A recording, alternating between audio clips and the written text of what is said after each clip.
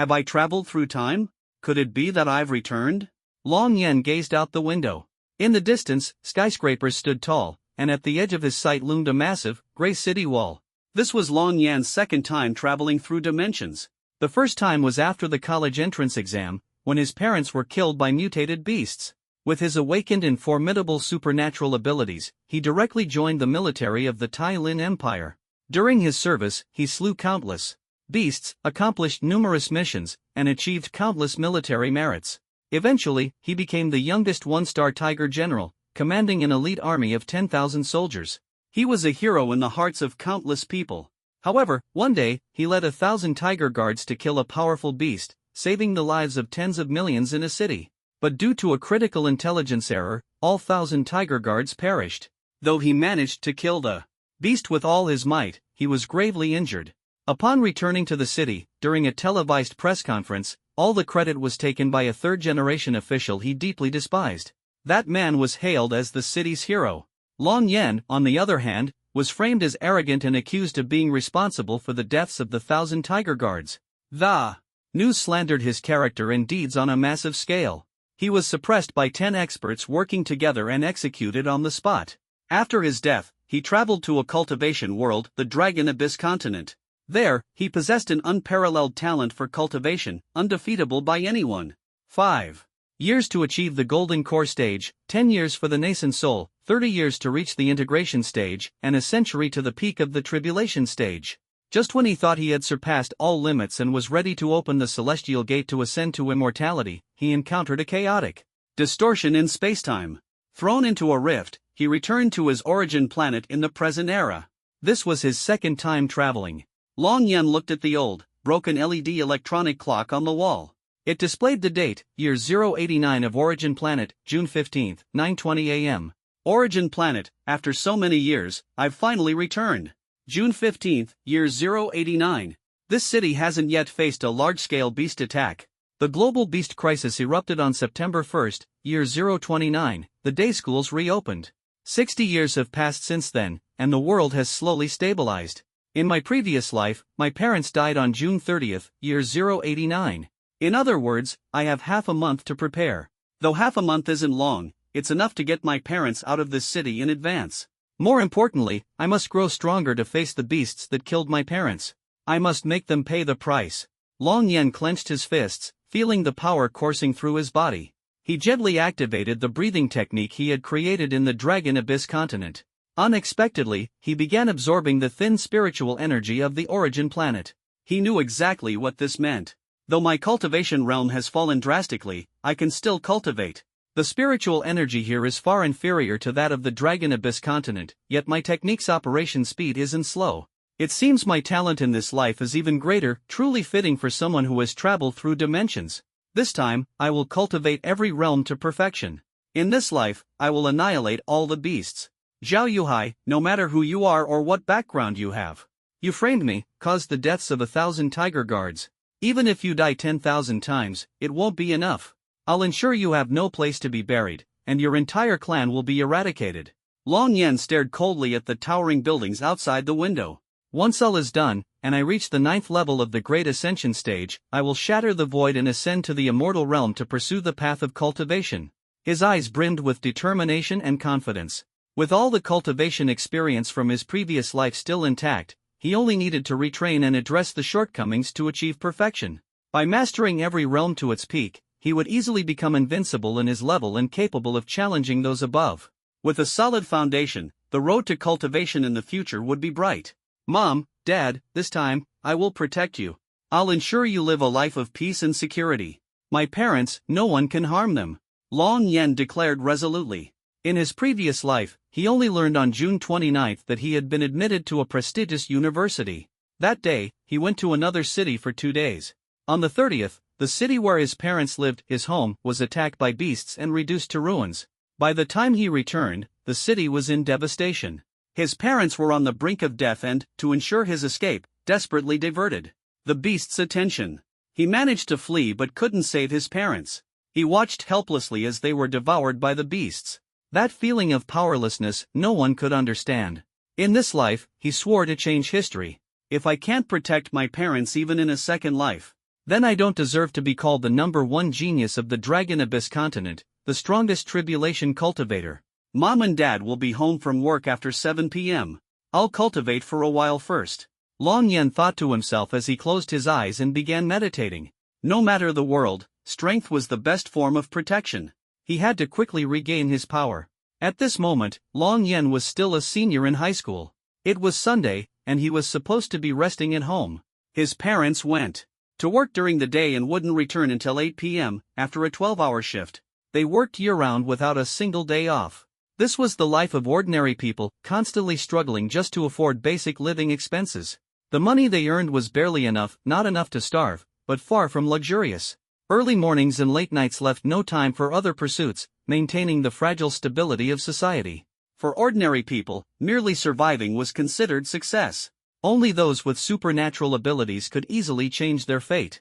Ordinary people with outstanding academic performance could also change their fate, for example, by joining special departments or high-tech companies, or working in weapons research. But the criteria were incredibly stringent, and only the top achievers had a chance. The rest remained lowly wage earners. Even bricklayers needed to be graduates from prestigious universities. Meanwhile, those with abilities, even with mediocre grades, could secure jobs in various departments or major corporations. It was like holding a universal pass. This was why, after the Beast Tide outbreak, countless people aspired to become ability users and rewrite their destinies. To become an ability user was to stand above others. While education could earn respect, it lacked a solid foundation. Without strength to back it up, one was merely a tool. Simply put, why should the strong listen to you? A nation's highest leaders, to command countless strong warriors, must themselves be strong. This was the shift brought about by the global Beast Tide outbreak. Long Yen sat cross-legged, closed his eyes, and meditated, circulating his breathing technique to absorb the spiritual energy of heaven and earth. In just a short while, like a sponge, he absorbed the thin but continuous stream of spiritual energy around him. It was akin to a range hood starting off slow but spinning faster and faster. Long Yen's cultivation realm steadily advanced. Visible to the naked eye, faint green light around him was being absorbed into his body. His skin, bones, muscles, appearance, and hair were subtly changing. If his body had previously been considered ordinarily handsome, now his facial contours became more defined. He looked more dignified and even more handsome. Buzz. Long Yan's entire body trembled slightly. The objects in the room shook in disarray. His muscles and bones instantly became tougher, and his muscle definition became more distinct. Long Yan opened his eyes, clenched his fists, and felt the power coursing through him. He glanced at the clock on the wall. Only an hour? In just 1 hour, I've stepped into the first level of the body refinement stage. I've broken past the limits of an ordinary human.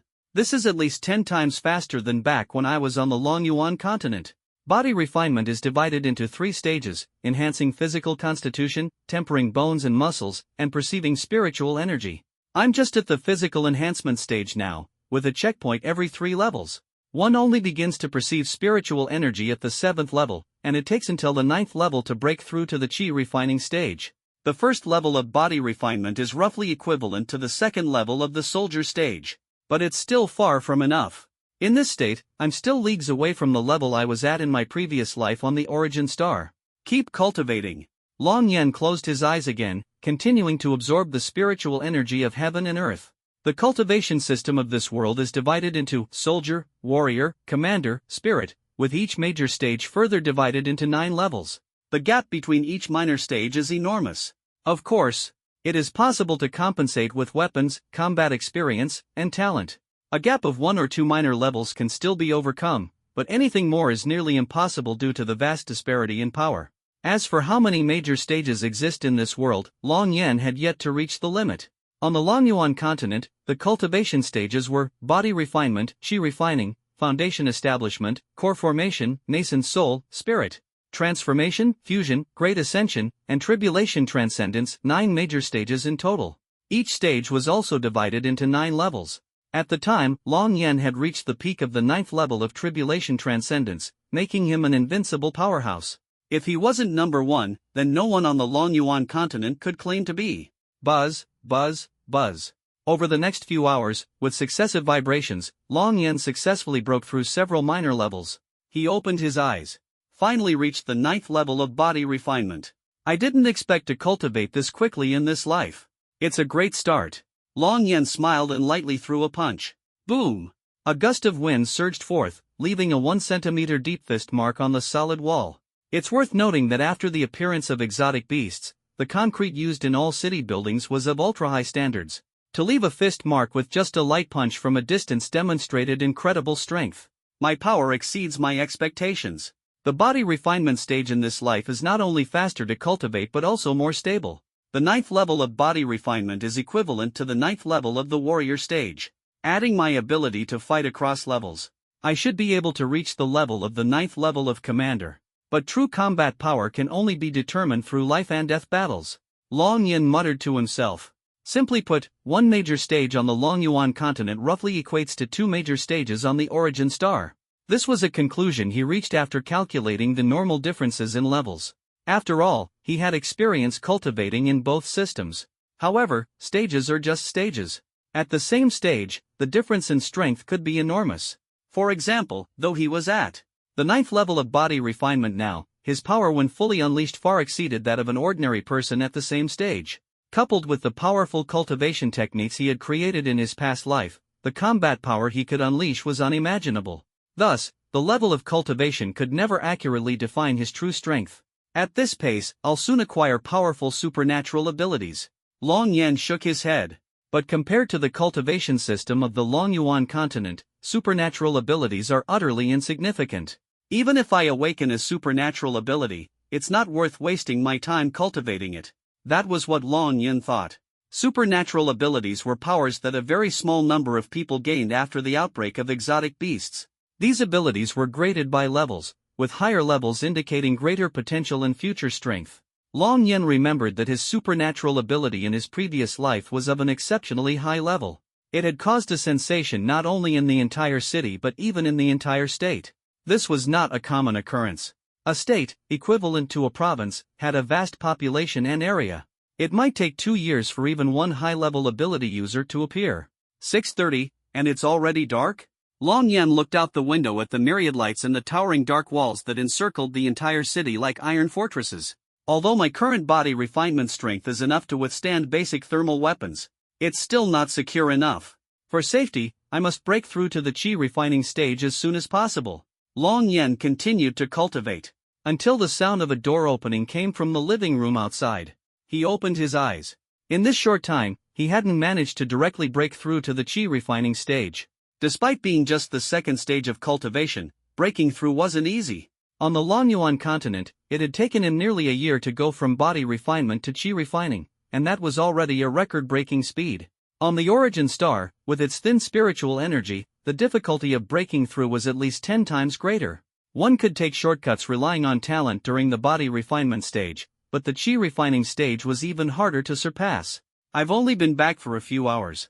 To have made such progress already is remarkable. I shouldn't force it. Besides, if I were to break through to chi refining here and trigger a heavenly lightning tribulation, the entire neighborhood or even the street could be turned to rubble. Better go see my parents first. Long Yan put on his shoes and opened the bedroom door. The moment he saw his parents, his emotions erupted, and he couldn't stop himself from shedding tears. He tightly embraced his parents, who had just returned from working on a construction site, covered in dust. Longjin and Lin Yuyan.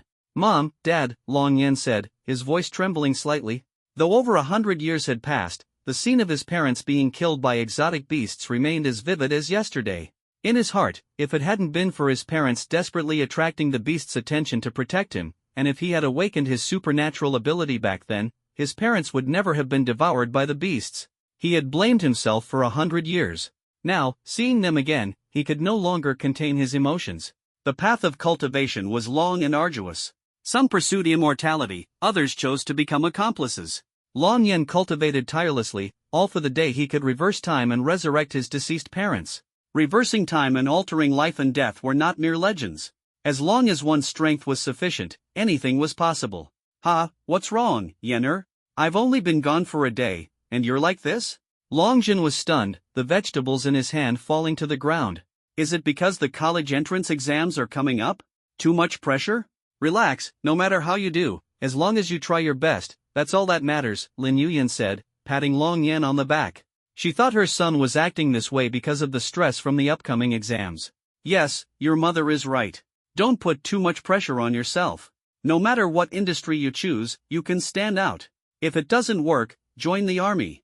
Even without supernatural abilities, you can still enlist.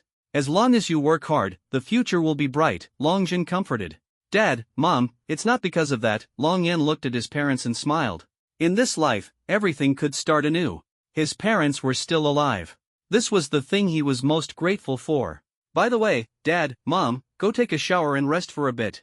I'll cook dinner, Long Yen said as he took the groceries, not waiting for their response, and headed to the kitchen.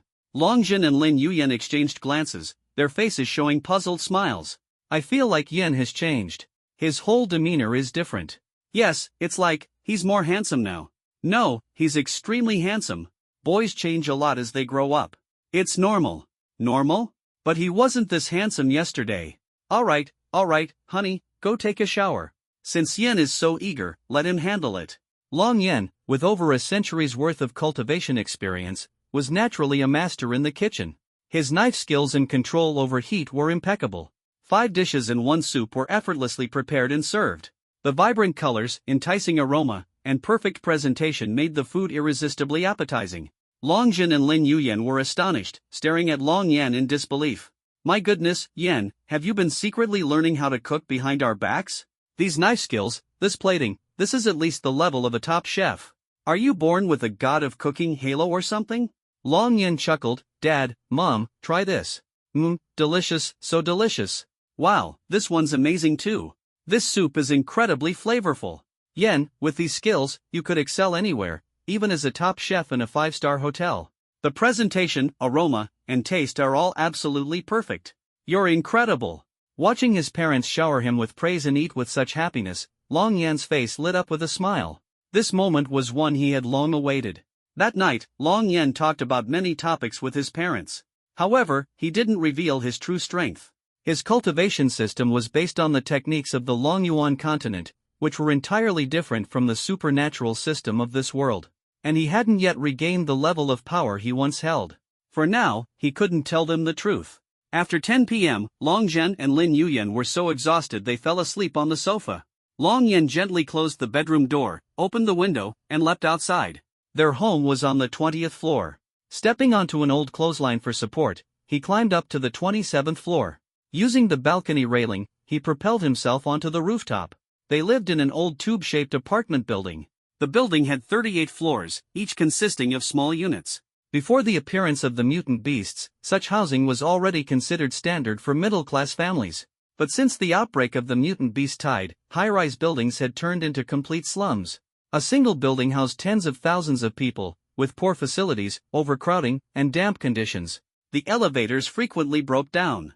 In the past, he had studied desperately, hoping to get into a good university, make enough money, and move his parents into a better home.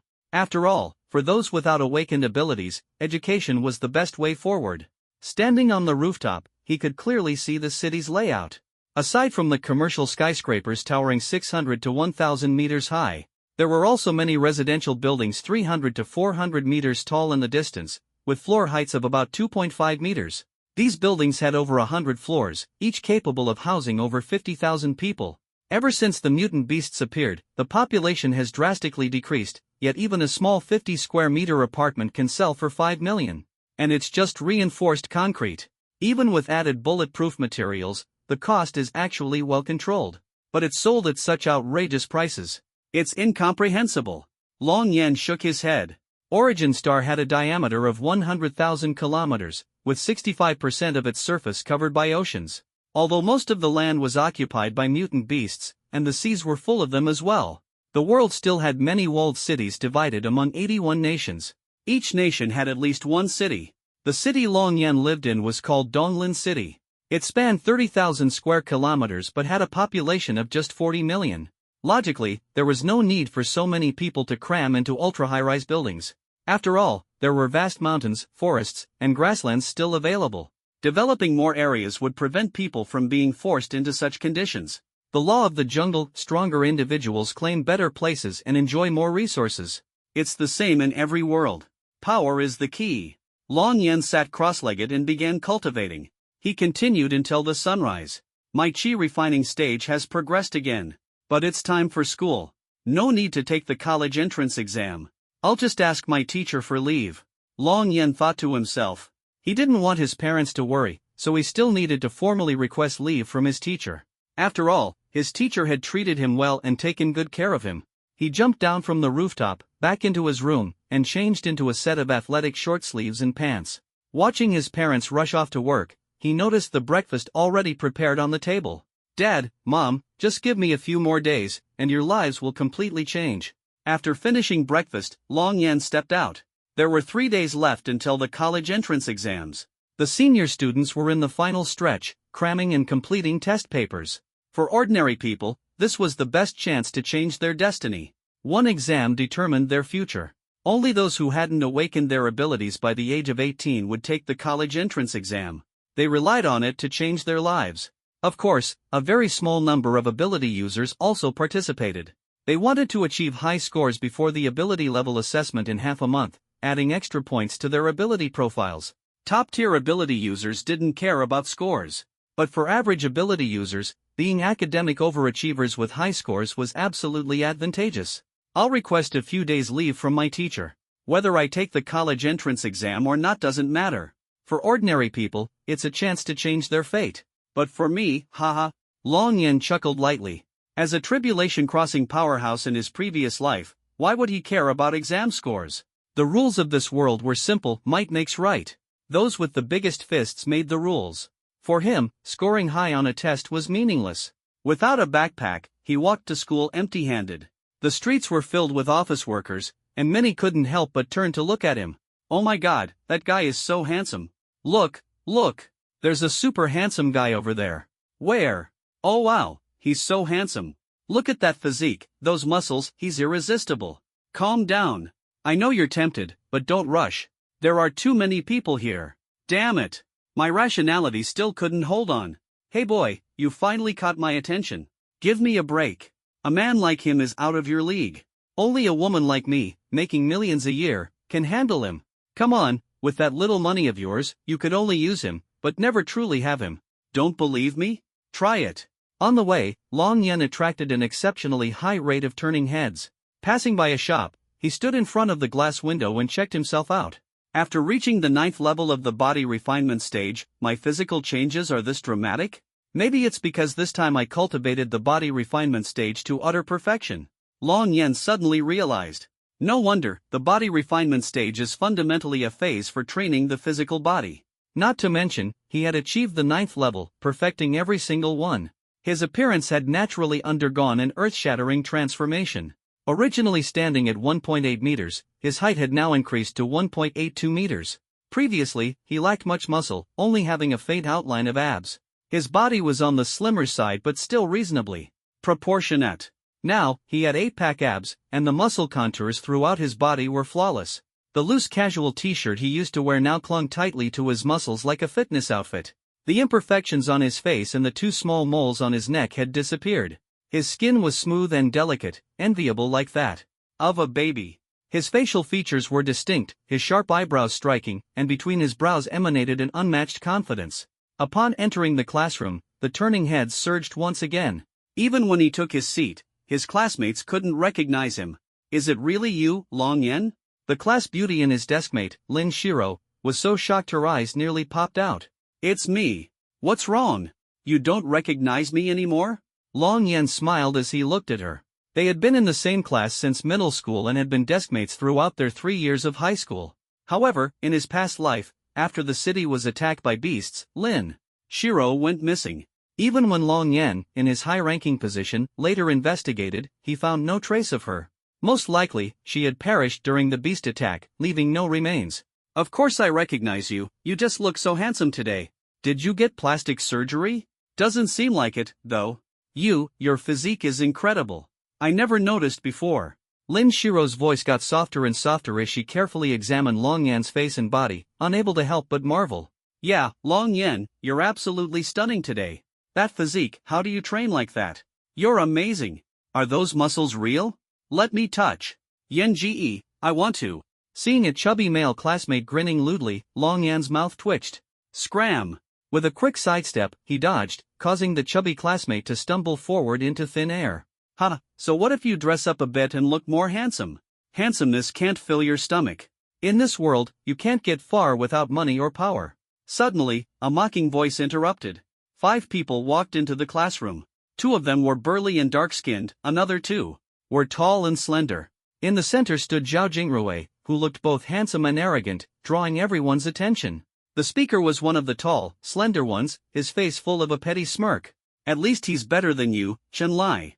Look at yourself, pathetic and failing grades. Even if you get into college, you'd probably end up as a bricklayer after graduation," Jiang Yufan retorted sarcastically. His relationship with Long Yan was decent, so he couldn't help but speak up for him. "My affairs are none of your concern. Our Zhao Ji has already awakened a powerful supernatural ability. Not to mention he's one of the top 20 academic achievers in the entire school. Forget grades, just the fact that he's awakened an ability makes him stand apart. Out of over 3,000 senior students, fewer than 5 have done so. Humph, let me tell you, ability users are the true elites of humanity. So what if Long Yan is handsome? He's just a pretty face. Don't be fooled by his decent physique, he's just worthless. A good-looking but useless waste." Chen Lai sneered endlessly. "Ha ha ha." The group of 4 burst out laughing. Zhao Jingrui watched coldly from the side, a trace of disdain curling his lips. For a year, he had been pursuing Lin Shiro but had been ignored. Yet just moments ago, Lin Shiro's behavior toward Long Yan had clearly shown her interest in him. Naturally, Zhao Jingrui became even more infuriated. "That's enough. If you keep this up, I'll call the teacher," Lin Shiro warned coldly. "The teacher's here," someone shouted. Everyone quickly returned to their seats, except for Zhao Jingrui's group of 5, who sauntered back slowly. Of course, Long Yan remained seated, indifferent. When the English teacher stepped onto the podium, Long Yan calmly walked up to Chen Lai. "What? Are you seriously thinking about starting a fight in front of the teacher?" Chen Lai raised his chin, blaring at Long Yan. Slap! Long Yan's slap sent Chen Lai flying to the ground, knocking him unconscious. A bright red handprint remained on Chen Lai's face. "What?" The entire class shot to their feet in shock. Even Lin Shiro, who knew Long Yan the best, was utterly stunned. Long Yan's movement was so fast that no one could react in time. "What are you doing?" The English teacher was startled. Zhao Jingrui was equally astonished. He couldn't believe that the usually quiet and studious Long Yan, who never caused trouble, had struck someone so ruthlessly. "Trash," Long Yan said coldly, looking down at Chen Lai. Zhao Jingrui was furious. "All right, you dare to touch one of my people. Teacher, a student who casually beats up his classmates shouldn't be allowed to remain at this school. I suggest expelling him and canceling his qualification for the college entrance exams," Zhao Jingrui declared, his tone commanding. The English teacher's expression turned complicated, but in the end, she said, "Go see the homeroom teacher about this. I can't make this decision on my own." She didn't dare offend Zhao Jingrui because of the Zhao family's powerful background. But she also didn't want Long Yan to be expelled. Despite coming from a poor family, Long Yan had always studied diligently, and this college entrance exam was his chance to change his fate. Life only offers such an opportunity once, and she didn't want to see him lose it. This tricky matter was better left to the homeroom teacher. She glanced at Long Yan and silently gave him a look. Long Yan understood. "Fine, I'll go see the homeroom teacher, the grade dean, and the principal. If that doesn't work, I'll talk to my dad." "I don't believe I can't get you expelled today," Zhao Jingrui threatened coldly. Long Yan said to the English teacher, "I was planning to take a leave of absence anyway. I'll skip this class." As he left, he stepped on Chen Lai's face. "Ah!" Chen Lai woke up from the pain, his face distorted from the stump. Long Yan couldn't care less about the consequences of hitting someone. Right now, his priority was training to find every way possible to increase his strength. At the very least, he needed to reach the Qi refinement stage to be free from any threats. He had been a great figure in his past life, and in this life, he would crush everything in his path once more. Like the protagonists in other worlds. Humiliated after being reincarnated. Always sparing their enemies. Only to watch them harm their family and friends. Their parents bullied, their wives humiliated, their children beaten. Were the cultivators in the previous life's immortal world all fools? How could someone so soft-hearted and thoughtless cultivate to greatness? What a joke! Threatening his family and friends, such a thing would never be allowed in his world. Not even once. As Long Yan walked away, the entire class fell into an eerie silence. No one expected the usually gentle Long Yan to change so drastically today. "Oomph, teacher, you saw it too. This kind of person must be expelled, Zhao Jingrui said with a grim expression, taking out his phone to call the school leadership. What's with Long Yan today? He's never fought before, and now he's not only hitting but even stepping on Chen Lai's face? He's inhuman. It's like he's a completely different person. I don't recognize him anymore. Did something provoke him? His grades have always been in the top 10. If he performs normally, he's guaranteed to get into a good university. But now it's over. Zhao Jingrui won't let him off the hook. It's over, it's over. Zhao Jingrui's family background isn't ordinary. If they really expel Long Yan, even the principal won't be able to keep him here. Shiro, do something. You're the only one who can help Long Yan now. Everyone turned to look at Lin Shiro. Some simply observed coldly. Quick, two of you, take Shinlai to the infirmary, the English teacher instructed, then turned to Lin Shiro. Long Yan must have had a reason to hit Shinlai. He's never caused trouble and has always been a good student. Shiro, see if you can do something. Maybe something happened at his home, and he's under mental strain. Such an excellent student cannot be expelled. The teacher was anxious. She didn't like Zhao Jingrui, thinking of him as a third-generation troublemaker with poor character. If she could help, she hoped Lin Shiro would step in. After all, Lin Shiro's records were spotless. Even the principal looked out for her, so her family background must not be simple. Don't worry, teacher. I'll go talk to the head teacher. If it doesn't work, I'll have my dad help, Lin Shiro said as she ran off. Ms. Yang, I'd like to request leave before the college entrance exams, Long Yan said as he knocked and entered, looking at the poised head teacher, Yang Yushi. Yang Yushi, clad in professional attire, appeared young and charming, barely 25. Her youth and grace made her likable to everyone. Long Yan, what did you just say? You want to take leave during the final 3 days before the college entrance exams? Are you out of your mind? What could possibly be so important that you need to take leave? Yang Yushi, who had been marking exam papers, abruptly stood up, frowning in disbelief. Who would request leave at such a critical moment? Even when relatives pass away, most students grit their teeth and push through. The college entrance exam is a once-in-a-lifetime opportunity. There's no chance for a redo. This one battle determines everything. After all, most people believe that when a loved one passes, it's already a done deal. You can leave the body in the mortuary and hold the funeral a few days later. But life offers only one chance. This is the best opportunity to change your destiny. One that cannot be missed. That's right, Ms. Yang, I want to take leave, Long Yan said calmly. Yang Yushi put down her pen, her expression growing increasingly anxious. Long Yan, you haven't awakened any abilities. Even if you join the military, without exceptional skills, there's no bright future for you. You can only rely on the college entrance exams, don't you understand? In my eyes, you're one of the top students in the entire school. If you give it your all these last 2 or 3 days, you might get into a top university. And now you want to take leave? No, I don't agree. I have a responsibility to my students. And an even greater responsibility to you, Long Yan. You're the student I value most. I hope you can change your fate through the college entrance exams. Get into a prestigious university, choose a good major, and earn an annual salary of hundreds of thousands after graduation. That's the pinnacle for ordinary people. Isn't your path already set? What's wrong? Did something happen at home? Tell me, and I'll help you figure it out. Yang Yushi stepped closer, looking at Long Yan's increasingly handsome face. Due to their height difference, she could only see his shoulders, especially the perfect muscle lines under his short sleeves. She was internally astonished. How did I never notice Long Yan had such a great physique before? Seeing this head teacher he hadn't met in many years, Long Yan felt a surge of emotions. In his past life, Yang Yushi had died in the disaster when beasts attacked the city. She had taken care of him throughout 3 years of high school, sometimes even secretly tutoring him. She was kind, young, and beautiful. But the beasts were merciless, and she perished in that calamity. There's nothing wrong at home, I just want to take leave, Long Yan replied. As for the reason, I can't say. But over the years, I've been grateful for all your help, Ms. Yang. That's all for now. I'll be going. With that, Long Yan smiled, patted Yang Yushi on the shoulder, and walked away. Yang Yushi had always looked out for him, which was why he came to request leave this time. Otherwise, with the kind of dominating personality he had in his past life, he would have just left without a word. Yang Yushi froze as Long Yan patted her shoulder. What's going on? It feels like I'm the one being lectured by Long Yan. She stood there, dumbfounded. It wasn't until Long Yan disappeared from view that she came to her senses. Wait, Long Yan, come back. I haven't agreed yet. You can't take leave before the college entrance exams. What's going on that you have to take leave? Tell me. Yang Yushi hurriedly chased after him. At the end of the hallway, she saw Long Yan being surrounded by several people. Zhao Jingrui, the vice principal, the principal, and 3 board members from the school's investors were all there. Sensing that something was wrong, Yang Yushi rushed over. Long Yan looked at the 6 of them with indifference.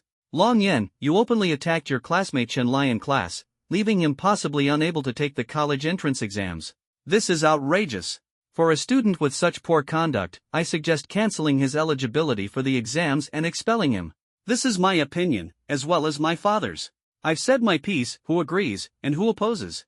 Zhao Jingrui smirked, scanning the group. The 2 principals and 3 board members exchanged glances, but no one dared to speak. Even the vice principal, who usually appreciated Long Yan, remained silent. They valued talent, but who would dare offend Zhao Jingrui? I object. At that moment, Yang Yushi came running over. This isn't your place to speak, mere teacher. Zhao Jingrui spoke and suddenly swung a slap. If it landed, with Zhao Jingrui already awakened to his abilities and possessing immense strength, Yang Yushi would have been sent flying several meters away, her face severely injured. Long Yan was just about to intervene. Stop! Bang! Lin Shiro suddenly appeared. With a swift wave of her small hand, she blocked Zhao Jingrui's slap and sent him stumbling backward. Step, step, step. Zhao Jingrui staggered back 3 steps, his gaze toward Lin Shiro shifting. Shiro, you've awakened abilities too? Zhao Jingrui was shocked. Lin Shiro's ability to repel him so easily demonstrated that her strength was formidable. Zhao Jingrui, what do you mean by this? You even want to hit the teacher? Is this how your father taught you? Lin Shiro said angrily. So what if I hit her? What can you do about it? She sided with Long Yan, so she deserved it. Zhao Jingrui sneered coldly. The more he disliked Long Yan, the more it infuriated him that Lin Shiro stood by Long Yan's side. Yang Yushi, still in a daze, had just realized how close she was to being hit and was about to speak when. Long Yan, this is a notice from the Education Committee. You've been expelled. Additionally, your eligibility for the college entrance examination has been revoked. Please leave the school immediately. A school board member handed Long Yan a document. It was a sheet of A4 paper bearing the red seal of the Education Committee. Long Yan had no interest in looking at it. So what if he couldn't take the college entrance examination? His life would not be dictated by it. The Education Committee has made its decision, no one can change it. This is their authority. Long Yan, get out of this school. You're not welcome here, Zhao Jingrui said coldly. What? You're making him leave so soon? This has got to be your doing. Lin Shiro frowned, her face full of anger. Zhao Jingrui, you're going too far. Misusing your father's authority to arbitrarily expel a good student. I will report this, Yang Yushi said furiously. Go ahead. Try reporting me if you dare. Who in this entire school doesn't know me, Zhao Jingrui? Zhao Jingrui was utterly indifferent, his arrogance on full display. The school leaders all lowered their heads, silently condoning his attitude. In truth, no one at the school dared to provoke Zhao Jingrui. Ms. Yang, you wouldn't want to lose your job, would you? Zhao Jingrui dropped the pretense and began sizing up Yang Yushi blatantly. She was dressed in professional attire, and the sight of her made his heart race. What are you trying to do? Don't go too far, Yang Yushi glared at Zhao Jingrui with disgust. Long Yan remained expressionless. He calmly walked toward Zhao Jingrui. Zhao Jingrui retracted his gaze and sneered, looking down on him with an air of superiority. Slap! Long Yan swung a slap at him. Bang! Zhao Jingrui was sent flying and crashed into the wall. It happened so suddenly that he didn't even have time to react. Who could have imagined that Long Yan would dare to hit him right in front of the school leaders?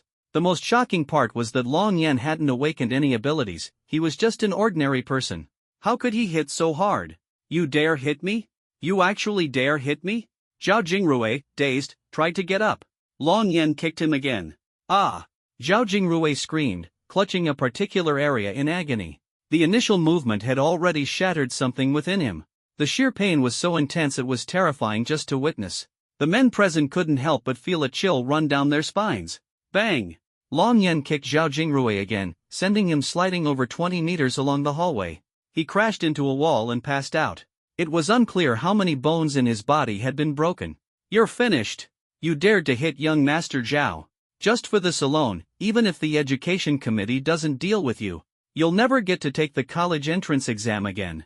You'll live an ordinary, unremarkable life forever, a school board member shouted in anger.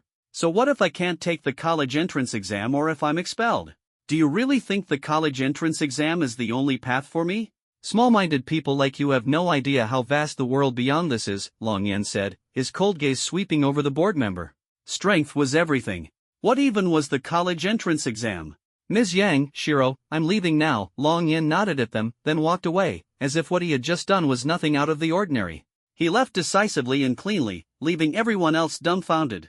It took a long while before anyone reacted. Quick, call an ambulance. Hurry, help young Master Zhao up. We're in deep trouble now.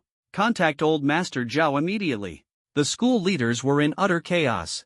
Could Long Yen have awakened abilities? How else could he be so strong? Zhao Jingrui has already awakened abilities, yet he got beaten up so badly. This is unbelievable, Yang Yushi said, her face full of shock. No, I didn't sense any abilities in him. Judging by his muscle structure, his strength likely comes from years of training. Zhao Jingrui only recently awakened his abilities and doesn't know how to control his strength yet, so he got beaten like this. Who would have thought he wore loose clothing all this time just to appear weak? But for him to beat Zhao Jingrui like this, he's in big trouble now. Sigh, Long Yen was too impulsive. Lin Shiro sighed, trying to think of a way to help. Yes, Long Yen was too impulsive. Now that this has escalated, how do we clean up the mess? The Zhao family wields immense power in this region, no one can afford to provoke them. I can't just sit by. I'll go find him and make sure he goes into hiding for a while, Yang Yushi said as she rushed out. But Long Yen was already gone. The distance from here to the school gate was several hundred meters. By the time she got outside, he had vanished. This struck her as odd. Lin Shiro caught up and said, Teacher, don't worry. Let me think of something. The Zhao family won't let him off easily. Even if Long Yen can't take the college entrance exam, his survival is what matters most. If worse comes to worst, I'll ask my dad to help protect him. Please, I'm counting on you. You must keep Long Yen safe, Yang Yushi said, gripping Lin Shiro's hands tightly, placing all her hopes on her. Teacher, I'll take a half-day leave for now. Let me know immediately if there's any update on Zhao Jingrui. Alright, I will. You go ahead. Lin Shiro quickly ran out of the school gates and got into a Bentley parked outside. This car was a basic bulletproof model, capable of withstanding ordinary handgun bullets. Its market price was definitely over 5 million. Mr. Chen, drive me to see my father, Lin Shiro said. Miss, that might not be a good idea. The master is still upset with you for wanting to switch from martial arts to liberal arts. Going to see him now might. The white-haired, suit-clad driver, Chen Wendong, hesitated. Old Chen, just take me there. I have an urgent matter to discuss with my father, Lin Shiro said anxiously. Alright, Chen Wendong replied without further words, pressing the gas pedal and driving away. Zhao Jingrui regained consciousness.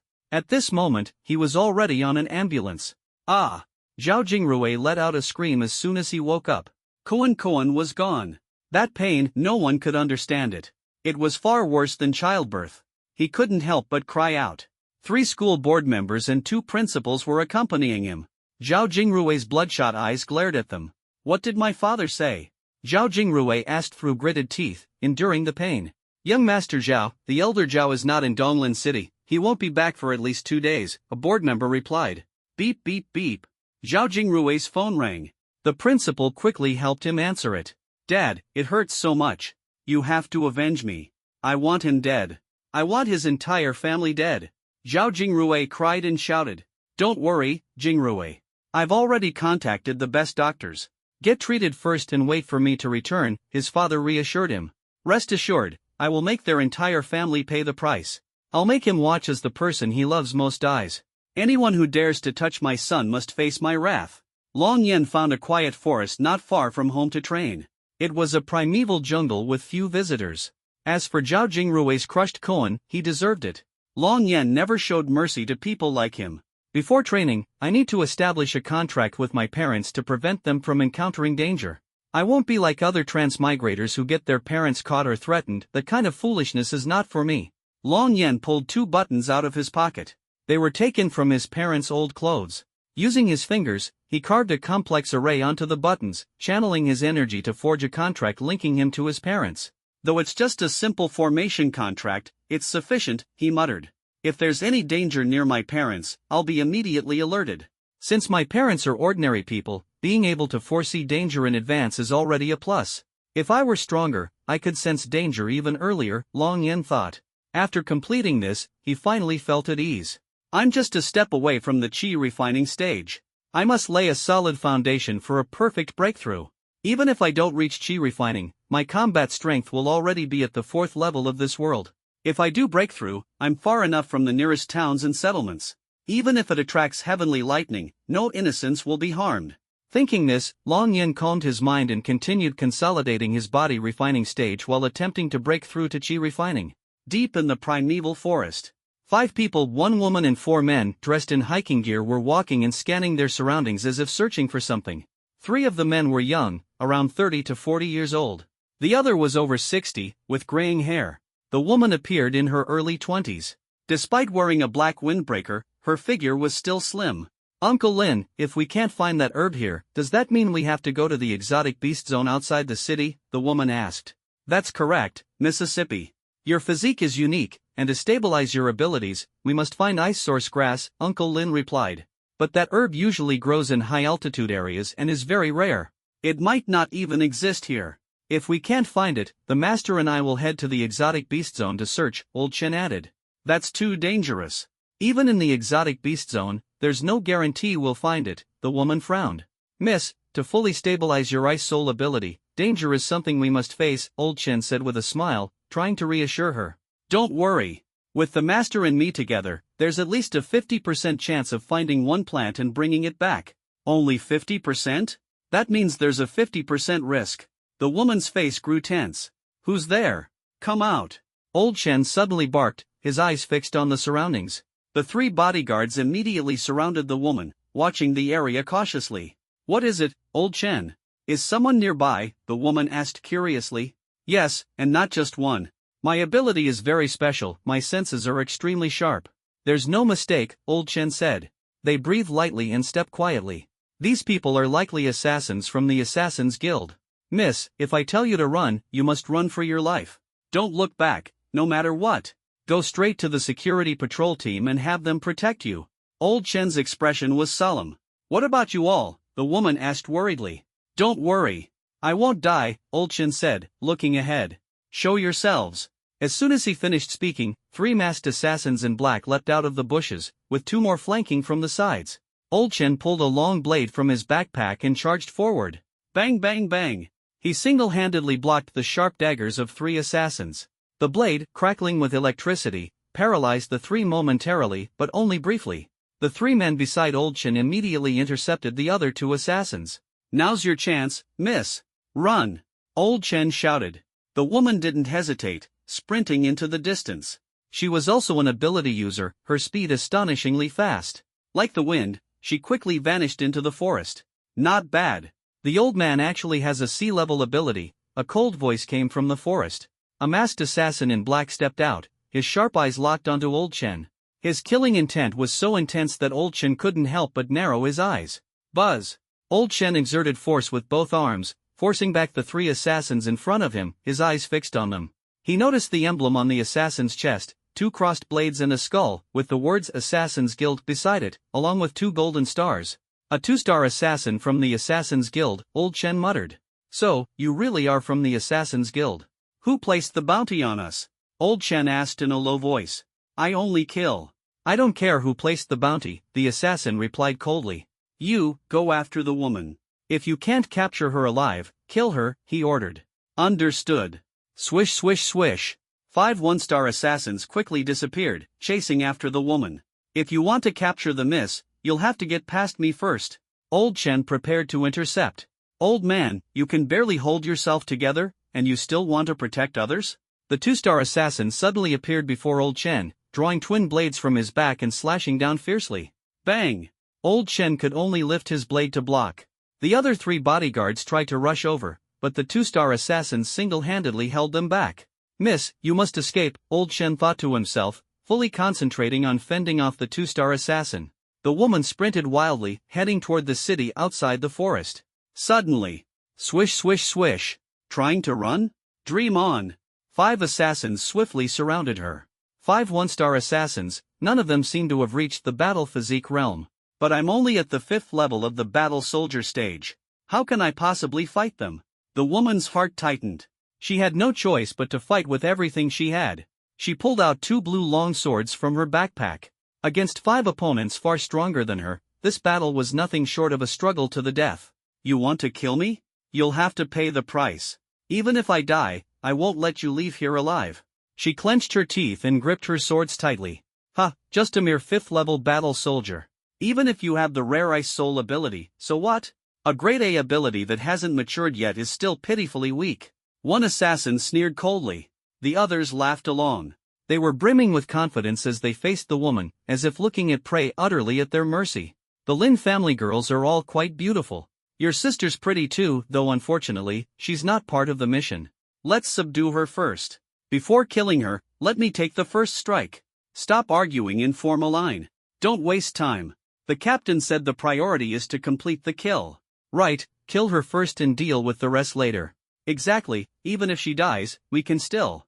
As they spoke, they completely dismissed the woman as a threat. You bastards, I'll fight you to the death. The woman gritted her teeth, her eyes burning with fury, and charged toward one of the assassins. As her sword swung, the surrounding grass and leaves were instantly frozen by a chilling cold. Kill her. The 5 assassins struck simultaneously. As professional killers, their coordination was flawless. With only one target this time, their teamwork was even more precise. Ah! The woman was instantly slashed in multiple places and was kicked in the abdomen, sent flying. She skidded across the ground for a long distance, barely managing to get up as the 5 assassins closed in on her. These 5 have been trained into perfect killing machines. When they join forces, any opponent of a lower realm is almost guaranteed to die in a single strike. If I hadn't just used my Ice Soul ability to create ice crystals to block the vital point on my neck, they would have killed me already. Am I really going to die here today? Even if I die, I'll make sure you pay the price. Resolving herself, her eyes suddenly turned icy blue. The surrounding temperature dropped rapidly. She pressed both hands to the ground, and ice spikes erupted from the earth, spreading swiftly toward the 5 assassins. She's using her Ice Soul ability. Don't hold back, finish her off now. Understood. The 5 assassins attacked together, breaking through the ice spikes while pressing their assault. The sudden appearance of the ice spikes gave them trouble, and a few even pierced their bodies. However, the difference in realms was too significant. Such injuries only made them more ferocious. Ice Soul Shield. The woman thrust her hands forward. Bang! Bang! Bang! The assassin's short blades collided with the crystalline, translucent shield, the powerful rebound force sending the woman flying backward. In midair, she spat out blood, hurtling toward a large boulder. With her current injuries, the impact would be fatal. At that moment, a large hand caught her from behind, halting her flight and neutralizing all the force. It was Long Yen. He had originally been sitting cross-legged atop the boulder, meditating with his eyes closed. The forest, surrounded by trees and shielded from direct sunlight, made for a perfect place to cultivate. But this group of assassins had disrupted his peace. Unlike in television dramas, he didn't hold the woman romantically around the waist for a dramatic moment. Instead, he pressed one hand against her back, steadily catching her. The two landed together, and Long Yen stood firmly with his hands behind his back, coldly glaring at the 5 assassins. Thank you for saving me, but they're too strong. They're professional assassins. You should leave quickly, or it'll be too late. The woman, breathing heavily and dragging her severely injured body, urged Long Yen. Though relieved that someone had saved her, she knew how formidable the enemy was. Long Yen was young, no older than 18. He couldn't possibly stand a chance against them. Long Yan's expression remained cold, and he said nothing. There's someone else here? Since you've seen this, you can die too. One of the one-star assassins sneered, not taking Long Yen seriously at all. Youth meant weakness in his eyes. There was no way Long Yen could be a match for them. All 5 of us, take him out. The 5 assassins charged toward Long Yen in unison. It's over. There's no escape now. The woman looked at the scene in despair. Disturbing my cultivation comes with a price. Suddenly, 5 leaves appeared in Long Yan's hand. He flung them out forcefully. Bang! Bang! Bang! As the assassins' short blades were chipped or even broken, blood streaked across their necks simultaneously. One by one, the assassins collapsed, lifeless. Their heads rolled to the ground. The area fell silent instantly. Hiss! The woman gasped sharply. 5 one-star assassins from the Killer Association, experts at the 9th level of Battle Soldier, killed in an instant. What level of strength do you have? And those, were just leaves? She stared at Long Yen in shock. She had clearly seen him throw 5 leaves, and the assassins' heads had fallen. Standing to the side, she could only see Long Yan's profile. At this moment, she couldn't help but feel a deep sense of admiration. Especially since Long Yan was tall and handsome, perfectly matching her ideal image of a hero. Long Yan merely glanced at her briefly before turning and walking deeper into the forest. From start to finish, the woman never saw his full face. As Long Yan was about to disappear into the woods, the woman hurriedly called out, "Thank you for saving me. My name is Lin Yunxi. What's your name?" Long Yan didn't stop or respond, vanishing into the forest. Who is he? So young and so powerful. When did such a genius appear in Donlin City? No, I have to go back and ask father to investigate. I must personally thank him for saving my life. As she thought this, Lin Yunxi suddenly felt dizzy and lightheaded. Cough, cough. She spat out blood, her face growing paler as she staggered, about to collapse. "Miss, are you all right?" An elderly man, Chen Lao, appeared just in time to catch Lin Yunxi. Others around them remained on high alert. "I'm fine, I just need some time to recover. Luckily, someone saved me earlier. Otherwise, I'd already be dead. But he's already gone." "Chen Lao, what happened to the 2-star assassin?" Lin Yunxi asked. "We were evenly matched and both injured.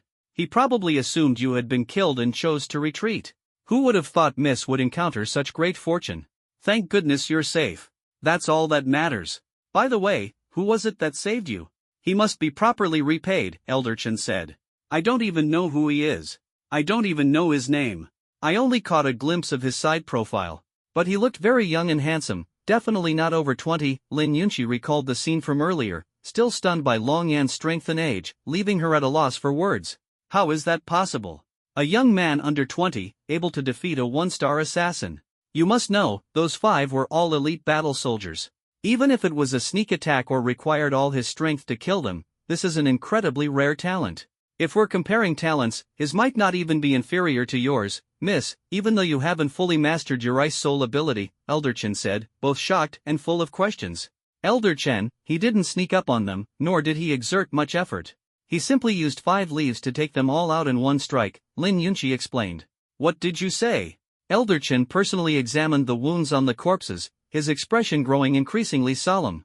They died quickly. These leaves possessed such lethal power. It seems his ability is quite unique. It must be a plant-based ability. If he can control plants, that's how the leaves could achieve such power. His strength is likely at the battle soldier level, but with all these plants around, it's clearly his advantageous terrain, Elder Chen analyzed seriously. Maybe, Lin Yunxi replied vaguely. A genius like him must be a prominent figure in Donglin City, someone of great status. How could he possibly be wandering alone in a place like this? Elder Chen wondered internally. Let's not dwell on it, Elder Chen. We should hurry back. This place isn't safe. On the way back, we should also look into his background, Lin Yunxi said. Yes, miss, you're right. We must return immediately. Otherwise, that 2-star assassin might come back with reinforcements to cause trouble, Elder Chen agreed. Meanwhile, Long Yan continued walking deeper into the forest, passing through an iron fence marked as a restricted area. He walked until he reached a vertical cliff, standing 200 meters high. This forest is called the Northland Primitive Forest. According to the map, it spans 923 square kilometers. Its shape is irregular, like a large circle. The center point is this mountain, Long Yan said, standing on the edge of the cliff, gazing at the river below. He then looked at the mountain across from him, which had a broad base and a pointed top resembling a tomb. However, the mountain top had a lake, though the peak was so high it was obscured by clouds, making the summit invisible. Mount Huoming, with an altitude of 3,800 meters. It's the highest peak in Donglin City. On clear days, you can see the entire city from here. The weather will be cloudy in the coming days, making this the perfect spot for breaking through to the Qi refinement stage.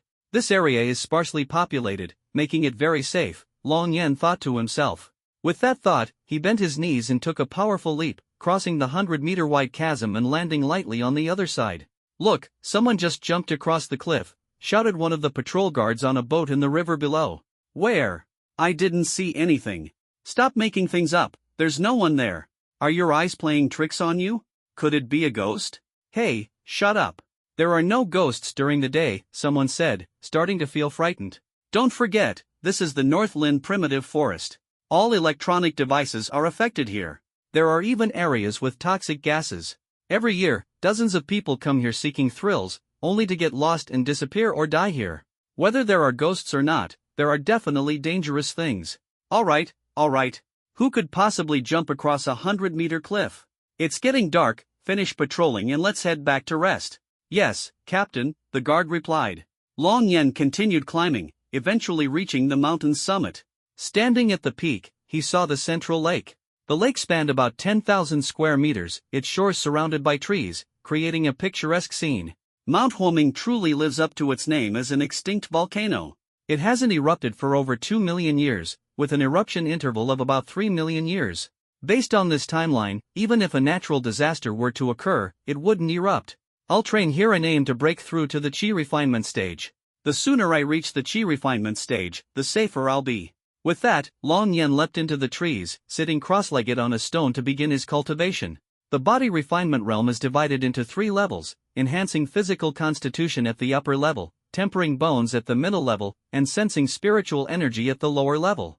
The Qi refinement stage is also divided into 3 phases, absorbing spiritual energy at the upper phase, forming a Qi sea at the middle phase, and refining Qi into a vortex at the lower phase.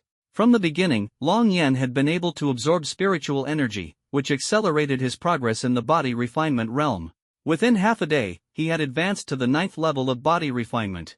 Now, his focus was on continuing to absorb spiritual energy until he felt the breakthrough signal. Being in the Northland primitive forest, after all, meant the spiritual energy here was much denser than in the city. This was one of the reasons Long Yen had chosen this place to train. A few days passed quickly. The day of the college entrance exams had arrived. Long Yen, having been expelled from school, naturally couldn't participate. Of course, he never intended to rely on the entrance exams to change his fate. Being barred from the exams was already a foregone conclusion. The homeroom teacher hadn't informed Long Yan's parents, sparing him from having to explain the situation to them. As for taking leave to escort Long Yen to the exam venue, his parents, busy with work at the construction site, couldn't afford to take time off. Besides, Long Yen had previously assured them he would stay at school to take the exams. It was a well-intentioned lie. Once he broke through to the Qi refinement stage, his family's fate would change completely. Aside from Long Yen, 3 other students in his class were also barred from taking the exams: Chen Lai, Zhao Jingrui, and Lin Shiro. Chen Lai, beaten by Long Yen until his face was swollen and his eyes couldn't even see the exam paper, was still recovering in the hospital. Zhao Jingrui, having lost his, was undergoing surgery to restore his dignity. Lin Shiro, on the other hand, had directly dropped out of school and vanished without a trace. 4 students missing from the exams in one class. Standing at the school gate, waiting for the students to finish their exams, homeroom teacher Yang Yushi was naturally in a foul mood. Forget Lin Shiro. Her family background is complex, she was born with advantages others don't have. But Long Yen, what a pity.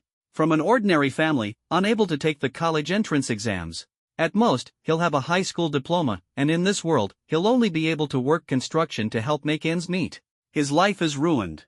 They haven't shown up these past few days, likely hiding. Otherwise, there's no way Long Yen could withstand the Zhao family's wrath. Sigh.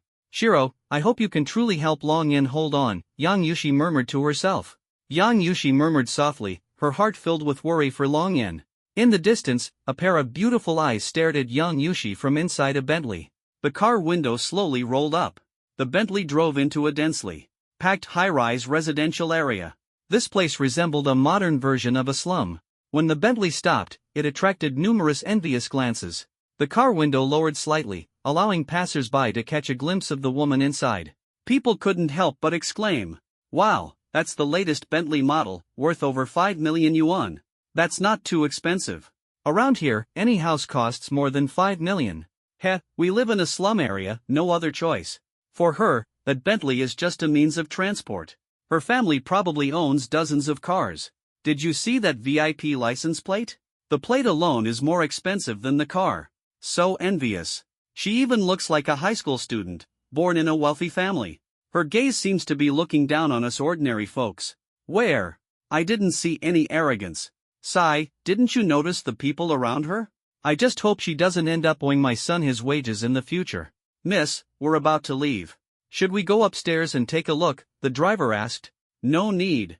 Uncle and aunt are busy with work, and he's not home. I'm just taking a quick look, the young woman replied, her voice growing softer. Don't worry, Mississippi. There are people from the family assigned to protect him, he should be fine. Miss, the most important thing now is for you to become an ability user, the driver advised. Only by becoming an ability user can one truly become strong and control their own destiny. Let's go, the woman said. The window rolled up, and the car drove away. In the city center's industrial district, the Zhao Real Estate Group's iconic skyscraper towered above the rest. Among over a dozen ultra-high-rise buildings, the Zhao Real Estate Group's headquarters stood out. The building was designed like a twisted rope, standing at a height of 399 meters. Inside the chairman's office. Are you certain they won't be able to participate in the future? It doesn't matter, as long as we've done our best. If my son can't make it, neither can yours. Humph. Zhao Lixia, the current chairman of Zhao Real Estate Group, let out a cold snort, hung up the phone, and stared out of the window with a grim expression. He was nearly 50 years old, tall and thin, with a sharp glint of ruthlessness occasionally flashing in his eyes. If it weren't for the patrol teams during the college entrance exam period and the strict prohibition against causing trouble by the Tai Lin dynasty, annihilating your entire family outright would bring unnecessary trouble. I would have destroyed your whole family long ago. But now that I think about it, killing your family outright would be far too easy for you. I want to make you suffer, to beg for death without being able to find it, to live a life worse than death. In his right hand, Zhao Lixia held a sheet of A4 paper. It displayed photos and information about Long Yan's family. Long Yan has no abilities, just a strong physique, and yet he dared to beat my son like that. His parents work on the construction site of one of Zhao Real Estate Group's ultra-high-rise residential projects. They work 12 hours a day and earn only 4,800 yuan a month. Humph, construction sites are high risk. It's normal for a few people to die. Zhao Lixia sneered, his eyes fierce like an enraged wolf. Knock, knock. Chairman, Elder Zhou is here, the female secretary announced, stepping aside after knocking on the door. An elderly man with white hair, white eyebrows, and a white beard entered. He appeared to be around 70 years old. His beard was not long, and his gaze was both resolute and sinister. His face carried a kind smile, making those unaware think he was a kindly old man. Elder Zhou, please have a seat, Zhao Lixia greeted warmly. The old man sat across from him. Though not as wealthy as Zhao Lixia, his aura was immensely powerful. This was the confidence brought by strength. With strength, even without money, one could still command respect and fear. Chairman Zhao, let's get straight to the point. Who do you want me to kill? The old man asked with a smile, as if killing was a routine matter. Tomorrow, after the college entrance exam ends, around 7 p.m., at the construction site of the Huafu Tianxiong project, kill these two people, Zhao Lixia said, pointing to Long Jin and Lin Yuyan on the A4 paper. Use your most brutal methods to torture them, then throw them off the building. I'll arrange for someone to clean up afterward. The old man stood up, ready to leave, but paused to ask, what's their strength?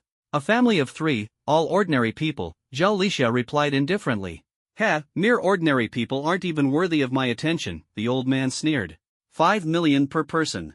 Once the money is transferred, I'll take care of it. With that, the old man disappeared down the corridor. Zhao Lixia signaled to his secretary, who immediately initiated the transfer. 5 million to kill an ordinary person? Isn't that too expensive? The secretary couldn't help but ask. What do you know? He's Zhou Shatian, known as the 100 Slayer, Zhao Lixia explained. He's personally killed over 100 people and is an ability user. 5 million per person isn't expensive. What? He's killed over 100 people? Then 5 million isn't expensive at all, the secretary exclaimed, her mouth agape in shock.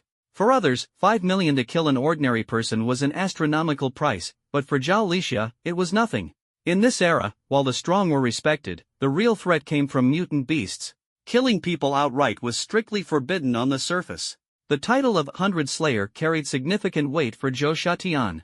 Moreover, during the 2 days of the Tai Lin dynasty's college entrance exams, any troublemaking or killings were strictly prohibited.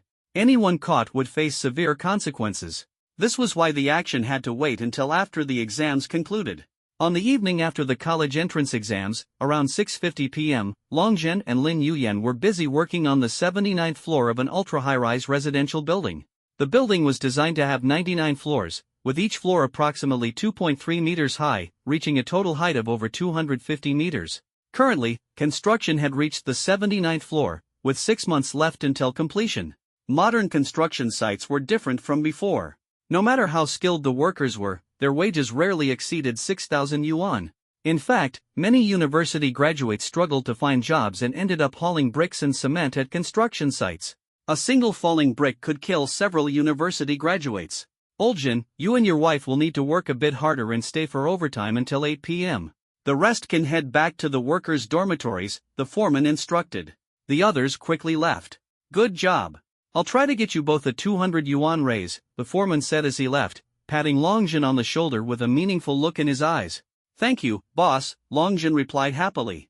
Earning money wasn't easy these days, and an extra 200 yuan a month added up significantly over a year. The foreman glanced at the 500,000 yuan transfer on his phone and muttered softly, "Good luck to you." He hummed a tune as he took the temporary elevator and left. Honey, should we call Yenner? I wonder how he did in his exams. It's been days since we last saw him, Lin Yuyan asked. Better not. Yenner is under a lot of pressure. We promised to wait until his exams are over before contacting him, Longjin replied. I'll work overtime until 8, at the latest. I'll be home by 9. After work, let's buy some ready-made food and treat Yenner to a nice meal. Alright, we'll do as you say, Lin Yuyan nodded. The lobby on the first floor was silent. A shadow slowly approached. Kill 2 ordinary people for 15 million, and one of them must be captured alive. The money has been paid. Whether they're ability users or not, kill them if needed. The shadow murmured in a low voice. At 7 p.m., at Donglin City's Dongshuanmen Airport. Donglin City has 3 major airports, and Dongshuanmen Airport is dual-purpose for military and civilian use. The other airports are similar, with more civilian flights during peacetime. Dongshuanmen Airport is divided into the East Zone and the West Zone. The East Zone is a military airport, while the West Zone is for civil aviation. In Hangar 9 of the military airport in the East Zone, a black Mercedes with the license plate Leopard pulled up. This was a military hangar, filled with various fighter jets, and regular vehicles were not permitted entry. 2 people stepped out of the car, a driver and Lin Shiro. Miss, Master has important matters to attend to and can't escort you, the driver said. It's all right, Lin Shiro replied calmly. You must be Miss Lin? Yes, that's me. Please, come with me, said an Air Force officer with 3 stars on his shoulder, smiling as he extended his hand. 3 officers with 1 star each followed behind him. The group exited the hangar. Miss Lin, we will dispatch 3 fighter jets to escort you, the officer explained. An Elder Wang, one of the top experts from the Elder Hall, will arrive shortly to personally ensure your safety. In the corridor, Lin Shiro was astonished.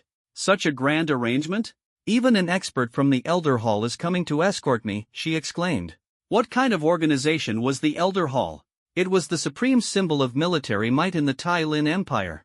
Such experts were people she could hardly even catch a glimpse of, yet today, one was coming personally to accompany her. Lin Shiro felt both nervous and excited. At that moment, a fighter jet streaked across the sky and landed steadily at the airport. The jet looked exceptionally advanced, like something out of a sci-fi movie. It was 40 meters long with a wingspan of 20 meters. The cabin door opened, and a man clad in black battle armor descended the stairs. His presence exuded an overwhelming sense of pressure, making it hard for anyone to breathe. He slowly removed his helmet, revealing a face about 50 years old. His eyes were firm, radiating a calm and authoritative demeanor honed over years of high-ranking positions. Soldiers of the 3-star unit, salute Elder Wang immediately. Elder Wang nodded slightly, his gaze falling on Lin Shiro. You must be Lin Shiro, he said. A top-tier A-level ability user, with a very unique power. There's potential for you to advance to S-level. You have remarkable talent. As long as nothing happens along the way, you might one day reach my level. Welcome to Hamo City Ability Users University, Elder Wang extended his hand. Thank you for your efforts, Elder Wang. Lin Shiro quickly shook his hand, feeling as though a powerful aura was pressing down on her, making it hard to breathe. She even stammered a little while speaking. This was entirely natural, after all, she was merely a talented individual, not yet a top-tier expert. I am also a graduate of Hamo City Ability Users University, Elder Wang said with a smile. This time, I'll personally escort you to ensure your safe arrival. Elder Wang had high expectations for Lin Shiro. Not only was she powerful, but she was also beautiful, with a promising future ahead. If it were an ordinary person, Elder Wang wouldn't have even bothered to smile. Thank you, Elder Wang. Let's go, Elder Wang said as he led the way, with Lin Shiro closely following behind. Everyone watched as they boarded the fighter jet. The jet took off vertically and, after reaching a certain altitude, its dual engines emitted blue flames, propelling it forward at high speed.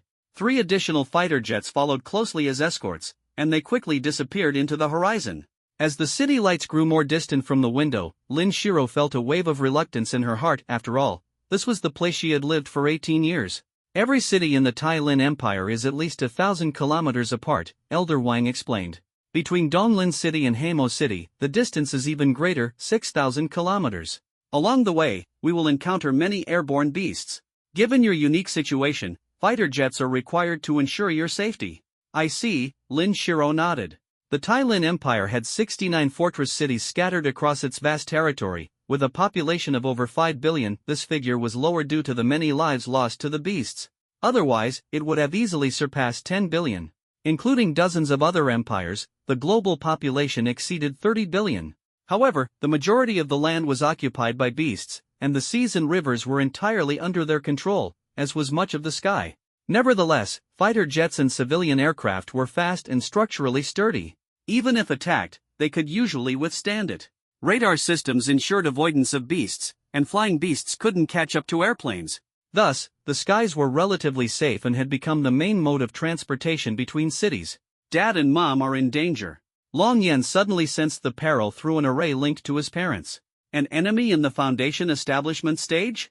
Break for me! Long Yan roared, forcibly absorbing a vast amount of spiritual energy. Although Origin Star's spiritual energy was sparse, Long Yan's strength was formidable enough to draw from a wider range.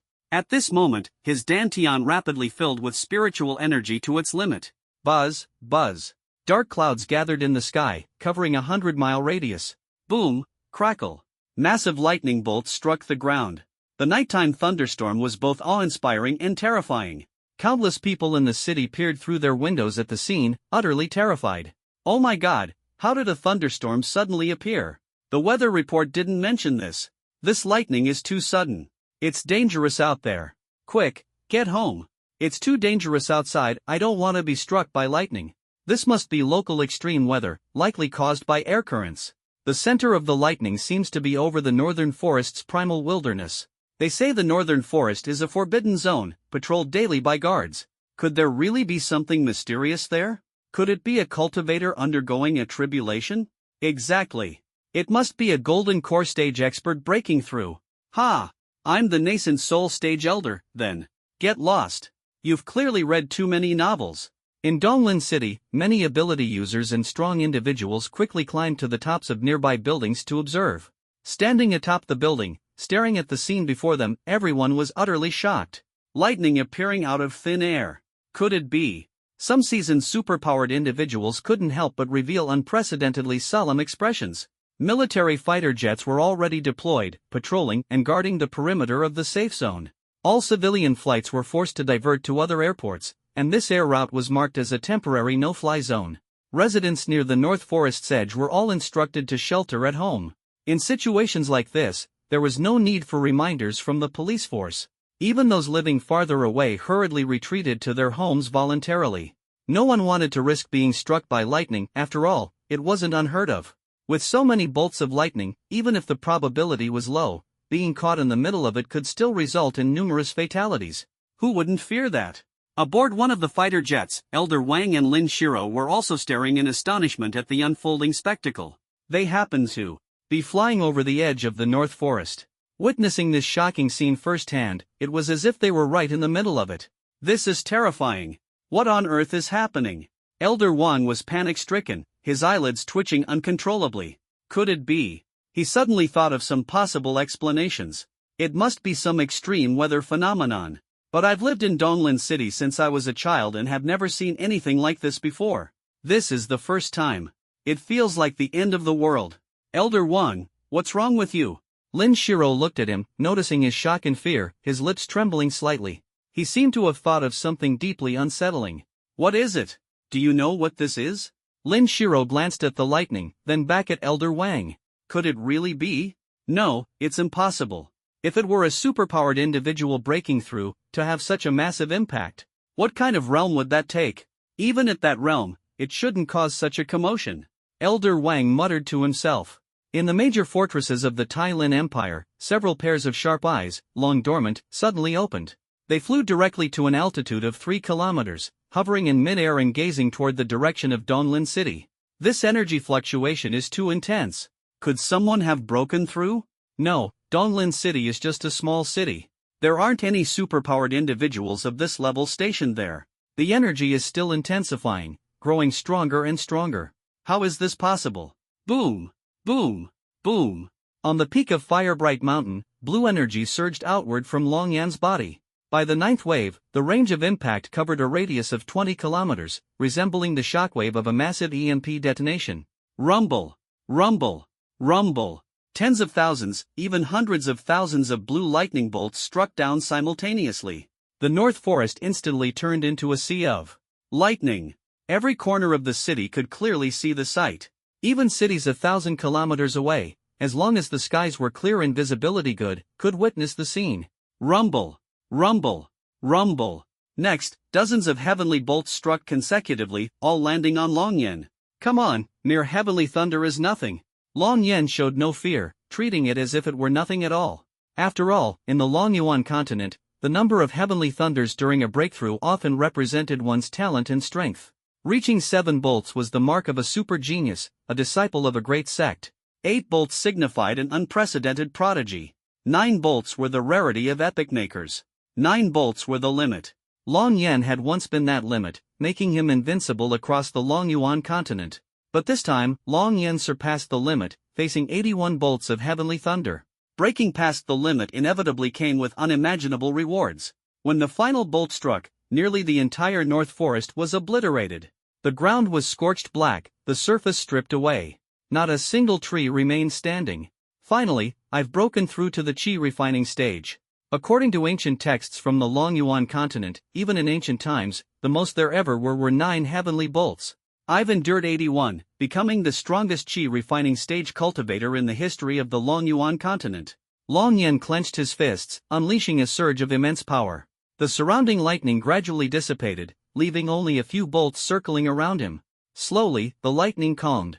Before him, the lake had evaporated, and the mountaintop had been shaved down by several hundred meters. It's worth noting that this mountain was composed of solid stone and granite. To have it reduced by several hundred meters, one could only imagine the power involved. And this was merely the power of breaking through to the Qi refining stage. A breakthrough to the Qi refining stage, and the area of effect is this vast. The power is this terrifying. Thankfully, I had the foresight not to attempt this breakthrough at home. Otherwise, this would have caused disasters for at least hundreds of thousands. From now on, breakthroughs will have to be made in the wilderness among the regions of feral beasts. But now's not the time to think about that. Whoever dares to harm my parents will have to get past me first. Long Yan's gaze turned sharp and filled with murderous intent. Now that I'm at the Qi refining stage, I can travel by sword. But there's no time to draw my sword, I'll charge straight over. With this thought in mind. Boom! Long Yan stomped the ground, bending his knees slightly and launching himself with great force. Boom! The ground beneath him collapsed, the already thundercharged mountain crumbling further. He shot through the air like a cannonball, heading straight for the skyscraper construction site of the Hua government. With sheer force, miracles can happen. While the Qi refining stage didn't allow for self-powered flight or true sword riding, Long Yan was the strongest Qi refining cultivator in the history of the Long Yuan continent. His Qi sea was as vast as an ocean, boundless and infinite. As long as there was a sword, he could ride it to soar through the skies. Without one, it didn't matter, pure force alone could create miracles. By adjusting his trajectory, he could launch himself like a cannonball toward his destination. Is it finally over? Lin Shiro's heart was restless as she sat aboard the plane. This situation is anything but simple. I must report this to the higher-ups immediately. It's highly likely this was a celestial phenomenon caused by a superpowered individual breaking through. If that's the case, then this individual must be exceptionally powerful. If this is an independent superpowered individual, we must do everything we can to recruit them. This would hold monumental significance for the Lin Empire I represent. With this in mind, Elder Wang immediately contacted his superiors. He instructed professionals to head to the North Forest to collect samples for investigation and analysis. Simultaneously, he ordered the escort fighter jets to accelerate to twice the speed of sound. The distance to the Sea Demon metropolis was 6,000 kilometers. At twice the speed of sound, it was estimated they would arrive within 3 hours. Afterward, he planned to return to the North Forest immediately. As the heavenly thunder ceased, the ordinary residents of Donglin City, though still in awe, felt more relief at having survived the ordeal. Finally, it's over. That was terrifying. Tomorrow, I'll go take a look. I bet the North Forest has been completely destroyed. But I guess it's just a natural disaster, nothing out of the ordinary. It's time to sleep. This is no small matter. If my guess is correct, then this must be a top-level Esper breaking through. Unbelievable. If it truly is a super-strong Esper, East Lynn City will surely become lively. Ordinary Espers could only watch the commotion, feel fear, and fail to grasp the true magnitude of the power. Only a very few super Espers understood the severity behind this event. Everyone speculated that East Lynn City would not remain peaceful in the days to come. Meanwhile, Longjin, the assassin Zhou Shatian, was currently riding the elevator upward. The elevator was moving slowly, and the building was tall, taking quite some time to ascend. The slow speed, however, allowed him to personally witness the entirety of the far-off, sky-covering thunderstorm, from its appearance to its dissipation. What's going on? How could such an extensive range of lightning fall? But now's not the time to think about that. I'll deal with these two first. The elevator finally reached the top floor. He saw Longjin and Lin Yuyan binding steel bars and smoothing out the cement ground. Zhou Shatian revealed a cruel smile. "The road ends here for you too," Zhou Shatian said with a cold sneer. "What? Who are you? What do you want?" Longjin and Lin Yuyan turned their heads. They saw Zhou Shatian holding two sharp daggers in his hands. The two were so frightened that they huddled together, clutching a power drill and a shovel for self-defense. "Someone's offering 10 million for your lives. You can only blame your bad luck. Don't worry, after you die, I won't spare your son either." Zhou Shaishan's cruel smile deepened. 10 million for our lives? Who would spend so much money to kill us? Longjin was utterly shocked. 10 million, while only enough to buy one or two remote high-rise apartments, was certainly a lot of money for a bounty. After all, compensation for workplace deaths was only 1.3 million per person. Thud. At that moment, Long Yen descended from the sky, landing lightly on the cement slab with only a low, muffled sound. He stood right in front of Zhou Shatian, his back turned to him. This sudden appearance startled Zhou Shatian, making him take several steps back in shock. Who are you?" Zhou Shaishan's expression grew tense. He hadn't sensed Long Yan's presence in advance, which was terrifying. As a professional assassin, his ability specialized in stealth and heightened perception, making him extraordinarily sensitive. Yet, he hadn't noticed Long Yan's arrival, and to make matters worse, Long Yan had descended from the sky. Zhou Shatian dared not take him lightly. However, looking at Long Yan's back, Zhou Shatian found him somewhat familiar, as if he had seen him somewhere before. "Yener, how are you here?" Lin Yuyan was shocked to see Long Yan. The next moment, fear filled her eyes. She didn't care about her own death, but she couldn't let her son get hurt. I wondered who it was, gave me quite a scare," Zhou Shatian sneered. "Didn't expect it to be you, kid. A mere ordinary person dares to act all mysterious. I've been searching for so long, and it turns out to be this easy. Looks like today, I'll be pocketing the full 15 million. Zhou Shatian licked his dagger with his tongue, a sinister look on his face. Truth be told, Long Yan's dramatic entrance had indeed startled him earlier, to the point where he almost wanted to flee. But now, he was completely unafraid.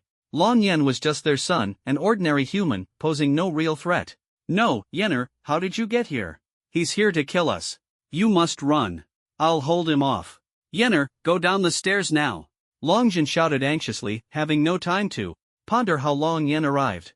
He rushed forward, shielding Long Yan behind him, gripping the iron shovel and pointing it at Zhou Shatian.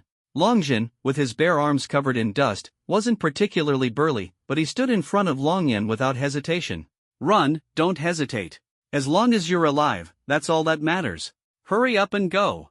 Lin Yuyan, holding the power drill, rushed over, her tone urgent. Seeing his parents like this, Long Yan's expression grew complicated. Memories of his previous life surfaced, where he had felt powerless against a ferocious beast. At that time, his parents had also urged him to flee. Ultimately, to distract the beast, they had shouted loudly, sacrificing themselves to be devoured. Those scenes replayed vividly in his mind. "Don't worry, Mom and Dad," Long Yan said firmly. "In this life, no one, heaven or earth, will harm you." "What?" Longjin and Lin Yuyan were confused, not understanding Long Yan's words. "Mom, Dad, watch closely. This is your son's power now." Long Yan patted his parents on their shoulders and stepped forward. A family should stick together." Zhou Shatian sneered. "But don't worry, the buyer wants you alive. I'll take care of your faith." Before he could finish, Long Yan's fingertip slashed out a sharp blade of energy with a casual sweep of his arm. Buzz! A sharp, piercing hum rang out. In an instant, Zhou Shaishan's head flew off his shoulders. His body staggered back a few steps, and both his head and body plummeted to the ground outside the building. From over 70 stories high, even a forensic expert would feel dizzy looking down. But it wasn't over. The energy blade cut through everything in its path. Thud, thud, thud, thud. Not only were 4 load-bearing pillars on either side neatly sliced through and fell to the ground, but 200 meters away, a skyscraper already built up to 130 stories was also instantly severed. The upper portion above the 80th floor began to slide leftward in the moonlight, emitting a harsh scraping sound. Boom! The massive structure crashed to the ground with a deafening roar. The earth quaked slightly. Workers in the construction sheds rushed out, speechless at the sight before them. My God, what happened? No idea, it's terrifying. How did the building suddenly collapse? This is bad, a disaster. The losses will be enormous. Quick, check if anyone was crushed. Notify all contractors for an emergency meeting, immediately. Holy crap! Long Jin and Lin Yuyan couldn't help but curse, their eyes wide, mouths agape in utter shock. At that moment, they were completely speechless, their minds filled with astonishment. Stronger than I imagined. Is this the power of my chi refinement stage after enduring 81 heavenly thunderbolts? Long Yan thought to himself. Seeing the destructive power of his attack, even he was surprised. He knew that undergoing the unprecedented 81 heavenly thunder trials to enter the chi refinement stage had made him powerful. Yet, he hadn't realized the true extent of it until now. His chi refinement power was unimaginably strong, terrifyingly so. It far exceeded what he had previously estimated, where 1 stage in this world equaled 2 stages on Origin Star. Far beyond that level. ZZZ. Boom. Boom. It wasn't over yet. 500 meters away, another 125-story building collapsed. Boom. 800 meters away, a 137-story skyscraper also fell. This was not the end. Every super-tall residential building on the Washington Skylight development site collapsed. There were no more buildings left standing. The energy blade vanished. Such a massive commotion attracted the attention of many residents in nearby neighborhoods. Some thought it was an earthquake and rushed out of their buildings. But it was already dark, making it hard to discern what exactly had happened. From the sounds, however, they guessed it must have been buildings collapsing. Many people observed the scene of the buildings falling under the faint moonlight. The specific cause was still unknown. The police and rescue teams were on their way. The power is actually this strong. I originally thought the strength of the first level of chi refining could only rival the second level of the third realm. At its peak, it can reach the 9th level of the third realm. I didn't expect it to far exceed that level. And that strike earlier wasn't even my limit. Long Yin thought of this and felt extremely satisfied with his strength. On Origin Star, the cultivation realms were divided into War Soldier, War Body, War Field, War Spirit. He now felt that he had far surpassed the 4th realm. This is as shocking as a scene from the movies. Yenner, you've become an ability user? Long Jin turned to look at Long Yan, his face full of astonishment. Aside from awakening a special ability, he couldn't think of how Long Yan had suddenly become so powerful. Yenner, have you awakened an ability? Lin Yuyan also asked hurriedly. Dad, Mom, I haven't awakened any special ability. You could say, I'm a cultivator. You've heard of cultivators in novels, right? The kind who can fly with swords and traverse the heavens and the earth. I'm far stronger than ability users. For example, the highest level for ability users is SS tier, but I'm far beyond that level. In terms of power, I can walk unchallenged across the entire eastern Lin city. Long Yan didn't hide the fact that he was a cultivator from his parents. As for his journey to the Longyuan continent, that part was something he couldn't reveal for now. Unless he became invincible on Origin Star. Hearing this, his parents were utterly shocked. Cultivators from novels, that level of strength. No wonder you could casually slice through several buildings with a wave of your hand. It's unbelievable. The mention of cultivation made Long Jin immediately understand. Though novels were fictional, the power his son displayed was undeniably real. This was indisputable. As long as you're strong, Yenner, that's what matters. But you must be cautious. Others are ability users, but you're a cultivator. If someone finds out you're different, they might join forces to study you. You have to be on guard. Lin Yuyan felt proud of Long Yan but was also worried about his situation. After all, standing out always invited jealousy and trouble. Don't worry, Mom. Cultivation is completely foreign to them. They'll only think I'm a unique ability user. And it's impossible for them to kill me. Still, don't tell anyone about me being a cultivator, Dad, Mom. Long Yan spoke with confidence and composure. Different strength, different experiences, and thus different perspectives. He wasn't worried about so-called threats. The Longyuan continent was far more dangerous. People were killed at the drop of a hat, often silently. If he could become the strongest there, the much smaller scope of origin star was nothing. He wasn't the type of protagonist who'd suffer losses. Rest assured, Yenner. We won't tell anyone.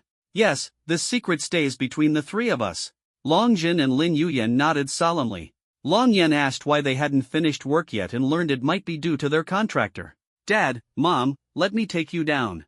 Go home first, I still have some things to do. From now on, you won't have to do this kind of work anymore. I'll take care of you both. With that, Long Yan effortlessly leaped down with his parents, landing steadily. Long Jin and Lin Yuyan were stunned. Before they could react, they were already outside the construction site. The sensation was more thrilling than a roller coaster. Long Yan vanished into the night. Let's go home and prepare a meal for when Yenna returns. Ha, our son is truly a powerhouse. Long Jin and Lin Yuyan were filled with joy. They didn't say much, calling a car to take them home. However, their mental state was completely different from before. Just a few days ago, their son was just an ordinary high school graduate.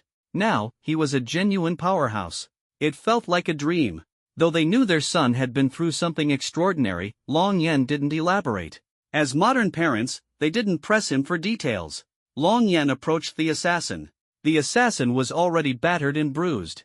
However, the special phone in his hand was still intact, thanks to its protective buffering. Long Yan opened the phone directly, no password was needed. Inside were call logs and several transaction records. 10 million transferred, and another 5 million just received. Clearly, after killing Long Yan's parents, the next target was Long Yan himself. The matter wasn't resolved, but the payment was made in advance. How considerate! So it was indeed the Zhao Real Estate Group that sent the assassin. If you're seeking death, don't expect mercy. Long Yan had anticipated this and now had confirmation. He opened the account balance, 38.5 million. That's a lot of money, but the dead don't need it.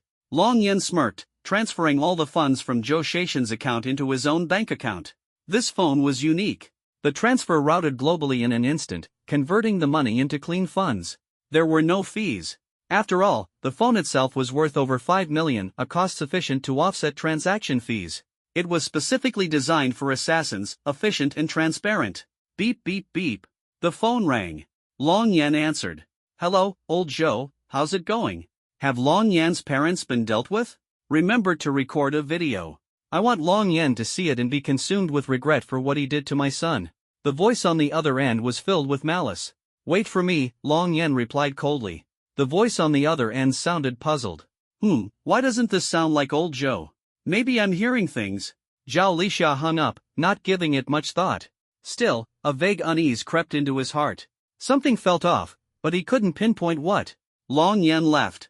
Under the distant streetlight, a blood-stained badge of the Assassin Association, marked with 3 stars, was stuck on a tree branch. Long Yan entered the office, where the contractor was anxiously making calls to subcontractors. 3 buildings collapsed, and we still don't know why. Which is more important, a woman or your future?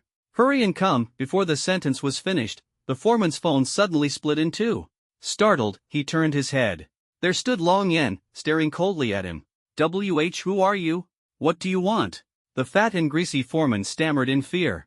You've taken quite a bit of money, haven't you? Since you played a part in targeting my parents, you'll have to pay the price, Long Yan said as he swiftly appeared before him. Slap! A sharp slap landed on the foreman's face, leaving it swollen. Are you old Jin's son? How are you so strong? I'll give you money, 50,000 yuan. Let me go. I'm begging you. I have a wife and a daughter who just finished her college entrance exams. They're waiting for me to come home. Please, I beg you. Here, I'll transfer the money to you, 50,000 yuan. Just don't kill me. I don't know anything. I'm innocent. The foreman trembled as he pulled out another phone, only for it to be snatched away by Long Yan. The text messages hadn't been deleted yet. Received 500,000 from Zhao Real Estate Group. Good. Then your entire family won't escape death, Long Yan sneered. Dad, what's going on outside? Why are there so many workers out there? Oh, and Dad, I did so well today. I'm sure I'll get into the best university in Donglin City. Honey, I brought you your favorite dumplings. The office door swung open at that moment. A charming woman in her 30s, clad in a pencil skirt and high heels, stepped in. Behind her was an 18-year-old girl. They were the foreman's wife and daughter. Though the foreman was unimpressive, his wife and daughter were indeed beautiful. His wife was elegant, and his daughter had a delicate beauty. Together, they made a picture-perfect family that others envied. "Run! Get out of here," the foreman screamed in terror. "It's too late," Long Yan said coldly, his finger slicing through the air. A sharp blade of energy flew out. Buzz! The two women fell to the ground. If anyone were to see this, the consequences would be unimaginable. No. The foreman's face was streaked with tears as he sobbed uncontrollably. Long Yan casually waved his hand, smashing the foreman's phone. There was no time to call for help. Long Yan remained clean and composed, watching everything with cold detachment, as if nothing had happened. "For 50,000 yuan, you became an accomplice. That's why your entire family must die," Long Yan said, his eyes devoid of any emotion. He transferred 5 million yuan from the foreman's account into his own using his special phone. Then, with a flash of his figure, he disappeared without a trace. A worker opened the door and stepped in. "Ah! Dead bodies! The boss is dead," the worker screamed as he ran out. Long Yan's phone had the address of the foreman's home. Conveniently, it was on the way to Zhao Real Estate Group. Bounding skillfully between high-rises, he stopped by the foreman's home and threw the elderly parents and mother-in-law from their 50th-floor apartment. The father-in-law had already passed away, narrowly escaping this fate. "If you dare to harm my parents, then there's only one path left for you: death. Your entire family will pay the price," he said coldly, watching the 3 bodies hit the ground and splatter. The family had to perish together, whole and intact. Long Yan was not one to show mercy. He vanished into the night, continuing his journey toward Zhao Real Estate Group. After all, a killer is a killer. They typically have no family. Family is a vulnerability, and no professional assassin can afford such a weakness. On the 3rd floor of a spacious mansion in the eastern district of Donglan City, Lin Yunqi gazed toward the now quiet North Forest. Her eyes were filled with worry. "What's wrong, dear?" A middle-aged man, snapping out of his shock, looked at his anxious daughter. "Dad, the boy who saved me earlier today went in that direction, toward the depths of the forest," she said, her face pale, tears glistening in her eyes. "After that terrifying lightning storm just now, do you think he might have?" Long Yan was not only her savior but also young, powerful, handsome, and charismatic. What girl wouldn't be moved by such qualities? She had naturally fallen for him. The thought of him possibly dying under the lightning left her deeply distressed. The man beside her was her father, Lin Ruocheng. "Sigh," Lin Ruocheng said. "That lightning was so terrifying. It's very likely that he... But don't worry just yet, dear. I'll call the rescue and fire teams right away to have them keep an eye out," he comforted her. "Maybe he managed to hide in a cave and escaped unharmed." "Yes, miss, the master is right. If he's lucky, he'll survive this disaster. I'll head out to take a look right away, so please don't worry," said Elder Chen as he approached. "Chen, I'll go with you," Lin Yunqi said. "No, young lady. Your injuries haven't healed yet, and your ice soul ability is still unstable," Lin Ruocheng insisted. "If there's a backlash from your ability, it could ruin your life forever. You can't go anywhere until your powers stabilize." "But..." "No buts. Even if he saved you, you won't be of any help if you go. Focus on recovering," Lin Ruocheng said firmly. "Chen, take a team and go check it out." "Understood, sir," Elder Chen replied before turning to leave. At the top floor of Zhao Real Estate Group's skyscraper, Zhao Lixia waited quietly for Zhou Shutian to call him back, or better yet, to return directly with the video in hand. "Long Yan has been missing for days now, and his whereabouts remain unknown," Zhao Lixia muttered. "But as long as his parents are dead, no matter how calm he is, he'll surely show up to see their bodies. When that happens, he'll feel pain, helplessness, and regret. Hee, this is the price you pay for daring to lay a hand on my son. Weaklings deserve to be trampled underfoot," Zhao Lixia said with a cold smile, gazing out at the cityscape from his high vantage point. Standing tall and looking far, this feeling of controlling life and death gave him immense satisfaction. In his eyes, the lives of ordinary people were worth less than dogs. But in the next moment, his smile froze. The reflection of the skyscraper's lights on the glass revealed a figure standing behind him. Goosebumps spread across his skin as he whipped around, only to see Long Yan's familiar face. Long Yan, he knew that face all too well. It was the man he had planned to personally torture and kill. "It's you?" Zhao Lixia's eyes widened in shock. "How did you get in here?" But almost immediately, a grin of ecstasy replaced his shock. "Ha ha, Old Joe really is a professional killer. He actually managed to capture you so quickly. You hurt my son, made it so he could never carry on the family line. You must pay the same price. I will torture you until. Zhao Lixiao's words were cut off. Seems like you still don't understand the situation. Long Yan raised a finger. Ah! A blood-curdling scream pierced the air. The pain was unbearable, cutting straight to the soul. When he looked down, he nearly fainted. His manhood was gone. From then on, he had lost the ability to love. It was more agonizing than losing his own son, even more excruciating than death itself. Ah! So, it was you who made that call. I didn't think you'd turn out to be an ability user. Ah, kill me now, or you'll regret it for the rest of your life. Zhao Lixia howled in agony. Is that so? What can a eunuch like you still do? Long Yin sneered. I'll make you wish you were dead. I'll subject you to the 10 most brutal tortures one after another. If you can endure them, I won't just kill your entire family, I'll wipe out your entire clan. Long Yan's words were as chilling as a devil's whisper. The implication was clear: endure it and you die, fail to endure it, and it will be even worse. The next moment, Zhao Lixia was enveloped in a transparent vortex of air, suspended in midair. His body was slashed open by countless invisible blades. Long Yan even sprinkled mustard over his wounds. Ah, spare me. Please spare me. I shouldn't have gone after your parents. Forgive me. I'll never dare again. I'll give you money, lots of money, just please let me go. Zhao Lixia cried and begged. But Long Yan remained unmoved. Help me.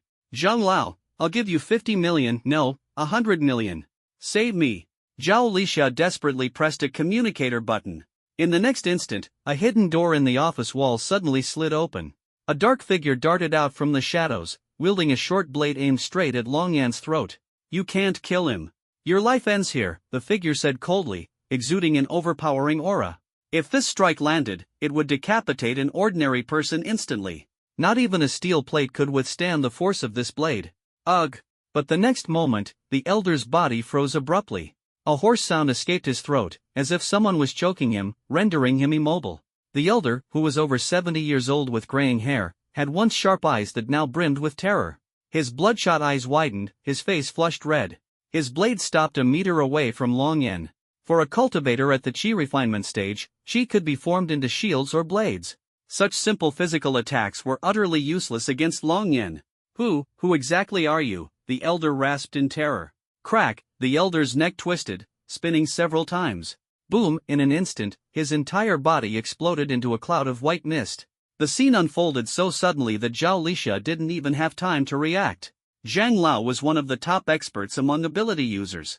I've worshipped him for years, solely to protect myself in moments like this. How could he be killed in an instant? How are you this powerful? Zhao Lixia asked in despair. Don't worry, there are still 9 more tortures waiting for you. When your son arrives, you'll have plenty of time to despair, Long Yan said with a cold smile. What are you saying?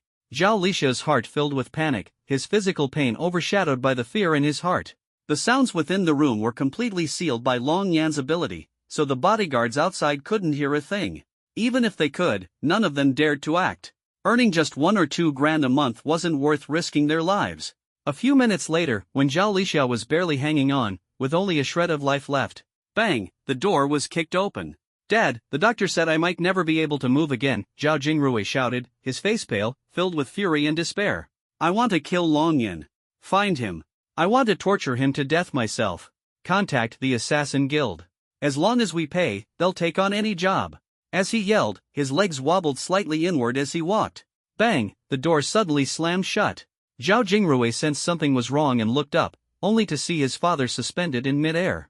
His father's body was covered in wounds, utterly unrecognizable. Dad! Zhao Jingrui cried out in horror. You? Long Yan, how are you here? Zhao Jingrui stammered, retreating in fear.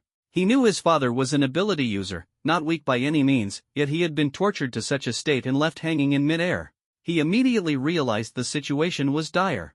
The door wouldn't budge. Asterisk bang. Bang. Bang, asterisk even the bodyguards outside couldn't get in. Zhao Jingrui, didn't you say no one dared to mess with you at school? Long Yan said, smiling at him. What do you want? Stop kidding yourself. Let me tell you, the Zhao family isn't as simple as you think.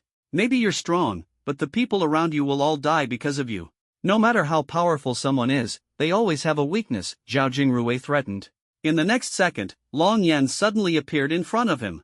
His right hand grabbed Zhao Jingrui's arm and tore it off in one motion. Ah! Zhao Jingrui's scream was deafening. Did I tell you to scream? Long Yan grabbed his jaw. With a slight squeeze, Zhao Jingrui's jaw shattered instantly, leaving him unable to make a sound. No, don't kill my son. Zhao Lixia cried, pleading. I'll give you $1 billion. Spare my son, I beg you. I told you, if you can't endure it, your entire family dies, Long Yan said coldly. Boom, his fist pierced through Zhao Jingrui's heart. The force of the punch shattered the walls like they were made of paper. The entire building was punctured. The 5 bodyguards rushing in from outside were instantly blown apart. The entire floor fell into a deathly silence. No. Zhao Lixia broke down in tears. His only son was gone, and his heart ached like a knife. His own bloodline, now cut off from him, practically drove him mad. Ha, even if you kill me, someone will surely seek revenge. I have 2 daughters. And they won't let you off so easily. Just wait for their revenge, Zhao Lixia said hoarsely. Really? Long Yan sneered. So you have 2 daughters? That's great. If they dare come, I'll torture them bit by bit until they beg for mercy. As for you, Long Yan unleashed one of the 10 most brutal tortures, skinning and pulling out tendons. Kill me, kill me. Zhao Lixia barely managed to finish her cry before she died from the pain. With a wave of his hand, Long Yan shattered the glass. He then carried Zhao Lixia and Zhao Jingrui, father and son, and hung them on a roadside billboard. Then he left coldly. Sooner or later, the rest of the Zhao family would come knocking on his door. To eliminate such a wealthy, powerful, and high-ranking family, he had to proceed step by step. They felt an unprecedented fear and the pain of losing a loved one. The sight of the father and son hanging from the billboard, if discovered, would surely dominate the next day's headlines. Such a sensation would cause the Zhao Real Estate Group's stock price to plummet. The police force was under immense pressure and determined to hunt down the killer. That night, the Donglin City police force was completely sleepless. The Bailin Virgin Forest had been destroyed. They mobilized almost every member of their force to conduct a large-scale search for casualties. As a result, 3 buildings at the Washington Sky Dome construction site collapsed. The situation was simply uncontrollable. Numerous videos of the incident had been posted online. Furthermore, the contractor's family of 3 had perished. Another person had jumped from a building, leaving even his mother shaken and sighing in despair. DNA testing was ongoing, and the identity was currently unknown. The police force was overwhelmed. Meanwhile, another person was found hanged from a roadside billboard. The deceased had a unique identity, the chairman and son of the Zhao Real Estate Group. This immediately alerted the 7-star police chief of the Donglin City Central District. This actually happened on my territory. We're in big trouble. Investigate immediately. Everyone on leave, return immediately. I mean everyone, the 7-star guard chief roared into the phone. This happened right after the Tailin dynasty's college entrance exam. Such a big mess right after it. As the chief of the 7-star guard, he was responsible for the Donglin City Central District. Someone died on his territory, and the responsibility rested solely on him. This was a huge problem. Long Yan landed lightly on the roof of his building. He immediately spotted 2 men in suits and sunglasses sitting in a black SUV downstairs. They glanced around. Suddenly, one of them saw something shocking on his phone. He immediately handed it to the person next to him. The 2 stared at each other, shock and disbelief written all over their faces. Long Yan's gaze shifted to the other corner. Several people in a van were also staring at the middle floor of the building. Long Yan paid no attention. He saw their movements clearly. If they didn't attack, it would be fine. But if they did, don't blame him for being rude. If you dare to make a move, don't even think about leaving alive. When I got home, my parents were busy preparing a sumptuous meal. It was like Chinese New Year. Even my father, who usually only drank discounted beer, gritted his teeth and bought 3 bottles of premium Russian vodka worth 4,000 yuan. Remember, the monthly rent is only 4,000 yuan. 3 bottles of wine is 3 months' rent. Usually, only people with an annual salary of over 1 million yuan can afford to buy it. Yenner is back, go wash your hands, dinner is about to start, Lin Yu Yan said. Okay, why are there so many dishes today? Long Yan washed his hands, helped carry 2 plates of food and sat down. Of course it's a reward for you. To celebrate your becoming a strong person. and to celebrate your successful completion of the college entrance examination, Longjin said as he tried to open the vodka. He had never had it before, so he didn't know how to open it. Dad, let me do it. Long Yan flicked his finger lightly, and the bottle mouth dropped neatly into the trash can. I'm happy today, I'll have 2 glasses too. Lin Yuyan handed over the glass. Alright, then I'll pour some wine for Mom too. Let's drink freely today. But Mom and Dad, actually, I didn't take the college entrance exam. I went into seclusion to cultivate. Long Yan revealed the truth as he poured the wine. What? You didn't take the exam? It's fine, it doesn't matter whether you take the exam or not. As long as you have strength, what does the exam matter? Those with special abilities, even the weakest of them, have incomes and statuses far beyond those who study hard. Unless you're the top scorer in major cities. Otherwise, strength is the most reliable thing. It's not just in the Tailin dynasty, it's the same all over the world. The strong rule. Longjin was very carefree and didn't think Long Yan skipping the exam would affect his future. That might have been the case before Long Yan started cultivating. But now that he had strength, everything was different. He didn't even need to go to university, his destiny could be rewritten. That's right, your father is correct. Since you've started cultivating and have great strength, it doesn't matter whether you take the exam or not. Your destiny isn't determined by the exam. Lin Yuyan also spoke, completely unconcerned. Come, let's toast to Yenner, to becoming a cultivator. Lin Yuyan thought for a moment and said, cheers. The 3 clinked glasses and drank in one go. Eat up. Yenner, this is your favorite spicy chicken. Lin Yuyan and Longjin ate happily, leaving all their worries behind. They didn't even ask where Long Yan had been earlier. That was his business. If Long Yan didn't say, his parents wouldn't ask. Until his parents got drunk and fell asleep on the bed.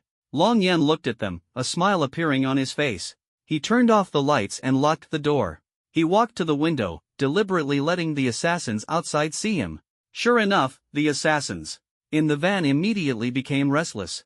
As for the 2 in the SUV, although they reacted, they were clearly more focused on their companions in the van. Could it be that they're not on the same side? Long Yan thought. He closed the window. The door. Was it locked? He sat in the living room, waiting quietly. Before long, there was a knock at the door. As soon as the door opened, 4 burly men with dragon and tiger tattoos, wielding machetes, charged in. They hadn't even made a move. Don't move. Behind them, 2 middle-aged men in suits and sunglasses each held 2 short knives. Pressing them against the bathed 2 swallowed nervously and obediently sat down at the table. Speak, who sent you? Long Yan asked. He figured there weren't many people who could send 2 superhumans to guard downstairs to protect him and his family. Moreover, this kind of protection seemed a bit silly. After all, people go out to work, and they couldn't follow all the time. Still, the fact that someone was willing to send protection was already commendable. No need to ask for too much. After all, even Long Yan himself didn't know who the other party was. Before answering, let me ask you first, are you a superhuman? The man in the suit asked. I'm stronger than you think, Long Yan replied. The 2 nodded, acknowledging that Long Yan was indeed a superhuman.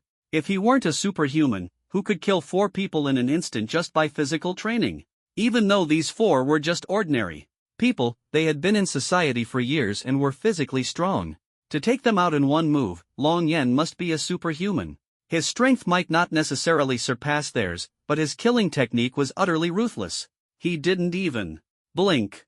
The 2 felt ashamed of their own inferiority. It was the young lady who requested the master, and the master then sent us to guard your building and protect you. The 2 exchanged glances and nodded. Long Yan caught the key word, young lady. Among the people around him who fit this description and had a good relationship with him, it could only be Lol residents within a 1-kilometer radius of the forest were evacuated to temporary shelters. Although it was called a search and rescue operation, under such circumstances, who could still be alive? It was merely a procedural formality, setting up various equipment. A large transport helicopter vertically landed on the football field next to the forest. Many researchers disembarked, one after another. Various instruments were unloaded. Hurry up, the auxiliary testing equipment is already installed. We just need to debug these devices. Quickly assemble them and prepare the auxiliary power supply, said an elderly man with white hair and glasses. Understood. Everyone was busy, working tirelessly without a moment of relaxation. Buzz, buzz, buzz. An armored military helicopter landed.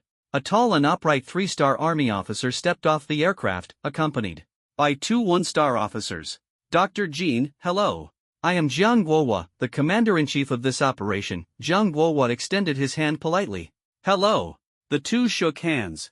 It was evident that Dr. Jean held an extraordinary status, as even the on-site commander, a three-star Army officer, treated him with respect.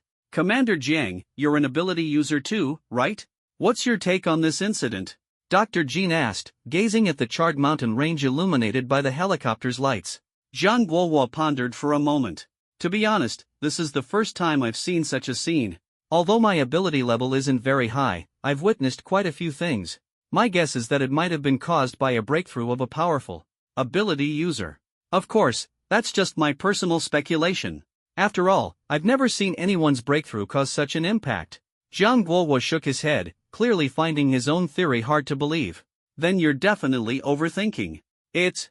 Even though I'm not an ability user, I know that's absolutely impossible. Such a large-scale phenomenon is definitely beyond the capabilities of any ability user, Dr. Jean said firmly, handing him a tablet. Jiang Guohua took the tablet and looked at the data and images displayed on it. According to meteorological satellite monitoring, the maximum diameter of the cloud layer at the time reached 8,000 kilometers in an instant. It covered more than 20 cities. The cloud layer formed and dissipated extremely quickly. Airflow generation and dissipation usually take time, but this time it disappeared even faster. The entire process didn't exceed 3 minutes. This is simply incredible, Dr. Jean exclaimed. Really, the whole process didn't exceed 3 minutes? This is practically a miracle in meteorological history. Jiang Guohua's expression turned serious. Even for events measured in seconds, they wouldn't happen this quickly, let alone for such a vast cloud layer. That's right. The higher-ups are taking this very seriously, which is why I was sent to investigate. I suspect this might be related to exotic beasts, or it could be connected to that organization. They've caused quite a bit of trouble over the past few decades, Dr. Jean said. We must investigate thoroughly. We need to uncover the true cause of this large-scale cloud and lightning phenomenon. Rest assured, if you need anything, just say the word, and I'll have the soldiers carry it out, Jiang Guohua replied. At that moment, buzz, buzz, buzz. The roar of a fighter jet's engine echoed continuously. A futuristic aircraft hovered over the football field. The people around were stunned, their expressions a mix of admiration, envy, and awe. The cabin door opened, and a figure stepped out. Boom! The ground shook as they landed, exuding an invisible yet overwhelming pressure that made it almost hard to breathe. It was none other than Elder Wang of the Tai Lin dynasty, who had previously escorted Lin Shiro to the Sea Demon City Ability University. After ensuring Lin Shiro's safe arrival, he had immediately piloted the aircraft back. His appearance made all the soldiers around stand at attention and salute. Elder Wang raised his hand in acknowledgement. Elder Wang, what brings you here? Jiang Guohua quickly stepped forward and shook his hand. When the lightning occurred, I happened to be flying overhead and witnessed it with my own eyes. I thought I'd stop by and take a look, and I'll also stay here to oversee things, Jiang Guohua explained. In truth, it was Dr. Jean who had reported to the higher-ups, prompting them to send Elder Wang. I see. With Elder Wang here, I can rest assured, Jiang Guohua said with a smile, his words carrying a tone of deference toward Elder Wang. Although he was part of the military, he was very adept at handling interpersonal relationships. After all, wherever there are people, such things are inevitable. Elder Wang, long time no see. Dr. Jean, how have you been? Dr. Jean walked over, and the two shook hands. Scientists generally don't talk much, but his status in the research field was very high. The various weapons he developed had earned him a reputation that surpassed many powerful individuals with special abilities. Thus, Elder Wang also showed him respect. Elder Wang, you witnessed it up close at the time. Did you notice anything unusual? Dr. Jean asked. Unusual? There was something. The lightning was chaotic at first, but later it became patterned. After dozens of super-strong bolts of lightning struck in sequence, they suddenly disappeared altogether, Elder Wang said. Lightning with a pattern? Dr. Jean murmured to himself. Dr. Jean, the equipment has been mostly calibrated and is ready for comprehensive calculations, a young researcher reported as he ran over. Let's go. Dr. Jean didn't say much and quickly walked away. Elder Wang, you must have another reason for coming here, right? After all, your strength is extraordinary. Jiang Guohua started to speak but then stopped. You're right, Elder Wang replied. I'm worried that a super powerful individual might appear. If there is indeed a threat, you won't be able to handle it. Elder Wang's expression turned serious. What do you mean? A powerful individual might show up here? Jiang Guohua asked, puzzled. Who knows? What if this lightning was caused by some superpowered individual? Maybe. Elder Wang didn't continue. Let's go check the calculation results, he said. Alright, after you, Jiang Guohua replied without thinking much and followed. They arrived at the temporary command post. All the soldiers saluted Elder Wang in unison upon seeing him. Elder Wang raised his hand in return, signaling everyone to continue their work. Various pieces of equipment were already powered up here. Several screens displayed footage transmitted back by helicopters, as well as synchronized images captured by nearby devices. The general outline of the Balan primitive forest could be seen. Charred ground, collapsed cliffs, clogged rivers, and noticeably reduced mountain peaks. The Balan primitive forest spans 923 square kilometers. Even if you bombed it with tens of thousands of tons of aerial bombs, it wouldn't be this severe. The power of this lightning is truly astonishing. Jiang Guohua exclaimed. Activate all geological energy exploration and monitoring equipment, Dr. Jean ordered. Activated, the operator replied. Thousands of devices were inserted throughout the forest, emitting green flashes simultaneously. Metal rods were driven into the soil, sending low-frequency waves underground and to the surrounding areas. The supercomputer began constructing a model, projecting it onto an aerial screen. It was a three-dimensional topographic map of the Balan primitive forest. With numerous devices and strong computational power, the image was completed in 3 minutes. The complete topographic map was displayed before everyone. Beside it was a previous map of the intact terrain. At first glance, there seemed to be no difference, but upon closer inspection, the details revealed significant discrepancies. The images were shocking. The entire Balan primitive forest area has seen a ground-level drop of several dozen meters. In the core area, the drop exceeds 100 meters. The summit of Huoming Mountain has even disappeared by over 300 meters, Dr. Jean said, staring at the screen. What does this mean? Jiang Guohua asked. The areas struck by lightning were either vaporized by high temperatures or turned into sand. That's why the overall ground level has dropped so much, Dr. Jean explained. This is so extreme. Even if you bombed it with 100,000 tons of aerial bombs continuously, it wouldn't achieve this effect, Jiang Guohua said, his face pale. This is unbelievable. We've never seen lightning storms cause such widespread destruction in recorded history. Elder Wang remarked. Indeed, since the appearance of exotic beasts, we haven't seen a lightning storm of this scale in decades. This is the first time, Dr. Jean nodded. Next, measure radiation, energy values, and energy structures. Begin, Dr. Jean commanded. Beginning, the operator said, clicking a button. Thousands of devices emitted purple flashes. Beep, beep, beep. The radiation values, energy values, and structures displayed on the devices were divided into 3 bar charts. The upper limit of what can be tested is extremely high. The radiation level showed almost no movement. That tiny bit of radiation didn't even cause a hint of red to appear on the column. The structure showed absolutely no reaction, not even the slightest fluctuation.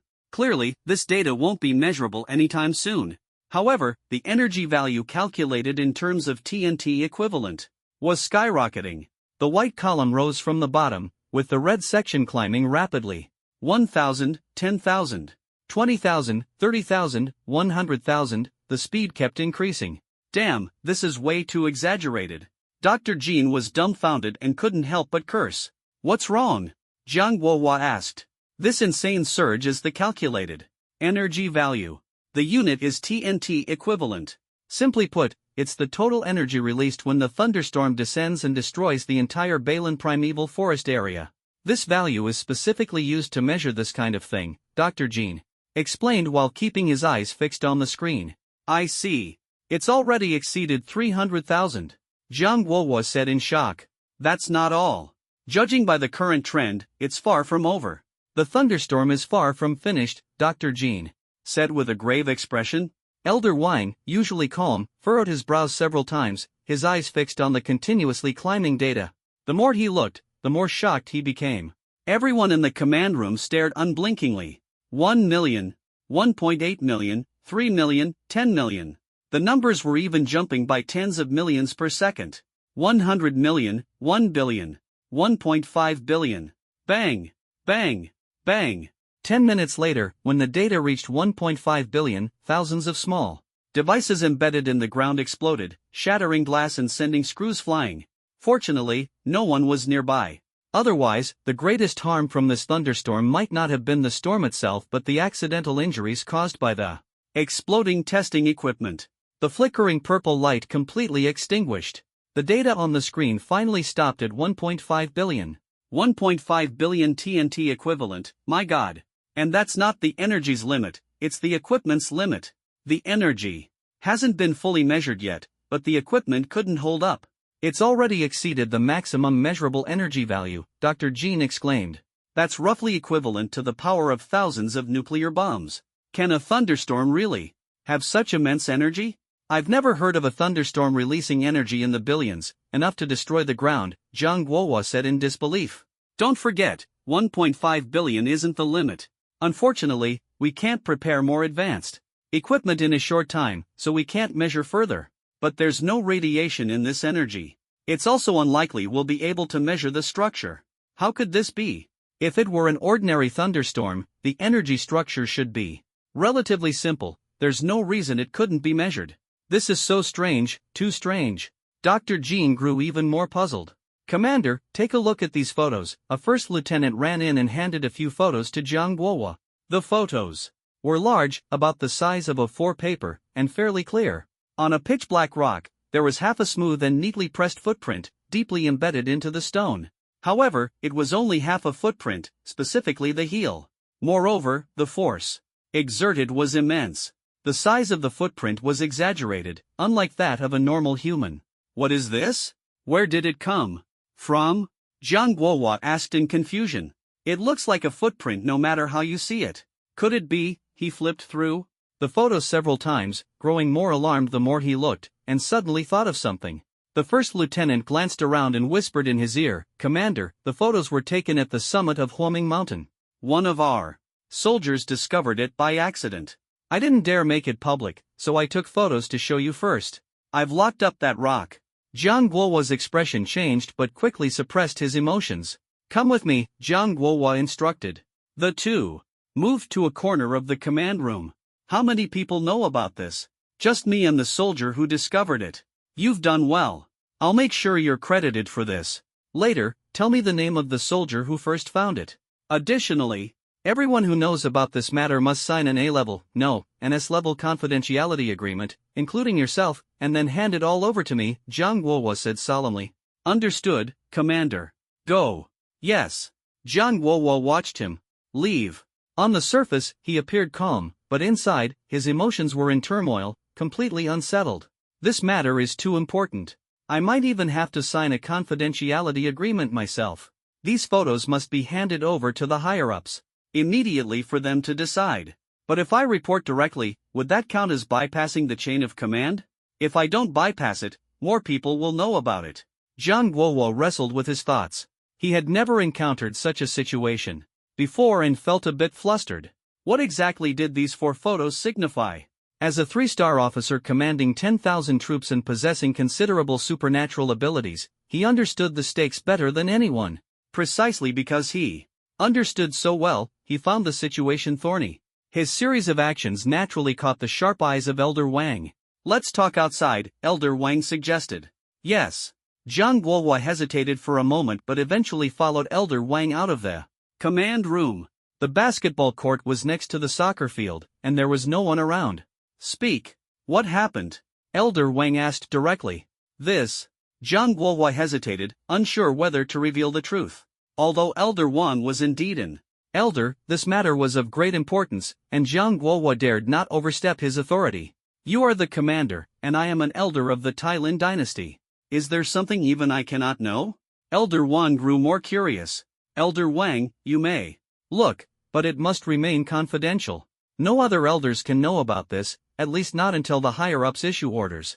It absolutely cannot be leaked, Zhang Guohua said solemnly. All right, I promise, in the name of an elder, not to disclose it. Elder Wang nodded in agreement. Then take a look for yourself. Jiang Guohua took out the photos from behind him. Elder Wang examined the photos carefully, his expression growing increasingly grave. These are footprints? Found on Mount Huaming?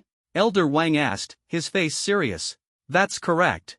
They were discovered by chance on a pile of collapsed rocks. Based on the traces, I have reason to believe these footprints appeared after the lightning struck. So our previous speculation might actually be true, Jiang Guohua said with a stern expression. Indeed. Based on the footprints and the cracked stone seams, the preliminary judgment is that they were left right after the lightning ended. Otherwise, this rock wouldn't have remained intact, it would have shattered into powder. If that's the case, this matter must be classified as top secret. You need to dispatch a small team to continue searching for clues in secret, without revealing the specific reason. No outsiders are allowed near Mount Huaming. I will head to the Tailin capital immediately to report the situation to the higher-ups and let them make the final decision, Elder Wang said.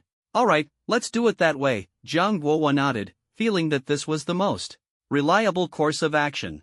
After all, Elder Wang's rank was higher than his, making him more suitable to report the matter. Elder Wang acted swiftly, bending his knees slightly before leaping into a fighter jet. The jet quickly disappeared into the horizon. In the coming days, Donglin City is going to get lively, Jiang Guohua thought to himself. At dawn, a streak of red sunlight fell on his face. Long Yan stood on the rooftop, slowly regulating his breathing. With each inhale, he could draw spiritual energy into his body, converting it into the strength his body needed. So this is the cultivation method of the perfect qi refining stage. You can cultivate anytime, anywhere. It's really impressive.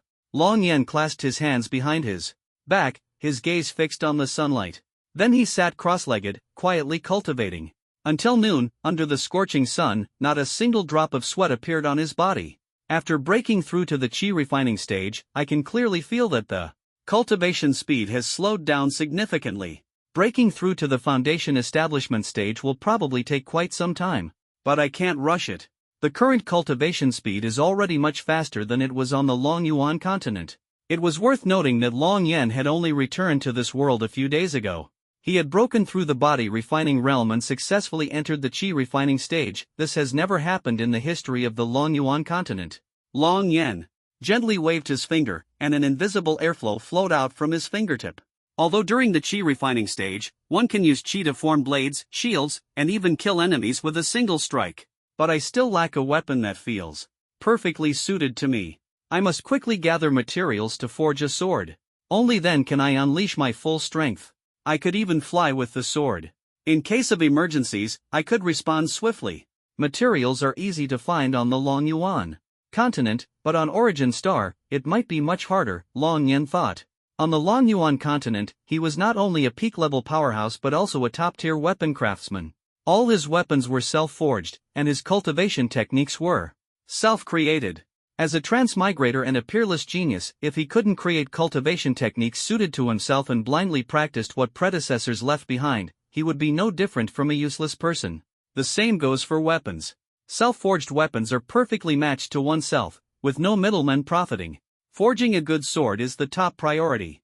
First, I'll help Mom and Dad buy a house, then figure out how to gather materials. Long Yan stood up, leaped from the rooftop, and landed lightly in his room. Across the street, a little boy watching Enemy plus Ultraman saw this scene. He had just spat out the head of a plastic Ultraman toy, his eyes wide open. Last night, Long Zhen and Lin Yuyan drank too much and slept until noon. The two had just finished washing their faces. Dad, Mom, let's go. You said last night we'd go buy a house, Long Yan said, smiling at his parents. Are we really buying one? I thought you were just talking nonsense after drinking too much. But Yenner, you just became a powerhouse. Where would you get the money to buy a house? Lin Yuyan asked, full of doubt. Since I'm a powerhouse, how could I not earn money? Have you ever seen an ability user short on money? Let alone the fact that I'm a cultivator, Long Yan said with a smile. Don't worry, honey. Our child has grown up and can handle things on his own. If he says we're buying, then we're buying, Long Zhen said, patting his chest. Alright, let's go buy a house. Wait a moment, you two. Lin Yuyan ran into the room. She took out a black plastic bag from a hidden compartment by the bed against the wall, which seemed to contain quite a lot.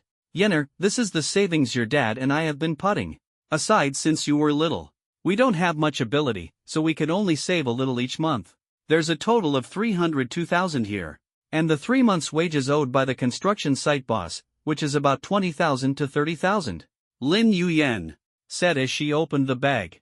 Inside were bundles of 100 yuan bills, along with desiccants, preserved exceptionally well. Looking at his parents, Long Yin felt so moved he couldn't speak. Alright, at this point, I should also take out my stash, Long Jin said, lifting the worn-out sofa. From the gaps in the wooden boards, he pulled out rolls of 100 yuan bills. Not only that, but there was money hidden in the steel pipes under the table, the toilet lid, under Long Yan's bed, the bottom of the desk cabinet, and even the motor of the fan on the desk. The hiding places for money were truly astonishing. Dad, you hid it way too well. You hid so much money in my room. This stash is quite something, Long Yan exclaimed in surprise. Yeah, I didn't even know all these years. Your dad really has a knack for this, Lin Yuyan said, looking at Long Jin with a teasing expression, as if saying, just you wait. But her hands didn't slow down as she counted the money, finishing the last roll. A total of 68,200. With just this much monthly salary, you still managed to save some. Not bad, keep it up. Lin Yuyan patted Long Jin's thigh, her happiness tinged with a bit of seriousness. Looking at this money, his mother Lin Yuyan's rough hands, and his father's head full of white hair, Long Yan felt a pang of sorrow. His parents were actually just in their early 40s, but they looked like they were in their 50s. It was all due to the harsh conditions of working on construction sites, exposed to the wind and sun. In such an environment, even a great beauty would turn into an old lady. Dad, Mom, keep this money for yourselves. I'll transfer $1 million to your bank account. Use it for daily expenses. When it's spent, I'll transfer more. Don't worry about not having enough money, there's no end to it. As Long Yin spoke, he transferred $1 million to his parents. Your bank account ending in 8649 has received $1 million. The phone notification sounded. Before his parents could react, Long Yin continued, I also have a way to refine medicinal herbs into pills.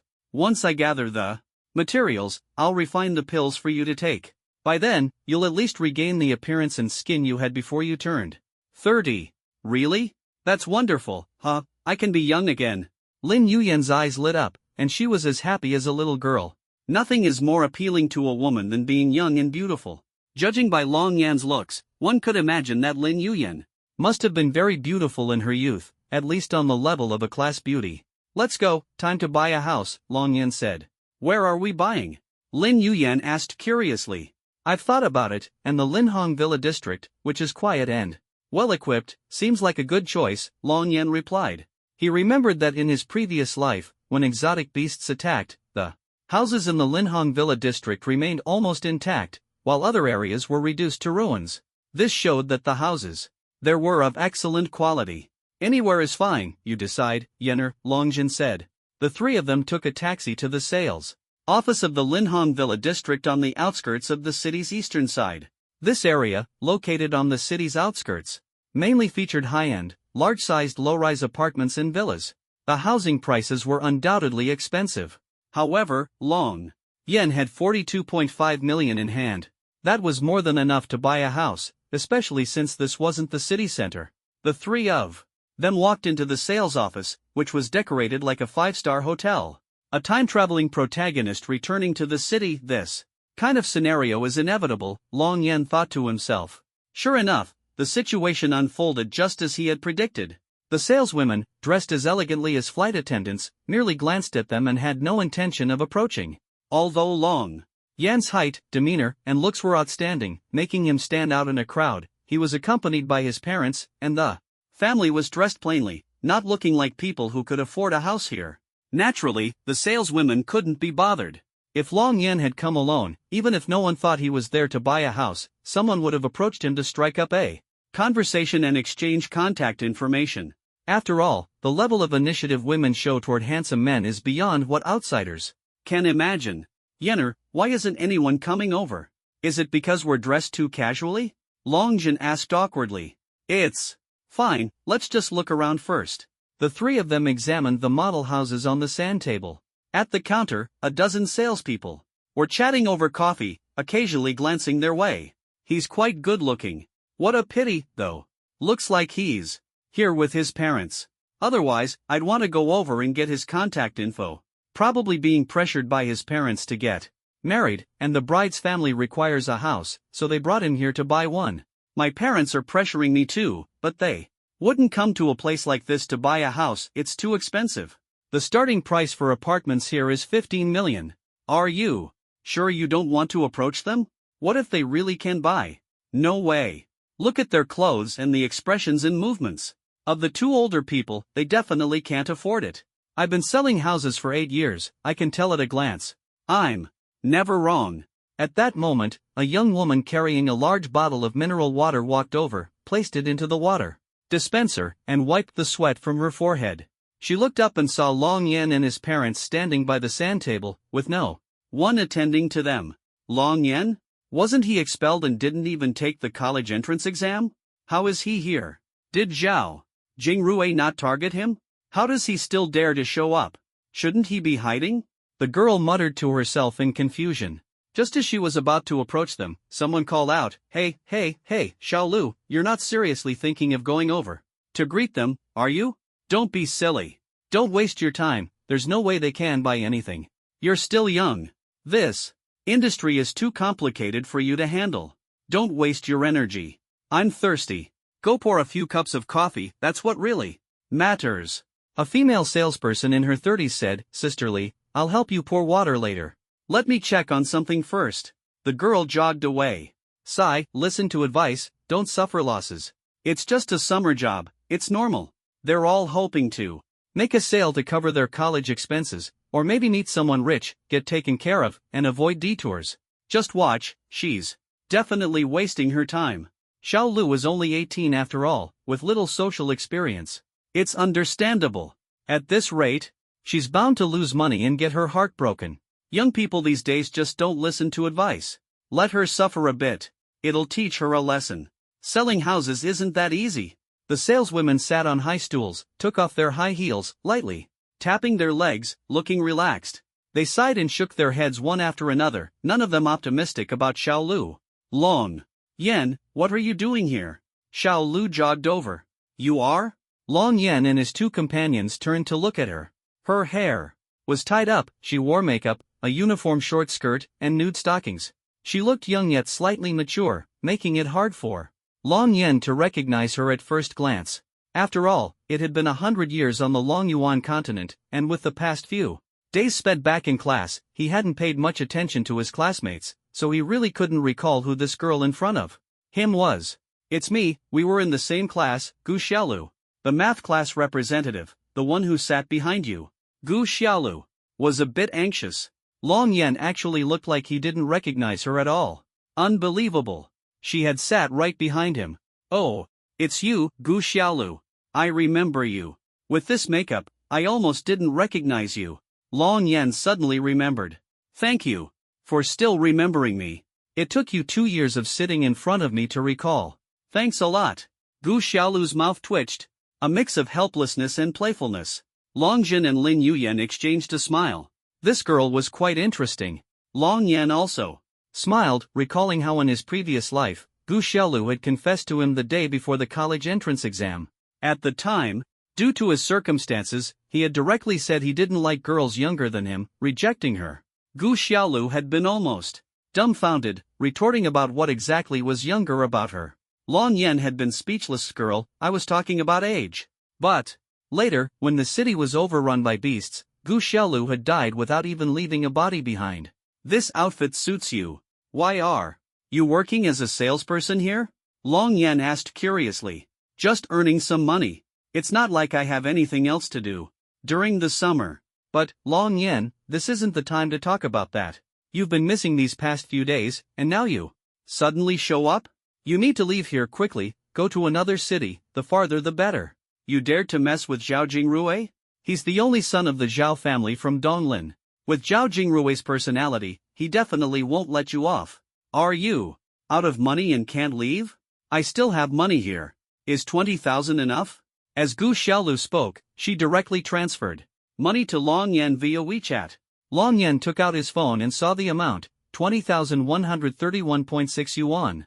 It wasn't just the transfer, there were also several messages on his phone. On average, one per day, almost all asking if he had left and if he was okay. Long Yan looked at Gu Xiaolu seriously. The Gu Xiaolu from before was already very kind, and she was still the same now. In his previous life, when Donglin City was attacked, all of Long Yan's closest family, classmates, and teachers had died. He had been left alone, with no one caring for him like Gu Xiaolu did. Now, seeing her again, Gu Xiaolu was still thinking of him. And the money she transferred wasn't a round number, it had a remainder, indicating it was all the money she had. Long Yan felt a warmth in his heart. He smiled, opened his phone, and returned the money. I'm fine, Xiaolu. Don't worry about me. Keep this money for yourself. He patted her shoulder. Longjin and Lin Yuyan exchanged a glance, both thinking these two were quite a match. Nowadays, there weren't many girls willing to transfer money to a guy. Long Yan, stop pretending to be strong. Uncle and auntie are still here.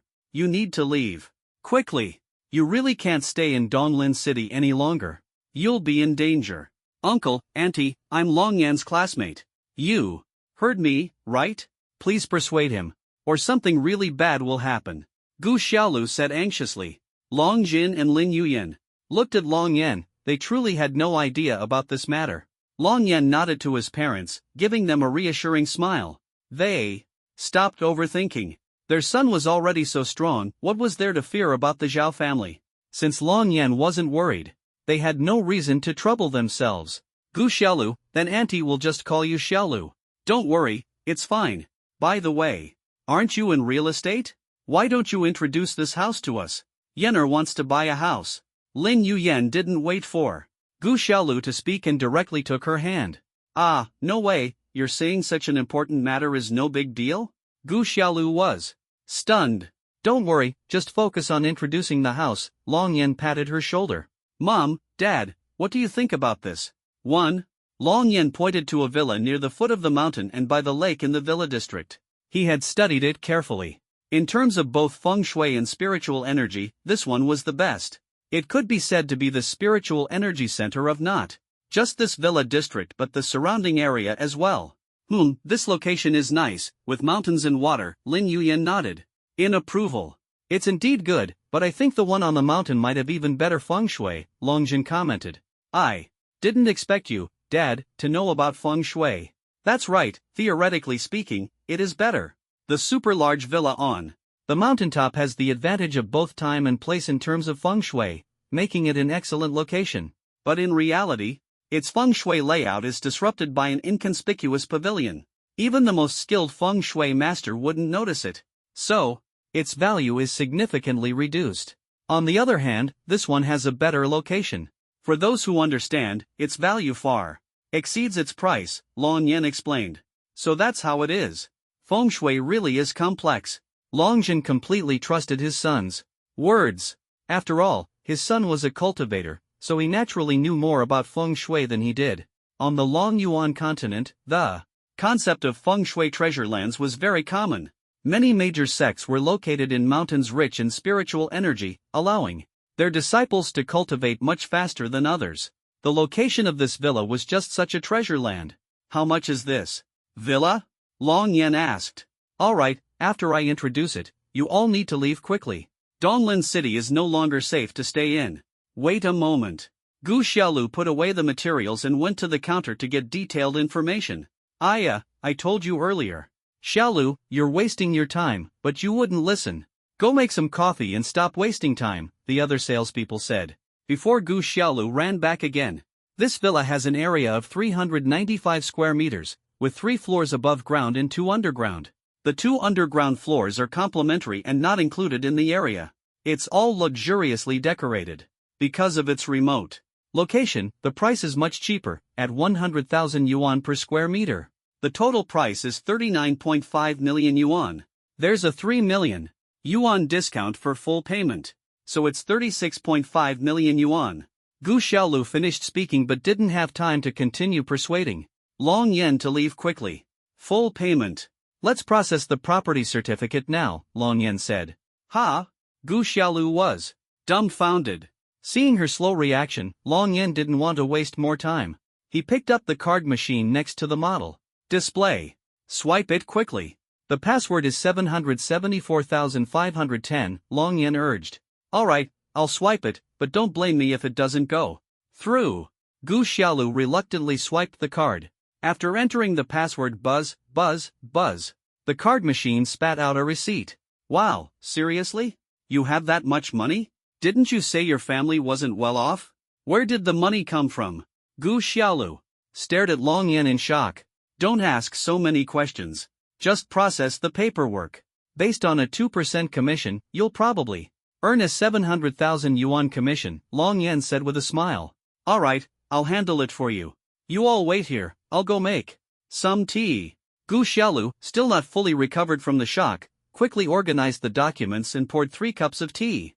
The dozen or so salespeople nearby, seeing this scene, immediately jumped out of their chairs, flustered. Wait, look, they really seem to be buying. Yeah, they've already swiped the card. No way, did she really sell one? Impossible, I've never been wrong before. Let's go, let's check it out. Hurry. A dozen people hurried over. Xiaolu, is this handsome guy here to buy a house? Asked sales champion Li Yisan. Yes, sisterly, Long Yan wants to buy that lakeside villa for 36.5 million. The payment has already been made, Gu Xiaolu said. Oh, Xiaolu, I forgot to tell you, you're not an official employee yet. You can't directly handle the property certificate for the client.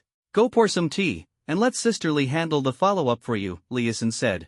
Oh, okay, Gu Xiaolu nodded, not thinking much of it. You silly girl. One day, someone will sell you off, and you won't even know it. Long Yan shook his head. Don't be polite, Gu Xiaolu, do it yourself, Long Yan said coldly. Handsome, that's against the rules. She's just a part-time salesperson. I'm a full-time salesperson, I know everything she doesn't, Li Yisan said, throwing flirtatious glances at Long Yan and acting coy. Her intentions were obvious. Although in her 30s, she had a stunning figure and a charming demeanor, making it hard for young men to resist. Lin Yuyan was speechless. You're really something. All this talk, isn't it just to steal the deal? Get lost. Smack. Long Yan slapped her hard. Li Yisan flew back like someone in a movie, landing heavily on the coffee table, which broke under the impact. She passed out. Long Yan's face remained expressionless, as if nothing had happened. He couldn't be bothered to waste words on her. Long Jin and Lin Yuyan exchanged glances, feeling immensely satisfied with the slap. What a relief. Sisterly, are you okay? How could you hit someone? This is too much. Where's security? Get over here. The sales team was in chaos. Wasn't that a bit too much, Long Yan? Gu Xiaolu looked at him with a complicated expression. Ignore them, let's continue, Long Yan said as he completed all the procedures. The property certificate was in his hands. The villa was officially his. A feng shui master once said this house's true value exceeds 500 million. Even the villa on the mountaintop can't compare. Long Yan was overjoyed. He had scored a great deal. This was a huge win. Where's security? Where did they all go? How dare he hit me?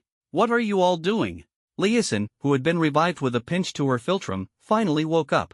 Holding her face, which bore a large handprint, she screamed and shouted. Security did arrive, but they all stood at the entrance of the sales office in 2 rows, ready to welcome someone. Why are they all standing outside? Who's coming? Gu Xiaolu asked, puzzled. We just got word that the chairman is coming. Quickly, clean up and get ready to welcome him, said the sales manager, who had just come downstairs after a nap. Li Yisan and the others hurriedly cleaned up the broken coffee table to prepare for the chairman's arrival. Hey, what happened to your face? The sales manager was startled. Li Yisan's face was swollen like a big steamed bun, with a clear handprint. Her once beautiful face was now a pitiful sight. Before she could complain, the manager had already run outside to greet the chairman. A group of people approached from outside. 3 men and 3 women. An elderly man led the group, followed by 2 middle-aged men in suits who were chatting as they walked. 2 women in professional attire followed behind them, clearly secretaries. As for the young woman, she appeared to be in her early 20s, wearing a black long dress. She was tall, with well-defined features and a touch of beauty. She walked behind the 2 middle-aged men, maintaining a 1-person distance. Long Yan glanced at her casually and then looked away, turning his attention back to chatting and drinking tea with his parents. Gu Xiaolu was busy organizing the villa keys and some gifts for the new owner, not bothering to greet the chairman. President Lin, isn't the location of your Linhong Villa district a bit remote? President Jiang, it's less than 50 kilometers from the city center. Just an hour's drive. It's not far. The main thing is that it's quiet here, away from the city. Isn't everyone advocating for a peaceful environment nowadays? President Lin is right. Being away from the bustling city is indeed good. The city center is crowded, with cars and traffic jams. By the way, President Lin, I brought Master Chen to check out the villa we discussed earlier. If everything's fine, I'll pay in full today. As they spoke, they had already reached the model display. Master Chen, are you the feng shui master from Xiling City? Indeed. President Lin's expression changed. Seeing this elderly man walking ahead of him earlier had made him somewhat displeased, though he hadn't voiced it. Now it seemed this master truly lived up to his reputation. So, it's Master Chen. I've long admired your name. President Lin clasped his hands in greeting.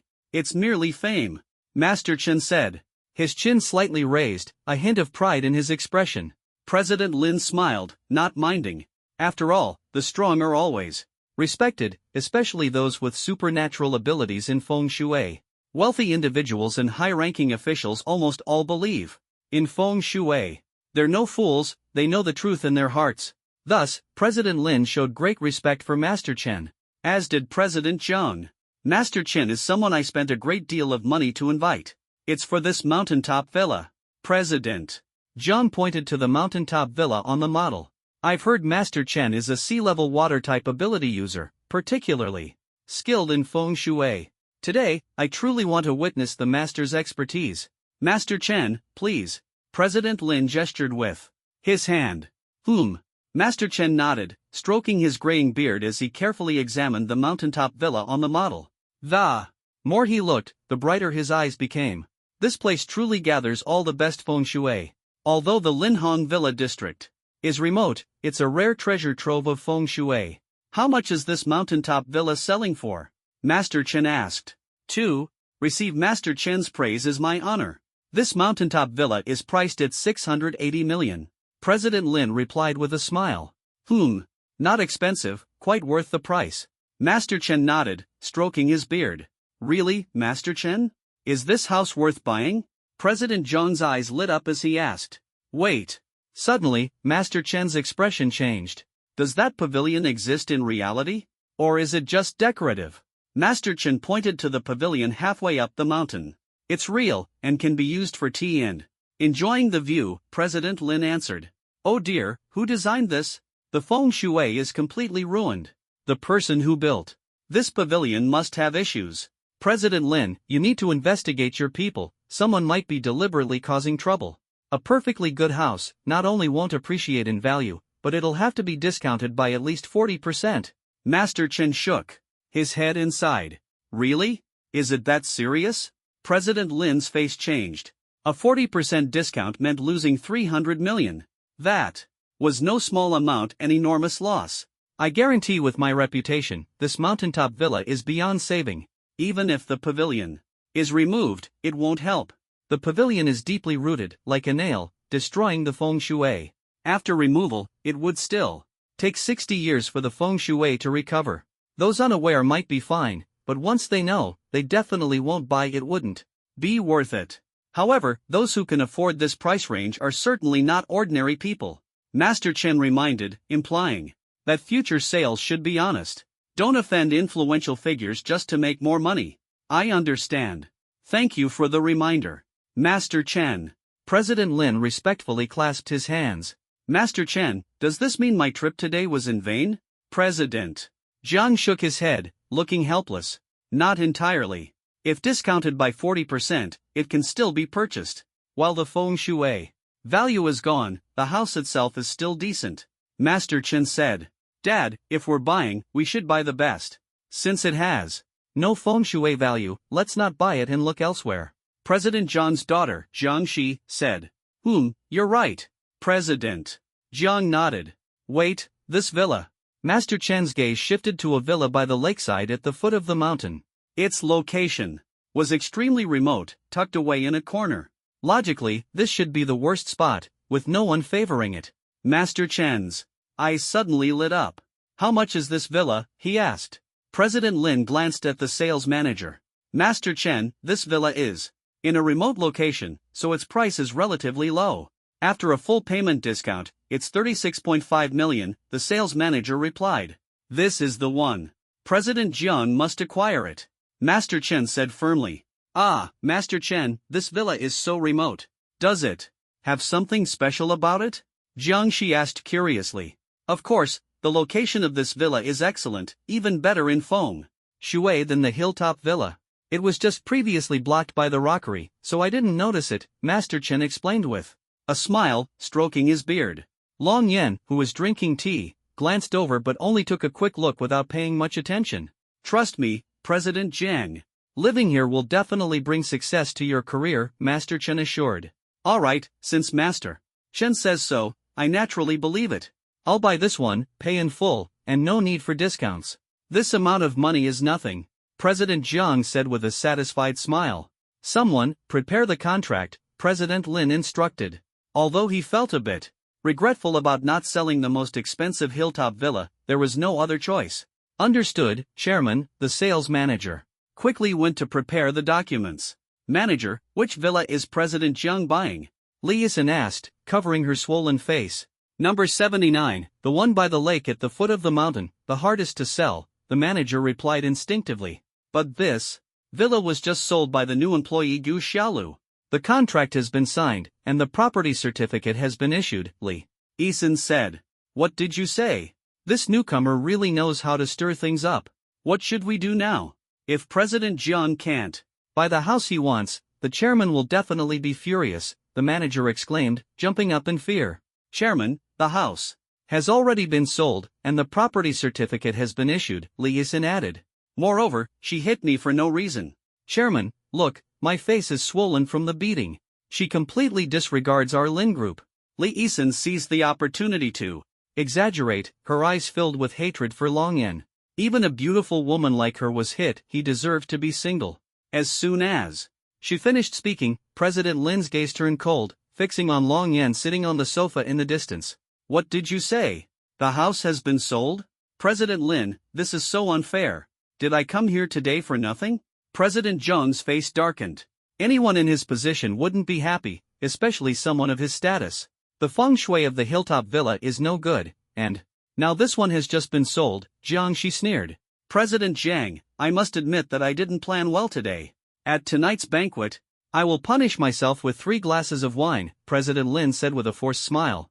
With this, President Jiang couldn't say much more, but the anger in his heart hadn't subsided.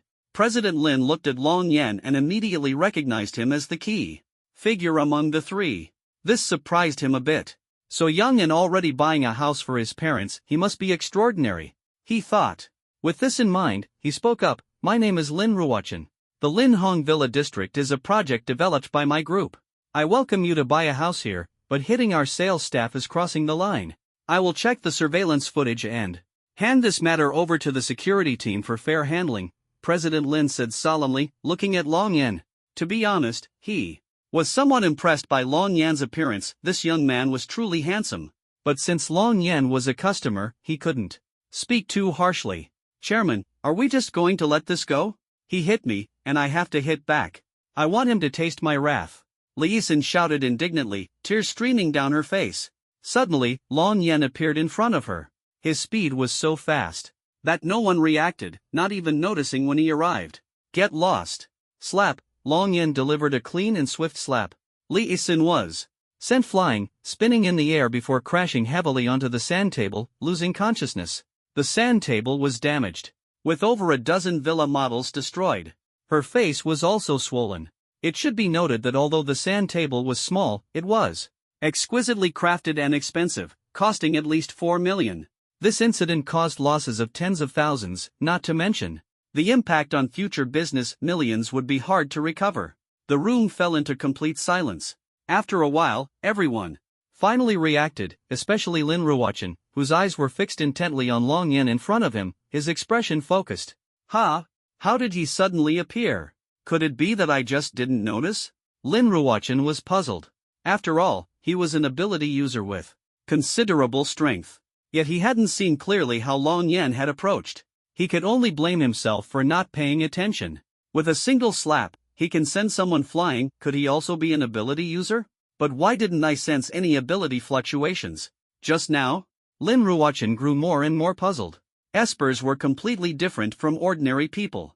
Just like how someone could immediately recognize Ji Kuan's moves as soon as he made them, the aura of an Esper was also very distinct. If he weren't an Esper, how could he be so calm and yet so powerful? This person is definitely not simple, Lin Ruochen thought to himself.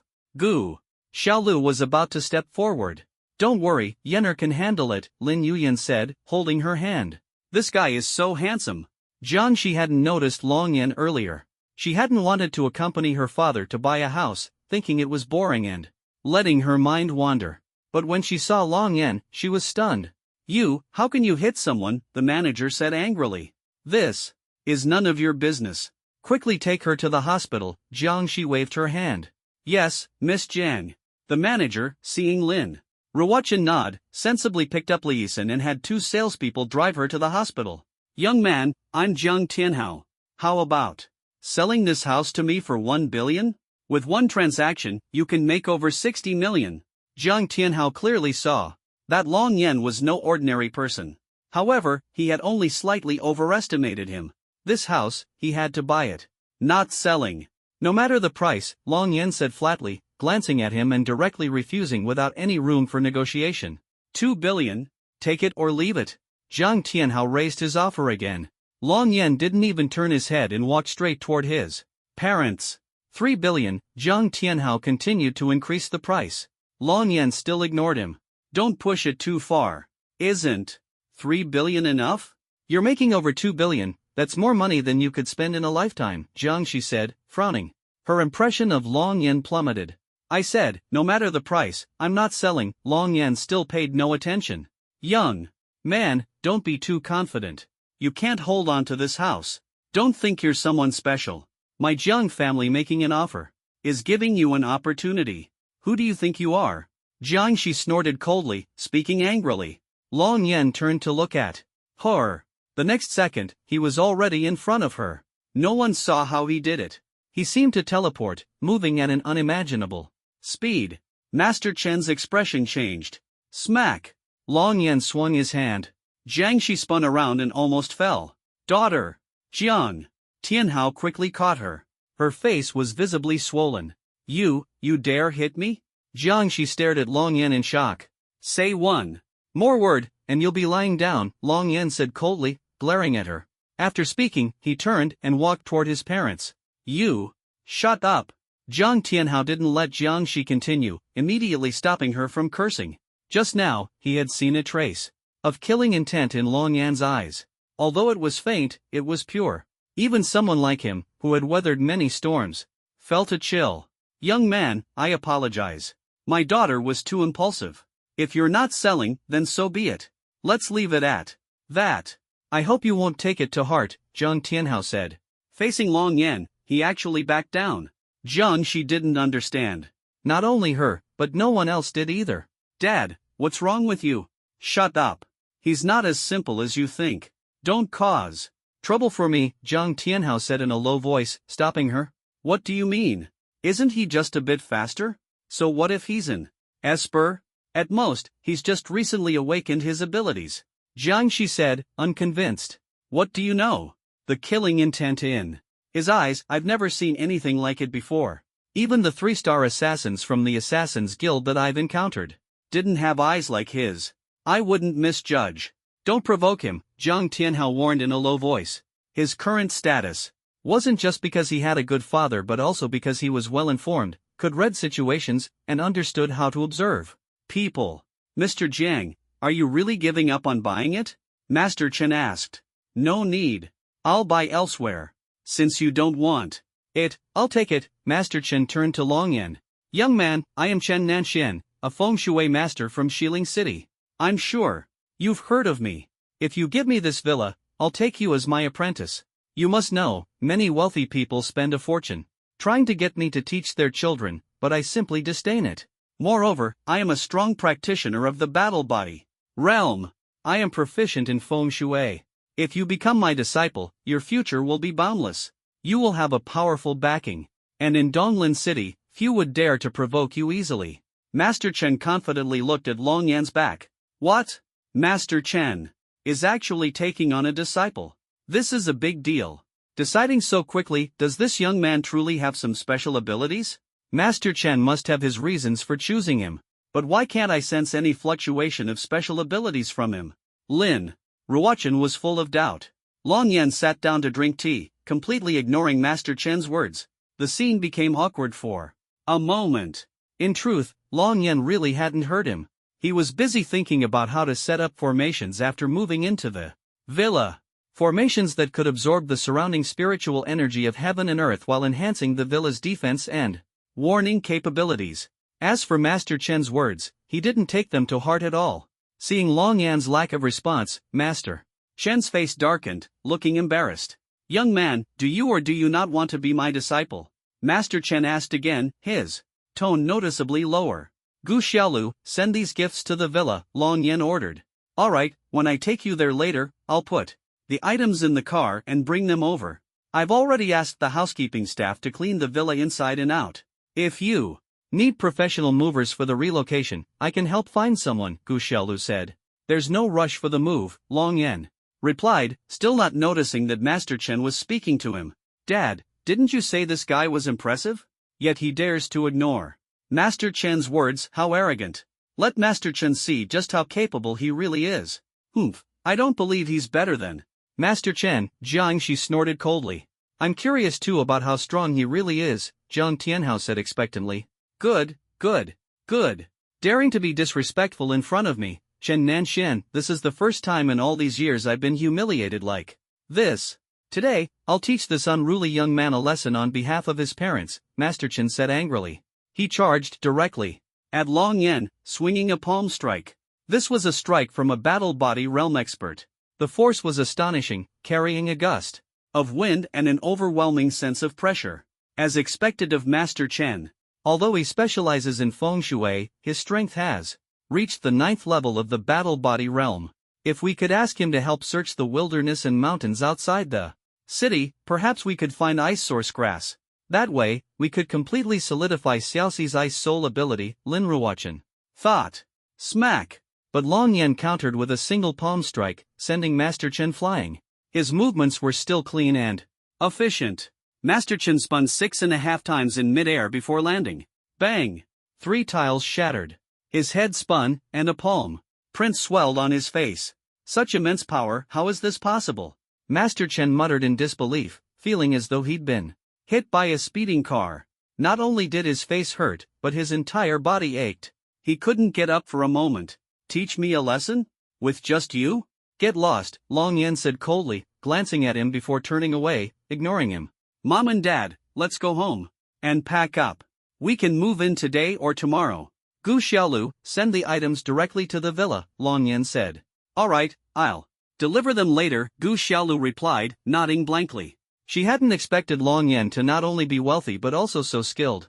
Even Master Chen had been slapped down by him.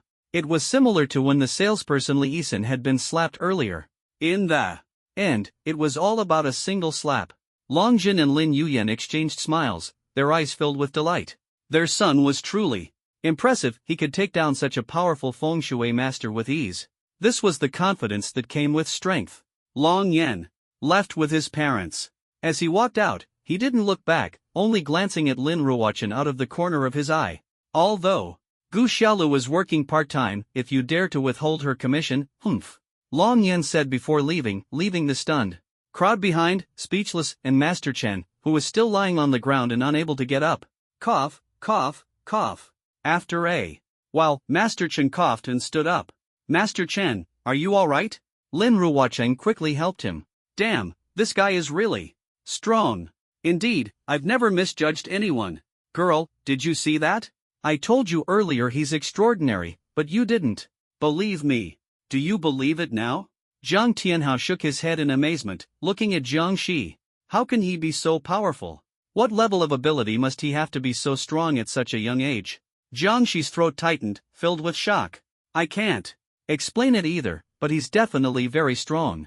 Master Chen is at the battle body realm, yet he was defeated in one move. Just thinking about it is terrifying. Jiang Tianhao took a deep breath, his gaze fixed on the direction where Long Yan had disappeared. His brows furrowed. I'm fine, no need to help me. Before Master Chen could be supported, he had already steadied himself. Apart from the injuries on his face, he looked completely fine. Such petty tricks, daring to show off in front of me. I was just careless earlier. Seeing that he's a junior, I didn't use my full strength. Who would have thought this young man would resort to a sneak attack? So unruly, it's truly infuriating.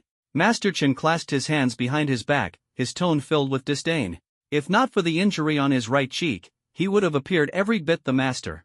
His face feigned composure, but the pain from the wound was piercing. A trace of malice flashed in Master Chen's eyes.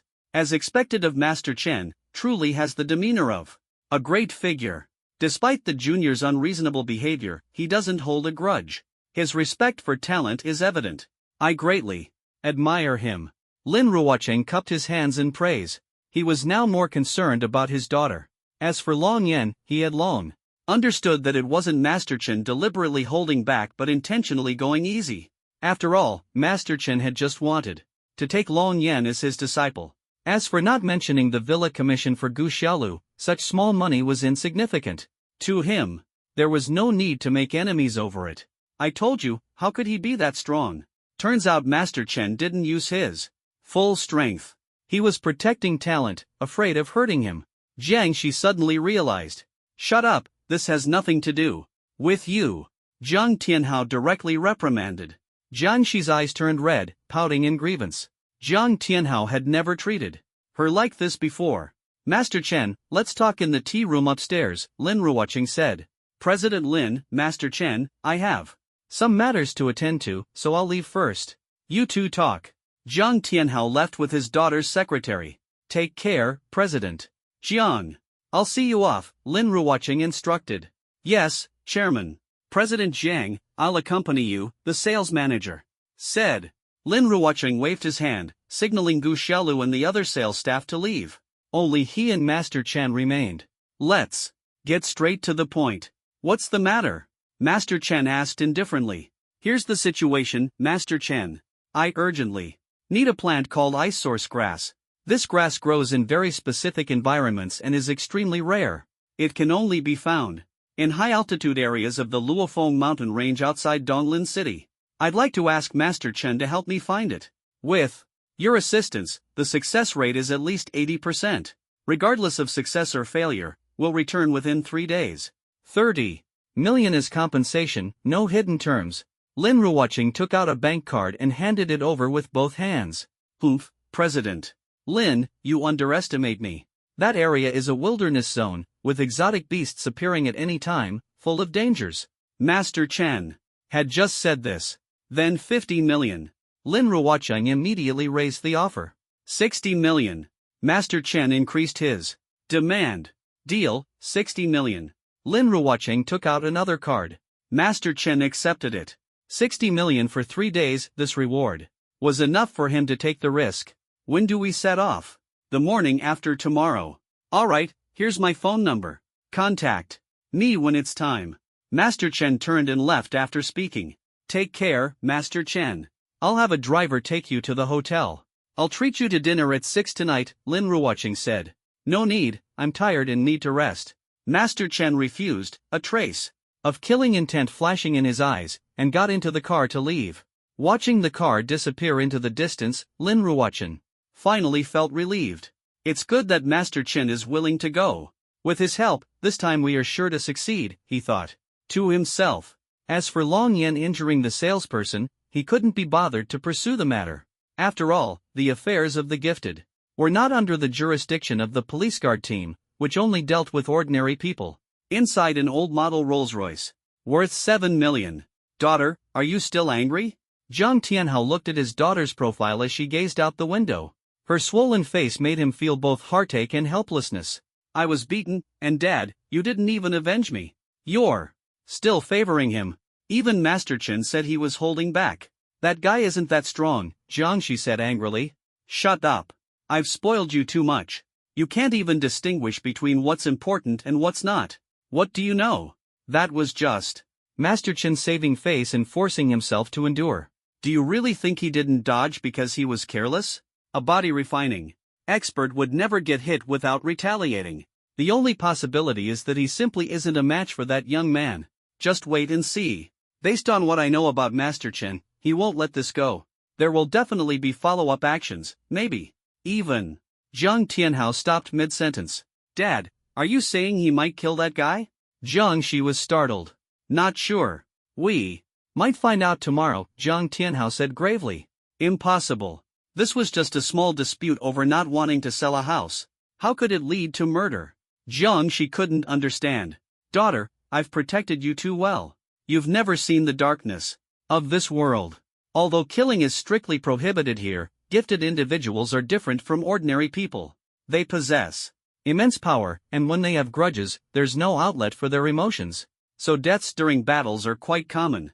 It's just that these matters are never made public. There's a special gifted punishment team responsible for handling and covering up such incidents. Ordinary people almost never find out, Zhang Tianhao explained solemnly. What? So this is what the world of the gifted is like? How cruel. Zhang Shi's worldview was completely overturned. She had just finished her college entrance exams, only 18 or 19 years old, and her abilities had yet to awaken. Naturally, she was frightened upon hearing this. Daughter, I'm telling you this so you can adapt in advance. Although I'm not a top-tier gifted individual, my strength is decent. You will definitely awaken your abilities too. In the coming period, you must work hard to stimulate your abilities. Next month, on July 7th, there's a gifted level assessment. If you can achieve a good ranking, I'll help you get into a good university. Remember, only powerful gifted individuals can truly stand at the top, Zhang Tianhao said earnestly. I understand, Dad. I'll definitely work hard to become stronger. By the way, Dad, what level do you think that guy's abilities are at? Jiang Shi asked. If my guess is correct, he should be at the 3rd level, the battlefield realm. Otherwise, it would be impossible to knock Master Chen down with a single slap, Zhang Tianhao replied. In his early 20s and already at the battlefield realm? Is that even possible? Jiang Shi was shocked. I'm not sure either. Don't rush, we'll find out later. At the construction site of Huafu Tianxiong. Since last night, a large number of police guard teams had been tightly guarding the area. All ordinary people within a 2-kilometer radius had been evacuated. The police guard teams retreated to 2 kilometers away from the site, guarding all entrances and prohibiting anyone from approaching. Barricades were set up everywhere. Vroom vroom vroom. The engines of over a dozen desert-colored military off-road vehicles roared as they drove through the construction site gates. Dozens of fully armed soldiers disembarked from the vehicles, spreading out to guard key positions. Leading them was Army 3-star Colonel Jiang Guohua. When he got out of the car, he hadn't yet realized the severity of the situation. Wearing sunglasses, he was followed by several people. The deputy commander of the 6-star police guard team jogged over to shake hands and greet him. Colonel Jiang, thank you for your hard work, the deputy commander said politely. What's the specific situation? Why did you have to call us over? Even if it's a crime committed by an ability user, it should be handled by the ability punishment squad. Why call us here? Jiang Guohua casually shook hands and asked in confusion. Commander Jiang, you'll understand once you come upstairs with me. The deputy officer gestured for him to follow. All right. Jiang Guohua walked ahead, with the deputy officer leading the way. Jiang Guohua didn't show much friendliness toward the deputy officer of the 6-star security team in this district. He had originally sent his men to meticulously search for footprint clues, only to be summoned by the 6-star deputy officer, who claimed that only he could resolve the issue. Since that was the case, he had to come and see for himself. However, if it turned out to be nothing significant, it would be a complete waste of time. He didn't feel the need to be polite to the deputy officer, but he also had the confidence to act this way. After all, in the era of beast disasters, aside from ability users, the power of firearms was the ultimate truth. Moreover, he was not only an ability user but also had subordinates and top-tier weapons at his disposal. Forget a 6-star deputy officer, even a 7-star or 8-star officer wouldn't intimidate him. The group took a temporary elevator straight to the rooftop and stood in front of the building. "Commander Jiang, take a look at this," the deputy officer said, pointing to two fallen pillars. Jiang Guohua crouched down and touched the cut surfaces of the pillars. The cuts are smooth and clean, with no burrs. This was definitely done by an ability user. Even high-strength reinforced concrete like this can be severed. This level of power is no joke. The cuts are at the same height. It seems like both pillars were severed with a single strike, an impressive technique. This must be the work of at least a battle body level ability user. Jiang Guohua analyzed from the perspective of an ability user, his expression growing serious. "But take a look over there," the deputy officer pointed ahead. "My God, Commander, look at that." A nearby one-star officer's face turned pale as he pointed forward, his expression filled with shock. Not just him, the other soldiers accompanying them were also in disbelief. Jiang Guohua stood up. Because he was wearing sunglasses, he initially thought it was just a uniquely designed building with a slanted top. But soon, he realized something was off. He removed his sunglasses. Looking out, within a kilometer radius, 300-story buildings had been neatly severed, creating a stunning scene. The upper halves of the buildings lay on the ground, their cut surfaces so smooth it was almost unbelievable. This is absolutely beyond the capabilities of current technology. If it was an ability user. Hiss. Jiang Guohua drew in a sharp breath, his brows furrowing tightly as he dared not think further. "That's exactly why I have no idea what to do. This is completely beyond my capabilities. I had no choice but to seek your help, Commander Jiang." "Have you ever encountered anything like this?" the deputy officer asked. "This matter must not be disclosed to the public. Anyone who leaks it will bear the consequences," Jiang Guohua said solemnly. "Understood," the deputy officer nodded. "There's one more thing I need to tell you. Someone fell to their death downstairs. And their head was, do you think it could be an Esper? Or a new type of high-energy laser weapon we don't know about?" the one-star officer asked. "It must be an Esper, and an extremely powerful one at that. So powerful that even I find it hard to comprehend," Jiang Guohua said with a grave expression. "No way, could there really be such a strong Esper in the world? One sword slicing through a kilometer, cutting down 3 reinforced concrete buildings. How strong must they be?" The one-star officer was utterly shocked. "The Balin dynasty has espers as numerous as the hairs on an ox. Someone there should be capable of this. But the key question is, did this person go all out, or was it just a casual strike? There's a big difference," Jiang Guohua analyzed. "Commander, do you think the thunderstorm in the Balin forest could be related to this mysterious esper?" the one-star officer speculated. "Possibly. But we can't be certain until we investigate further. Let's go downstairs and take a look." Jiang Guohua led his team downstairs. The ground was littered with corpses. Even though they were seasoned and experienced, they couldn't help but exclaim, "This is brutal." Search the area thoroughly and see if there are any overlooked clues. To be killed by such a powerful opponent, the deceased were definitely not ordinary people, Jiang Guohua instructed. After the search, a soldier found a badge on a tree branch. "There's something here. Take a look." The soldier handed it over with both hands. "This is the badge of a 3-star assassin from the Assassin's Guild. Why would a 3-star assassin dare to go up against such a powerful esper? That doesn't make sense." Jiang Guohua frowned deeply. "This is beyond what we can handle. Seal off the area completely. Take photos. Collect evidence, and then cover the top of the building immediately. Block all external signals from the site at all times. No outsiders are allowed near." Jiang Guohua gave the orders. "Understood." Long Yan and his parents went to a car dealership and picked out 2 cars to make future travel more convenient. One was a black Porsche Panamera worth over 2 million yuan. The other was a white Mercedes-Benz worth 3 million yuan. The balance in the bank account was now less than 1 million. When they got downstairs, it was almost 5 o'clock. Many people were returning home from work, drawing curious looks from neighbors and children. "Wow, that car is a Porsche Jaguar in midnight black. So cool. Oof, my dad has one too." "Your dad's is a Porsche Taycan. It doesn't even compare. The one behind it is a Bentley, worth millions. How could there be such luxury cars in our area? Must be a wealthy landlord." Some landlords own dozens of properties, with assets easily exceeding 100 million. To drive cars like these, their assets must be at least tens of millions. So rich.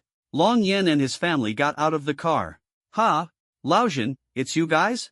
Sister Lin, did you win the lottery? Did you buy these cars? Don't tell me you really won the lottery? There was news at noon about someone winning tens of millions nearby. How much did these cost? I estimate at least 5 million combined. Faced with the neighbors' curiosity and questions, no, we didn't win the lottery. Just lucky, that's all. The cars aren't that expensive, just a few million. Alright, let's catch up another day. Longjin responded with a smile, but it was mostly perfunctory. These neighbors were old acquaintances, but they didn't have deep relationships. Most people either envy your success or mock your failures. Their eyes were filled with jealousy. The darker side of human nature was on full display here. Apart from the closest and dearest people, no one truly wishes for your happiness. Of course, there were a few neighbors with good relationships, but they weren't among this group. After the small talk ended, the three of them returned home. Longjin and Lin. Yu Yan lay on the worn-out sofa, feeling like the day had been a dream. Just yesterday, we were ordinary people working hard to make a living, and now Yenner has effortlessly changed everything. The change is so fast, who could have imagined it? Indeed. Strength is everything. The two sighed deeply. Mom, Dad, take the important things with you. Leave behind what you don't need. The villa has everything. When do you plan to move in? Long Yan asked. Suddenly having to leave here, I really feel a bit reluctant. I've lived here for over 10 years, experiencing so many springs, summers, autumns, and winters, Lin Yuyan said with deep emotion. Don't dwell on it. People always have to look forward. Yenner, how about moving tomorrow afternoon? Longjin suggested. Any time is fine. Or I could buy these few floors, connect them into a duplex flat, Long Yan proposed. No need. This is an old community, too conspicuous, and it would definitely cause trouble for you. That villa is the real good place, Longjin said. You guys chat, I'll go cook, Lin Yuyan said.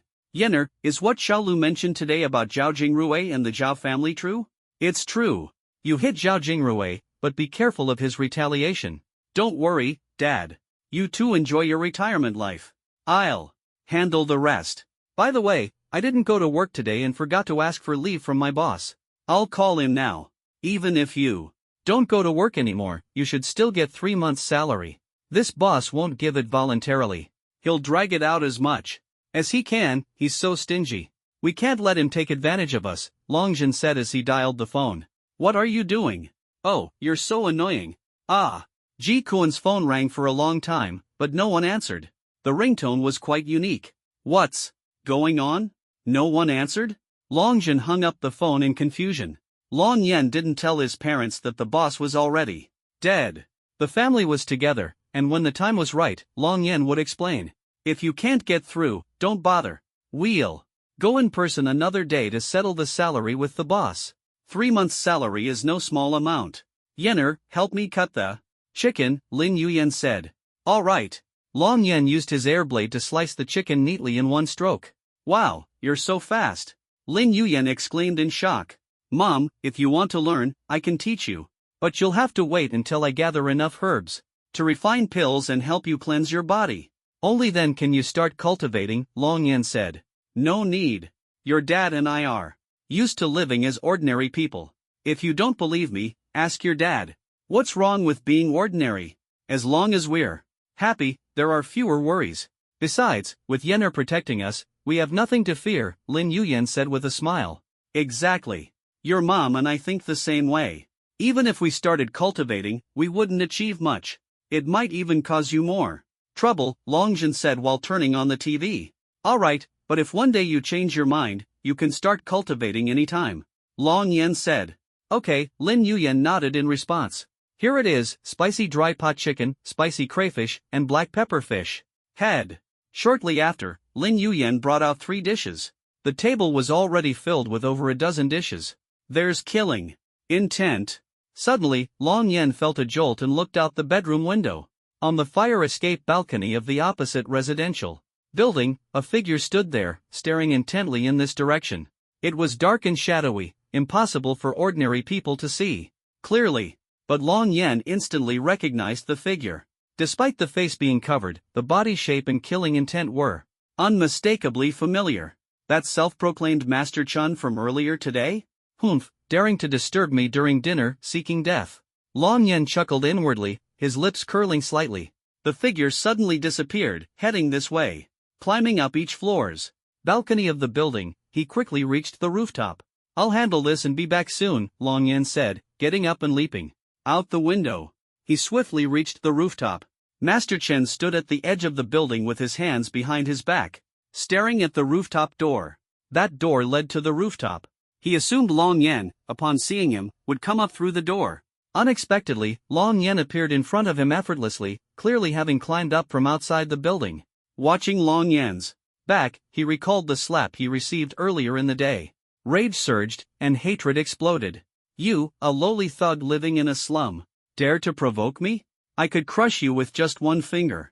Kneel down now, kowtow, and sell me the house for $1. You can still live. Otherwise, not only will you die, but your family will suffer too. Master Chen was about to continue his threats, when a sharp air blade suddenly pierced his chest. He looked down. Ah! His screams abruptly stopped. Long Yen grabbed his throat and lifted him up like a chicken. You're courting death by trying to kill my family. Not only you, but your parents will be tortured too. Long Yen glared at him coldly. Master Chen was completely powerless, unable to resist. No matter how he struggled, he couldn't lift his hands. He couldn't escape Long Yan's grasp. How can you be so strong? You're not a battle body, you're a battleground? You're so young, how can you be a battleground? Who the hell are you? Master Chen finally showed fear, his lips trembling. During the day, he had thought he had the upper hand. At least he hadn't taken Long Yen seriously. Although Long Yen was a battle body, he was by no means strong. At most, he was at the 7th level of the battle body. A far cry from his own strength. Only now did he realize how naive he had been. What kind of trash battlefield is it? You think you're worthy of competing with me? Long Yen said disdainfully. Master Chen's eyes widened as he stared at Long Yen in disbelief. He doesn't even take battlefields seriously. Has he reached a higher realm? Impossible. He's barely reached adulthood. How could he be so powerful? Even S-class Aspirians don't progress this fast, Master Chen exclaimed inwardly. If you die, will anyone avenge you? Long Yen asked. This resonated with Master Chen, a sense of possibility. He must be calculating the price he'll pay for killing me. After all, I'm a famous feng shui master. I've helped many wealthy, powerful Aspirians. If anything happens to me, they'll avenge me. The more I exaggerate, the more likely he'll spare my life. With this thought, Master Chen felt he had seen through everything. If I die, my wife and son will never let this go. They'll use every tactic they can. After all, I've helped many high-ranking officials, Master Chen said. Having a wife and children is good. If they come looking for me after you die, I'll make them suffer. Skinning and pulling out my tendons is nothing. Threatening me with my parents? Your entire family is doomed to die without a burial place. Long Yen let out a cruel smile. What? Master Chen's eyes widened in fear. He'd assumed Long Yen was weighing the pros and cons. He hadn't expected him to be a sting operation. He waited for him to mention he had a wife and children. He hadn't realized that Long Yen had a nickname on the Long Yuan continent, the Nine-Nethered Demon Emperor. He killed without blinking, and was feared by everyone. Long Yen smiled, and his entire family had been raised in vain. This was a common understanding across the Long Yuan continent. Therefore, even villains knew not to even mention killing Long Yan's parents. Even if he had no parents, it would be tantamount to seeking death and would bring down his entire family. I'll break your bones one by one, Long Yen began. Ah! Master Chen screamed, his jaw shattered, unable to even utter a sound. After torturing him for several minutes, Long Yen casually threw him into the air. Remember to be careful in your next life. Throw him to a height of 2,000 meters. Then let him land vertically. Boom! The body of a strong warrior is very strong and resilient, but this time he felt pain all over. The power is no less than a high-powered high-explosive grenade. As for the card given by Lin Ruochen on Master Chen, because there was no password, Long Yen directly transferred the money to his own account using the killer's special mobile phone. He didn't have other cards. Master Chen never brought money when he went out, because no matter where he went, others would help him spend money. 16 million? Not bad, I still have more than 61 million in my bank account. Just after I spent the money. Someone gave me money. Someone gave me a pillow when I sleep. The more people like this, the better.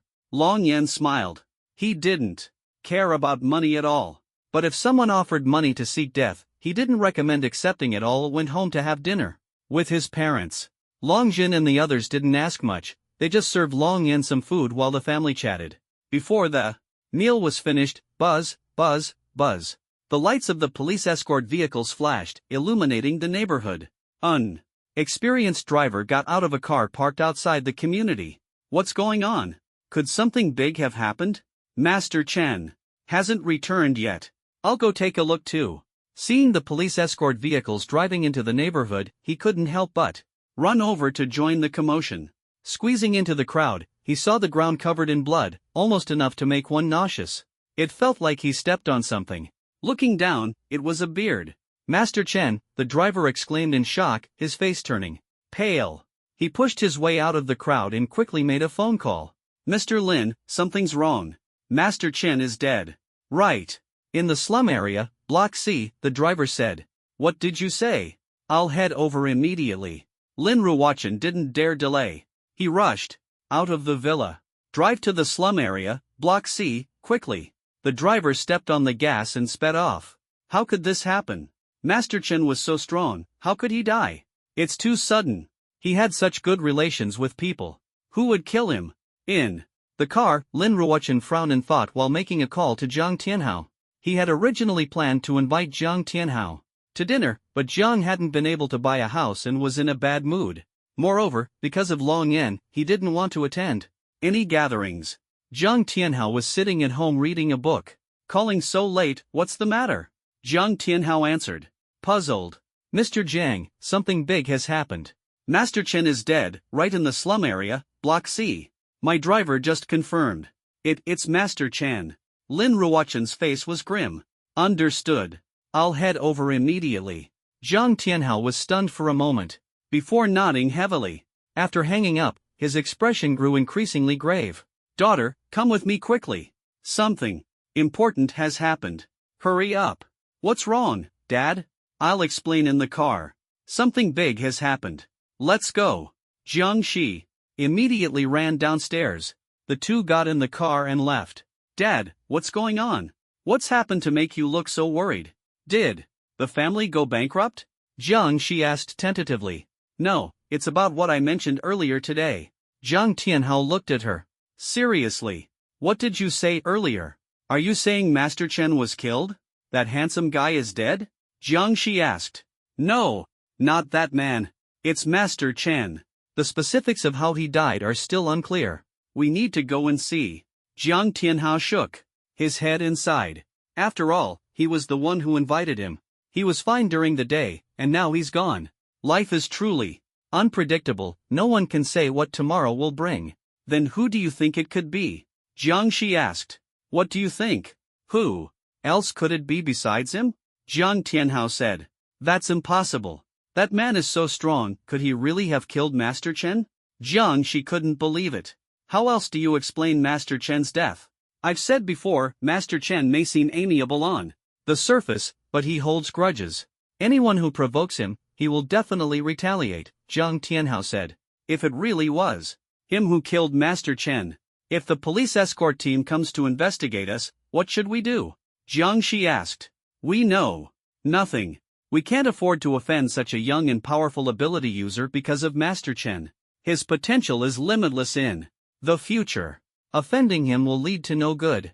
Not only can we not offend him, but if there's an opportunity, we must try to win him over. At such a young age, he's already at battlefield level. Not to mention, his ability level might be A grade, or even S grade. Do you know what an S grade ability represents? Jiang Tianhao's expression was solemn. What does it represent? Jiang. She felt her mouth go dry. It means that in the entire Donglin city, with a population of 49 million, there might not even be one S-grade ability user in 3 years. As long as he doesn't meet with any accidents, he will definitely become an elder in the future. By then, his power will be immense, and his status will be on par with the top figures in Donglin city. Jiang Tianhao's tone was extremely serious. I understand, Dad. Even if it really was him, we'll pretend we don't know. Jiang Shi nodded firmly. Long Yan threw Master Chen into the air, sending him crashing into the neighboring residential complex.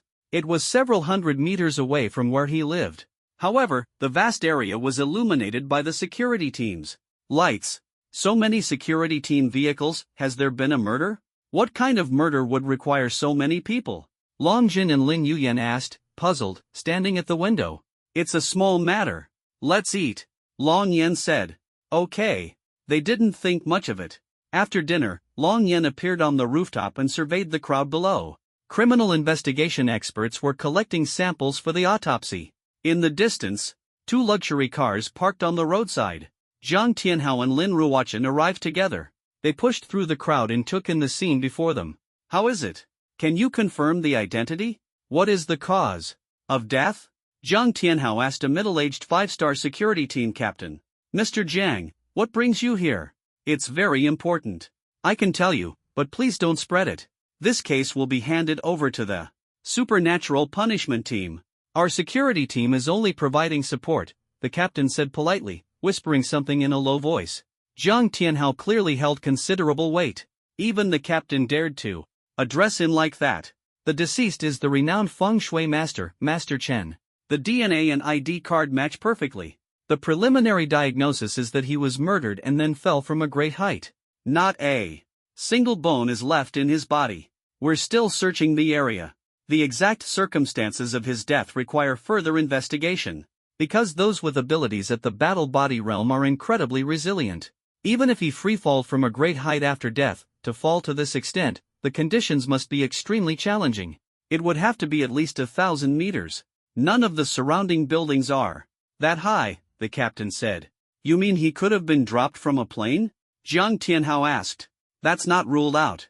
It's impossible for someone to fall from a residential building hundreds of meters high to such a height, the captain said. Understood. Go on with your business. Okay, Mr. Jiang, I'll be leaving now. Jiang Tianhao frowned, looking at Lin Ruochen. The identity has been fully confirmed. It's Master Chen. He was murdered and then fell from a great height, Jiang Tianhao said. What? This is going to get out of hand. This is Master Chen. He was fine during the day, how could he suddenly be like this? Sigh. Lin Ruochen sighed. He wasn't lamenting Master Chen's death. It wasn't him, after all. The innocent are innocent. He was lamenting that he had spent 60 million, only to have him die before he could even take action. Without a helper, the chances of finding the ice source grass were greatly reduced. What would happen to his daughter?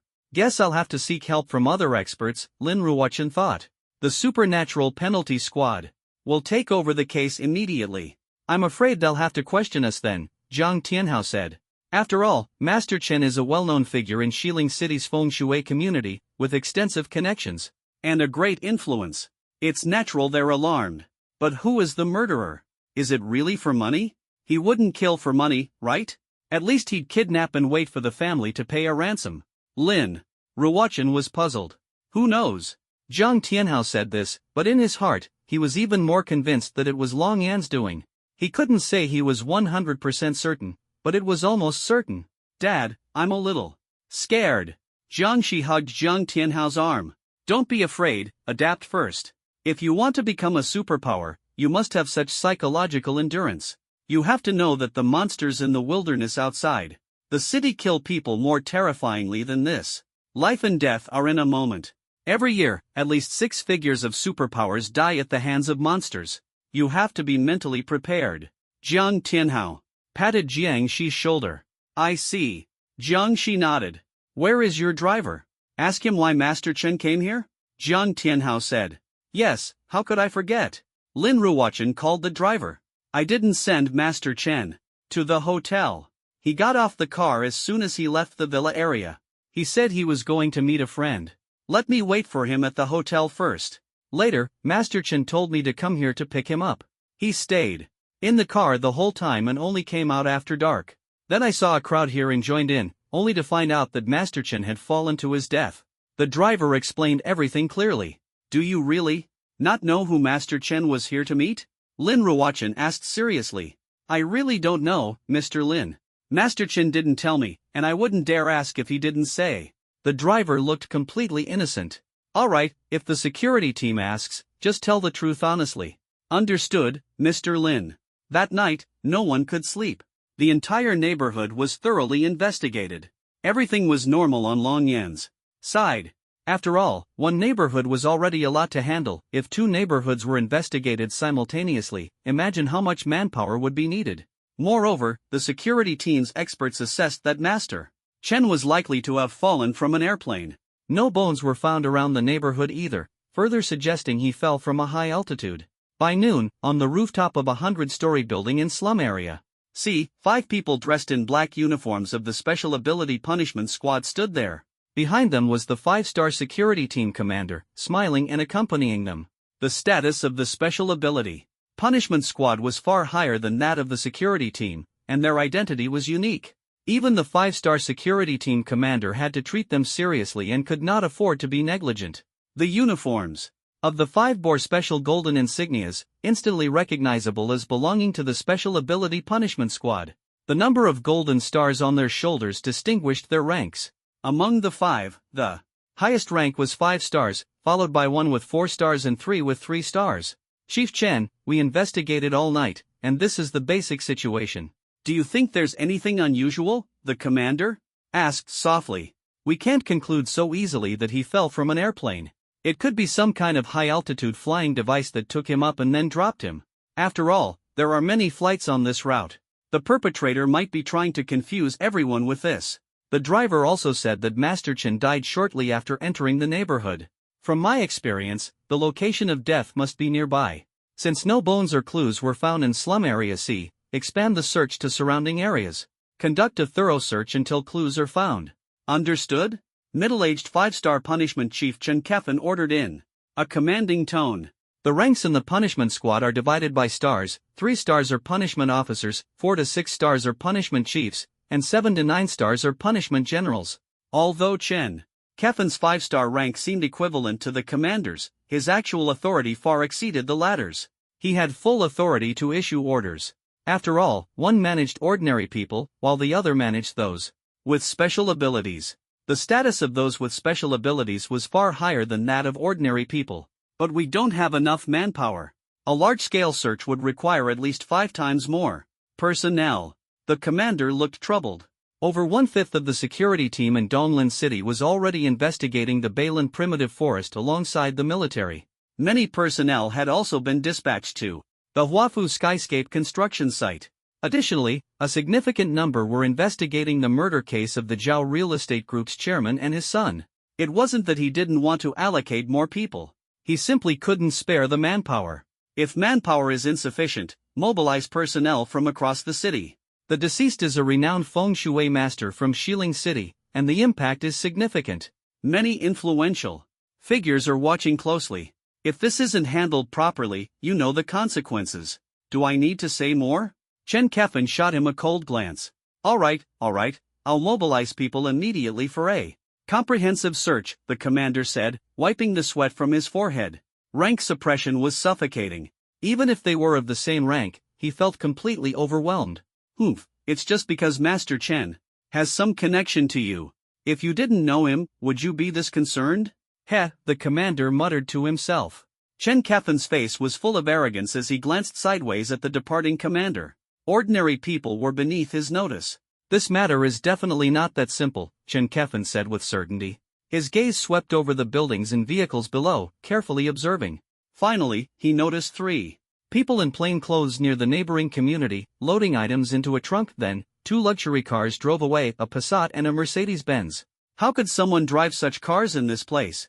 Most of the slums are low-rent housing, rented to laborers. Cars worth tens of thousands are common, but cars worth $500,000 are rare, Chen Kefan said. The people nearby also looked over. Sir, these people are likely landlords. It's normal for some landlords to own several or even dozens of properties. They can afford cars worth millions. Someone standing nearby with hands behind their back said, Is that so? Chen Kefan squinted slightly but didn't pay much attention. Without solid evidence, everything was just speculation. Sir, the Chen family has arrived. It's Master Chen's wife and son. The person pointed downstairs, where a man and a Woman stepped out of an old Rolls-Royce Phantom luxury car. Behind the car were more than a dozen black private cars. Dozens of men wearing sunglasses and suits stepped out of the vehicles, creating quite a grand scene. "Ah, what must come will come," Chen Kefan said. "Let's go meet Mrs. Xiao of the Chen family." Downstairs, upon seeing Chen Kefan, Xiao Zi's eyes immediately turned red. "Kefan, how exactly did your second uncle die?"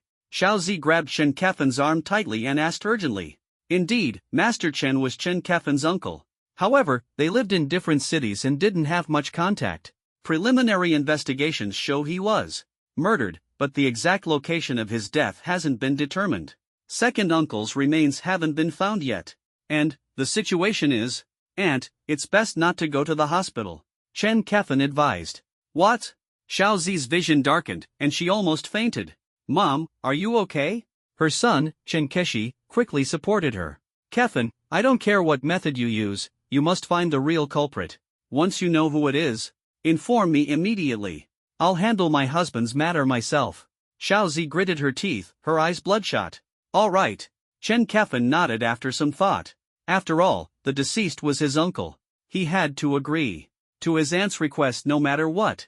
Of course, if things escalated, it wouldn't be easy for him either. He just hoped nothing would go wrong. Keshi, let's go back and gather our people first. Whether the other party is known or unknown, or even from the Assassin's Guild. No matter the cost, it doesn't matter. Prepare to make the culprit pay in blood. If the other party has family, I want their entire family to pay the price and avenge your father, Xiao Zi said. Understood, Mom. Whoever it is, they must pay the price.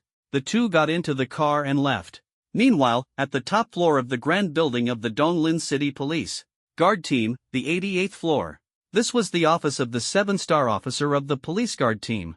The rank hierarchy of the police guard team was as follows: 1-star intern, 2-star squad leader, 3-star deputy leader, 4-star team leader, 5-star chief leader, 6-star deputy officer, 7-star officer, 8-star deputy chief, 9-star chief.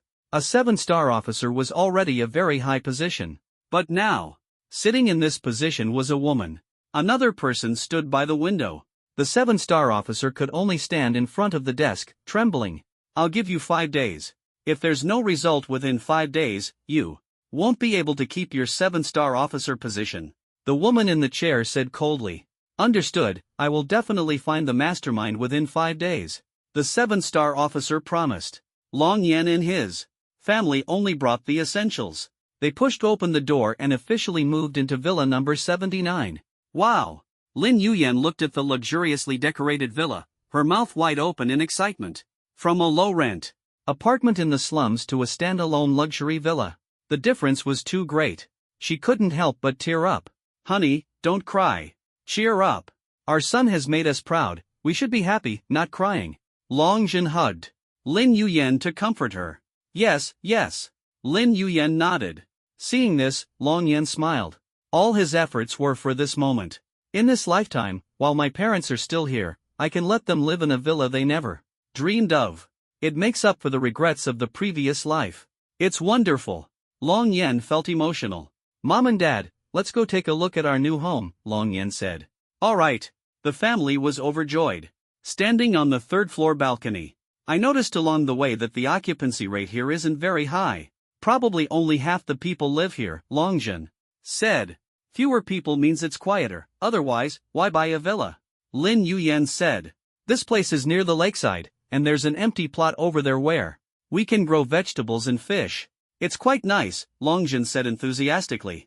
You guys chat, I'll go take a look around, Long Yan said, leaping down to start observing the terrain. The villas near the lakeside were all vacant. Since this area was near the foot of the mountain and relatively remote, few people were willing to buy houses here. The 6 surrounding villas were all empty. The environment was very peaceful. Far from the city, surrounded by green mountains and clear waters, the scenery is beautiful. The surrounding area, spanning hundreds of square kilometers, is a place where spiritual energy gathers. Living here is truly wonderful. Long Yan wandered around, climbed to the mountaintop, and looked around, pondering which type of formation to set up. Late at night, when all was quiet, Long Yan sat cross-legged in the basement, his fingers moving as he inscribed complex formation symbols. These were formation Dao seals, gradually spreading across the ground. The patterns grew larger and increasingly intricate, remaining clear no matter how much they were magnified. The complexity was beyond imagination, incorporating various techniques, resembling magnified microchip circuits. Long Yen focused entirely on inscribing the formation. Every second, countless runes and patterns appeared. The complexity far exceeded that of microchips. Moreover, the higher one's mastery of formations, the more intricate the patterns became. This was the allure of formations. On the Longyuan continent, aside from cultivating immortality, there were also pill refining, artifact crafting, formations, and demonic arts.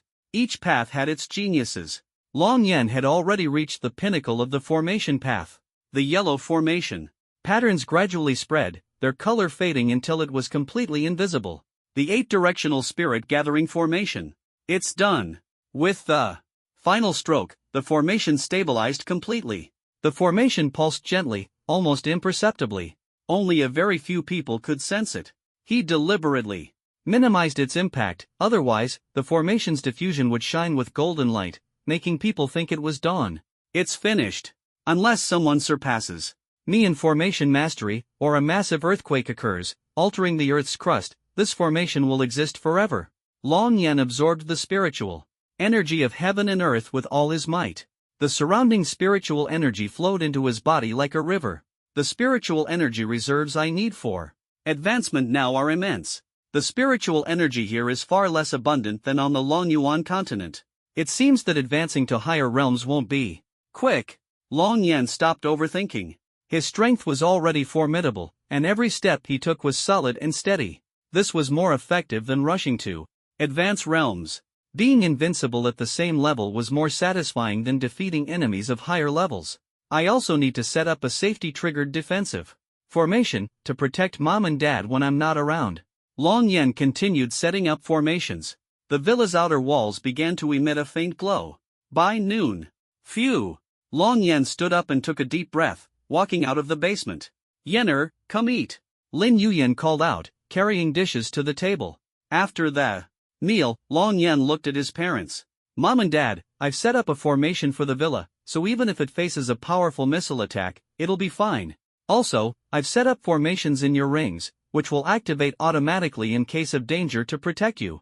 Long Yen returned their wedding rings to them. So, it's like a protective shield?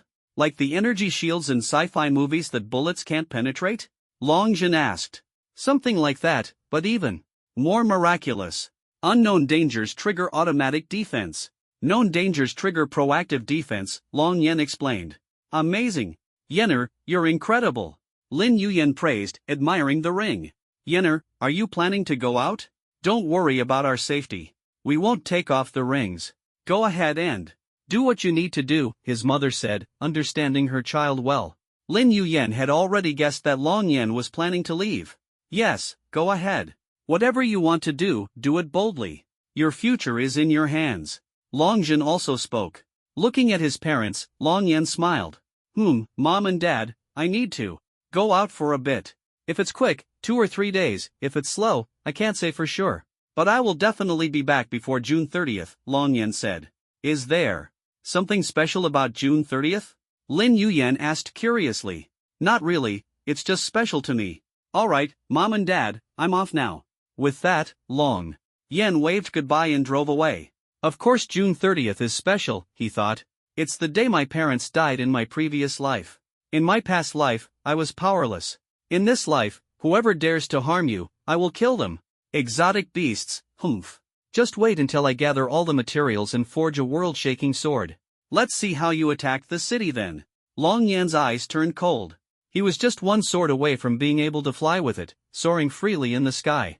Flying was much faster than running on the ground. Therefore, he needed rare materials to forge a good sword, one that could both enable flight and enhance combat. Power. There's a place not too far from here with the materials I need. The Luofeng mountain range is quite suitable. It's only 800 kilometers from Donglin City. Plus, I remember there's an abandoned mining company there that used to extract ores before the exotic beast outbreak. There might be materials I need in the mines, Long Yen calculated in his mind. He opened the car's navigation system to check the route. The navigation map indeed showed an abandoned mining company under Chihong Heavy Industries in the Luofeng mountain range. The map even specifically marked it as a dangerous area with exotic beasts. Driving there is impossible, there aren't even roads. The Donglin Arc Military Civilian Airport seems to have direct flights. Those are special flights designed for ability users to practice and hunt exotic beasts. With this in mind, Long Yin first went to an ability user store and bought a new outfit, a casual short-sleeve shirt, sports pants, and sneakers, costing him 100,000. This casual outfit, specially designed for ability users, was not only wear-resistant and cut-resistant but also heat-resistant. Most importantly, it was comfortable and stylish. To be honest, someone as handsome as Long Yen would turn heads even in shorts. The female shop assistants couldn't help but stand at the door, watching him walk 200 meters away. Afterward, Long Yen followed the navigation and drove to the underground parking lot of the Arc Airport. The parking lot was huge. At a glance, Long Yen saw many people taking various equipment out of their cars and trunks, strapping on backpacks. A bus had just dropped off dozens of people, all busy organizing their gear. They're all ability users? I've seen at least 200 people along the way. Long Yen muttered to himself as he parked the car. It was worth noting that ability users were extremely rare. Seeing 200 people at once was truly unusual. Moreover, they all looked very young, around 18 to 20 years old. But Long Yen didn't think much of it. He took the elevator to the second floor. Inside the elevator, 3 young people with backpacks were chatting enthusiastically. I heard this year's ability user assessment in Donglin City is especially tough. Unlike previous years, where they just cleared out exotic beasts in a designated area, this year they're testing ability levels, physical endurance, and reaction speed.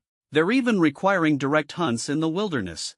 Although there will be strong supervisors, the wilderness is full of uncertainties, said a sturdy young man. You're wrong. It's not just Donglin City, the entire Thailand Empire, even the whole world, has changed the assessment rules. The goal is to simulate real combat. Only on an actual battlefield can true geniuses be tested. But that's what makes it exciting. Flowers grown in a greenhouse can never become true warriors, another person added. That may be true, but I bet the mortality rate will skyrocket. We need to hurry to the Luofeng mountain range to practice hunting exotic beasts and gain experience before next month's assessment. I don't want my parents to see my name on the death list, said the third, a handsome young man. As Long Yen stepped out of the elevator, he listened to their conversation and understood. This explained why there were so many young ability users in the parking lot. Remember, it was from this cohort that the rules for the ability user assessment changed. The mortality rate increased significantly. Many parents thought their children could pass the assessment and rise above others. But what they received instead was a death notice, sometimes without even the remains. In the cruel era of mutant beasts, such assessments indeed made ability users realize the power and brutality of these creatures. It forced them to stay on edge, train harder, and grow stronger. But at the same time, it cost the lives of many young ability users from less privileged families. Those with high ability levels had special protection to avoid dying during the assessment.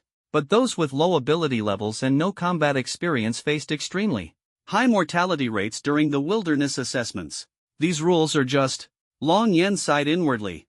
To put it bluntly, children from wealthy and powerful families, after awakening their abilities, could hire strong individuals or join teams to hunt mutant beasts in the wilderness in advance, gaining combat experience. This made it easier for them to pass the assessment, with a lower mortality rate. Those without such resources were in a miserable situation. Forget about hunting mutant beasts to gain experience, even affording a plane ticket to another city was difficult. The cost of tickets between cities was as high as hundreds of thousands. Ordinary people couldn't earn that much even if they didn't eat or drink for a year, let alone going to the wilderness, which was even more expensive. Most people simply couldn't afford it. Without money to gain practical combat experience, deaths during wilderness assessments were naturally high. Long Yen was only able to travel to other cities in his past life because he got into a top-tier school. The school provided free round-trip tickets. Otherwise, he would never have had the chance to leave Donglin City. Plane tickets during the mutant beast era were outrageously expensive. Many people in Donglin City never left the city in their entire lives. 3 generations were trapped there. But there wouldn't be a 4th generation. After all, without descendants, how could there be a 4th generation? Long Yen stepped out of the elevator and saw the terminal building, which was incredibly luxurious. Modern civilian planes were heavily fortified and equipped with weapons. In critical situations, they were even escorted by fighter jets. As a result, only middle and high-income groups could afford them. Naturally, the terminal was high-end, grand, and extremely luxurious. The passing flight attendants were all stunningly beautiful, far surpassing the standards before the mutant beast disaster. Almost every one of them could be considered the belle of their class, with looks that were 1 in a 100. Their uniforms paired with black stockings and small high heels made it hard to look away. Long Yen noticed many young people carrying backpacks, fully armed. They were queuing at a special manual ticket counter.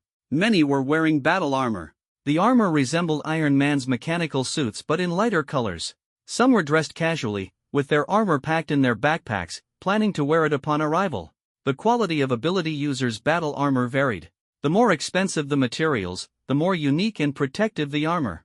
Cheaper armor offered poor protection, essentially just thin iron plates mass-produced, with low comfort and even lower defense.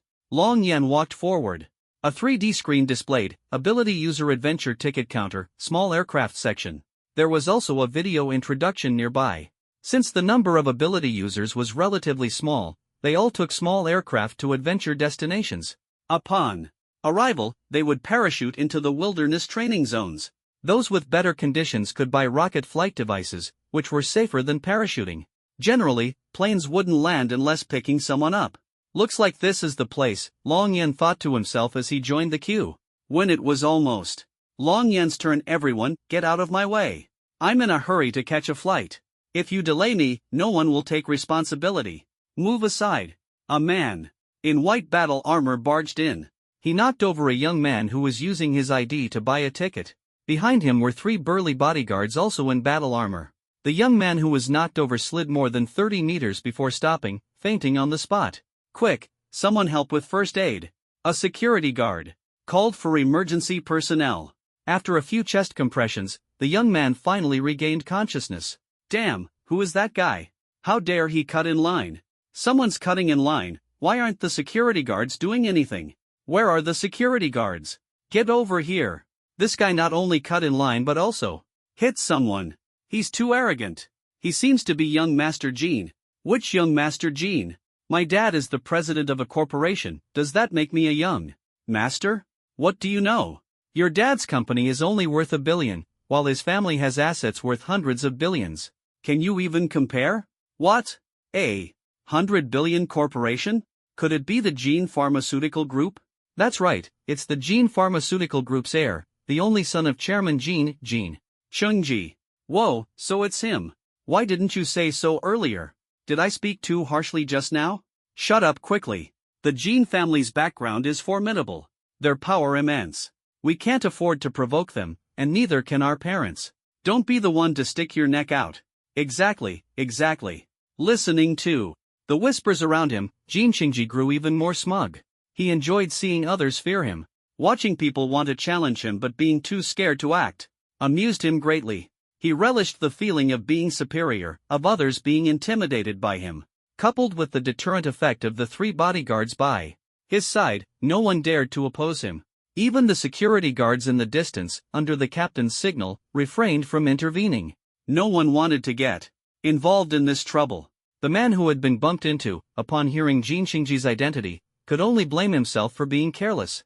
These families of aspiring ability users preparing for training had decent conditions, but compared to the Gene family, they were far inferior. The Gene Pharmaceutical Group had a market value of hundreds of billions. More importantly, the Gene family's background was mysterious, and Chairman Gene was fiercely protective of his son. Who would dare touch his son? Even if people were dissatisfied, they could only endure it. Long Yen coldly watched Gene Chungji standing in front of him. Some people truly deserve to seek their own demise. Give me 4 tickets. What are you looking at? Just give them to me. With my status, do I even need an ID card? My face is my ID card. Gene Chungji impatiently glared at the new female ticket seller. Young Master Gene, please wait a moment, I'll get them for you right away. Another female ticket seller responded with a smile. She was very familiar with Gene Chungji, having seen him often and knowing his identity. She dared not neglect him and immediately processed his request. Not providing an ID card was fine. Jin Xingji took out his bank card, money still had to be paid. No matter how arrogant a playboy might be, he couldn't avoid paying. After all, the airline's background wasn't simple either. Who told you to cut in line? Get lost. Suddenly, a voice came from behind. Jin Xingji instantly felt his body lose all weight, and the next moment, the world spun before his eyes. Bang! He fell face first. Dozens of meters away. Ah! A miserable scream echoed. If he weren't an ability user, this fall would have surely broken his neck, leaving him either dead or crippled. Young master! The 3 bodyguards were terrified and immediately ran over to check on him. Give me 1 ticket to the Luofeng mountain range. Long Yan handed over his ID card and bank card. Oh, okay, please wait a moment. The ticket seller stammered. Whether it was Long Yan's attire, his aura, or his decisive actions, they all gave her the impression that this person was no ordinary figure. She vaguely felt that Long Yan must be someone significant. She didn't know his exact identity, but he was undoubtedly a formidable character. She dared not delay and quickly processed his ticket. The earliest flight to the Luofeng mountain range departs in 20 minutes, and there's just 1 ticket left. Go straight to gate 9, there's a shuttle waiting. The ticket seller reminded him with a smile. Thank you. Long Yan took the ticket and left calmly and gracefully. From start to finish, he didn't even glance at Jin Xingji, who was lying on the ground. The people in line were left dumbfounded. I've seen people get beaten for cutting in line, but I've never seen anyone dare to beat young Master Jin for cutting in line. Who is this guy? How is he so powerful? I don't know. I didn't even get a clear look at his face, but I feel like he must be pretty handsome. He seems to be heading to the Luofeng mountain range too. Why doesn't he have any equipment with him? Just wait and see. Young Master Jin definitely won't let this go. Daring to hit young Master Jin, this guy is finished. Could it be that his background is even bigger? Impossible. I know all the young masters of the prominent families in Donglin City, and he's definitely not one of them. Young master, are you alright? The 3 bodyguards anxiously checked on Jin Xingji. A few minutes later, Jin Xingji managed to stand up with difficulty. He twisted his neck and felt much better. It happened so suddenly that he barely had time to react before he was thrown out. Standing there, his face burning with humiliation, he glanced fiercely around him, but no one dared to meet his gaze. How dare you hit me? Who in all of Donglin City doesn't know me, Jin Chang? No one has ever dared to do that to me since I was a kid. I'm going to kill him. Where the hell is he? Jin Chang roared. Master, he's already bought a ticket and left, the bodyguard replied. Useless. What are you doing? How can you protect me so poorly? Don't think I won't kill you just because you're a 5th-level warrior. If you can't protect me, you don't deserve to live. Jin Chang's face was icy, and he sternly reprimanded.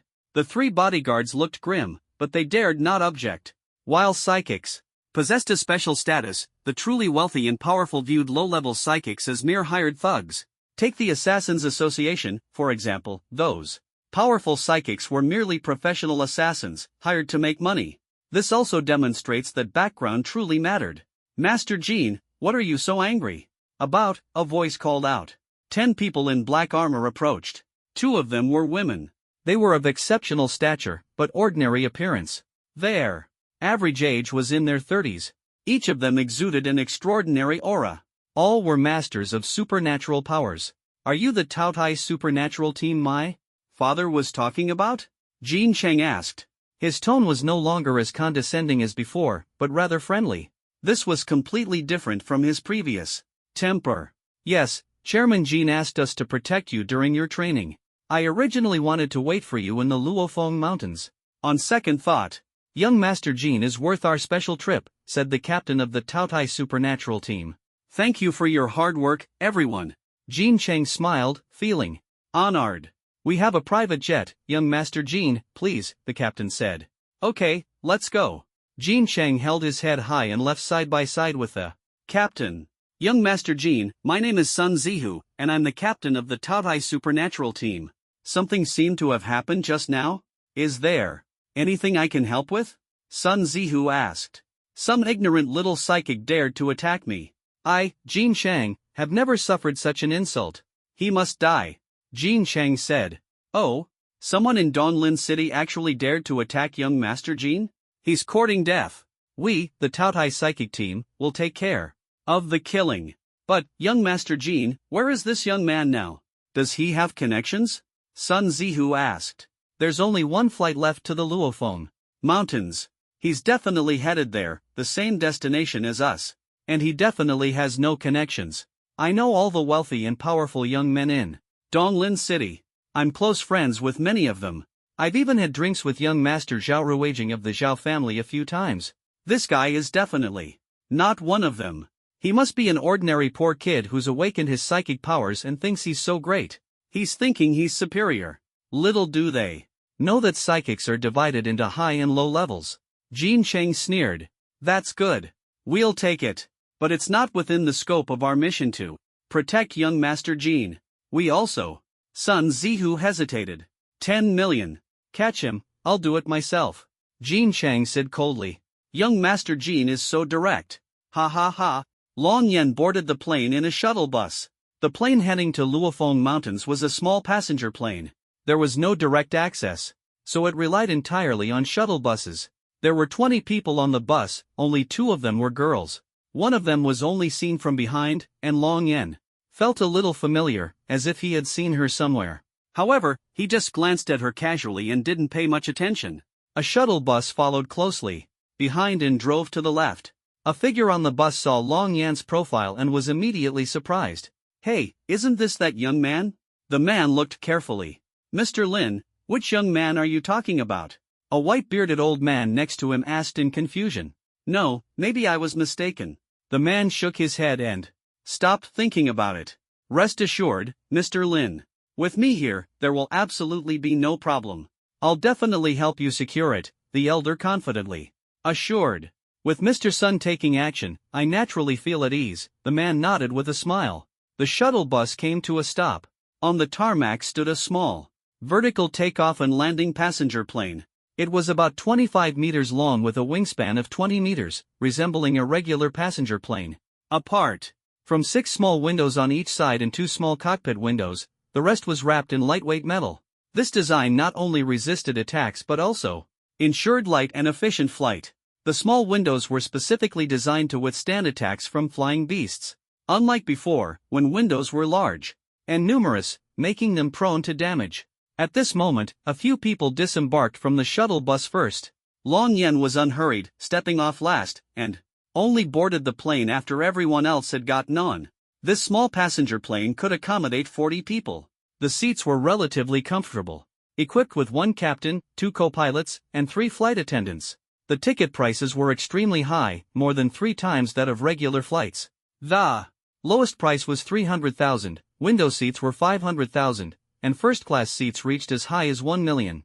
The high price was justified, as the flight was heading to the Luophone mountain range, a place frequently visited by flying beasts, with a flight accident rate 10 times higher than regular flights. The price was considered worth it. Long Yen took his seat near the door, directly facing a flight attendant. He had heard before that random seat selection might place you opposite a flight attendant, and this time it turned out to be true. Long Yen had sharp features, a rugged face, and a tall, sturdy build. Even the 30-year-old flight attendant opposite him couldn't help but feel shy, subtly adjusting her posture to avoid embarrassment. Handsome, can I add you on WeChat? I've been flying this route frequently since I graduated, for 8 years now, so I'm very familiar with it. I haven't seen you before.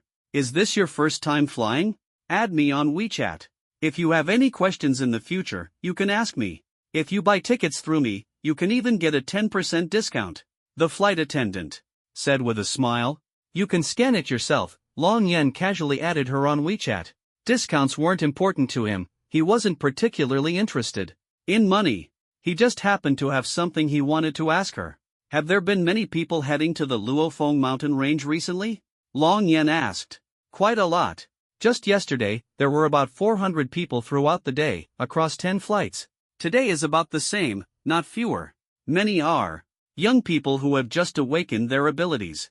Of course, there are also plenty of strong individuals heading there to hunt beasts and complete tasks. With the ability assessment approaching, there are especially many young people. But most of them come from well-off families. Overall, they're just a minority among the awakened youth. And it's not just from Donglin City, People from other cities are also heading to the Luophone mountain range. So, I estimate the number of ability users there exceeds 5,000, the flight attendant explained. Over 5,000? Long Yen calculated in his mind. The Luophone mountain range was vast, even larger than Donglin City. With 5,000 people scattered across it, the chances of running into someone were not small. He didn't want to be disturbed while forging weapons. Handsome, my name is Yang Yuha. What's yours? The flight attendant asked. Long Yen, he replied. He then carefully observed Yang Yuha. She looked remarkably like someone he knew. What's your relationship with Yang Yushi? Long Yen asked. You know my sister, Yang Yushi? Yang Yuha asked in surprise. Of course I know her, Long Yen said with a smile. She was his homeroom teacher, who had taken great care of him in his studies, like a gentle and kind older sister. No way. Could it be that you're the person my sister mentioned? Yushi told me she liked a guy, and his surname seemed to be Long. Yang Yuha looked Long Yen up and down, secretly admiring her sister's taste. Someone this handsome, with abilities, who wouldn't like him? You must be mistaken. It's not me, it's someone else. I'm only 18, Long Yen said calmly. Oh, then I must have gotten it wrong. Sorry, Long Yen. Yang Yuha scratched her head, then brightened up. It seemed she still had a chance. Bang! Bang! Bang! Is anyone there? Flight attendant, bring me a glass of vodka. Quickly! Loud knocking on the armrest and shouting came from the first-class cabin's partition. Sir, please don't worry. The plane is currently in the climbing phase, and you cannot leave your seat. Also, there really is no vodka on this plane, the flight attendant in charge of first class patiently explained. Smack! Don't talk to me, shut up. I want vodka, give me vodka, came the sound of a slap. Wah! How can you hit someone? So what if I hit you? You're just a server. Give me vodka, I must have it. Hearing this, I can't just sit here. Yang Yuha stood up and walked toward first class. Sir, for the safety of all ability users in the Luophong Mountains, there really is no vodka on this plane. There's no other alcohol either, Yang Yuha patiently explained. As long as you stay with me, it's fine. No alcohol is okay, the man said, reaching out to touch Yang Yuha. Ah! With a startled cry, the man's hand was instantly twisted backward. It was Long Yen who acted. Thank you, Long Yen. Yang Yuha said gratefully. Who are you to dare treat me like this? Before the man could finish his sentence, shut up. Smack! Long Yen slapped him across the face, and the man fainted on the spot, foaming at the mouth. His face swelled with a large bump, and several teeth were broken and left in his mouth. You didn't kill him, did you? Yang Yuha was startled. He won't die. He'll wake up on his own when we reach the destination, Long Yen said calmly. It's you? A surprised and excited voice rang out. Long Yen turned his head to look. There were 4 seats in first class. The one calling him was a woman. Long Yen recognized her. It was Jiang Shi, the woman he had slapped at the sales office last time. Long Yen couldn't be bothered with her and returned to his seat. You all carry on with your work, Yang Yuha instructed the 2 flight attendants before returning to her seat. As well. Jiang Shi's mouth twitched, feeling extremely awkward. She had been completely ignored by Long Yen. Her 2 bodyguards glared coldly at Long Yen as he walked away. Miss Jiang, should we teach him a lesson? Shut up, Jiang Shi scolded in a low voice. The 2 exchanged glances. At their level, when had they ever been treated like this? However, Jiang Shi felt she might have spoken too harshly. I apologize to both of you. You are the elite ability users my father sent to protect me. Thank you for protecting me throughout the hunt for exotic beasts. I've just awakened my abilities and am not yet good at controlling my strength. I'll have to trouble you both in the future. But remember, that young man just now is not simple, and you cannot afford to offend him. Even my father fears him to some extent. Do not, under any circumstances, provoke him, Jiang Shi said seriously. That young man is that powerful? Even Mr. Jiang fears him. That's unbelievable. The 2 exchanged shocked glances. They knew exactly who Mr. Jiang was. Not only was he a super-rich tycoon, but he also had an extensive network of connections. Rumor had it that his father was even more formidable. If even these people feared Long Yen, it was clear how strong Long Yen must be. Long Yen, thank you for helping earlier. If it weren't for you, I really wouldn't have known what to do, Yang Yuha said gratefully. ability users. Often hunted exotic beasts, constantly teetering on the edge of life and death, under immense pressure. Seeing a beautiful woman often stirred their desires. Most ability users, after finishing a hunt and returning to the safety of the city, would go to nightclubs to party and seek pleasure. Their emotions came and went quickly. In short, ability users often had unstable emotions and needed alcohol and women to relieve their stress. It was nothing, Long Yan said calmly. Before boarding the plane, he had just casually taught a rich playboy a lesson. It really was just a casual act. Alright. Long Yan, you're so domineering. Yang Yuhua's mouth twitched. Long Yan's actions were decisive and calm, without any flaws, giving people a strong sense of security. Yang Yuhua couldn't even imagine how powerful the background behind Long Yan must be. He dared to knock that man out so directly. By the way, aren't you bringing any equipment to the Luofeng Mountains? Yang Yuhua asked curiously. No need, Long Yan replied indifferently. Oh, alright, Yang Yuhua thought to herself. It seemed Long Yan must have already made preparations. By the way, how do you know my sister? She suddenly asked. Beep beep beep. Alert! A beast is approaching, 2 kilometers away. Rapidly closing in. An urgent voice prompt sounded inside the plane. Everyone, stay calm and fasten your seatbelts. Prepare for a beast attack, Yang Yuhua quickly reminded. She was the chief flight attendant, quick to react. We just left Donglin City, how are we already encountering a beast? What's the situation? Is the beast strong? Will it bring down the plane? Should we turn back? No, I need to hunt the beast, we can't delay. Right, we just left the city, it can't be a powerful beast. What about the Air Force? Let them handle it. Most of the people in the cabin were young and too nervous to stay calm. Please don't panic, everyone. Trust our captain. This flight has 1 captain and 2 co-pilots. They each have over 20 years of flying experience, and are the most professional pilots. You must trust them. Yang Yuhua used a loudspeaker to reassure everyone. The crowd quieted down slightly, but the tension remained.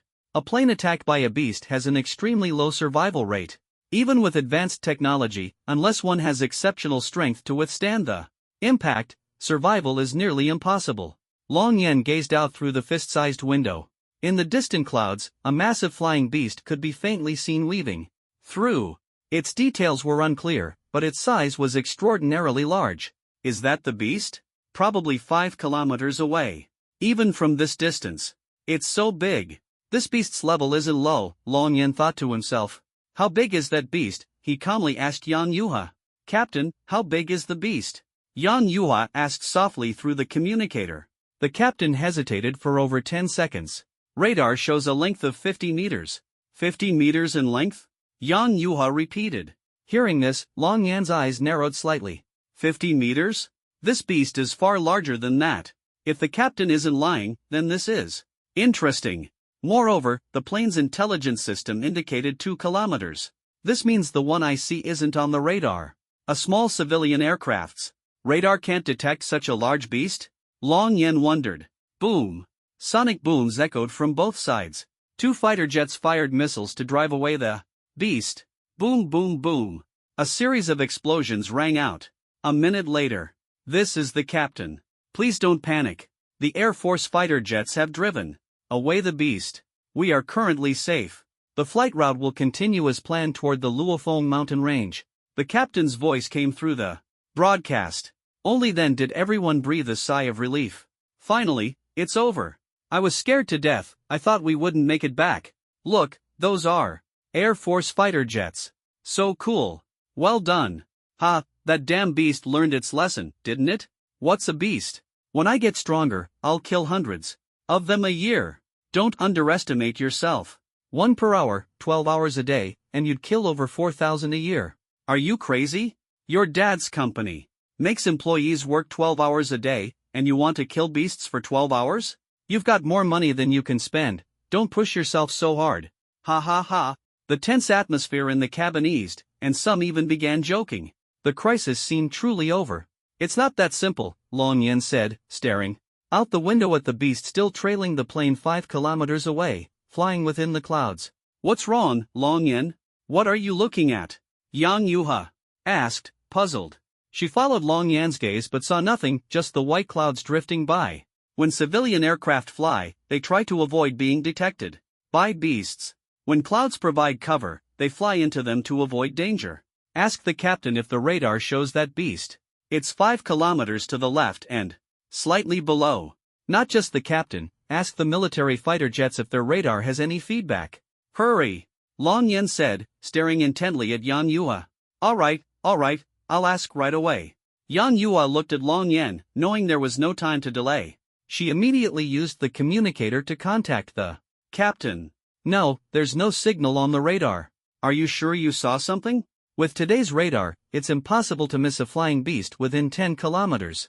Unless they've evolved an exceptionally strong ability to hide. Or, it's a beast so powerful that even the radar can't detect it. The military also reported. No signs, just a small beast about 40 centimeters in size, 3 kilometers to the right, the captain replied. Yan Yue handed the communicator to Long Yen. Although they were close, Long Yen could actually hear the conversation without the communicator. Long Yen looked out the window, the beast was still following the plane, maintaining the same distance. Over the years, many flying beasts have learned to evade radar, but their evasion abilities vary in strength. Generally speaking, beasts within 10 kilometers that aren't too powerful can still be detected. This beast can evade fighter jet radar, and with such large size, its strength must be formidable. If something really happens, I'll be fine. But the people on this plane will be in danger. Especially Yang Yue, who is still the homeroom teacher, Long Yen thought to himself. He had no good sword and couldn't fly, so he can only prepare for the worst. Tell the captain that the beast is very large and has been following the plane. Turn back immediately. Otherwise, how many people on this plane survive will depend entirely on luck. That's all, Long Yen said seriously. I understand, Yang Yue nodded firmly. She relayed the message to the captain, but it only earned her a scolding, and the communication was abruptly cut off. The plane continued its normal flight. Good advice is hard to give to stubborn people. If we encounter danger, remember to hold on to me, Long Yen said seriously to her. Okay, I understand, Yang Yue replied nervously. The plane flew smoothly without further harassment from the beast. Strange, why haven't we seen a single beast along the way? There's no signal on the radar either. We must be really lucky. Today, the captain said, frowning. Maybe it's just good luck, the co-pilot replied. Yeah, it really is good luck, the captain said without overthinking it. The straight-line distance from Donglan City to the Luofeng mountain range was less than 800 kilometers. At near supersonic speed, avoiding dangerous areas, it would take at most an hour to reach. This flight will arrive over the northwest camp of the Luofeng mountain range in 5 minutes. The plane will open its doors at an altitude of 500 meters. All personnel, please prepare to parachute, the captain announced over the broadcast. Long Yen, we're almost over the northwest camp for espers. It should be fine now, right? The northwest camp is inside the granite mountain of Luosha Mountain. There are also powerful espers guarding it. It should be safe now, right? Yang Yue asked. Tell those 2 flight attendants to fasten their seatbelts and stop selling drinks. No one's buying, Long Yen said. Okay, Yang Yue responded without hesitation. Long Yen watched as everyone fastened their seatbelts. There's a beast. Prepare to parachute. His voice wasn't loud, but it spread throughout the entire plane. The cabin instantly fell silent. Everyone held their breath, tense and unencountering. This kind of guy at 10,000 meters altitude, there's almost no chance of survival. The 2 temporary bodyguards accompanying Jiang Shi were already in despair. Dad, I might not make it back. Jiang Shi closed her eyes, tears streaming down. Everyone, stay calm, return to your seats, and prepare for an emergency landing. I will definitely bring you all home safely, the captain's voice came through. Shut up! Long Yen roared. The captain's voice was instantly cut off. His mind buzzing. Quick, parachute! Long Yen ordered. With a wave of his hand, several air blades precisely sliced open the automatically locked cabin door, avoiding the oil pipeline. The cabin door fell off, and a door was also cut open on the right side. Now, everyone parachute, or no one will survive. Long Yen's voice was deafening. Inside the cabin, only a few ordinary families of superhumans and 2 or 3 middle-aged superhumans jumped out without hesitation. They had already put on their gear while the plane was flying. Now it was coming in handy. We have to jump quickly. Jiang Shi dared not hesitate, she trusted her father's judgment. Long Yen wasn't one to speak lightly. Since he said to parachute, doing so now was undoubtedly the wisest choice. The two bodyguards exchanged glances and followed suit. You two jump as well. Long Yen stood up, completely unaffected by the powerful suction at high altitude. He directly threw two flight attendants, who had hastily put on parachutes, out of the cabin. Ah! Their screams faded into the distance and then suddenly went silent. The two beautiful flight attendants fainted from fright. Without any equipment, falling meant certain death. If you don't leave now, you're courting death, Long Yen said coldly. The rest of you stay in your seats, I will ensure your safety. Don't parachute, the chances of dying are too high. Trust us, we are the most professional and have undergone the strictest training. The three of us can definitely land you safely. The voices of the captain and two co-pilots came over the broadcast. With the captain's assurance, I'm relieved. I'm staying. Right, we have to trust the captain to land safely. I'm not going anywhere. Jumping from this height is certain death. Are you trying to kill us? Should we listen to you or the captain? Parachuting from 10,000 meters? Are you crazy, or am I? You jump. I won't. The remaining passengers were completely unmoved. Then wait for death, Long Yen sneered. He grabbed Yang Yua and instantly disappeared out of the cabin. Long Yen was no philanthropist. If someone was determined to court death, he had no time to intervene. That guy deserves it. Deserves to die, and even dragged a flight attendant with him. Jumping without any gear serves him right. At this height, anyone who jumps will die. Let them die, we have to trust the captain. Exactly. The people in the cabin sneered and mocked. Long Yen and Yang Yuha jumped out. A protective barrier formed around them, enveloping Yang Yuha. This way, she wouldn't freeze in the high-altitude cold of minus 40 to 50 degrees. This was 10,000 meters above the ground. The temperature was below minus 50 degrees, coupled with strong winds. Parachuting without any equipment was basically a death sentence. But with protection, the chance of survival exceeded 50%. For physically strong superhumans, the survival rate was over 80%. It was far better than staying on the plane and waiting for death. Yang Yua felt no cold at all. In fact, she felt warm. She couldn't feel the cold wind. During the high-speed descent, it only felt like a gentle breeze brushing her face. There was no need to worry about her flight attendant uniform being blown out of place.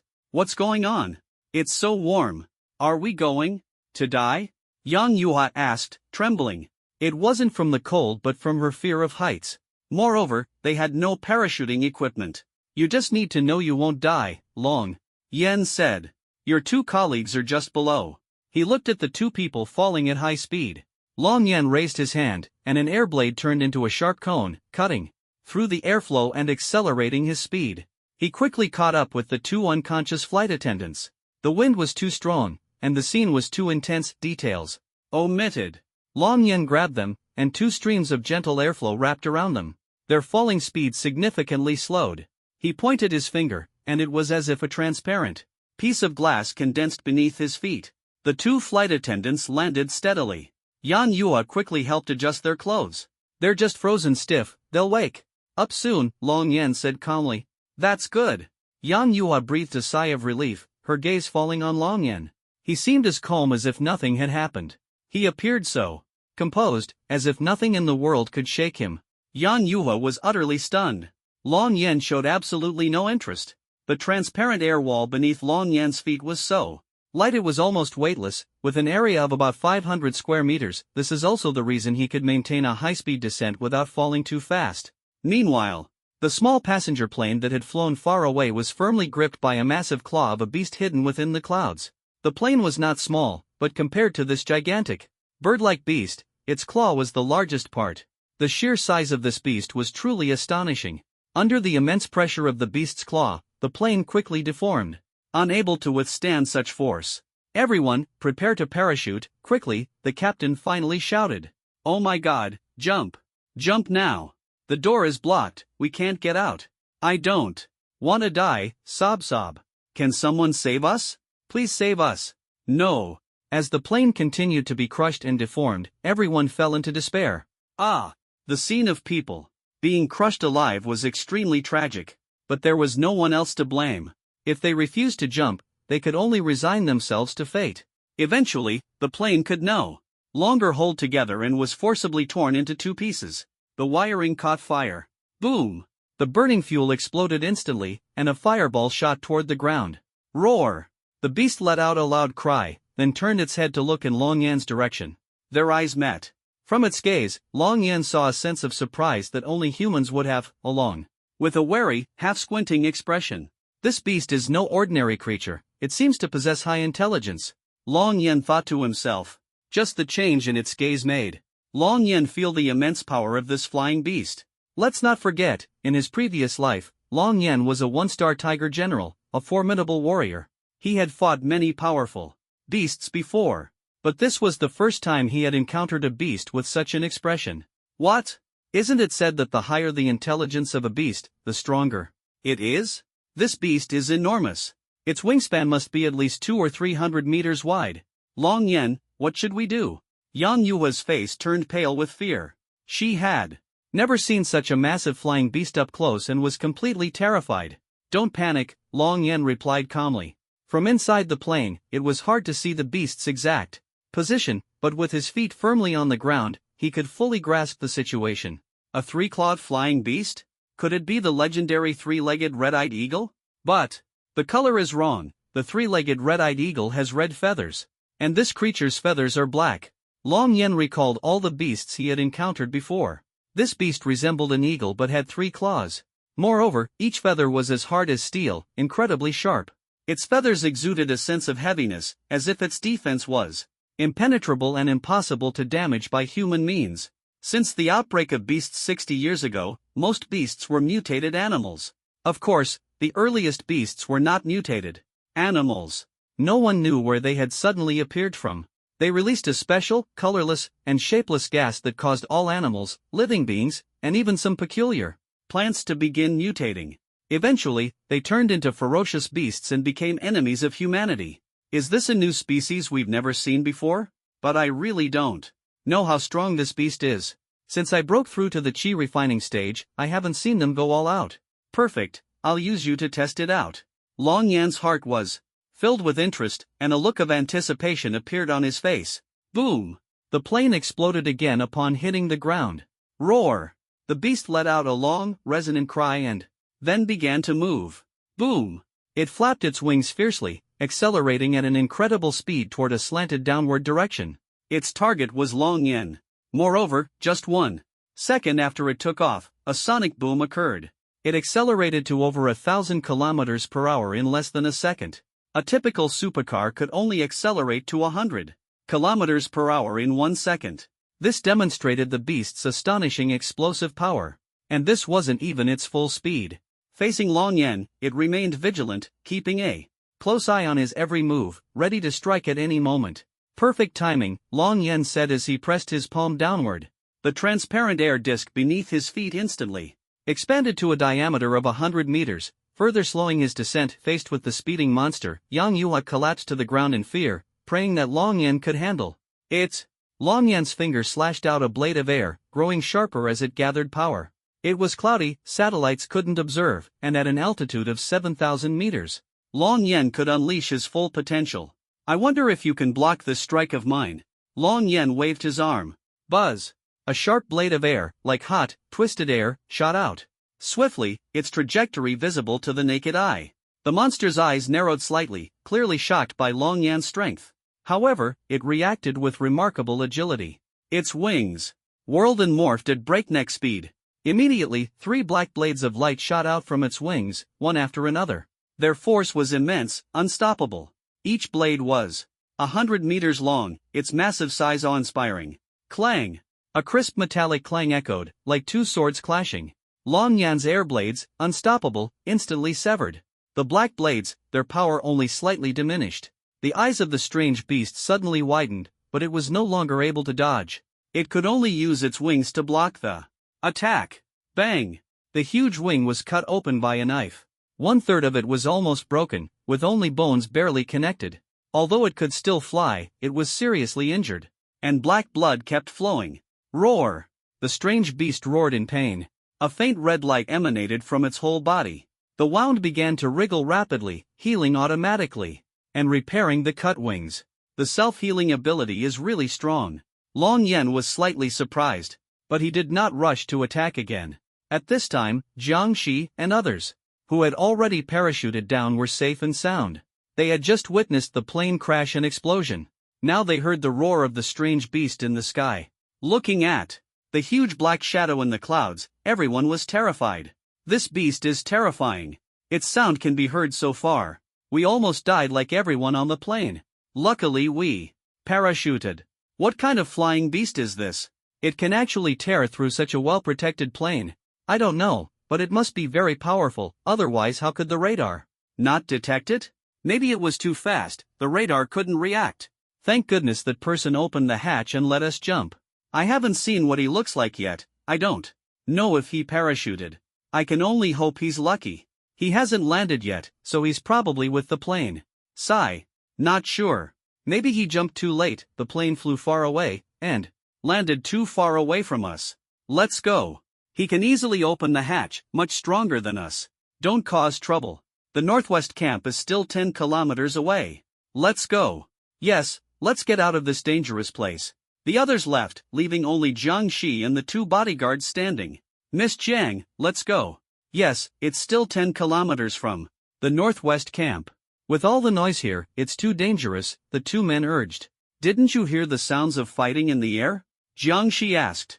No. No one on the plane could handle such a powerful alien beast. Miss Jiang, you must have heard it wrong, the 2 said. Impossible. If there wasn't a collision, how could the alien beast's cry be filled with pain? It must be fighting something, Jiang Shi said firmly. It can only be fighting another alien beast for territory. That's right, there's no peace between alien beasts either. The strong prey on the weak, it's very cruel. The 2 clearly didn't want to stay any longer. This encounter had frightened them so much that they just wanted a day of rest. Okay, let's go. Jiang Shi hesitated for a moment, then turned to leave. She glanced back again. Could it be you? She thought of Long Yan. Long Yan's calmness on the plane earlier had shocked her. How could someone remain so calm in such a crisis? Such a person must be either insane or a master. According to her father, Long Yan was probably the latter. If he's fighting this powerful alien beast, I can't imagine how strong he is. Jiang Shi shook her head, stopped thinking, and turned to leave. The roars of the beast and the energy waves spread outward. Even at the northwestern camp 10 kilometers away, the sound echoed off the granite cliffs of the mountains. Many powerful individuals stared at the blurry screens of their monitors, watching the plane crash and burn. The weather was poor. The area was shrouded in mist, with clouds in the sky, and visibility was extremely low. However, it was faintly discernible that the aircraft was a medium-sized passenger plane. Everyone's hearts tightened. It seems like a small civilian aircraft carrying superhumans was shot down by the beast. My God! You can hear its roar from this far away. Just how strong is this beast? How could it attack in this weather? Is the radar broken? Damn beast, how despicable. There must still be survivors. That's right, we have to do something. The crowd, clad in various battle armors, voiced their concerns. Suddenly, a commanding voice rang out. A civilian aircraft has crashed. The situation is urgent. Assemble a 20-person team immediately to search and rescue survivors. Also, notify the military at once. An elderly man in golden battle armor, exuding an imposing aura, appeared and issued the orders. Understood, the crowd responded in unison. Yang Yuha stared at the rapidly regenerating beast, too shocked to speak. He was awestruck by Long Yan's power. No way, Long Yan looks so young. How can he be this strong? With just a wave of his hand, he severed the beast's wing. How does my sister know such a powerful superhuman? Yang Yuha silently pondered. He watched as the beast's last feather regenerated completely. The wound appeared slightly pale, but moments later, faint red glimmers flashed, and the wound vanished entirely, leaving no trace. Roar! The beast let out an enraged roar. Shut up. Having your wings severed won't kill you. I wonder if cutting off your head will. Long Yan's gaze was cold as he swung his hand, releasing a blade of energy. Bang! The beast couldn't dodge in time, and its head was severed in one strike. Yet, its wings continued to flap. The wound began to squirm, and its head astonishingly regrew. However, it still needed time to adapt. Even after decapitating it, it doesn't die. If there were only one of these beasts, it wouldn't be a problem. But if there Were many, humanity would be in grave danger. I must understand the extent of its regenerative abilities. Long Yen thought too. With my eyesight, I can't detect any flaws in it. Could it be that this orb is what gives it the ability to resurrect? Long Yen slashed the orb with an air blade, yet it left no mark. Keep in mind, the air blade can easily cut through steel plates. But this black sphere was incredibly hard. This orb is so tough. The hardest part of this strange beast's body is this orb. I want to see how much force you can withstand. Long Yen tossed the orb into the air. With a swift swing of his arm, an extremely sharp sword energy instantly split it in half. Buzz! A surge of blue current violently fluctuated from the cut, spreading outward like an electromagnetic shockwave. Long Yen stared at the cross-section of the orb. The energy fluctuation is intense. This is the energy core, the life nucleus, as vital as a human brain. That's why the shell is so hard. No wonder it can repair itself so quickly. This is the key. But since this thing is so tough, maybe it can be used as auxiliary material for a sword. It might even have some unexpected additional effects. Long Yen calculated in his mind. The core is shattered, it probably won't be able to resurrect anymore. He looked at the fragments. Sure enough, the strange beast fragments that had been writhing moments ago became still and lifeless, showing no signs of repair. Being able to create such a life core indicates that this strange beast has evolved to another level. In all those years of my previous life, I never encountered such a powerful mutant. But as the abilities of the gifted keep improving, the strange beasts naturally won't remain stagnant. Otherwise, this battle wouldn't have lasted 60 years without resolution. The gifted can develop all sorts of peculiar abilities, not to mention the vast number of strange beasts that frequently interbreed and hybridize. The longer time passes, the more powerful hybrid beasts will emerge, or they might evolve even more formidable abilities. Long Yen thought to himself. With a casual wave of his hand, the transparent disc disappeared. As for the strange beast fragments, they had already been crushed into powder and held no value. When they wake up, I'll send you all to the Northwest camp first. It should be relatively safe there. You can contact an airline to have them take you back. Long Yen walked to the boulder and looked at Yang Yuha. Thank you, Long Yen. If it weren't for you, we would definitely be dead. Really, thank you. Besides saying thank you, I don't know how else to express my gratitude. Except for something relatively clean. Yang Yuha's voice gradually trailed off, her face flushing with embarrassment. If you want to thank me, thank the fact that you're Yang Yushi's sister. I don't want others to know my true strength yet, you understand. Long Yen didn't notice the underlying meaning in her words and directly met Yang Yuha's gaze as he spoke. Oh, okay, I understand. I absolutely won't tell anyone. Even if the airline investigates, I know how to handle it. Yang Yuha nodded vigorously, trying to hide her flustered state, and spoke without hesitation. She was smart and understood Long Yen's hint. Long Yen nodded. Talking to smart people is so effortless. He didn't want to reveal his strength yet. At least not until he had a sword soul to help him fly with a sword. But Long Yen, is that strange beast really dead? Could it still resurrect? Earlier, its head was severed, yet it could repair itself. Yang Yuha asked. Don't worry, it's dead, showing no signs of life. Long Yen replied. That's great. Let me hold it for you, I have a plastic bag here. When we get to the camp, I'll buy you a backpack. Otherwise, it won't be convenient for you to carry things. Yang Yuha took the black sphere. It wasn't heavy, about 1 or 2 pounds. This was because Long Yen had split it. If it were intact, it would weigh 1 or 2 tons. Makes sense.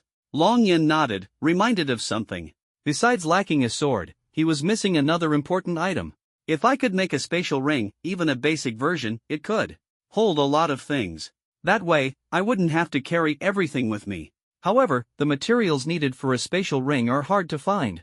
Even if the requirements for space and materials are lowered, finding suitable materials is still not easy. This trip is mainly to search for materials, and I'll look for this along the way, Long Yen thought to himself. Spatial rings are essential for all cultivators on Long Yuan continent. Even the poorest must buy one, even if it means selling everything they own. After all, various daily necessities, money, and treasures can be stored inside. Traveling light is much more convenient, isn't it? My phone is lost, and theirs are gone too. We can't see the sun. I don't even know where we are, Yang Yue said, scratching her head and looking around. Long Yan looked up at the sun, almost obscured by the clouds. The sun is over. There, he said, pointing to the left. I just checked from the air. Our landing point is about 10 kilometers from the northwest camp, not too far. It's just blocked by a few mountains, he added. That's good, Yang Yue said, though she felt a bit disappointed inside. Being so close to the camp meant they'd return quickly, leaving her less time to spend with Long Yan. By the way, Long Yan, you mentioned earlier that a beast was following us at the start. Is it this one? Yang Yue asked. That's right, Long Yan replied. Then, why has it been following us? That doesn't make sense. Yang Yue said, puzzled. There's definitely something wrong. There must be something on the plane that attracted it, but I'm not sure what exactly, Long Yan pondered. Thinking carefully, there must have been something on the plane that drew the beast, causing it to follow them and eventually attack the aircraft, leading to this disaster. It seems like someone is pulling the strings behind the scenes. Things aren't that simple. However, the possibility of someone specifically targeting me is low. After all, if the Zhao family knew about me, they'd just send someone to kill me. They wouldn't deliberately cause a plane crash. Such incidents are usually the result of conspiracies or power struggles, Long Yan thought. He only paid slight attention to the matter, as it didn't directly affect him. At most, a few disobedient rich kids and crew members would die. Those who didn't listen to warnings were doomed, while those who did survived. Yang Jie, 2 flight attendants woke up. Yang Yue briefly explained what had happened. The two felt as if they'd narrowly escaped death. Then, the 4 of them headed toward the northwest camp together. In the sky, a small, white passenger plane flew by. It was another small aircraft carrying 40 people. Look, a plane has crashed. Where? That can't be true. Wait, it seems to be real. Good thing we didn't book that flight, or we'd be doomed. That's fate, whoever buys it is unlucky. How could this happen? How many people died? I hope someone managed to escape. Inside the cabin, passengers were discussing the incident. So what if people died? It's all fate. Besides, the plane only carries about 40 people at most. It can't be too many. That's right. Fighting monsters every day, the Tai Lin dynasty doesn't even know how many people have died. A few dozen lives mean nothing. In first class, 3 young men sneered indifferently. Meanwhile, a middle-aged man in the same cabin stared out the window, a strange smile on his lips. If anyone saw it, they'd undoubtedly feel a chill down their spine. The Zhang family of Donglin refuses to cooperate with us, they have no way out. Death is not the end but the beginning of rebirth. Only by embracing death can we welcome tomorrow. The man muttered to himself, his voice eerily strange, as if brainwashed. Long Yan, accompanied by 3 beautiful flight attendants, walked at a leisurely pace. Despite the 10 kilometers of mountain trails, he managed to reach the northwest camp by 6:30 p.m. before nightfall. Nowadays, the physical fitness of ordinary people is far stronger than before the monster outbreak. With Long Yan's presence, even if they encountered monsters, he could deal with them silently without wasting any time. At the base of a cliff, Yang Yue pressed a button on a rock. The rock opened a door, and they entered the northwest camp using fingerprint recognition. The camp resembled a large shopping mall. It feels like a large comprehensive supermarket. However, most of the shops are run by robots. All kinds of supplies are available. You can also see many people chatting, discussing, or buying equipment to prepare for hunting monsters. Long Yan, this is the northwest camp. It's the supply base for ability users. Not only that, there's also a research institute here, specializing in studying the monsters brought back by ability users. But the equipment here is much more expensive than in the city. Unless you didn't bring enough or your equipment is damaged, it's best not to buy anything casually, it's too expensive. Yang Yue said. You two go over there to rest first, I'll come over later, Yang Yue said to the 2 flight attendants. Alright, we'll head off first and give you some space. The 2 exchanged glances and couldn't help but laugh. Get out of here. Yang Yue's face turned red as she pushed them lightly. Ha ha ha. The 2 women laughed as they left, glancing back as they walked, their curiosity brimming.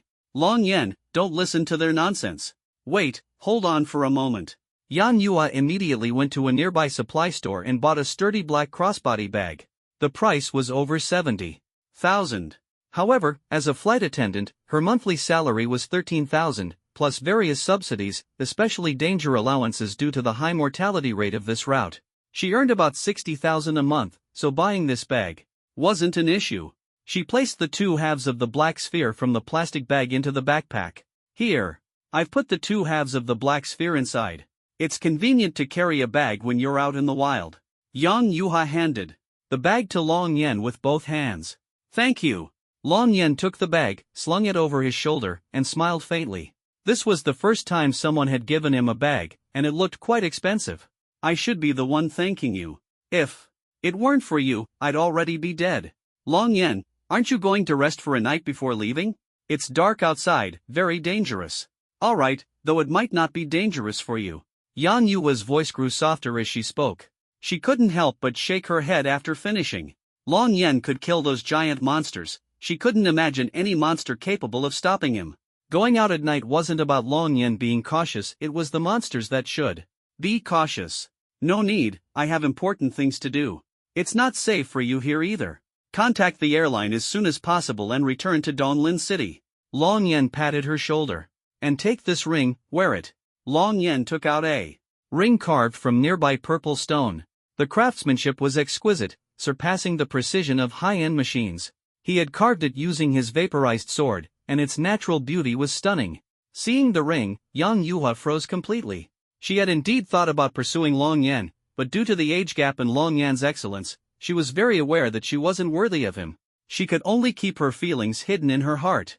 She never expected Long Yen to directly take out a ring and ask her to wear it. She almost thought she was dreaming. Sisters, wake me up quickly, am I dreaming? The families of those who died on the plane were quite well off. They're dead, and you're still alive as the chief flight attendant. Those people might not dare vent their anger on the monsters but could blame you instead. This ring can protect you at critical moments.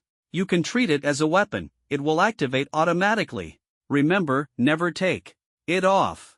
After saying this, Long Yen prepared to leave. Thank you, Long Yen. I promise I won't take it off. Long Yen, when will we meet again? Yang Yuha asked. If fate allows, we will naturally meet again. Long Yen turned and left. Leaving. The Northwest camp was simple, it only required fingerprint verification. He disappeared into the night dyed red by the sunset in a flash. Yang Yuha watched Long Yen leave, then looked at the purple ring on her hand. She took a deep breath, trying not to think about Long Yen. You two, come with me to meet the manager of the Northwest camp. Hurry up, Yang Yuha ordered. Got it, Sister Yang. This was the supply base for ability users. Several eccentric ability users were already eyeing them with malicious intent. They dared not stay any longer. When there are no exotic beasts, human hearts can be more dangerous than the beasts themselves, especially those troublemaking ability users. Yang Jia, your ring is so beautiful. Sai, younger brothers are the best, they use all their strength on themselves. Exactly, and he's an ability user brother, not even 20 years old yet. That physique is just. Sai, as a woman, I can only let it go. Have you heard this saying? The best age to meet the most suitable person, and both rushed toward each other. Ha ha ha. The two flight attendants beside her joked in unison, their expressions somewhat lewd. You two are so annoying. Yang Yuha blushed and quickened her pace. Stop joking around. When we meet the supervisor later, explain the situation clearly first. Don't say anything unnecessary. Also, contact the company immediately and see what they say. We're still alive, but many passengers died. This won't be easy to get past. Yang Yuha said seriously. Understood, Yang Jia. The key is that the passengers didn't jump, it's not our fault. Exactly.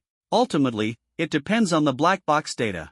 If they refused to jump, who can be blamed? The two said discontentedly. What if we encounter unreasonable family members? We have to prepare for the worst. Yang Yua's tone was heavy. Long Yen moved at an incredible speed, darting through the primordial forest like the wind. He stepped on the leaves of 100-meter-tall trees as he advanced. With a powerful push of his legs, he leaped onto a hillside and landed lightly on a massive boulder atop a mountain nearly 2,000 meters above sea level. He watched the sun slowly set, the evening glow painting the sky red. The scenery was breathtakingly beautiful. In the distance, he could still see many flying exotic beasts, and even farther away, scenes of battles between beasts. Long Yen turned to look at the Northwest camp. The Northwest camp is located at the edge of the Luofeng mountain range. That is the true Luofeng mountain range. He gazed at the distant, dark mass of mountains. At first glance, anyone would mistake it for clouds. But in reality, it was the mountains. The peaks were so high, rising abruptly from the ground, that they pressed down on the plains like clouds. The average altitude of the Luofeng mountain range is 6,800 meters. And it's still slowly rising every year, Long Yan thought to himself. As for why he had just given Yang Yuha a protective ring, Long Yan had considered everything thoroughly. He wouldn't be like other protagonists, careless and causing harm to those around him, letting those who care about him get hurt, or losing loved ones he cares about. Seeking revenge only after someone dies is foolish. If potential problems can be anticipated in advance, there's no need to slap oneself in the face later. All those big shots from the celestial and divine realms who reincarnate anyone capable of being a big shot certainly isn't a fool. Boom boom boom. At that moment, 8 sonic booms echoed from the sky. 8 fighter jets flew overhead at high altitude.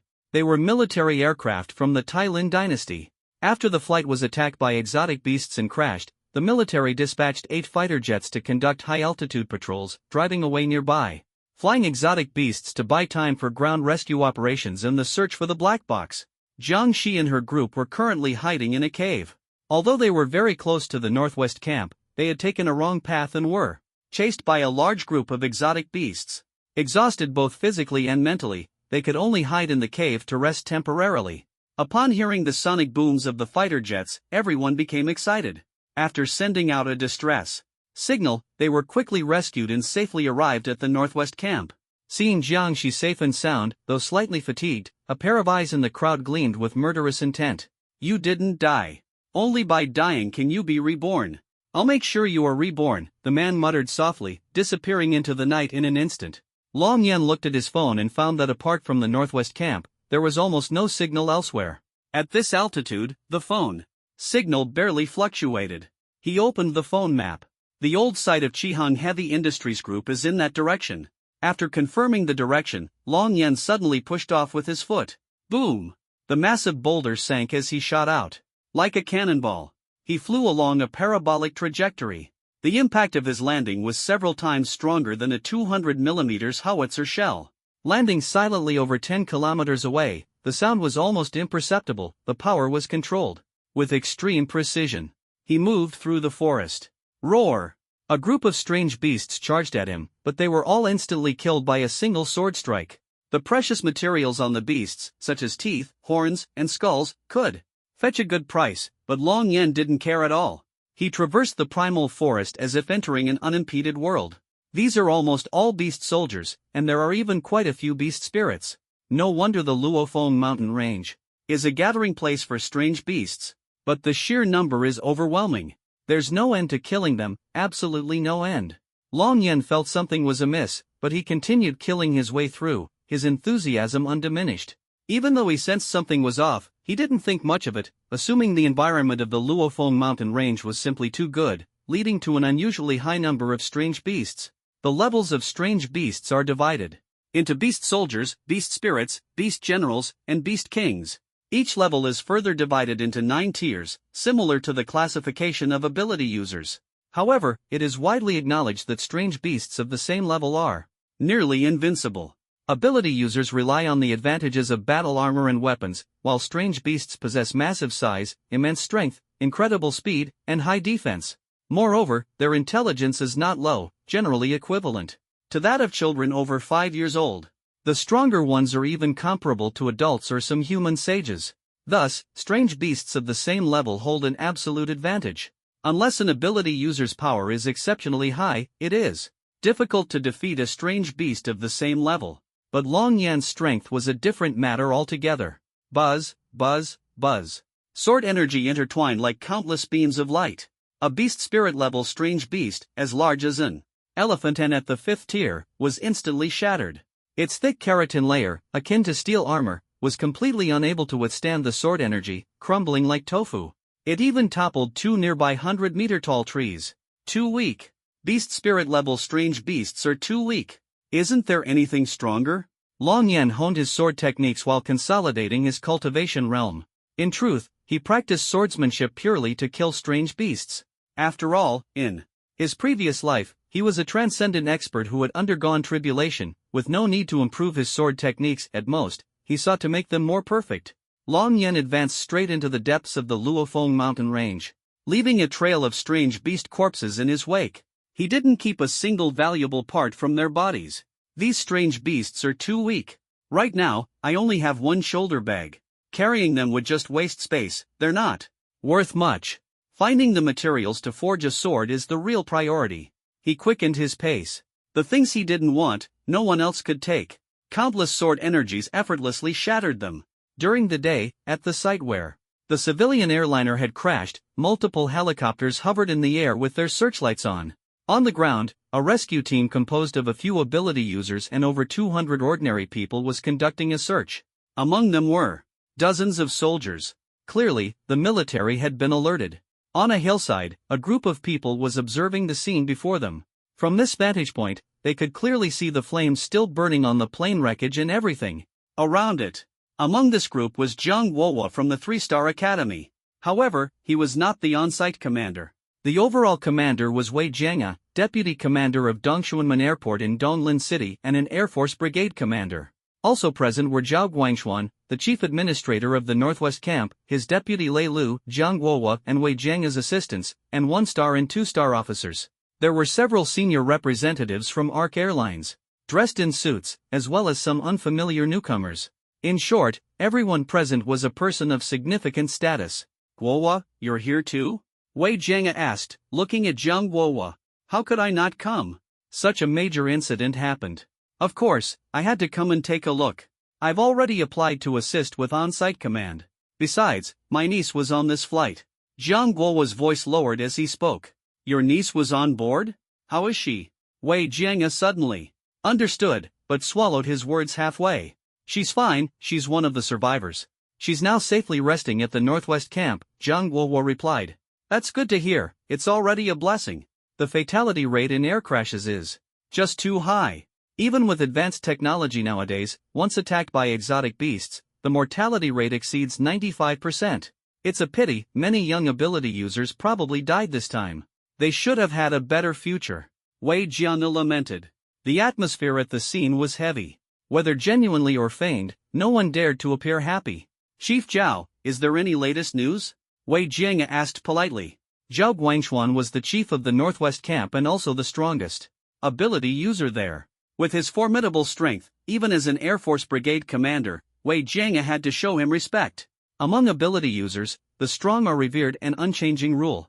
According to the Northwest Camp's surveillance, there are 13 survivors this time. 9 men and 4 women, including 3 flight attendants. Currently, 12 are in the camp, with dedicated personnel providing psychological counseling. One young man left the camp, according to the flight attendants, he was eager to train. The specific reason is still unclear. I have already notified all ability users hunting exotic beasts to bring him back if they see him, Zhao Guangshuan said steadily. He had just thoroughly understood the situation and remembered it clearly. 1 captain, 2 co-pilots, and 3 flight attendants. The flight attendants survived, but the crew members all perished. No matter how you look at it, it seems odd. Oh, I forgot to introduce myself. I am Kong Su, General Manager of Hongqing Insurance Group, a strategic partner of ARC Airlines. Kong Su, who had been standing aside in a suit and tie, spoke up. As the insurance company's general manager, he represented the interests of the insurance group. He had to be involved in this matter. Yes, this is indeed strange. Although it was an exotic beast attack, it's a miracle that so many survived. Assign the interrogation department to focus on these 3 flight attendants, and remember to be gentle in attitude, Wei Jianga said. Yes, Commander, a colonel behind him nodded in response. I really want to know how they survived. Before finding the black box, I suggest thoroughly investigating.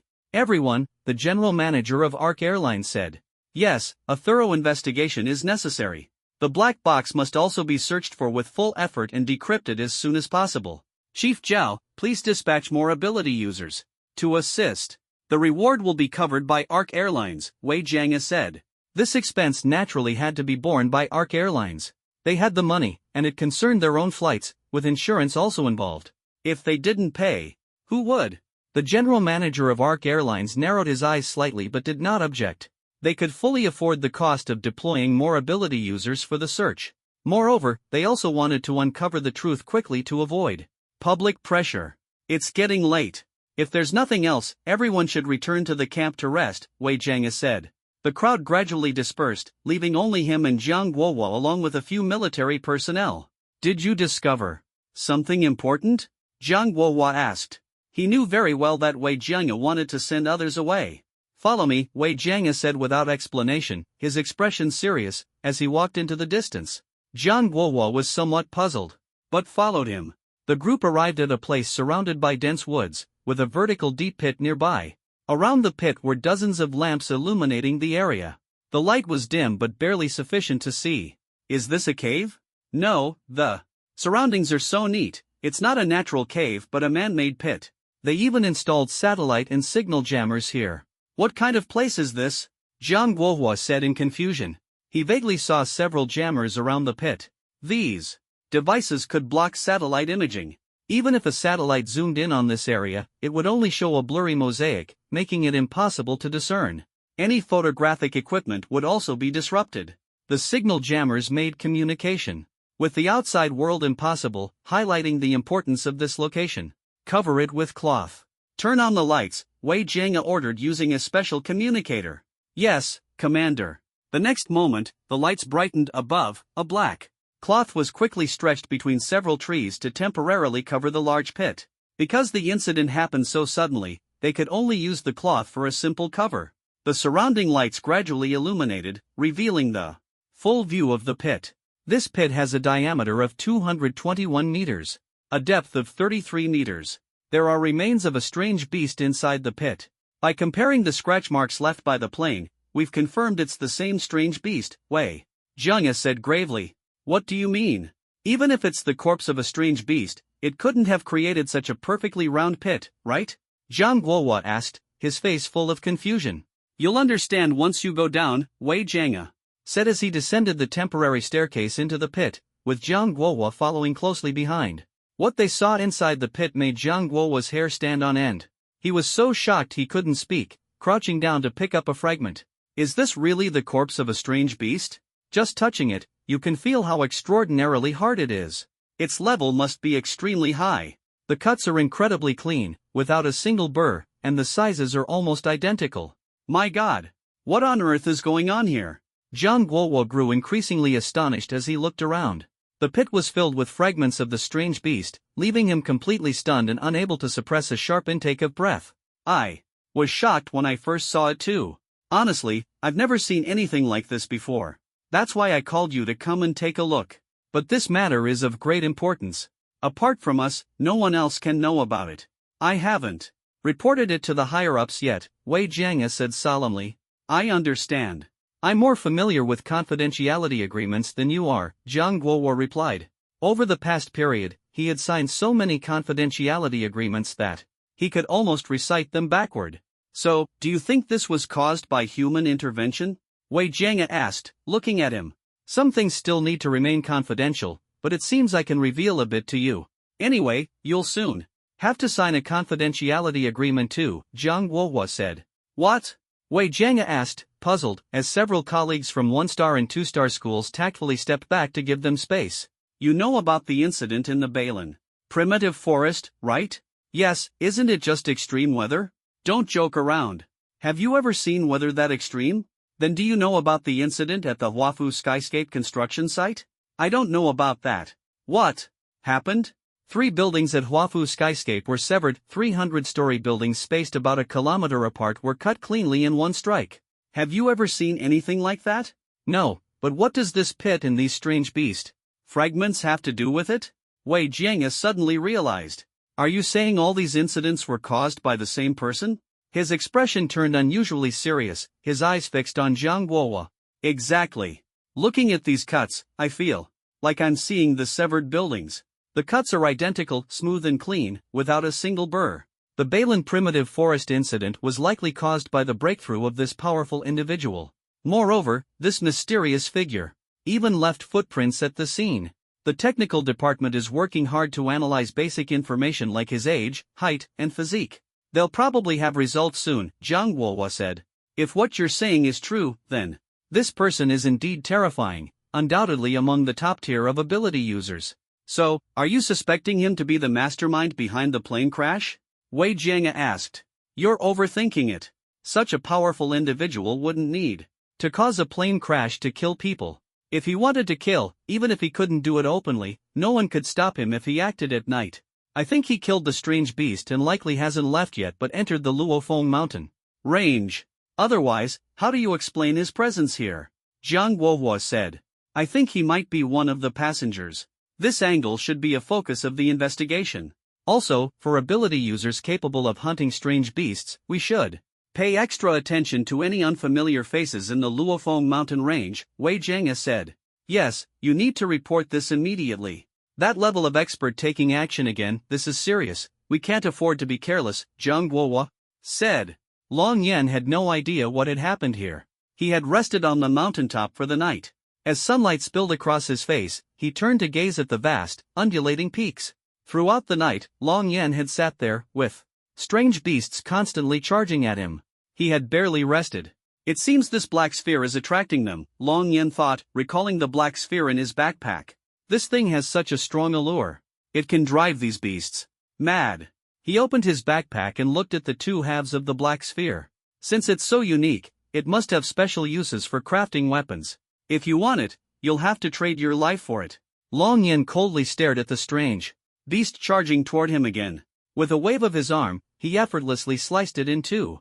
Is this where Qihang Heavy Industries is located? Long Yan immediately spotted the dilapidated old site of Qihang Heavy Industries between two mountains. It looked close, but the saying seeing the mountain, the horse dies applied here. The actual distance was at least over 30 kilometers. Long Yan pressed on his journey. Boom, boom, boom. Thunderous footsteps echoed ahead. Towering trees, over 100 meters tall, toppled to either side. A massive strange beast was charging toward him. Such heavy footsteps, this beast must be powerful. Long Yan stopped in his tracks. Roar! A deafening roar came straight at him, the intense sound waves uprooting the surrounding grass. Fortunately, the vaporized shield around Long Yan protected him from harm. A colossal figure emerged from the forest. About 50 meters tall, with a long trunk and two tusks, it resembled an elephant. But its entire skin was crystal clear, glittering like diamonds. Even its eyelids were thick crystalline layers, making its defense nearly impenetrable. It's a rare diamond mammoth. The tusks of this kind of beast might contain diamond essence. Top-tier weapon materials for elite ability users are often crafted from diamond essence, though its hardness can't compare to the kind grown by the diamond mammoth itself. If I could get a piece, it would undoubtedly be a precious material for weapons. Long Yan's eyes lit up. However, he also knew it was all up to luck. Even among 100 diamond mammoths, there might not be one that had grown diamond essence, because once it did, it signified that the beast could evolve into a being far surpassing the Beast King level. I've heard the diamond mammoth's defense is incredibly strong. In my previous life, I killed one, and it was indeed astonishingly tough. But in this life, let me see how much of my power you can withstand. A blade of energy over a meter long appeared at Long Yan's fingertips, distorting the air around it. This energy blade resembled the lightsaber of a Jedi warrior, but it was far beyond such a toy. Roar! Boom, boom, boom. The diamond mammoth roared and charged at Long Yan. Long Yan waved his hand. A massive energy blade slashed forward, the air twisting into a sharp edge. Bang! The sound was like cutting through steel. The diamond mammoth's charge didn't stop. Boom! Its massive body suddenly lost control, crashing heavily to the ground and sliding a great distance. Roar! The mammoth's severed limbs struggled desperately on the ground. Its blood-red eyes locked onto Long Yan, as if searching for prey. Don't look at me with those eyes, you damned insect. You're only at Beast General level 6, and you dare attack me? Where did you get the courage? Long Yan's expression was cold, devoid of mercy, as he walked forward. He resembled a grim reaper harvesting lives. Though he was much smaller than the 50-meter-tall mammoth, the pressure he exerted on it felt like a mountain crushing down. The blood-red eyes gradually lost their light, revealing a look of fear. Roar! The mammoth let out a mournful cry. Bang! Long Yan slashed off its tusks with a single strike. Then, his sword energy flew out, delivering consecutive slashes. The mammoth's body was sliced into pieces. Strange beasts are cold-blooded creatures, devoid of emotion. This has been the conclusion of 60 years of research. Attempting to tame strange beasts from a young age is utterly impossible, and many beast tamers have lost their lives trying. To strange beasts, humans are nothing more than prey. How could one possibly heed their prey? Therefore, humans and exotic beasts can only have one side survive. Long Yen naturally wouldn't hold back. He looked at the two massive teeth on the ground, each over 30 meters long. These were treasures that nobles and wealthy individuals scrambled to acquire. They could be made into various decorations, even furniture, and were of considerable value. However, Long Yen wasn't particularly interested in the teeth themselves. With strength, there were countless ways to make money. Especially for him. He could casually refine some beauty-enhancing pills, and countless wealthy women and celebrities would go crazy to buy them, even fighting over them. Making money was effortless. I wonder how my luck will be. Can I extract diamond essence gold? It feels like opening a blind box. It's all about luck. Long Yen chuckled and struck with just enough force to shatter the tooth. Bang! The force was sufficient to break the tooth but wouldn't damage the diamond essence gold inside. The result, however, was disappointing. The first tooth shattered into pieces, its interior completely empty. No luck this time. There's still one more. Let's take a gamble. Without hesitation, Long Yen cut open the second tooth. Buzz! Clang! This time, the sound was entirely different. The former sounded like cutting through steel, while this time, it resembled a sword striking an iron mountain, producing a crisp metallic clang. As the tooth shattered, a fist-sized crystal, sparkling like a diamond, fell out.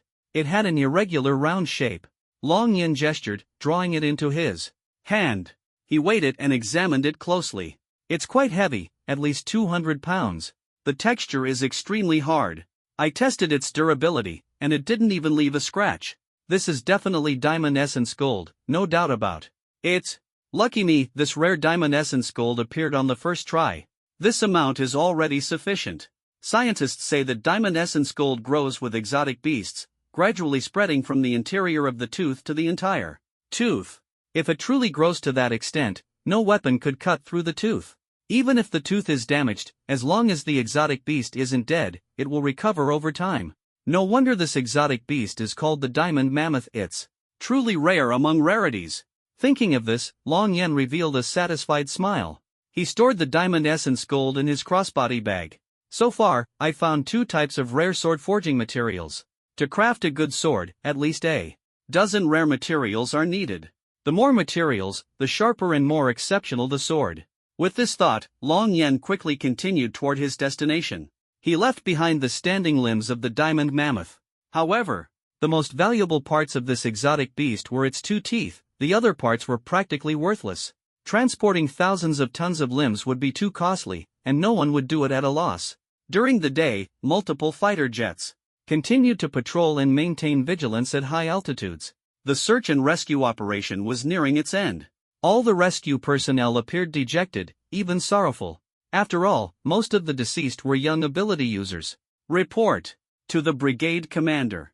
A total of 13 people escaped by parachuting, all others show no signs of life. A one-star colonel reported to Wei Jianga. Understood. Wei Jianga nodded heavily, his voice somber. He glanced at a few reporters and the families of several important deceased individuals in the distance. Go inform them of this news and make it public. Do not disclose other details. Wei Jianga instructed. Yes, brigade commander. The one-star colonel walked toward the reporters. What a pity. Aside from those who parachuted to safety, none of the others survived in the end, leaving only damaged equipment and belongings. They had the chance to kill many exotic beasts and protect more ordinary people. They might even have become true powerhouses. Jiang Guohua, standing beside Wei Jianga, sighed. Who wouldn't agree? Wei Jianga nodded. Brigade commander, there's a major discovery. There are too many people here, follow me. A two-star colonel said. He was a trusted subordinate of Wei Jianga. All right, lead the way. Seeing this, Wei Jianga quickly followed. The three of them arrived at the cordoned-off plane wreckage. Commander, the rescue team found this, the two-star colonel said, picking up a severely damaged machine from the ground. It looked heavy, weighing dozens of pounds. What is this? Wei Jianga asked in confusion. If I'm not mistaken, this should be some kind of sonic induction device. I discussed this with Dr. Jean before and have some understanding of these devices, Jiang Guohua said, his expression growing increasingly serious. That's correct. Officer Jiang is right. This is indeed a sonic induction device. The technical department has already confirmed it. However, they haven't yet analyzed what it specifically induces. But the technical department said this thing shouldn't be on the plane, the two-star colonel explained. So, this means the crash was deliberately caused. Wei Jiang's eyes flashed with anger. If someone really did this intentionally, then this is a major issue. The higher-ups will definitely intervene, possibly even sending powerful individuals to investigate personally. We must uncover some clues first. This matter is undoubtedly premeditated and targeted. If we can't figure it out first, it will be hard to explain later, Zhang Guohua analyzed seriously. Commander, this is the key point I wanted to mention. The rescue personnel are not from our military. He is a member of that rescue team. Before handing it over to us, he already informed the Northwest Base's director, Hongqing Insurance, and Arc Aviation Group. It's been almost 3 hours since then. The two-star colonel said. What did you say? He bypassed me and directly notified them? Why? Wei Jiang frowned. Why else? Everyone has their own interests. They're all trying to protect their own stakes. I hate these tangled interests. The most, Zhang Guohua said angrily. Buzz buzz buzz. At that moment, his phone vibrated. Hello, it's me. Okay, I understand. Wei Jiang hung up the satellite phone, his face dark. This is trouble. The higher-ups have already dispatched the Ability Punishment Squad and the Special Task Force to investigate. They're professional interrogators. Even the toughest mouths can be made to talk. Although I'm still the overall commander, the Ability Punishment Squad and Special Task Force have significant autonomy. I can't interfere much. Do you understand, Guohua? Wei Jiang looked at Zhang Guohua. You mean? Not good. This is going to escalate into a major incident. Quickly prepare the plane and head to the Northwest Base immediately, Zhang Guohua ordered sharply. Yes, Officer Jiang. The plane is over there. Inside the Northwest Base. The Northwest Base had hollowed out an entire granite mountain, creating a vast space. It housed hotels and restaurants offering accommodation and meals, as well as various equipment shops.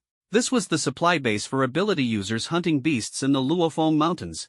In a building with tightly shut iron doors, the Northwest Base's Director Zhao Guangshuan and Deputy Director Lei Lu were sitting in the command room, watching the interrogation room footage on the screen. Interrogators sent by the Punishment Squad and Special Task Force were separately investigating the survivors of the flight accident. Each survivor was confined in a different small room. The rooms were less than 10 square meters, windowless, hot, and suffocatingly enclosed, making them very uncomfortable. Except for Long Yan, all 12 survivors were here. In one of the rooms was Jiang Shi. She sat in a chair, having been confined for an hour. There was coffee in front of her to keep her alert, a slightly better treatment than the others. Bang bang bang. I want to see my dad. Why are you locking me in here? I'm not a criminal. What right do you have to detain me? Where's my dad? Hasn't he arrived yet? I want to see my dad. I want to call my dad. Bang bang bang. Is anyone there? Can you hear me? Jiang Shi angrily pounded the table, staring at the camera and shouting. Bang! The door was suddenly pushed open. Sit down and behave. I said, sit down. A middle-aged man in an Ability Punishment Squad uniform shouted loudly. Don't be too harsh. You'll scare her. An elderly man behind him patted his shoulder. Here, he was the bad cop. Jiang Shi reluctantly sat down, her face dark as she glared at them. The two men took their seats across from her. Do you understand the principle that being honest can lead to leniency? The middle-aged man stared at her. Where's my dad? Bring my dad here. Until I see my dad, I won't say a word. Jiang Shi crossed her arms, her face full of anger. Refusing to cooperate will increase the severity of your punishment. From now on, I ask a question, you answer it. The middle-aged man spoke as if to himself. He pulled out an ultra-thin, fourfold tablet, glancing at its contents while asking questions, completely ignoring her. Words. Why did you come to the Luofeng mountain range? The middle-aged man asked coldly. Ha, what a boring question. Where I go is none of your business. My dad told me to come here. Is there a problem? Jiang Shi sneered mockingly. Are you saying your dad was involved in this matter too? The middle-aged man smirked and noted it down on the tablet. What matter? What was my dad involved in? Jiang Shi froze. Your flight carried a sonic induction device that lured monsters to attack the plane. The device has been found, and it's definitely an act of sabotage. So, was your dad involved in this? Did he install the device or help with it? You parachuted to escape because you knew in advance, didn't you? That's how. You managed to get out before the plane was completely destroyed by the monsters. Oh, I forgot to mention, we are the Special Abilities Punishment Squad, specifically responsible for dealing with people like you. So, answer my questions. The middle-aged man stared at her intently. Wait, I didn't say any of that. My dad wasn't involved, he doesn't know anything about this. Jiangxi grew anxious. She had been angry earlier because she didn't know what was happening or who these people were. She had never dealt with them before. Now, still disoriented, she was suddenly accused of something major. Having just awakened her abilities, she had never experienced anything like this and naturally panicked. Are you saying your dad wasn't involved, but he knew about it? Or that you knew and were involved, but your dad didn't know? The middle-aged man's voice grew louder. Jiangxi felt suffocated. No matter how she answered, it was wrong. I don't know. This wasn't done by me or my dad. We don't know anything about the sonic induction device. It really wasn't us. Jiangxi was so anxious she kept defending herself. Oh, I see. You knew about it in advance but didn't participate in its creation. Right? The middle-aged man sneered. What? Jiangxi's eyes widened in shock, her face pale, too frightened to speak.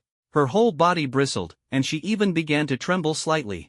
For the first time in her life, she truly understood what it meant to be at a loss for words. No matter how she explained, it was useless. Having been spoiled by her father, she was now experiencing the darkness of human nature for the first time. Those who falsely accuse you often understand your grievances better than you do yourself. Bang! Am I right? The middle-aged man slammed the table and stood up abruptly. Jiangxi was so startled she almost burst into tears. Bang! At that moment, the door was kicked open. Unable to withstand the force, the door flew inward. The middle-aged man reacted quickly, raising a hand to block the door. Boom! Although the iron door was indeed blocked, the powerful impact still forced him to take several steps back. Fortunately, an elderly man behind him gave him a push, helping him regain his balance. Quite bold, aren't you? Who dares barge in here? The Special Abilities Punishment Squad is conducting official business. I want to see who you think you are. The middle-aged man's face darkened. Because the light outside was dim, he couldn't yet see who had entered. You've got some nerve, interrogating my niece like this. Who gave you the guts? The tall man stepped forward, glaring angrily at the middle-aged man. Uncle! Seeing the man at the door, Jiangxi's face lit up with excitement, and tears streamed down her face uncontrollably. Indeed, the man at the door was her uncle, Jiang Guohua, her father's younger brother and a graduate of the 3-star military academy. Yes, come here. With your uncle here, no one can touch you. Jiang Guohua smiled warmly. Jiangxi quickly hid behind him. Do you know you're obstructing the Ability Punishment Squad's investigation? Even if you're from a 3-star military academy, you don't have the authority to take on this responsibility. The middle-aged man glared at his epaulette and said coldly. So you're from the Ability Punishment Squad? What's your name? Who's your superior? Jiang Guohua tilted his head and squinted, staring at the middle-aged man and the elder. With one glance, he identified the insignias on their shoulders, one 2-star, one 3-star. Contempt and anger flashed in his eyes. My name is Qin Kai, a 3-star punishment officer of the Donglin Ability Punishment Squad. This is 2-star punishment officer Tan Shuhang. Our direct superior is Chen Kefan, Qin Kai replied, squinting. The tension between the two sides was palpable, neither willing to back down. The ranks within the Ability Punishment Squad range from 1-star to 3-star punishment officers, 4-star and above are punishment chiefs, and 7-star and above are punishment generals. Though their ranks were mid-level, their authority was significant. The Ability Punishment Squad only answers to its own superiors and is not directly governed by other entities in Donlin City, specializing in handling crimes and matters related to ability users. Just a couple of 2-star and 3-star punishment officers. Do you think you're qualified to talk to me? Do you even know what it means to overestimate yourselves? Get lost, have Chen Kefan come here personally. People of your rank aren't worthy of speaking to me. Jiang Guohua stared at them disdainfully, exuding dominance.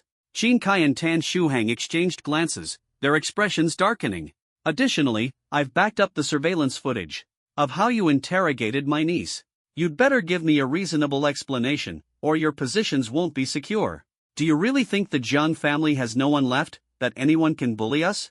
Get out of my way. Jiang Guo's voice thundered. He coldly swept his gaze over them. Xiaoxi, let's go. Let's see who dares to stop us. With that, he turned and left with Jiang Shi. Bang! Qin Kai slammed his fist onto the iron table, leaving a dent. He was furious, nearly exploding, and smashed the surveillance camera in frustration. There's nothing we can do. After all, he's a 3-star army colonel leading tens of thousands of troops. He's also an ability user and a member of the Jiang family. No matter how special our status is, it can't compare to his. We'll have to rely on Chief Punishment Officer Chen to deal with him, Tan Shuhang said calmly, shaking his head.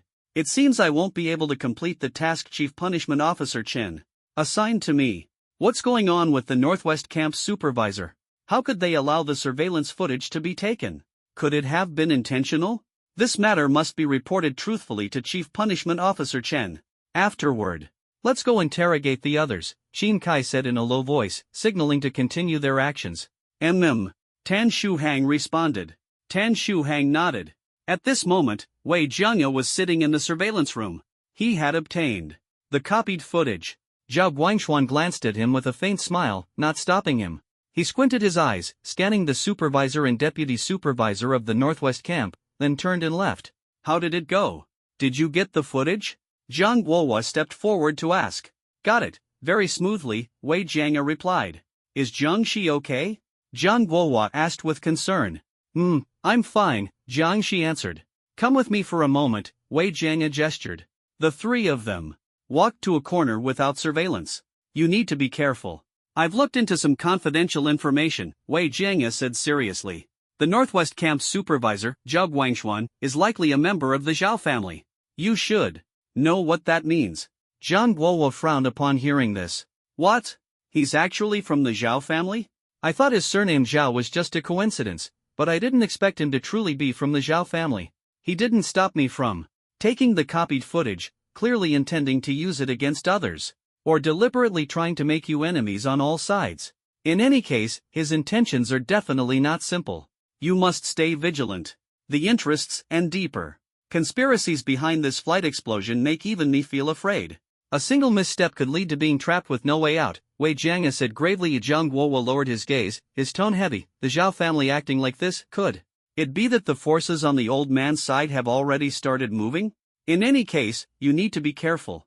Think twice before doing anything. Don't leave others with any leverage against you, Wei Jiangya continued to remind him. Yes, I understand. Thank you, Jiangya. You're the only one willing to help me and tell me everything, Zhang Guohua said with a grateful smile. There's no need for formalities between us. Back then, we went through life and death together. If it weren't for you, I wouldn't even be alive now, Wei Jiangya replied. Jiangya. Zhang Guohua's eyes glimmered.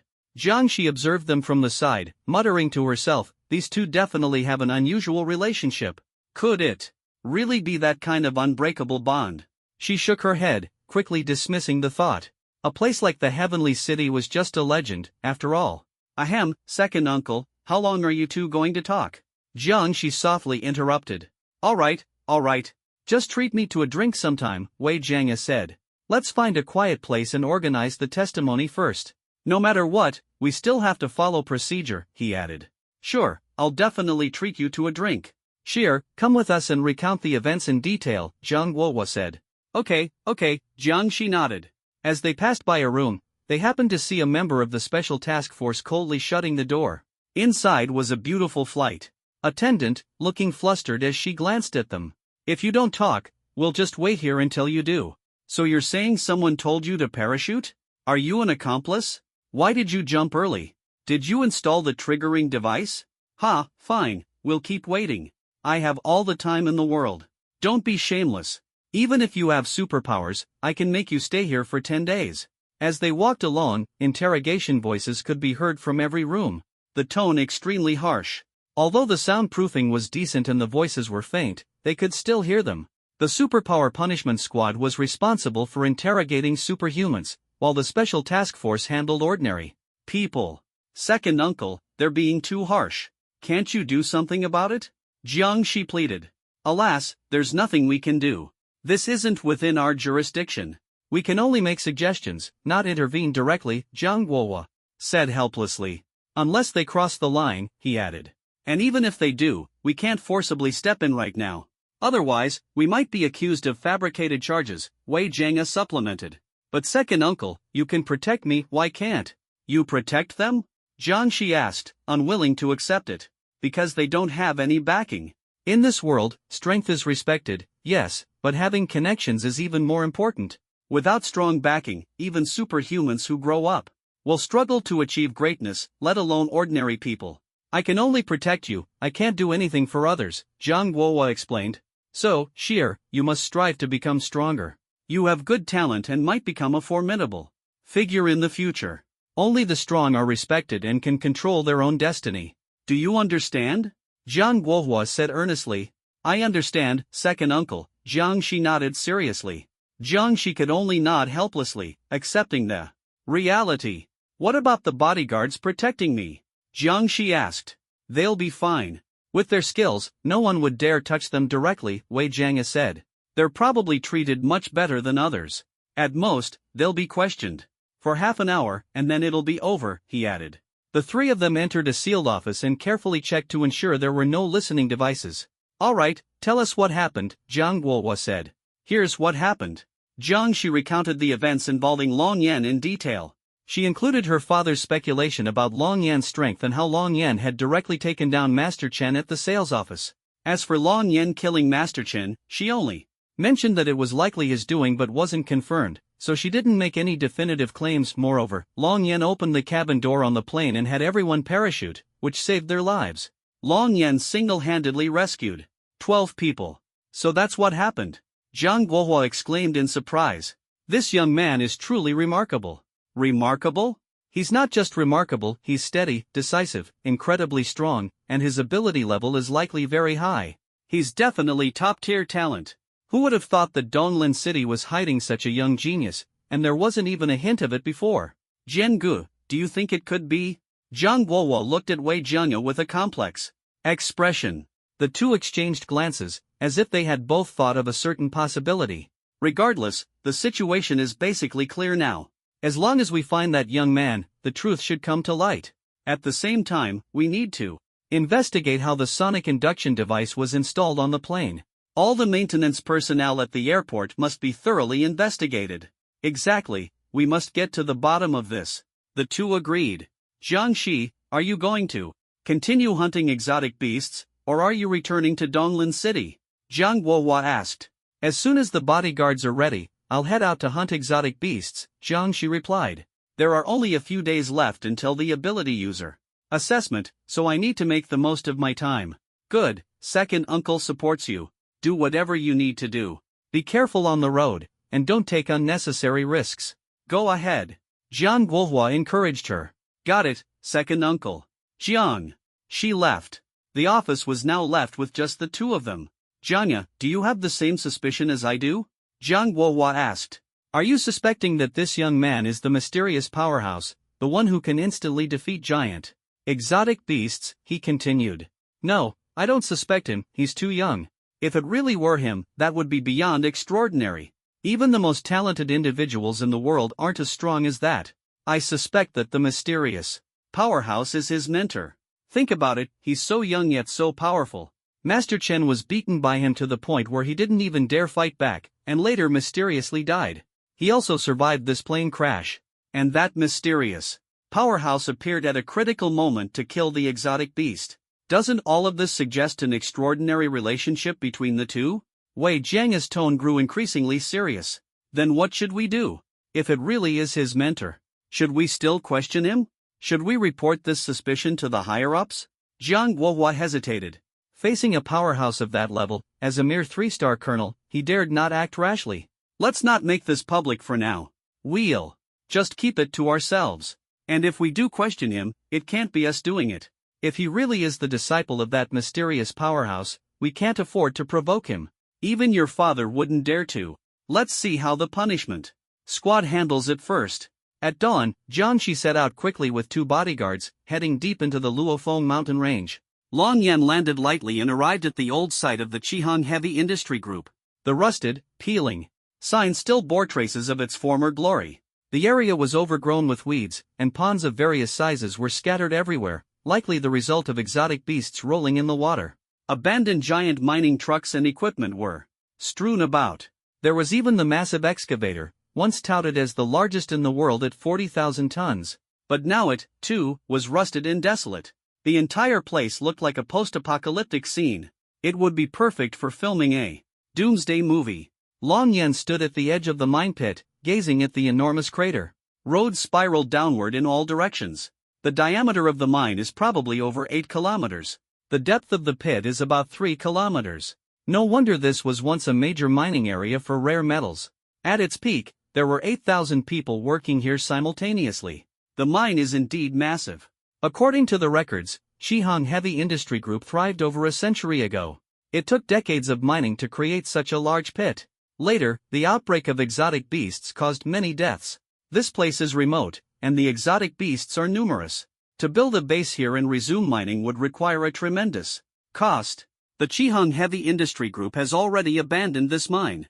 I heard that over 50 types of rare minerals can be extracted here. And they've only mined about a third of it. There's still a vast amount of resources underground. Finding the right metal here shouldn't be difficult, Long Yen thought to himself. The metal he needed wasn't the kind used for expensive weapons for ability users. It had to be not only hard enough but also sufficiently malleable, with special properties, and so on. These materials couldn't be found in ability user weapon shops. Those metals were mixed with too many technological elements, which wasn't what he wanted. To forge a good sword, the materials were far more complex than one might imagine. Overall, this mine gave him great hope. Long Yen leapt into the air and plunged toward the center of the mine pit. From above, the bottom of the pit was entirely submerged in water. The water had already flooded up to a height of 500 meters. The data says there's an elevator at the bottom of the pit that goes straight to the underground. But it seems to be completely submerged now. Looks like I'll have to dive down. People at the Qi refining stage can go without breathing for extended periods, Long Yen thought.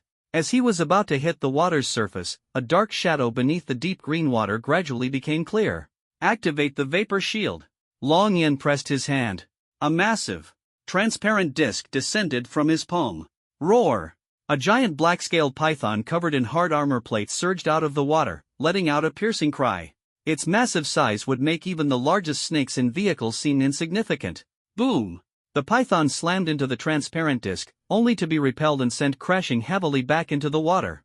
The iron-armored black Jiao python. Its strength is at least at the first level of Beast King. This kind of exotic beast usually ambushes prey in forests and swamps. Why is it here? Long Yen wondered.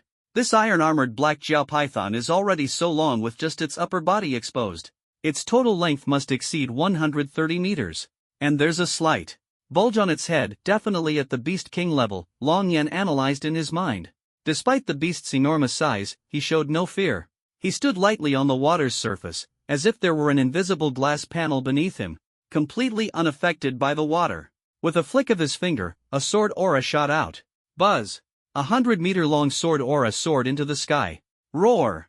The iron-armored black Jiao python surged out of the water again, opening its massive, blood-red maw to ferociously bite at Long Yen. Courting death.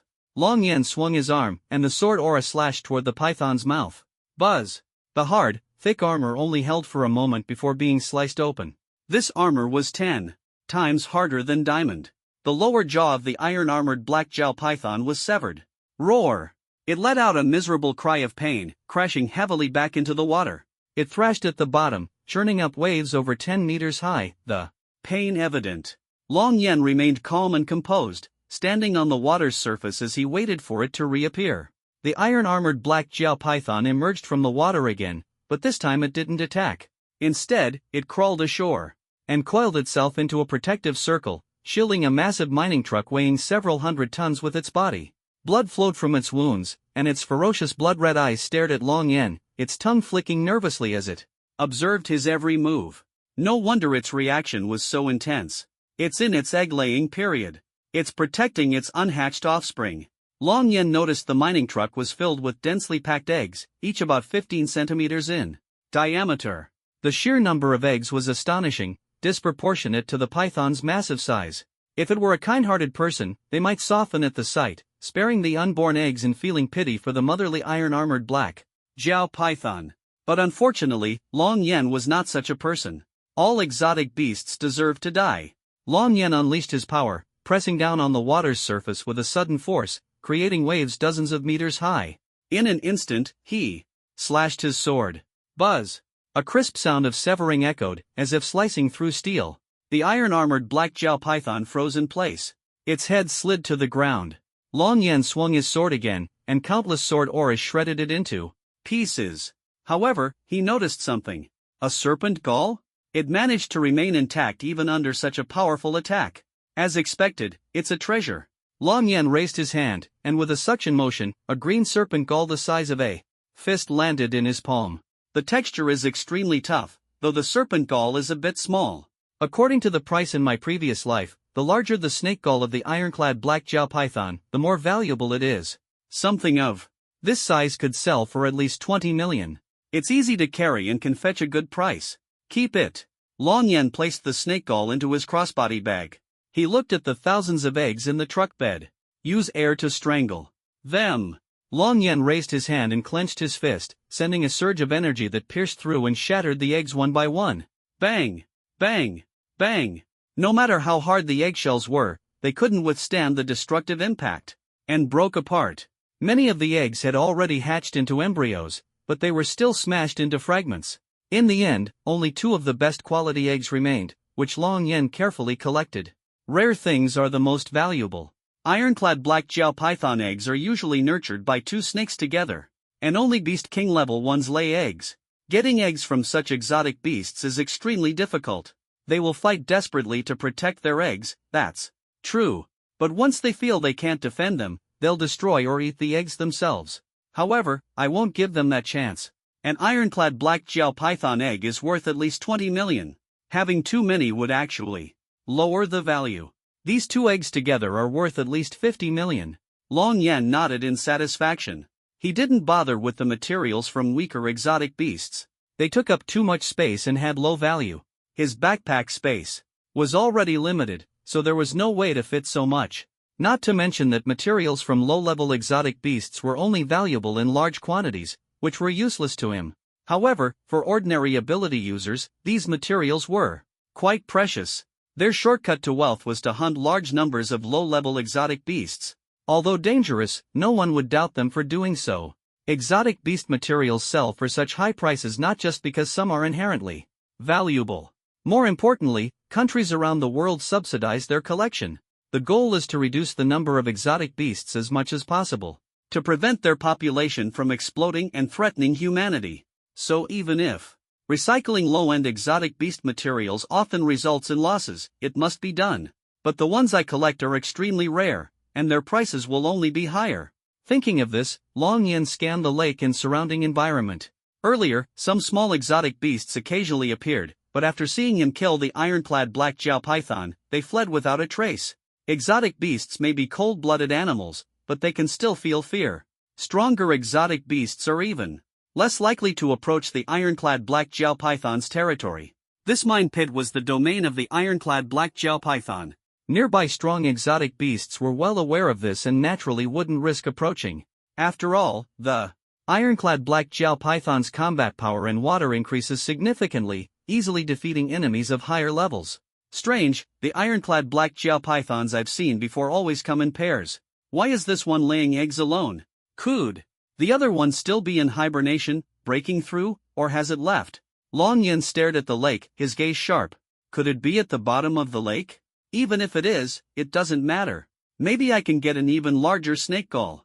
The air around him stirred, keeping his clothes dry as he used his energy to quickly dive into the water. His underwater speed was astonishing, and the energy emitted a white glow, illuminating a 10-meter radius around him. Long Yan found the entrance to the mine and swam inside. He dove nearly 1,000 meters underground, where the water pressure was immense. But with his energy protecting him, he remained unharmed, and his clothes stayed dry. At the bottom of the elevator shaft, the left side led to an old mine cavity, while the right side had a collapsed opening. Let's check this out. He entered the collapsed opening. Diving deeper, he reached 2,000 meters underground, where the water became crystal clear. Long Yan leapt out of the water, a flame flickering in his palm to illuminate the surroundings. He was skilled in crafting and could summon fire with ease. Before him was a spacious cavern.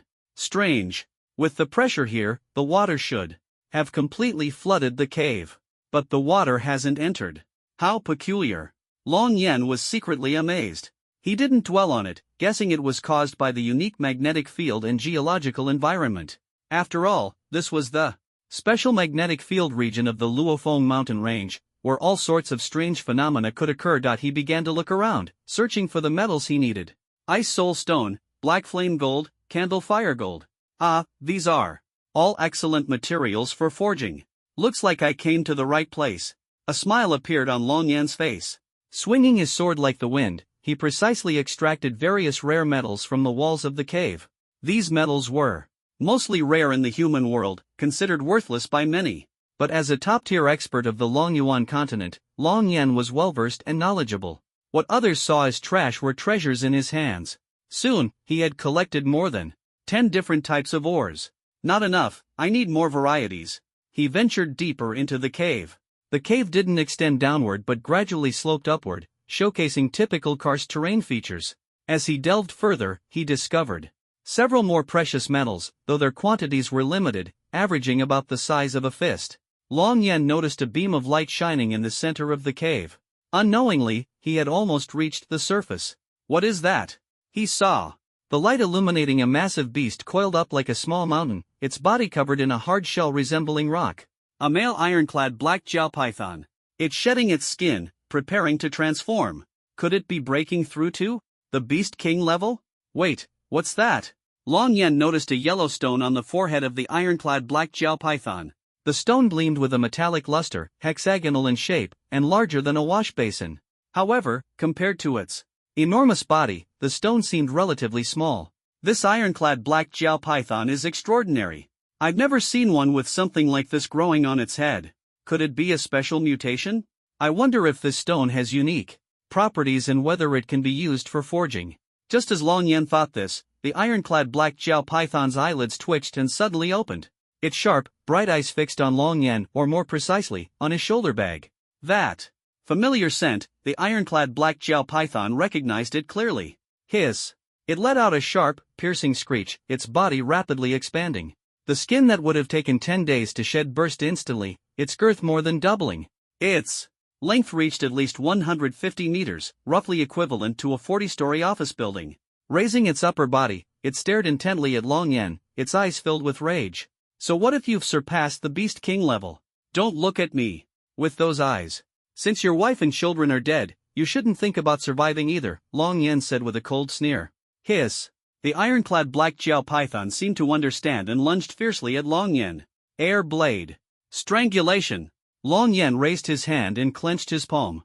A layer of transparent gas appeared around the ironclad black Jiao python, quickly transforming into sharp spikes that pierced it from all directions. The ironclad black Jiao python was instantly immobilized. Bang! Bang!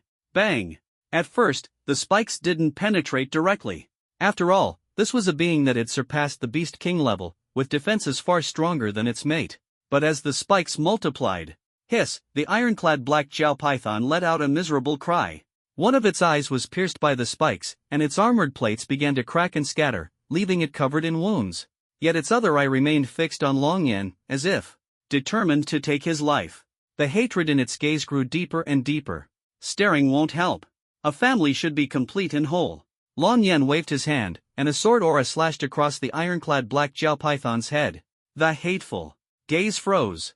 Its head was shredded by the sword aura, leaving only the yellow hexagonal stone on its forehead and a massive, bright eyeball rolling to Long Yan's feet, the very eye that had glared at him moments ago. Long Yan looked at the large eye, as if seeing its unwillingness and its resolve to seek revenge even in death. Be more careful in your next life. When you see me, run immediately. Don't glare at me with those dead fish eyes, Long Yan said disdainfully. He stroked the 1-meter diameter eye, which had only minor scratches that disappeared with a gentle wipe. This eye is quite special, extremely hard. Unfortunately, it's not suitable for forging.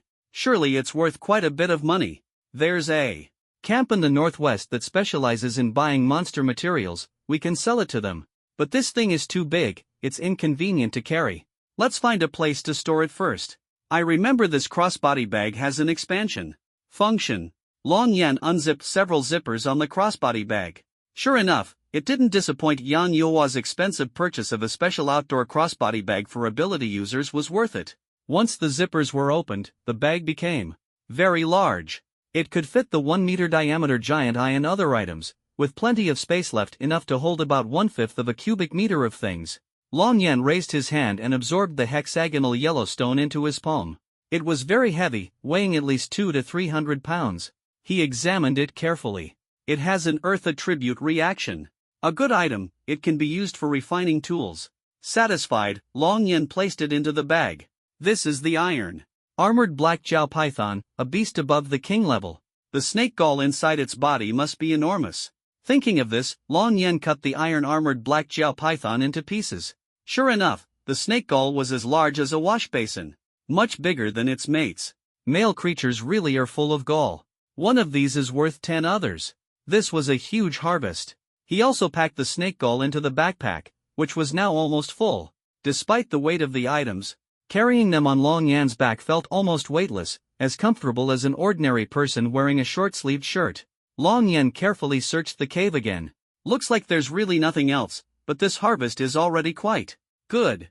There's no need to go to that mine pit, it probably doesn't have anything worthwhile.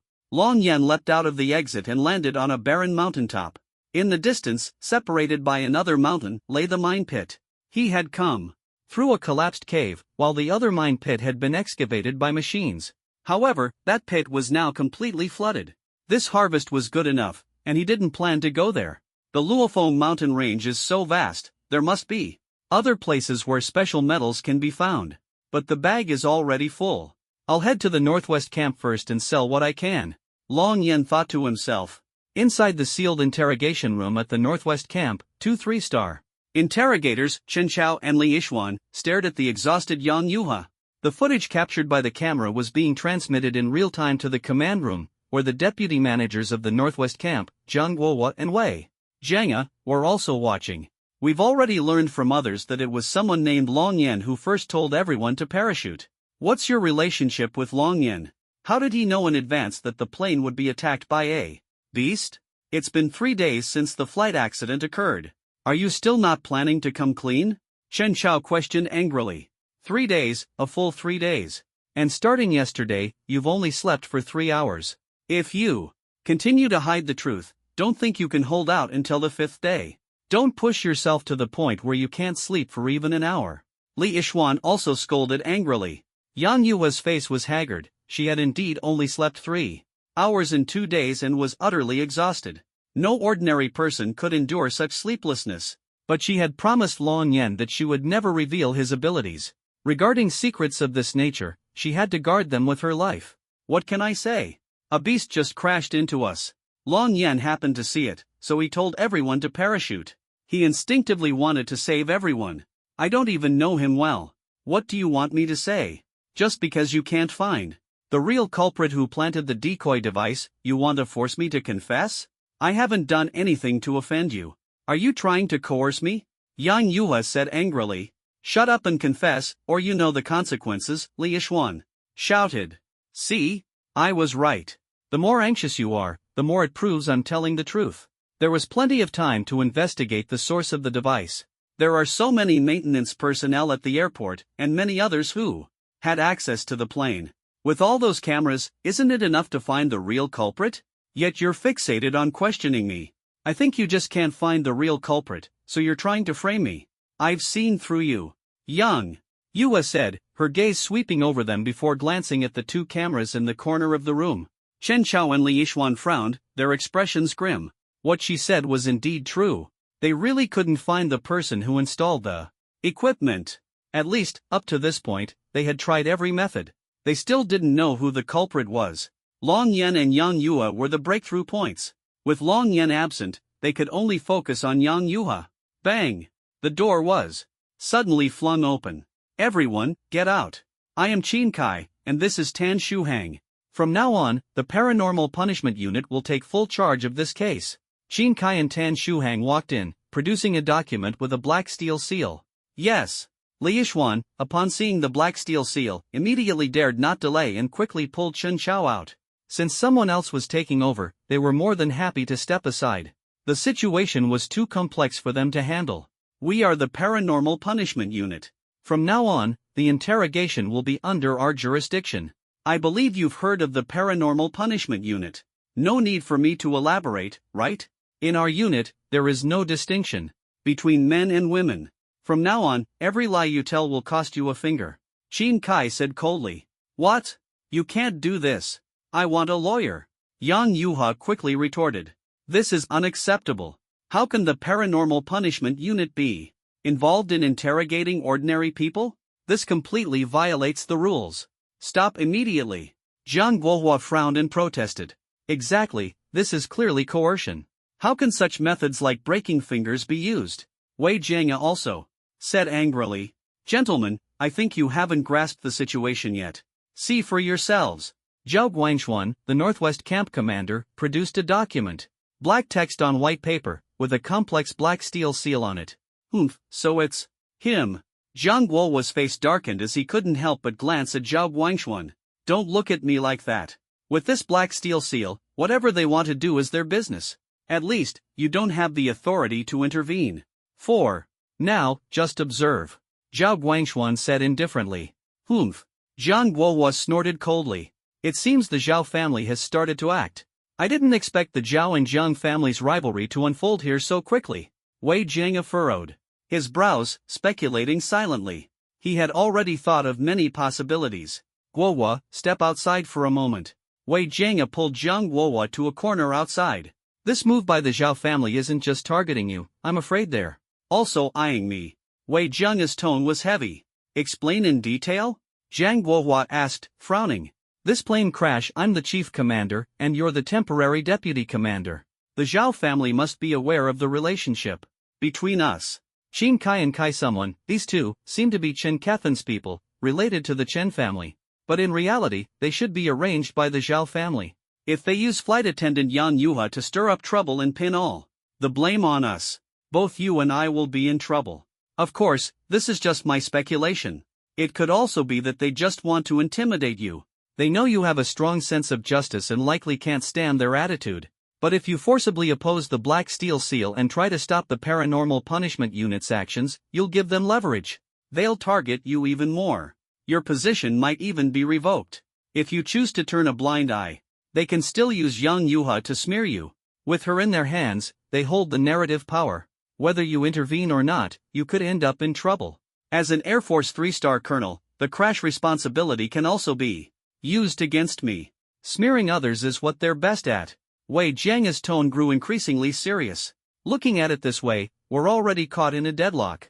No matter what we do, it seems hard to avoid trouble. The Zhao family's move this time is indeed not simple. Now we can only wait and see what happens, first to see how Qin Kai and the others act. If they go too far, we can choose not to intervene.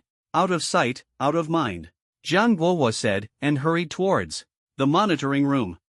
Can you really just stand by and watch? Wei Jianga shook his head inside, following closely. Wei Jianga's concerns were not unfounded. After all, the Supernatural Punishment Squad was not under direct control of anyone. If Zhang Guohua, knowing full well that there was a black stamp, still went head-on, the consequences would be absolutely disastrous. Zhang Guohua understood this, and mentally reminded himself to exercise restraint. But as soon as he reached the monitoring room door, his expression darkened. In the video, Qin Kai pulled a dagger from his waist and plunged it fiercely into the iron table. The table was completely penetrated, demonstrating the dagger's sharpness. Yang Yua's hands, fingers spread out, were fixed to the mechanical board in front of the chair.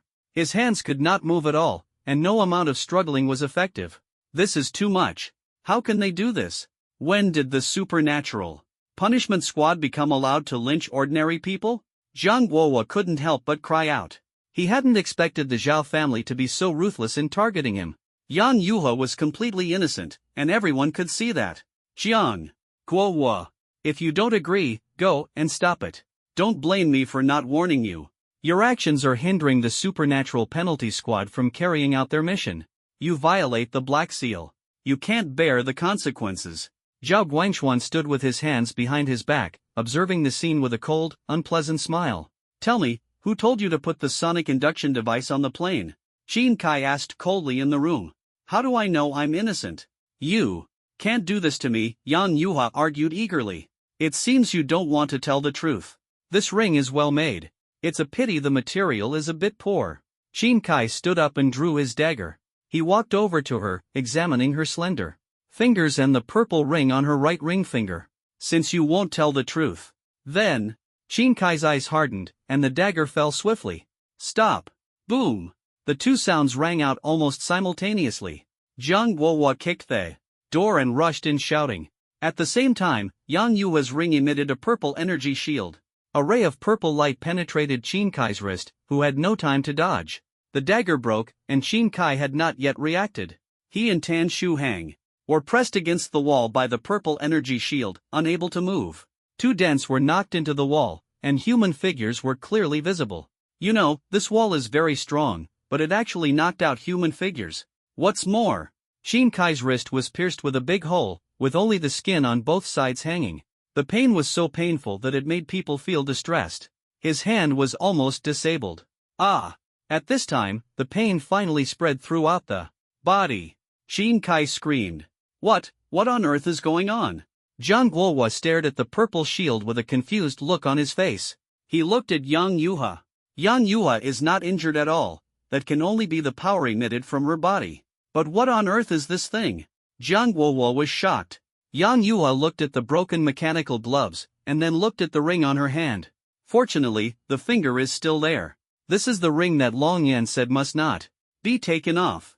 Can it protect me? Sure enough, he didn't lie to me. Yang Yuha almost cried. She thought her finger was going to be cut off and was scared. Unexpectedly, the ring played a role at the critical moment. Yang Yuha stood up. The surrounding purple shield shrank into an oval with a radius of 30 centimeters. It just wrapped around her body. The shield will automatically expand or shrink with her movements. In other words, the shield will not hinder her when she walks normally. Bang bang! Qin Kai and Tan Shu Hang fell to the ground. There was severe pain all over their bodies. They struggled to get up and stared at Yang Yuha vigilantly. What on earth is this thing? You dare to attack the superpower. Punishment team, you are looking for death. Don't even think about leaving here today. We, as enforcers of the Paranormal Punishment Squad, suspect you to be the mastermind behind this incident. You and your family will all be implicated.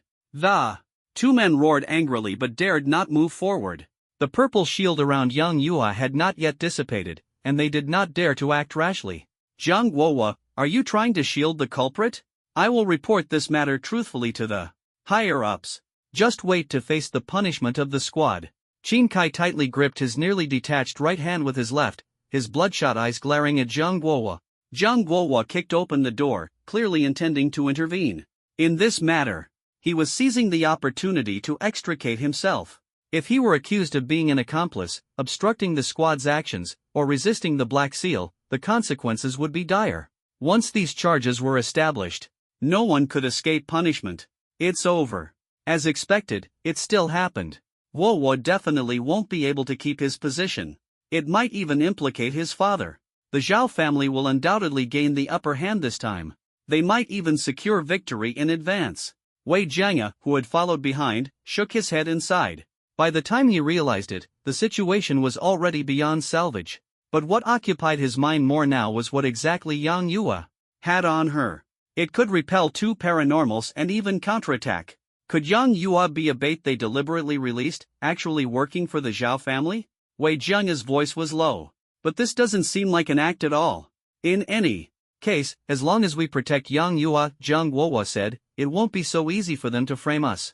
Oh? Do you think you can take her away? At this moment, a voice came from behind. It was none other than Zhao Guangxuan, the overseer of the Northwest Camp. Long Yan, who had been moving at a moderate pace, suddenly stopped. His eyes narrowed as he turned to look in a certain direction in the night sky. Yang Yuha is in danger.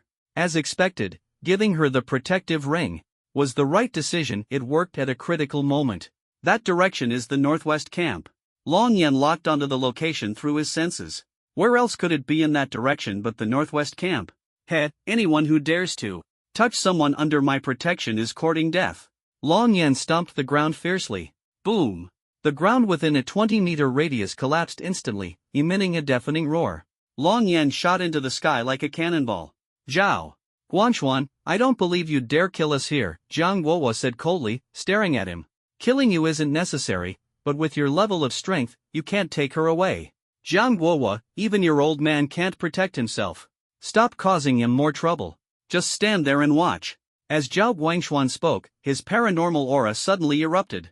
Multiple streams of blue lightning surged from his body, flowing across the surface of his clothes. What? A B-level lightning ability? You're actually at the battlefield realm? Jiang Guowa's expression turned grim. The battlefield realm is incredibly powerful. It's equivalent to the beast general level among exotic beasts. You've actually reached this level. No wonder you became the overseer of the Northwest camp. Wei Jianga's face also grew serious. Both of them were only at the combat body realm. Compared to Zhao Guanxuan, they were an entire level below. It wasn't that they couldn't fight, it was that they had no chance of winning. If they fought head-on, death was certain. Damn it! Jiang Guowa clenched his fists, his knuckles creaking. Humph! That's the impotent rage of the powerless. The Jiang family ends with your generation. You're almost 40 and still only at the 9th level of the combat body realm. What does your Jiang family have to compete with my Zhao family? Does your Jiang family have the strength to challenge mine? Just stand there and watch as I make her tell the truth. The 60-something elder Zhao Guanxuan, clad in golden battle armor, brushed past Jiang Guowa, casting him a sidelong glance. Despite his age, with his white hair and numerous wrinkles, his face looked like that of someone in their 40s or 50s, exuding an imposing aura. This man was brimming with arrogance. At this moment, Yang Yuha had already stepped forward. Qin Kai and the other man could only watch helplessly, not daring to act rashly. Yang Yuha, as a flight attendant, you disregarded passenger safety. You actually placed a sonic lure device to attract exotic beasts to attack the flight, causing a catastrophe that killed dozens of people. Even dying 100 times wouldn't be enough. Zhao Guanxuan shouted passionately, like a representative of justice. If one hadn't heard his words earlier, they might have thought he was quite upright. Heh, you're really good at labeling people. You. People are all disgusting, one worse than the other, all in cahoots. Shifting blame and harming others, how despicable. Truly disgusting. Yan Yuha retorted with a cold sneer. Still being stubborn even at death's door. Don't think that plasma shield of yours can protect you. That thing is still in the experimental stage, it can't withstand attacks at the battlefield level. Once I break all your limbs, let's see if you still dare to argue. Zhao Guanxuan's face turned icy. Boom! He swung a punch. A streak of blue lightning struck toward Yan Yuha from a distance. Buzz! Yan Yuha, startled, raised her hand to block. The purple energy shield deflected the attack. Not bad defense.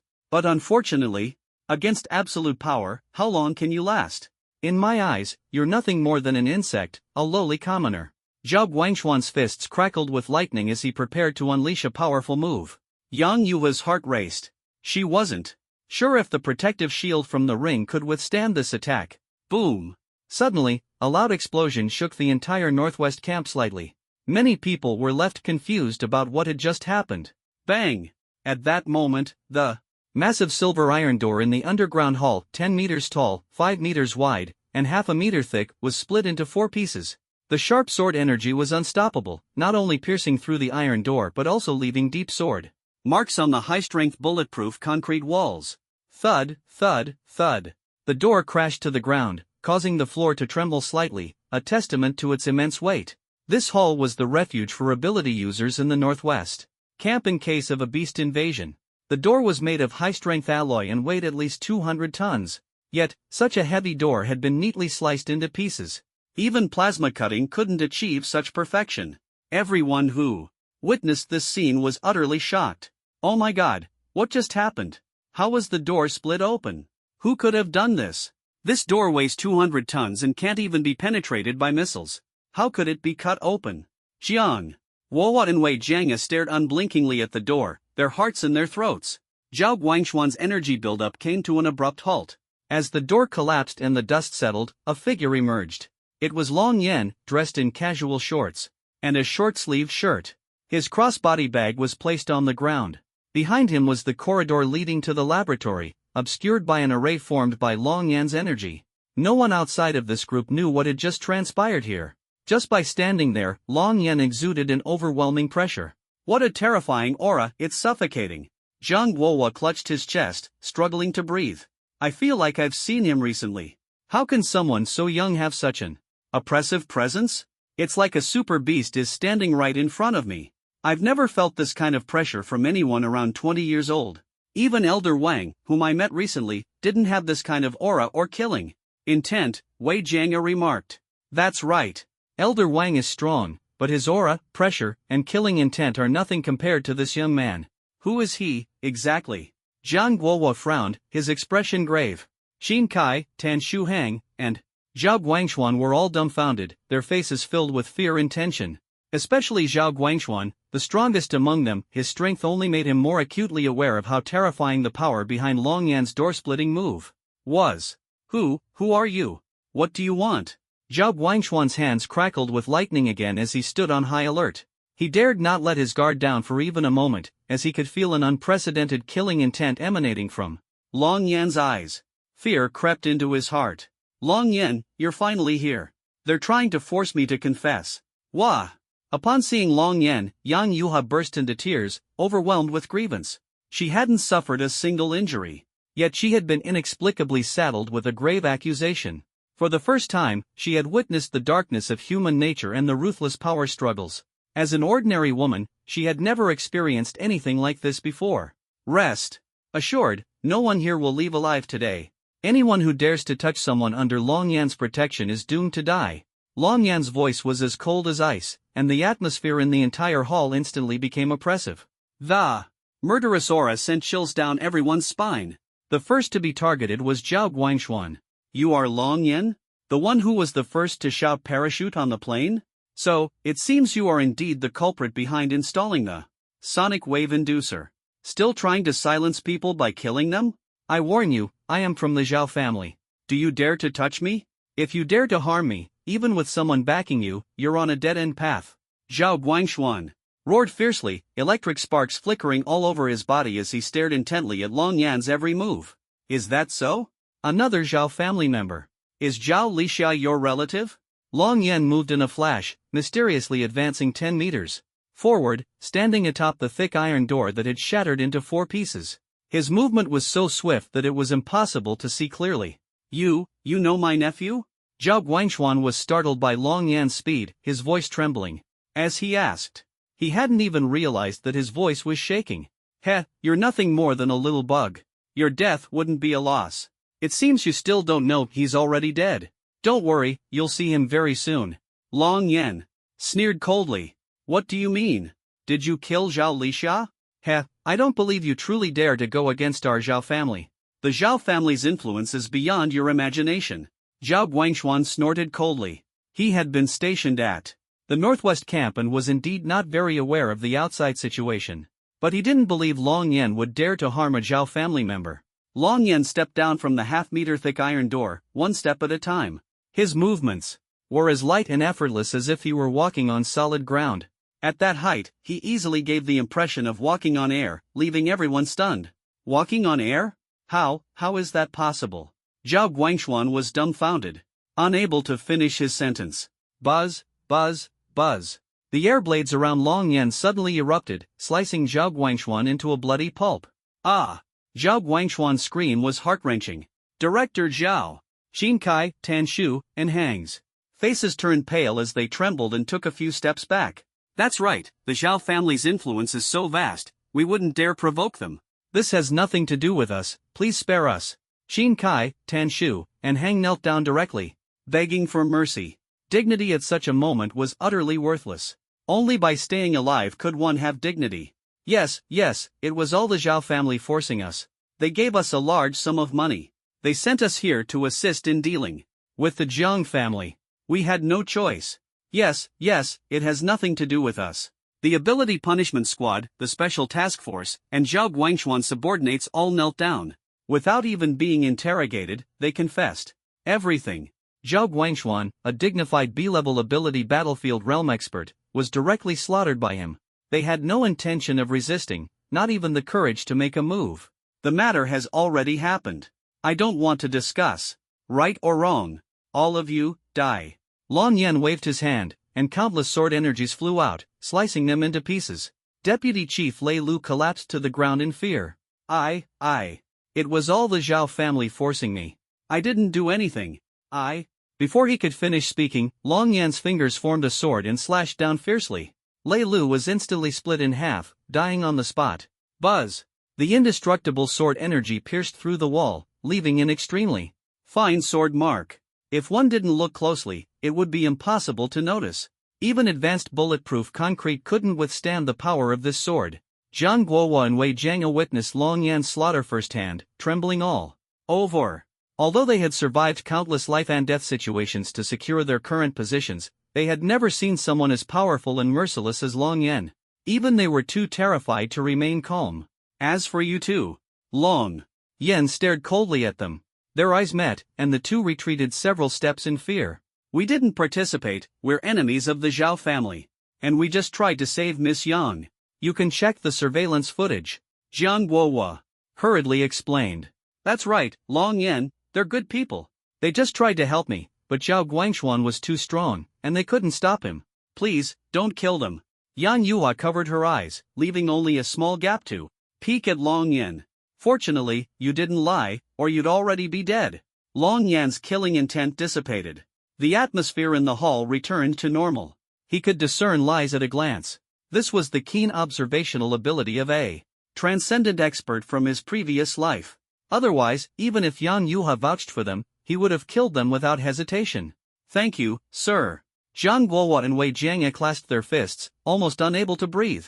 After taking a deep breath, they felt as if they had narrowly escaped death, as if they had just walked through the gates of hell.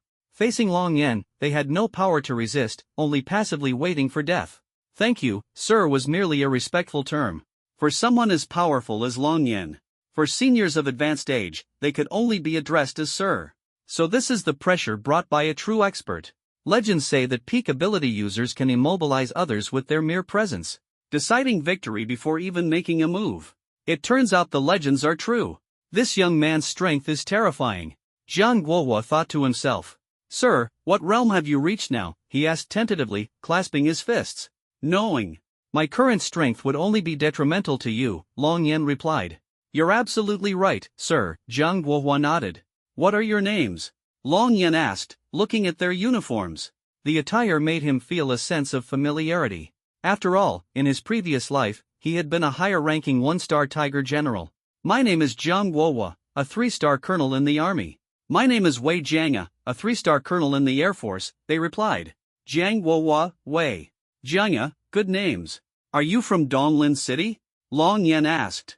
Yes, sir, we are both from Donglin City, Zhang Guohua replied. Zhao Guangshuan is from the Zhao family, and he's behind all this. You must have considerable backing as well. Tell me, what exactly happened here?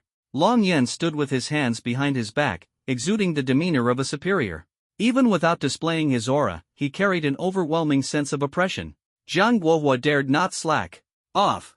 Sir, here's the situation. Wei Jianga was the chief commander of this flight incident. I was the temporary deputy commander. The Zhao family is ambitious and wants to use this opportunity to suppress the two of us, further weakening the power of my Jiang family. Of course, there are even more complex struggles and disputes with other families involved. I haven't fully figured out the specifics yet. In any case, everyone else is just a pawn of the Zhao family. Especially Miss Yang, who was completely innocent and got dragged into this.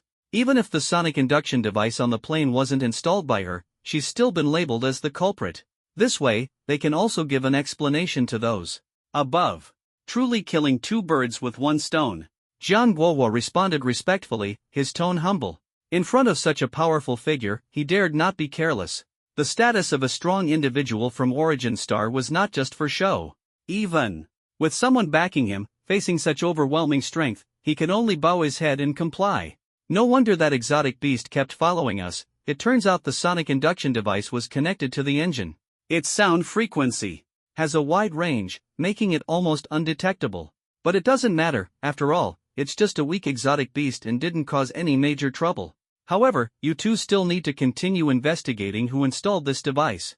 If you find any concrete leads, inform me immediately, Long Yen said. Understood, sir. Rest assured, as soon as we find out who it was, we'll notify you right away. But how should we contact you? Jiang Guohua asked. Don't contact me unless it's something important. Long Yen raised his hand, and a piece of metal from Zhao Guangxuan's golden battle armor flew up. A streak of sword energy carved Long Yan's phone number onto it. Understood, sir. Jiang Guohua carefully caught it with both hands and placed it cautiously into his pocket. No matter how you explain their cause of death, everything about me today must remain confidential. Understood? Long Yen stared at the two of them. Understood. Jiang Guohua and Wei Jianga nodded emphatically. Long Yen turned to look at Yang Yue. At this moment, the purple array shield she had summoned had already been retracted into her ring. She was unharmed, but after only 3 hours of sleep in 2 days, her dark circles made her look a bit fatigued. However, dressed in her flight attendant uniform, she still looked stunning. Thank you, Long Yen. If it weren't for the ring you gave me and your timely appearance, I might have. Anyway, I'm really grateful to you, Yang Yue said sincerely. It's nothing. After all, you're her sister. Besides, such things are hard to avoid. Where there is light, there will be shadows. In a place like the Zhao family of Donglin, there are plenty of troublemakers. The energy in this ring is running low. In case of danger, it can only protect you for a limited time. I'll replace it with a better one for you. Long Yen raised his hand, and a piece of black metal appeared in his palm, ready to inscribe array runes onto it. No need, this one is fine. Can you just recharge it? I like the first ring you gave me, Yang Yue said with a serious expression. Alright, I'll recharge it for you. Raise your hand, Long Yen instructed. He infused a large amount of energy into the ring from a distance, compressing and storing it within. Simply put, he stored the energy of the Qi refining realm into this small ring. This energy served as the power source for the array. In times of danger, it could form a protective shield and would automatically dissipate once safety was restored. In his previous life on the Longyuan continent, Long Yen was a tribulation-transcending expert with extraordinary talent in array formations. For him, this kind of operation was effortless. The distorted spatial energy emanating from his hand, combined with his actions and words, left Jiang Guohua and Wei Jianga utterly astonished. The two exchanged glances, their faces full of shock, having never seen such an array technique before. It's not even high-tech plasma shielding, it's personally crafted by Lord Long. An ordinary person wearing it could easily withstand the attacks of a battlefield. Superpowered expert. And it only takes a single ring? This is incredible. Jiang Guohua murmured in amazement. So young yet so powerful, with such abilities, who knows what he'll be like in 10 years? How exactly does Lord Long cultivate? Wei Jianga couldn't help but marvel. Alright, even though you have the ring for protection, don't go to overly dangerous places. If you're too far away, I won't be able to save you in time, Long Yen said after filling the ring with energy. Got it. I won't wander around recklessly. Thank you, Long Yen, Yang Yue replied, lowering her head. Let's go. Long Yen turned and walked away, speaking as he went. The formation I set up in the corridor will conceal this place and disappear before dawn in 5 hours. No one outside will know what happened here. Yang Yue got dragged into this because of your conflict. You know what you need to do. One last reminder, if it comes down to choosing sides, you'd better open your eyes wide. Otherwise, you might bring disaster upon your entire family. With that, Long Yen vanished in a flash. However, the formation in the corridor remained, lasting for 5 hours, enough time for them to handle everything. Hearing this warning, people reacted differently. Yang Yue thought Long Yen was incredibly imposing and exuded a powerful aura. Jiang Guohua and Wei Jianga, on the other hand, were drenched in cold sweat, their clothes soaked through. The two exchanged glances and shook their heads with bitter smiles. Long Yan's words were like a sharp blade, striking their hearts hard. They understood the implications all too well. Miss Yang, I'm sorry you had to suffer through this, Jiang Guohua said, full of guilt. It's alright, thanks to you two officers for your help, Yang Yue replied politely. I really didn't do much to help, I'm ashamed, Jiang Guohua said, shaking his head with a sigh. Officers, I haven't slept in days. Is there a place where I can rest? Yang Yue asked.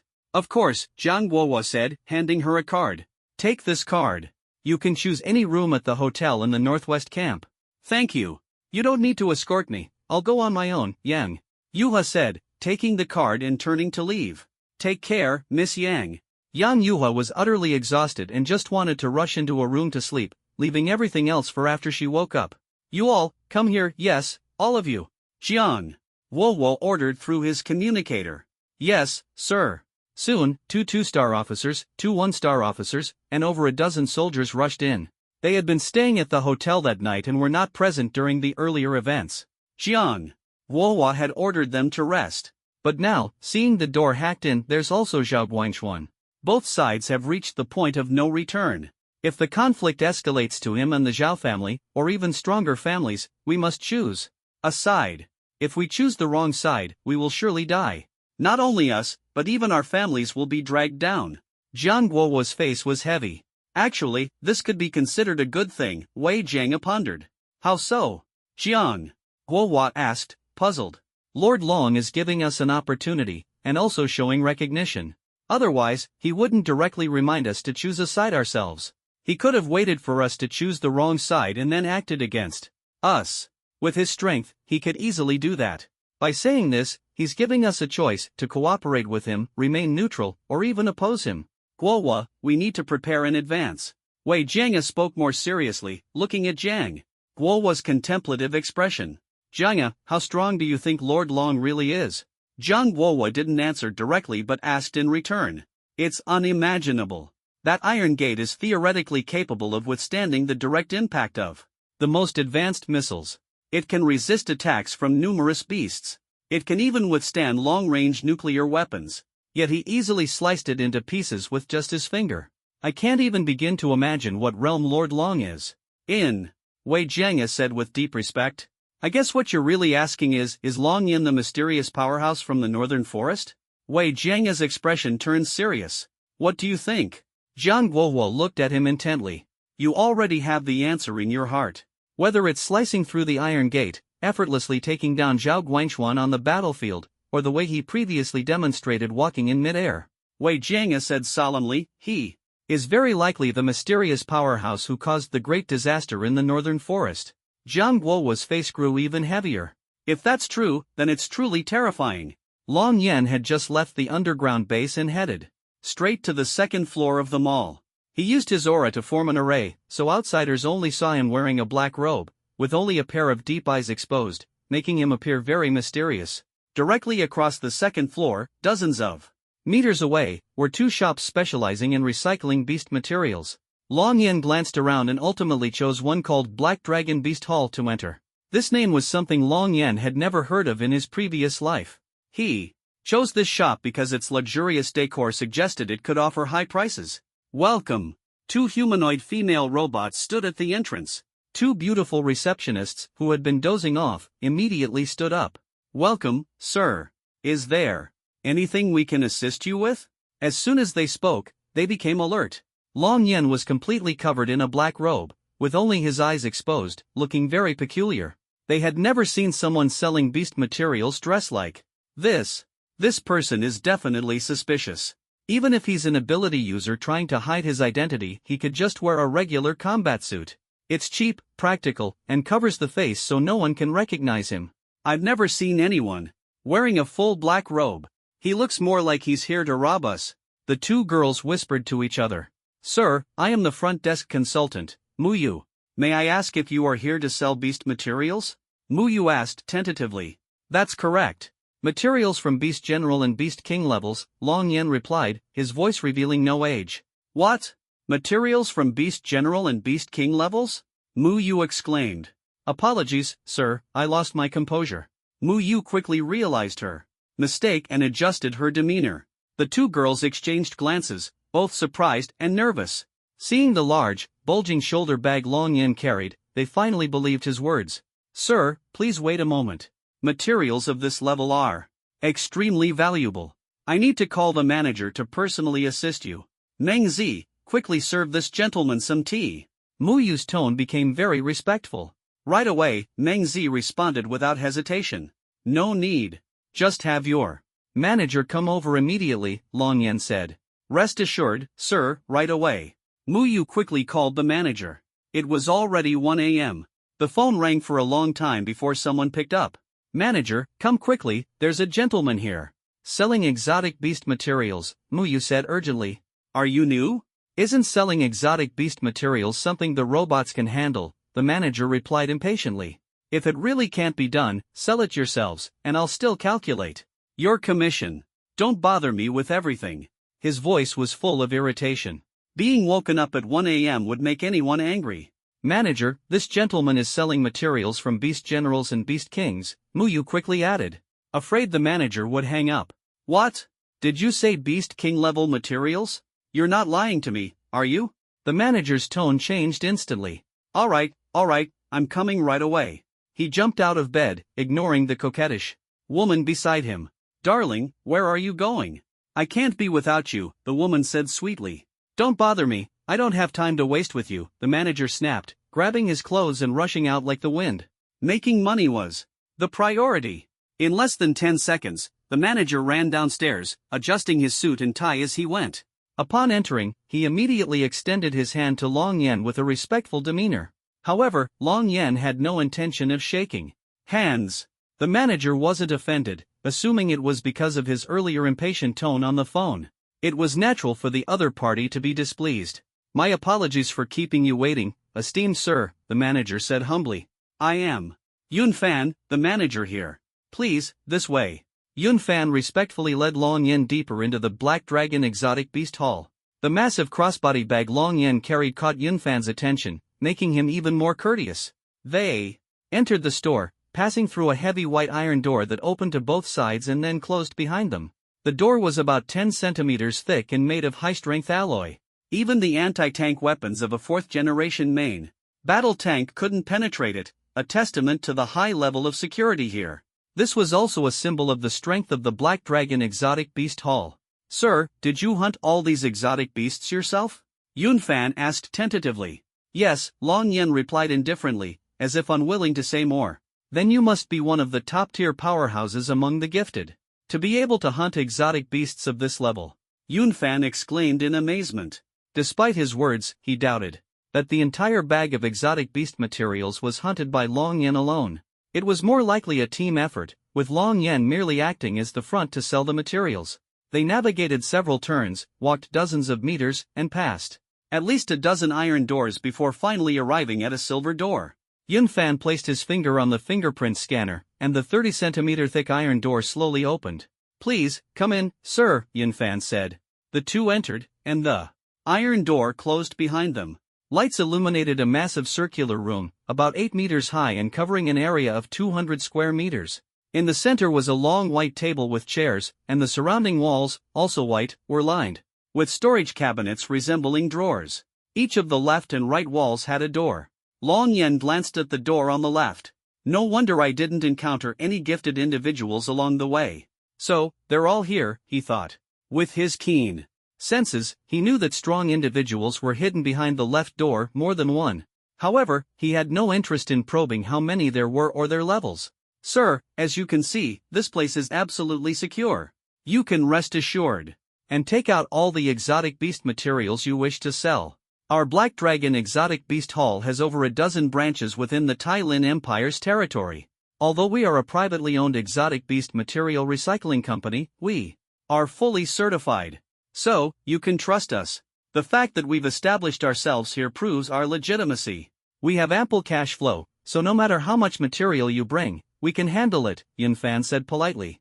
His eyes burned with curiosity as he stared at Long Yan's crossbody bag, eager to see what precious exotic beast materials were inside. Alright, Long Yan nodded, saying little. He set down the crossbody bag and unzipped it on both sides. Inside were smaller materials from exotic beasts.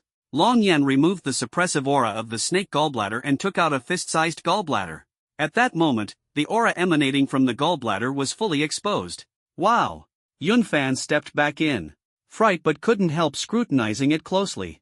This aura is so powerful. Could it be, is this the gallbladder of an iron-armored black Jiao python? I've never seen such a large gallbladder before. With such a strong aura, could it be from a beast king-level iron-armored black Jiao python? These creatures live in swamps, which are harsh environments and entirely their territory. To kill an iron-armored black Jiao python in such a place, it would take at least several powerful battle spirit users working together, or someone with a realm far beyond it to take it down. My goodness! Hiss, Yunfan gasped in shock. He was used to seeing materials from beast soldiers and beast spirits, as the Luofeng mountain range was mostly a training ground for newcomers who had just awakened their abilities. There weren't many seasoned experts around. Occasionally, he would come across materials from beast generals. As for beast king level materials, this was the first time he had encountered one in his 3 years of work, truly a groundbreaking moment. Good eye. This is indeed the gallbladder of an iron-armored black Jiao python, Long Yan said. However, its realm is only at the peak of beast king level 1, not level 2. Many snake-type exotic beasts have similar-looking gallbladders, making them hard to distinguish without instruments. But Yunfan recognized it at a glance, showing his talent in this area. Sir, could it be that you hunted this yourself? Yunfan unconsciously used a respectful tone. He had initially thought Long Yan could at most bring out materials from a beast general. As for beast king level materials, who would believe it without seeing it firsthand? Thus, while he had been polite to Long Yan before, he was now even more deferential. That's correct, Long Yan replied. Bang! The iron door on the left suddenly swung open. What's going on? Why is there such a strong aura from an exotic beast? A middle-aged man in a suit frowned, his expression serious as he asked. His eyes immediately locked onto the gallbladder on the table, and he approached quickly, staring at the fist-sized gallbladder. Such a powerful aura. This must be from at least a level 9 beast general exotic beast. I just can't tell what kind of snake it is, the middle-aged man said, his eyes gleaming. Elder Zhou, why did you come out? Yunfan asked nervously. Someone's here to sell something. And you, an elder, come running out? What if they get upset and decide not to sell? Yunfan muttered internally, feeling that Zhou Kai was causing trouble for him. Ha! Long Yan couldn't help but shake his head and chuckle at the man, who was clearly at battlefield level 3 but had such poor judgment. Friend, did you hunt this yourself? Zhou Kai asked, his expression sour after hearing Long Yan's laugh. He scrutinized Long Yan from head to toe, as if trying to see through him. How is this possible? I can't discern his strength at all. This guy must be hiding his true power. Zhou Kai thought to himself, shocked. How much is this gallbladder worth? Long Yan asked Yunfan, completely ignoring Zhou Kai. Sir, please wait a moment. Although I recognized at a glance that this is the gallbladder of a beast king level iron-armored black Jiao python, we still need to use instruments for a professional appraisal to provide a fair price, Yunfan said. Alright, Long Yan nodded, appearing calm and unhurried. Elder Zhou, I'm currently attending to an important guest. Please step aside, Yunfan said. I'm only thinking about the interests of the Black Dragon Exotic Beast Hall. I can ensure a more fair and impartial process here, Zhou Kai said indignantly, clearly upset. Being ignored by Long Yan had left him simmering with anger, but he didn't dare lose his temper without knowing Long Yan's true strength. Fine, Yunfan said. Helplessly. Battlefield-level ability users were beyond his control. Jerry, Yunfan called out into the air. At your service, a mechanical arm extended from the ceiling, accompanied by an intelligent voice. This is the latest model of an intelligent robot, called Jerry. Its database contains information on almost all exotic beasts and is connected to a supercomputer. So it can quickly identify, with an accuracy rate of 99% for Beast King level and below. It's almost never wrong, Yunfan explained. The robot emitted a beam of light that scanned the snake gallbladder, quickly comparing it with the database for analysis. A few seconds later, the material is a snake gallbladder, from a female iron-armored black Jiao python at the peak of Beast King level 1. The gallbladder is intact. Net weight, 17 pounds and 2 ounces, Jerry reported. How much is it worth? Yunfan asked. He had never seen something of this level before. The robot's appraisal was more authoritative, at least as a reference. The reference price converted to Thailand currency is 39.5 million, Jerry replied. Wow, it really is a Beast King level gallbladder, and it's worth so much. Yunfan exclaimed. That was nearly 40 million. For ordinary people, earning that much money would take years of hard work. But sir, this is just the robot's reference price. You know, we still need to make some profit. So I'll offer you 37 million. Yunfan said. Deal, Long Yan nodded. This price is higher than I expected. In my previous life, I was a 1-star general. The exotic beasts I hunted were sold directly to the Thailand Empire. The price was at least halved, sometimes even reduced to 40%. But I could earn contribution points to exchange for weapons, techniques, medicines, and so on. All things considered, the discount was about 70%. Contribution points are useful, but for someone like me who cultivates immortality, they're not very practical. Money is more tangible, Long Yen thought to himself. Sir, you're very straightforward. Alright, 37 million it is.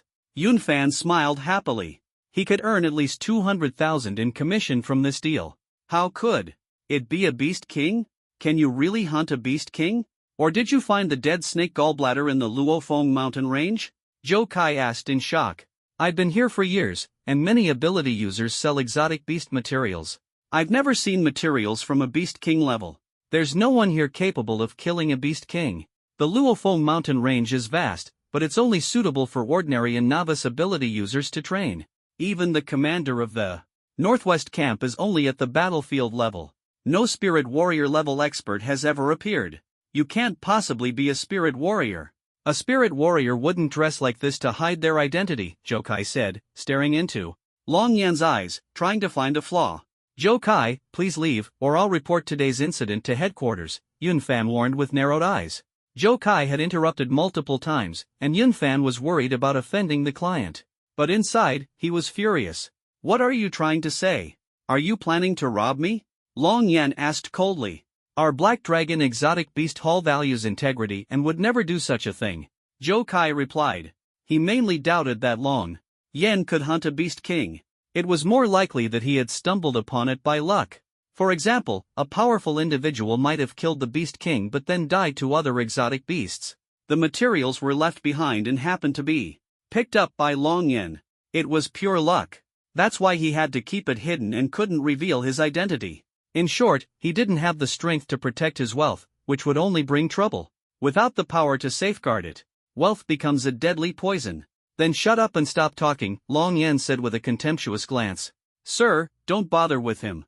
Do you have anything else to sell? Yunfan asked. Of course, Long Yan replied, pulling out 2 snake eggs, about the size of ostrich eggs from his pocket and placing them on the table. These are the eggs laid by the snake when it was alive, Long Yan said. Wow, these are treasures. The iron-armored black Jiao python is already an extremely powerful mutant species among exotic beasts. They are rare in number and incredibly strong. Moreover, their growth potential is extremely high. Not to mention their eggs. It's said that once this type of exotic beast feels threatened, it will immediately destroy all its eggs. Seeing intact eggs is truly rare. They have immense value for collection and research, and top researchers and super-rich individuals would fight over them, Yunfan said, his eyes lighting up. Who wouldn't like such valuable items? The more people liked them, the higher the price would go. It was a guaranteed profit. Jerry, quickly scan and appraise these 2 eggs, Yunfan said. Understood. Jerry scanned for half a minute. These are the eggs of 2 Beast King level iron-armored black Jiao pythons. The eggshells are intact, and the signs of life are active. Top quality, Jerry reported. What about the value? How much can they sell for? Yunfan pressed further. I've never seen anything like this in my database before. Preliminary estimate, 40 million per piece, a total of 98 million. Tai-lin coins for both. Jerry replied. Wow, that's almost a small goal. Yunfan's face lit up with excitement. The so-called small goal of 100 million might be trivial for super-rich individuals with abundant cash flow, but in reality, many wealthy people would struggle to produce 100 million in cash directly. 100 million was still a massive sum, especially since the Tai-lin coin was particularly valuable among the nations of origin star. Sir, we can offer 93 million for these 2 eggs. What do you think? Yunfan said earnestly. Deal. Long Yan agreed without hesitation. The price far exceeded his expectations, and keeping them was useless. Selling them for cash was just right. Sir, you're so straightforward, Yunfan said with a smile. Zhou Kai fell into deep thought, his eyes suddenly gleaming as if he had seen through everything. As I suspected, he just got lucky and picked up a backpack. That's why he's dressed like this, hiding his identity to sell things. 93 million, plus the snake gallbladder earlier, adds up to over 100 million. I couldn't earn that much even if I worked hard for 10 years. Zhou Kai squinted slightly, calculating in his mind. Not all ability users were wealthy. Some loved adventure and hunted exotic beasts daily. As long as they didn't die, they could accumulate wealth at an astonishing rate. The premise, of course, was survival. Others, unwilling to take risks, could only engage in business or work as guards or bodyguards. Joe Kai belonged to the latter category. Seeing such valuable snake eggs, he couldn't suppress his inner greed. Add these as well. Long Yen took out a dozen or so materials from beast generals. Over the past few days, he had killed quite a few beast generals. He destroyed the large, worthless ones and kept the small, valuable ones. Wow, so many. All beast general materials. Sir, you're truly extraordinary. Jerry, quickly appraise them. Yunfan exclaimed in shock. Unicorn beast. Ice crystal ant, armored bull. The total value is 110 million. Jerry reported. Sir, how about 100 million? Yunfan asked. All right. Long Yen nodded. After all, the Black Dragon Exotic Beast Hall specialized in recycling exotic beast materials. If they were paying a high price, they naturally expected returns. Regardless of how much they profited, the key was that he was satisfied. Appraise these as well. Long Yen continued. He tipped the bag, and several massive black eyeballs rolled out. Boom! Long Yen placed them on the table. My goodness, this aura is terrifying. What level of exotic beast is this? Yunfan exclaimed, retreating a few steps in shock. When Long Yen took them out, he no longer suppressed the aura of the eyeballs. As a result, the powerful aura was released without reservation. These eyeballs even carried the imposing presence of the iron-armored black Jiao python when it was alive. Truly terrifying. Joe Kai stared unblinkingly at the eyeballs.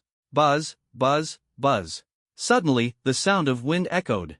3 powerful figures entered the room. An old man in golden armor, another in silver armor, and a third in black armor stepped forward, simultaneously removing their masks. Their faces, though white-haired and seemingly in their 60s, had the vitality of someone in their 40s or 50s. This aura is so strong. Could it be materials from a high-level beast king? Probably, but it's hard to determine the exact level. Wait, could these be the eyes of an exotic beast? Can you identify which beast they belong to? No idea. The aura is exceptionally sharp and fierce, likely from a beast adept at ambushes. The three exchanged their thoughts, their expressions grave. You 3 elders are here as well? Yunfan cupped his fists in greeting. We were just curious. With such a strong aura, we wanted to see what level of exotic beast it came from. As they spoke, their gazes turned to Long Yen. No matter how hard they tried, they couldn't discern Long Yan's true nature. The three exchanged glances, finding him unfathomable. Long Yen merely glanced at them indifferently. Unconcerned. All right, sir, what do you think? Yunfan turned to Long Yen. No problem, go ahead. Long Yen said as he placed a snake gallbladder, as large as a basin, on the table. With these items removed, his backpack immediately deflated, zipping up the backpack and slinging it back over his shoulder. Long Yen decided not to sell the other items, they were materials for forging weapons. Hiss! Yunfan and the other 4 simultaneously gasped, staring in shock at the snake gallbladder. This seems to be the gallbladder of the iron-armored black Jiao python, doesn't it? My goodness, it's enormous. I've never seen such a large gallbladder from an iron-armored black Jiao python. Could this gallbladder and the eyeball belong to the same exotic beast? Yunfan exclaimed in astonishment. He had been repeatedly shocked today, truly witnessing a grand spectacle. Indeed, it's a complete set, Long Yen replied. If it's a complete set, the value of the gallbladder could at least double.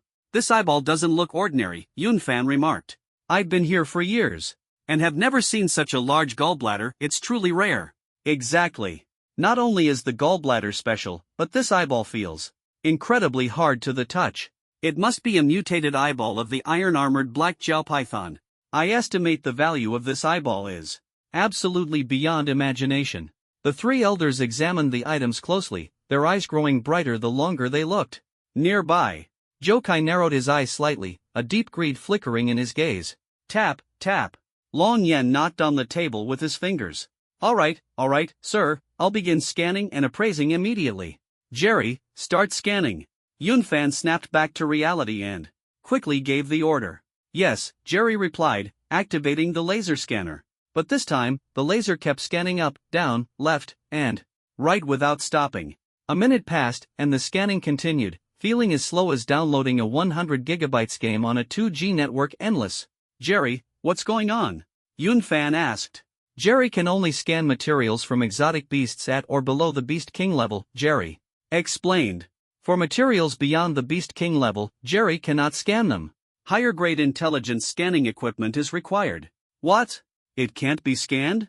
Wait, did you say materials beyond the Beast King level? Yun Fan's eyes widened in disbelief. Correct. Jerry cannot scan special materials beyond the Beast King level, Jerry confirmed. I see, Yun Fan nodded heavily. Not only did he understand, but everyone present did as well. Materials beyond the Beast King level, what did that signify? They all knew. It represented an entirely different tier, an existence they could hardly even approach. Exotic beasts at the Beast King level are already extremely rare, encountered only once every few years.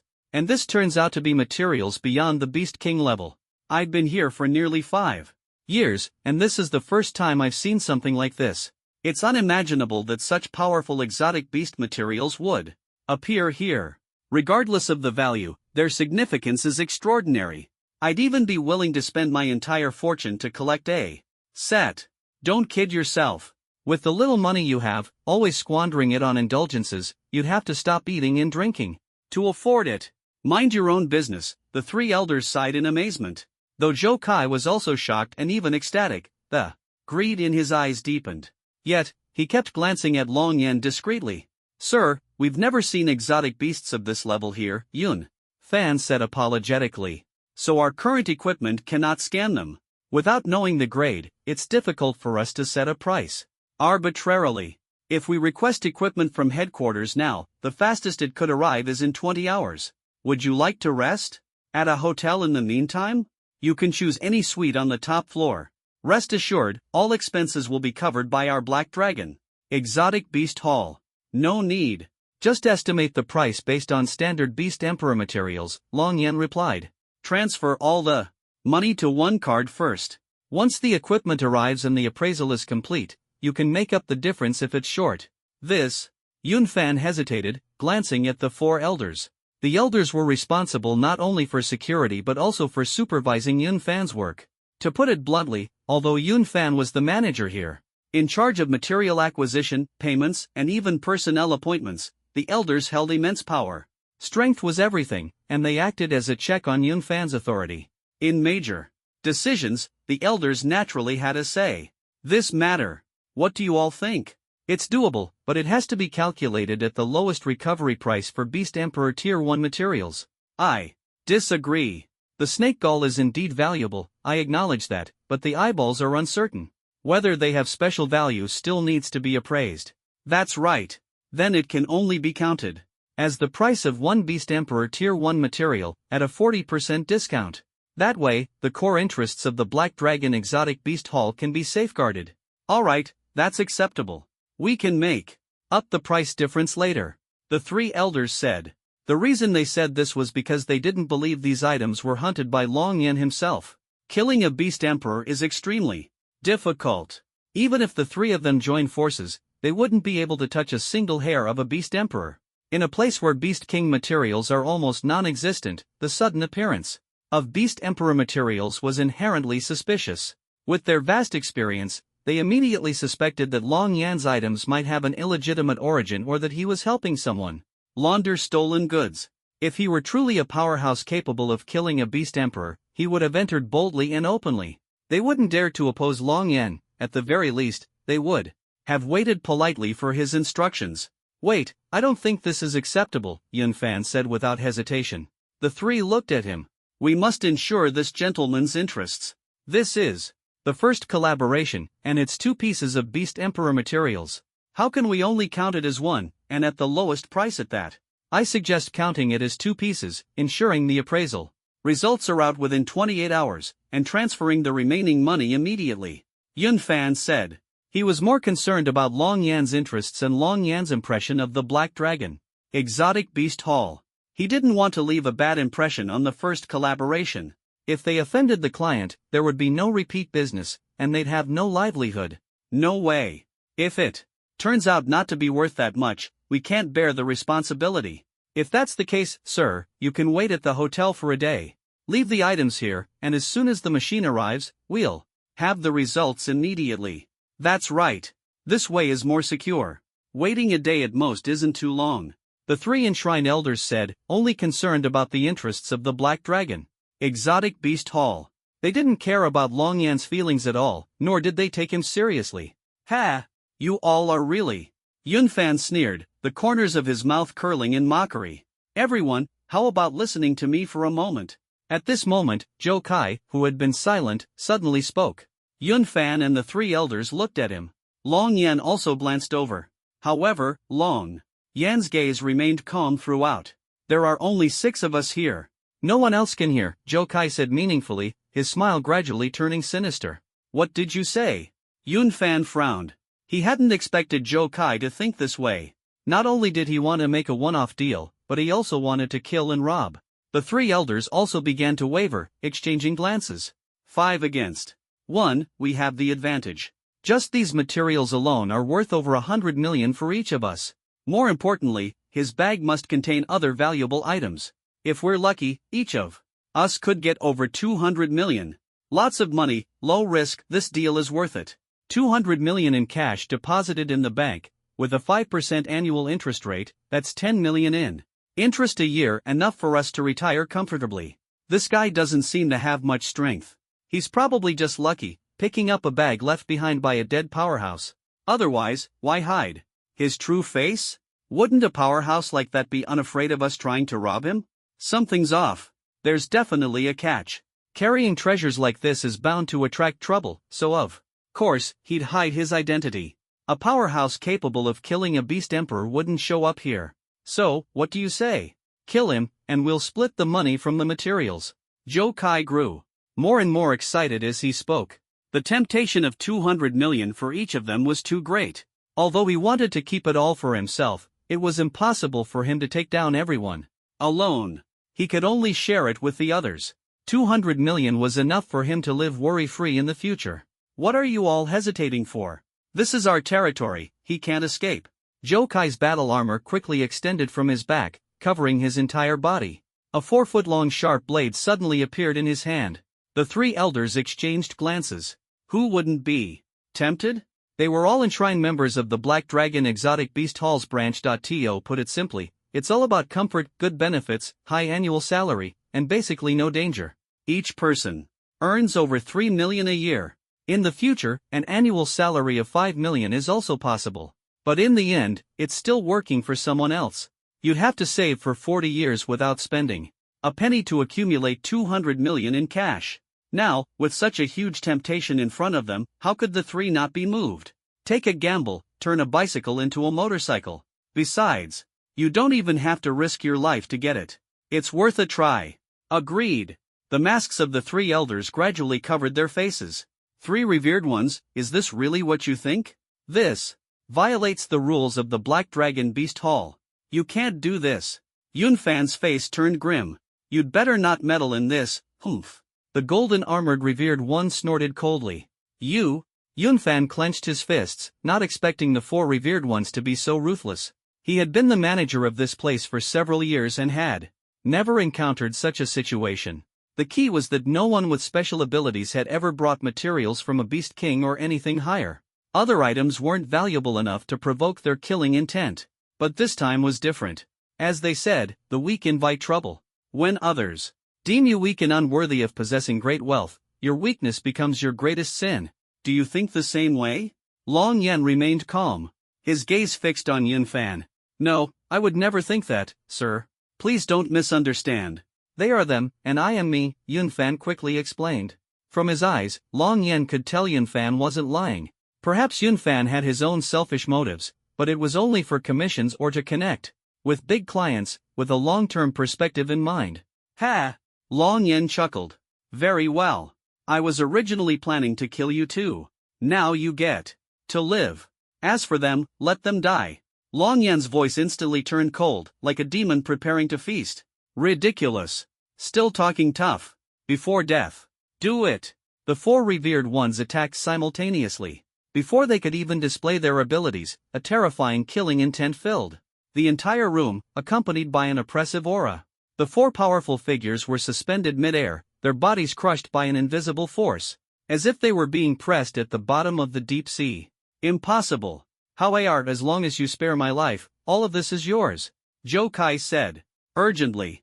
With the three elders saying the same, he naturally dared not hold back. You're truly foolish. Killing you means the money still becomes mine. Long Yen shook his head. As soon as these words were spoken, the four people immediately fell into despair. Die. Air blade strangle. Long Yen said coldly. The surrounding pressure instantly transformed into sharp air blades, intertwining and tearing apart. Even though they wore battle armor, it couldn't withstand this fatal attack, leaving their bodies fragile and defenseless. The scene was chilling. No. Ah. If you kill us, the Black Dragon Exotic Beast Hall will never let you go. That's right, you won't escape either. The Hall Master won't spare you. The four shouted frantically. At this moment, they could only cling to the Hall Master as their last hope, perhaps holding on to a sliver of chance. Is that so? If he truly seeks death, then there's no need for the Black Dragon Exotic Beast Hall to exist anymore. Long Yan's voice was as cold as ice. Completely disregarding the Black Dragon Exotic Beast Hall, the four were utterly desperate. With Long Yan speaking like this, there was no room for negotiation. Today, they were destined for a dead end. I regret it. We're doomed. No. Bang. Bang. Bang. 3 crisp explosions rang out in succession. The 3 elders turned into blood mist, completely losing their Yunfan hadn't had time to unlock the door with his fingerprint when Long Yen waved his hand, and the door automatically opened. The motion was smooth, without a password, yet he forcibly opened it. Wherever he passed, doors were opened by his sheer presence. However, the hydraulic mechanism of the iron door remained intact, and not even the alarm sounded. It was truly unbelievable. Damn, this actually works. Yunfan was shocked. Sir, let me escort you, Yunfan quickly followed. After stepping out, Long Yen disappeared in a flash. When he arrived, he had cut an opening in the outer wall at the entrance, allowing him to leave directly without fingerprint verification. I went to the western side of the Luofeng mountain range before. This time, I'll head further north to find suitable metals, Long Yen thought to himself. The climate there is different, the altitude is higher, and the snow-covered mountains will surely yield a good harvest. Watching Long Yan's disappearing figure, Yunfan's emotions remained unsettled for a long time. He didn't know who Long Yen really was or the extent of his power. The only thing he was certain of was that Long Yen had said all materials from exotic beasts in the future would be sold to him, and Yun Fan knew what that meant for him. I'm going to strike it rich. I'm really going to strike it rich. This gentleman must be someone even more powerful than a battle spirit. He's definitely a true big shot. Ha, if all the exotic beast materials he kills are sold to me, I'll be set for life. My performance will surely rank at the top. Among all the branches of the Black Dragon Exotic Beast Hall, I'll definitely hold an important position, maybe even rise further. I might even have the chance to become the branch master of the Black Dragon Exotic Beast Hall's northwest camp. Yunfan calculated silently. Currently, he was just the manager of this branch, not the highest-ranking official. Above him was the branch master. The positions in the Black Dragon Exotic Beast Hall were clearly defined. However, the branch master was often away and rarely managed affairs, only appearing when big shots visited or during audits. He was a connected figure. Thus, the manager position was effectively the second in command, requiring attention to many matters. Wanting a promotion? That was practically a distant dream. But at this moment, he finally saw hope. Sir, I truly want to advance, Yunfan couldn't help but mutter to himself. Who doesn't want to climb higher? He had been a manager for so many years, always suppressed by the branch master. Although his income was decent, his strength was too weak, only at battle body level 1. If it weren't for his smooth interpersonal skills and outstanding performance, he would have long been replaced by one of the branch master's people. As the saying goes, don't just focus on the present, plan for the future. He had to guard against the day he might be replaced. But now, with a major client like Long Yen, he knew his opportunity had arrived. Indeed, one must have a grand vision and not just focus on immediate gains. If earlier I had stood with for consecrated experts, I would already be dead. No, not even my corpse would be found. Yunfan shuddered at the thought of Long Yan's earlier methods. He felt that those battlefield experts were like puppets controlled by him. The strongest among them, at battlefield level 6, was easily Defeated, the disparity in strength was like heaven and earth. Manager, was that person really here to sell exotic beast materials? Asked Muyu at the front desk. That's right, the gentleman is an extraordinary figure. Whenever he comes in the future, make sure to provide the highest level of reception. You must treat him with utmost respect and not show the slightest discourtesy. If you handle the reception well, I'll personally reward each of you with 50,000. Got it? Yun Fan said. Got it, manager, rest assured, we'll definitely provide excellent service. Yes, manager. Don't worry. The two girls' eyes lit up as they promised. Alright, I'll transfer 30,000 to each of you now as a bonus. From now on, act quickly. Yun Fan took out his phone and transferred 30,000 to each of them. Thank you, manager. Manager, you're the best. The two girls were overjoyed. I'm about to head out and won't be back for at least 2 days. If anyone comes to sell materials, handle it yourselves. The commission will be yours. Yun Fan instructed. Don't worry, manager, we know what to do. You can leave with peace of mind, the two replied. Yun Fan returned to the appraisal chamber from earlier, looking at the mess all over the floor. Jerry, clean this place up. Understood. A robot emerged from the wall and began tidying up. Jerry, copy the surveillance footage from all angles of the room and send it to me. Got it. Soon, Yun Fan was watching the video sent to his phone, fast-forwarding through it. Ah! He took a deep breath. What a miserable way to die. But they died in vain. How could the headquarters offend such a big shot for their sake? Unless they've completely lost their minds. Or their vision is too narrow to see the bigger picture. Yun Fan thought to himself. As for the money in their 3 bank accounts, he muttered, I don't have the ability to withdraw it myself. But someone at headquarters can handle it. I must bring these 2 materials back to headquarters for appraisal immediately. And apply for a higher level appraisal robot. Jerry, while I'm at it, Yun Fan thought. Jerry, pack this eyeball and snake gallbladder in shielded containers. I need to take them with me right away. Store the other items in the safe and wait for the specialists from headquarters to retrieve them. Yun Fan instructed. Understood, Jerry replied. Long Yen darted swiftly through the forest, running at an incredible speed, like the wind. The sphere I got from killing that flying mutant beast earlier is even more attractive to mutant beasts below the level of beast generals. Creatures like beast generals are rare. To avoid unnecessary trouble, he thought, I need to minimize the sphere's allure to mutant beasts. With a thought, layers of energy enveloped the 2 black hemispheres in his backpack, suppressing their aura to an extremely low level. Unless a mutant beast was right next to him, it wouldn't be able to sense them. As for why the mutant beasts outside the northwest camp weren't drawn to it earlier, it was mainly because the camp was equipped with many shielding devices, making it impossible for the beasts to detect it. Long Yen leaped onto the top of a hill. The sun was slowly rising, and its rays fell on his face. He took out his phone to check the map. The Luofeng mountain range is vast and high in altitude. It spans multiple climate zones. It has all kinds of climatic environments. The west enjoys spring-like weather year-round, with lush forests. The east is humid, with frequent storms and high humidity. The south is a plateau prone to sandstorms, with scorching heat and severe water shortages. The north is covered in ice and snow, with ever-changing weather. The central region is a forbidden zone, isolated by natural cliffs and rivers. The map shows many rivers, swamps, and lakes. Such places are likely to harbor powerful mutant beasts. But the probability of finding the metals I need around lakes is low. It's not worth wasting time. The north is the most suitable. The icy and snowy environment is more likely to nurture rare minerals and metals.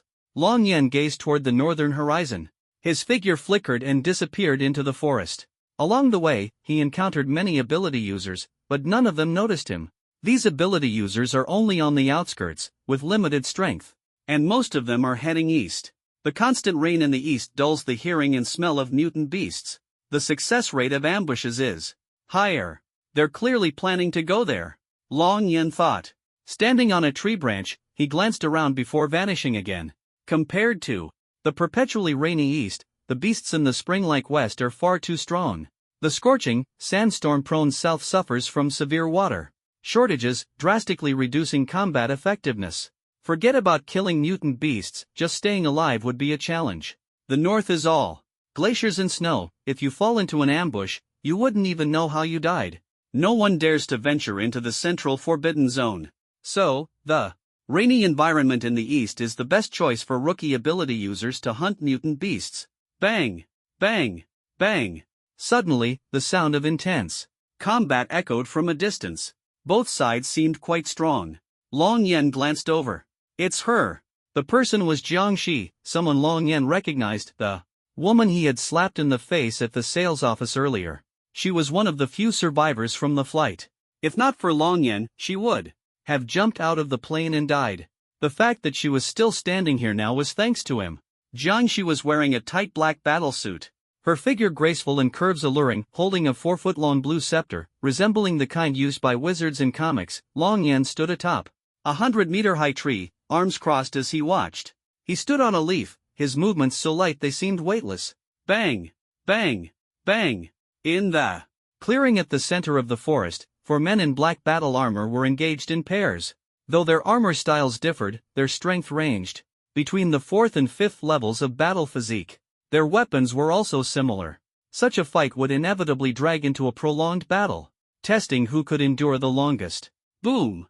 After another clash, both sides retreated several meters. Miss Jiang, leave quickly. We'll hold them off.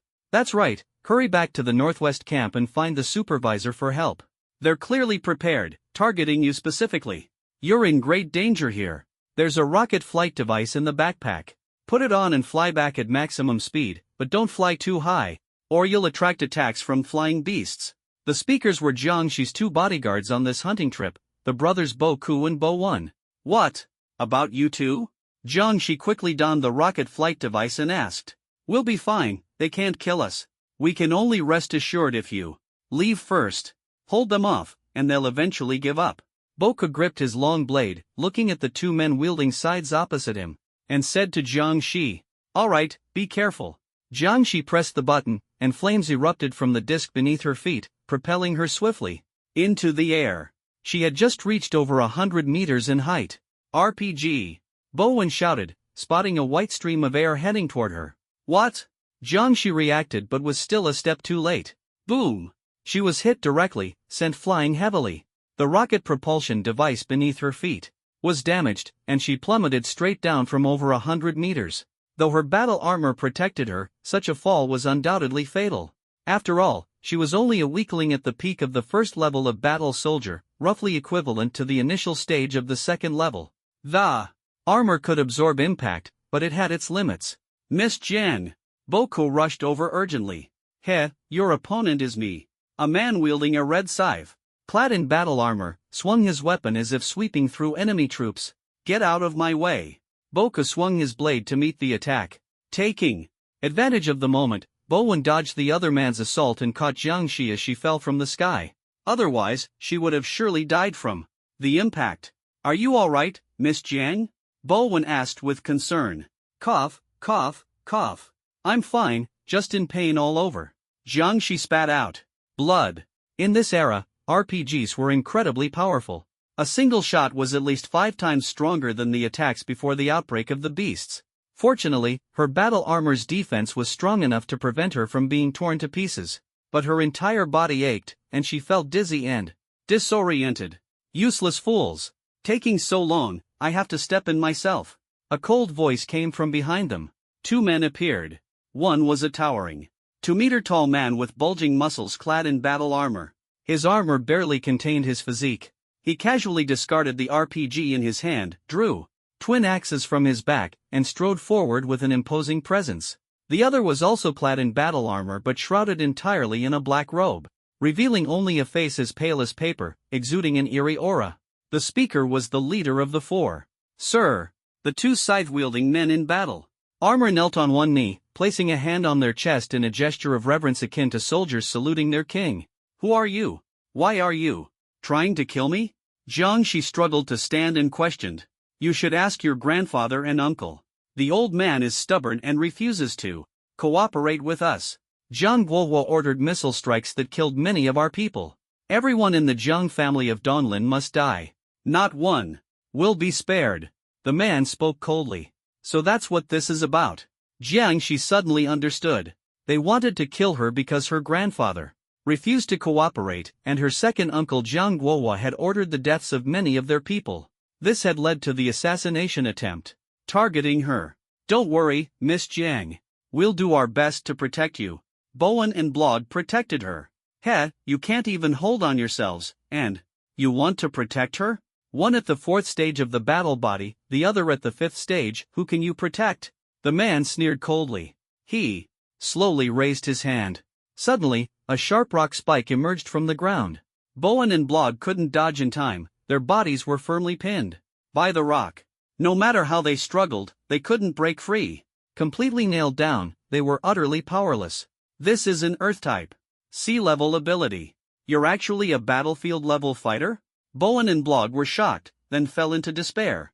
A 1-stage difference in realm could still be compensated for with effort, but the gap was too wide, there was no chance of winning. Even if 10 battle body fighters joined forces, it would only be a death sentence. They're innocent. Let them go. I'm the only one you need to kill, Jiangxi said. She had thought it through, and understood how dangerous her situation was. There was almost no way out. Her only hope was to ensure the safety of the 2 bodyguards who had accompanied her. Miss Jiang, aren't you being overly confident? If I kill you first, then kill them, what's the difference? Only the dead can keep secrets. The man sneered coldly. Damn it! Jiangxi gritted her teeth, furious but powerless. The disparity in strength was too great, there was no chance to resist. Don't worry. Once you're dead, I'll send your head to your uncle. Your little hand to your father. Ha ha ha. I really want to see if they'll go mad when they see it. The man laughed sinisterly, with a hint of perversion. He took a step forward, quickly closing in on Jiangxi. Just as he was about to strangle her neck, didn't expect to encounter such a pervert in a place like this. You truly deserve to die. A voice rang out. No one knew where the voice came from, yet it echoed clearly in the depths of their minds. Who's pretending to be mysterious? Come out, show yourself. The man looked around warily. Master, he's up there. A burly man pointed to the sky. The man looked up. Long Yen slowly descended from the air, landing lightly without making a sound, as if his weight didn't exist at all. Jiangxi, Bowen, and Blog also turned to look. Their eyes instantly lit up. Who are you? The man stared at Long Yen cautiously. From Jiangxi and the others' expressions, he already understood that they knew Long Yen. As soon as he finished speaking, the man's hand was already gripping Jiangxi's neck. It was a reflexive reaction. Seeing how Long Yen appeared, the man was already tense inside. He didn't dare to be careless and instinctively took Jiangxi as a hostage. It seemed that only by doing so could he feel a bit safer. Want to save her? Do you think you're faster, or am I faster at killing? The man sneered. You're just an ordinary battle soldier, a novice ability user. No one can save her from my hands.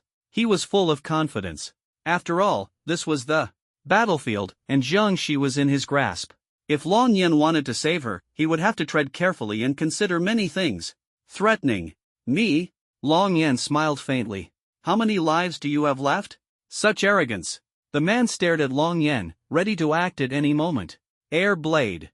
Strangle. Long Yen waved his hand, and a blade of air wrapped around the man like a rope. Ah! The man screamed in agony. His black robe was instantly shredded, and his armor was torn apart. He was pierced by countless sharp air blades, pinned in midair, unable to move. He was on the verge of death. Everything happened so quickly that no one at the scene could react. Jiangxi collapsed to the ground, retreating to a distance, watching the scene in terror. What level of ability user are you? The man spat blood, staring at Long Yen. You're too weak to deserve an answer. Long Yen replied coldly. Heh, so what if you're stronger than me? The man grinned, revealing a trace of madness. Do you really dare to kill me? Even Jiang Guohua, his superior, and the old master of the Jiang family wouldn't dare to kill me. Do you dare to kill me? He gritted his teeth.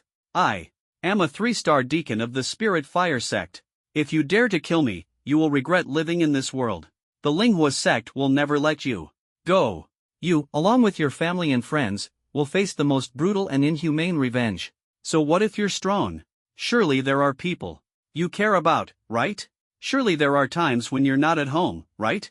When you're not home, just watch how the Linghua sect deals with your family. The man's face was pale, his expression twisted into a cruel smile as he stared intently at Long Yen.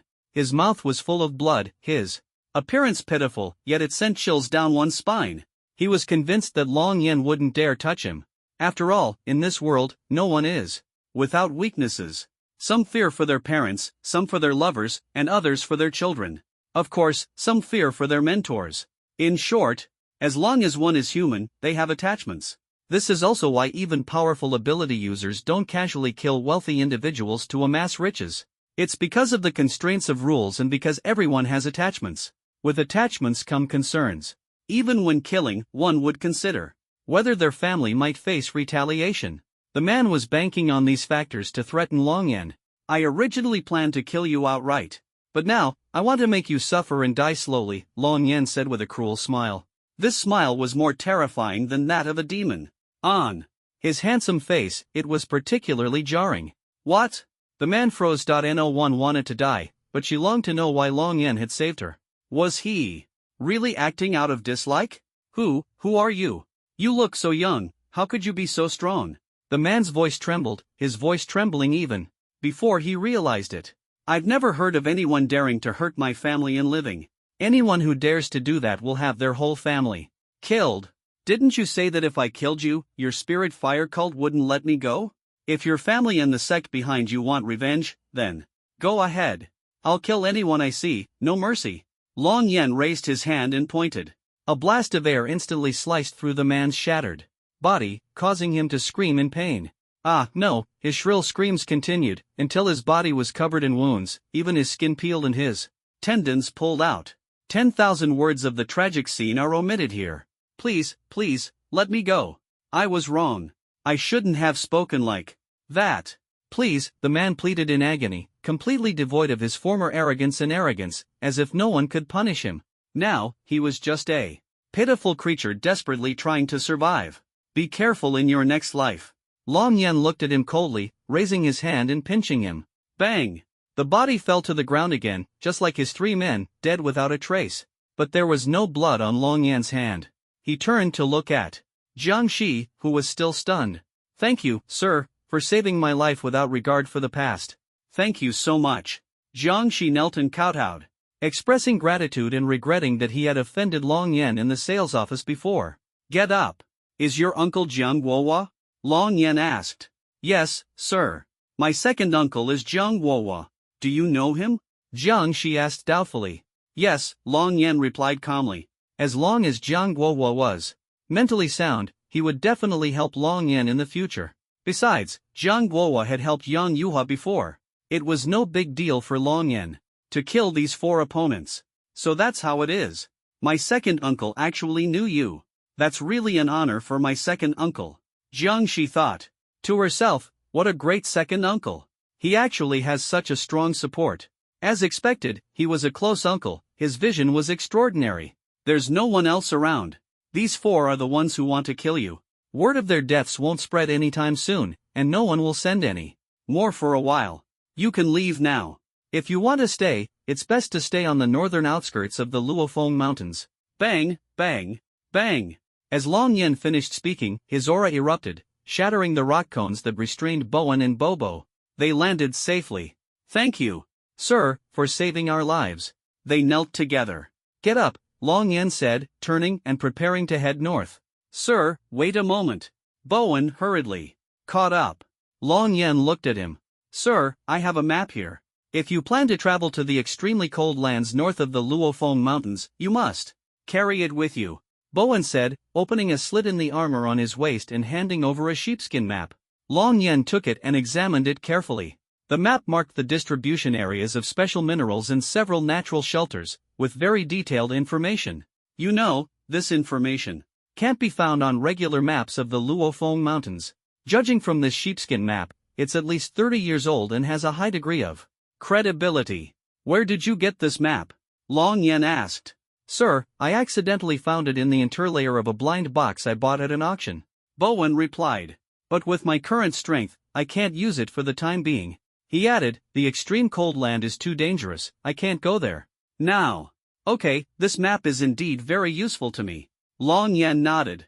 What's your name? He continued to ask. My name is Bowen, and he is my younger brother, Bowen. Bowen replied. You haven't made any progress in the past 2 years, right? Long Yan looked him up and down. How did you know? Bowen looked at him in surprise. 2 years ago, you suffered a severe injury, and the venom of the thousand-clawed spider invaded your spine. Long Yan said. This caused your strength to stagnate over the past 2 years, and even regress a little. You're 2 years older than your younger brother. Yet your strength is about the same, and this is the reason. He continued to analyze. Do you have a way to cure it? Bowen's eyes lit up. Turn around and bear with it, Long Yan said. Yes. Bowen turned around. Long Yan placed his finger on the spot on Bowen's back where he had been injured. Years ago, using his energy to dispel the residual venom in his spine. Bowen endured the sharp pain, feeling as if a needle had pricked his neck, but it quickly passed. In his previous life, Long Yan was a tribulation transcender and was also highly skilled in medicine. That's just how a true master is knowledgeable and capable in everything. Otherwise, how could he have dominated his enemies in Long Yuan and ruled over a region? The venom has been completely removed, Long Yan said. How far you go in the future depends entirely on yourself. Thank you, my lord. My body feels so much lighter, I really feel like I'm healed, Bowen said excitedly. For the past 2 years, he had been unable to improve, which had left him deeply frustrated. Seeing his younger brother's strength catching up to and even surpassing his own had made him anxious. He couldn't let his brother keep waiting for him. Now, with the chance to move forward again and his body feeling as light as if it were floating, he felt that a breakthrough was just within reach. You could say this misfortune turned out to be a blessing. As long as you work hard in the future, you'll definitely achieve greater success, Long Yan encouraged. Thank you, my lord. If you ever need me in the future, I will give it my all, Bowen promised solemnly. This opportunity was more important to him than that sheepskin map. It was like being reborn. Me too. If the Lord has any tasks, leave them to the two of us brothers. And we will do our utmost, Bok added. Seeing his older brother able to make progress made him genuinely happy.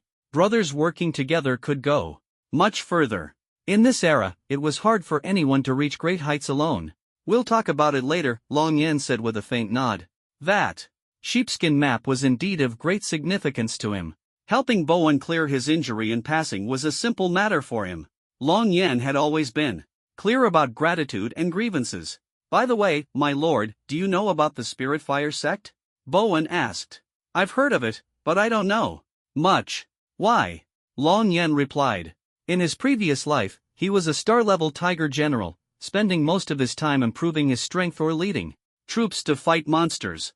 For example, when discovering powerful alien beasts reproducing, they had to be eliminated in advance. He had undertaken many such missions, often getting injured and losing many comrades. As a result, he didn't know much about the forces in the secular world, as they mostly united against external enemies and had little internal interaction. The Spirit Fire sect was just a name he had heard. The Spirit Fire sect has a significant background. It's one of the 3 major sects, Bowen said. They believe that after death, the soul ascends and exists in another form. Their slogan is life is death, and death is life. Because of this, they act in extreme ways. Sometimes they help alien beasts kill people. Other times, they help vulnerable humans. But once the alien beasts are eliminated, they immediately turn around and kill the surviving humans. Their actions are completely unpredictable. Although such incidents are rare, their reputation for extremism is well known. It's said that their ultimate goal is to make all life on this planet disappear, achieving an absolute balance of life and death, so that souls can be liberated. Only then can the world maintain balance. And only then will the future be better, Bowen said, his expression becoming unusually serious, clearly filled with vigilance toward the Spirit Fire sect. What is the highest level of strength within the Spirit Fire sect? Long Yan asked. I'm not sure about their exact level. I haven't had the chance to encounter experts of that caliber, Bowen replied. I only know that they are incredibly powerful, strong enough to rival a nation. Their strength is on par with any major power. They have operatives stationed in key fortresses across various cities, and they are both powerful and extreme. That's why even the member states of the Origin Star Empire Alliance don't dare to easily unite against them. Only when the Lingua sect goes too far will someone step in to teach them a lesson. As long as they don't cross the line, no one wants to fall out with them, Bowen explained clearly. I see, Long Yan nodded, beginning to ponder. My experiences on the Longyuan continent have taught me that the Linghua sect doesn't rely solely on sheer strength. The interests involved behind the scenes are far too complex. The emergence of the three major sects might have been orchestrated by someone. They are merely tools to be used and exploited at critical moments. Using others to do the heavy lifting has always been a common tactic on Origin Star. However, determining who is the pawn and who is the manipulator is subjective and hard to clarify, Long Yen thought to himself. This world was extremely intricate. In his previous life, he had been a star-level general with limited knowledge, only skilled in warfare. But his days on the Longyuan continent had honed his mind. Having experienced various upheavals, he quickly saw through the reason for the Linghua sect's existence. There were forces using the Linghua sect, while the Linghua sect was also using those forces. As long as both sides could achieve their goals, neither would act rashly. As for whether the Linghua sect would be eradicated, under normal circumstances, no one would dare to destroy them. Not now, nor in the future. But if they dared to provoke Long Yen, that would be a different matter altogether. You all should leave quickly. In this weather, satellites can't capture anything. Once the beasts devour the corpses, there won't even be a trace left. In the short term, the Linghua sect won't be able to do anything. Also, don't spread any word about me, Long Yen said before, disappearing in a flash. Rest assured, sir. Take care, sir, Bowen and the other two said, but they couldn't see where Long Yen had gone. He had vanished so suddenly. Sir's speed is so fast that it's impossible to see him at all. Truly worthy of being a powerful ability user. Bowen marveled. Among ability users, those whose strength far surpassed their own were generally addressed as senior.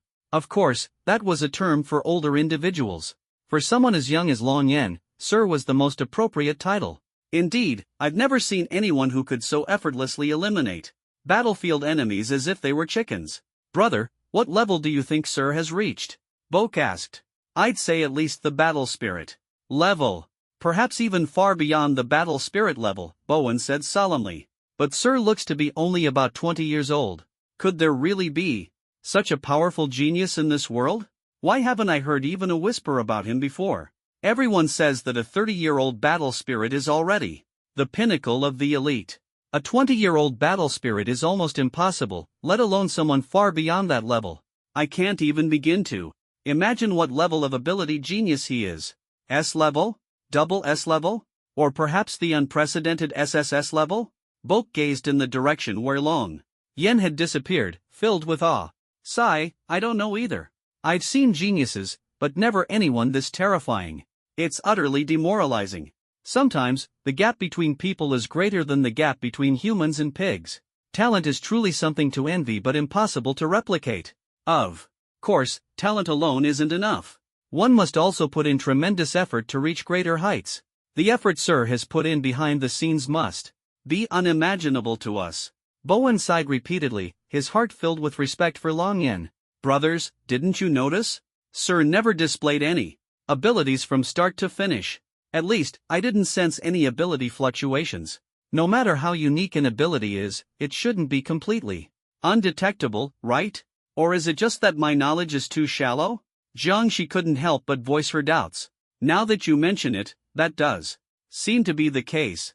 Throughout the entire process, I didn't sense any ability fluctuations either. It's truly baffling. Even that sharp white airflow didn't have any ability fluctuations. What's going on? Could his ability completely conceal its aura? Bowen and Boke exchanged glances, their faces full of confusion. Abilities were generally easy to discern, just like if someone were to perform Akon's classic dance, you would recognize it at a glance. This time, however, they were completely baffled. Whenever an Esper uses their abilities, it creates a fluctuation. Only attacks relying purely on fists or weapons would avoid causing such fluctuations. Since you're not using any abilities, naturally, there's no fluctuation. But for Long Yen to kill someone from a distance, it's impossible for there to be no fluctuation. This is something any Esper with basic knowledge would know. Could there really be some kind of special ability we've never seen before, one that can completely conceal its presence? No idea. Who can say for sure about something that's never happened before? The farther north we go, the higher the altitude and the colder the weather. As expected of the extreme cold region north of the Luofeng mountain range, The temperature here is around minus 10 degrees Celsius. It's said that the core temperature can drop as low as minus 50 degrees. Looks like it's true. Long Yan thought to himself, but his pace didn't slow down in the slightest. At times, he stepped on brittle tree branches for leverage. Yet, these fragile branches didn't break. His control over his strength was precise, to the extreme. As the altitude increased, the weather naturally grew colder. Just like at 10,000 meters above sea level, where temperatures can drop to minus 50 degrees. The average altitude of the Luofeng mountain range is 6,800 meters. Lower areas are around 3 to 4,000 meters, where the temperature is still relatively normal. But once you exceed 6,000 meters, the temperature immediately drops below freezing. The cold in the northern region is due to the high altitude, which also raises the average elevation of the Luofeng mountain range. The center of the Luofeng mountain range is relatively flat, resembling a basin formed by a meteor impact. After research, scientists have also concluded that the Luofeng basin was created by a meteor strike millions of years ago. Roar! A mournful cry from a strange beast caught Long Yan's attention. This is... Long Yan stopped in his tracks, standing on a tree branch as he looked ahead at a massive beast. This area was often shrouded in mist and clouds. Although there were many ancient trees, most of their leaves had long since fallen, unable to grow in the cold. Only a few leaves could withstand the harsh conditions. Through the branches and leaves, he saw a wolf-shaped beast gnawing on the back of an armored ox. Don't be fooled by the armored ox's size, 10 meters tall and over 20 meters long, much larger than the wolf-shaped beast. Yet, it had been attacked from behind and its defenses breached. The armored ox was still alive but was in such pain that it could barely breathe, letting out continuous wails. This is the ironclad rear-gouging beast. Its attack method is as simple and brutal as gouging out its prey's rear. It waits for the right moment, strikes with precision, and combines it with its powerful bite force. Many beasts fear it. I've seen ironclad rear-gouging beasts before, but the fur on this one looks different. Normally, ironclad rear-gouging beasts shed their fur and grow a skin-like armor to adapt to the environment of the ability era. But this one is covered in snow-white fur, like steel needles. A snow-white ironclad rear-gouging beast is extremely rare. This is my first time seeing one. Unusual circumstances must have a reason. There must be some treasure hidden inside this beast. With this thought, Long Yan quickly approached. He didn't make a sound.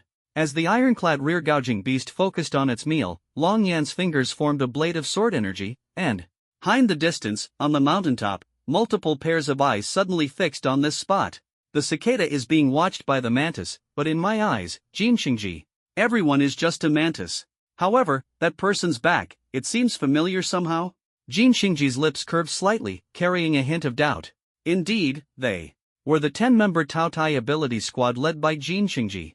Young Master Jin, do you know this person? Asked the captain, Sun Zihu. Somewhat familiar, but it's too far to see clearly, and I can't recall. But that's not important. Wouldn't it be more interesting to let him know who the real Oriole is?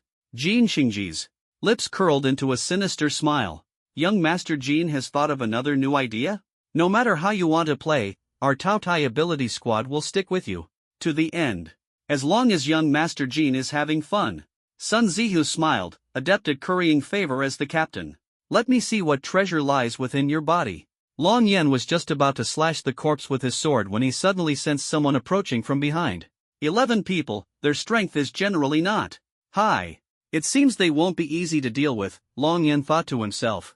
Unexpectedly, the thing I couldn't find appeared so easily. My mother tasked me with killing at least one armored bull and one wolf-type mutant beast and bringing back their teeth. Unexpectedly, there are two right here. And one of them is an extremely rare mutated white-haired iron-armored beast. Perfect. An annoying voice came from behind. Before Long Yan could react, he turned around to look. It's you, kid. Long Yan stared coldly at him. It was none other than Jin Xingji, whom he had thrown across the airport terminal. Along with him was his Tao Tai ability squad. Long Yan only recognized Jin Xingji, the others were unfamiliar. It's you! Jin Xingji's expression instantly changed upon seeing Long Yan, and he shouted through gritted teeth. He remembered clearly that it was Long Yan who had beaten him, throwing him around and humiliating him in public. How could he forget? Young Master Jin, who is he? Sun Zihu asked curiously. He's the one I told you to spend 10 million to kill, Jin Xingji sneered. It's him? Haha, what? A coincidence. Running into us, you're out of luck. Ha ha ha. Sun Zihu sneered, his gaze dark and fixed on Long Yan, as if Long Yan was already trapped and under complete control. Good, I've been looking for you, and here you are, delivering yourself to me. Daring to hit me in front of so many people, weren't you? So powerful before? Why are you silent now? I'll give you a way out. Crawl into the belly of this armored bull. Let me roast you with fire for 10 hours. If you survive, I'll spare your family. I'll go back and find this gun wouldn't be effective against even stronger psychics. But in their hands, it was more powerful than heavy firepower. Bang, bang. 2 heavy sniper rifles fired simultaneously, their bullets barreling straight at Long Yan's arms. 30mm caliber bullets, enhanced by their psychic powers, were incredibly powerful. If they had hit Long Yan, unarmored, his arms would have been ripped apart. Even his body might have been ripped to shreds. However, the bullets spun wildly in front of Long Yan, unable to get close. Is this a special psychic power that can enhance weapons? It's a shame you're so weak. I'm only at the 3rd level of combat physical strength, and with the bullets, I only have the power of the 4th level. At most, the bullets fly fast, making it hard to defend against. No use to me, Long Yan commented calmly. At that moment, the 2 bullets' kinetic energy depleted and they fell to the ground. Simultaneously, the other 8 launched their attacks. Neither the sword nor the axe could penetrate within a meter of Long Yan. There was no sound. It was as if they were blocked by an invisible wall of air. Everyone was stunned. Dozens of attacks had failed to break through the defense. How is this possible? What the hell is this? I can't cut it no matter how hard I try? Is this a superpower? What kind? I've never seen a superpower released without superpower fluctuations. Is it some kind of plasma shield? Impossible. Plasma shields are still in the experimental stage. They're either purple or blue. There are transparent shields, but they definitely show color when they attack. I've never seen a completely transparent one. What the hell is that? Everyone was shocked. What are you still standing there for? A bunch of useless bastards. Whoever kills him first will get a reward of 10 million. Kill him. Jean. Chang screamed hysterically. No one had dared to do this to him since he was a child. His parents had never beaten him, let alone beaten him like this. Without his ears and mouth, he looked like a horror movie villain. You have a nice aura, but your strength is too weak. Since you've chosen death, let's die together. The aura around Long Yan instantly condensed into a shield. The 8 people stumbled. The shield is gone. Sun Zihu was delighted and reacted quickly, almost subconsciously raising his long sword and slashing. Bang! Long Yan easily clamped the sharp long sword with 2 fingers. Sun Zihu used all his strength, his face flushed red, but he couldn't cut it. C-level amplification ability, 9th level combat body, what a waste. Trash like you is only fit to be a dog for others. Bang! Long Yan exerted a little force, and the long sword broke into 2 pieces. He grabbed Sun Zihu's temple with 5 fingers at a speed that no one could match. With just a little force, he could crush his head. Sun Zihu didn't dare to move at all. You are so young, how can you have such strength? Who are you? Sun Zihu asked in horror, and his arrogant look before instantly dispersed. It felt like someone was holding a knife to his neck, and he would die if he moved. I'm someone you can't afford to mess with. Long Yan smiled, and his smile was fierce. Anyone who saw it felt cold in their hearts. Captain, let go of the captain, or we'll never let you go. No matter how strong you are, you can't kill us all. Once we send that video back, and you've killed your companions, the supernatural punishment squad will never let you go. You'll be killed. You're trying to kill your fellow supernaturals. You're so ruthless. We'll make your crimes known to the whole world. Everyone, look. We're hunting supernatural beasts, and he's trying to steal our spoils and kill the captain. He's a public enemy. Let go of the captain. I'm warning you, or your crimes will be exposed. Do you want to make all supernaturals your enemy? The other 9 people were frantic. Some even activated their armor cameras and began recording. The criticism was directed at Long Yan. After all, whoever posts the video first controls public opinion. This is the rule of the current supernatural beast era on Origin Star. Even if Long Yan jumped into the Yellow River, he wouldn't be able to clear his name. This might even force him to let go of the captain, and the matter would be over. After all, problems are no longer solved with fists alone, but through connections and public opinion. No. One wants to be thrust into the spotlight. Ability users killing other ability users is already forbidden. Let alone killing a teammate to seize exotic beast materials. Such actions will be despised by all ability users. Ordinary people will also support condemning it. The ability punishment squad will never let you go. Although such things happen from time to time. But it's fine as long as no one knows. Once exposed, you're finished. No matter how strong your background is, this is the bottom line, it cannot be crossed. Unless you have an unimaginably powerful backer. But do you really think you can act without fear? Sun Zihu sneered, his confidence growing as he spoke. That's right, Captain Sun is absolutely correct. I admit I underestimated you. You are indeed strong. But, no matter how strong you are, there's always someone stronger. Once the video is released, you'll have nowhere to run. Now kneel and kowtow to me, surrender. Obediently. Then I might consider not releasing the video. Otherwise, you're doomed. Jin Xingji gritted his teeth, his face twisted with rage. Sun Zihu almost spat blood upon hearing this. The other 9 people also looked grim, cursing him in their hearts for being brainless. They had barely managed to suppress the opponent, and now his words were clearly meant to provoke him further. However, no one said it out loud, only silently cursing him countless times in their minds. You small fry have no idea what you're dealing with. Since you like to shout so much, I'll let you shout to your heart's content. Long Yin sneered, his smile cold and terrifying. Though it was just a simple smile, his gaze sent chills down everyone's spine. The next second, Jin Xingji was violently thrown out by a kun. Ah! Jin Xingji let out a scream like a pig being slaughtered. There was a kind of pain that made people shudder just by watching. Any man would feel a bone-chilling coldness, as if a gust of icy wind had blown through their very core. I'll kill you. I swear I'll kill you. I'm from the Jin family of Donglin. How dare you treat me like this? My parents will make you pay. Just wait, you'll see. Jin Xingji cursed furiously, completely breaking down after losing a kun. Ah! The next moment, his cries grew even more desperate, the pain almost teary. Perhaps Long Yan might be wary of the punishment squad's investigation and spare them a way out. After all, in the past, it was always their Taotai ability squad bullying others and robbing their wealth.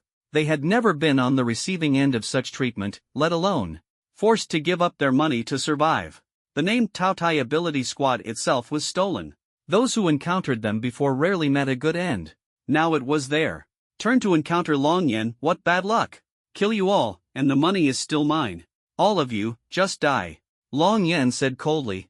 As soon as the words fell, it was as if a demon had descended. Everyone shuddered. They hadn't even had time to escape. Bang! With a powerful squeeze, Long Yan crushed Sun Zihu's head directly. His movements were as swift as lightning, crushing each person one by one. Except for 2 women in their 30s, who still retained some charm, all other members of the Taotai ability squad were killed. It was utterly brutal. The hands of the 2 women had already been severed, and at this moment, they were so terrified that they collapsed to the ground. Don't come any closer. As Long Yan's helmet opened, the 2 women, still somewhat alluring, looked at him in terror. Sir, I'll do anything for you. Please spare me. Yes, we can both be your helpers. Even without hands, we can definitely satisfy you.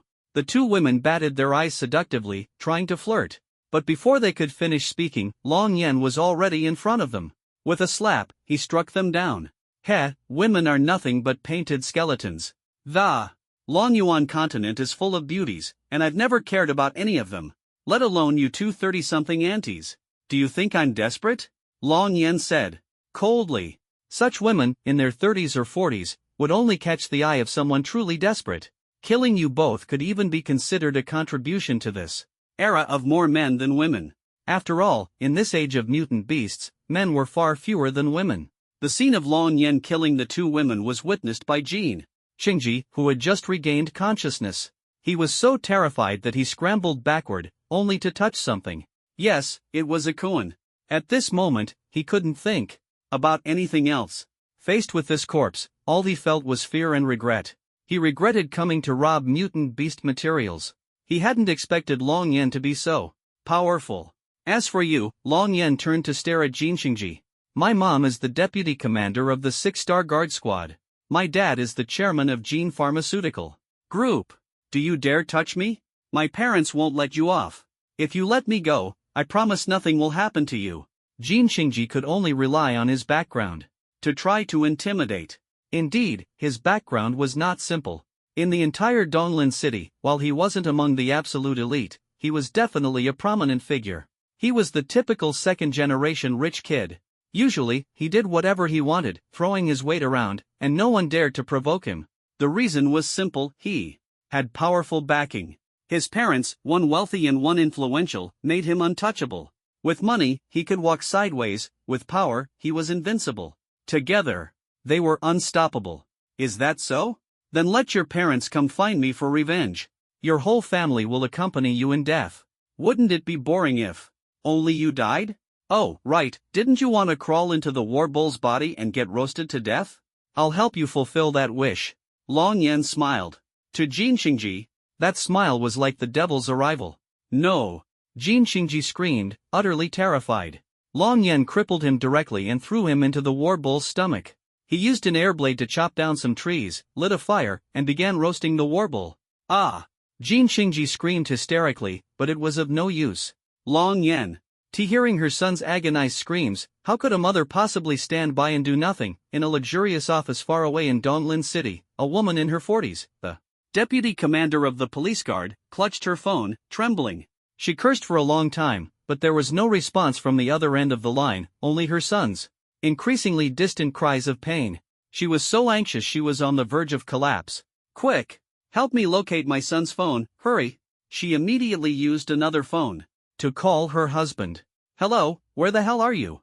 I don't care whose bed you're in, our son is about to be killed. I don't care what means you use, find a plane immediately and gather all the powerful ability users you can to save him. If my son dies, I won't let you off. Long Yan ignored the commotion on the other end of the call and continued his actions. Jin Chengzhou's screams were completely drowned out. Let's see if this special mutated beast can yield anything good. Long Yan stared at the corpse of the iron-armored digging beast, his fingers releasing streaks of sword energy. The countless sword energies quickly shredded the corpse into pieces. Only one tooth, exceptionally hard, remained intact. With a gesture, the tooth fell into his hand. The tooth was about the size of a 2-liter soda bottle. Sturdy and smooth in texture, this tooth is quite special. The sword energy just now only cut through the outer shell, the true form is inside. Let me see how hard it really is. Long Yan lightly ran his sword energy across the tooth, leaving only a faint scratch. Although this iron-armored digging beast is only at the beast spirit level, the hardness of this tooth far exceeds that level, even reaching the hardness of Beast King level armor plates. Interesting, it's a good material. Although it can't be used for crafting weapons, its value is definitely high. It's probably worth tens of millions, no problem. Long Yan calculated in his mind. He placed the tooth into his crossbody bag. Then, he used fingerprint recognition to unlock their phone's cash account. Using the assassin's dedicated phone, he transferred all the money into his own account. The cash wasn't much, totaling 230 million. His account balance now exceeded 890 million. After all, ability users typically don't keep much cash on hand, as they often invest in properties or land. The transaction fee was actually 23 million, a full 10%. Looks like the free transfer limit on this phone has been used up. Long Yan glanced at the account balance and the deduction notification on the phone. After all, this money was directly transferred from someone else's account. The money is dirty and needs to be laundered. A 10% fee is considered cheap worldwide.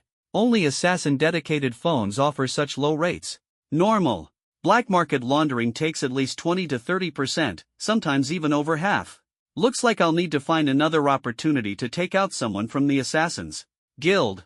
Long Yan thought to himself. As for the transaction fee, he didn't care at all. Beep beep beep. At that moment, his own phone vibrated. Long Yan opened it to check. Bank account credited with 218 million. Balance, 1.117 billion. The voice notification sounded. Looks like Yun Fan's side completed the appraisal, and the money just came through. An additional 200 million plus in one go. Fast efficiency, not bad at all.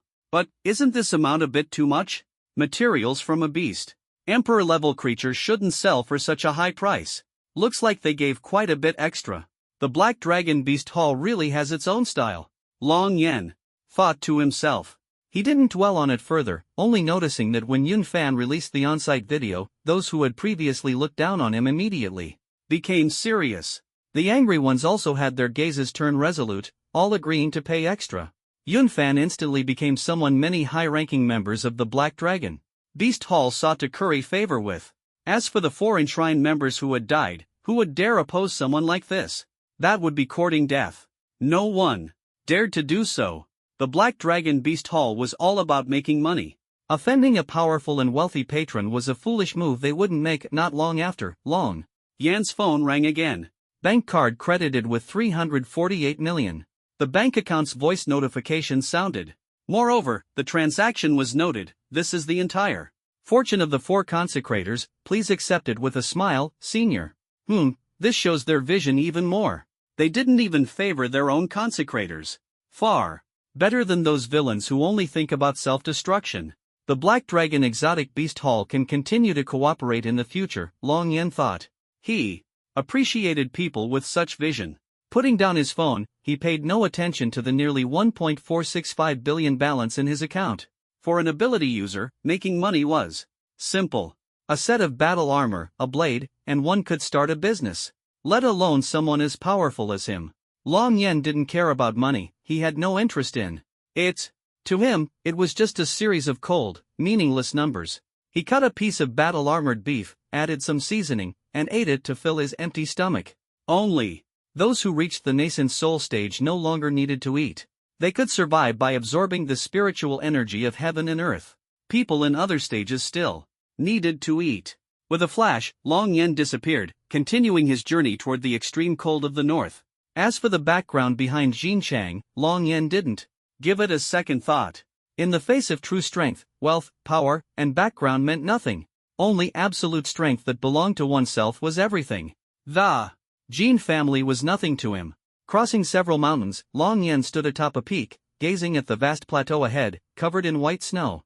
The plateau resembled a giant beast blocking his path. Before him were towering mountains, with a significant altitude difference between the two regions.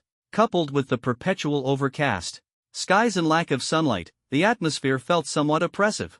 The average altitude here must be at least 7,000 to 8,000 meters. The highest peaks even exceed 10,000 meters.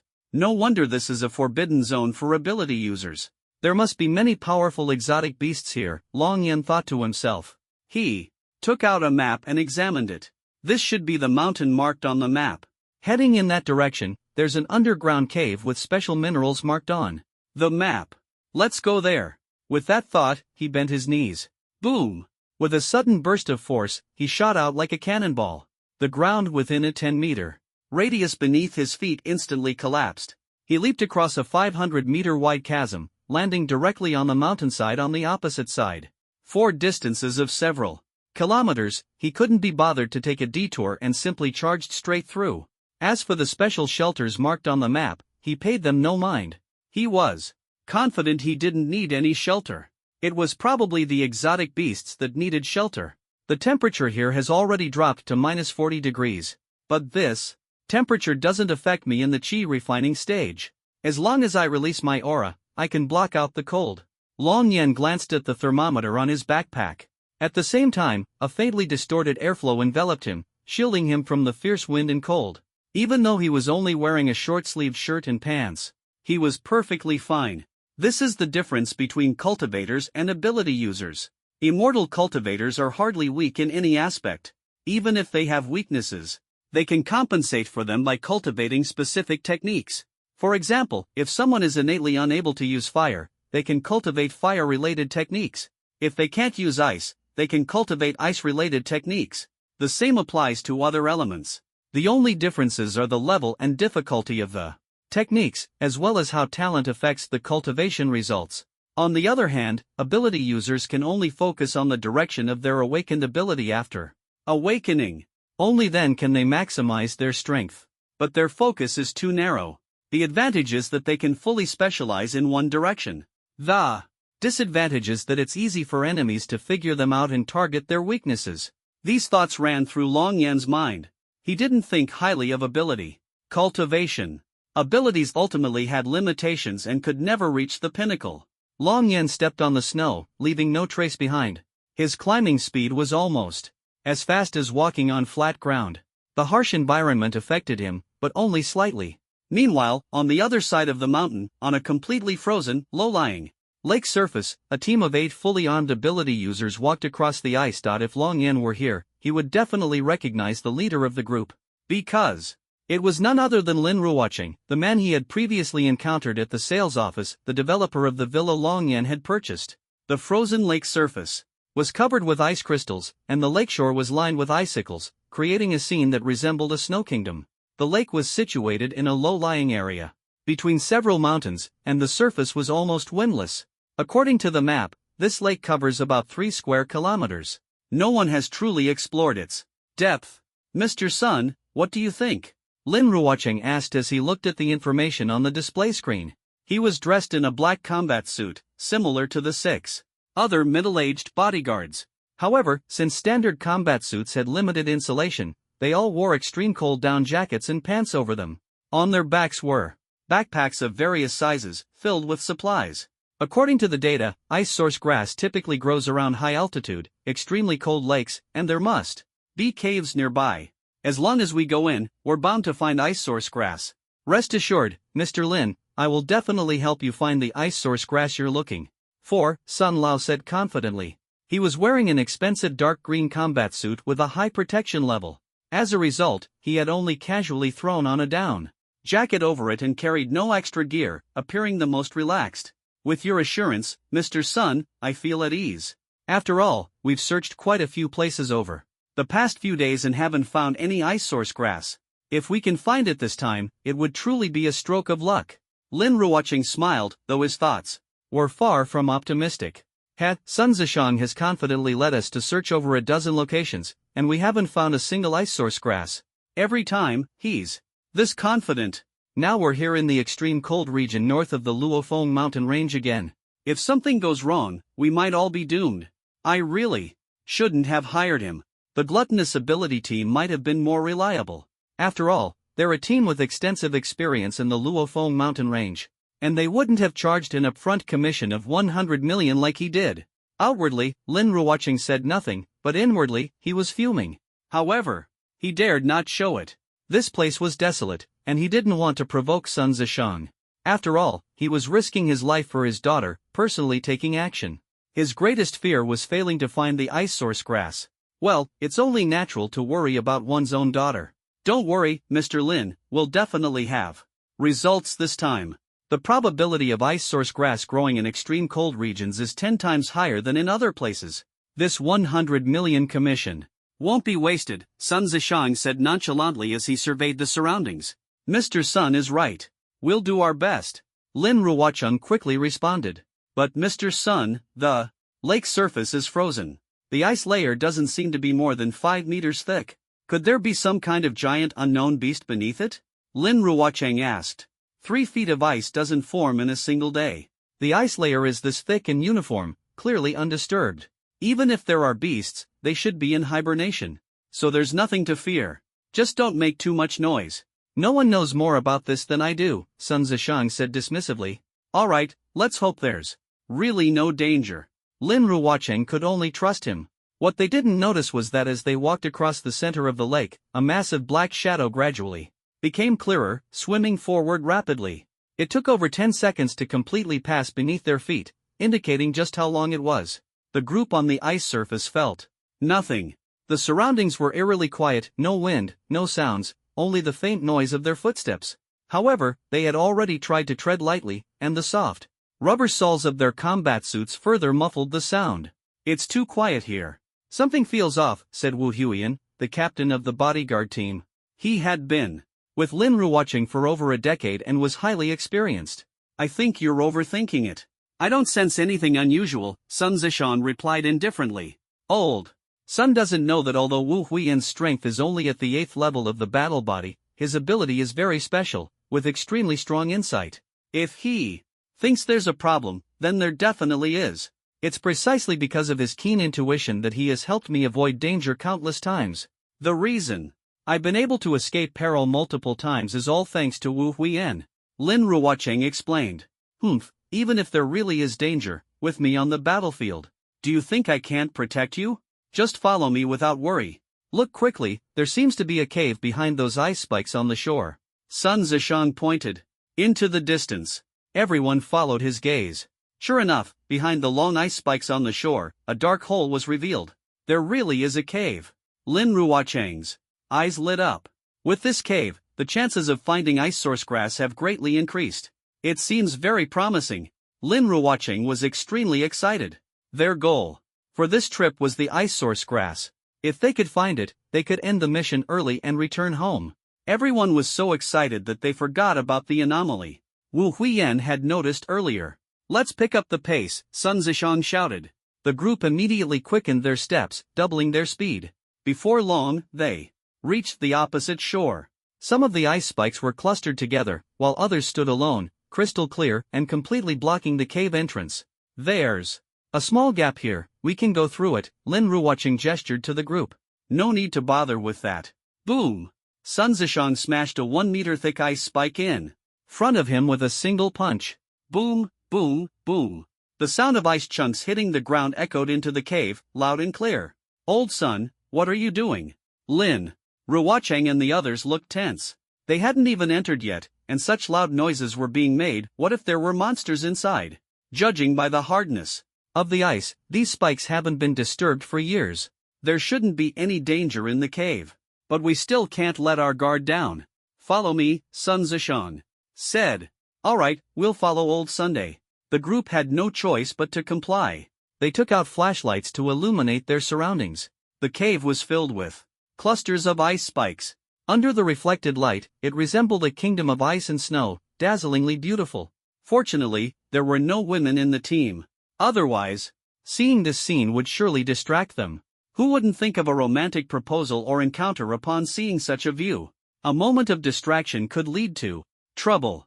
This cave extends downward. There are 5 paths here, 1 leading upward and 4 leading downward. Moreover, these 4 holes vary in size, and their entrances are all perfectly round. The ground on these 4 paths seems to have been rolled smooth by something. Lin Ruocheng stared at the cave entrances. He felt that these holes were unusual, but he couldn't figure out their purpose. What should we do, Old Sun? Which path should we take? Lin Ruocheng asked. We definitely can't split up. Let's try the upper path first. If we don't find the ice source grass, we'll try them one by one, Sun Zishang said. Alright, we'll follow your lead. Long Yan arrived at the frozen lakeside, gazing at the vast expanse of the lake. He took out a map for comparison. The map shows this lake as less than 1 square kilometer. But now it's become so large. In the era of mutant beasts, even small lakes often became larger and deeper due to the frequent play of giant beasts. It seems the beasts in this lake are definitely not small. The cave marked on the map should be on the opposite shore. Once I cross, I'll find it. Long Yan put away the map. This place is almost untouched, a truly remote area. I wonder if there are powerful beasts in the lake. A smile appeared on his face. Killing beasts, especially strong ones, was something he never hesitated to do. More importantly, rare and powerful beasts always carried precious materials. Some could be sold for high prices, while others could be used for crafting. Long Yan moved like the wind. Using an air blade, he sliced through an ice spike, sending it crashing onto the ice surface. In a flash, he landed on the ice, gliding with his hands behind his back. His speed was astonishing, his movements graceful. The lake's surface stirred noticeably. From above, a massive shadow gradually emerged. It was a gaping, blood-red maw, but there was no sensation on the lake's surface. Bang! A dark shadow suddenly burst through the ice. Its bloodthirsty maw nearly swallowed Long Yan along with a large chunk of ice. The scene resembled a giant python devouring a speeding car. Ah, not bad, a truly powerful exotic beast. And it's even at the Beast King level. Long Yan's lips curled into a smile. His figure vanished in an instant. Crunch, crunch. The giant beast bit into the ice, but didn't catch even a hint of flesh. It couldn't help but feel puzzled. Long Yan landed steadily on the ice at the center of the lake. He stared at the massive snake-like exotic beast, half of its body emerging from the ice. The surface of the white snake's body wasn't smooth but was covered in textured scales, clearly indicating its formidable defense. Just the exposed half of its body is over 100 meters long. The entire snake must be at least 200 meters in length. In terms of size, it far surpasses the male iron-armored black gel python I encountered before. The only thing comparable to it might be the flying exotic beast I once killed. It seems its strength has already reached the 9th stage of the beast king level, and it's on the verge of breaking through to beast emperor. But why have I never seen a snake-like exotic beast with this appearance in my previous life? Probably another product of hybrid mutation. White skin. Surely it can't be by Suzhin. Long Yan chuckled and shook his head. That was just a legend. Bai Suzhin couldn't possibly grow this large. Otherwise, Fa Hai would have donned his robes and fled for his life long ago. I wonder if there's anything valuable inside your body, he thought to himself, already treating the white snake as prey. The white snake seemed to realize it had failed to kill the human earlier and began cautiously scanning its surroundings, finally locking its gaze on Long Yan. Their eyes met, and Long Yan's expression remained calm and composed. This unwavering demeanor made the white snake narrow its eyes. It extended its tongue, carefully observing Long Yan. For a moment, it didn't attack but instead swung its tail backward, retreating a considerable distance. Bang, bang, bang. It suddenly smashed through the 5-meter-thick ice layer. Didn't expect this white snake to be quite clever. It actually realized I'm not easy to mess with. Long Yan found it intriguing. Generally speaking, the smarter an exotic beast is, the quicker it reacts to danger. For instance, insect-type exotic beasts are particularly sensitive to danger. If a snake-type exotic beast can sense danger in advance, it indicates high intelligence. This white snake has some skills, he thought. Hiss, hiss, hiss. The white snake flicked its tongue, emitting a low, sharp sound. Its tail swayed on the water's surface, seemingly warning Long Yan to leave and go their separate ways. More importantly, the white snake knew it couldn't win. It didn't want to risk its life in a battle it had no chance of winning. The world of exotic beasts was brutal.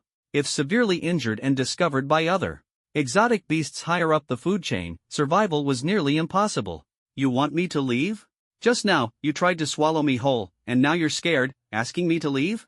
You're digging your own grave, you'd better save yourself while you can. Long Yan's gaze turned icy. He never spared those who tried to harm him. With a flick of his finger, a sword aura spanning 400 meters shot out like a rainbow. The aura was razor-sharp, seemingly capable of cutting through anything. Die. Long Yan slashed downward with his sword. Hiss. Fear flashed in the white snake's eyes, startled by the sword aura. It didn't dare be careless and immediately spewed a blast of frost to counter. But the frost was split in two by the sword aura. At the critical moment, the white snake quickly dove into the water. Its tail, however, couldn't retract in time, and the last 20 meters were severed by the sword aura. Boom! The tail crashed heavily into the water, staining a large area of the lake red with blood. Trying to escape? Do you think you can get away? Long Yan leaped into the air and slashed again. The ice surface split with a clean cut. The white snake, unable to dive into deeper waters, was sliced into several pieces. Its fragmented body broke through the ice and floated on the water's surface. Bubbles churned on the lake, and blood dyed a vast expanse of the water red. The strength of a 9th-stage beast king was utterly incapable of withstanding Long Yan's attacks even in the water. It was futile. Quick reaction, but not quick enough. Long Yan withdrew his sword energy. If the white snake had been fast enough to dive 1,000 meters deep underwater, it might have evaded the 400-meter sword energy. Unfortunately, its speed fell short, coupled with Long Yan's swift response. It was destined to die. Escape was nothing but a daydream. The snake meat contains a lot of air bubbles, which is why it floats to the surface. It will sink after a while. We must finish this quickly. Blade of air, strangle. Long Yan raised his hand, and a blade of air sliced through the white snake's flesh. Buzz buzz buzz. Bang bang. Suddenly, amidst the slicing sounds, two crisp collision noises rang out. Long Yan's eyes lit up. He quickly extracted 2 white beads, each the size of a fist, along with a snake gall the size of a plate. These beads are hard, smooth, and warm, with an ice attribute. They're excellent materials for crafting. As for this snake gall, although it's not large compared to the snake's massive body, it's already the largest snake gall I've seen at this level. The snake gall of that female iron-armored black glue python earlier was only fist-sized. Harvesting 2 valuable items in one go, this trip was worth it. This haul is huge. Long Yen packed the beads and snake gall into his backpack. There should be other exotic beasts in the water, but they're probably all asleep. First, I'll head to the cave to look for crafting materials. As for this place, by the time I return, the scent of blood will surely have attracted other exotic beasts. But you can't kill too many powerful exotic beasts in the same area, or their strong ones will retaliate. If they can't find me, they'll definitely attack the Northwest camp first, as well as the ability user teams and ordinary ability users in the Luofeng mountain range. They might even target nearby cities. You can't kill too many Beast King level or higher exotic beasts, just enough to make a point. Thinking about this, Long Yen stepped on a piece of ice for leverage and quickly moved away. His judgment was correct. This was one of the reasons humans and exotic beasts could maintain a relative balance. Human ability users could hunt exotic beasts, and exotic beasts could counterattack humans. It was normal competition and attrition for both sides, and everyone understood this. But if a large number of human ability users were ambushed and killed by exotic beasts, humanity would undoubtedly erupt. Regardless of the outcome, the most realistic response would be a small-scale nuclear retaliation. Not retaliating was impossible, it was a matter of principle. The same applied to exotic beasts. If you killed too many of their strong ones, they would retaliate as well. This is why there was a rule for hunting exotic beasts: you can't kill too many Beast King level or higher exotic beasts in the same area, or it would trigger a beast tide, causing countless human casualties. Long Yen was well aware of this. In my previous life, the beast tide attacked Donglin City, and no one ever found out the reason. Interest in the matter gradually faded, and it was left unresolved. What exactly caused it? Was it the exotic beasts deliberately cutting off the eastern line of the Tailin dynasty's key city, Donglin City? Or was it just a regular beast tide attack? Or did someone kill too many powerful exotic beasts, leading the nearby beasts to collectively launch an attack? Whatever the reason, such disasters are bound to happen sooner or later. Finding enough materials to forge a sword capable of flying is the only way to resolve this crisis. Long Yen thought to himself.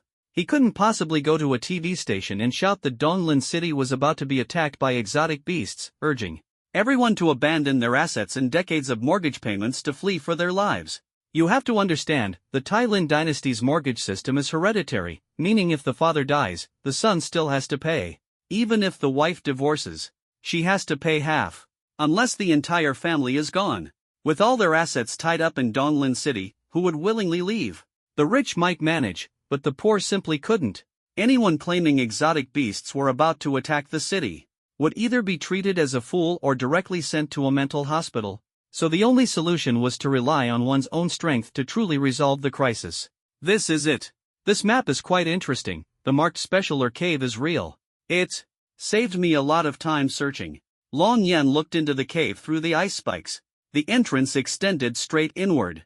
This smell is quite strong. Such a heavy stench. It's somewhat like the smell of an animal giving birth. Long Yen had a keen sense of smell and could judge situations based on odors. However, he couldn't be certain about the exact scent. This place was rarely visited by humans, a world of exotic beasts, where any kind of smell was possible. Most exotic beasts don't bathe themselves, let alone scrub with soap. So their body odor is always strong and peculiar. Forget it, a smell is just a smell. Long Yen didn't pay much attention to it. As he reached the cave entrance, he glanced back at the shattered ice on the ground. There are fist marks. It seems an ability user broke the ice and entered before me. It hasn't been more than 12 hours. Long Yen looked at the completely darkened sky. The characteristic of the Luofeng mountain range was that the clouds dispersed at night, revealing the starry sky, while during the day, it was overcast. Thus, even if something happened here, satellites wouldn't capture it. Moreover, Origin Star was too large, and satellites were limited, so it was impossible to send one specifically to this area only to capture nothing. Long Yen entered the cave. At that moment, ripples appeared on the lake's surface, and a dark shadow emerged, its eyes shining like two luminous pearls. Roar! It let out a sharp, piercing cry, but the sound was blocked by the ice spikes and barely reached the cave. Flames burned in Long Yan's hand, illuminating everything around him clearly. He arrived at a fork with 4 downward paths and 1 upward path. The upward one should be a ventilation shaft. I'll take the downward ones. Long Yen chose the largest of the 4 downward paths. The air lifted his body, allowing him to slide directly downward. This passage was extremely smooth, without any protrusions, just winding and twisting, leading endlessly downward like a bottomless pit. The further down, the thinner the air. There's also toxic gas. Although it's not lethal, it can cause hallucinations. Quick reacting. Individuals with gas masks or armor equipped with antitoxic functions are fine. Otherwise, they definitely get lost inside. Long Yen thought to himself. However, these toxic gases had no effect on his perfectly refined body, which had entered the Qi training stage. Breathing them in was no different from breathing air. After a while, he finally reached a massive hollow cave. The bottom was covered with branches and leaves, forming an enormous nest over 30,000 square meters in size. However, it was completely empty inside. Long Yen landed steadily at the edge of the nest. Around the nest were several cave passages, crisscrossing and leading in all directions. Flames rose in Long Yen's hand, illuminating the 100-meter-high cave walls. As expected, there are rare minerals. His eyes lit up. He leaped onto the rock wall, using his fingers, transformed into sword energy, to mine. After a thorough search, not bad, 6 types of useful special metal ores. Getting closer to collecting 81 types of metals. Now, there are still over 30 types left. Bo Wen's map is really useful. Next time I see him, I'll have to give him something in return. Long Yen was very satisfied. This map had been a great help, saving him a lot of time. He thought about giving Bo Wen a reward later. This map in his hands was worth billions. Look, there are eggs here. Oh my god, such huge eggs. Bigger than me, what kind of giant beast could lay these? So many eggs, at least 300 of them. Suddenly, voices came from several cave passages. Looks like it's the group that arrived before me. Long Yen headed toward one of the cave passages. Judging by the height of the passage, this snake's diameter is at least 15 meters. Its length is estimated to exceed 230 meters. Its strength is at least at the Beast Emperor level. Long Yen deduced based on the passage height. Ah, we've struck it rich. Based on the patterns. On the eggshells compared to the data, these are unicorn python eggs. So large, they must be at least Beast King level, or even beyond Beast King level eggs. Each one is worth at least 100 million, this is a fortune. Old son, I know. You're eager, but don't act rashly. With so many and such large eggs, there's definitely more than one unicorn python. Carrying such massive snake eggs, the path won't be easy. This kind of exotic beast will definitely track us by scent. A voice came again. This voice sounds a bit familiar, Long Yen thought. Who's there? Come out. At this moment, Sun Zishan keenly heard footsteps and shone his flashlight toward Long Yen. He saw Long Yen dressed in a casual short-sleeve shirt, long pants, and sneakers. Sun Zishan's eyes narrowed. How can there be someone here, and wearing short sleeves? Who exactly are you? Sun Zishan watched Long Yan's every move with vigilance. Bang! Sun Zishan's flashlight suddenly exploded. Don't shine the flashlight randomly, Long Yan said calmly. What did you say? Sun Zishan's face changed, anger rising. The exploding flashlight had startled him. Wait, elder son, don't act rashly. I know this friend. It's all a misunderstanding. Please don't make a move. Lin Ruochen quickly spoke when he saw it was Long Yen.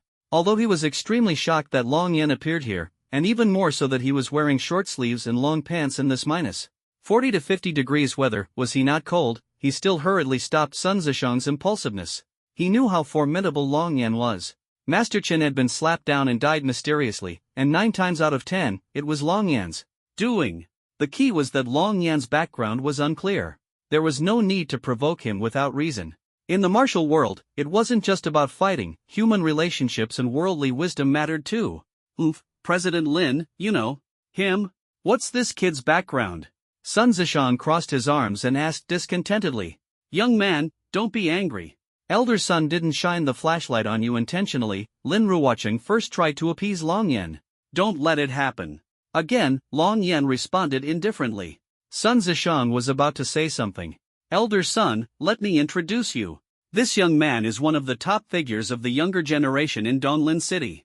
I dare bet that if he participates in this year's ability user assessment, he will definitely amaze everyone. He will surely make it into the top 5 in Donglin City, Lin Ruochen said. The top 5 he mentioned was already a conservative estimate due to his limited understanding of Long Yen. So it's him. As soon as Long Yen appeared, Sun Zishan immediately understood. The voice was so familiar, it turned out to be him, Lin Ruocheng, the guy responsible for developing his villa. Oh, really? What's his name? Sun Zishang became serious upon hearing this. After all, a genius with the potential to break into the top 5 in Donglin City's ability user assessment was not someone to underestimate. Such a person must be taken seriously. It was important to know that. The Tai Lin dynasty governed 69 city fortresses. Donglin City wasn't large, its population wasn't vast, and it ranked lower overall. But to make it into the top 5 among hundreds or thousands of new ability users carried significant weight. Nationwide, such a person could rank within the top 3,000. They would undoubtedly qualify for a top-tier ability school. People like this were usually geniuses cultivated by major families. Decades ago, children from ordinary families could still rise to prominence, but now it was almost impossible. The chance of an ability user being born into an ordinary family was nearly zero. The idea of a poor family's noble child had long become a luxurious dream. That was why Sun Zishang asked for Long Yan's name. Elder son, this young man's name is Long Yan, Lin Ruocheng said. He had already seen Long Yan's name on the house purchase contract. Long Yan? Could he be from the Long family in Hamo City? Is he a member of the Long family? Sun Zishang's eyes widened in shock. He immediately thought of the powerful Long family in Hamo City, a family that struck fear into everyone. No one dared to provoke them lightly. Sun Zishang began to wonder if his earlier words had been too harsh. Offending the Long family is definitely not a wise choice. I can't afford to mess with a genius from the Long family, he thought to himself. I'm not sure about that. Lin Ruocheng looked puzzled. Brother Yan, may I ask if you are from the Long family? Sun Zishang's tone became much more polite, even clasping his hands in a gesture of respect. What Long family? I don't know them, Long Yan said coldly, completely ignoring them. Flames rose in his hand, illuminating the entire cave as he began searching for rare metal ores. Don't know them? Ha, then it's nothing. Scared me for a moment, I thought it was a genius from the Long family of Hamo City out here training. There must be a strong figure following him. Now it seems he's alone. Probably a fire-type ability, that's why he's not afraid of the cold. But even with a fire-type ability, wouldn't he at least wear battle armor? Coming here alone, he really doesn't know how risky this is. Wait, why can't I sense his ability fluctuations? What level of ability is this?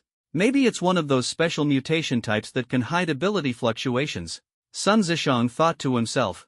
This kid's carefree attitude is really annoying. A little bit of strength and he thinks he's invincible, completely unaware of the dangers, practically courting death. Doesn't even know the Long family. What's the use of being a genius without any background? Whether he can even survive long enough to become a strong figure is uncertain. In the past 60 years of the Tai Lin dynasty, geniuses have been as common as cattle. Very few actually make it to the end. Too many sacrifices along the way. No background, no connections unless he's truly a peerless genius with A-level or even S-level abilities. Otherwise, it's useless. Sun Zishang thought, his attitude relaxing, even showing a hint of disdain. Old son, you go look for the ice source grass, I'll head somewhere else. We can't take these eggs with us, so let's not make trouble for ourselves. Lin Ruocheng said, then walked toward Long Yan. Just because they're paying me $1 billion, they think they can order me around. If I throw away all my equipment, I could at least carry 2 eggs by myself. I must take these eggs. Not even Jesus could stop me, I'm telling you. These things will sell themselves. If I take them to an auction, the rich will definitely fight over them. Sun Zishang thought to himself. An egg selling for $1 billion, who could resist such temptation? Carrying 2 eggs would mean 16 billion. Brother Yan? Lin Ruocheng jogged over, smiling as he spoke. Long Yan glanced at him. About earlier at the sales office, I apologize. It was our poor service that disturbed you. And just now, old son didn't mean any harm either. Here, I sincerely apologize to you. Lin Ruocheng slightly bowed, his attitude earnest. Looking at Long Yan's indifferent expression. Forget the apology, go about your business. Long Yan waved his hand, not taking it to heart. Lin Ruocheng looked at him, unable to discern any reaction. Could it be that Jiang Tianhao and I overthought it, and Long Yan isn't the one who killed Master Chen? Is the real culprit someone else? Or is Long Yan so deeply calculating that even when faced with an unintentional question, he can remain calm? If that's the case, this kind of person is terrifying. So young, yet so mature and composed. Even the geniuses from the great families I've met are far inferior to him. Lin Ruocheng thought to himself. By the way, Brother Yan, I haven't introduced myself yet. My name is Lin Ruocheng, and we're looking for ice source grass. I see you're also searching for something, and it seems you're alone. Why don't we team up? That way, we can look out for each other. Lin Ruocheng said, probing to see if Long Yan was really alone. No need, I find it more convenient to act alone. You go ahead and search on your own. Long Yan said calmly, as he was used to working solo. So he really is alone. Jiang Tianhao was right. Long Yan's strength is beyond imagination. Otherwise, who would dare come to the northern extreme cold region of the Luofeng mountain range alone, without even wearing battle armor? If it's not immense strength, then it's luck so extraordinary. It's like winning the lottery every time. It can't be luck, it must be immense strength. So young and already so strong, I must seize the opportunity to win him over. He's definitely the biggest dark horse in this year's Donglin City ability. User assessment. Even if he's not from the Long family and lacks a strong background, it doesn't matter. Outstanding people will always be discovered. If I can lend him a hand before he reaches his peak, when he needs help the most, maybe he can help the Lin family in the future. At the very least, he can be properly nurtured. Lin Ruocheng calculated in his mind. You said you're looking for ice source grass? Long Yan suddenly remembered something and turned to ask. That's right, Brother Yan, I'm looking for ice source grass. Is there a problem? Lin Ruocheng asked, puzzled.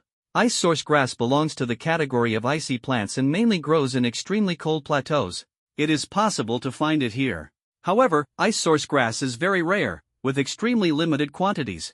Finding even one plant depends on luck. Auction houses in big cities sell it, but the variety is impure. Moreover, once this grass is dug up, its lifespan is only 1 day. Even if special containers can preserve it for more than 10 days, its value will be greatly reduced. What do you need this grass for? Long Yan asked. He had just thought that adding a bit of ice source grass during artifact forging might yield good results. Ice source grass can integrate very well. It can enhance a sword's resistance to freezing and its ice attributes. Overall, it can improve the quality of the sword, making it very suitable for forging. Although Long Yuan continent also has it, it can be bought with money. Origin Star is where it's truly rare. At least, I haven't seen authentic ice source grass before. Long Yan thought to himself. Lin Ruocheng looked around. Everyone was busy and relatively far away. Brother Yan, you are truly knowledgeable. The value of ice source grass is indeed highest within 1 day of being dug up. Brother Yan, you're not an outsider, so I'll be honest. I'm looking for ice source grass to save my daughter. Sai, she's been frail and sickly since childhood. She finally reached adulthood, and her abilities awakened, possessing nearly S-level ice soul abilities. But her ice soul abilities are very unstable, currently only showing an A-level response. Coupled with years of suffering from illness, her spirit is very low. Seeing her like this, as her father, my heart aches deeply. That's why I'm searching for ice source grass, hoping to stabilize her ice soul abilities. We've consulted masters, and they said only ice source grass can completely stabilize ice soul abilities, and there's no other way. For my daughter, no matter how difficult it is this time, I must find ice source grass and bring it back. Lin Ruocheng's eyes were resolute. Seeing him like this, Long Yan thought of his own parents. They were willing to do anything for him to survive. In the most dangerous moments, they always wanted to bear the burden for him. Parental love isn't spoken, it's silently demonstrated. At the same time, Long Yan also recalled the period in his past life when he fell into despair after his parents passed away. Thinking of these things, Long Yan couldn't help but feel moved. Coincidentally, I also need to find ice source grass. After leaving here, I'll take you there. Ice source grass has extremely high temperature requirements. Theoretically, it can only grow at altitudes between 8,500 and 9,000 meters, where the temperature remains stable around -60 degrees, fluctuating no more than 1 degree in a day. There are strong winds year-round in such places, and it might appear on cliffs and precipices. Even if it exists elsewhere, it wouldn't be authentic. Ice source grass. It wouldn't be of any use for your daughter's ice soul abilities. Long Yan said to Lin Ruocheng. What, Brother Yan, you're willing to help me? Thank you so much, thank you. Brother Yan, rest assured, whether we succeed or not, I'll give you a reward of 1 billion. I can't let you work hard for nothing. Lin Ruocheng said excitedly. With Long Yan's information, he felt the chances of finding ice source grass were much higher, because Long Yan not only described the characteristics of ice source grass in detail but also directly explained the conditions of its growth environment. These words were definitely not spoken casually. This gave Lin Ruochen hope for the first time. Of course, he couldn't let Long Yan help for free, he had to think big. At times like this, spending some money was nothing. Long Yan secretly admired Lin Ruochen's vision. Only those with foresight can go further. He didn't refuse either. If they truly found it, 1 billion would be worth it. If not, it didn't matter. Money meant little to him. Moreover, even if ice source grass might completely resolve your daughter's unstable ice soul ability, she has been frail and sickly since childhood, so other medications will still be needed for her recovery, Long Yan reminded. Brother Yan is right. Let's first address the instability of her ability. I'll figure out the rest. Lin Ruochen nodded firmly. Alright, Long Yan continued searching for special minerals. Lin Ruochen watched him gather those peculiar minerals, feeling a bit puzzled. Brother Yan, why are you looking for these uncommon minerals? Are they valuable? Lin Ruochen wondered. Long Yan dug out a fist-sized, irregularly shaped, deep blue metal from the wall, along with a black cubic mineral embedded halfway into the rock face. The surface absorbed light without reflecting it, appearing so black that even light seemed to vanish into it. Obsidian. I didn't expect to find obsidian here. This piece has a side length of 20 centimeters. Such a large chunk of obsidian is rare on Origin Star. Long Yan used sword energy to cut the surrounding rock and extracted the obsidian intact. The texture is exceptionally hard, with an ultra-high density. Most importantly, its weight is astonishing. This piece is almost free of impurities, making it top-quality obsidian. It can definitely be used to forge advanced battle armor. This single piece weighs 3 tons. Not bad, Long Yan silently praised. As he prepared to put the stone into his backpack, a voice called out, "Let me take a look at that stone." It was Sun Zishang. Long Yan ignored him and directly placed the obsidian into his backpack. The bag was already filled with various items, making it extremely heavy and almost at its breaking point. Sun Zishang's words caught everyone's attention, and they all turned to look. "Kid, you found something good and want to keep it to yourself without telling us? This is obsidian, a key material for crafting top-tier ability battle armor. It can even be used to forge standalone A-grade or S-grade weapons. This type of mineral is strictly controlled and only available at top-tier equipment bases. A piece this size is worth at least 30 million. Of course, the exact value depends on its density and impurity levels. The purer the obsidian, the more valuable it is." Sun Zishang grew increasingly excited as he spoke. With a treasure worth tens of millions right in front of them, who wouldn't be thrilled?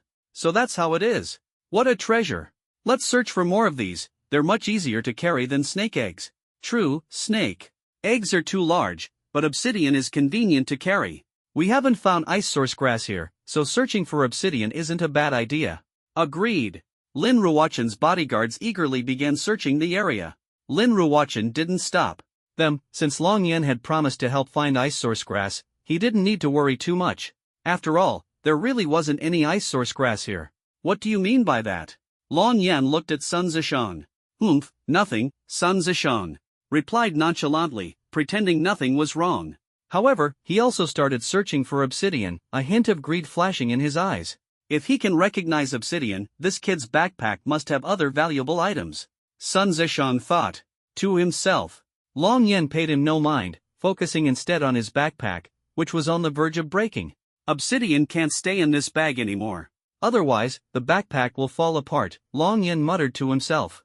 Brother Yan, I have a spare shoulder bag here. It'll come in handy. Take it, it's made of ironhide bull leather. Durable and sturdy, Lin Ruochen said as he walked over, pulling out a black shoulder bag from his backpack. Thanks, Long Yan accepted without hesitation. Flames rose in his hand, hovering in midair as he set down the new bag and unzipped it. He began taking out rare minerals and beast materials one by one. Although the beast materials were wrapped in energy by Long Yan, preventing their aura from leaking, anyone with a discerning eye could tell these items were extraordinary. Wow, Brother Yan, you have so many things here. These beast materials look anything but ordinary, Lin Ruochen exclaimed in astonishment. Indeed. The bag is full of treasures. Heh, what a fat sheep. He must have picked up the backpack of some deceased ability user. These exotic beast materials are definitely worth over 200 million. In the distance, Sun Zishang's sharp gaze was fixed on everything, his thoughts unknown. Just some worthless junk, Long Yan said indifferently. Lin Ruocheng was momentarily at a loss for words. That kind of remark was hard for anyone to respond to.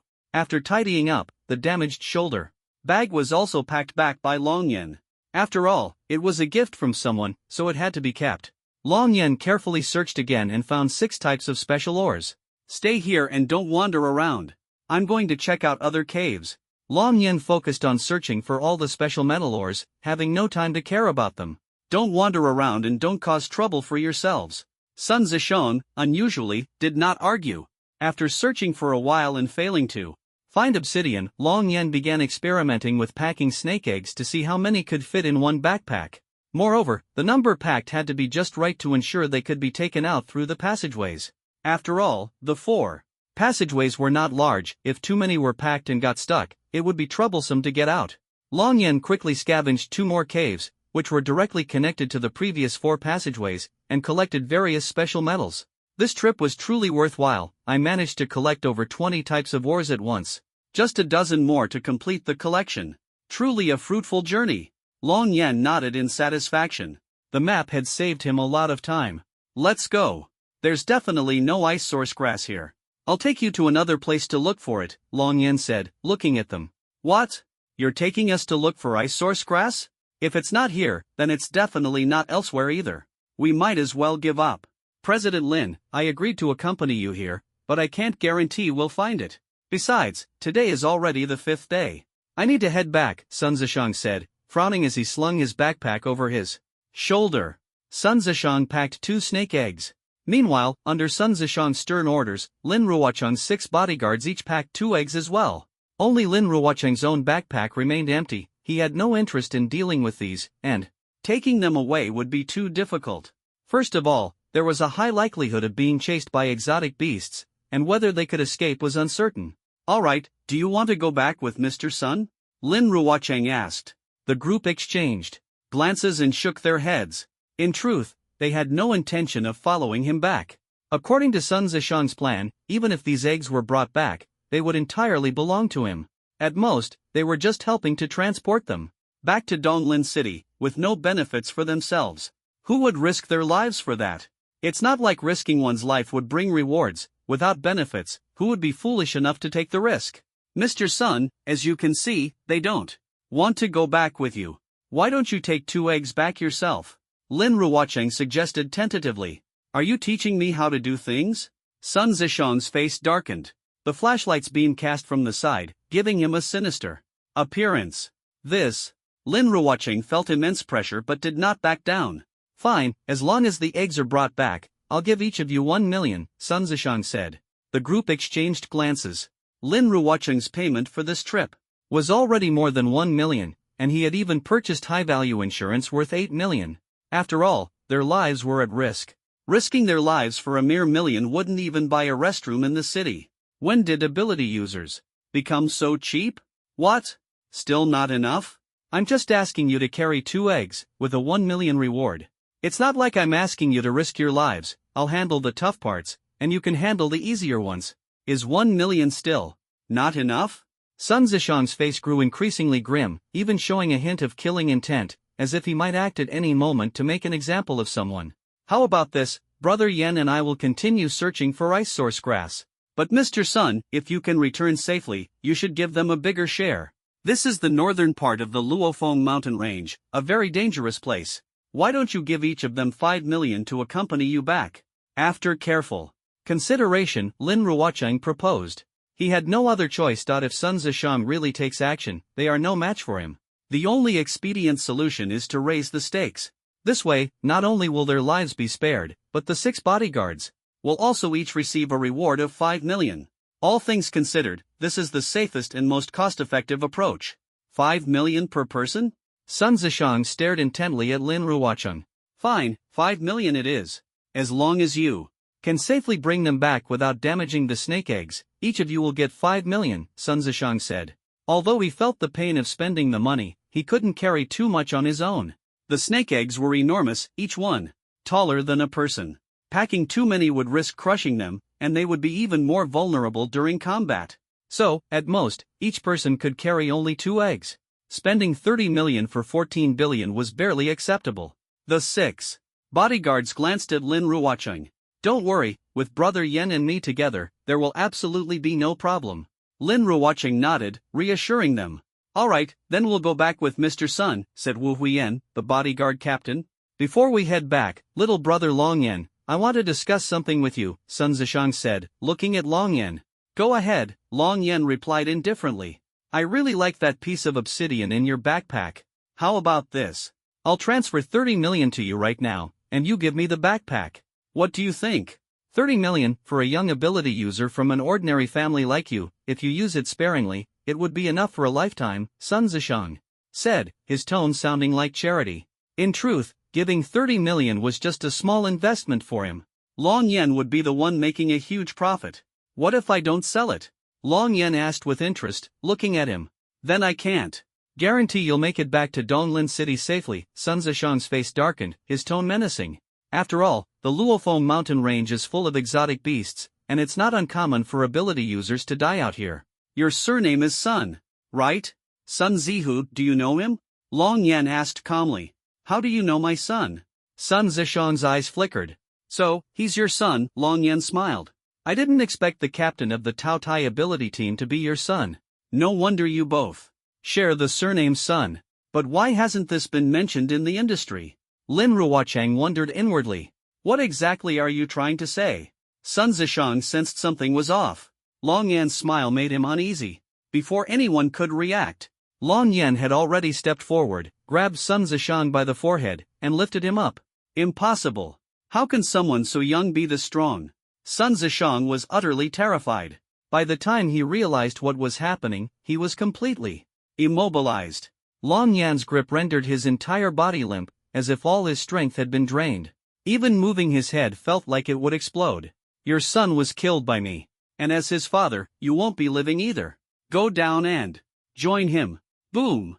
Long Yan crushed Sun Zishang's head directly, leaving his own body spotless, without a trace of blood. However, Lin Ruocheng and the others were splattered with blood all over their faces. Only then did they react, retreating. Instinctively in fear, huddling together. My God, Mr. Sun was killed?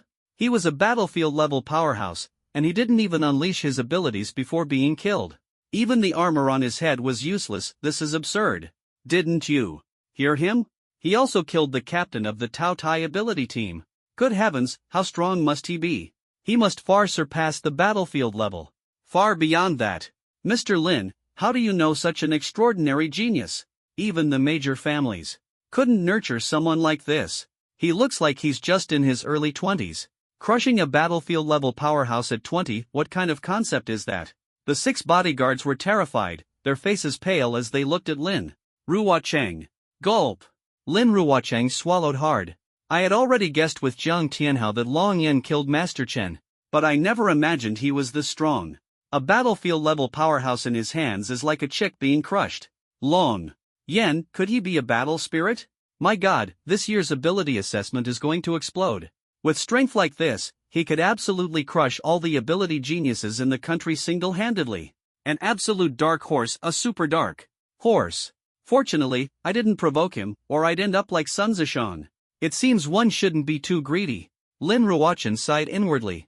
Brother Yen, no, Lord Long. May I boldly ask, what realm are you in now? Lin Ruocheng asked. Cautiously. Even his way of addressing him had changed. Earlier, he dared to call him Brother Yen, but now he could only call him Lord Long. Witnessing someone far stronger than himself being easily crushed was a visual shock that made him extra careful. Some things are better left unknown. And don't spread anything about me this time. Do you understand? Long Yan smiled. He was still quite friendly to these people. Understood, we absolutely won't leak anything. Rest assured, Lord Long, not a word will be said. If I spill anything, may I have a son without an anus, and may my entire family suffer misfortune. Don't worry, Lord Long, my bodyguards are the tightest-lipped. They all promised one after another. Don't be so tense. I'll never show mercy to those who want to kill me. But to my own people, you can relax a bit. Long Yan's kind attitude reassured everyone. He used Sun Zishang's fingerprint to unlock the phone and transferred the 40 million balance to his own account. After deducting a 10% handling fee, 36 million was credited. His bank card balance now stood at 1.501 billion. He ignored Sun Zishang's corpse. Take whatever equipment you need from him. Keeping it is useless anyway. Long Yan said. Alright, as you say, Lord Long. Huyen, take Sun Zishang's armor and backpack. Leave the snake eggs here, we can't carry that many, Lin Ruochen said. Understood, Mr. Lin. Wu Huyan removed Sun Zishang's armor. Although it was damaged and not very valuable, it could still sell for a few million. He emptied the eggs from the backpack and kept the bag. Keep carrying the eggs and follow me. We'll leave here without any issues. I'll pay you 10 million for each egg, Long Yan said. No problem, we guarantee the eggs won't be harmed. Ha, I'll definitely take a good vacation when we get back this time. Lord Long is so generous. Everyone was delighted. With Long Yan around, they could leave safely. Otherwise, carrying the snake eggs, they wouldn't even make it out of this place and could be killed by mutant beasts at any moment. The reward he offered was already very high. They weren't greedy, and their faces were full of smiles. This trip had been a huge profit. Alright, then take 12 eggs back. Lin Ruochen nodded. He didn't carry any himself, 6 bodyguards were enough to carry them. To stay light and ready to face mutant beasts, it wasn't convenient for him to carry eggs. Long Yan didn't think much of it, he was just bringing some eggs back to sell. Besides, too many eggs wouldn't fetch a good price. Scarcity adds value, too much of something makes it worthless. Wealthy people pursue unique items. It's like how limited edition sports cars can sell for billions, but mass-produced cars only sell for millions. Buzz. Bang, bang, bang. Suddenly, sounds came from several surrounding tunnels. It sounded like marbles rolling inside a drum. Long Yan looked up. At the entrances of the rockwall tunnels, eggs were falling one after another.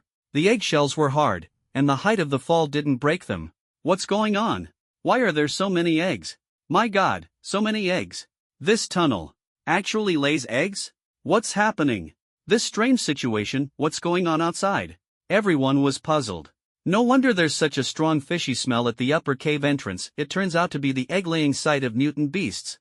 The eggs fall into 4 different nests based on their size. This also explains why all 4 tunnels are round. It's cleverly designed. Eggs of different sizes go through different tunnels to avoid getting stuck, Long Yan explained. So, that's it. But if the exit gets blocked, won't we be trapped here? Lin Ruochen worried. If there's an entrance for the eggs, there must be an entrance for us. And where there's an entrance, there must be an exit. The eggs won't hatch and crawl out on their own, right? Long Yan said. That's true, Lin Ruochen nodded. Destroy these eggs, Long Yan waved his hand. Buzz, buzz, buzz. Countless sword auras instantly tore through hundreds of eggs. Many already hatched horned pythons were also sliced into pieces. Wow! Is this sword energy? It's terrifying. Lord Long's strength is incredible. This is the true power of Lord Long. With one strike, even the strongest battlefield would be doomed. Exactly, there's no way to block it, it breaks through defenses in an instant. Everyone was dumbfounded. Although some eggs were still falling, the ground had already been slashed into countless sharp spikes. Any egg that landed shattered immediately. Roar! A furious roar echoed from deep within the cave. Boom, boom, boom. The branching tunnels trembled slightly. This way. Go up from here. Long Yan led the group to another cave. This passage was the largest of the 4. No eggs were falling here, indicating that the eggs laid by the strange beast were generally smaller and could only fall through the previous opening. Wait, if we go up this way, won't we be heading straight toward the egg-laying beast? We can't take this path. Wu Huiyan said. Just kill it. There's nothing to fear, Long Yan replied calmly. Wu Huiyan was momentarily speechless, unsure of what to say. Stop hesitating. With Lord Long here, what are you afraid of? Lin Ruochen encouraged. The group followed the passage upward. After several dozen minutes, they reached the exit. The sky was just beginning to brighten. The ice-blue giant python had stopped laying eggs and appeared somewhat weakened. This oppressive and ferocious aura. It's a Beast King-level horned python. Oh no, there's actually a Beast King blocking the exit. What terrible luck! Lin Ruochen's eyes widened in shock, his mouth twitching. We're doomed, absolutely doomed.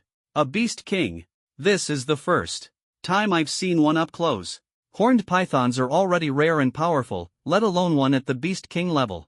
A horned python of this caliber is practically invincible in icy, snowy terrain. Almost no human ability user can defeat it. Its defense is incredibly strong. What should we do? The group couldn't help but despair. This was their first time being so close to a Beast King. If not for the python's weakness from laying eggs, it would have already noticed them, and they would likely be dead by now. This upward passage is a ventilation shaft that leads directly to the mountaintop, but there's a sheer cliff on the other side, so we can't get out that way, Linruwatching said. Who said we have to take the ventilation shaft? Don't go out yet. Just keep watch here, Long Yen instructed. Understood. Lord Long, you're not seriously planning to confront it directly, are you? That's a Beast King. There might even be a male horned python guarding outside. It's too dangerous. The strength of a Beast King is equivalent to that of a top-tier human ability user. Lord Long, please don't take the risk. We can hide in the upper passage for now and act after nightfall, Linruwatching said. Worriedly. He feared that Long Yan's youthful arrogance might cost him his life. Over the years, the truly strong were not the most talented but the most cautious. Most of the prideful ones had fallen early. I don't have that much time. It's just a little Beast King. As long as we don't kill too many, it won't trigger a beast tide. Then I'll just kill a few. Long Yan's gaze turned icy in an instant. With a flick of his finger, sword energy distorted the air. He swung his arm. Buzz! The sword energy effortlessly severed the lower half of the horned python. Its thick armor seemed non-existent. Roar! The horned python let out a blood-curdling scream. Long Yan's figure flashed. Buzz, buzz, buzz. A chain of sword auras instantly sliced the horned python into fragments. Blood and flesh scattered everywhere. The cuts were so precise that even a chef would be impressed. The Beast King had no chance to resist in Long Yan's hands. Holy crap! What the hell? The group, lacking the words to express their shock, could only exclaim in disbelief. Lord Long, is this powerful? That was a Beast King.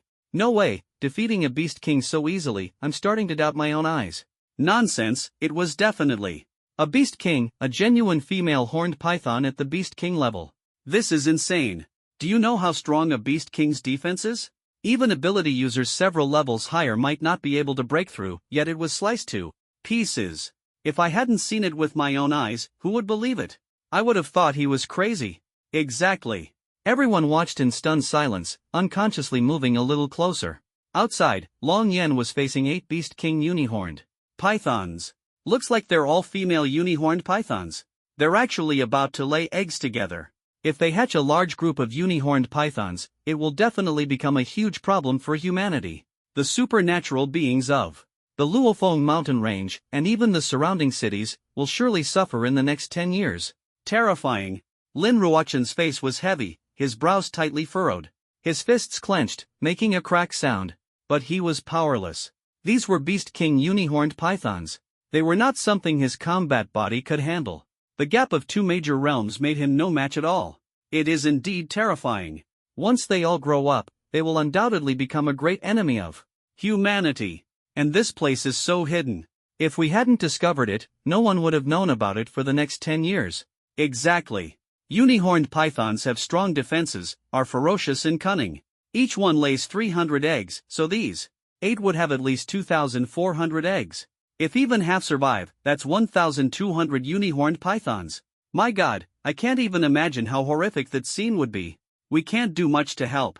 At most, we can return safely and immediately report the situation here to the military. For now, everything depends on Lord Long, everyone said one after another. These are 8 Beast King unihorned pythons. There's even a chance a male unihorned python stronger than the Beast Kings might appear. How on earth is Lord Long going to handle this alone? Lin Ruochen's face was full of worry. At this moment, Long Yen stood on the shore, staring down the 8 unihorned pythons, each nearly 200 meters long. Though his figure was small, his aura completely overwhelmed them. It was as if an incomparably powerful force was hidden within his body. Even now, Long Yen had not put down the bag on his shoulder. This indicated that he had not yet prepared to go all out. At the very least, these exotic beasts had not reached the level that would force him to unleash his full power. Long Yan's gaze swept over them, and the 8 Beast Kings, flicking their tongues, showed a hint of wariness in their eyes. They exchanged glances, and actually retreated collectively, maintaining a distance of over 500 meters. This was the distance they deemed safe. These 8 Beast King uni-horned pythons must have just awakened from their slumber. They've entered their egg-laying period and have all started laying eggs. The meat of that white snake must have been eaten by them. They've accumulated enough energy in their bodies to lay eggs. Otherwise, it would have taken at least another month to start. This has inadvertently been a big help. If these exotic beasts successfully laid eggs without being discovered by humans, it would undoubtedly lead to a disaster in the future, Long Yen thought to himself. He took one step forward. His foot touched the water's surface, yet it did not create a single ripple. His advance made the 8 Beast Kings retreat a few more steps, their aura significantly weakened. They retreated. They were actually scared off. One person forced back 8 Beast Kings. My God, Lord Long isn't even 20 years old, is he? Unbelievable. Lin Ruochen watched, his blood boiling, his face flushed. As a supernatural being, what man hasn't dreamed of standing alone and intimidating all directions? That kind of heroic, unstoppable feeling was truly awe-inspiring. But achieving this was something only a rare few could do. Pure fantasy. And now, they were witnessing a young man actually accomplish it. Scared, are you? Long Yen's lips curled into a cold smile. Destroy all the eggs immediately, or I'll do it myself. His voice boomed like thunder, and the shockwave quickly swept outward. The water's surface rippled with waves. The 8 Beast Kings, facing the shockwave, were pushed back another 100 meters. Despite their massive size, their eyes were filled with fear. Boom! The snow on the mountain began to collapse due to the shockwave. Although the avalanche didn't reach the lakeside, combined with Long Yan's sonic force, the momentum was even more intimidating. The 8 Beast Kings exchanged glances. Hiss! They let out low, sharp cries. Gurgle, gurgle. Countless bubbles rose from the center of the lake. A massive python slowly rose from the water. It had a sharp yellow horn, a colossal body, and 2 enormous yellow eyes reflecting Long Yan's figure. Even more terrifying, its skin was a deep green, greener than a bamboo pit viper. A powerful sense of oppression instantly spread. A mutated horned python. It seems like this one and the white snake are the true pair. The other female horned pythons are just tools for reproduction. Interesting. There must be something special hidden in the body of this mutated horned python, Long Yen thought to himself. When the upper half of the male horned python fully emerged from the water, it towered far above the Beast King behind it, its body more than twice as thick. It flicked its tongue, muscles taut, exuding immense power. Its eyes locked onto Long Yen, filled with hatred. Don't look at me like that. Didn't I just kill your beloved white snake? And its eggs, I smashed those too. The commotion underground earlier, wasn't that your doing? Long Yen said calmly. Roar! The male horned python became even more enraged upon hearing this, opening its blood-red maw and roaring furiously at Long Yen. It seemed to understand his words. Indeed, the earlier commotion underground was its doing. But by the time it arrived, it was too late. All the eggs laid by the white snake had been smashed, even those close to hatching. All were dead. The male horned python's eyes burned with intense hatred. It could only seek revenge through bloodshed. Want to die? I'll grant your wish, Long Yen snorted coldly. With a flick of his finger, a blade of sword energy, 400 meters long, slashed through the air. The sword energy, distorting the air, was clearly visible even in daylight. Its sharpness could be felt before it even made contact. The male horned python lowered its head, its entire body tense. It wasn't fear, it was vigilance, ready to strike at any moment. My God, this is definitely a beast emperor. I can't believe I'm seeing a beast emperor up close. This is the true beast emperor horned python. It must be beyond the first level of the beast emperor realm, far surpassing the beast king. How will Lord Long deal with such a powerful beast? Lin Ruochen stared unblinkingly, afraid to miss any detail. This is so thrilling. This is a true peak battle. To witness the fight between Lord Long and a beast emperor in person, this life is worth it. But how will it end? Lord Long was able to force back 8 beast kings. His strength must be on par with the beast emperor. Sigh, after decades of cultivation, we're still just battle bodies. We're so far behind. The 7 stood at the cave entrance, observing. The ice spikes had long been shattered by Long Yen, leaving their view completely unobstructed. They could see every move on the lake's surface. Long Yen stood alone, facing a beast emperor and 8 beast kings. The size difference was immense, but his aura was in no way inferior. The male horned python's mouth glowed with icy blue energy. The surrounding chill was drawn into its mouth as it prepared a powerful attack. Ranged attack? A beast emperor capable of ranged attacks, impressive, especially for a close combat type. Judging by its power, this is no ordinary attack. Long Yan thought to himself. The white snake he encountered earlier could also perform ranged attacks, but they posed little threat to him, like being scratched. Buzz! The male horned python suddenly unleashed its energy. The force was so immense that its massive body was pushed backward. The shockwave created 10-meter-high waves. An icy blue beam shot rapidly toward Long Yan. Long Yan swung his 400-meter-long sword energy, slashing diagonally. Buzz! A faint slicing sound echoed. The deadly freezing beam was instantly split in two. The beam divided into two streams. Boom! Boom! One struck the shore, while the other hit the mountain behind Long Yan. The explosions not only created deep craters but also produced two ice flowers made of countless ice spikes, covering a 300-meter radius. The ice spikes reached heights of 200 meters. Long Yan turned to glance at the destruction. Such powerful destructive force. If this were aimed at ability users, it would be indiscriminate slaughter. A beast emperor at the 3rd level of the realm. But you only get this one chance. Long Yan turned back to stare at it. The male horned python's eyes narrowed, and it involuntarily retreated. You think retreating will save you? The range of my sword energy is usually only 400 meters, that's the length I choose to control. But that doesn't mean it can only reach 400 meters. Long Yan's sword energy instantly extended to 1,000 meters. Buzz! With a single swing, a resonant hum echoed. The retreating male one-horned python's body continued to move backward, but its head suddenly fell off. Boom! It crashed into the water, sending up waves 100 meters high. Crash! Its lifeless body collapsed onto the water's surface, floating aimlessly. The 8 female one-horned python beast kings were terrified. Just as they were about to flee, Long Yan's voice thundered, I told you, either destroy all your eggs yourselves, or you will all die with them. Don't push me to lose my patience. Including the white snake from yesterday and the 2 today, Long Yan had already killed 2 beast kings and 1 beast emperor in this area. If he continued killing, it would provoke a large-scale retaliation from the beasts against humanity. Long Yan didn't want to harm the innocent. Beasts lurked in the shadows, while humans operated in the open. This was why humans rarely took the initiative to exterminate large numbers of powerful beasts. Even in his past life as a star-ranked tiger general, he only acted personally or used powerful bombs to destroy large quantities of insect eggs. Killing too many powerful beasts proactively and inciting war would be a huge loss for humanity. As expected, the moment his words fell, the beast kings who were preparing to dive and escape stopped.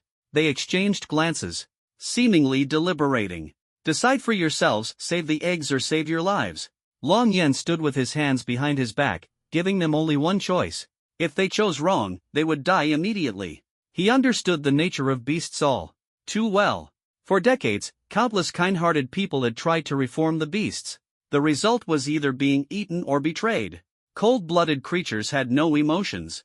There was only the life and death opposition between species. Either you die, or I perish. Roar! One of the beast kings responded to Long Yan, as if surrendering. Their muscles tensed, and in the end, they forcibly crushed the eggs inside their bodies. Their bellies instantly shrank significantly. Laying eggs took a lot of energy for them. However, when the eggs broke inside their bodies, they turned into nutrient fluid. They would indeed be weakened for a year or two, but they would recover and remain strong afterward. Leave, Long Yan said. Hiss! The roar of the 8-headed beast king sounded as if it had been granted amnesty, quickly diving into the water to escape. The giant waves pushed the decapitated corpse of the male horned python to Long Yan's feet. The water surface gradually returned to calm. Long Yan stared at the severed body of the horned python. Although it appeared to have died with its head and body separated, both parts were still moving. In fact, it hadn't truly died. This is a leap in the level of life, a manifestation of reaching the late stage of beast emperor. Even if a horned python loses its head, it might survive and regrow a new one in a few years or even a decade. The premise is that it must survive this period without being discovered by its kind. Long Yan thought to himself. Is it over? 7 people walked out. They looked at the densely packed ice spikes on the shore and mountains, as well as the green male horned python's corpse floating on the lake. The beast emperor was instantly killed. The beast king was forced to flee in pain. Lord Long's power is truly terrifying. My goodness, someone slap. Me. Am I dreaming? Slap. You actually hit me? Does it hurt? Then this must be real. We just witnessed a miracle. By the way, has Lord Long participated in the ability user assessment yet? He's always been a lone wolf, so he probably hasn't. Otherwise, he'd already be in a top-tier ability user university. Come on, with his strength, who needs university? Yeah, he'd go there to teach them what a true genius is. At this, the group exchanged helpless glances inside. In front of Long Yan, what did so-called pure geniuses even count as? Exactly. If Lord Long went to an ability user university, it would just be to open their eyes, to show them what a real genius looks like. Honestly, the gap between geniuses is bigger than the gap between humans and pigs. Couldn't agree more. You're a real talent.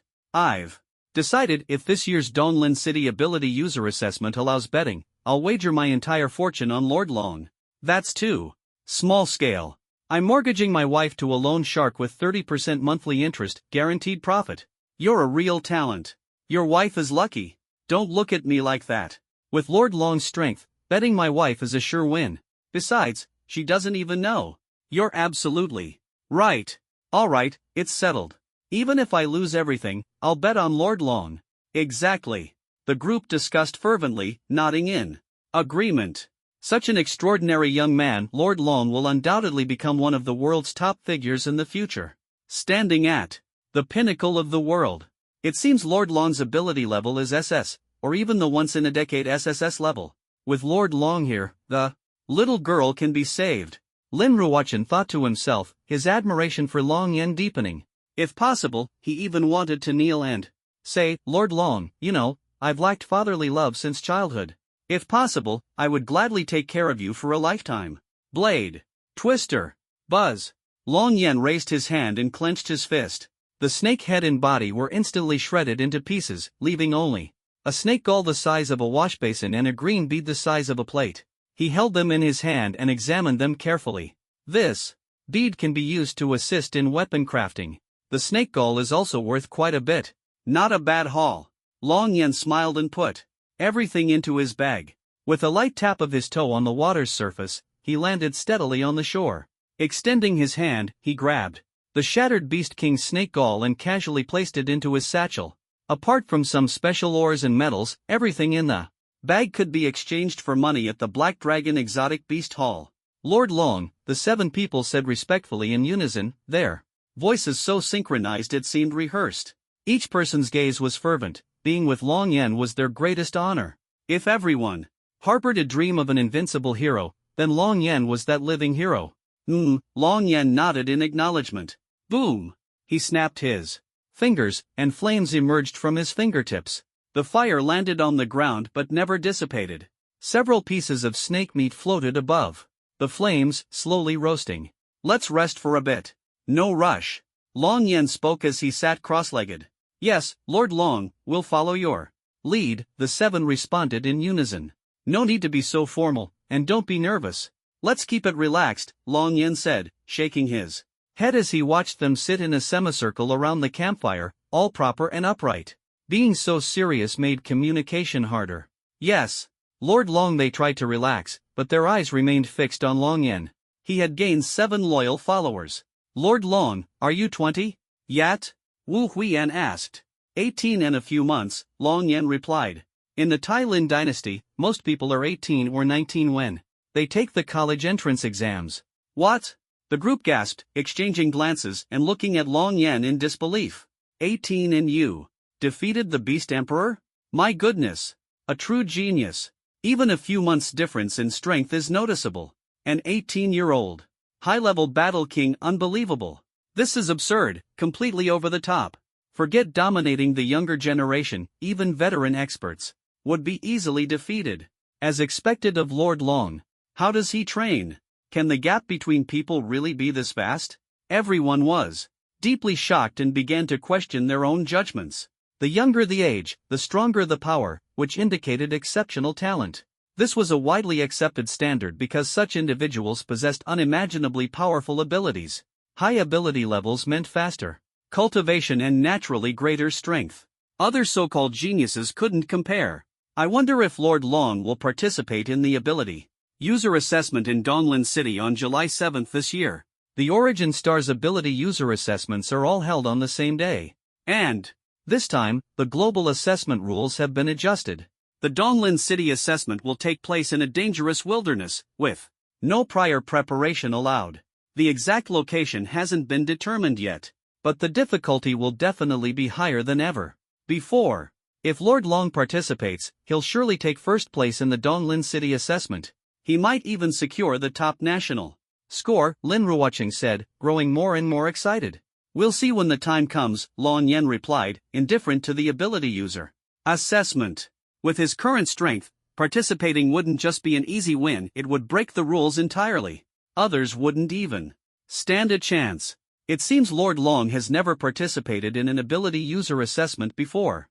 That's fantastic. Exactly. Everyone grew excited. Why are you all so excited? Long Yen asked with a smile. How could they not be excited? It was like knowing the dark horse of a competition in advance. If the officials allowed betting, they'd win without a doubt. They were also curious if Long Yen participated, would other ability users completely doubt their own strength? Would the audience suspect there was some kind of conspiracy behind it? Just imagining the scene was thrilling. Lord Long, don't mind us. We just want to see you sweep away the geniuses of Donglin City, Lin Ruocheng said. That's why we're so excited. By the way, Lord Long, even though you don't care about the assessment, Lin Ruocheng continued, this time, if you secure the top national score, you'll win 200 million in prize money and a palm-sized piece of purple gold essence. 200 million in cash, who wouldn't want that? Of course, 200 million might not mean much to Lord Long, but the purple gold essence is incredibly valuable. Indeed, the purple gold essence is quite special, Long Yen nodded, clearly familiar with it. The purple gold essence can enhance ability levels to a certain extent. It's not very effective for those with low ability levels since the improvement is limited. But for those with high ability levels, even a slight enhancement is extremely valuable. It's especially suitable for S-level and above ability users, Long Yen explained. So Lord Long already knows about this. In any case, I think the purple gold essence is very important for you, Lin Ruocheng said. He estimated that Long Yan's ability level was definitely above SS. If the purple gold essence could enhance it further, his strength would reach an entirely new level. It is important, but Long Yan smiled without elaborating further. Zijin Primordial Stone, to put it simply, is like the Spirit Stone on the Longyuan continent. Spirit Stones can be used for trading or refining to enhance one's cultivation realm. I didn't expect that the superhumans on Origin Star actually use Zijin Primordial Stones to upgrade their abilities. This method is quite unique. It's fine if used sparingly, but if overused, abilities can spiral out of control, almost like going mad.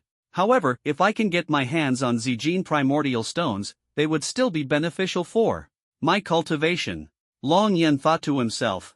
In his previous life, he was a star-level Tiger General and had encountered Zijin Primordial Stones before.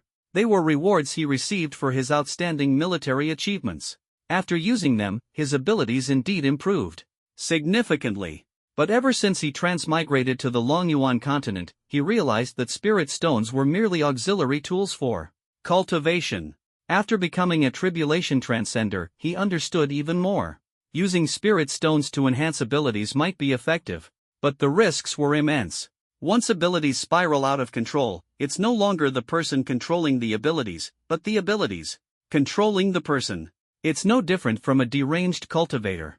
When normal, they appear like ordinary people. When abnormal, they attack indiscriminately. Their personality might even become extremely sinister and develop multiple personas. If they are powerful, such individuals are a disaster for everyone.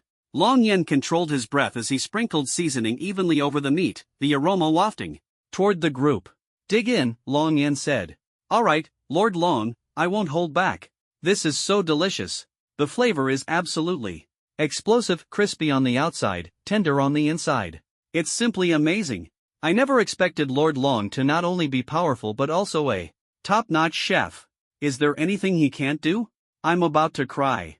After days of eating compressed biscuits, I finally get to taste such delicious meat. This is Beast King meat, we're truly feasting. The group showered him with praise. This wasn't mere flattery, the meat was genuinely so delicious that they couldn't stop eating. Long Yan's culinary skills were impeccable, even casually roasting a few slices of snake meat could leave people craving for more. In the end, each of the 7 people ate 10 pounds before feeling full, while Long Yan only ate 1 piece. Along the way, he didn't have "This mountain seems close, but after running for half a day, it's almost dark. Yeah, I'm exhausted. This mountain is so high, how long will it take us to climb? I can't go on, I need to rest, I can't hold on any longer. Give me water. Quick, give me water, I'm dying of thirst." Everyone was panting heavily. They had barely stopped along the way. 4 people at their level, this was a significant drain. However, the journey was safe, with no dangers encountered. It felt like a grueling cross-country trek, with heavy loads. For your level, making it this far is already impressive. Reaching this point shows strong willpower. Long Yan looked at the group, who were so tired they could barely move, and admired their resilience. Of course, it was mainly because of his high status in their eyes. If someone else had been leading, they would have collapsed long ago. "Alright, let's rest here. Tonight, all of you, stay here. I'll climb the mountain alone," Long Yan said. He used his sword energy to slice through the base of a large rock nearby, breaking it apart. With a wave of his hand, he swept away the debris and tossed it aside. The interior of the rock was spacious enough for everyone to rest. Outside, they could pile up snow to form a windbreak. "Lord Long, we want to go with you." "Yes, we can still walk, just give us some water. I'm out of breath, but I feel much better now. I can climb the mountain." "That's right, we're all fine." The group hurriedly got up from the ground, panting as they spoke. They didn't want Long Yan to think they were a burden. Long Yan looked at their unwillingness to give up and smiled. "There's still an hour until nightfall. Ruocheng, can you arrange for a plane to pick you up at the mountain peak in 3 hours? Long Yan asked, staring at the towering mountain. "What? A plane is coming to pick us up on this mountain? But there's no way we can reach the peak in 3 hours. For Lord Long, it must be easy. But at our pace, it would take at least 2 days to climb up." Lin Ruocheng's expression was complicated as he shook his head inside. He wasn't wrong. They were just ordinary people, and even with battle armor, it might take them 2 days to reach the top. The air at the peak is thin, and although the battle armor provides oxygen, it's not enough. We'd have to stop periodically to adjust our breathing and adapt to the thin air. Only then could we continue climbing. With all that back and forth, forget 2 days, it might take a week to get up there, Wu Huiyan added. If we could just get directly to the peak, the oxygen supply in the battle armor would be enough. Normal breathing can be sustained for 10 hours. Plus, the plane will pick you up at the peak and take you back to the northwest base, ensuring your safety, Long Yan said. I've already arranged for a plane to come directly. I just need to give an accurate confirmation as soon as possible, Lin Ruocheng said, holding his phone. If it's at the peak and the price is good, the pilot from the northwest base would naturally dare to come. But the key issue is, Lord Long, we can't get to the peak in 3 hours. Lin Ruocheng said helplessly. Everyone looked at Long Yan, curious about how he planned to get them to the peak in 3 hours. Who said you need 3 hours? The 3 hours are for the plane to prepare and fly here. Not for you to climb the mountain, Long Yan said. Close your visors and shut your eyes, Long Yan ordered. Yes, Lord Long. The group exchanged glances. Although they didn't understand, they obediently closed their visors and shut their eyes. Long Yan moved swiftly, taking each of them up in mere seconds. Ah! The group screamed continuously along the way. When they opened their eyes, they found themselves flying rapidly toward the mountain peak. The sight terrified them. Long Yan planted his left foot firmly on the ground, his leg bent. Boom! The rock beneath his foot suddenly collapsed. Long Yan shot forward like a cannonball, breaking through the sound barrier multiple times. Waves of sonic booms rippled outward. The 7 people suspended in midair broke through the clouds, witnessing the setting sun. At this moment, they finally stopped screaming. The view before them was breathtaking, like immortals riding on clouds, but when they turned their heads, they were horrified to find that they had already surpassed the height of the mountain peak and were still soaring upward. Although their speed was slowing, a fall from such a height would undoubtedly be fatal. Air shield. Long Yan immediately commanded, raising his hand to release a massive air blade disc that caught the falling people. Everyone landed on the air shield. Long Yan descended steadily. With a wave of his hand, the air shield disappeared, and the 7 of them tumbled onto the relatively flat rocks at the mountain peak. The wind at the summit was strong, and the air was thin, but there wasn't much snow. Long Yen stood with his hands behind his back, as if he had just completed a simple task. Having experienced tribulation in his past life, this level of power control was effortless for him. The group was uninjured but utterly terrified. They were still trembling, their legs shaking as they stood up. Thank you, Lord Long, the 7 said in unison. All right, get yourselves together quickly, Long Yen said. Standing at the summit, watching the sunset, the scenery was truly beautiful and poetic. Long Yen felt deeply moved. Lin Ruocheng and the others quickly adjusted their breathing. Once they had recovered, Lin Ruocheng used a satellite phone to book a flight for 3 hours later. Only then did he understand why Long Yen had said the 3 hours were for the plane to prepare and arrive, because reaching the summit hadn't even taken 3 hours. The entire process took just over 10 seconds. That was so thrilling, even more exciting than being chased by a monster. Lin Ruocheng exclaimed.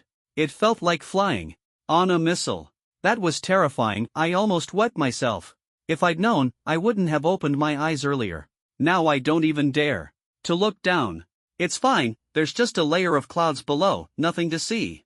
He effortlessly threw us up 6 or 7,000 meters into the air, and then caught us just as easily. Such precise control of power is unbelievable.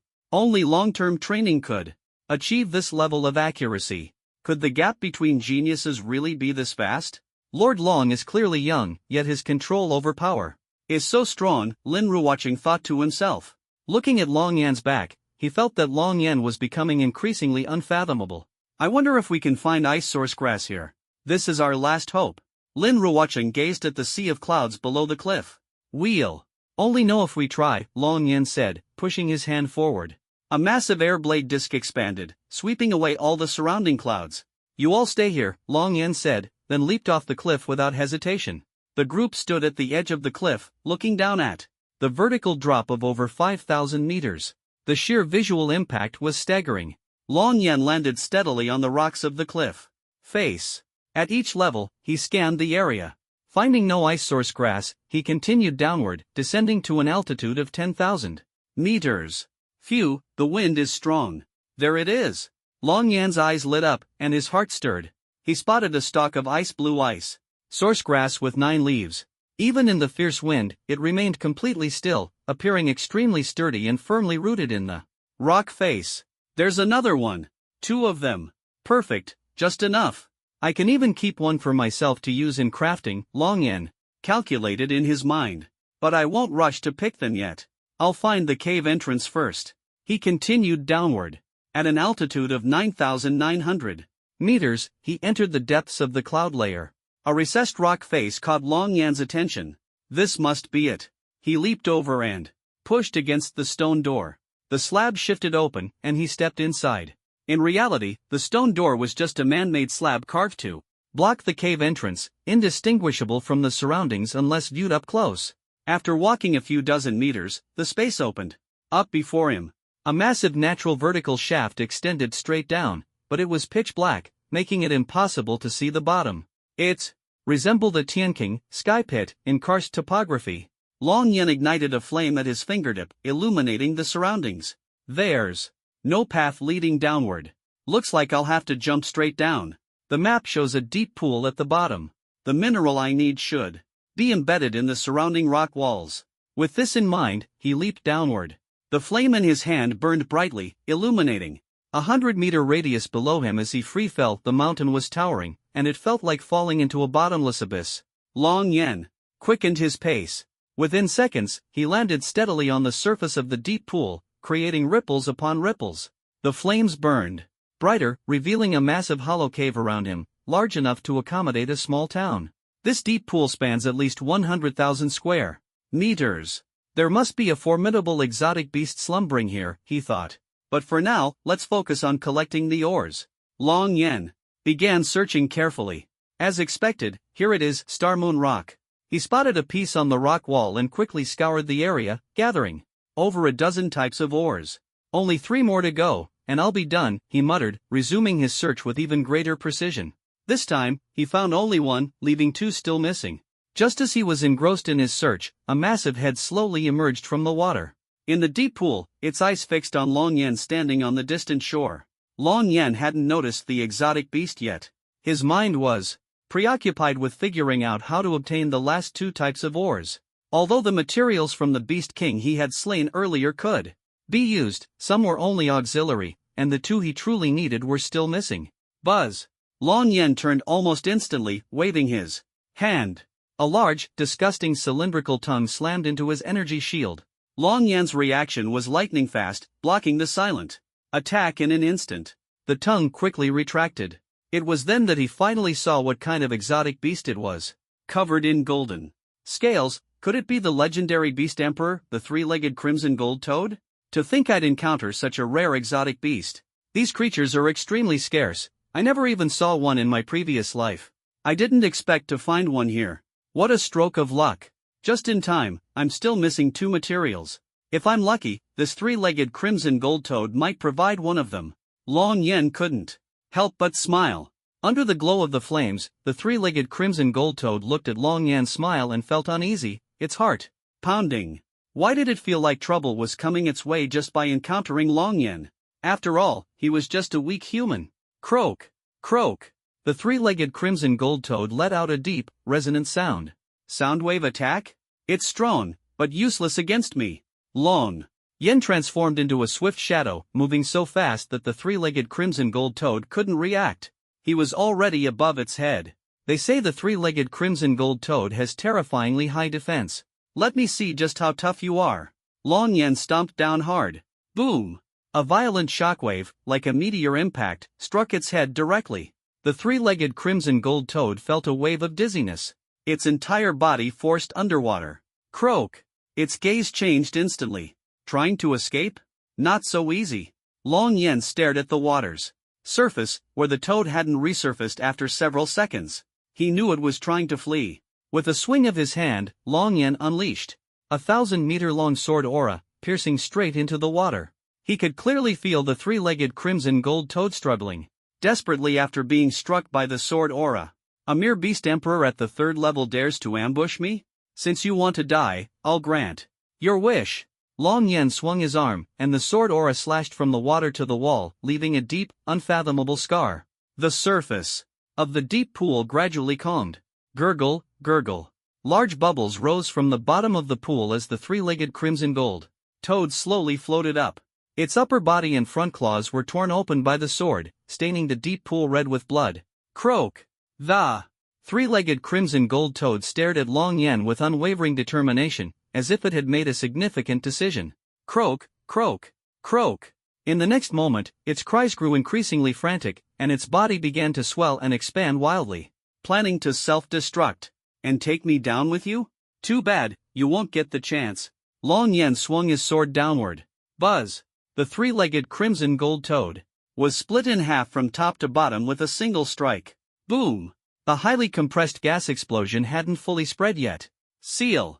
Long Yen waved his hand, instantly enveloping the explosion within a transparent sphere with a diameter of 100 meters. The explosion's energy was quickly exhausted, and the transparent sphere vanished. The power was decent, but not smart enough. Expanding from the bottom of the pool to the surface? Too bad, intelligence doesn't matter when you're dead. However, if it had truly self-destructed with full force, the power would have been even greater, Long Yen thought. The body of the three-legged crimson gold cicada was almost completely blown apart, leaving only a massive head that fell onto the shore. Long Yen glanced at the water but found no other special materials. He landed steadily on the shore and stared at the head. The eyes of the three-legged crimson gold cicada were hollow and lifeless, yet the two eyeballs were anything but ordinary. Buzz! Bang!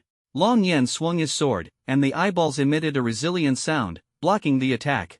Stripped of their outer shells, the eyeballs were only the size of a fist, one blue, one golden. One golden, one watercolored. Two types of attribute eyeballs. Quite interesting. Perfect for crafting materials. But these two are fused into one, so they can only count as a single material. Just one more thing left, Long Yen calculated in his mind. There shouldn't be any other exotic beasts at the bottom of the deep pool. I'll have to head to the mountaintop to figure something out. He lightly landed at the center of the deep pool, air currents swirling beneath his feet. His calves bent, and he suddenly exerted force. Boom! Long Yan shot straight into the sky like a cannonball. He gracefully returned to the mountaintop and plucked an ice source grass, using a protruding rock for leverage to ascend further. Chirp! A piercing, sharp cry came from the mountaintop. An exotic beast, and not a low-level one, at least a beast emperor. Long Yan pressed his hand to the ground, and a disc appeared beneath his feet. He stepped onto it and exerted force. Boom! He shot through the clouds at an incredible speed. Before him appeared a massive flying exotic beast, attacking Lin Ruochen and his group with icy frost beams. Its wingspan stretched 300 meters. Lin Ruochen and the others were terrified, frozen in place, awaiting death. Beast Emperor, second tier. Frost Armor Dragon? Courting death. Long Yan swung out a 1,000-meter sword aura. The Frost Armor Dragon's head, which was spewing icy beams, was directly severed, instantly halting the attack. The beam was already just a step away from the 7 people. Form a shield with Qi. Long Yan clenched his left hand, forming a Qi shield to protect the 7. With his right hand, he swung his sword aura again, which transformed into countless sword energies at close range, tearing apart the Frost Armor Dragon's body. Bang! The attack struck a hard object. Long Yan continued ascending, catching a blue sphere with a 1-meter diameter mid-air. He then landed on the mountaintop, leaving 2 footprints behind. The core of the Frost Armor Dragon, this is the key to its ability to emit icy frost beams. Just what I needed as the final material. This thing weighs at least 100 tons. I can't wait to see how heavy the sword forged from these materials will be. It'll probably weigh at least 300 tons. Especially the core of the Frost Armor Dragon. The material is also suitable as the main body for a spatial ring. The auxiliary materials I need are all in the bag as well. All the materials are ready, now it's just a matter of forging. Long Yan smiled. He hadn't expected such a harvest in the end. And now, everyone was safe and accounted for. Thank goodness Lord Long saved our lives. The 7 expressed their heartfelt gratitude. They had narrowly escaped death just moments ago. Against a beast emperor, they were utterly powerless. But Long Yan's arrival had turned the tide with a single move. His overwhelming strength had effortlessly slain the Frost Armor Dragon. Their reverence for Long Yan deepened. Alright, as long as you're safe. The plane has arrived, Long Yan said, looking toward the small vertical takeoff and landing aircraft growing larger under the moonlight in the distance. This is ice source grass. Return to Donglin City as soon as possible, otherwise, the medicinal effect will significantly diminish after a day. Long Yan turned to Lin Ruochen. Thank you, my lord, Lin Ruochen said, about to kneel. No need to keep kneeling. If you feel indebted to me, repay me when the opportunity arises in the future. Long Yan lifted him with one hand. Lin Ruochen, unable to kneel under Long Yan's strength, could only stand. Thank you, Lord Long. This is my daughter's only hope. I thought this journey was doomed, but unexpectedly. Thank you, Lord Long. If you ever need anything in the future, just let me know, Lin Ruochen said gratefully.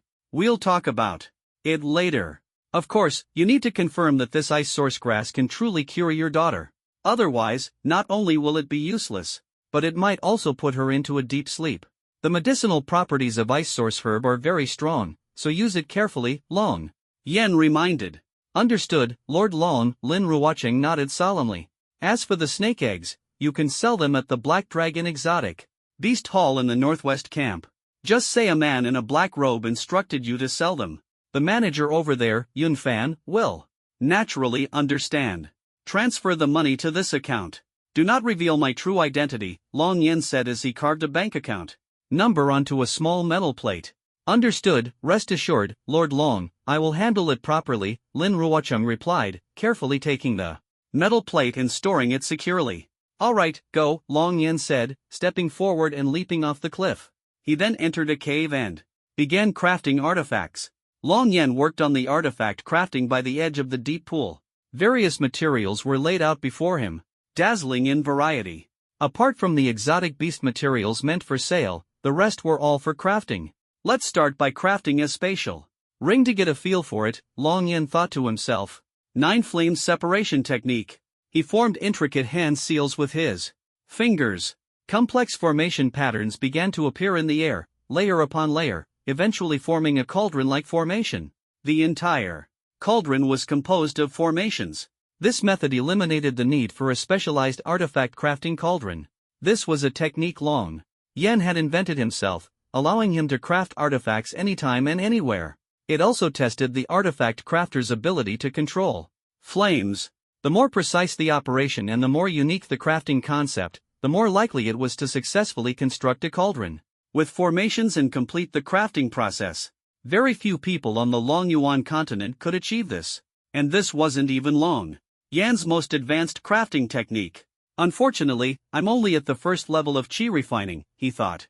Although I'm much stronger than the average qi refining practitioner, I haven't stepped into the foundation establishment stage.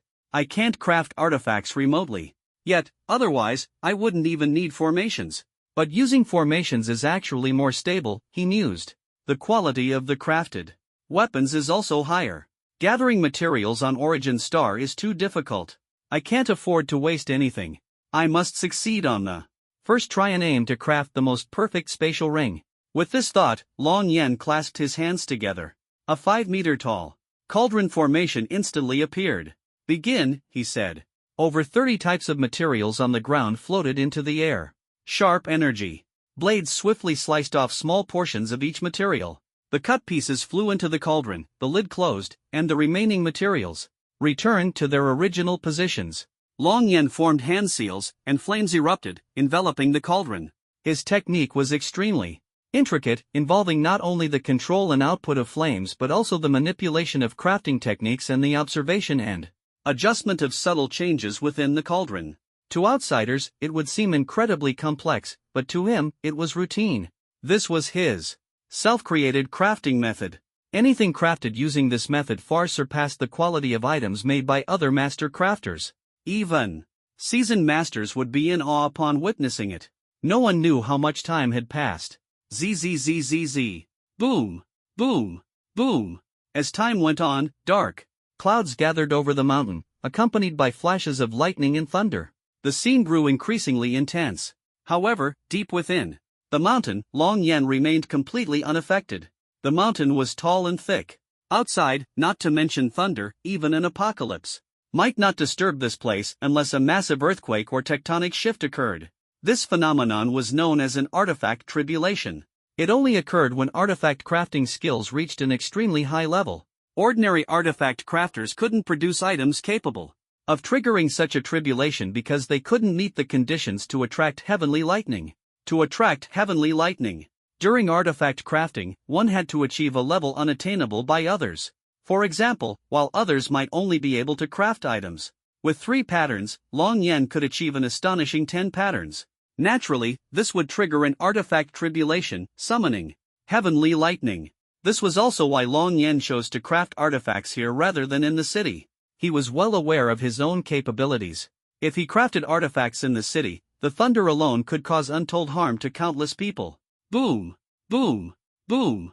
Multiple bolts of lightning struck the mountain in succession. People in the northwest camp could see the spectacle from afar. The lightning struck only that mountain, and as long as the view was unobstructed, it was easy to spot what's going on. That direction leads to the extreme cold of the northern lands. How could there be a thunderstorm there? Is it going to rain? That's so strange. I've never seen a thunderstorm in the extreme cold regions. Maybe it's extreme weather. This is just too much thunder and lightning on a snowy mountain. It feels like the end of the world is coming. Stop chatting and hurry up to hunt the beasts. The ability user exam is coming soon. I heard this exam will be broadcast live. I must make sure everyone remembers my name. Me too. I'll definitely be in the top 10 of Donglin City. The ability users at the northwest camp and the Luofeng mountain range all saw the thunderstorm to the north. But they weren't afraid at all. After all, it was far away, and no one ever went to that place. Most of them just found it novel and interesting. Some even took photos to show off on social media. Of course, the ones who suffered the most were the beasts beneath the lightning. Many beasts, sleeping under layers of snow and ice, were startled awake and fled for their lives, terrified of being struck by lightning. Normally, the beasts would sleep peacefully, but the sudden lightning Strikes were something they had never experienced in the extreme cold regions for decades. Now, they had no choice but to run. Those who were too slow didn't make it. Success. Long Yin opened his eyes. With a wave of his hand, the cauldron lid opened automatically. Buzz. A ring emitting a dazzling light, engraved with 10 patterns, appeared. It was entirely ice blue, resembling a diamond. Wedding ring but more elegant and beautiful, without the gaudiness of diamonds. Long Yen spread his fingers and slid the ring onto his ring finger. Buzz. The ring emitted a wave of light. Let me see how large the internal space of the world's first spatial ring is. With a thought, Long Yen immediately connected with the ring and saw its internal space. It was a white rectangular space, like a large bedroom. 100 meters long, 60 meters high, and 80 meters wide. Not bad, it's sufficient for now. Normally, a master craftsman using these materials could only create a space of 5 cubic meters at most. Not to mention, I'm still only in the chi refining stage. Being able to create such a large space already far surpasses the level of a master. It seems my crafting skills haven't regressed. Long Yen smiled, very satisfied with the spatial ring he had crafted. Next step, crafting a weapon. I'll use my main battle weapon from the Longyuan continent as a blueprint, and slightly modify its appearance. With this thought, Long Yen plucked an ice source herb from the cliff. Let's begin. The materials on the ground instantly flew up, all jumping into the cauldron at once. As he performed the incantation, flames roared to life, growing stronger and brighter, illuminating the entire cave. If other master craftsmen saw this scene, those who knew Long Yen would be dumbfounded, unable to believe their eyes. Those who didn't know him would definitely say, "Is this even crafting? This is just throwing everything into a stew. Come on, do you even understand? Crafting? Even cooking requires adding ingredients step by step. Crafting is the same. Who would be so impatient as to throw all the materials in at once? To put it bluntly, the cauldron needs to heat up first, right? It's like cooking. If the pan isn't hot, how can you stir fry? How could it possibly taste good?" But this was Long Yan's unique crafting style, completely different from others. Just like his personality, free-spirited, unrestrained, and bold in his actions. Back on the Longyuan continent, if anyone heard of someone crafting like this, it was definitely him. Buzz, buzz, buzz. The roaring flames grew hotter and hotter. Even the water in the deep pool nearby began to heat up. Keep in mind, this pool was at least 300 meters deep. For so much water to gradually heat up, Long Yan's fire control technique must have been at an extremely high level. Time passed, though it was unclear how long. Suddenly, buzz. Long Yan's eyes snapped open, and a surge of killing intent erupted. He suddenly sensed that his parents were in danger. He had previously prepared protective rings for them. These rings ensured their absolute safety. Now, the rings had been triggered. Mom and Dad are in danger. Someone activated the automatic protective array in the rings. Good. Someone's looking for death. Anyone who dares to harm my parents won't leave here alive. Long Yan's voice was filled with killing intent.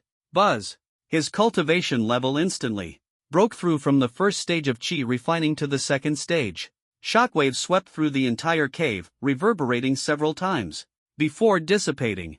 The anger he had accumulated over time finally erupted, making the breakthrough seem natural. However, the breakthrough did not distract him. He remained fully focused. Gather for me. Long Yen clasped his hands together, one above and one below. He forcibly fused the completely melted and mixed metallic liquid inside the cauldron into the shape of a sword. It was as if he could see through everything inside the cauldron, meticulously shaping the sword's appearance and continuously refining its imperfections. Boom! Boom! Boom! Outside, lightning and thunder erupted almost simultaneously. Dark clouds rapidly gathered. As the sun set in the west, the northern part of the Luofeng mountain range centered around its highest peak, forming a thundercloud with a radius of 300 kilometers and a diameter of 600 kilometers. Although it couldn't compare to the thundercloud with an 8,000-kilometer diameter during his previous breakthrough in the Balan mountain range, it still covered a quarter of the Luofeng mountain range and a vast wilderness. If the thundercloud extended to the mountain range's center, it could completely envelop the entire Luofeng mountain range. This scene terrified the people in the northwest camp and the scattered ability users throughout the Luofeng mountain range. After all, just moments ago, the sun was setting, and the sky was still bright. The sun hadn't fully set yet, and even if it had, there would still be at least an hour of light. But suddenly, within just a dozen seconds, the sky turned pitch black. The darkness spread so quickly that people thought a massive beast was blocking the light. When they realized what was happening, they saw lightning converging in the extreme cold region to the north. Even from a great distance, it was clearly visible. The northwest camp, as well as the western, northern, and eastern parts of the Luophong mountain range, could all see it distinctly. My goodness, why did the sky suddenly turn dark? Could it be a total solar eclipse? I checked the weather forecast, there's no solar eclipse. Look to the north. There's so much lightning over there. What's going on? Is this extreme weather? It was sunny just now, and now it's pitch black. Even extreme weather wouldn't be this exaggerated. Something's not right. Something big must be happening. I'm sure something has happened in the extreme cold region to the north. I've never seen such a large-scale thunderstorm there before. Report this to the higher-ups immediately and request real-time satellite images of the northern part of the Luophong mountain range.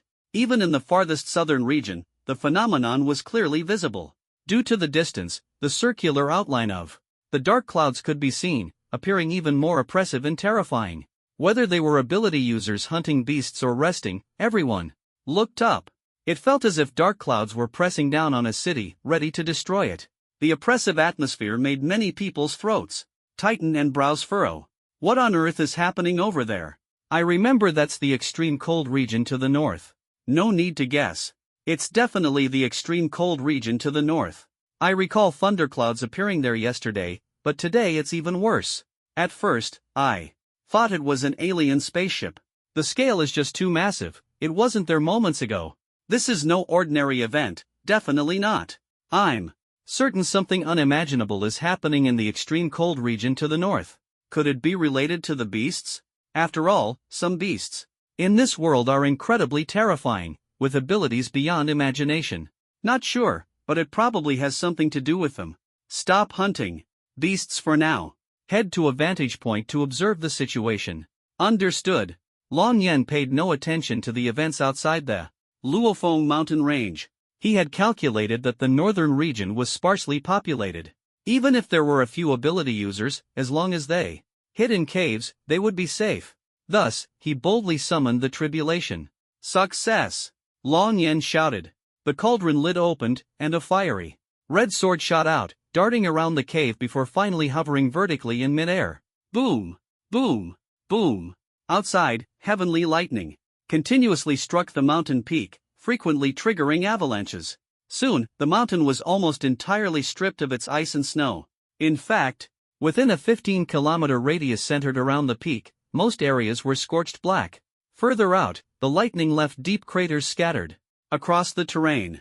The impact of this event was extraordinarily vast. Within a 15-kilometer radius, the beasts that failed to escape in time suffered greatly. At best, they were severely injured, at worst, they were charred black. Buzz, buzz, buzz.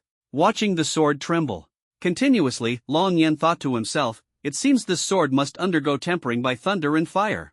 Otherwise, it will always fall short by just one step. Then let's head out. Boom! Long Yen stepped onto the lake's surface and shot into the sky, flying out from that gate. The sword followed closely behind, drawn by Long Yen. He soared along the cliffside, heading high into the air, and landed on the scorched mountaintop. The blood-red, searing sword flew even higher, preparing to receive the baptism of heavenly thunder. Boom, boom, boom. Countless bolts of heavenly thunder struck the sword, making it glow redder and redder, as if it were about to melt. The scene of the mountaintop being bombarded by lightning was clearly visible to the ability users of the Luophong mountain range.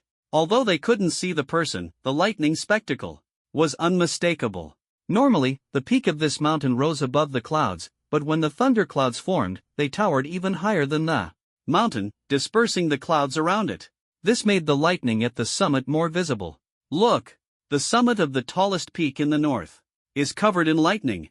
This scene looks like something out of a sci-fi movie. Could it be a lightning-type beast? Unlikely. For the range of influence to be this vast, it would have to be incredibly powerful.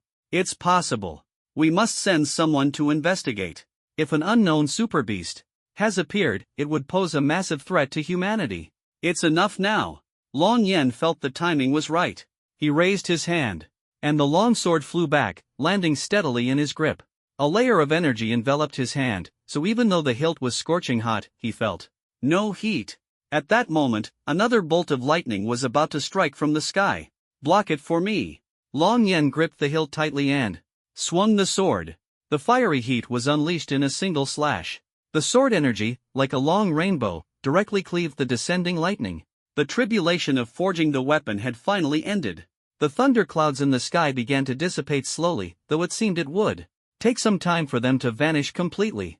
This weapon-forging thunder was different from the heavenly thunder Long Yen had faced during his breakthrough. Although it formed quickly, its power was not as intense. At least, it was far weaker than the heavenly thunder during his breakthrough. Moreover, the thunderclouds dissipated more slowly than they had back then. Long Yen looked at the sword in his hand. After the heat was dispersed, with a single swing, the sword revealed its true form. It was 1.3 meters long and 4.8 centimeters wide, perfectly suited to his height. The blade was entirely silver white, with a simple and elegant design, free of unnecessary embellishments. There are 10 patterns on the hilt. This is the mark of a perfect grade weapon. A perfect grade, 4th tier, 10 pattern weapon. It's equivalent to the top tier weapon used by a golden core stage expert. Even nascent soul cultivators would envy this sword. For me, at my current level, it's more than enough.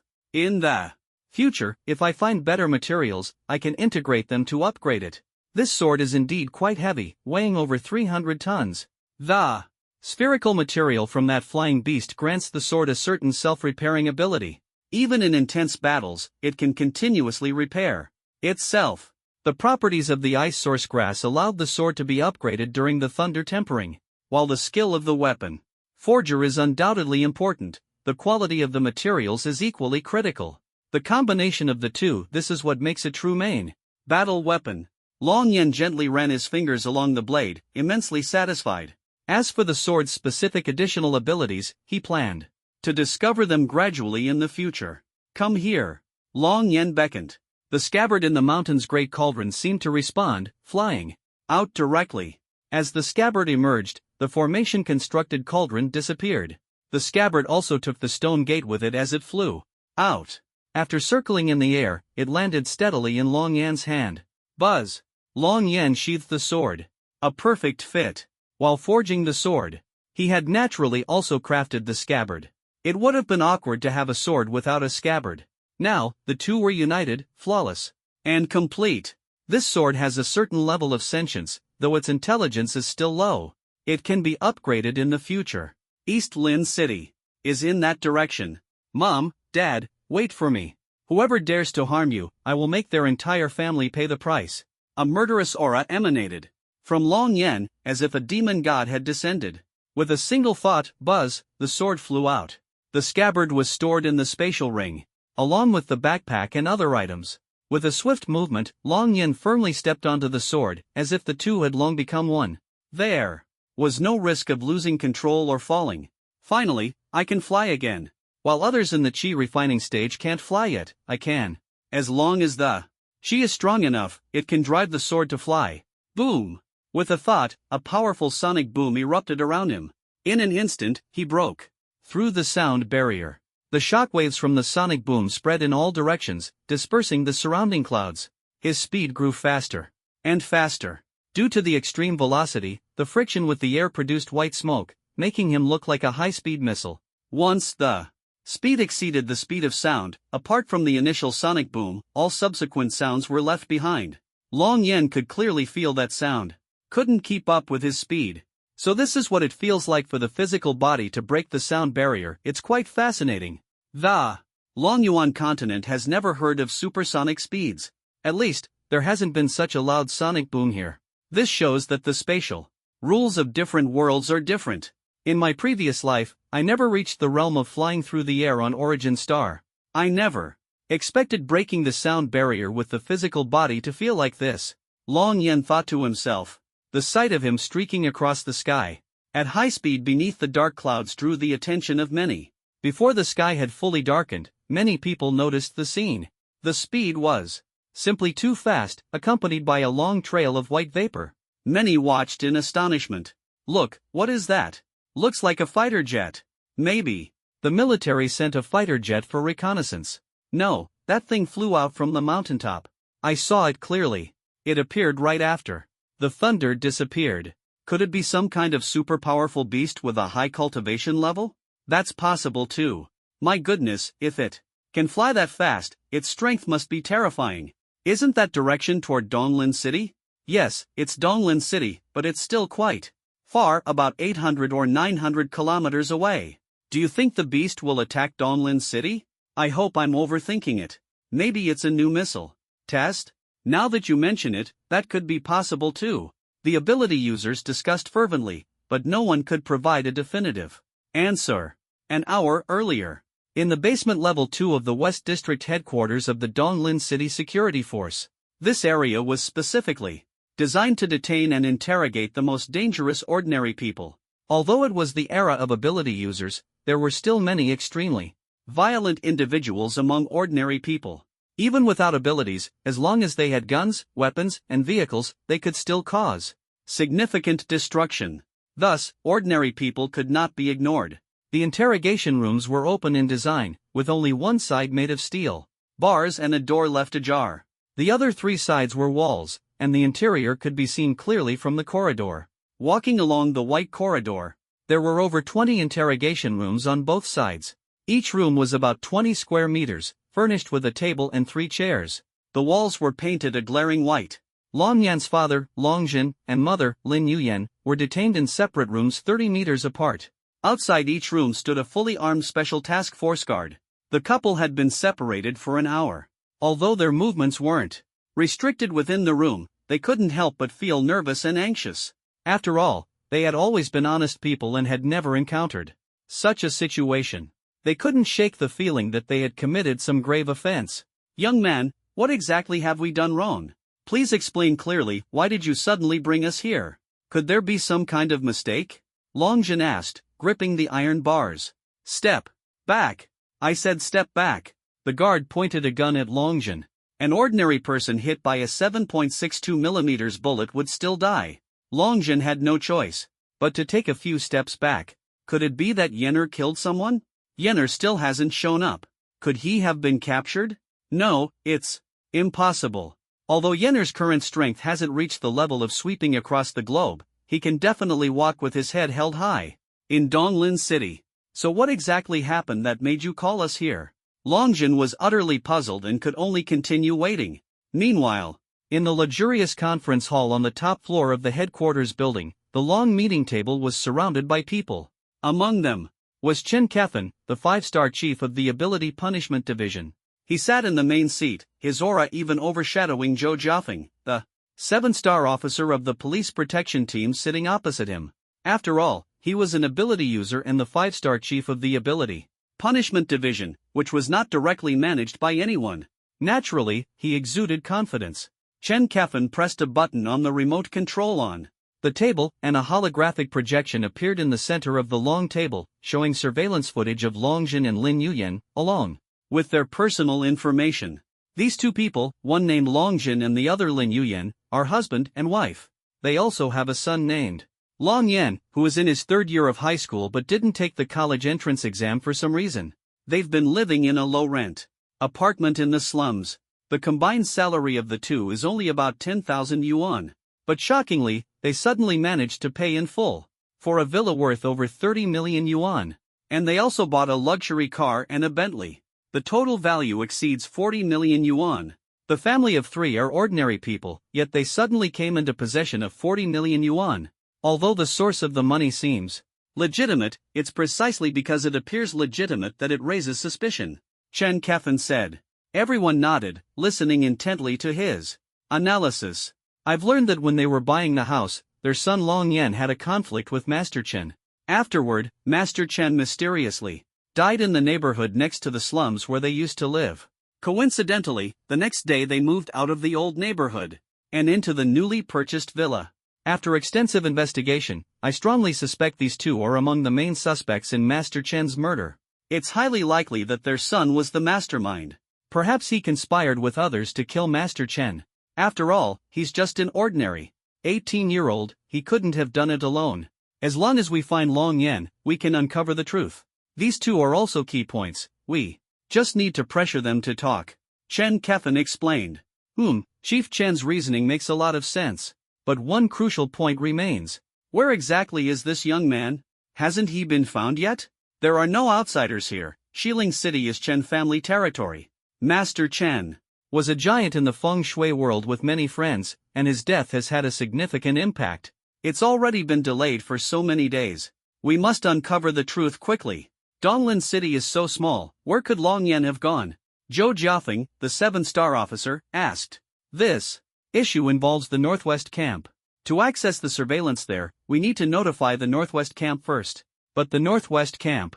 Chen Kefan stopped mid-sentence. This was because 2 of his capable subordinates had died, killed by Long Yan at the Northwest Camp.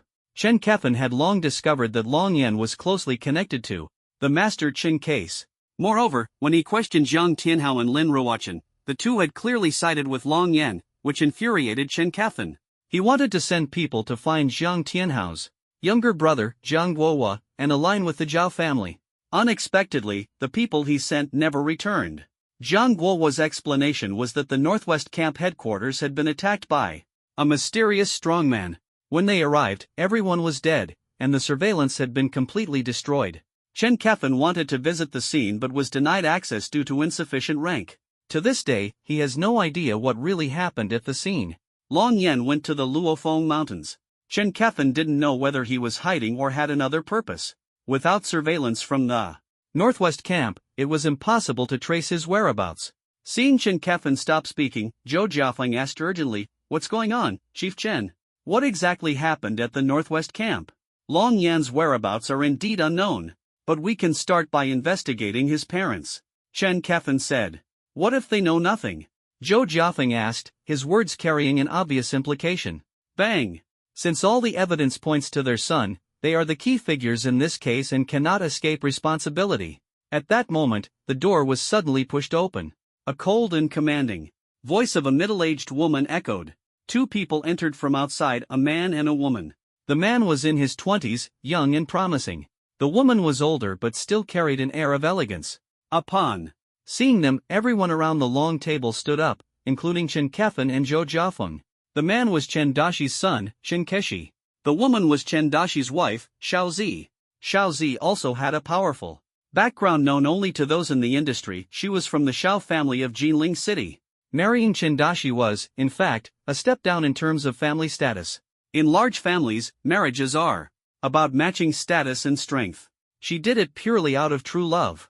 This decision caused her status in her family to plummet, but she remained a member of the Xiao family. No one could change that.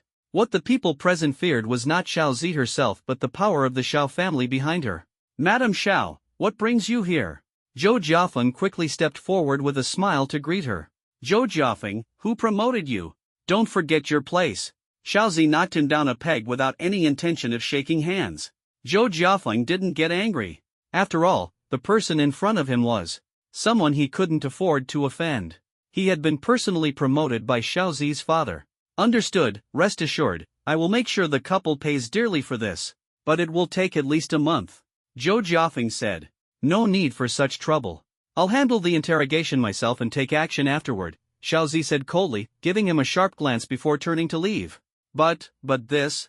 Zhou Jiafeng stammered. If you have any objections, take it up with my father, Xiao Zi replied icily. This?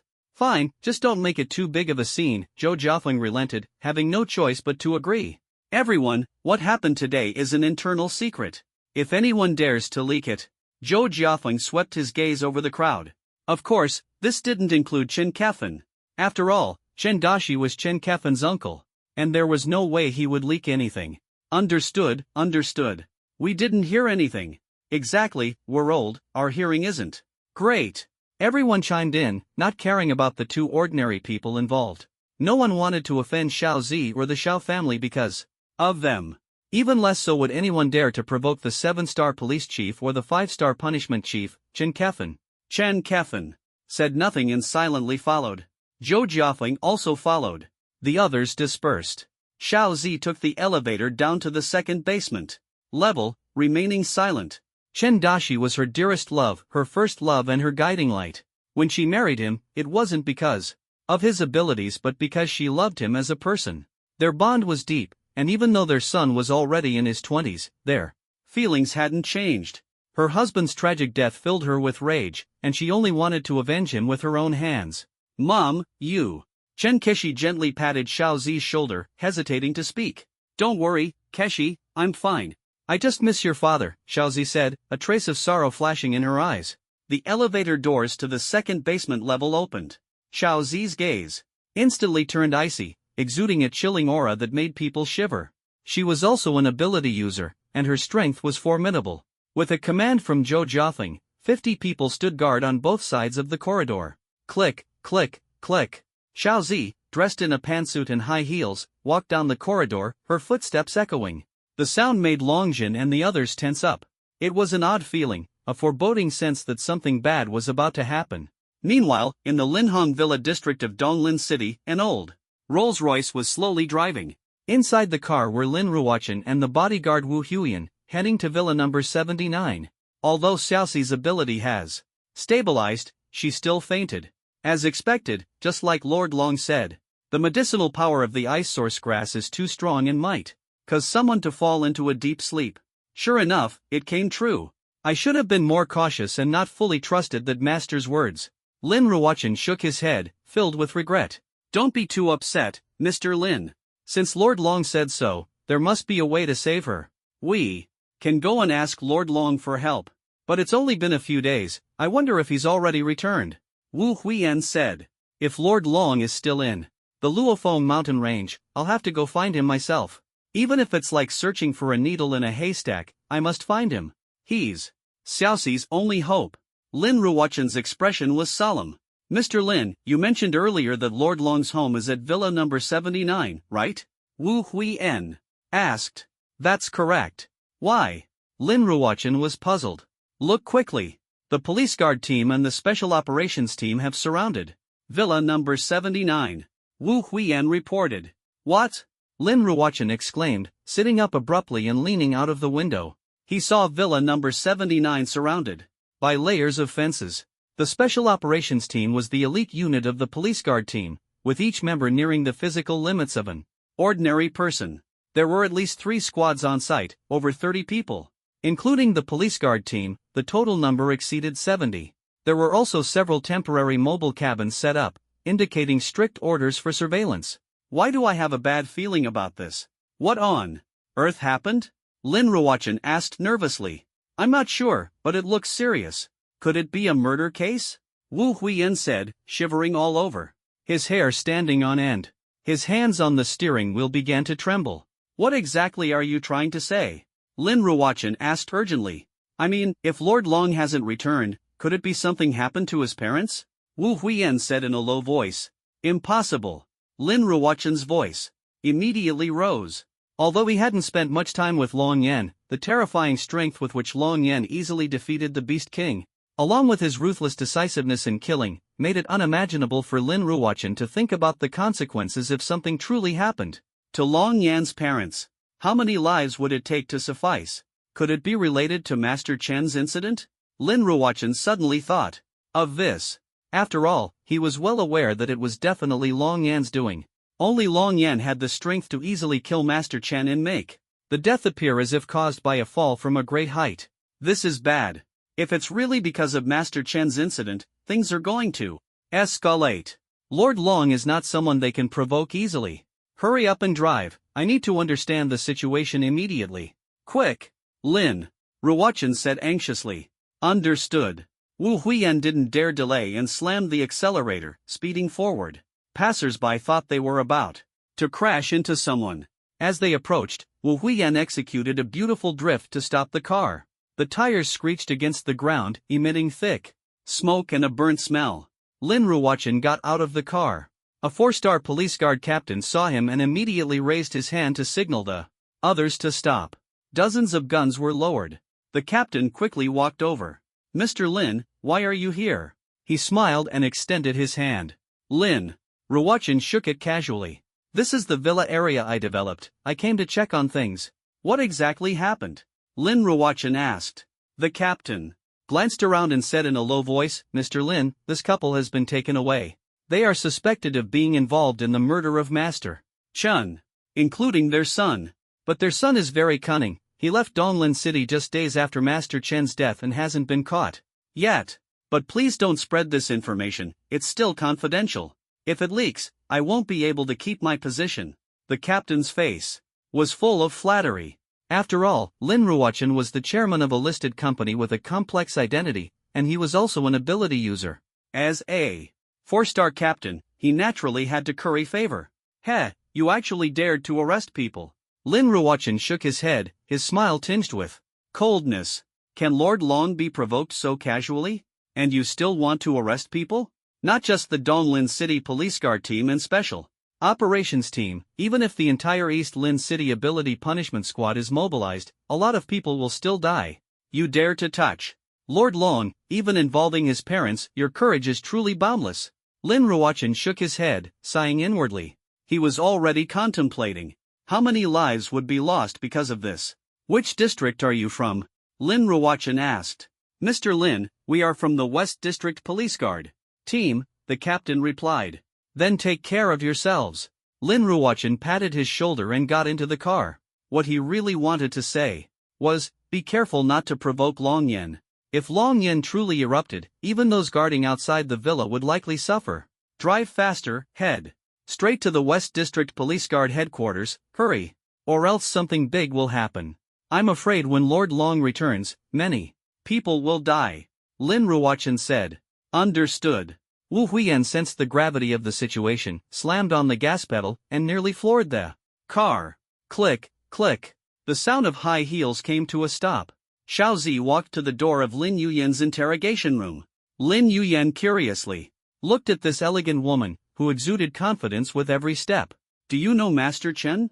Xiaozi stared straight ahead, not even turning her head. Are you talking to me? Lin Yuyan walked over, her face full of confusion. Who talks without looking at the person? It made it unclear who they were addressing. She muttered inwardly. Xiaozi turned her head and stared at her. Was it you and someone else who killed my husband? Or was it your husband, or your son Longyan?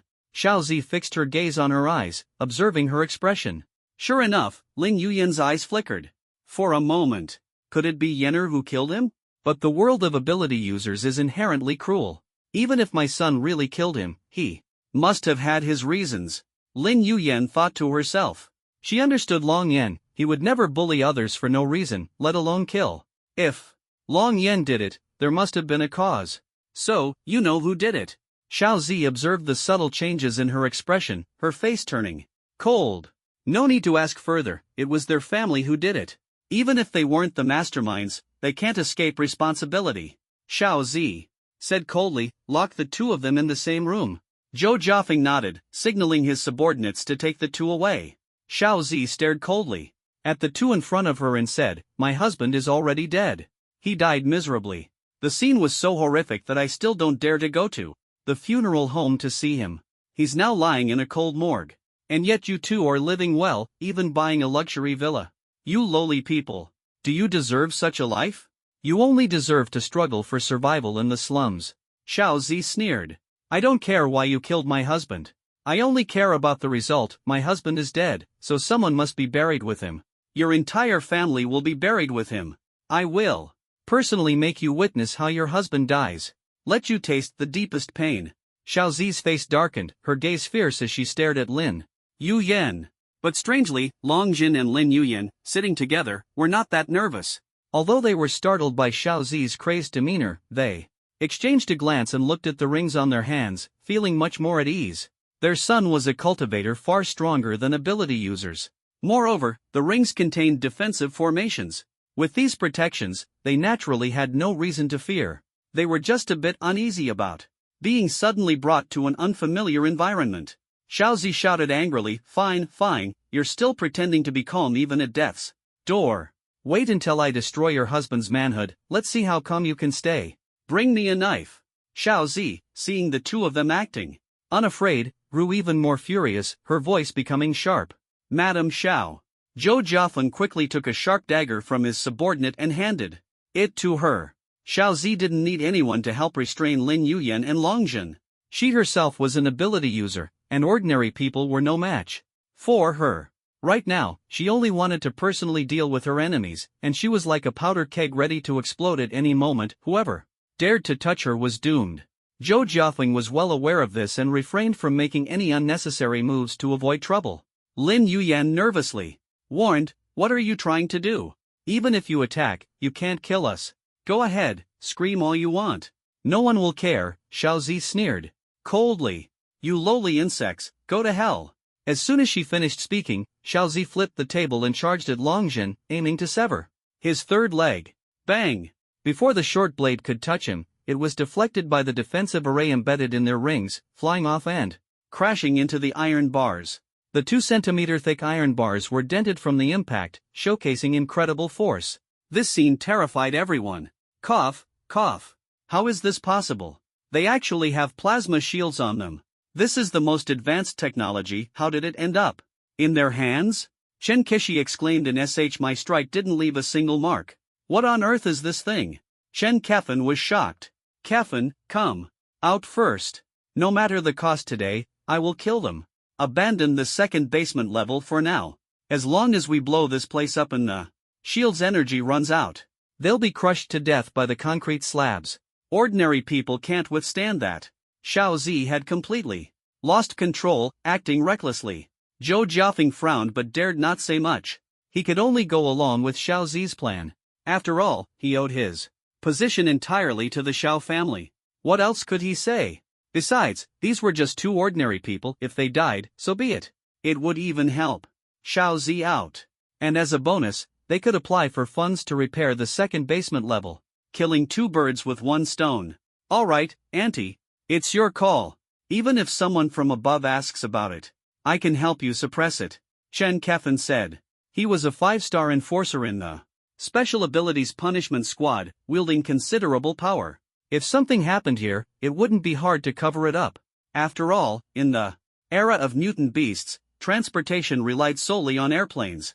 The sky was high, and the Emperor was far away. The vast sea allowed the fish to leap freely. Whatever happened here was up to them to decide. Thank you for your hard work," Xiao Zi said. "What a pity." Xiao Zi took 2 rocket launchers and handed one directly to Chen Keshi. "Let's move farther back before firing." "All right." The two of them positioned themselves at opposite ends of the corridor, ready to fire. The others retreated to the elevator entrance. Meanwhile, the entire city of Donglin rang with air raid sirens. The sky hadn't fully darkened yet, and everything in the air was clearly visible. Countless soldiers ascended the city walls, ready for battle. "Look, what is that? My God, it's so fast. Is it a missile?" "No, it's not a missile. I can't make out what it is." "How can you not see it clearly? The weather is so good. Could it be a mutant beast? I only see an airflow, no solid form." "It's not a mutant beast. Could it be some kind of advanced weapon?" "Not sure, but it's flying way too fast. Why isn't it showing up on the radar?" "This is the latest radar system. Something's wrong, the radar can't lock onto it at all." "Look, it's coming." A white stream of air streaked past at high speed, about to pierce through the city walls. Just as the anti-aircraft weapons were about to fire, the white airflow suddenly doubled its speed, bypassing the defenses entirely and rushing into the city at high speed. "Quick, notify the Donglin City Council's strongmen to take action. Something has invaded at extreme speed, and the anti-aircraft weapons can't lock onto it. Wait, the target has completely disappeared. What on earth is going on? Do we still need to notify the Council's strongmen? Are you kidding? The Council's experts won't act rashly without understanding the situation. Quick, pull up surveillance footage from all locations." "Understood. Chen Keshi, avenge your father," Xiao Zi said coldly. "Alright, I will definitely avenge Dad." Chen Kishi's eyes were fierce as he pulled the trigger.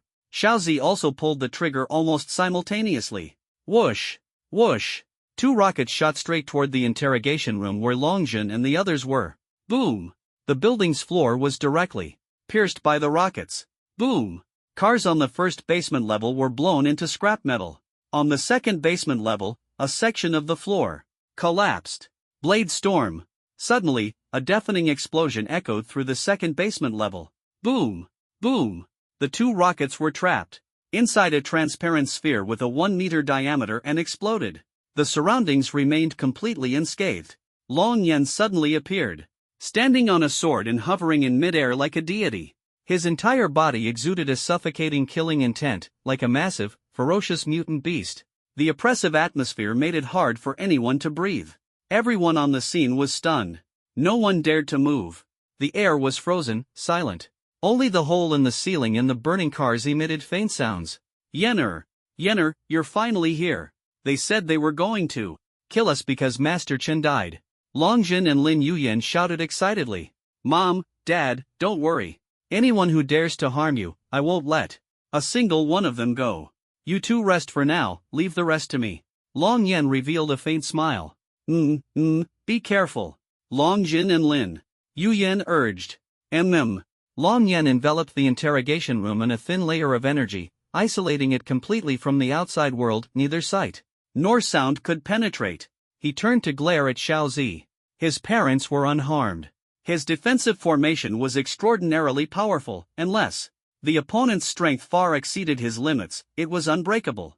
The rocket launcher earlier hadn't even scratched them. Yet Xiao Zi had dared to attack his parents with a rocket launcher, igniting a murderous fury in Long Yen. You are Long Yen? It seems you really did kill my husband. Why? Why did you kill my husband? What did he do wrong? Why did you kill him?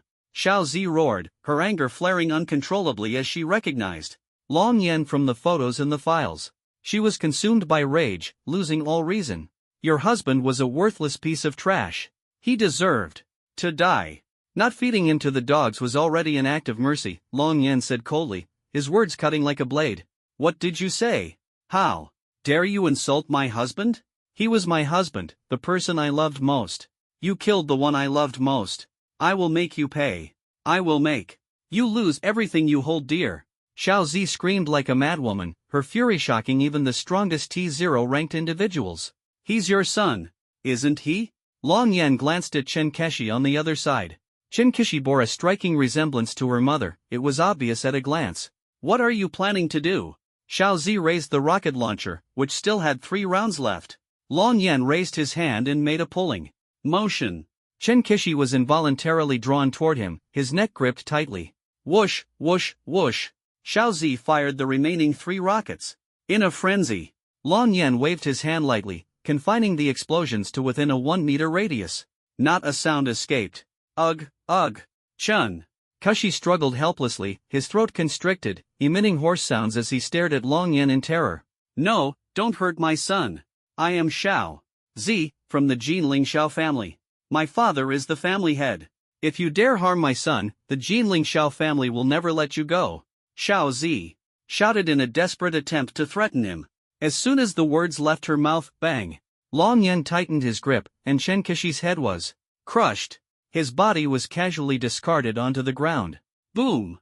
The speed was so fast that even iron would shatter, let alone a low-level ability. User like Chen K, though you're powerful, the supernatural penalty squad will not tolerate provocation. Chen Kefan hadn't finished his words. Bang! Long Yen had already rushed over and crushed his jaw. Chen Kefan writhed on the ground in agony, speechless. You're trying to scare me with the supernatural penalty squad? Long Yen sneered. Do you think you dare? He stomped on Chen Kefan's head, crushing it. In his previous life, Long Yen had been a 1-star general. When framed, he had personally executed a core member of the supernatural penalty squad. How could he fear the supernatural penalty squad? This account would be settled sooner or later.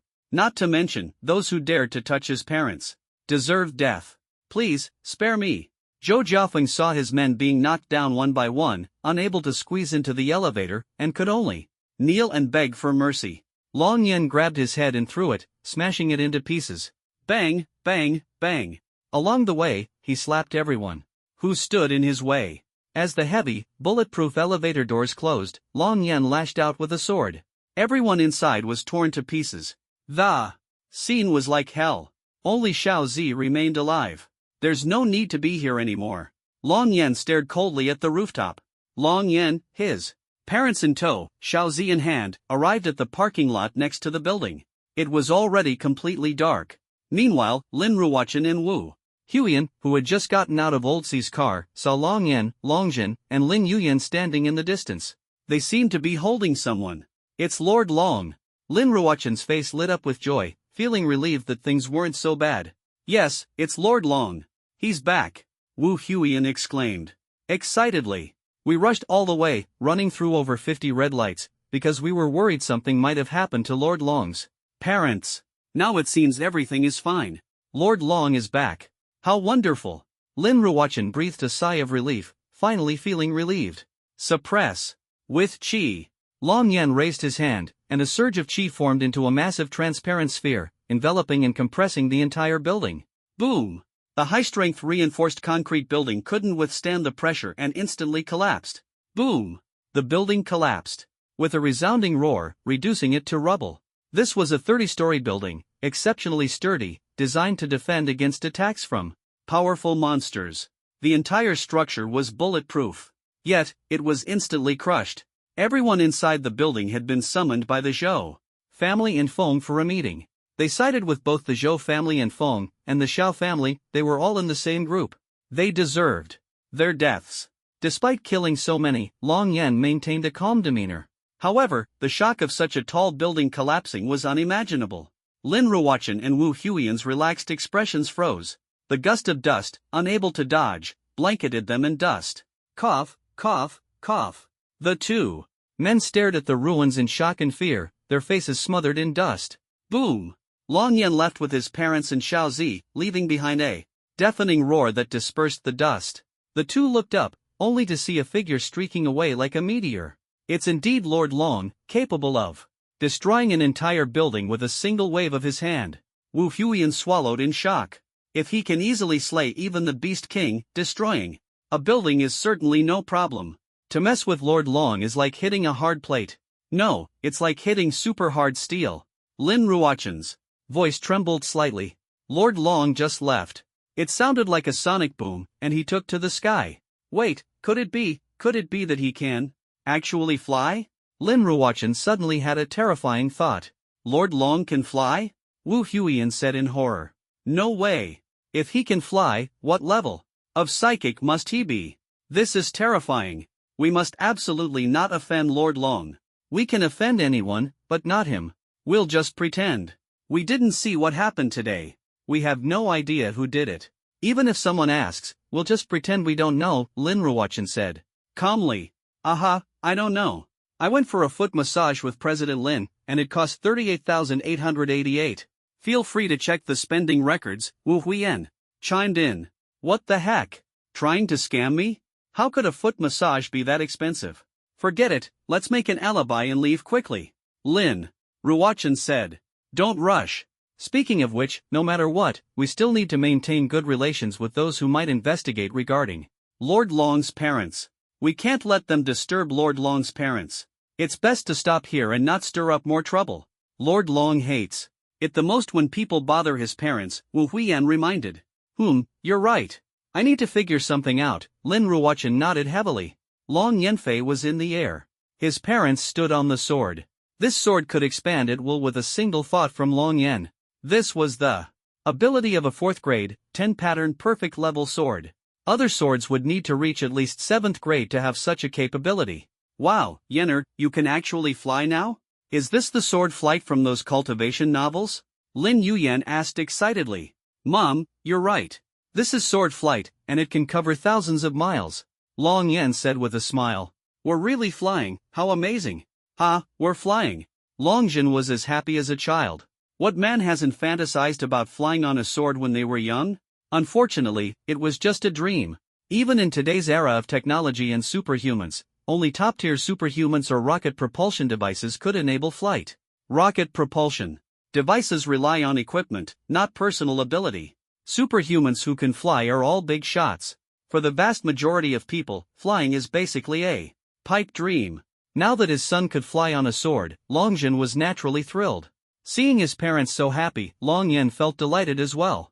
Mom and Dad's mindset has completely changed.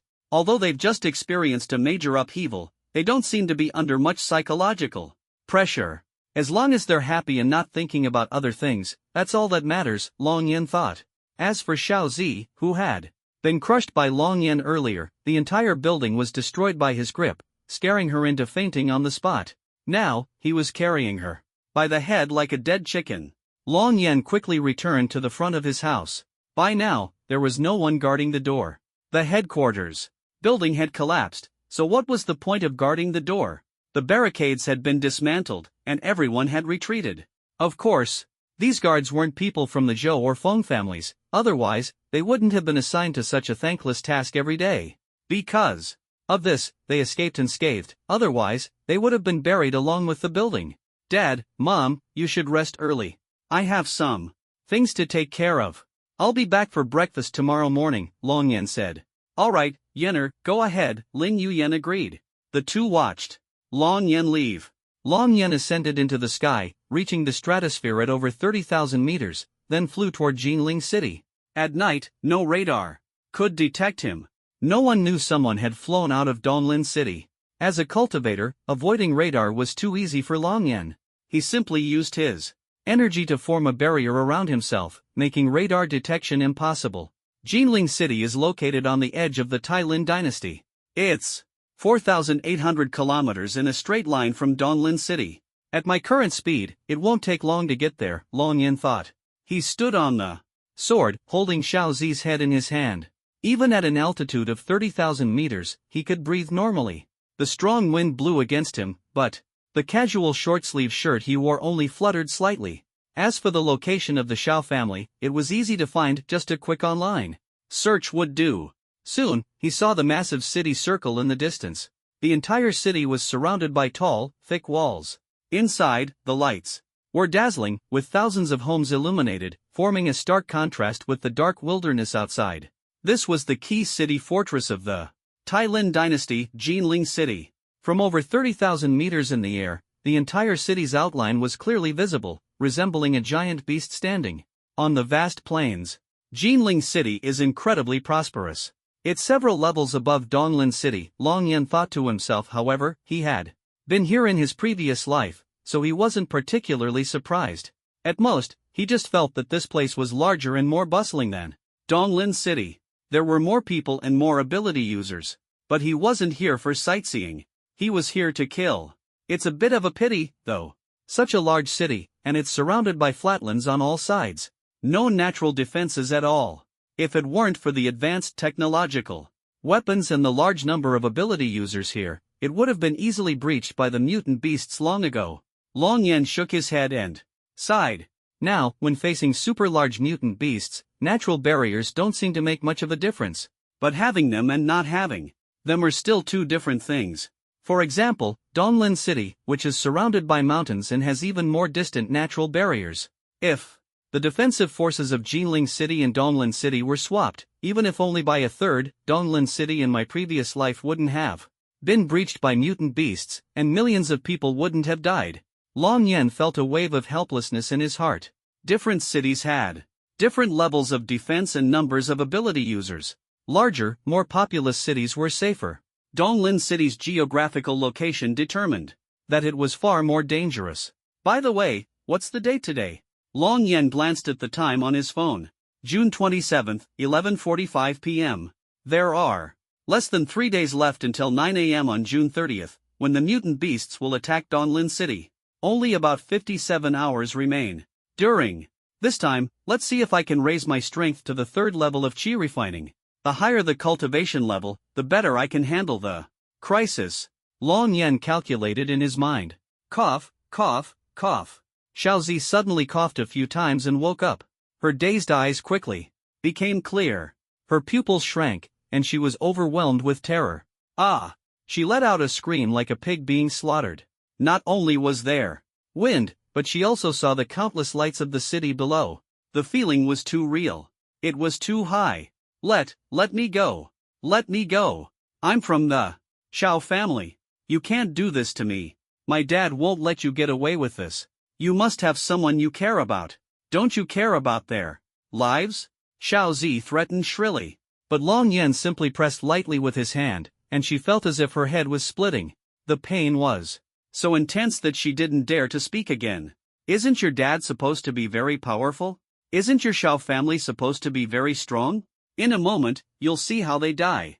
I'd like to see whether your dad is more powerful or your stubbornness is. Long Yen sneered coldly, his voice as icy as a devil's. What are you saying? This place, is it Jinling City? Xiao Zi looked down carefully and recognized the iconic skyscrapers of Jinling City's commercial district. She was utterly panicked. A chill surged through her heart. Fear was uncontrollable, and her hair stood on end, especially when she realized that Long Yen was carrying her while flying high in the air. The night was too dark for her to see how they were flying. She only knew that the thing beneath them looked like a sword. You can actually fly? What level are you at? Or is there some kind of rocket propulsion device under your feet? Xiao Zi was both terrified and skeptical. She couldn't make sense of the current situation. Her knowledge was too limited to understand what sword flight was, nor did she comprehend what it meant for a person to be able to fly. She preferred to believe it was just some kind of rocket propulsion device, albeit an unusual-looking one. That was the only way she could rationalize it. The reason was simple: Long Yen was too young. Just think about it, a young man only 18 years old, able to fly through the air on his own power. What kind of concept was that? Anyone capable of such a feat would be among the top experts in the world, standing at the pinnacle of power. Long Yen was too young, there was no way he could be such a figure. A young man under 20, even if he awakened his abilities at birth, couldn't possibly be this powerful, flying on his own. You must be trying to scare me with some rocket propulsion device I've never seen before. If you think you can frighten me that easily, you're mistaken. I'm not so easily intimidated. I'll see if your little tricks can hold up in front of my dad. When you meet my dad, you'll understand what true fear and power are. By then, it will already be too late. Xiao Zi spoke with increasing confidence, full of pride. Even though she had once disobeyed her father and married Master Chen, causing a rift in their relationship, she had always been proud of her father. He was her greatest support and the source of her current boldness. Long Yan's grip tightened slightly, his fingers nearly piercing into Xiao Zi's bones. Ah! Xiao Zi let out a miserable scream. Only then did Long Yan stop, intending to bring her back to her senses.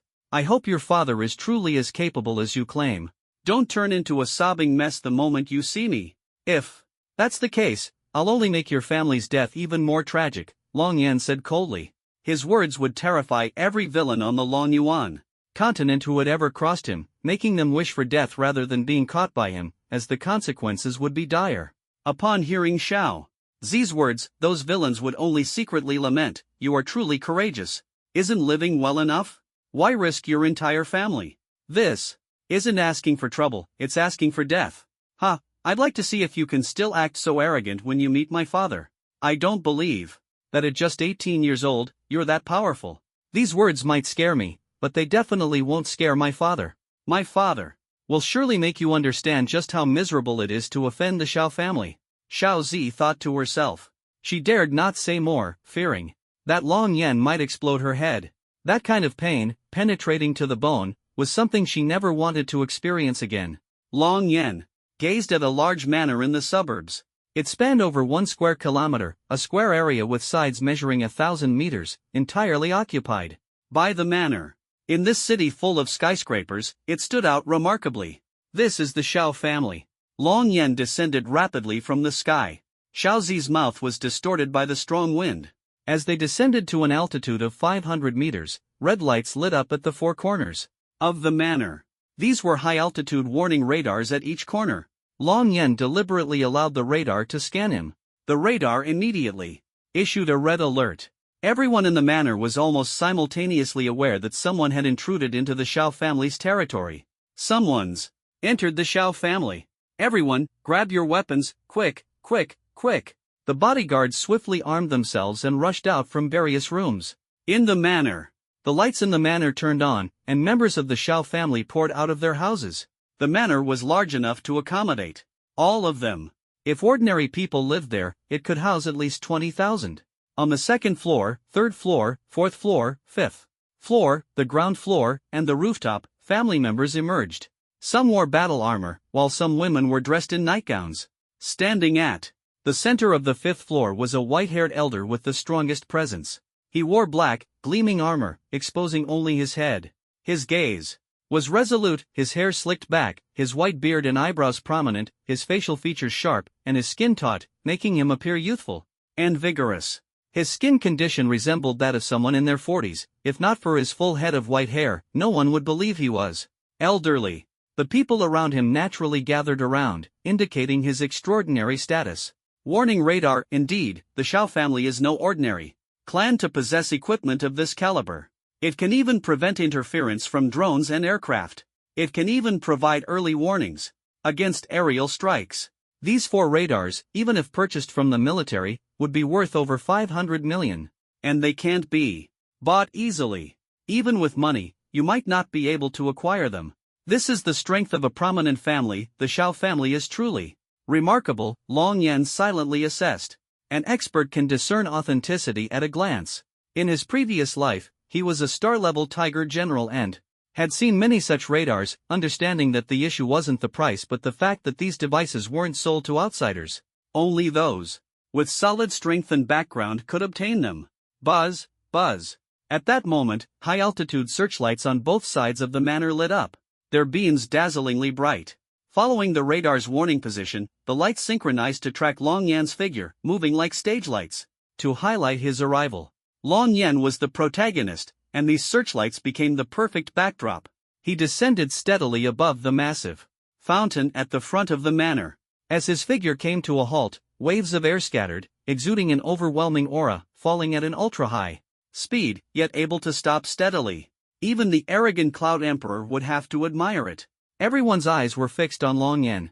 This included the bodyguards holding firearms, their bullets already chambered, along with grenade launchers and rocket launchers. But one person's gaze was the most solemn. It was the man in black armor with white hair standing in the center of the 5th floor.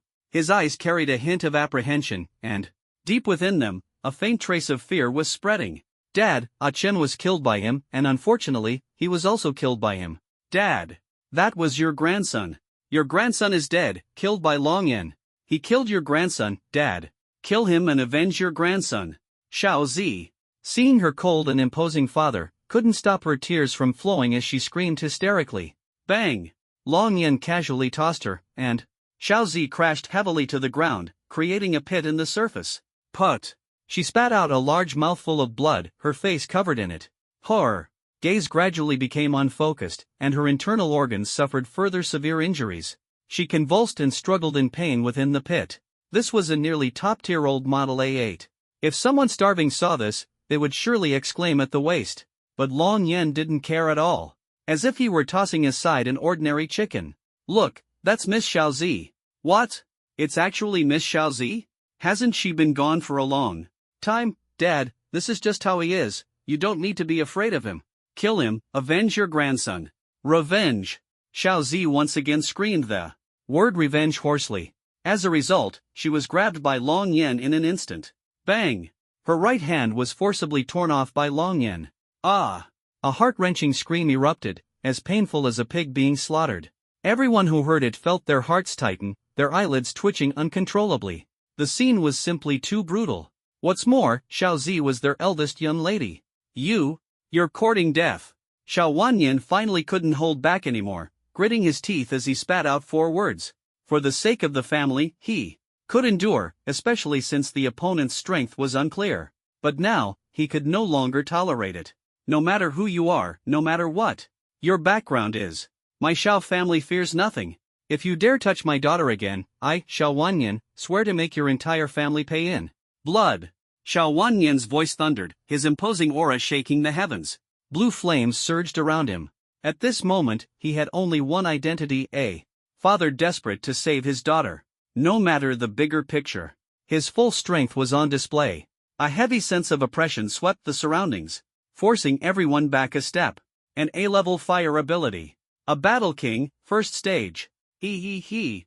Long Yan chuckled softly. What are you laughing at? Shao Wanyan's voice roared like thunder, accompanied by flames shooting skyward. The armor at his feet opened a nozzle, and rocket propulsion lifted him into the air, bringing him to the same height as Long Yan. The family head has finally taken action. It's been so long since we've seen him fight personally, and he's already broken through to the first stage of Battle King. That's right, his power is terrifying, like standing next to a super beast. So this is the might of a Battle King? Battle King ability users are truly fearsome. The family head is awe-inspiring. Humph. Against a Battle King, this guy who doesn't know his limits is no match at all. Exactly, he won't even be able to withstand a single punch from the family head. Just as the crowd was boiling with excitement, thinking Xiao Wanyan would crush Long Yan with overwhelming force, Long Yan suddenly disappeared. In a flash, he appeared right in front of Xiao Wanyan. Xiao Wanyan's eyes widened instantly, shocked and unable to react before Long Yan grabbed his forehead. Long Yan's fingers dug directly into the bone. Xiao Wanyan was immobilized. You're too weak. Even the beasts I casually kill are stronger than you. In my eyes, a Battle King is nothing. Long Yan sneered coldly, looking at Xiao Wanyan's terrified eyes and trembling body. Xiao Wanyan was like a chick being lifted, completely powerless to resist. The gap in strength was so vast that he didn't even dare to move. You? How can you be this strong? Who are you? Xiao Wanyan asked in terror. This is the so-called invincible father you speak of? Long Yan looked at Xiao Zi, who was being choked by his left hand. How is this possible? How can you be stronger than my father? You. Xiao Zi looked at her father, the Battle King she had always relied on, utterly powerless, and fell into complete despair. Before, her father was her spiritual pillar, her greatest support. Now, Long Yan had ruthlessly destroyed the thing she was most proud of. When a woman's greatest pride is shattered, that is the deepest blow to her heart.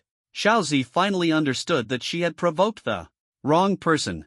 Not only her father, but the entire Xiao family might face annihilation.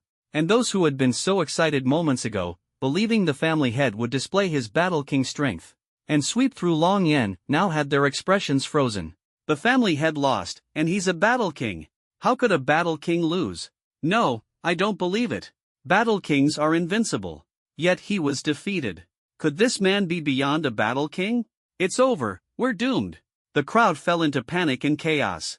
Your precious daughter, if not for her, the Xiao family wouldn't have ended up like this. Daring to touch my parents, your Xiao family has brought this upon yourselves, Long Yan said coldly. You really are my good daughter. Why did you have to mess with someone else's parents for no reason?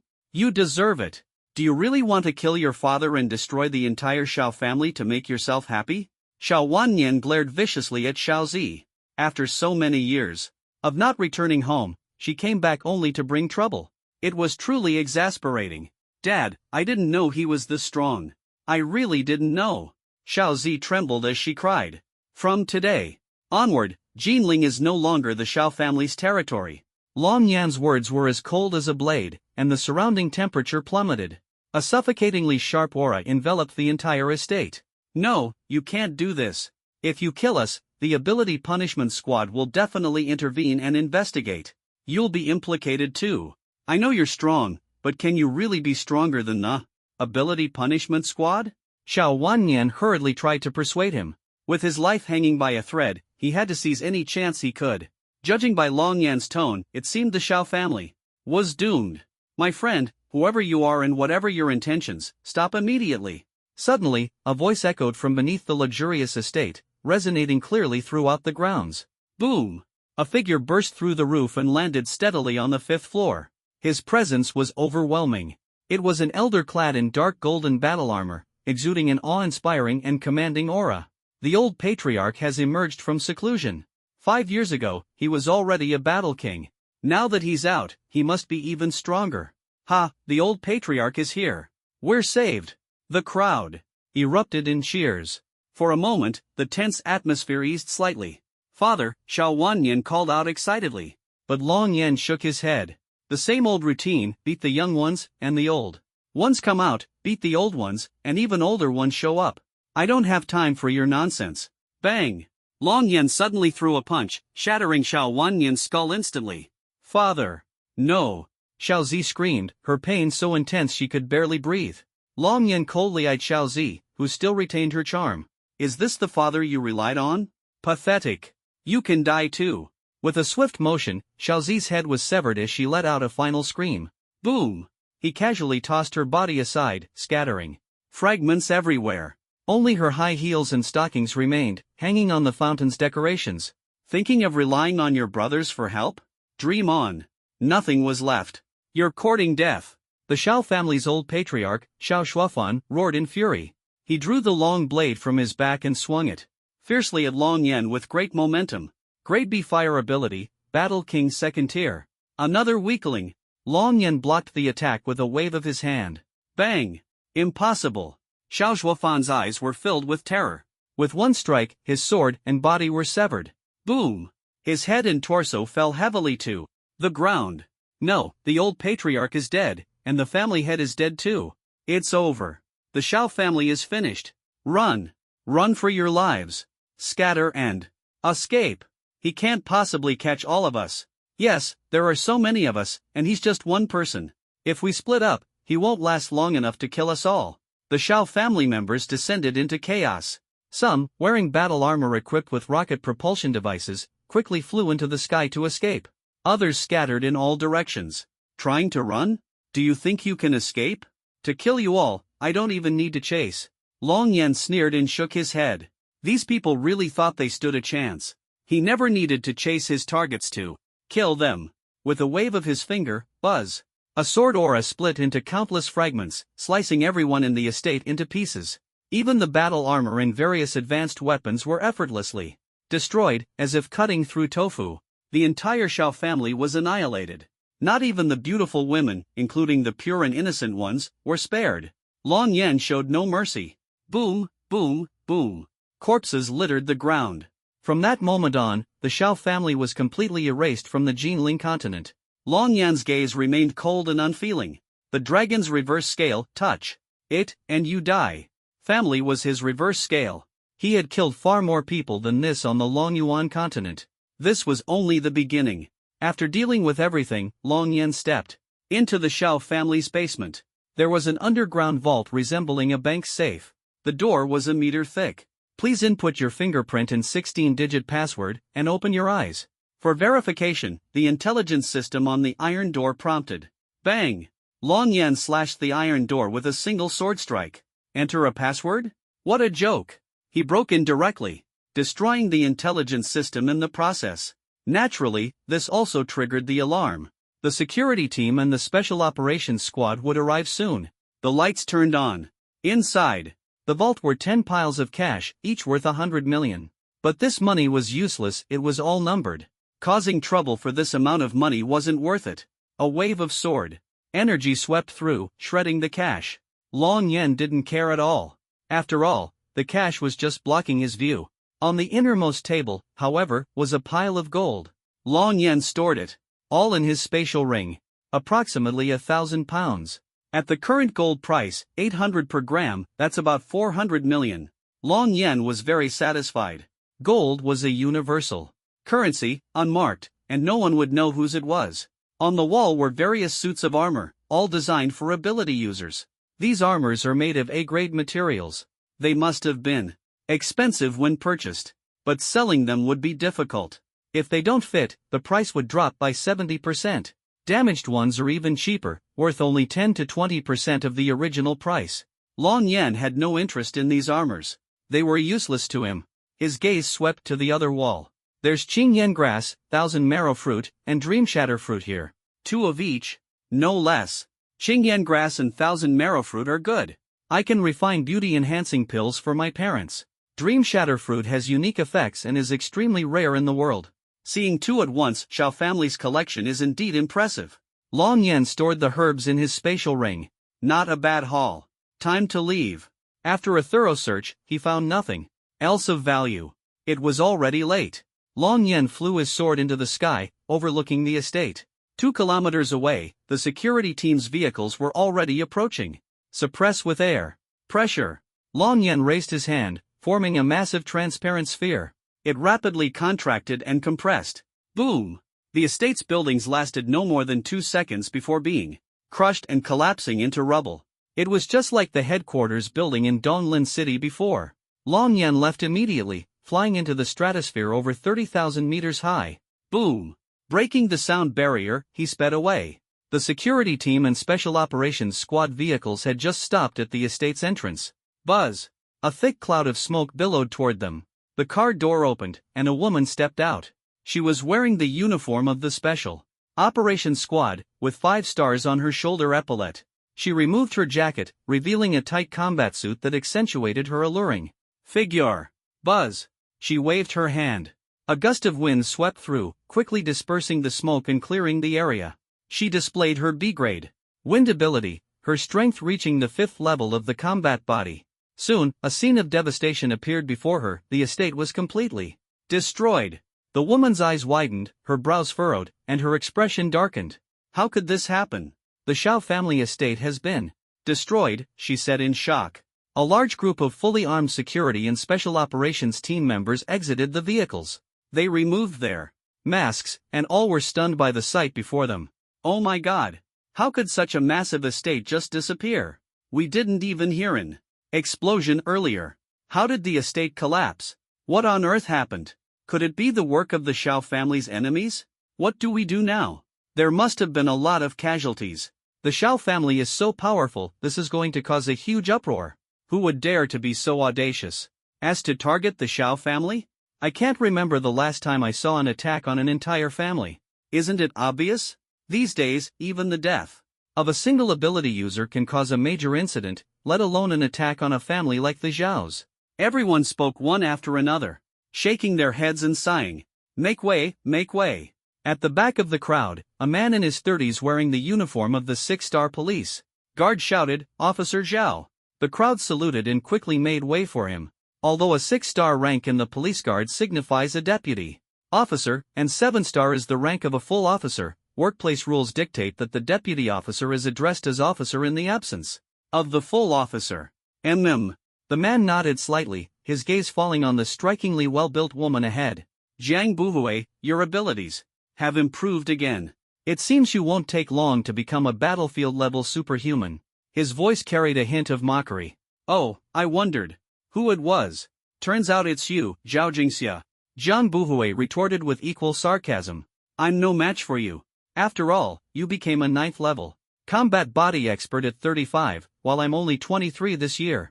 I really can't compare to you, I still have a lot to work on. Horror. Tone was sharp, filled with ridicule, matching Zhao Jingxia's momentum. The people behind them couldn't help but want to laugh but dared not make a sound. Humph. Zhao Jingxia refused to back down. It's just verbal sparring. I don't have time to argue with you now. Begin the search and rescue for survivors immediately, Zhao Jingxia ordered. Yes. The 100 members of the police guard responded in unison. However, the 50 members of the Special Operations Team remained motionless. The Special Operations Team operates under a different system from the police guard, and the two do not interfere with each other. Issues the police guard cannot resolve are handed over to the Special Operations Team. In theory, if the Special Operations Team's rank is high enough, they must follow the police guard's orders. But these Special Operations Team members were under Jiang Buhui's command, and they certainly wouldn't obey Zhao Jingxia now. No need. Suspend the search and rescue for now. Let the funeral home vehicles come first. There's not a single living person here, Jiang Buhui said firmly, shaking her head. How can you be sure there's no one alive? This is the Shao family, a prominent clan in Jinling. What if someone is still alive? Are you going to abandon the search based on your word alone? Ha, that's ridiculous. Resume the search immediately. Zhao Jingxia sneered and ordered. Yes. The team dared not slack off and immediately began the search. Some members stood guard on the perimeter while installing satellite jammers and signal blocking devices. Until the investigation was complete, the outside world couldn't be allowed to know what had happened here, to avoid unnecessary panic. This had become standard procedure. Captain Jiang, should we also participate in the search? The deputy captain of the Special Operations Team asked. No need, let them handle it. We'll investigate the surroundings and gather clues. I'm a wind-type superhuman, a B-level ability, with sharp perception. I won't be wrong. There's no trace of a living person here, Jiang Buhui replied. Alright, then we'll collect clues. The deputy captain nodded and waved his hand, signaling the others to take action. Look here, there's someone. No, not a person. Wait, it is a person. Can you be clear about it? It's a person, but they've turned into a pile of rotten flesh. My God, they're all dead. Ugh. The search team members quickly began vomiting one after another. The Xiao family is a prominent household in Jinling City. What kind of enemy could they have provoked to suffer such a devastating blow? Annihilating an entire family? That's absolutely forbidden in the Tai Lin dynasty. Who could have done this? And what kind of grudge would lead to the extermination of an entire family? There must be a story behind this. Jiang Buhui paid no attention to the vomiting team members or Zhao Jingxia's grim expression. She walked to the back of the ruins and discovered a clearly opened underground entrance. Without hesitation, she jumped in. Inside was a fully metallic corridor. At the end of the corridor, she saw a massive vault door, shattered into several pieces on the ground. This is... Jiang Buhui crouched down, her hand touching the cut edge of the 1-meter-thick alloy vault door. This cut is too clean, without a single burr. What kind of tool was used to cut this? Laser cutting? Or plasma cutting? I've seen both types. But current technology simply can't cut a 1-meter-thick alloy so smoothly and evenly. Even if it could cut, there would always be some burrs and flaws. Jiang Buhui muttered to herself. The more she thought about it, the more unreasonable it seemed. Beep, beep, beep, her phone rang. Her phone was a special satellite communication channel, unaffected by external signal interference. Hello, Dad, why are you calling me so early before dawn? Oh, right, I forgot it's already daylight over there in Donglin City. Jiang Buhui glanced at her watch and realized it was already 5 o'clock. It was still dark in Jinling City, but it was broad daylight in Donglin City, given the two cities were over 4,000 kilometers apart. What? You want me to come back now? Why should I go back? Donglin City is so far away, and you know I'm busy right now and can't get away. You're not trying to set me up on a blind date, are you? I'm only 23, not 33. Jiang Buhui rolled her eyes and held the phone a little farther away, clearly not wanting to hear her dad continue. Hey, Buhui, listen to me. You need to return to Donglin City immediately. I'm taking you to meet someone important. The superpowered expert you want to meet. This person is stronger than anyone you've ever seen. The voice on the other end suddenly grew louder, filled with the fervent admiration of a fan. Ha, Donglin City isn't even a big city. How powerful could the superpowered people there be? Stronger than my professors at the Superpower University? Stronger than... As Jiang Buhui spoke, she touched the edges of a few other iron doors again. They were still incredibly smooth, without a single burr. Stronger than the person who split this door open, she murmured to herself, utterly shocked. She suddenly realized that this door might have been forcefully split open by someone, not cut with a weapon, because she noticed a few fine horizontal lines on the alloy walls on either side of the circular iron door. She had previously thought they were scratches on the wall. Now she understood they were the seams from being split apart. She moved closer to inspect. The wall was at least 2 meters thick, made of high-strength alloy. The door was nothing compared to this wall, which was truly solid. And yet, through the seams in the wall, she could faintly see the lights of the vault inside. My God, who could be this strong? This alloy is at least at the level of B-grade battle armor. 2 meters of B-grade alloy, directly split apart. Unbelievable. Jiang Buhui was dumbfounded. What? Buhui, what are you talking about? Alloy? 2 meters thick? Split apart? The person on the other end of the phone was utterly confused. Dad, something major has happened here, Jiang Buhui said in a low voice. Tell me, what's going on? Don't let this news get out, it's a serious matter. Alright, go ahead. The Xiao family in Jinling City has been completely wiped out. The entire estate has been razed to the ground. The number of casualties hasn't been tallied yet. Jiang Buhui grew more and more tense as she spoke, especially as she looked at the scene of the door and wall being split open. It sent chills down her spine. Could it be him? Who? Dad, who are you talking about? Nothing. Are you all right? I'm fine. I just arrived at the scene. Zhao Jingxia is here, too, Jiang Buhui said. Good. You're in charge of the special operations team, but this matter is out of your jurisdiction. The superpower punishment team will take full responsibility for this from now on. Hand over the situation to your deputy and come back immediately, understood? This is an order. Got it, Dad. Jiang Buhui hung up the phone. Who could be this powerful? No wonder the entire Xiao family was flattened. With this kind of strength, wiping out a family is a piece of cake. These smooth cuts, my professors couldn't even manage this. Jiang Buhui thought to herself. Never mind, most of the dead are superpowered individuals. It's not our concern. Book the next flight home. I haven't been back to Donglin City to see Dad in 2 years. Might as well check on how that old man is doing. The news of the Shao family's annihilation immediately caused an uproar within the superpower punishment team of Jinling City. The punishment team mobilized all its resources to launch a full-scale investigation. All core members of the Shao family were dead that day. Happened to be the clan meeting time. All the core members were present, but unexpectedly, they were wiped out by Long Yan in one fell swoop. Only a few side branch members were out on business. The rest were gone. More than 200 people died in total. Under pressure from their superiors, the punishment team had no choice but to work overtime to find clues and confirm who the murderer was. But that's all in the future. Long Yan didn't care about any of this. He even came back before dawn. After making breakfast for 3 people, while my parents are still asleep, I can make some beauty pills. Help them stay around 30 years old. Long Yan thought to himself. He went to the basement to prepare the beauty pills. His fingers drew a formation in the air, and soon a water tank-sized alchemy furnace appeared. For tender green herbs in the space ring floated in the air. It's been a while since I last refined an elixir. I've only been back in this life, and this is my first attempt. I'll strive to refine the most perfect beauty pill possible from herbs of this level. 2 Qingyan grasses and 2 Qiansui fruits. They've been well preserved, and the medicinal properties haven't diminished much. With luck, I can probably refine 2 two-pattern beauty pills. But that's for a master alchemist. An expert in alchemy like me can at least refine 6. Let's set a goal first. An 8-pattern beauty pill is pretty good, Long Yan thought. If a master alchemist heard this, he'd be furious.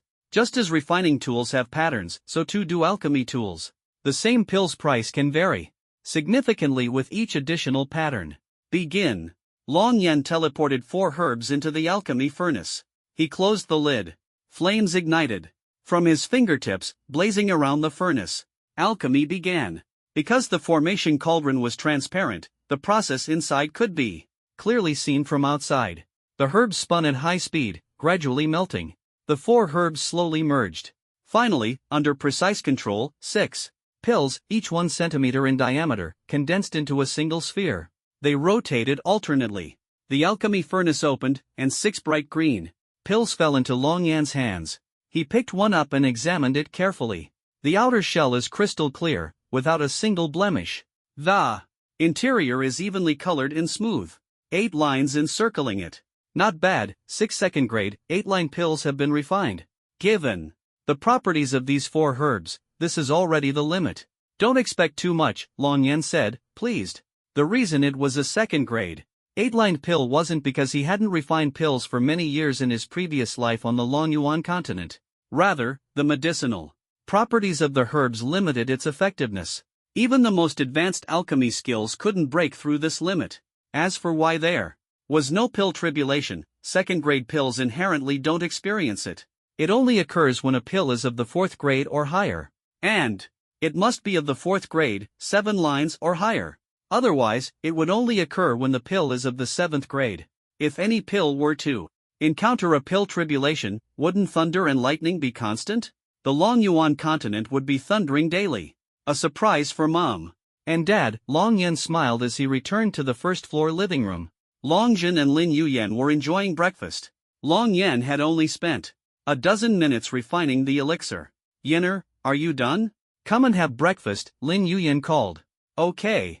Dad, Mom, do you want to stay young forever? Long Yan sat down with a mysterious smile. Long Jin and Lin Yuyan exchanged glances. Of course. They nodded excitedly, their faces brimming with anticipation. Who wouldn't want to stay young? This is the beauty elixir I just made. Eat it while it's hot for quick results. One for Mom and Dad. Long Yan held out a beauty elixir each. Okay, let's try it. Without hesitation, they both slurped it up. Ha!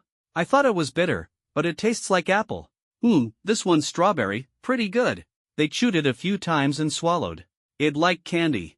I added a little bit of your favorite flavor, but it won't affect the potency, Long Yan explained. Buzz. Soon, a faint golden Glow appeared on Long Jin and Lin Yuyan's bodies, their once rough hands, white hair, wrinkles on their faces, and slightly yellowed skin all began to change. From head to toe, every part of their bodies radiated youthful vitality. Even their bones were quietly transforming. Years of hard labor had already damaged their bones, but at this moment, it was as if they had returned to their youth. This feels so amazing. I can feel my skin pulsating. Exactly, I feel stronger and stronger. My hands have turned fair, and even the calluses are gone.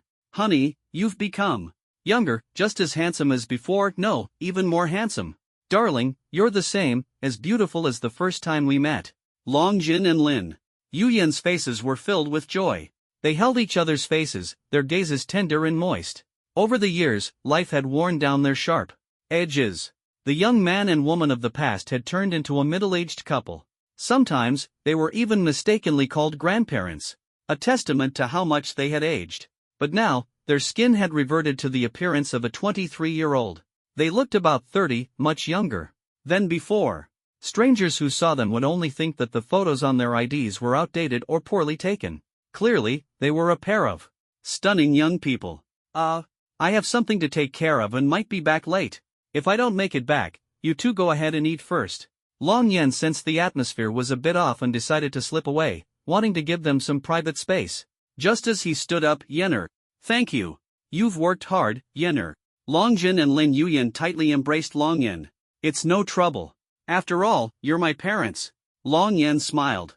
At this moment, the family was filled with warmth and happiness. All right, I'll head out now. Take your time chatting.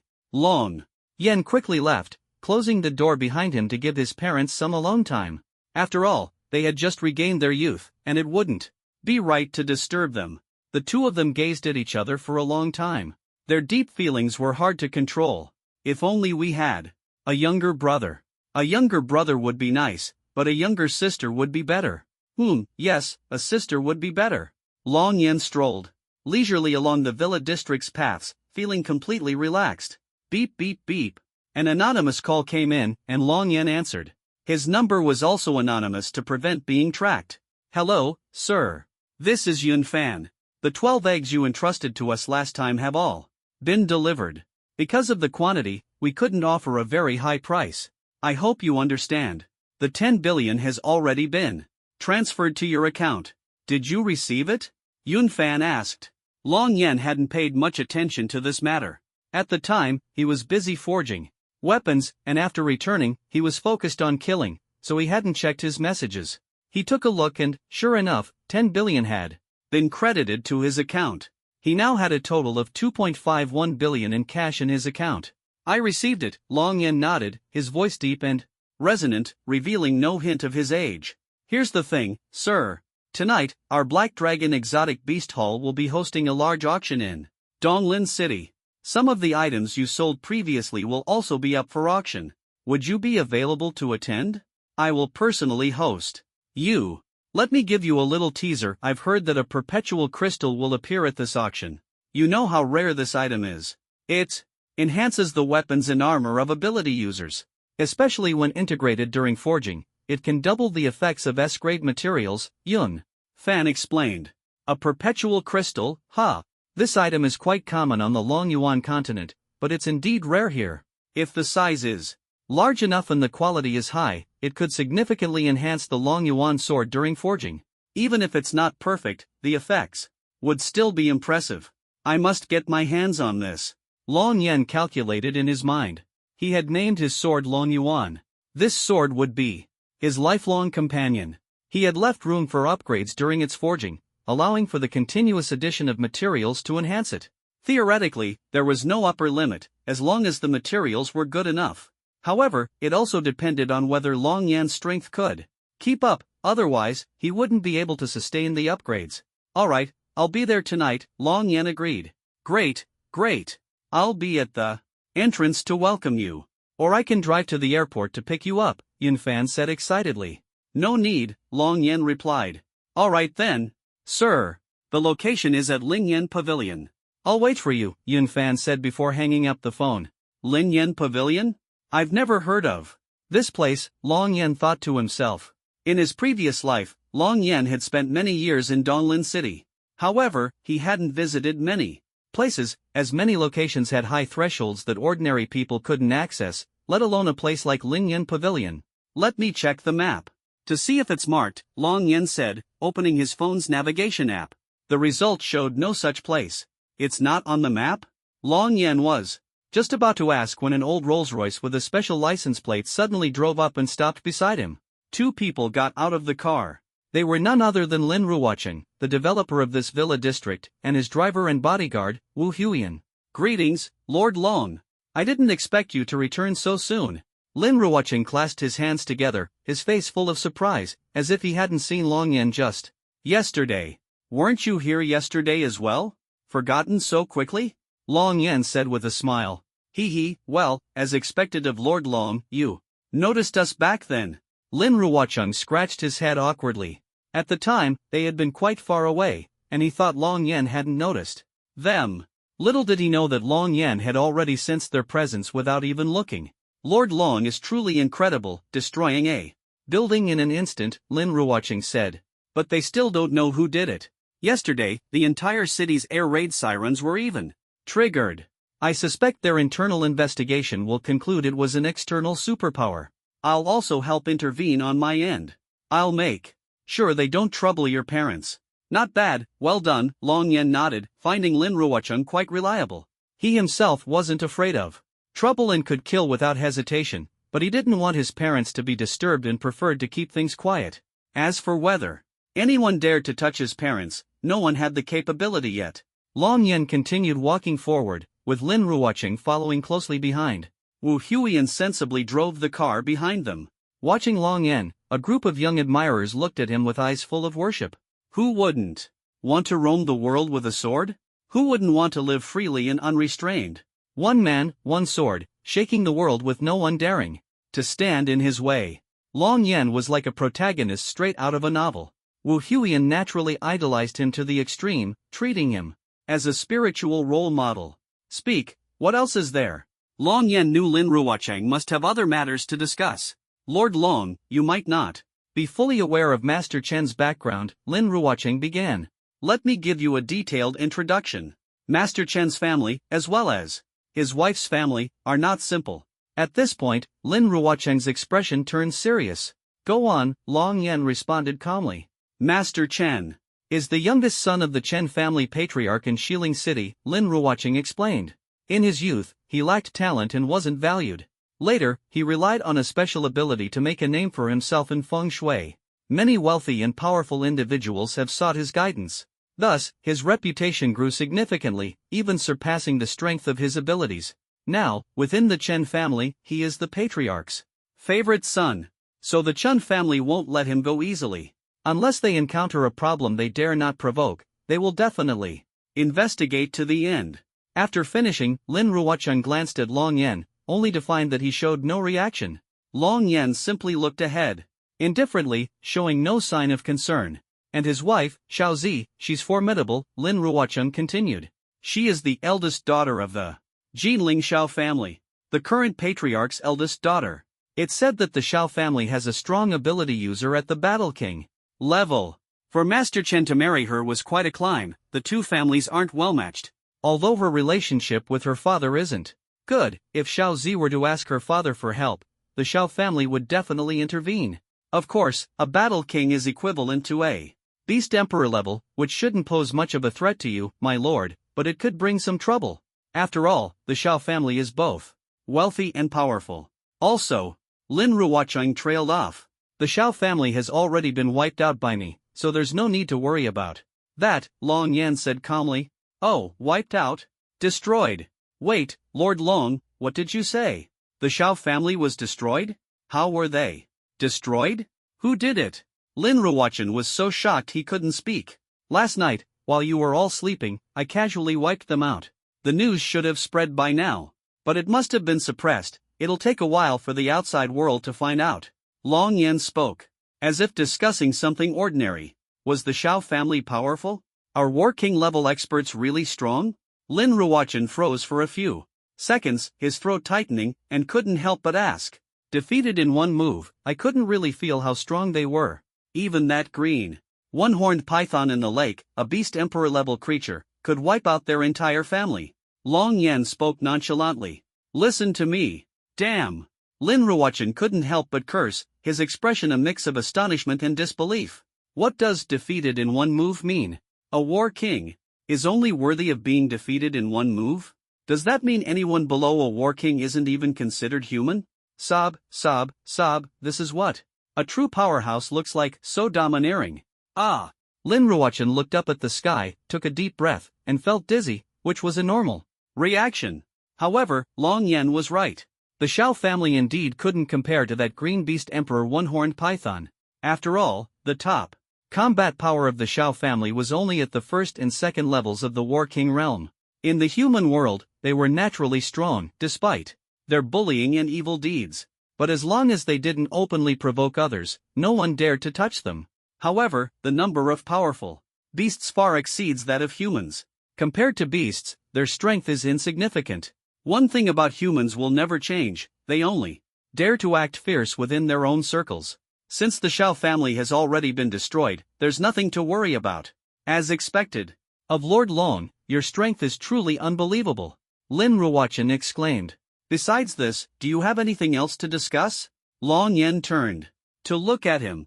The two stopped walking. Lord Long, I do have a favor to ask of you. Lin Ruochen clasped his hands together, and as he spoke, halfway, he tried to kneel. Long Yen grabbed his arm, preventing him from kneeling no matter how hard he tried, and made him stand. Speak directly, don't kneel for every little thing. A man's knees shouldn't touch the ground lightly, Long Yen said with a hint of helplessness. Even on the Longyuan continent, he disliked people kneeling to him casually. This isn't a feudal society, there's no need for constant bowing and kneeling. The ancestors taught you to stand tall, not to kneel. As a modern person, Long Yen disliked people kneeling to him so easily. I understand, Lord Long.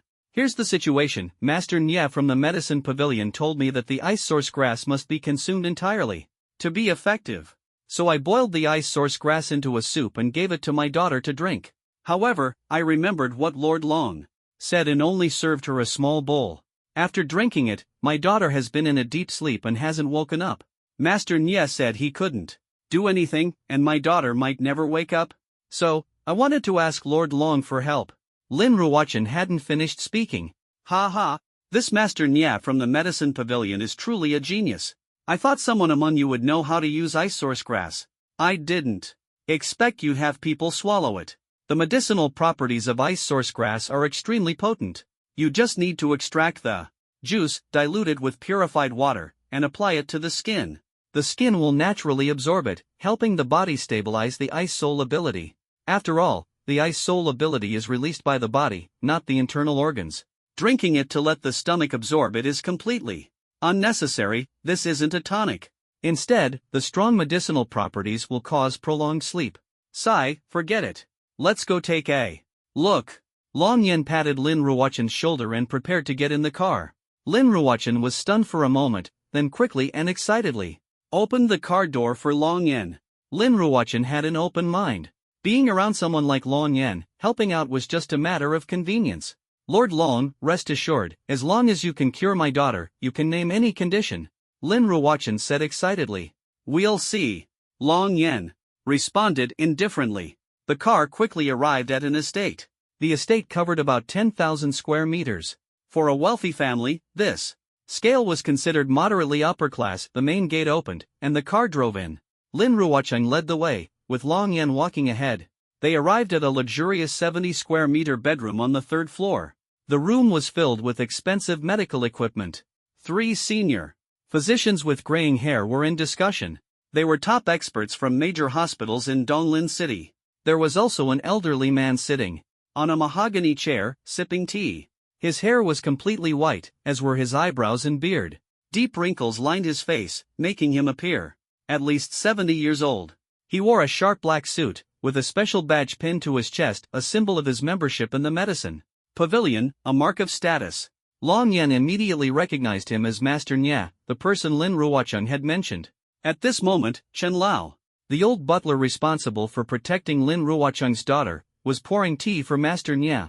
Didn't President Lin say he was bringing someone to save the young lady? Could it be this person? No way, he's way too young. Chen Lao was puzzled upon seeing Lin Ruoqing return with a young, handsome man. Lord Long, this is Master Nya from the Medicine Pavilion, Lin Ruoqing introduced. And these three are the chief physicians from the major hospitals in Donglin City. Long Yan nodded, ignoring them and walking straight to the bedside. President Lin. Who is this man? Master Nya squinted his eyes, displeased that Long Yan had completely disregarded him. Normally, people would flatter him upon hearing his name. After all, illness is a common occurrence, and especially for those with special abilities, injuries are even more frequent. The Medicine Pavilion held a very high status. But Long Yan paid him no attention, which made Master Nya increasingly annoyed. Shoo! Master Nya! Don't speak, Lin Ruoqing said sternly, raising his hand to interrupt him. Humph, I'd like to see what you plan to do, Master Nya snorted coldly, standing up and walking over. His expression darkened as he glanced at Lin Ruoqing, then at Long Yan. Lin Ruoqing shook his head helplessly, hoping the man wouldn't cause trouble. Otherwise, if Long Yan acted, the consequences would be dire. Lord Long, this is my daughter, Lin Yunqi. She has been unconscious for several days now, and her basic vital signs can only be maintained through 4 drips, Lin Ruoqing said, his heart heavy as he looked at his daughter. Lying on the bed, Lin Yunqi looked as serene as a sleeping beauty. Long Yan's eyes lit up as he immediately recognized her. So it's her. I never expected her to be your daughter. Fate truly works in mysterious ways, Long Yan said with a smile. Indeed, he knew this woman. Years ago, while training in the northern forest, he had saved her. It was a casual act of kindness, and he never thought they would meet again under such circumstances. Lord Long, you know my daughter, Lin Yunqi? Lin Ruoqing asked, puzzled but inwardly overjoyed. Countless possibilities flashed through his mind, perhaps love at first sight, or childhood sweethearts who had known each other for years. Reuniting after a long time, emotions might resurface, just like a drama plot. Her name is Lin Yunqi. We've met, Long Yan said indifferently. Their interaction back then had been brief, and they weren't close. That's great, as long as you know her, Lin Ruoqing said, overjoyed. Long Yan didn't catch the underlying implications. He was focused on observing Lin Yunqi's condition and didn't think much of it. Placing his fingers on Lin Yunqi's neck, he began his examination. This action immediately caught the attention of the 3 senior physicians and Master Nya. The temperature of her neck is below 5 degrees, Long Yan said, lifting the blanket slightly and placing his hand on her abdomen. Even through her nightgown, he could feel the temperature. The temperature of her internal organs is below 0 degrees, he continued, lightly touching her body. Her heart temperature is below -3 degrees, he concluded calmly. Hiss! Chen Lao gasped, inwardly impressed. This young man was truly bold. The young lady's father was right there, yet he dared to act so brazenly. But to his surprise, Lin Ruoqing didn't stop him. Instead, his eyes were filled with anticipation. Chen Lao was baffled, curious about Long Yan's background. Not only did Lin Ruoqing address him as Lord Long, but he also trusted him to examine his daughter. Long Yan withdrew his hand, but this action infuriated Master Nya. Who exactly are you, and where are you putting your hands? If you don't know what you're doing, don't mess around. Don't try any dirty tricks. Or don't blame me for being rude. Master Nya snorted coldly, clearly displeased. Lin Yunqi was the girl his son had his eyes on. Even though she was unconscious now, he wouldn't allow Long Yan to touch her. In his eyes, Long Yan definitely had ulterior motives. Smack! Long Yan slapped him cleanly and decisively. Master Nya was sent spinning through the air. Bang! He crashed into a rosewood chair, breaking it, and passed out on the spot. What kind of fly is this, talking so much nonsense? Throw him out. Long Yan didn't even bother to glance at him, issuing the order coldly. Yes, Lord Long. Throw him out. Lin Ruoqing nodded heavily, signaling to Old Chen. Understood. Old Chen's eyes lit up. He had long been fed up with Master Nya. Not only had he caused the young lady to fall unconscious, but he was also arrogant and overbearing. He had been waiting for a chance to teach Master Nya a lesson. Without another word, he threw Master Nya out, landing him in the 3rd-floor corridor. Although he hadn't used excessive force, Master Nya ended up face down, looking utterly disheveled. His face was swollen and puffy, and he remained unconscious. If anyone else saw this, they would surely be shocked and outraged. After all, he was Master Nya of the Medicine Pavilion. a highly skilled healer who had treated many injured ability users in Donglin City. Many owed him a great deal of gratitude. Who would dare treat him like this? The three attending physicians were so frightened they couldn't speak. They had initially intended to curry favor with Master Nya, but after seeing him knocked out cold by a single slap from Long Yen, they immediately shut their mouths, not daring to make a sound. They were just ordinary people and couldn't withstand such force. Lord Long, will Xiaoxi wake up? Lin Ruocheng asked anxiously. Although she didn't drink much, her body is already injured. I told you before, the medicinal properties of ice source grass are extremely potent and must be used with caution. Even for external application, it needs to be diluted with purified water to reduce its potency. And even then, only a small amount is needed for full body application. Using it all at once will harm the body. Let alone the fact that a medicine meant only for external use was ingested. The fact that she's still alive and breathing shows you didn't feed her much. If you'd given her more, her body would have frozen to death, and she wouldn't have survived. Long Yen spoke calmly. I see now. Good thing I didn't give her too much. That damned Master Nya even patted his chest and guaranteed that the more she drank, the better the effect would be. If he hadn't said that Xiaoxi could withstand the ice soul ability, I wouldn't have actually brewed the concoction for her to drink. Lord Long, is there still hope? Don't worry about whether the ability is preserved, as long as the person survives, that's enough, Lin Ruochen said. It's not difficult. A second-grade breaking body pill can solve it. However, this pill requires 2 key herbs, one is dream fragment fruit, and the other is thousand silver grass. I have 2 dream fragment fruits here, which are enough.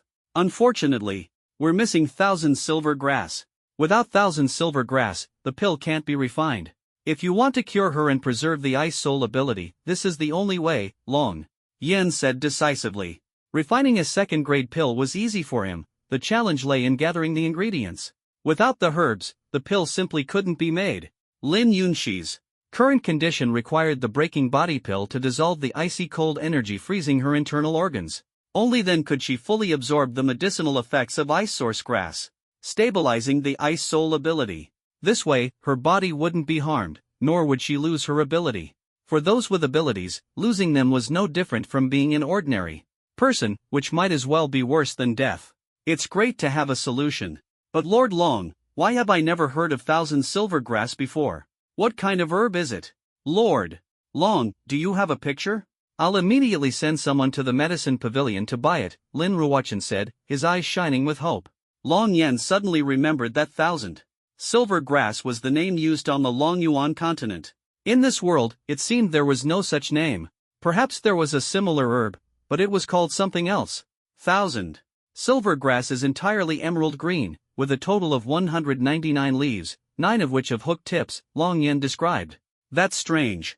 I've definitely never seen it before, Lin Ruochen said, realizing he had no knowledge of such a herb. We've never heard of it either. Chen Lao and Wu Huiyan nodded in agreement. Of course you haven't heard of it. Your ability users, you wouldn't understand these things. Even among the 3 of us, we've never seen it. That's right. I've never seen a plant with 199 leaves. This sounds more like a large, flowering plant. Does such a thing even exist? The 3 chief physicians expressed their doubts, even beginning to suspect Long Yen was making up stories. They thought Long Yen was young, and might just be pretending to know, saying this only for Lin Yunxi's sake. Though they thought this, they didn't dare say it outright. My medicine pavilion does have such a herb, but don't even think about it. This herb is extremely rare and highly valuable, and it's already set to be auctioned tonight at the Black Dragon Exotic Beast Hall. If you'd begged me before the auction, I might have helped you. But now, with the way you've treated me, there's no way I'll let you have it. At this moment, Master Nya walked in, clutching his swollen face, his expression full of fury. President Lin, is this how you treat me? You actually kicked me out. Fine, I'll remember this grudge today. From now on, you're Lin family. In Donglin won't be able to buy a single herb or medicine from my pavilion. I'll blacklist you completely. If you get sick in the future, don't even think about coming to my medicine pavilion. Master Nya was seething with rage, glaring fiercely at Lin Ruochen and fixing his gaze on Long Yen. As for you, how dare you hit me? I've lived for over 70 years and survived the era of abilities. No one has ever dared to hit me. No matter who you are, I will make you pay. You must have people you care about, right? Believe me, with just one word, they won't be able to buy medicine in Donglin City if they fall ill. Getting into a hospital will be impossible. My medicine pavilion has that kind of power. This is the price you'll pay for hitting me. Master Nye gritted his teeth as he spoke. Buzz buzz buzz. Ah! The next moment, Master Nye let out a miserable scream.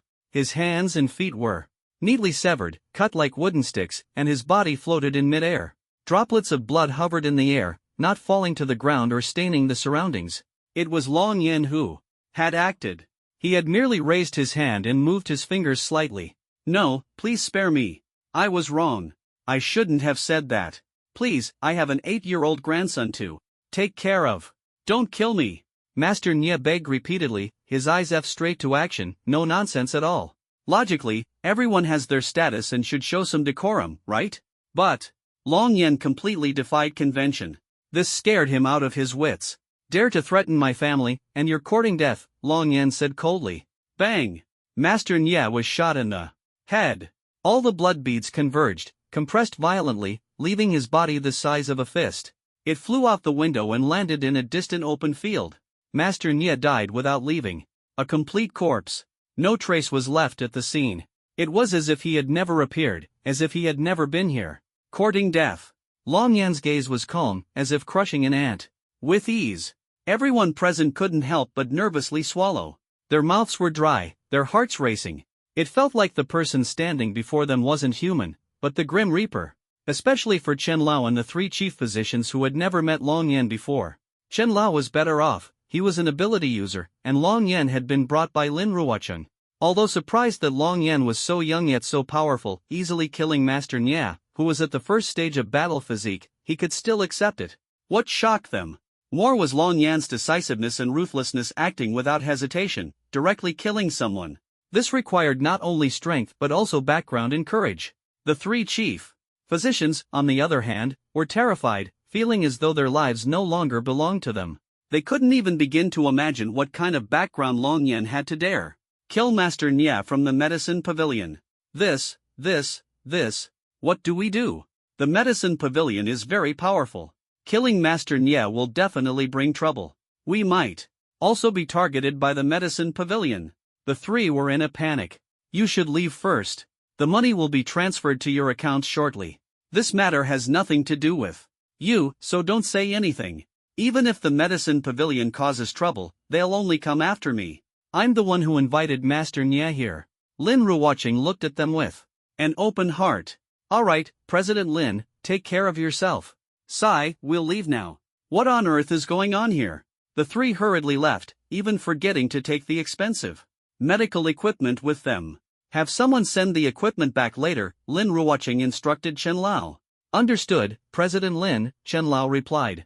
Lord Long, rest assured. I'll handle the follow-up. I'll do my best to ensure you're not disturbed. Lin Ruocheng took full responsibility for the matter, not wanting to trouble Long Yan. In truth, he didn't want to involve more people. Provoking Long Yan was one thing, it was just a momentary anger. As long as he wasn't truly offended, he wouldn't do anything excessive. But once he was truly offended, it was uncertain whether the medicine pavilion could continue to exist. The Shao family had already been wiped out.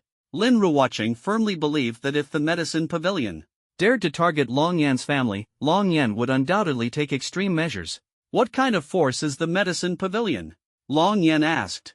He hadn't heard of this name before. In his previous life in the military camp, he hadn't learned much about these secular forces. Moreover, by then, Donglin City had already been destroyed. The founder of the medicine pavilion is said to be connected to Donglin City's Gene Pharmaceutical Group. Gene Pharmaceutical is a publicly listed company with a market value of billions. And the Gene family doesn't just own this company. They have many other industries under their name. I suspect the medicine pavilion is one of their subsidiaries. The medicine pavilion is like a combination of a pharmacy and a hospital, selling medicine and treating patients. Their medicines almost monopolize the market. They hold a significant share in the ability user circle in Donglin City. I know the medicine pavilion has branches in other cities as well. The key is that the medicine pavilion has gathered many miracle doctors. They're quite famous in the ability user circle. Plus, with the Jin family backing them, few dare to offend them. After all, Donglin City isn't very big. If you offend them, injured ability users would have to go to other cities for treatment. Moreover, Jin Pharmaceutical Group monopolizes the ordinary pharmaceutical industry in Donglin City. Ability users always have families. Having family means having concerns. Offending the medicine pavilion is not an option. That's also why Master Nye dares to be so arrogant. In other cities, the medicine pavilion's influence is limited, but in Donglin City, they are very confident. Backed by the Jin family of Donglin City, their foundation is solid, Lin Ruoqing said slowly. Yes. Then, what is the highest level of strength among the Jin family's people in the medicine pavilion? Long Yan asked. There seem to be warfields in the medicine pavilion, but there should also be war spirits. As for the Jin family's strength, that's unclear. They have both wealth and power and would never easily reveal the strength of their top ability users. These big families always like to maintain an air of mystery. Until the very last moment of a family's downfall, no one knows how many trump cards they truly have hidden. Even if the city were breached by exotic beasts, these wealthy and powerful people would be the first to flee. So, they won't easily display their true strength. At least, through my network, I couldn't find any information about the Jin family's strongest individual, Lin Ruoqing said. Then it's nothing. I thought there might be someone stronger than a war king, just perfect for testing my sword, Long Yan said. Seems like they're no different from those people in the Xiao family, maybe even less powerful. If they dare to send someone to threaten you, he continued, just call me directly. Long Yan stared at him as he spoke. After all, it was he who had killed those people. Lin Ruoqing had taken the fall for him, so naturally, he had to give the other party some assurance. Otherwise, who would dare to associate with him? Unable to protect his own people and even causing harm to those who helped him? Long Yan would never be such an irresponsible person. Oh, alright. Lin Ruoqing was a bit slow to react, still immersed in the shock of Long Yan saying he wanted to test his sword on someone stronger than a war king. Thank you, Lord Long. Thank you, Lord Long. Once he came to his senses, his eyes lit up, and he was overwhelmed with excitement. He was an old hand in the world, and Long Yan's words were essentially a tacit acknowledgement of him. In other words, in the future, he could be considered one of Long Yan's people. This was equivalent to having a powerful backer. How could he not be happy? In the era of ability users, the difference between having a backer and not having one was like night and day. In truth, this was the case in any era. Ability users were more noble than ordinary people. But even among ability users, there were levels. The stronger ones naturally held higher status. Unless one reached the pinnacle, relying on the strong was the way to survive. With Long Yan's support, he could walk sideways in Donglin City. Lord Long, I'll make sure to win the auction for the 1,000 silver grass this time. I hope Lord Long will have time then to help save my daughter. Of course, for the herbs Lord Long uses, I am willing to pay double the price, Lin Ruoqing said, immediately transferring 50 million to Long Yan via his phone. A single Dream Shatter fruit was about 10 million. 2 in total. Lin Ruoqing directly transferred 50 million, a full 3 times more. Long Yan's phone vibrated. Your account ending in has received a deposit of 50 million. Lin Ruoqing was decisive and efficient, wasting no time. He said he would transfer the money, and he did. This was a full 50 million, 3 million more than necessary. Saving your daughter is just a small effort. I hope you can truly win the 1,000 silver grass at the auction. Long Yan said, glancing at Lin Yunxi on the bed. Then, with a flash, he disappeared and returned home. Take care, Lord Long, Lin Ruoqing quickly called out. Wu Huiyan, however, was a bit slow to react. He was still mulling over Long Yan's earlier words. What are you thinking about, Huiyan? Lin Ruoqing asked. Lord Long said he wanted to test his sword on someone stronger than a war king. So domineering. My idol is always so cool, no matter the time. Wu Huiyan exclaimed, his face full of admiration. Indeed, even now, I still don't fully understand what level Lord Long is at, Lin Ruoqing sighed. I wonder what kind of woman could be worthy of Lord Long. Wu Huiyan said, staring in the direction where Long Yan had disappeared. Why are you thinking about that? Your daughter is still young. Lin Ruoqing shook his head and laughed. Speaking of which, President Lin, who exactly is this Lord Long? Elder Chen was still completely in the dark. Although he could tell Long Yan was very strong, He had no idea just how strong, just now, Long Yan's remark, "Let's test the sword against the war king," had indeed startled him. What kind of existence was the war king? That was a level of strength he didn't even dare to imagine. Yet Long Yan dared to say such a thing, it was simply too arrogant. "Old Chen, you're not an outsider, so I'll just be honest with you. Lord Long's strength is beyond your imagination. Looking across the entire Donglin city, I estimate he's at least in the top 3. I might even boldly say he's second, competing for first place," Lin Ruochen said. After all, Donglin city was full of talented individuals, and he was already being very polite. Mainly, he hadn't fully grasped Long Yan's strength yet. What? That strong? How old is he? He shouldn't even be 20 yet, right? Even if you gathered the strongest ability geniuses in history, none of them would be this exaggerated. Old Chen was shocked. Long Yan returned to the entrance of his home. As soon as he opened the door, he saw his father, Long Jin, leaning against the wall as he came out. No, he shouldn't call him old father anymore, because now he looked very young, about 30 years old. "Yenner, when did you get back?" Long Jin looked up and was startled to see his son. He even instinctively felt a bit guilty, as if he'd done something wrong. Long Yan looked at his father, wanting to speak but stopping himself. "It's getting late, I'll go make dinner," Long Yan said after some thought. "Oh, all right. I just had a fall, and my back hurts a bit." "Yenner, you can handle it yourself, I can't help much," Long Jin explained, forcing himself to appear spirited. "It's fine, Dad. If your back hurts, just rest." Long Yan couldn't help but laugh. Yesterday, after returning from the Luofeng mountain range, Long Yan had killed several exotic beasts along the way. He had even brought back the corpse of a mutated male two-winged donkey. This creature was valuable all over, especially certain parts that were particularly nourishing.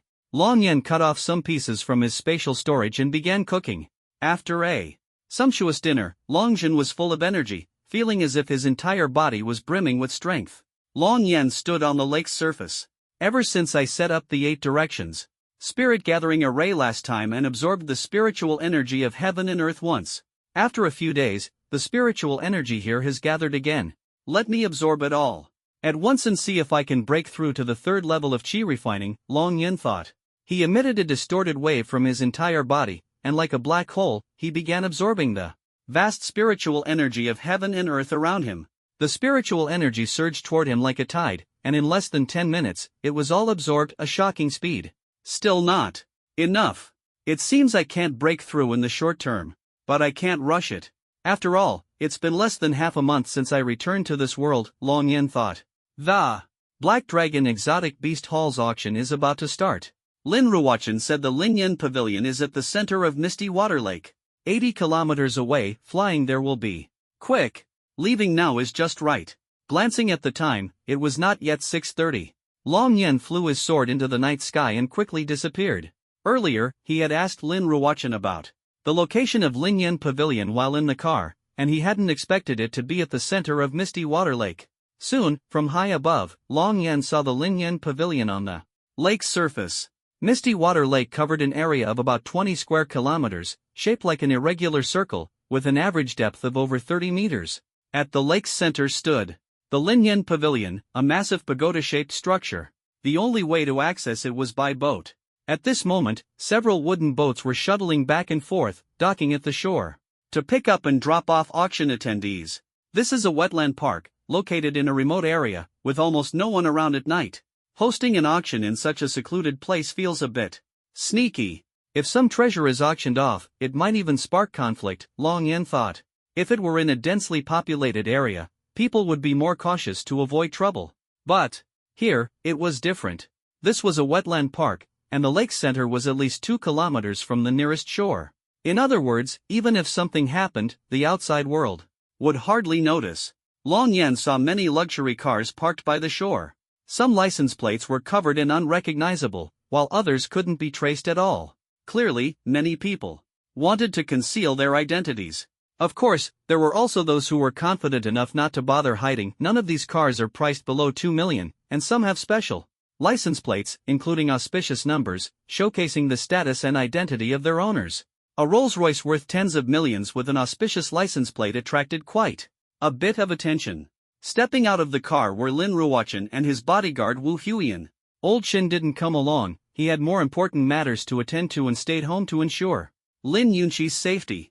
President Lin is here. President Lin, long time no see. Long time no see. I didn't expect you to come all the way from another city. This auction is somewhat special, so we came to join the fun. After the event, shall we head to the pavilion to enjoy some music? No, I plan to visit my number 88, number 22, and number 79. I miss their craftsmanship. I knew President Liu would love that. One luxury car after another arrived, and more people gathered by the riverside. There were hundreds of drivers, some staying in their cars while others stepped out for fresh air. Groups had already formed by the riverside to board the ship first. At this moment, a man stood at the bow of the ship, illuminated by lights on both sides, exuding an extraordinary aura. The ship docked by the riverside, and many couldn't help but look over. Look quickly. The emblem on that man's clothes, it seems he's the branch leader of the Black Dragon Exotic Beast Hall. I know him. He's Yun Fan, the manager of the Northwest Camp branch of the Black Dragon Exotic Beast Hall in the Luophone Mountain Range, not the branch leader. Are you from the 2G Internet Cafe? Your news is outdated. Yun Fan was promoted to branch leader of the Northwest Camp long ago. Ah, I see. Thanks for the update, I just found out. The position of branch leader is incredibly prestigious. Of course. The Black Dragon Exotic Beast Hall specializes in acquiring exotic beast materials. It has over a dozen branches nationwide, with an annual revenue of at least 500 billion. As a branch leader, he's already considered a core figure. More than half of the exotic beast hunting materials in the Luophone mountain range pass through his hands. Let's go over and say hello. The crowd surrounded Yun Fan, chatting and laughing, showing great respect for his status. Although Yun Fan's income was undoubtedly lower than theirs, his position was undeniable. Running a branch of the Black Dragon Exotic Beast Hall, which specializes in recycling exotic beast materials, was no small feat, let alone being a branch leader. However, Yun Fan didn't display arrogance. He responded to everyone's greetings with politeness, showing remarkable grace.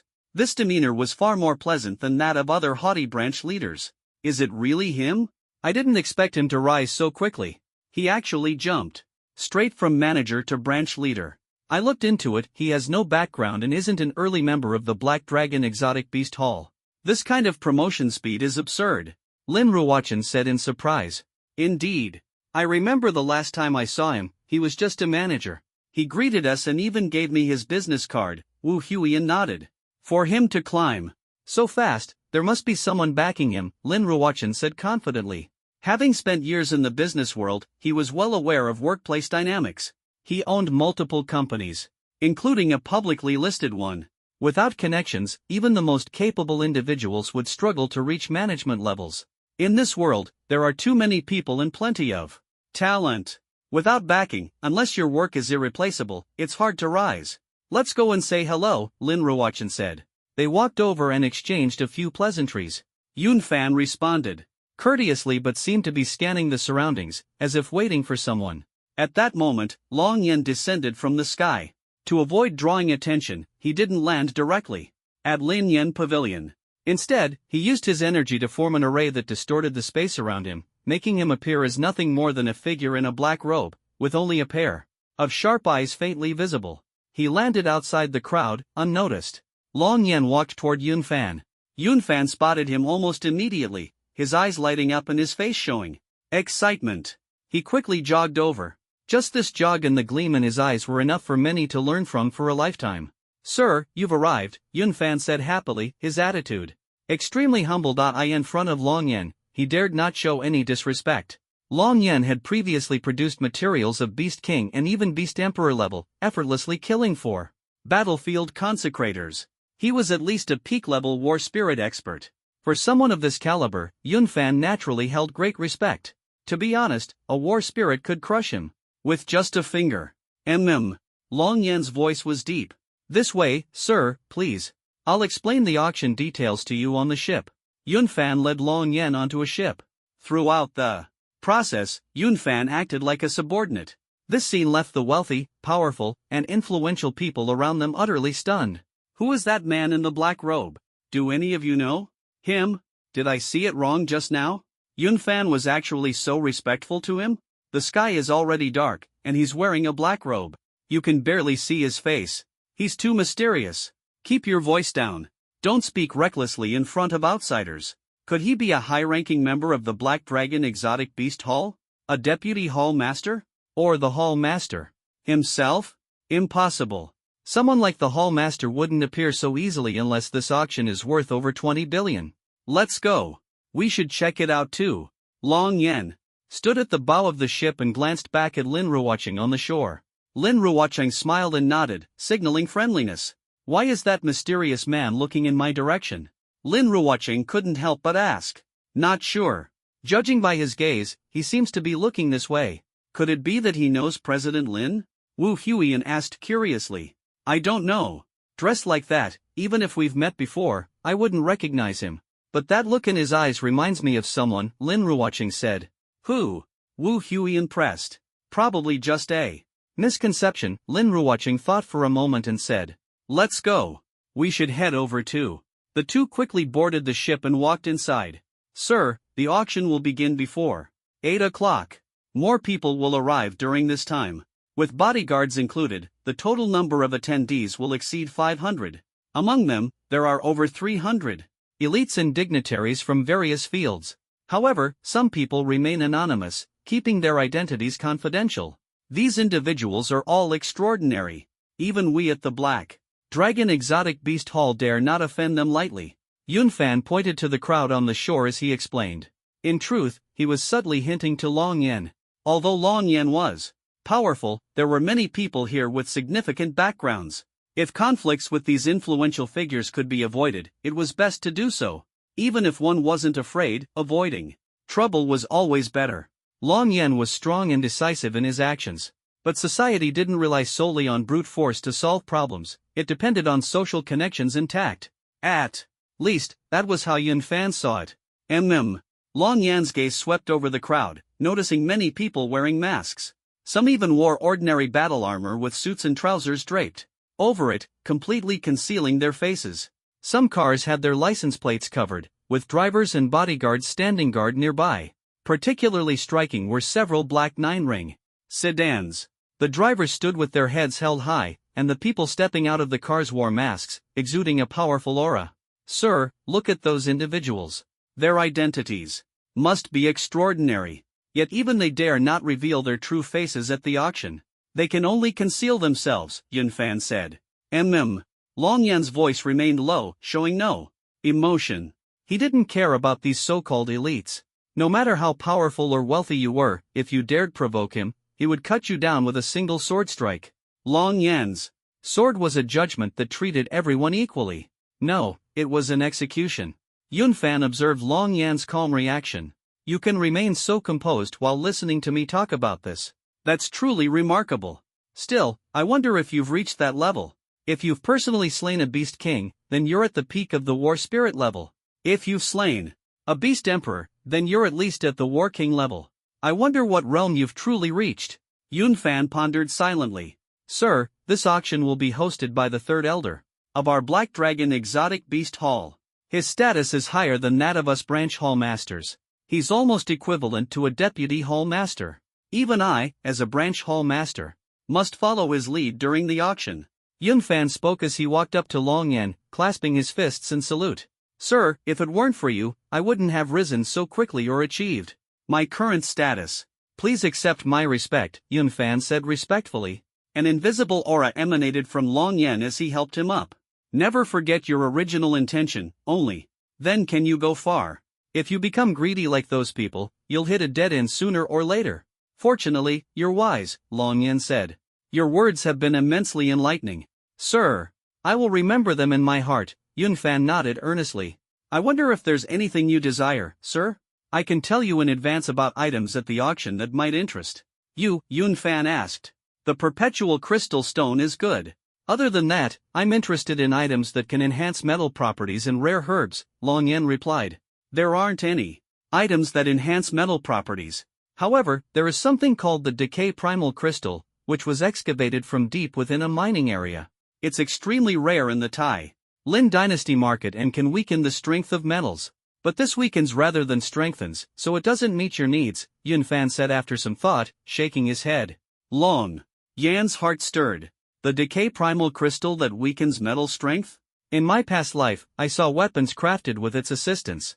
It had a strong weakening effect on the enemies. Metal armor. While still a metal weapon, it was much better at piercing armor.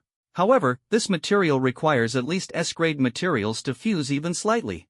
Otherwise, it not only fails to work but also weakens the weapon itself. This item is worth having. With the strength of the Long Yuan sword, fusing it wouldn't weaken the sword but would instead enhance its armor-piercing ability, Long Yan thought to himself.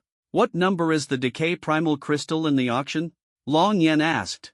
Sir, the decay primal crystal is item number 19. Due to its high value, it's listed early. Are you interested in it? Feel free to bid during the auction. This item will definitely be yours. Of course, we won't charge you anything. Consider it a gift. I can guarantee that, Yunfan said. No need, thank you. I don't lack money, Long Yan replied. Owing someone a favor always requires repayment, and owing this favor would mean being indebted to the Black Dragon Exotic Beast Hall. There was no need to owe a favor over money.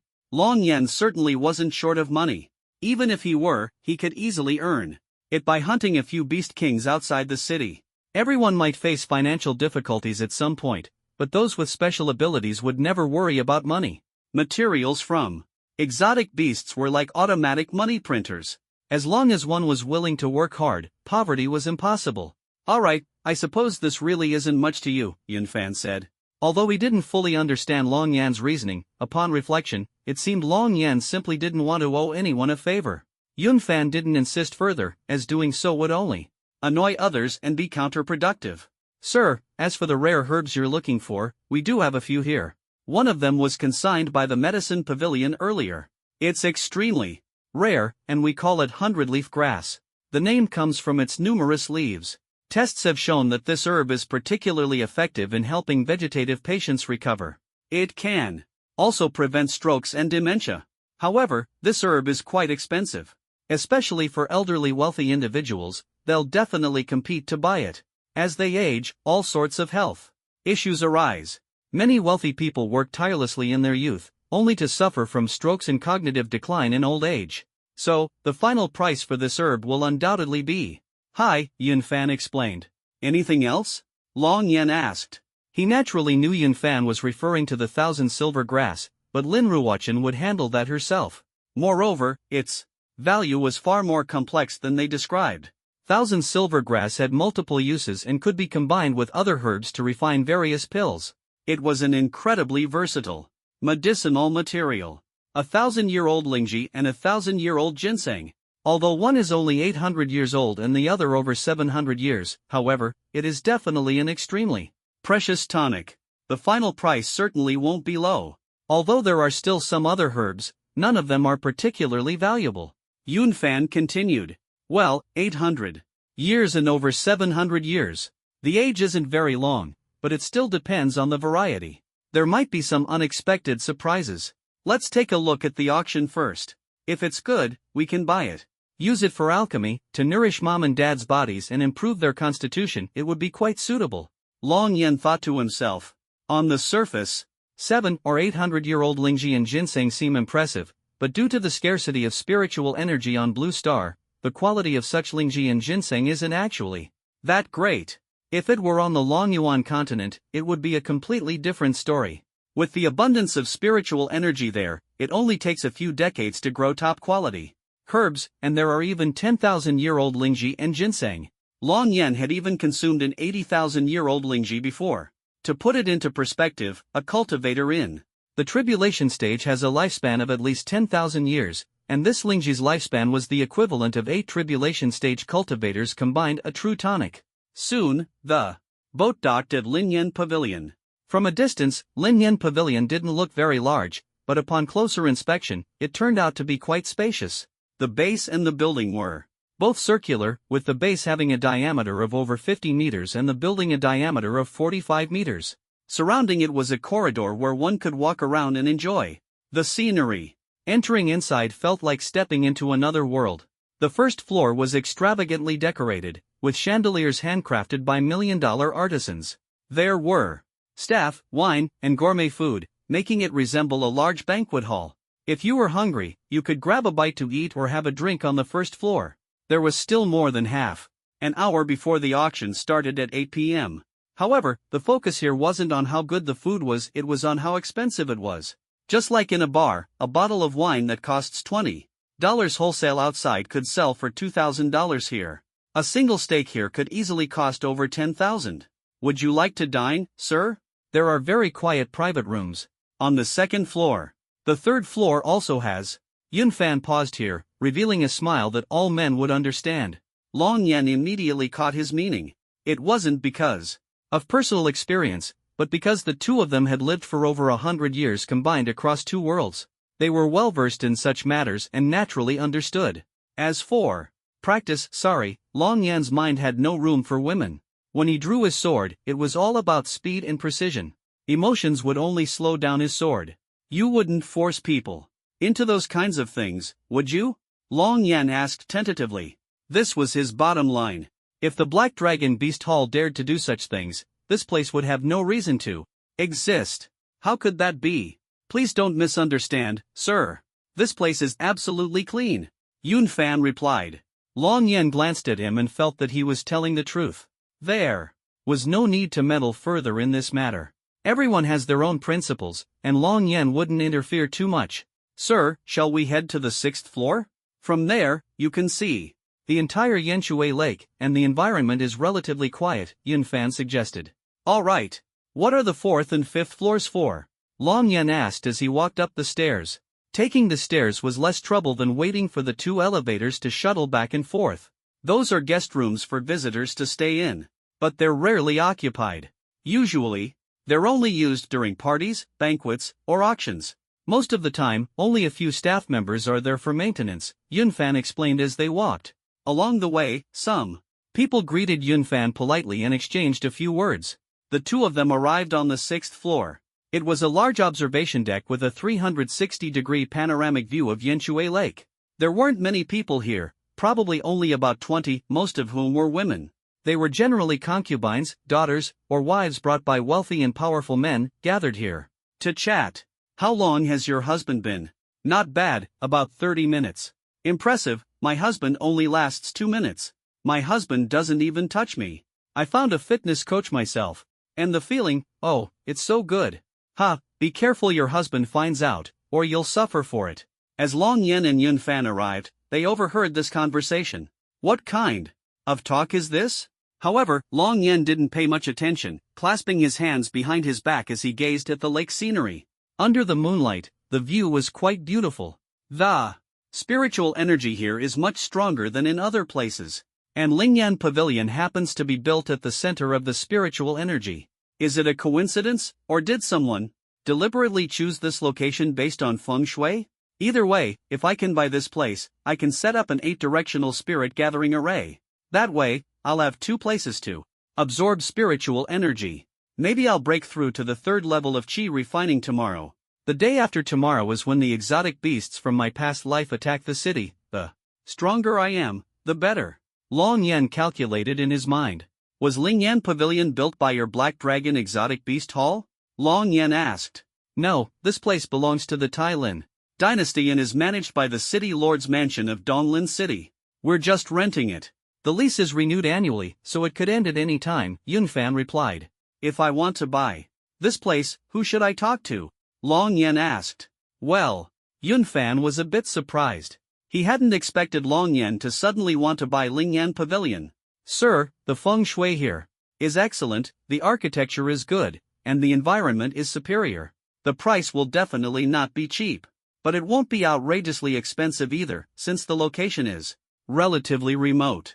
If you really want to buy it, I can help you inquire. This matter can only be decided by the City Lord's Mansion, Yun Fan said. Please wait a moment. I'll go ask. That lady over there, her husband's status is quite significant. I'll see if I can get some information. Yun Fan noticed a group of gossiping women, among whom was a middle-aged beauty. This woman might not be strong, but her husband's position was very high. All right, go ahead, Long Yan nodded. Yunfan straightened his tie and walked over with a smile to greet her. 2. Build Lingyan Pavilion at the center of the spiritual vein. The planner's skill is top-notch, even in this world, Long Yan thought to himself. Long Yan suddenly noticed dozens of figures flashing across the water in the distance, quickly disappearing into the night. Only his sharp eyesight allowed him to see them, others wouldn't notice at all. More than 30 people in black, carrying a murderous aura. Although it's subtle, it's very pure. Their movements are uniform and precise. All professional assassins. It seems this auction won't be peaceful. Long Yan became alert. Boom, the auction is about to begin. Guests, please enter the venue. A voice came through the broadcast. Long Yan and Yunfan descended the stairs. Sir, I've inquired. In principle, Lingyan Pavilion is not for sale.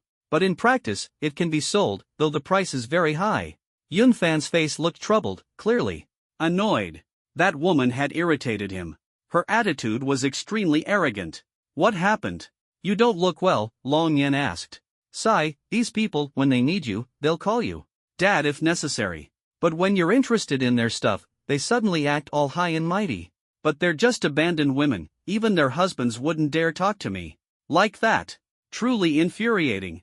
Yunfan said angrily. So that's how it is. Then let her husband find out and let her wake up, Long Yan said calmly. Some women rely on their husbands' power and influence to act so arrogantly.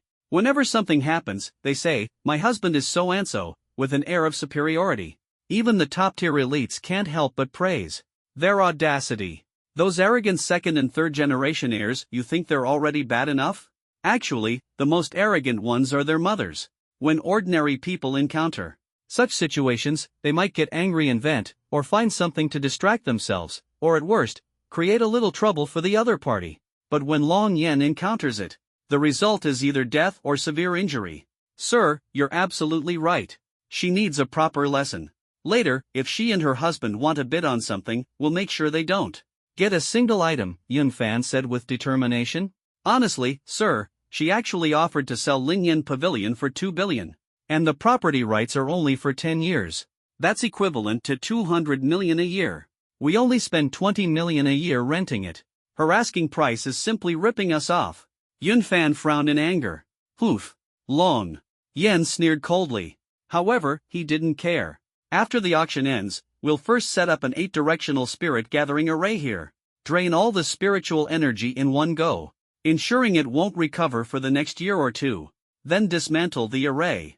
Whether we buy it or not, we'll save money, killing 2 birds with 1 stone. Long Yan calculated in his mind. He originally thought it would cost at most 2 or 3 billion to buy it, which wasn't a big deal. Of course, he could afford 20 billion as well. But being able to afford it and being taken for a fool are two different things. Sir, you are a VIP of our Black Dragon Exotic Beast Hall, so you can sit in the front row. You can also choose a VIP room. Here is your seat card. Yunfan handed over a card. The front showed seat number 9 in the first row, while the back displayed VIP room number 8. Not bad, thoughtful of you. Long Yan took the card. I have other matters to attend to. Call me anytime if you need anything, Yunfan said and then left. Lingyan Pavilion was divided into the first underground storage level and the second underground auction hall. Although there was a third underground level, it was completely inaccessible. The staircase was sealed off by a thick iron door. No one knew what was hidden on the third underground level. The second underground level was 8 meters high, with over 1,000 seats. Even if fully occupied, there was still 1/3 of the space left empty. Long Yan didn't go to the VIP room.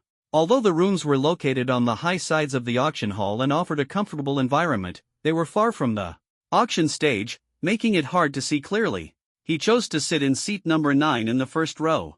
At this moment, Lin Ruochen happened to sit next to him in seat number 10. What a coincidence, it's an honor to sit next to you. Lin Ruochen smiled and nodded in greeting. Long Yan nodded in response. The bodyguards were uniformly arranged in the corners on both sides of the auction hall. Accompanying family members or relatives sat in the back rows. The arrangement was quite reasonable. After all, if you brought a mistress or distant relatives, they couldn't all squeeze into the front row, right? That would offend others. A woman in her early 30s walked onto the stage as the auctioneer. She wore a fitted teal cheongsam, her hair styled in a bun, exuding a tall and intellectual charm. Her long, fair legs were faintly visible, catching the attention of many wealthy attendees. Though not very young, she was full of feminine allure, appealing to men of all ages. Of course, men always favor youth and beauty. Ladies and gentlemen, welcome to the auction hosted by the Black Dragon Exotic Beast Hall. I am the auctioneer, Joe Showy, and I will be hosting today's event. The first item up for auction is an Eastern City blue and white porcelain. This is a piece of blue and white porcelain from the Eastern City period, dating back 1,400 years. As you all know, the Lin dynasty has a long history, with civilization tracing back 12,000 years. The colorful blue-on-white porcelain from the official kills of the Eastern City period is extremely rare to be preserved in such good condition, especially after the exotic beast disaster over 60 years ago. Intact blue-and-white porcelain has become even scarcer. Its value is immeasurable. It is undoubtedly the best choice for hedging against inflation, investment, and as a family heirloom. The colorful blue-on-white porcelain from the official kiln starts at a bidding price of 5 million, with each increment no less than 10,000. Let's begin, Joe Showy announced. 5,300,000, 7 million, any higher bids? 7,500,000, 7,500,000 once, 7 million, anyone bidding 8 million? 8 million, any higher bids? Long Yan remained calm. He had no interest in such antiques. Not interesting. In the end, this is just a game of money laundering among the wealthy. When someone buys it at a high price and tries to sell it later, they'll understand what it means to sell at a loss. During times of peace, antiques might hold value. But once exotic beasts attack, they're completely worthless. Long Yan thought to himself that the young woman hosting the auction had presented over a dozen items, but he hadn't participated in any of the bidding. They were all antiques, attracting many buyers, and the prices were shockingly high. The lowest bid started at 2 million. However, Long Yan wasn't interested. The 18th auction item, 100-leaf grass, the host announced. This is a newly discovered medicinal herb, and it's the only one of its kind. According to the Apothecary Pavilion's master evaluation, it has strong therapeutic and preventive effects for vegetative states, strokes, and Alzheimer's disease. Everyone should trust the professional expertise of the Apothecary Pavilion. There's no need for me to elaborate on the value of this herb. The starting bid is 5 million, with a minimum increment of 10,000. Let's begin, Joe Showy declared. Lin Ruocheng, standing beside Long Yan, immediately lit up with excitement, his energy renewed. This was the item he had come for, which explained why he hadn't bid much on the previous items. He had only raised his paddle symbolically. This was to avoid giving others the impression that he was desperate for the 100-leaf grass, which might provoke them to drive up the price. Auctions, after all, were often psychological battles. 5,100,000, 5,300,000. The price climbed rapidly. 6 million. Lin Ruocheng shouted loudly. Meanwhile, in a large private room situated high behind the auction stage, the glass allowed a clear view of the entire venue, though those outside couldn't see in. The senior members of the Black Dragon Exotic Beast Hall, responsible for maintaining order at the event, were gathered here, including the branch leader, Yun Fan. Apart from a few attractive female attendants in tight skirts, there were 6 men and 1 woman among the senior members. Aside from Yun Fan, the others were mostly in their 40s or 50s. They included 2 deputy branch leaders, 2 branch leaders, as well as the chief steward and deputy steward of the Lin Yan Pavilion. As the auction venue for Donglin City, Lin Yan Pavilion held a special status. The chief steward and deputy steward were equivalent in rank to branch leaders and deputy branch leaders. The woman, dressed in a black tight skirt and high heels, exuded a cold and commanding aura. She was quite attractive, a mature beauty. Among the senior members, she held the most prominent position, with everyone gathered around her, indicating her extraordinary status. Yun Fan, is that man in the black robe the mysterious ability user you mentioned? The woman asked. Yes, third elder, he's the one who sold me a large quantity of exotic beast materials at the Northwest Camp, Yun Fan replied respectfully. I've been observing him since the auction began, and even I can't see through him. This man is definitely not ordinary, the third elder remarked with a frown. What's your assessment of his strength, third elder? The chief steward asked. Everyone was curious, especially a branch leader named Hamo, who had originally been Yun Fan's superior. However, Yun Fan's promotion to manager had placed them on equal footing. All because of this mysterious figure. Hamo was eager to know just how powerful this black-robed man was. If even I can't see through him, he's at least at the battle spirit level, the third elder concluded. The group exchanged glances. Though shocked, this aligned with their expectations. Battle spirit was the fourth level of power. Apart from the third elder, the highest among them was at the third level, the battlefield stage. Yunfan was even lower, at the battle body stage. As for the third elder's exact strength, they had never seen him unleash his full power, but he was at least at the battle spirit level. Otherwise, how could he hold the position of elder? Long Yan's strength was likely at a similar level. No wonder Yunfan has such a powerful client, allowing him to rise directly to branch leader. With a client at the battle spirit level, the Black Dragon Exotic Beast Hall is bound to reap immense benefits. If I could secure this client, my status would surely rise as well. Even if I can't become an elder, I'd hold more weight in the Black Dragon Exotic Beast Hall. Hamo thought to himself. Based on my observations, the gentleman is likely at the Battle King level, Yunfan said. And not just any Battle King, but an exceptionally strong one. The last time he had Lin Ruocheng bring back 12 Peak Beast King eggs in one trip, I was certain of it. Those eggs came from a rare python-type exotic beast that only lives in the extreme cold regions north of the Luofeng mountain range.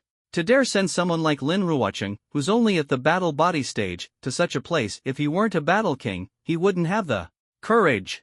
A battle king. If he truly is a battle king, he's even more worth recruiting. The current situation is tense. I feel something big is about to happen. Making friends with such a strong individual is very beneficial for the Black Dragon Exotic Beast Hall, the third elder said gravely. Are you referring to the destruction of the security squad headquarters? Yunfan asked. Not just that. The world situation is complicated now. The more comfortable people are, the more conflicts arise. Our Black Dragon Exotic Beast Hall has been able to stand firm because we have backing. But we must plan ahead. If our backing were to fall, the Black Dragon Exotic Beast Hall must have enough strength to support itself to continue existing. Everyone has their eyes on the lucrative business of exotic beast material recovery. You all know that talented but underappreciated individuals are more likely to be targeted. The third elder's words carry deep meaning. Therefore, it is very necessary to win over strong individuals who can help the Black Dragon Exotic Beast Hall at critical moments, the third elder said heavily. Understood. Everyone nodded in agreement. The third elder held a high position and had a broader and more comprehensive perspective, especially regarding the future development of the Black Dragon Exotic Beast Hall. Meanwhile, most of them were more concerned with competition, performance, and promotions. Different positions naturally led to different perspectives. Yunfan, make sure to interact well with this mysterious strong individual. If he takes a liking to something, just give it to him.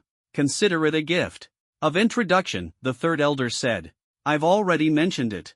The gentleman said he isn't short of money and doesn't need these things. I think we can start with the people around him. For example, Lin Ruocheng. Since he was able to sell the egg to me on the gentleman's behalf, he must be one of his people. We can find out what Lin Ruocheng wants and offer him a discount. Or observe what the gentleman likes and gather information.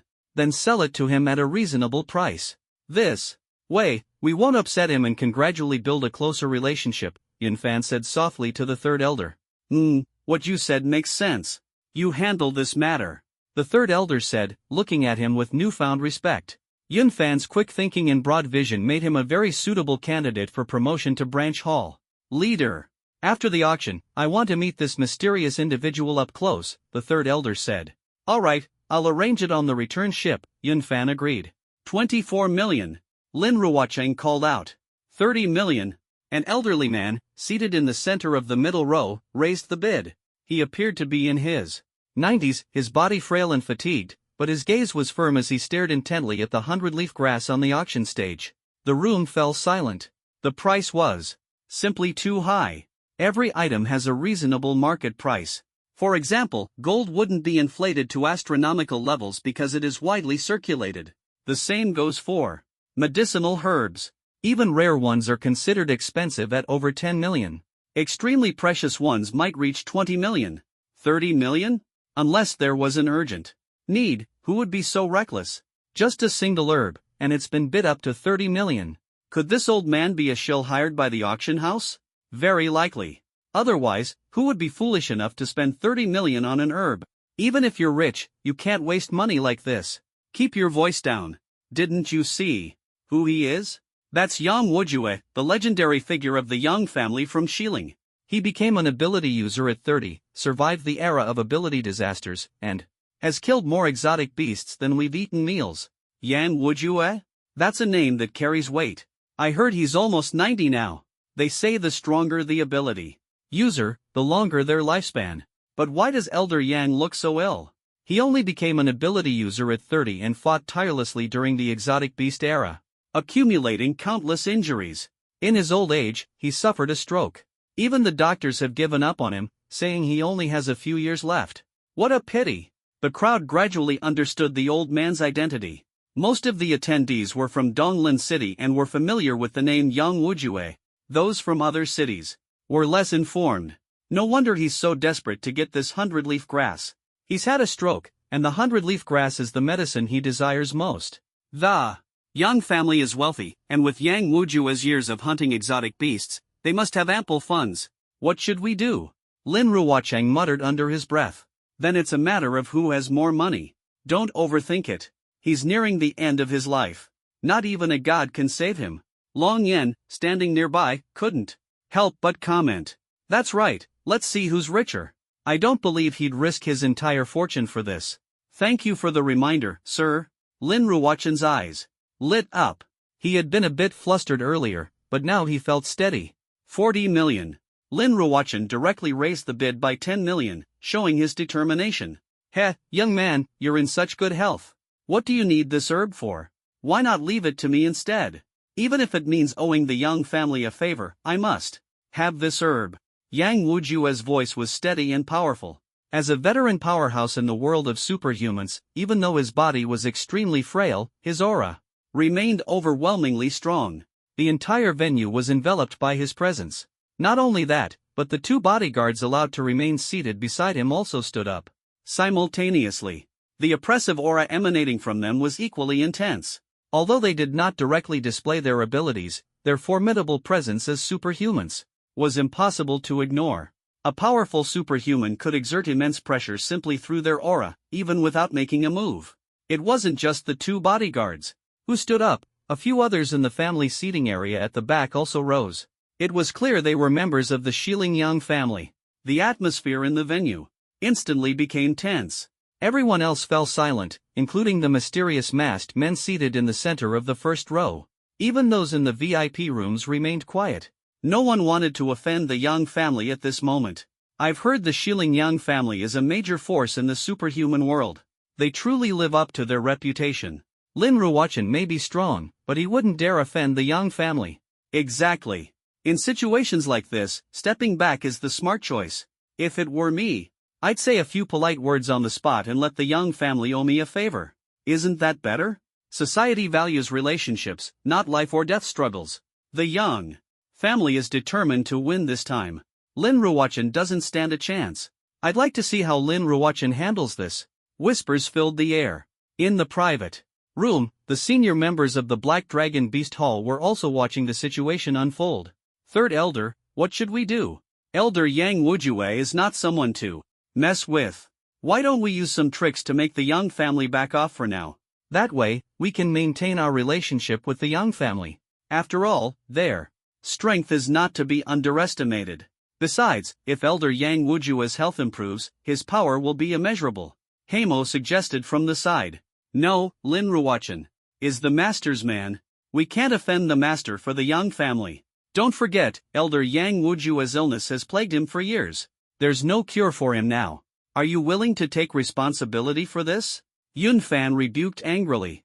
I only know that the Yang family is a major force, and Elder Yang has an extensive network of connections. His life and death brothers from his younger years are even more formidable. If you offend the Yang family, can you bear the consequences? Will you take responsibility if something goes wrong? Heimo sneered, his tone full of disdain.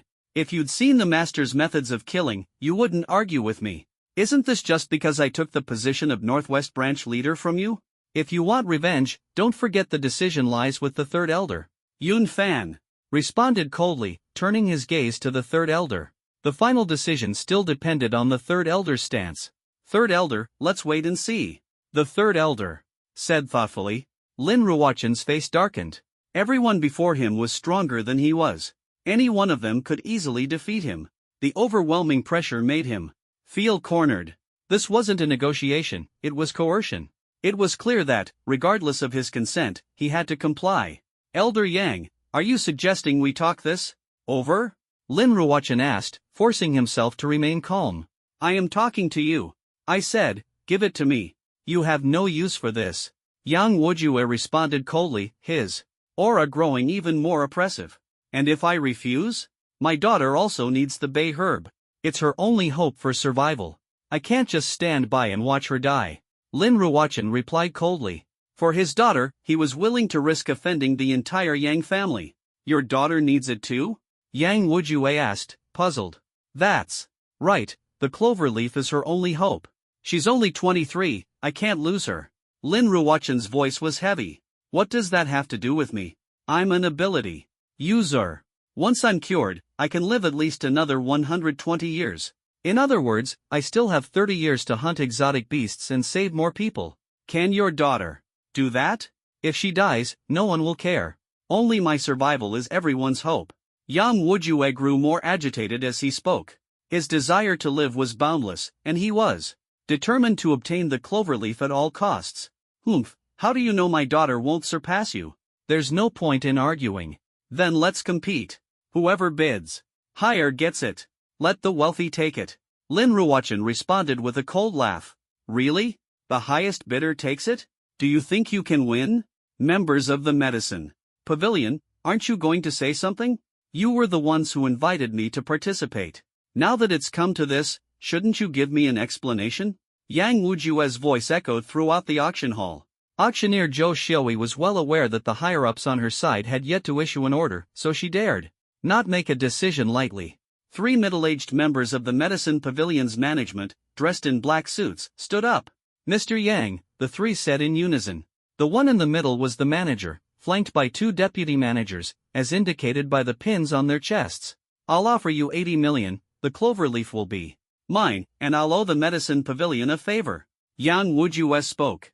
100 million, and the cloverleaf will belong to Mr. Yang. The Yang family will owe our Medicine Pavilion a favor, the manager in the middle responded with clasped hands. Fine, but you'll need to convince the Black Dragon Exotic Beast Hall first. After all, this item is consigned for auction. Retrieving it on the spot will incur a hefty penalty fee. Yang Wujue smiled faintly. As long as he could obtain the clover leaf, the cost was irrelevant. Of course, we'll pay the penalty fee in full. After all, it's our issue. We'll compensate the Black Dragon Exotic Beast Hall double, 20 million, as an apology. The manager's words were directed at the high-ranking members of the Black Dragon Exotic Beast Hall outside the venue. Click, click, click. The sound of high heels echoed from the VIP passage beside the auction stage. A figure swiftly appeared on the stage. She was dressed in a black tight-fitting dress and black high heels. Even without stockings, her leg lines were flawless. Her face carried a mature beauty, still captivating. Consigned for auction one moment, taken away the next. Isn't the Medicine Pavilion's approach against the rules? The woman said expressionlessly. I'm Jin Yenjia, the general manager of the Medicine Pavilion's North District branch. May I ask your name? Jin Yenjia asked with clasped hands.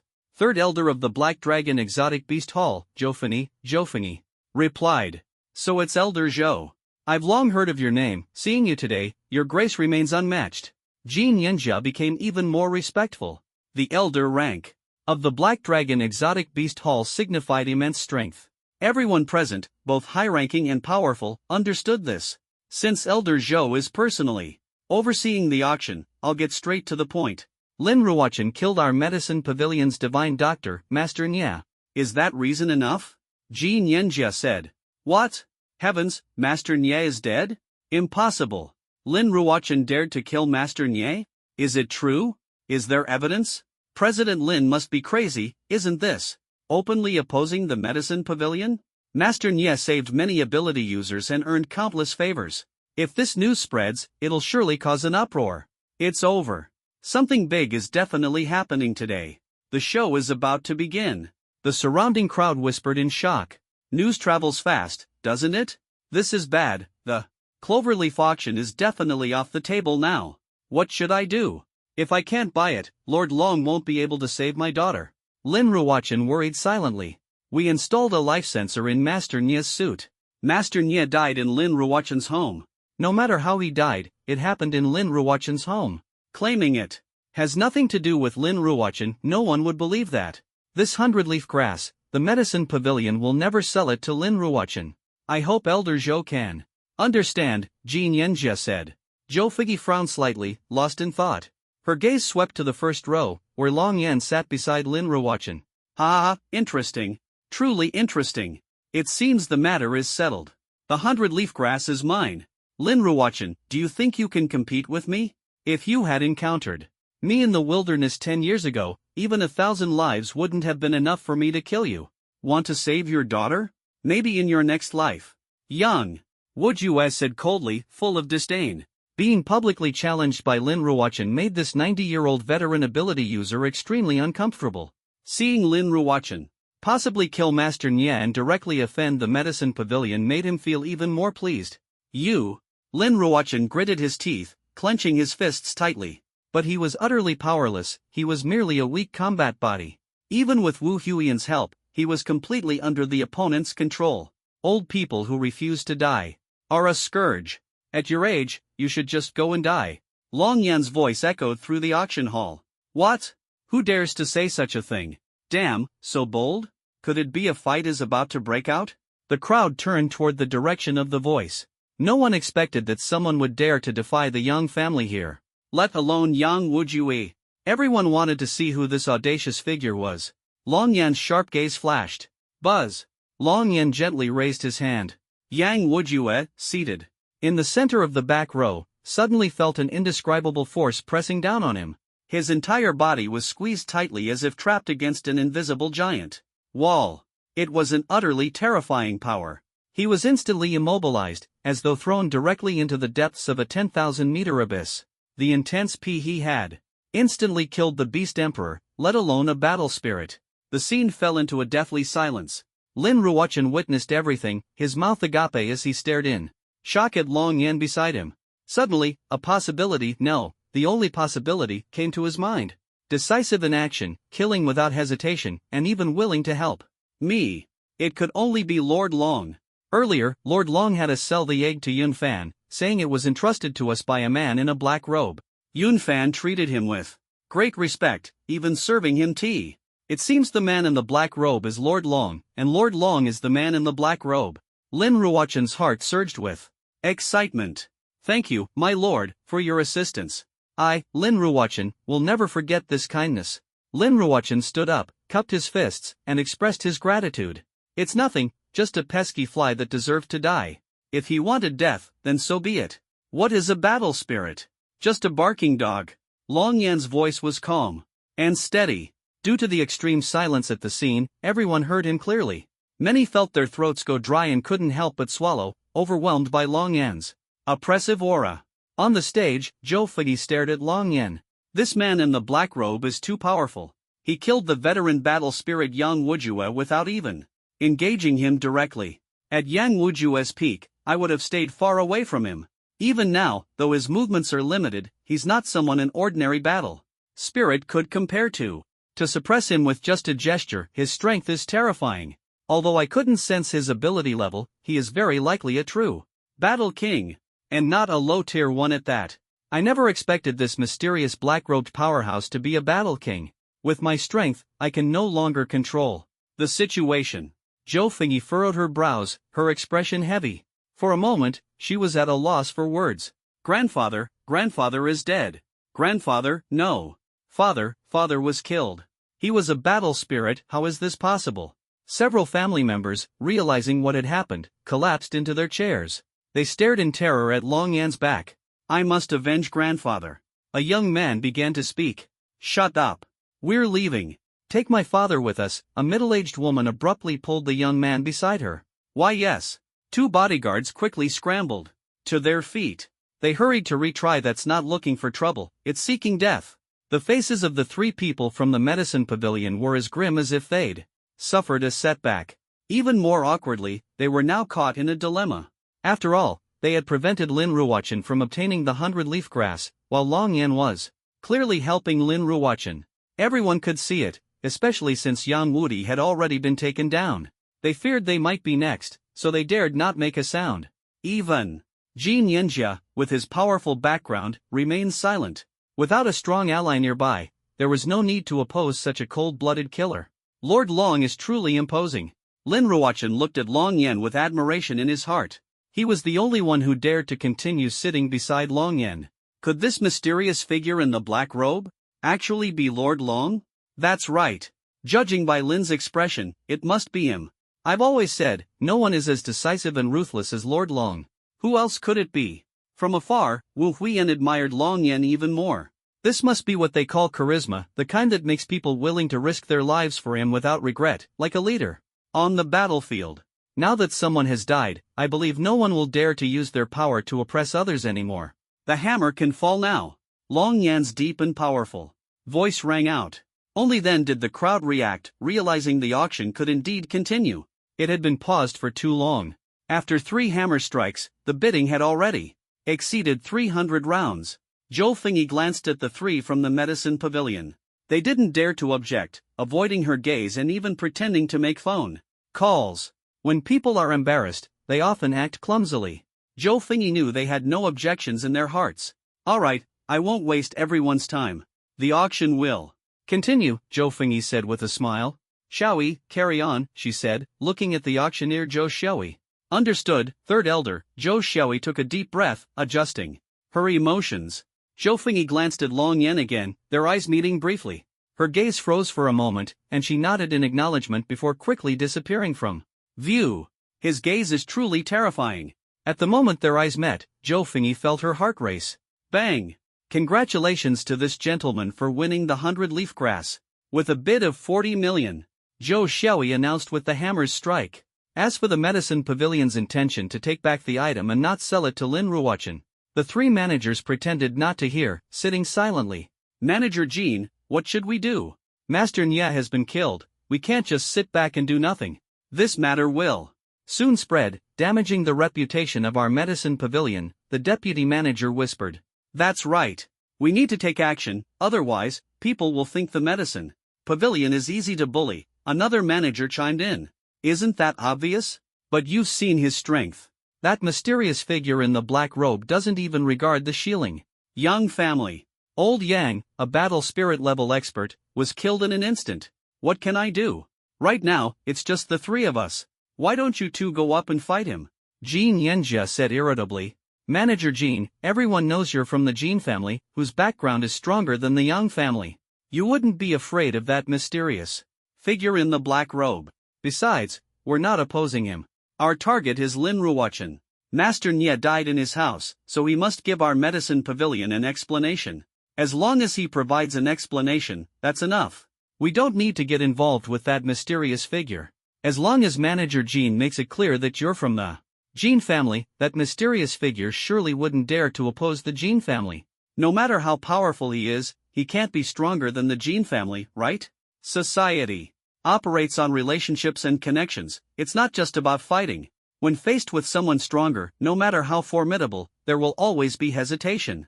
The deputy manager's lips curled into a smile as he spoke. That makes some sense. My Jean family is indeed beyond his reach. Lin Ruochen is merely his lackey. It's unlikely he'd oppose my Jean family for a mere lackey. I wouldn't dare provoke that mysterious figure, but what does it matter if Lin Ruochen provokes me? He's just a small fry from the Lin family in Donlin. Jin Yanjia's lips curled into a smile, feeling quite pleased with the flattery. His spirits lifted entirely. As for whether the ability punishment squad would intervene in Yang Wujue's death, theoretically, they would, but in practice, they wouldn't. Unless the Yang family actively reports the matter and applies for a higher level ability punishment squad to handle it. After all, the strength of a battle spirit level has already exceeded the jurisdiction of an ordinary ability punishment squad. Although their authority is special, they wouldn't offend people easily. As long as it doesn't involve ordinary people, the ability punishment squad sometimes turns a blind eye. Whether Long Yan will ultimately be punished depends entirely on whether the Yang family chooses to report it or endure it, waiting for an opportunity to resolve it themselves. The happiest person right now is probably Yun Fan. When he once again saw Long Yan's cold and ruthless method of killing with a wave of his hand, he couldn't help but sneer at Hai Mo. Did you see that? This is the strength of the gentleman. Even the Yang family patriarch, Yang Wujue, could only be killed without any ability to resist. If you had really stood on the Yang family's side just now, could you have borne the responsibility? Yun Fan sneered. He just killed a dying battle spirit, Yang Wujue. There's nothing special about that. At most, his ability is a bit strange. This alone doesn't prove he's the battle king. And killing someone here is practically slapping the face of our Black Dragon exotic beast Hall. Hai Mo said indignantly. Shut up.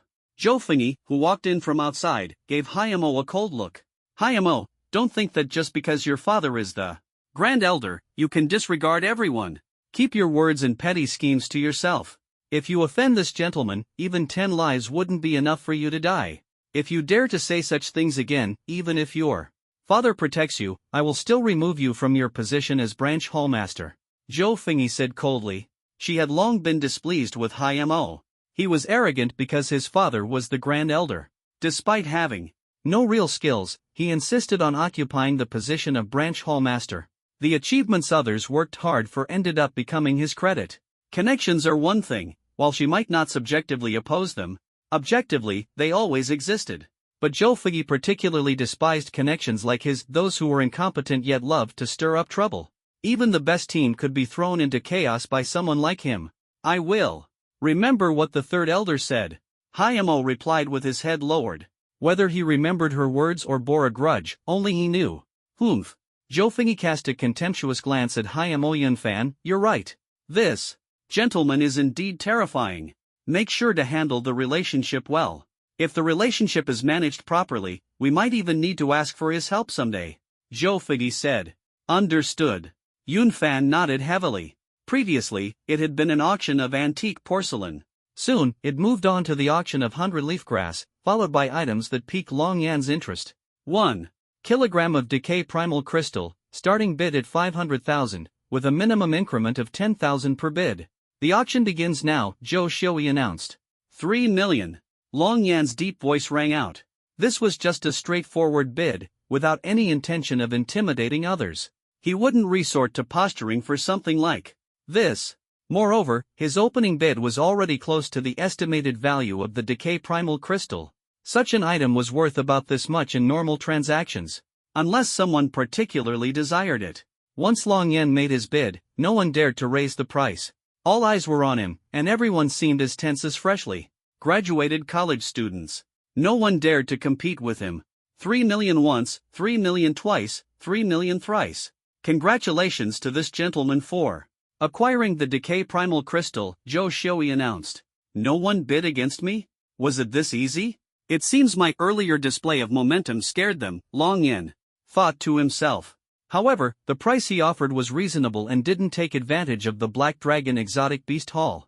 After dozens more rounds of auctions, Millennium-old Lingji, starting bid at 1 million, with a minimum increment of 10,000 per bid, Zhou Xiui announced. 8 million. Long Yan offered a price he deemed appropriate. After all, this item is actually only 700 or 800 years old, and adding 10 million each year is already quite a lot. He wasn't taking advantage. As soon as he finished speaking, no one at the scene made another bid, and the atmosphere suddenly quieted down. Just as Zhou Xiui thought no one would bid again, 10 million, Jin Yanjia said firmly. One of their goals in coming here was this 1,000-year-old Lingji. Previously, he didn't dare compete with Long Yan. But now he had figured it out. After all, he was a member of the Jin family. In a normal auction, Long Yan wouldn't do anything to him. 11 million, Long Yan calmly raised the bid. 12 million, Jin Yanjia immediately followed, pressing forward step by step. 13 million, Long Yan's voice remained calm, revealing no emotion. 15 million, Jin Yanjia followed closely, clearly not reaching his limit yet. 18 million, Long Yan offered a higher bid. Sir, I'm from the Jin family. When it comes to financial power, the Jin family will never lose. 30 million. Jin Yanjia shouted an even higher number. He was somewhat impulsive and wanted to bolster his courage. After all, the Jin family was a prominent household in Donglin City.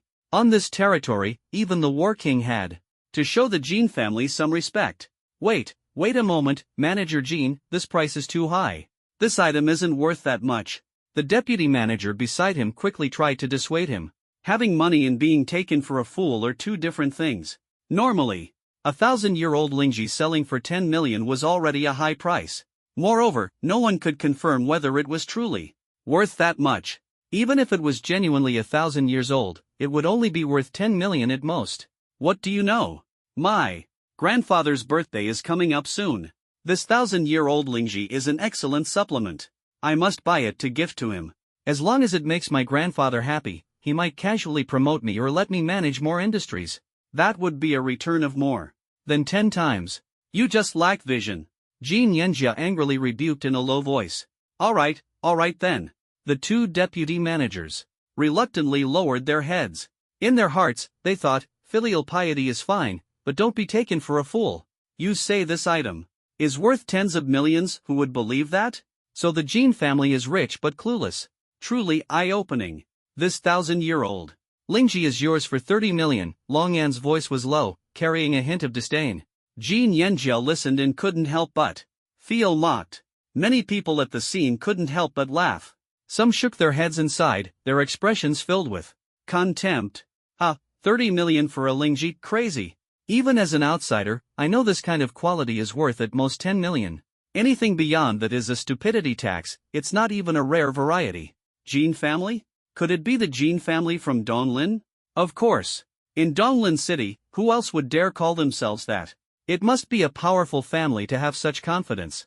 Since it's the Jin family, then no problem, they have money. Having money and being taken for a fool are two different things. This is business, not gift-giving, and certainly not groveling. Offering 3 times the normal price is a huge loss. Is the Jin family's intelligence really like this? Shu, keep your voice down. Don't let him hear. Listening to these discussions, Jin Yanjia's face turned red. Although he didn't want to admit it, he had indeed become the fool. The bid was impulsive, and the words had already been spoken, they couldn't be taken back. He could only settle the deal at 30 million. 30 million once, 30 million twice.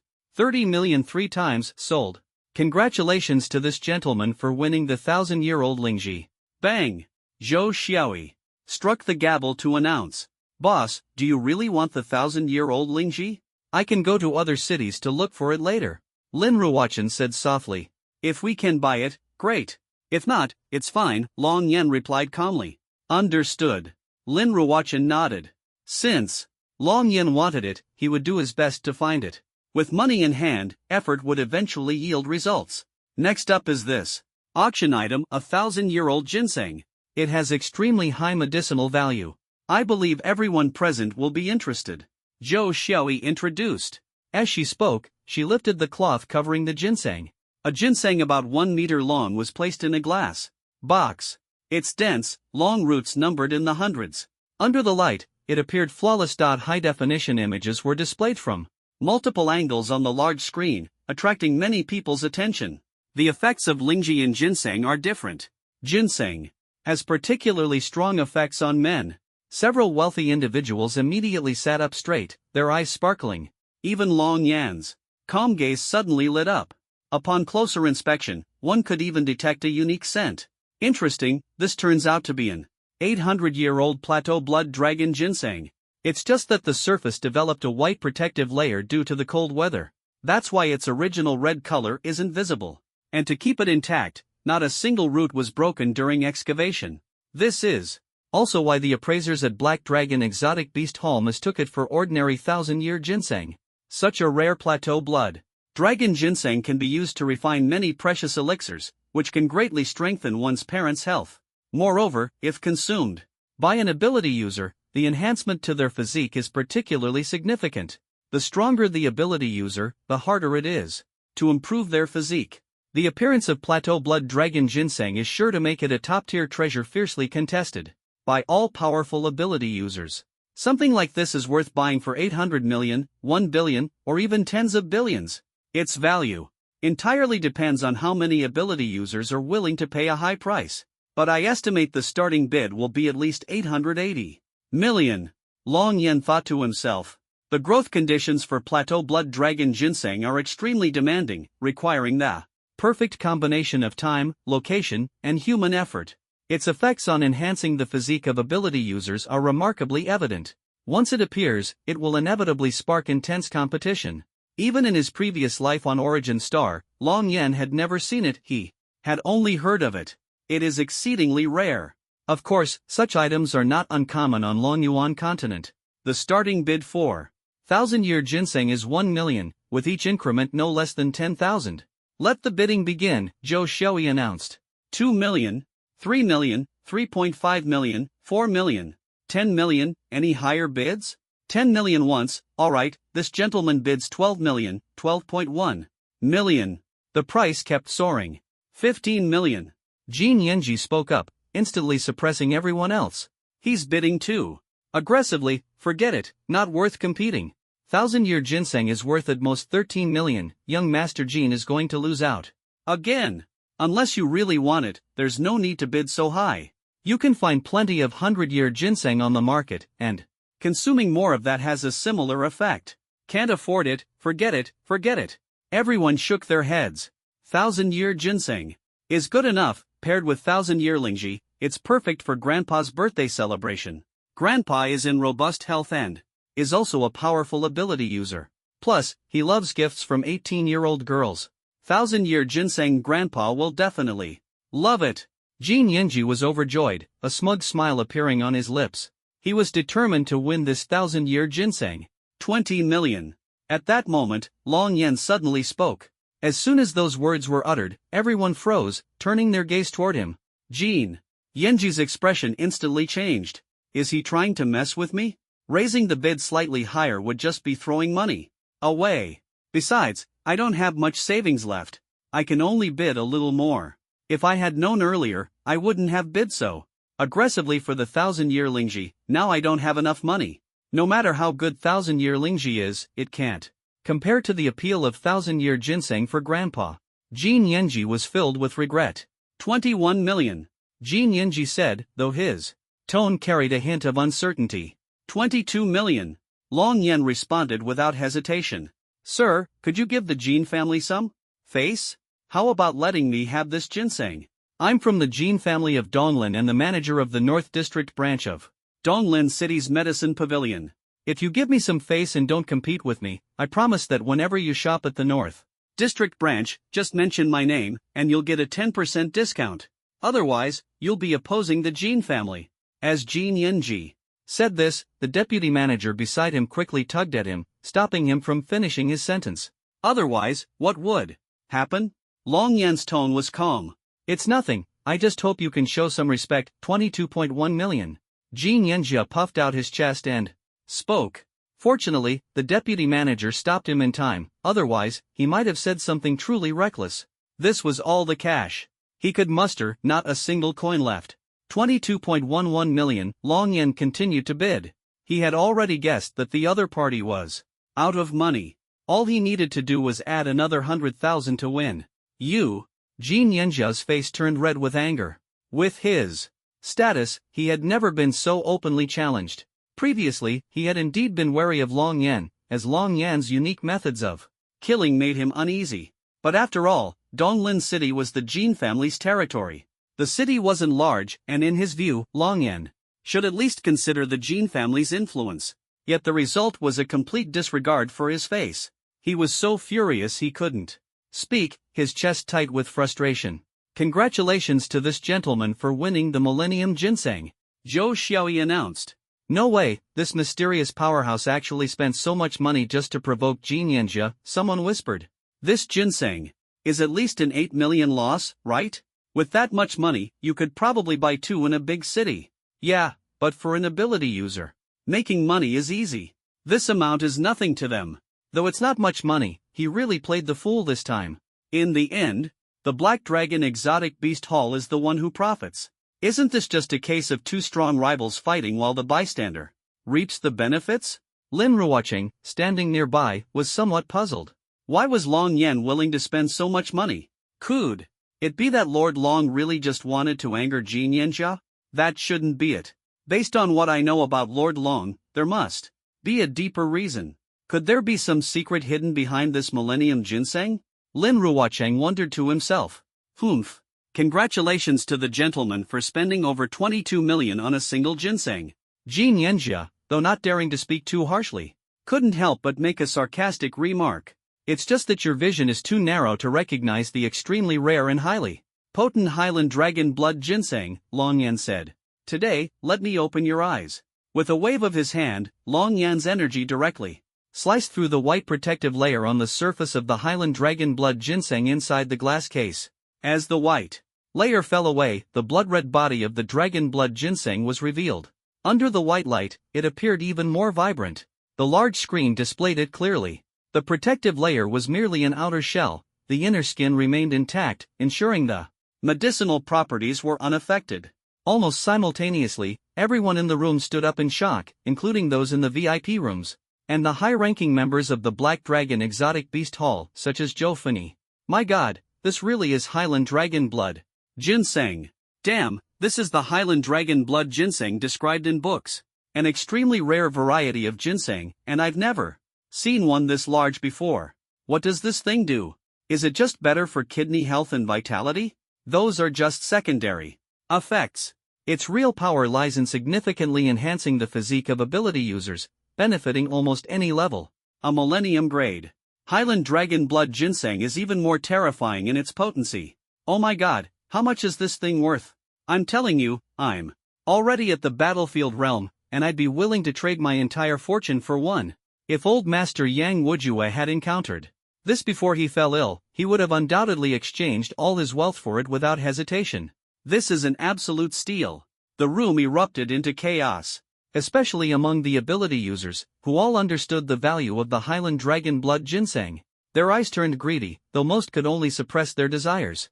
Forget it. Competing with a Battle King for something?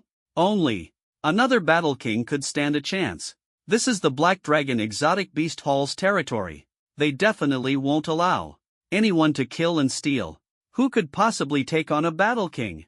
This is a massive profit, at least a 1 billion gain this time. 1 billion. That's more than a lifetime's worth of spending. If I had it, I could break through to the Battle King realm before I turned 50. This mysterious powerhouse has incredible foresight. He deserves the win. Amid the crowd's exclamations, everyone gradually sat back down. Though envious, they understood that a Battle King was not someone to be provoked, unless they are of the same level of strength. No one dares to challenge. It's like a beggar holding a gold brick, showing off on the street alongside the world's richest man driving a golden sports car. The former will quickly disappear into the crowd, while no one dares to touch the latter. 2. Possess a treasure of immense value, one must first have matching strength. And Long Yan happens to have such strength. Damn it, he tricked me. He must have known long ago that this ginseng is actually Highland Blood Dragon Ginseng. He deliberately made me spend a fortune on the Lingji earlier, and now I can't compete with him at all. So infuriating, I'm going to explode. Jean Yenjia was burning with rage. A treasure worth over 1 billion was right in front of him, and he was so close to making it his own. The assistant manager beside him quickly pulled him back, not daring to let him cause trouble. As expected of Lord Long, he would never buy something at a loss. While others couldn't see it, the Lord recognized it at a glance. This time, he's made at least 1 billion. Lin Ruocheng marveled inwardly. Oh my god, this is actually Highland Blood Dragon Ginseng. Zhou Xiaoyi exclaimed, covering her mouth in shock. Even our people didn't notice it, yet he did. His strength and insight are incredible, becoming more and more mysterious. Zhou Fenyi remarked with admiration. Looking at the Highland Blood Dragon Ginseng, she also deeply desired to own it. However, she was well aware that one shouldn't covet what doesn't belong to them. Third Elder, this is Highland Blood Dragon Ginseng, worth at least 1 billion. If he takes it, our Black Dragon Exotic Beast Hall will lose 1 billion this time. That's a huge amount of money. We absolutely can't let him succeed, Hamo said excitedly. Such a treasure was irresistible to any ability user, and he was no exception. However, he presented himself as upright, speaking of the loss to the Black Dragon Exotic Beast Hall rather than his personal desires. Auctioning is a gamble. If you lose, you have to accept it. We didn't discover it in advance, which was our oversight. Besides, who could have thought that Highland blood dragon ginseng was hidden beneath the white protective layer? Since the gentleman could recognize it, that's his skill. Moreover, we only spent over 7 million to acquire it, so we've already made a huge profit. The Black Dragon Exotic Beast Hall values integrity. One-off deals should be minimized to avoid losing future business. Yunfan glanced at Hamo. The other senior members said nothing, but it was clear they all felt the loss was too great and were somewhat reluctant. Toward Long Yen, integrity is key. After the auction ends, proceed with the backstage transaction as usual, Zhou Fengyi said. But Hamo started to protest. Didn't you understand what I meant? Zhou Fengyi stared at him with a sharp look. Understood, Hamo replied, lowering his head. The gap in strength was too vast, and with his father absent, he didn't dare to directly oppose Zhou Fengyi. Just wait. I'll definitely report you to my father for easily giving away the Black Dragon Exotic Beast Hall's massive assets. Even if you're one of the founders of the Black Dragon Exotic Beast Hall, you'll still be sidelined, Hamo thought bitterly to himself. In the VIP room, 7 or 8 people sat around a table, watching the auction outside. Each wore a mask, the air slightly distorted, creating an eerie and sinister atmosphere. Notify the people outside that the Highland Blood Dragon Ginseng has appeared. Prepare to act on the lake. The opponent is a battle king. Remember, the target is the Highland Blood Dragon Ginseng. Resolve it quickly, said a person holding a black rose, and inhaling its fragrance, their voice indistinguishable as male or female. Understood. The deep voices of the others echoed in the room. The subsequent auction items were mostly the eggs Long Yen had previously sold to the Black Dragon Exotic Beast Hall, along with some rare exotic beast materials that could be used as decorations. The prices were all high, especially the 2 eggs of the White Serpent Beast King. The wealthy attendees bid frantically, with the price of a single egg exceeding 150 million, far surpassing expectations. The auction house made a fortune, with profits nearing 40% after deducting various expenses. The final item, a perpetual motion crystal, still fetched a high price. 120 million. Congratulations to this gentleman for acquiring the perpetual motion crystal, Zhou Xiaoyi announced. Long Yen spent 120 million to purchase it. The price was reasonable, after all, only those with immense strength can use auxiliary materials of this level to forge weapons. Ordinary strong individuals would find them useless, so the price is not unreasonable. This concludes the auction. Please proceed to the back to make payments and collect your items in an orderly manner, Zhou Xiaoyi announced. Long Yen stood up and headed backstage, with Lin Ruoqing following closely behind. At the same time, Zhou Fengyi and her group also went backstage to stand guard, preventing anyone from taking advantage of the situation to cause trouble or escape without paying. If such incidents occurred, Zhou Fengyi's presence ensured order was maintained. At any auction, powerful ability users were essential to keep things under control. Sir, our Black Dragon Beast Hall's 3rd elder would like to have a word with you later. Would that be convenient? Yunfan cautiously approached and asked. Talking is fine, Long Yen replied. Alright, I'll inform the 3rd elder right away, Yunfan said before leaving. Long Yen swiped his card at the counter, and over 145 million disappeared in an instant. However, the items were worth every penny, with no losses incurred. Sir, here are your Millennium Blood Dragon Ginseng, Perpetual Motion Crystal, and Decay Primal Crystal, Zhou Fengyi said with a smile, personally handing the items to Long Yen. They were already packed in a convenient carry bag. Long Yen glanced briefly at the items to confirm their authenticity and that they hadn't been swapped. This surprised him. Looking at the elegant middle-aged woman before him, he thought, she must be the person in charge here. She previously displayed strength at the battle spirit level. Quite composed, no tricks or swaps, Long Yen mused. He had been concerned that the Black Dragon Beast Hall might resort to deceit or even switch the items.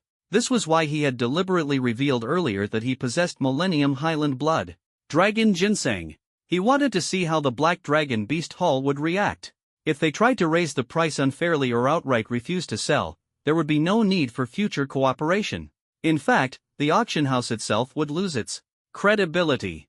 Fortunately, they had a broad perspective and refrained from such petty schemes. As the highest authority in the auction house, Zhou Fengyi undoubtedly played a key role. Sir, let me escort you. You all maintain order here, Zhou Fengyi instructed as she followed Long Yen. Lin Ruocheng and Wu Huiyan trailed 3 meters behind. The two ahead were big shots, so it was safer for them to stay back. Lin Ruocheng, take care of yourself. Zhao Yanjia sneered as he brushed past them, heading to collect his auction items. It seems the medicine pavilion won't give up easily, Lin Ruocheng remarked, glancing back at him and shaking his head. Don't worry. Even if we can't handle it, we still have the Lord, Wu Huiyan reassured him. Zhao Yanjia couldn't help but glance back at the Highland Blood Dragon ginseng in Long Yan's hand, his envy palpable. However, he didn't dare make a move and could only grit his teeth in regret for not securing the 1 billion bid. At that moment, 8 tall men in suits and masks followed behind Long Yan's group. The 4 of them entered the elevator. Just as the elevator doors were about to close, Long Yan felt a sudden surge of killing intent. His heart tightened as a black-robed figure glanced at them before naturally turning to take another elevator. Zhou Figgy remained completely unaware of the anomaly. Sir, do you live in Donglin City? Zhou Figgy asked with a smile. More or less, Long Yan replied vaguely. She couldn't be sure whether he actually lived there or not. Sir, with so many materials from beast kings and beast emperors, do you often hunt exotic beasts? I also frequently visit the wilderness. How about we team up next time? Zhou Figgy suggested. Although I'm just a battle spirit, I certainly won't hold you back, she added, probing for information. She wanted to determine whether Long Yan was a battle king. Hunting a beast emperor alone was vastly different from doing so with a group, and the gap between a battle spirit and a battle king was even greater. Long Yan's displayed strength showed no signs of supernatural abilities, leaving her unable to discern his true power. If she could recruit a battle king, it would be immensely valuable. You want to know my strength, don't you? That's normal. Collaborating with stronger individuals leads to greater gains, Long Yan said bluntly. He disliked beating around the bush. The Black Dragon Exotic Beast Hall has always prioritized profit, which is quite reasonable. Only the strong can earn their respect, making cooperation smoother. You're very straightforward, sir. Zhou Figgy hadn't expected Long Yan to be so direct, but she found it refreshing and less nerve-wracking. You'll find out soon. Enough, Long Yan said. What? What do you mean by that, sir? Zhou Figgy asked, puzzled, looking at him. The elevator doors opened. Put this on, it will keep you safe. Long Yan gave Lin Ruocheng a meaningful glance and handed him a thumb ring. Lin Ruocheng held it in his hand, the entire action unnoticed by others. Lin Ruocheng seemed to understand something, and with a knowing look, he and Wu Huiyan quickly boarded a boat and left. What's going on? Aren't we waiting for Lord Long? Wu Huiyan asked, confused. Lord Long said there's no need to wait for him. Plus, from what he said, someone must be trying to kill him, Lin Ruocheng concluded. What? Shouldn't we go help him? Forget it. We wouldn't be of any help. At most, we'd just be there to collect the bodies. Wu Huiyan was about to turn back but suddenly remembered Long Yan's strength. He felt there was nothing to worry about. Let's head back first. After all, Master Nia died at our hands. I'm afraid someone might come after Xiaoxi for revenge if they can't find me, or even come directly for me. Besides, Lord Long gave me this, Lin Ruocheng said, taking out the thumb ring. The ring was exquisitely crafted, made of black crystal, resembling a black gemstone. Lord Long said this would keep us safe. Lin Ruocheng put it on directly, and it fit perfectly. Is it really that magical? But since it's from Lord Long, it must be extraordinary. If he says it can save lives, then it definitely can. Wu Huiyan was full of confidence. I wonder how many people will die tonight. Definitely quite a few. The two glanced at the distant Linyan Pavilion. Let's go, get in the car. After docking, the two quickly drove away. Long Yan stood on the top floor of Linyan Pavilion, gazing at the moonlit scenery. A gentle breeze brushed past, carrying a unique charm. The area around Smokewater Lake had no industrial zones. It was still a wetland park, with excellent environmental protection. The water was drinkable, the air fresh, and the surroundings pristine. Zhou Figgy stayed by Long Yan's side, her mind preoccupied with his earlier words. She didn't even notice that Long Yan's briefcase had disappeared at some point. In fact, he had already stored it in his spatial ring. The advantage of a spatial ring was that there was no need to carry things around, making it both convenient and tidy. It allowed for a light and easy demeanor. Sir, what are you looking at? Zhou Figgy asked curiously. Those who should leave have left. The ones who remain should be arriving soon, Long Yan replied calmly. With Long Yan's sharp eyesight, he could clearly see the situation by the shore. The other cars had gradually departed, leaving only 8 sedans parked there, with no movement. "Are you saying?" Joe Fingy began to ask. Swish, swish, swish. Suddenly, rapid footsteps came from the water's surface, as if someone was running on it. The wooden stairs of Linyan Pavilion also echoed with faint footsteps, slowly ascending. Ordinary people might not hear it, but the two of them were experts with exceptional hearing. Light footsteps, steady breathing, definitely professional assassins, and not weak ones. Joe Fingy's expression turned serious. "Sir, these are definitely not people we sent," she quickly explained. "We wouldn't do such a thing." She turned and vigilantly watched the staircase entrance. With a wave of her hand, a golden mechanical retractable longsword appeared in her grasp. The sword was 1 inch wide and 4 feet long. She held it single-handedly, the tip angled downward, ready for combat at any moment. However, she was wearing a pencil skirt and high heels. Although the skirt was specially made to be cut-resistant and bulletproof, its protection was far inferior to battle armor. If the opponent was weaker, it wouldn't matter. But facing someone of equal or greater strength would put her at a disadvantage. "If it were your doing, you'd already be dead. And this place would no longer exist," Long Yen said, still calmly admiring the scenery. "Ah?" Joe Fingy was momentarily stunned, a bit taken aback. Long Yan's bluntness left her unsure how to respond. Swish, swish, swish. Not only did dozens of men in black appear around Linyan Pavilion, but they also leaped onto the rooftop, standing on the railings. At the staircase entrance, 8 men wearing masks and suits emerged. These people moved swiftly, like ghosts. It's hard to see through. Their intentions definitely not simple. Joe Fingy whispered. "Who exactly are you?" "Linyan Pavilion is the territory of the Black Dragon Exotic Beast Hall Master. Do you intend to make enemies with the Black Dragon Exotic Beast Hall?" Joe Fingy asked warily. She gripped her sword tightly, her eyes fixed on the movements of the 8 men ahead. She left her back unguarded, trusting Long Yen completely. She believed Long Yen was far stronger than herself. All she needed to do was focus on the enemies in front of her and leave the rest to him. Of course, if she could scare them off, it would be best to avoid a fight. Is the Black Dragon Exotic Beast Hall really that formidable? Why should we fear you? This time, I don't want to clash with you. Our target is only the Highland Blood Dragon ginseng in his hands. You may leave, but he must stay, said one of the suited men, wearing a red rose mask. His voice was cold and sharp, piercing to the ears. You arrived so quickly. It seems you already knew there would be a 1,000-year-old Highland Blood Dragon ginseng at this auction, Joe Fingy frowned. No matter if this item was won by the gentleman or not, you were planning to make a move to take advantage. Other than the rose, I don't want to communicate in any other way. If you don't leave, to show respect to the Black Dragon Exotic Beast Hall, I will personally visit the Black Dragon headquarters to find you, the man in the red mask sneered. Buzz. His dark, abyss-like eyes suddenly lit up, and a powerful aura surged directly toward Joe Fingy. Thud, thud, thud. Joe Fingy retreated 3 steps, her expression more serious than ever. There was even an unprecedented fear in her eyes, more shocking than when she saw Long Yen easily kill Yang Wujue. What? Such a strong aura, are you a battle king? Joe Fingy exclaimed. She felt she could still handle a battle spirit, as she believed she wouldn't lose to someone of the same level. But a battle king was entirely out of her league. She could only rely on Long Yen to act. The key issue was that Joe Fingy was now hesitating. Should I stand with the gentleman, or consider the Black Dragon Exotic Beast Hall? This person gives me the feeling that he's even stronger than the Hall Master. If he really goes to the Black Dragon Exotic Beast Hall, the consequences will be severe. She was torn inside. At that moment, Buzz, a black-clad expert, leaped up from below, suddenly appearing in front of Long Yen, the sharp blade in his hand aimed directly at Long Yen's neck. If this strike landed, it would undoubtedly be a beheading. Ugh!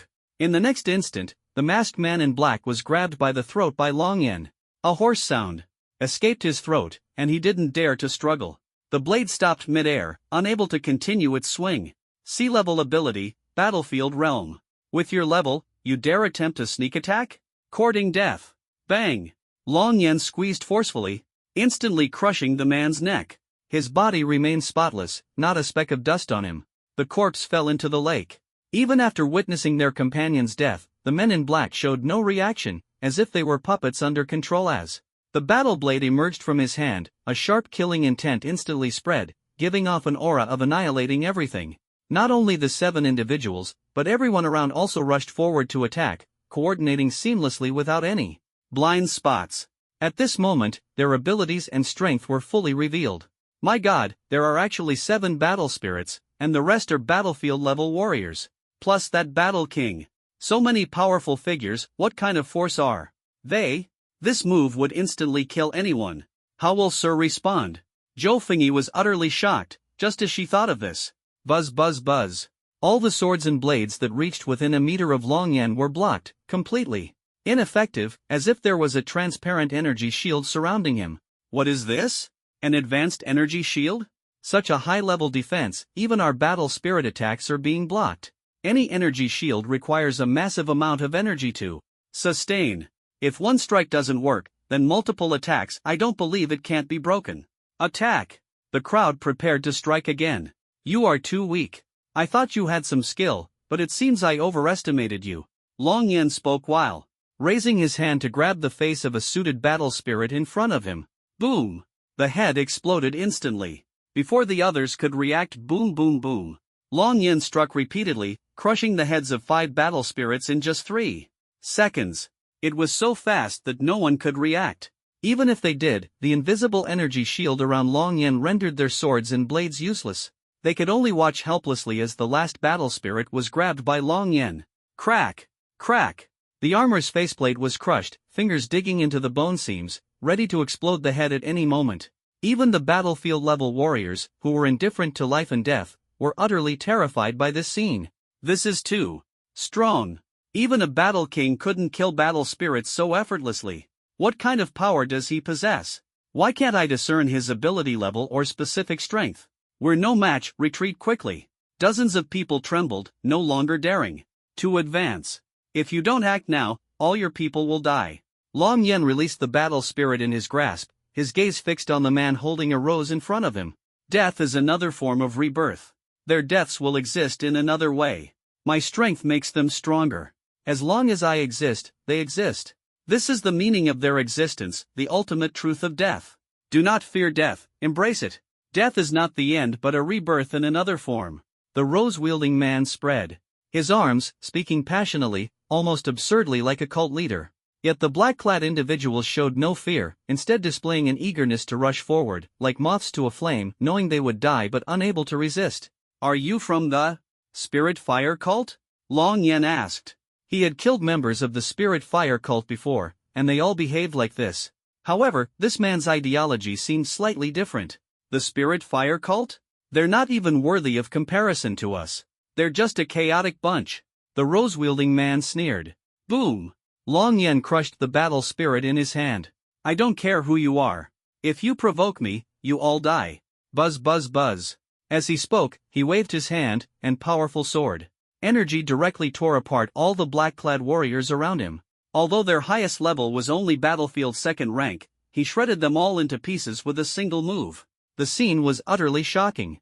My god, 7 battle spirits were instantly killed, and over 30 battlefield-level warriors were torn apart with one sword. Even a battle king wouldn't be this exaggerated. Not even the Hall Master is this strong. Zhou Fengyi exclaimed inwardly. Excellent, well done. Only through death can they merge with me. Come to me, all of you. The rose-wielding man spoke as black energy surged around him, drawing in an intense suction force. Black energy from the corpses of the dead frantically poured into his body. Ha ha ha, merge with me. His laughter was wild and unrestrained, his strength growing madly. How is this possible? They can absorb the powers of deceased ability users. Who exactly are they? Zhou Fengyi was utterly shocked. I see. Long Yan seemed to have grasped the essence of the black aura and understood the truth. Soul-devouring worms, a type of parasite that can consume souls. They originate from a highly powerful exotic beast. By continuously feeding on the souls of living people, they gradually gain control over the brain, eventually leading to complete manipulation. Even after death, the person's power is absorbed by the worms. Although they can only extract a small portion of soul energy, if the number of victims is large, they can significantly enhance their strength in a short time. If the energy can be converted, a substantial portion can be retained. However, absorbing soul energy requires an extremely strong physical constitution. If the body cannot withstand the energy impact, it will collapse or explode instead. No wonder they want the Highland blood dragon ginseng. This rare medicinal herb can enhance physical constitution and is immensely tempting for them, Long Yan explained. In his previous life, he had been a tiger general who had killed many exotic beasts. He was well acquainted with such rare creatures and had even participated in a joint extermination once, so he recognized them at a glance. I see, it's another damned cult from the apocalypse era that specializes in brainwashing people. I just don't know which specific sect it is. Globally, there are only 3 universally recognized strongest cults. They must be one of them or perhaps another smaller cult. In the apocalypse era, these twisted cults are becoming more and more prevalent, each more detestable than the last. Zhou Fengyi said angrily. Listening to Long Yan's words, the man revealed a sinister smile. Ha ha ha, I didn't expect you to know so much. But what does it matter? It's already begun, and you can't stop me.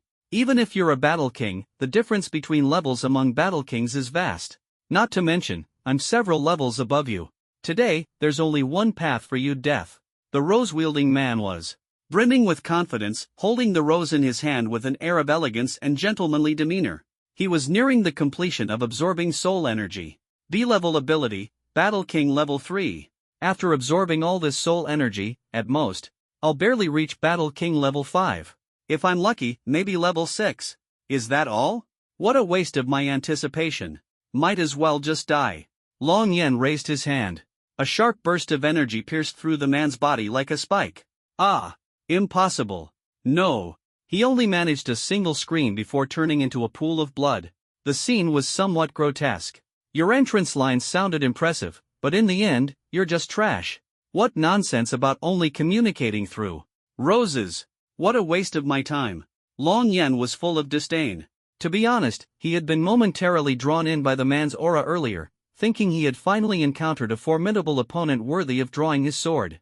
But it turned out the man wasn't even qualified to make him unsheath his blade. A rookie weak and overly fond of theatrics, a pathetic little clown. With a casual wave of his hand, Long Yan shredded the remaining enemies into pieces, tossing them into Smoke Water Lake to feed the fish. The big black fish thought to itself, heavens, the court has sent disaster relief food. Gulp. Is it over just like that? That was a Battle King level 5, nearly level 6 ability user. And he was killed in an instant?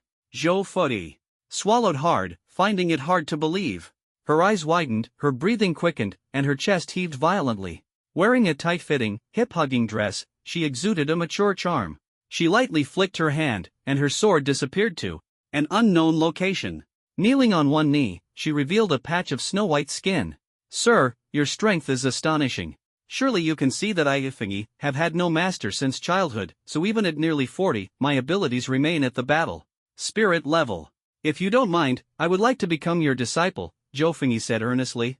She knelt on one knee, her posture alluring, her figure nearly flawless. Truly, even top-tier experts would find it hard to resist her charm. Stand up. You're not qualified to be my disciple, Long Yan said as he turned away, looking at her indifferently. His gaze was calm as water. Long Yan had weathered countless storms. This continent was full of beautiful women, many stunningly beautiful women. Wanted to become his woman, even worshipping him as their master. But none succeeded. Long Yan only believed in inner strength, drawing his sword naturally made him invincible. He had no interest in women, nor did he want to take on disciples. This is because I'm not qualified, making it difficult for you, sir. Zhou Fengyi's eyes dimmed. What's going on? Why is there such a strong battle fluctuation and screams? Yun Fan and other high-ranking members finally rushed up the stairs. They had been maintaining order in the soundproof basement's second floor and were completely unaware of what was happening upstairs. It was only after receiving a report that they hurriedly came up. They saw Third Elder Zhou Fengyi kneeling on one knee. There was still quite a bit of blood on the ground. The blood was secondary, there were no corpses to be seen. What shocked them the most was that the Third Elder was kneeling before Long Yan. They froze for a moment, unsure whether to approach or not. They felt as though they had seen something they shouldn't have. Would it cause trouble? All 5 of them thought the same thing. If anyone asks, just say it was done by a mysterious black-robed expert. You all can leave now. I want to stay here for a while, Long Yan said. Yes, sir. I'll make arrangements to ensure no one disturbs you. Zhou Fengyi stood up and signaled to the others. The group understood and left, closing the staircase door leading to the top floor. Only Long Yen remained on the rooftop. The fourth and fifth floors were completely empty. Everyone was eager to return and lock their auction treasures in safes. No one would idle around. Even the third floor, which was known as a green health entertainment venue, was deserted at the moment. Having witnessed Yang Wuju's death firsthand, no one was in the mood for leisure. Why is it just the five of you? Where's Hai Mo? Zhou Fengyi asked coldly. He left right after the auction ended, saying he had urgent matters, Yun Fan replied. He left without asking me? Such arrogance. Zhou Fengyi's face darkened. The group exchanged glances, unsure of what to say. By the way, third elder, what happened upstairs just now? Why is there so much blood? Yun Fan asked. A group of assassins tried to steal the Millennium Highland Blood Dragon ginseng from the Sir. They were all taken care of by the Sir. Yun Fan, you were right, we need to get closer to the Sir. The Sir is extraordinary. Not only is he a battle king, but he's also a master at the 5th level of battle king. Killing is as easy for him as slaughtering chickens. Remember, whenever you see the Sir, greet him respectfully. The Sir is someone none of us in the Black Dragon Exotic Beast Hall, even all the high-ranking members combined, would dare provoke. Zhou Fengyi said solemnly. She had never addressed him as Sir with such respect before. Understood. Wait a minute, did the third elder say the Sir kills 5th level battle kings like slaughtering chickens? Does that mean a 5th level battle king has already died? My goodness, what exactly happened in such a short time? It feels like we missed a top-tier battle. Don't worry, third elder, from now on, whenever I see the Sir, I'll be more polite than when I see my own father. Exactly, exactly. The five echoed in agreement. As long as you understand. But that wasn't a top-tier battle, it was a one-sided massacre. Zhou Fengyi recalled in a low voice. The group shuddered at her words. Just imagining it was terrifying. What about the bodies? Why didn't I see them? Don't they need to be dealt with? Yun Fan asked. No need, the Sir fed them to the fish. If you cast a net now, you might still be able to piece together a few complete corpses. Also, don't let anyone approach the rooftop. No matter what happens up there, don't go up. Wait until the Sir leaves, then clean the floor, Zhou Fengyi instructed. The five nodded emphatically. Since I can't buy this place, I'll set up an 8-directional spirit gathering array to drain the spiritual energy from here. But even if the spiritual energy is gone, it won't affect the Black Dragon Exotic Beast Hall much. As long as the Feng Shui layout remains unchanged, their business won't suffer, Long Yen thought to himself, sitting cross-legged in the center of the rooftop. As the airflow shifted, the rooftop lights gradually dimmed until nothing was visible, as if the lights had broken. Despite the bright moonlight, it still couldn't illuminate this part of the rooftop. The formation was quickly completed, and the spiritual energy of heaven and earth within dozens of square kilometers surged toward it. At the same time, the spiritual energy within hundreds of square kilometers was forcibly mobilized. This meant that the entire wetland park and nearby residential areas were enveloped by the formation. The spiritual energy of heaven and earth poured into his body like a tide. Although it was invisible to the naked eye, only cultivators like Long Yen could sense and absorb it. Those with supernatural abilities could not absorb the spiritual energy of heaven and earth. Not enough, still a bit short. The spiritual energy within dozens of square kilometers isn't sufficient. I need to absorb energy from farther away. Long Yen connected to the formation with his body as the core, forcibly absorbing spiritual energy from a wider range. The spiritual energy around Linyan Pavilion was drained by him, and it would take at least 1 or 2 years to recover. The area of spiritual energy depletion expanded further and further until all the energy within hundreds of square kilometers was completely absorbed. Buzz! A surge of energy vibrated within Long Yan's body, affecting the 5 square kilometer lake surface. The calm lake water churned into waves, spreading outward. The lights in Linyan Pavilion instantly went out. In the basement office on the second floor, where Zhou Fengyi and others were discussing matters, they suddenly noticed the lights going out. It was too abrupt. What happened? Why did the lights go out? Don't we have backup generators? What caused this fluctuation? Could it be something the gentleman did? Be bold, it's definitely the gentleman's doing. As they were talking, the lights in the basement of Linyan Pavilion came back on. Let's go take a look, Zhou Fengyi said, leading the group to quickly investigate. Meanwhile, in the sealed, pitch-black room on the 3rd basement floor, a pair of eyes slowly opened, shining brightly in the darkness. The fluctuation is so intense, but there's no trace of supernatural energy. Could it be a technological weapon? Whatever it is, ordinary supernatural beings absolutely cannot unleash such power. Such strength, though it may not surpass mine, it's certainly not far behind. I've guarded Donglin City for so many years and have never left this place. Could it be that a new powerhouse has emerged in Donglin City? If that's true, then that's wonderful. Donglin City will have someone to protect it in the future. Unfortunately, I can't break through now and could perish at any moment due to recurring old injuries. I really want to see who it is. Forget it, I'll focus on breaking through and surviving first. The elderly voice echoed through the third basement floor. No one would have guessed that in the sealed third basement of Linyan Pavilion, someone had been secluded for years, cultivating supernatural abilities. I've broken through Chi refining stage 3. I can clearly feel my strength has significantly improved. As for how strong exactly, I haven't even tested my limits before. The outbreak of mutant beasts the day after tomorrow will be the perfect opportunity to test my sword and see just how powerful I am at Chi refining stage 3. Long Yen thought to himself. The ring I gave Lin Ruochen has triggered its active defense formation. Could it be Jin Yenjia from the Jin family during the auction? Never mind, I'll go check it out. Long Yen pulled out the Long Yuan sword from his spatial ring, stepped onto it, and soared into the sky. Boom! After flying several hundred meters, he instantly broke the sound barrier, disappearing into the night sky at incredible speed, leaving a long trail across the lake's surface with splashing waves. Under the moonlight, he looked exceptionally dashing. Being dashing is eternal, flying with a sword is just that cool. Zhou Fengyi and her group opened the rooftop door, only to hear a thunderous roar. Long Yen was already gone. What happened? That sound was so loud it sounded like the explosion of a plane. Breaking the sound barrier. Yunfan said in surprise. Such a loud sound must be caused by a particularly large object breaking the sound barrier. Like a fighter jet. Could it really be a fighter jet? But the gentleman is gone, could it be something he did? The group speculated. A true powerhouse can easily surpass the sound barrier in an instant. For example, during a sudden sprint. But this sound is too loud, it doesn't seem like a sonic boom caused by running. Regardless, the gentleman will be the most honored guest of our Black Dragon Mutant Beast Hall from now on. Everyone remember, treat him with even more respect than you would treat me. Zhou Fengyi said solemnly, Third Elder, rest assured, we all remember. Meanwhile, on the third floor of Lin Ruocheng's manor, in Lin Yunqi's bedroom, Lin Ruocheng, Old Chen, and Wu Huiyan surrounded the bed, forming a defensive stance to protect Lin Yunqi lying on it.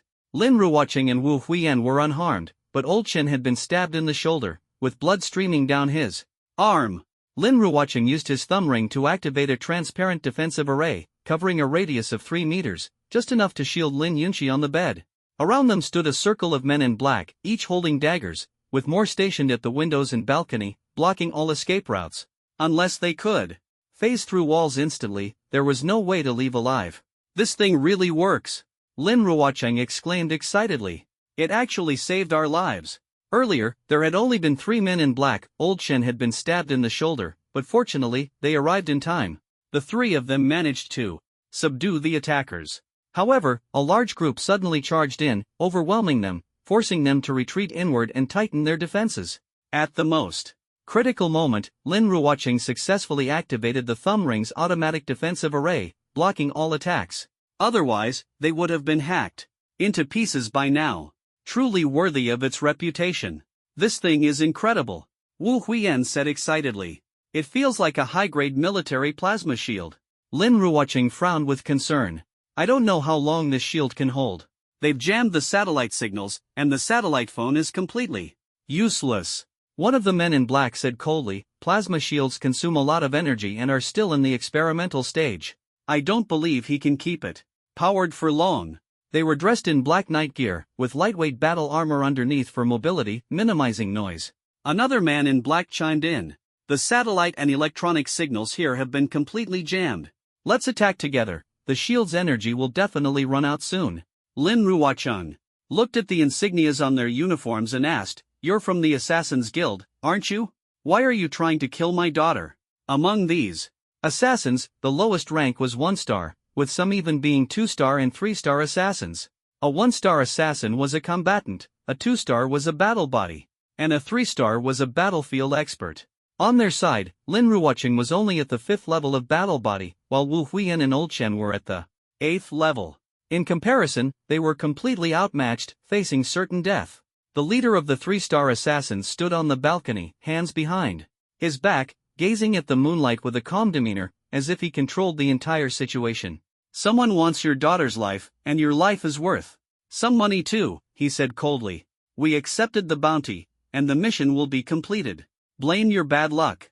Lin Ruocheng asked, "Can you tell me the bounty amount for my daughter and me?" "Knowing won't help, you're doomed anyway," the assassin leader chuckled. Lin Ruocheng, 20 million. Lin Yunxi, 100 million. As for your other daughter, once she's dead, you can ask her yourself. If the two of you choose to leave, we won't kill you. You're not part of the mission and aren't worth anything. The Assassin's Guild never does unprofitable business. He was referring to Wu Huiyan and Old Chen. The two exchanged glances but had no intention of leaving. Who would believe the assassin's words? Stepping out of the defensive circle would mean certain death. Lin Ruocheng said angrily, "Setting such a high bounty on my daughter clearly shows someone doesn't want the Lin family to rise, nor my daughter to grow. It's either an enemy nation trying to suppress a genius or a business rival like the Lu family from Donglin." He frowned, unable to think of other possibilities for now. The three-star assassin leader coldly ordered, "Attack." The circle of assassins prepared to launch their assault. Suddenly, a fierce wind swept through. They found themselves unable to move, as if trapped in a quagmire, their bodies oppressed by an invisible force. Even the three-star assassin leader standing on the balcony, who had been posing calmly, was now immobilized. He could no longer maintain his composure, completely locked in place. "What is this power? Why can't I move?" he cried out in shock. The assassins began to scream in despair. Bang! Bang! Bang! Explosions echoed, and all the assassins turned into blood mist, floating in the air. 13 assassins of 1-star, 2-star, and 3-star levels were all dead. Lin Ruocheng was overjoyed. "Lord Long is here. Who else could achieve this but Long Yen?" The remaining 3-star assassin leader on the balcony, though unable to move his head, could feel the screams and the sight of his companions bursting into blood mist beside him. Usually cold and ruthless, his eyes were now wide open, his eyelids twitching, and his lips trembling. He wasn't wearing battle armor, overly confident that this mission would be an easy success. Now, without protection, he was being crushed by an invisible force. Even the bones in his face were deforming. Suddenly, the moonlight was blocked, and his gaze tightened. He saw Long Yen descending from above, stepping on a sword, clearly visible from this angle. And it wasn't a rocket propulsion device. A flying ability user. The 3-star assassin was almost scared out of his wits, his eyes nearly popping out. Among ability users, the most direct display of strength was the intensity of their ability fluctuations. And those who could fly were a mark of immense power. Being able to freely fly in the air was a symbol of top-tier strength. The 3-star assassin understood this well, which is why he was utterly hopeless. "I really shouldn't have come here. I never expected Lin Ruocheng to have such a powerful expert behind him. This anonymous bounty is just over 1 billion, even 10 billion wouldn't be enough for this," the 3-star assassin said, in despair. "Before I die, can you tell me what level you are?" the assassin leader asked fearfully. "There's no need for so much nonsense on the battlefield. Die." Long Yen raised his hand and gently squeezed. Bang! Under the pressure of his aura, the 3-star assassin leader instantly burst into a ball of blood. That blood ball then merged into the massive blood sphere. Boom! Long Yen casually waved his hand, and the blood sphere shot out at high speed, smashing into the mud outside the manor. Throughout the process, not a single trace of blood was left in the room or on the ground. As for the questioning, assassins adhered to professional ethics. They would never reveal the identity of their employer. Moreover, this was an anonymous bounty. Even the assassins themselves didn't know who was behind it, so asking was pointless. "Thank you, Lord Long, for saving our lives." Lin Ruocheng and the other two respectfully clasped their fists in gratitude. The formation was triggered, so I came by to refine medicine for your daughter. This defensive formation on your ring can still be used twice, Long Yen reminded. "Thank you, Lord Long. This ring truly saved our lives, it's incredible." Lin Ruocheng looked at the ring, his face full of excitement. He even wondered if the ring might contain hidden weapons or poison. But he never expected it to be such a powerful defensive tool. "Do you know who wants to kill you?" Long Yan asked. Most likely the Lu family from Donglin. They've been competing with my family in business for 2 generations. Now, they might have learned through special channels that Xiaoxi is an A-level top-tier ability user.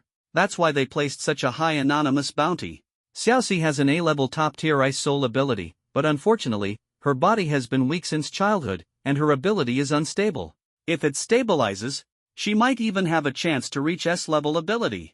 The Lu family from Donglin must be envious and hateful, wanting to eliminate the threat early.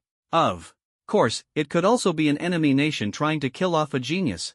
I can't confirm who placed the bounty yet, Lin Ruocheng said. An enemy nation trying to kill off a genius, that's quite possible. The world today is far more complex than it appears on the surface. Countless forces are secretly maneuvering and clashing, Long Yan said. That's true. Lin Ruocheng and the other 2 nodded emphatically. When people settle into comfort, the greatest danger often comes from their own kind. Beasts may be terrifying, but human hearts are harder to fathom. When I rose on my origin star in my previous life, I also experienced multiple assassination attempts. Each time, I narrowly escaped, and only then did I become a strong figure. A genius, before growing up, is merely a potential strong figure. Only a few can truly endure until the end. Long Yan thought to himself. If you feel life is stable, then either you're an ordinary person, or you haven't been targeted yet. The assassination of peerless geniuses is common worldwide, especially those without backing or the ability to hide. Without the protection of the strong, elimination is inevitable. In times of peace, rival nations will never allow you to dominate alone. The struggles within are far more complex than imagined. You don't need to worry too much. The other party mainly wants to kill your daughter. You were just collateral damage. When she wakes up, I'll give her a protective ring to ensure her safety, Long Yan said. Thank you very much, Lord Long, Lin Ruocheng replied, transferring money directly via his phone. I've transferred 200 million to you as a token of my appreciation. Please don't refuse. He already knew Long Yan's account details. Your account has received 200 million, the phone notification chimed. Alright, I've accepted the money. Bring out the bay grass. I'm going to start refining pills. You all wait downstairs, don't wait too long, Long Yan instructed. Yes, Lord Long. Here's the bay grass, Lin Ruocheng said, opening the box of bay grass on the table. He and Wu Huiyan quickly went downstairs to wait. Long Yan raised his hand to set up the pill furnace formation. Fortunately, I can refine the Millennium Plateau Dragon Blood Ginseng along with it. Although it doesn't benefit me much, it will definitely be an elixir to improve my parents' constitution. First, I'll help them build a solid physical foundation. Only then will they have the potential for cultivation. In the future, Long Yan thought to himself. Cultivating supernatural abilities was out of the question since Long Jin and Lin Yuyan had already passed the age for awakening abilities. Even if they could awaken later, there wouldn't be much potential for long-term development. Cultivation was the only option to try. Of course, they would never match Long Yan's level, but at least they'd be much stronger than ordinary ability users. The stronger Long Yan became, the more resources he could provide for his parents, giving them a chance to grow stronger. Otherwise, with their natural talent, they wouldn't get far. However, Long Yan's primary hope was for his parents to be happy. If they didn't want to cultivate, he wouldn't force them. At most, he'd refine better protective formation rings for them. Such items could be made in unlimited quantities. Long Yan placed the Millennium Plateau Dragon Blood Ginseng, Bay Grass, and Dream Shatter fruit into the pill furnace. His fingers brushed over the flames, enveloping the furnace. With his advanced pill refining skills, he could simultaneously refine 2 different types of pills in one furnace. This was basic for him. If he couldn't even separate the effects, how could he produce high-quality pills? Buzz! The pill furnace emitted a crisp sound. With a gesture, the lid opened, and pills floated out, suspended in front of him. They were divided into 2 colors, red and blue. The outer shells were crystal clear, glossy, and of excellent quality. 10 second grade, 7 pattern body tempering pills refined from 800-year-old Plateau Dragon Blood Ginseng. Not bad. This is already the limit of the ingredients, not my limit. If I only refine 2 pills, they could reach 3rd or even 4th grade. But the effects would be too potent for my parents to handle. As for the 5 second grade, 3 pattern breaking body pills refined from bay grass and dream shatter fruit, Lin Yunqi only needs one, Long Yan thought to himself. Come upstairs, his voice carried down to the first floor.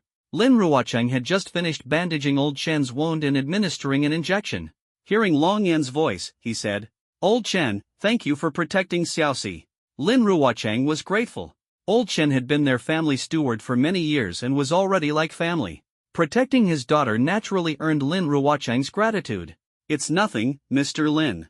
It's my duty, Old Chen replied, shaking his head. But as he moved his shoulder, a pained expression immediately appeared. Your shoulder was deeply stabbed by a dagger. Fortunately, it didn't hit any vital organs. Rest well for a month or two, and you should recover, Lin Ruocheng said. Let's go upstairs first. Once this matter is resolved, I'll take you to the hospital for a thorough checkup and proper care, Lin Ruocheng added. But who will protect Miss if I'm not around? Old Chen asked anxiously. Don't worry. Focus on recovering. First. Lin Ruocheng supported him. The three of them went upstairs. 5 breaking body pills floated in the air, while the body refining pills were collected by Long Yan. As long as she takes one, she will wake up, Long Yan said, sitting at the table, pouring himself a cup of tea. So this is a pill? It's so fast. As expected of Lord Long, nothing is too difficult for him. Lin Ruocheng marveled. The three of them stared at the pills, visibly astonished. Lin Ruocheng carefully picked up one breaking body pill, walked to the bedside, and looked at his daughter, Lin Yunqi. He stood there for a long time without reacting. What's wrong, President Lin? Elder Chen couldn't help but ask curiously. Xiaoxi can't move, and I don't know how to feed her, Lin Ruocheng said awkwardly. That's true, the pill is quite large, and the young lady can't move. How can we feed it to her? Elder Chen was also troubled. There is a way, unless someone feeds it with their mouth, Wu Huiyan suggested. As soon as he said this, the three of them almost simultaneously turned to look at Long Yan, who was drinking tea. Normally, this was their precious daughter who would dare say such a thing. If it were any other time, Lin Ruocheng would have slapped him. But after hearing Wu Huiyan's suggestion, Lin Ruocheng's eyes lit up, thinking it made sense. Long Yan turned his head and saw their unified gaze, especially Lin Ruocheng's expectant expression. Fine, I'll do it, Long Yan said, standing up and walking to the bedside. Everyone held their breath, watching intently. Long Yan gently pinched Lin Yunqi's small face with his fingers. Her small mouth opened, and the pill floated directly inside. With a wave of his finger, a gentle aura pushed the pill into her stomach. His expression remained calm, while the three others were frozen in shock.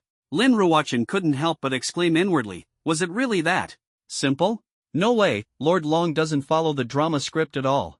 As expected of Lord Long, no distractions from women, his actions are naturally efficient. Lin Ruocheng thought to himself. But that's okay, take it slow. After all, Lord Long is still young. I have 2 daughters, after all. My dear daughters. Make me proud. If I were a woman, I would have pursued him long ago. Lin Ruocheng secretly admired.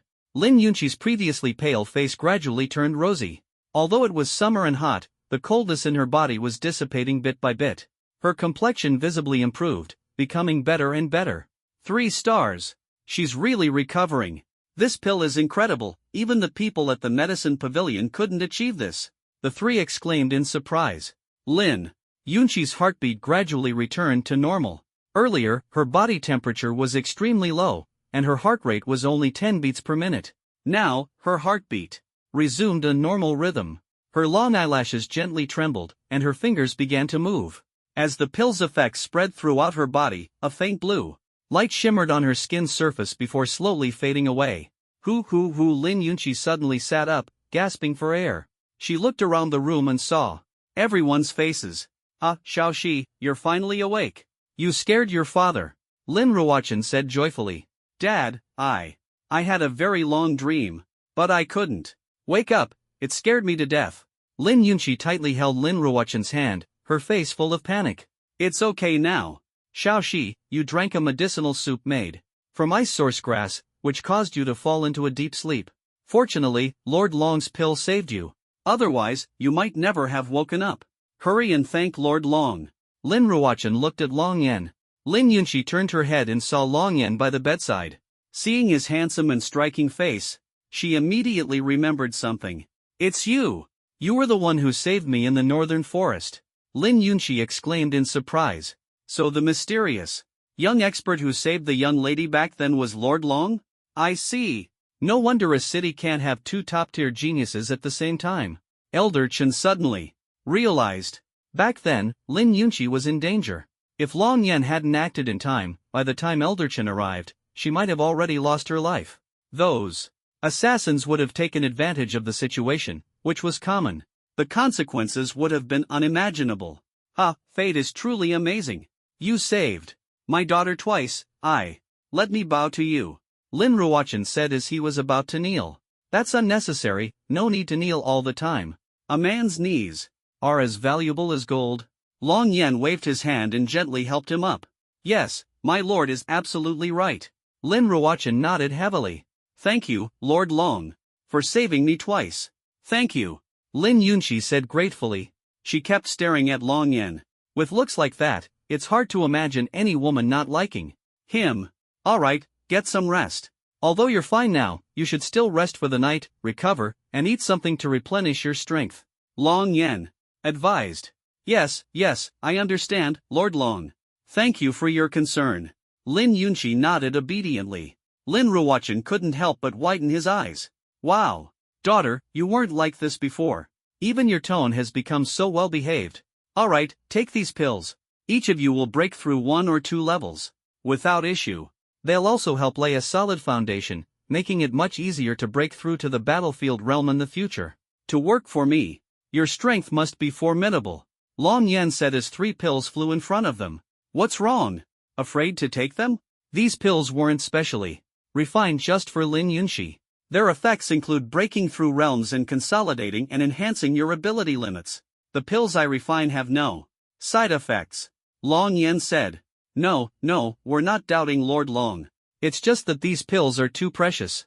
If they were auctioned, their value would be unimaginable. To consume so many at once feels too extravagant. Lin Ruochen said. Exactly, it feels like we're eating a fortune, not pills. Our talents are limited, it would be a pity to waste them. Chen Lao and Wu Huiyan echoed. In my opinion, just take them as instructed and stop overthinking. Long Yan's voice rose slightly. Understood, Lord Long. The 3 of them picked up the pills and swallowed them in one go. Amazing. My ability realm is improving. I feel the same way, the improvement is so fast. I've broken through. I'm just a bit short of reaching the battlefield realm. I'm already at the peak of battlefield level 9. I've reached battlefield level 7, advancing 2 levels at once. How amazing. Not only has my realm improved, but I feel my abilities have also become stronger. The change is particularly noticeable. That's right, my ability level has also increased significantly. Not only that, the wound on my shoulder doesn't hurt anymore. Look, the injury has already started to scab. It's truly miraculous. The 3 were utterly shocked. This time, the improvement was tremendous.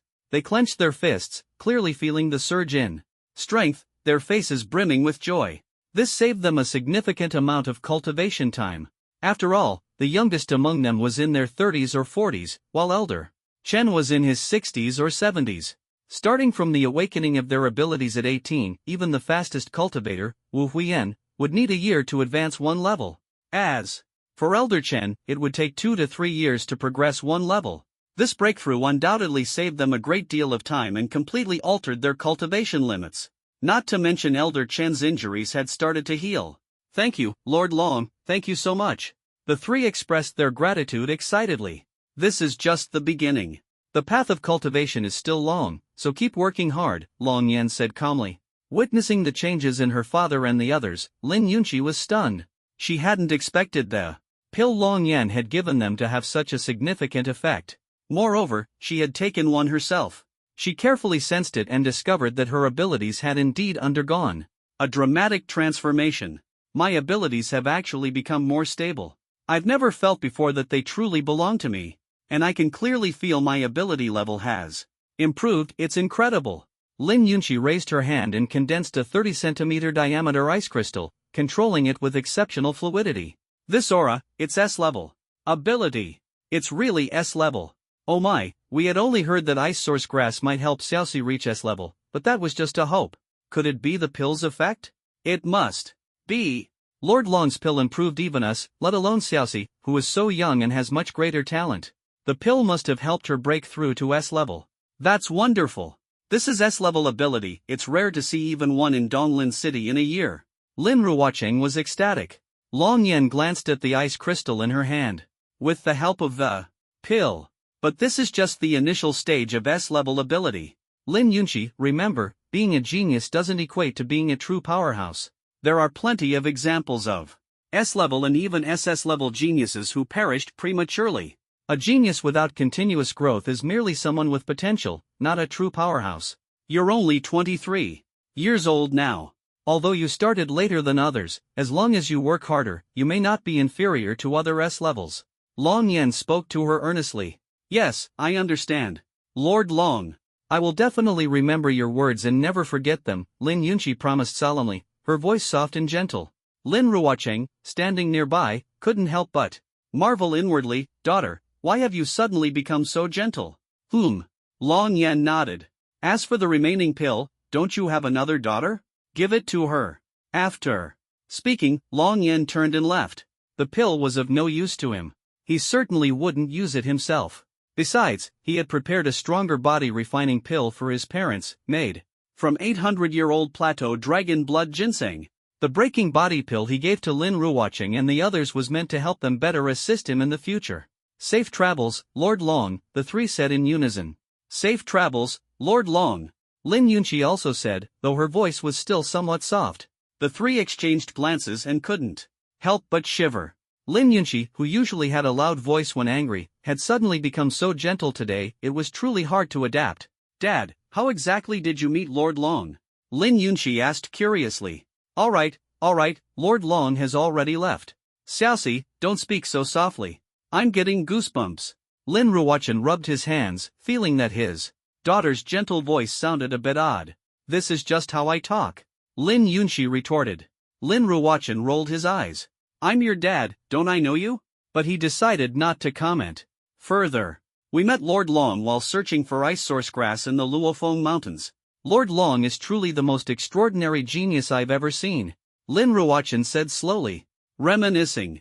Long Yan returned home, and it was already 2 in the morning. He went to the basement and took out the decay primal crystal and perpetual motion crystal from his spatial ring. The Long Yuan sword floated in front of him. Tomorrow is the day the beasts launched their massive attack. Before that, I've already advanced to the 3rd level of Qi refining. Of course, the Long Yuan sword must also be enhanced with these 2 metals. The stronger the power, the greater the safety. Long Yan looked at the silver Long Yuan sword with a determined gaze. It was flawless, appearing very elegant and majestic. Long Yan then moved his fingers in the air, beginning to set up the cauldron array. Once the array was complete, he also set up a soundproofing array around it.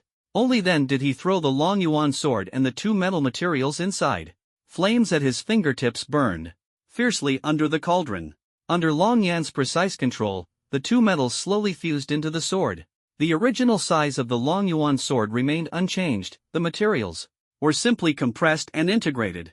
Otherwise, if materials were continuously added, the sword would grow larger and larger. Eventually, it would turn into a giant broadsword. Carrying it on his shoulder would ruin the demeanor of a sword cultivator. The forging process was soon completed. With a thought, the Long Yuan sword flew out of the cauldron and hovered in front of him. The cauldron disappeared along with it. Long Yan grasped the hilt of the sword. By all logic, the sword should still be very hot at this point. But as he held it, he felt nothing at all. It was quite miraculous. The bright red Long Yuan sword gradually turned silver, with fine patterns appearing on its surface. Is this the result of the fusion of the 2 materials? Although the changes are subtle, I can clearly feel that the sword's armor-piercing ability is much stronger than before. Moreover, it can weaken the enemy's armor defense to a certain extent. The lower the level of the armor, the more pronounced the effect. As long as the enemy's armor level is lower than that of the Long Yuan sword, it will be weakened. One material enhances the armor-piercing ability of the Long Yuan sword, while the other weakens the opponent's defense. This significantly boosts the overall power of the sword. Exactly how much of an improvement, I'll find out tomorrow. These 2 materials are indeed excellent, definitely worth the price. Long Yan looked at the sword, very satisfied. He removed the soundproofing array and stored the sword back into his spatial ring.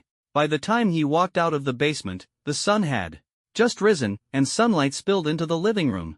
"Yenner, come have breakfast," Longjin called out. Longjin looked in great spirits. Although he had slight dark circles under his eyes, he appeared full of energy. "Dad looks really energetic. Seems like the extra ingredient I added for him yesterday worked well.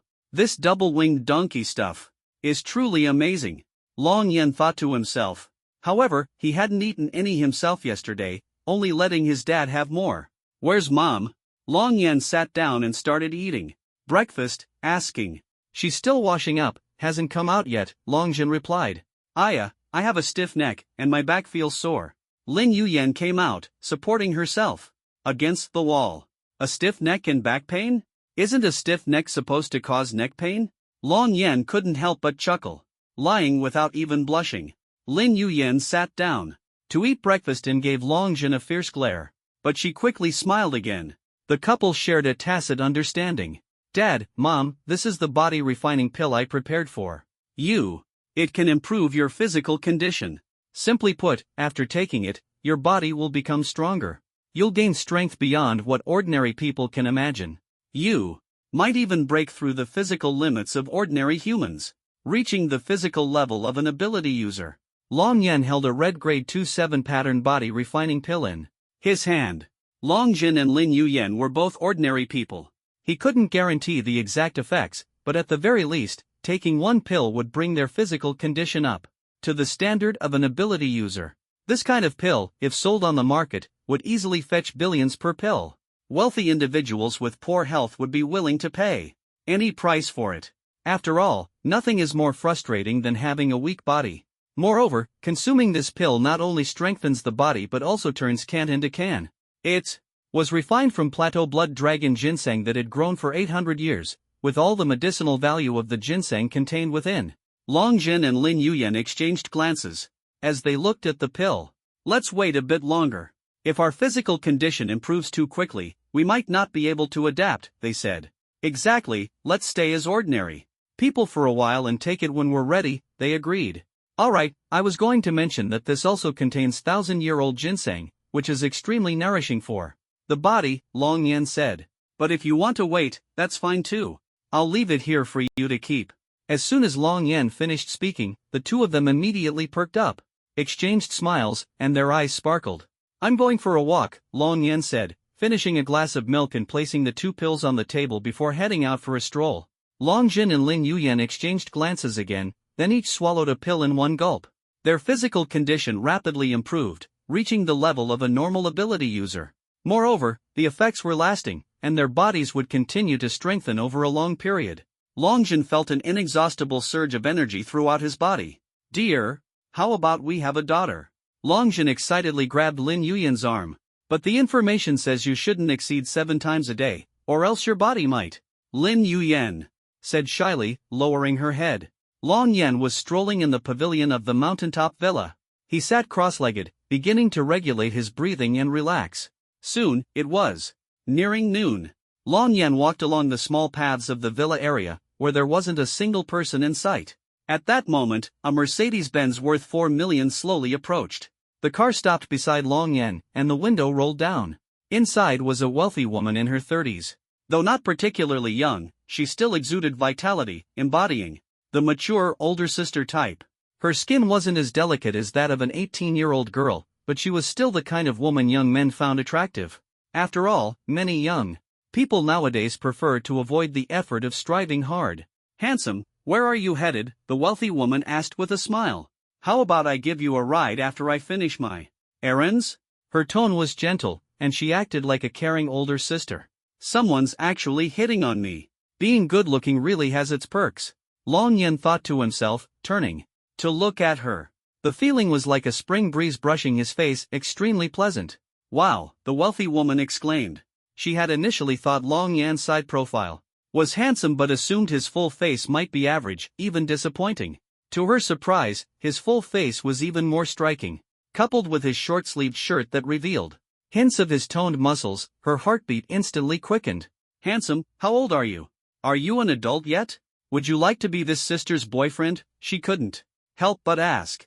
Before Long Yen could respond, two cars approached from ahead. One was a black Rolls-Royce worth 12 million, with a rare leopard pattern license plate. Following closely was an imposing black 9-ring car. Although its price was only around $1 million, its aura was so strong that it even overshadowed the Rolls-Royce. The wealthy woman noticed the cars behind her and realized something was amiss, preparing to drive away. At that moment, two people stepped out of each car. Long Yen recognized all four of them almost immediately. From the luxury car emerged Zhang Tianhao in a suit and his daughter Zhang Shi. Zhang Shi was dressed in a pink bodycon skirt, flesh-colored stockings, and white sneakers, exuding a mix of sensuality, liveliness, and innocence. From the 9-ring car stepped Zhang Guohua and a young girl. The girl wore a white tight-fitting long-sleeved top, a floral short skirt, and flesh-colored high heels. Her figure was flawless, with her long legs particularly eye-catching. Judging by her appearance, she was Zhang Guohua's daughter. She had a valiant and dashing demeanor, but her figure-hugging clothes and high heels seemed somewhat at odds with her personality. What are you all doing down here? The wealthy woman stuck her head out of the window, her face full of confusion and a hint of nervousness. After all, she had just been flirting with a handsome man moments ago. Lord Long, Zhang Guohua, Zhang Tianhao, and Zhang Shi cupped their fists in salute. The young girl simply cupped her fists without saying a word. Oh no, I think I've gotten myself into trouble. The wealthy woman panicked internally, looking at Long Yen with disbelief. What brings you here? Long Yen asked. We've come to visit Lord Long to discuss some matters. And we've brought a small gift as well. We're especially grateful to Lord Long for saving my daughter, otherwise, she might have already. Zhang Tianhao's eyes were filled with gratitude. In that critical moment, if Long Yen hadn't appeared in time, his daughter would surely have lost her life. Yes, Lord Long, thank you for saving me. If it weren't for you, I definitely wouldn't have made it back alive, Zhang Shi said gratefully. It's nothing, just lending a hand, Long Yen responded indifferently. He didn't think much of it. The key was that if Zhang Guohua could become one of his own, saving his niece was only natural. It was convenient anyway. Lord Long, this is my daughter, Zhang Buhui. Come and greet Lord Long, Zhang Guohua introduced, giving his daughter a meaningful look. Mr. Long, hello, Zhang Buhui said hesitantly. She found it awkward to address someone younger than herself as Lord. In the circle of ability users, older and stronger individuals were called senior, while younger but powerful ones were addressed as Lord. However, she hadn't seen Long Yan's strength yet and wasn't familiar with him, so she chose to call him Mr., which felt more natural. Long Yan glanced at her. Among the beauties on Origin Star, Zhang Buhui's looks were top-notch. However, she was somewhat arrogant and defiant. Clearly, her strength wasn't weak, and her personality was rather proud. Unless someone subdued her with strength, she wouldn't easily lower her guard. Buhui. Zhang Guohua glared at her with a stern look. What?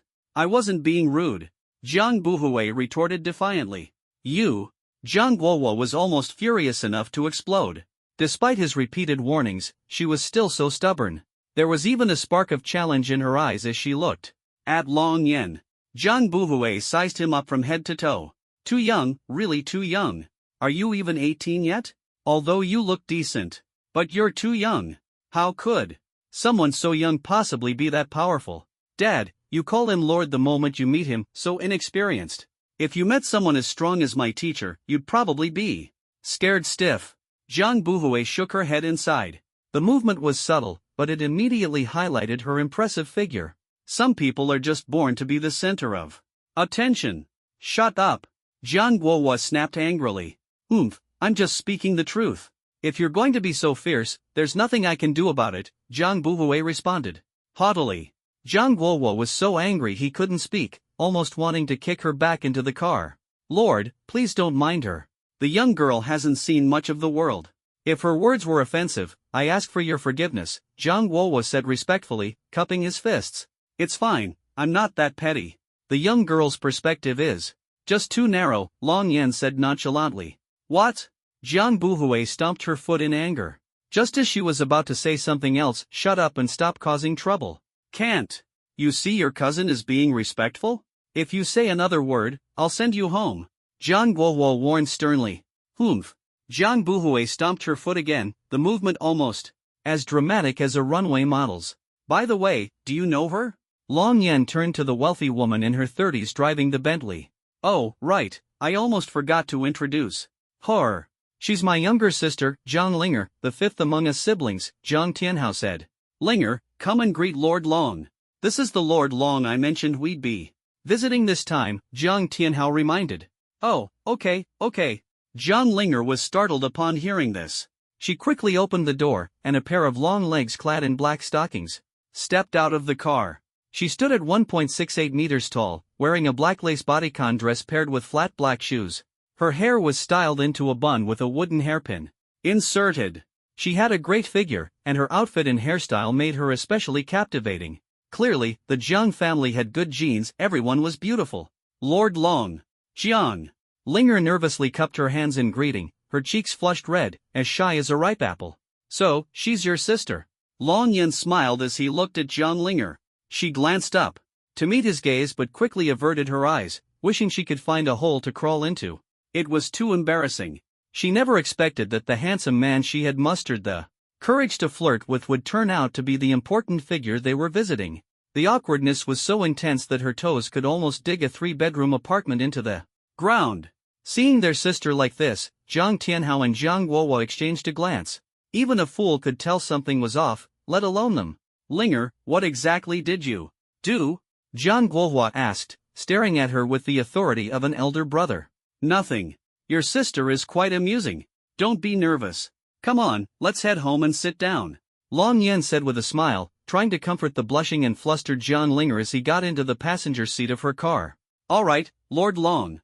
Everyone quickly got into the car.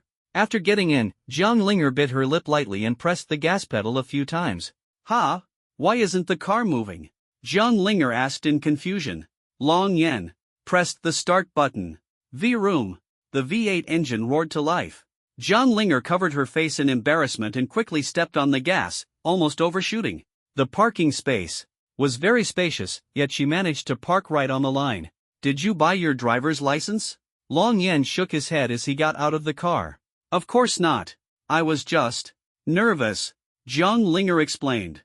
The group carried large bags and small packages as they entered the villa. Yenner, you're back. Huh, who are they? Lin Yuyan and Long Jun were in the open-plan kitchen on the first floor, preparing lunch. Seeing the group enter, they asked curiously. Brother Long, Sister Lin, my name is Zhang Tianhao. This is my younger brother, my younger sister, my daughter, and my niece. We're here to visit Lord Long. These are our gifts for you too. Though simple, please accept them, Brother Long and Sister Lin, Zhang Tianhao said, naturally trying to build rapport. Titles were very important at this moment. After all, they looked young, but their ages were likely similar. Calling them too old would seem inappropriate, while calling them too young would come across as arrogant.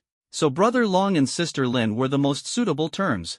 He took out 2 violet jade bangles and an exclusive limited edition watch worth tens of millions.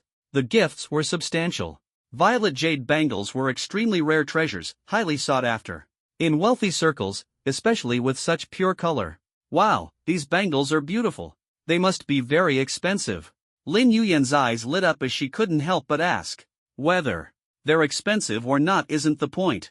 The key is that these bangles perfectly match Sister Lin's temperament, Zhang Tianhao said with a smile. He wasn't wrong. Lin Yuyan had fair, youthful skin and was quite a beauty. The bangles indeed suited her well. Lin Yuyan was enamored with the pair of violet jade bangles, while Longjun was clearly fond of the limited edition luxury watch. However, they both looked at Long Yan. Accepting gifts often implied expectations, whether for help or something else. So it all depended on Long Yan's attitude. Mom, Dad, go ahead and accept them. It's a token of their goodwill, Long Yan said. All right, thank you for the gifts. The two accepted them, delighted. These items were things Long Yan could afford. If his parents wanted them, they could use his card anytime. But the feeling of receiving gifts was entirely different from buying them. Everyone, have a seat. I'll go cook, and we can have a casual meal together.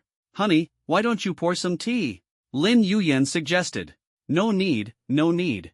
We'll do it ourselves. Brother Long, Sister Lin, please go about your business. Don't worry about us, Zhang Guowo said politely. Come on, go pour the tea, Zhang Guowo said, stepping forward as if in a race to Answer first. Zhang Tianhao secretly cursed himself for being a step too slow and letting the other man take the lead. Oh, alright, the tea is over there, help yourselves, Lin. Yu Yan said. Sure, long go, Lin saw, you two carry on, Zhang Guohua said with a smile, giving his daughter a meaningful look. I got it, Dad. Zhang Buhui obediently went to pour the tea. Zhang Buhui felt indignant. She thought Long Yan's abilities were exaggerated. But that didn't mean she lacked manners or upbringing. She just felt her father was being overly polite to Long Yan, which made her angry. I really don't get it. Dad is a top expert from a 3-star academy, leading an army of tens of thousands. Grandpa is also such a prominent figure. Our family's strength is incredibly formidable. Why is Dad being so respectful to a young man like him? Even if Long Yan saved Zhang Shi's life, there's no need to be this courteous. A life-saving debt is a life-saving debt. It shouldn't be conflated with other things. I just don't understand. Dad is driving me crazy, making me come back just to meet him. What's so special about him anyway? Could he be stronger than my senior brothers, or even more powerful than my teacher? That's absolutely impossible. Pure nonsense, utterly ridiculous. Zhang Buhui muttered to herself. She opened a box of Longjing tea worth tens of thousands, placed it in the teapot, and began brewing tea on the tea tray. Make yourselves comfortable, Long Yan said. The group sat on the spacious living room sofa. The living room was large, with various decorations displayed on the walls and TV cabinet. Among them were rare materials, teeth and scales, left behind by the beast emperor that Long Yan had slain. That day, the defensive formation at Long Yan's parents' home had been triggered. While flying back at high speed on his sword, he encountered several beast kings and beast emperors in the air. All of them were slain in his fury. The materials he collected were stored in his spatial ring and not sold to the Black Dragon Exotic Beast Hall. The Beast Emperor materials were directly used as decorations. In the living room, there were more on the second floor.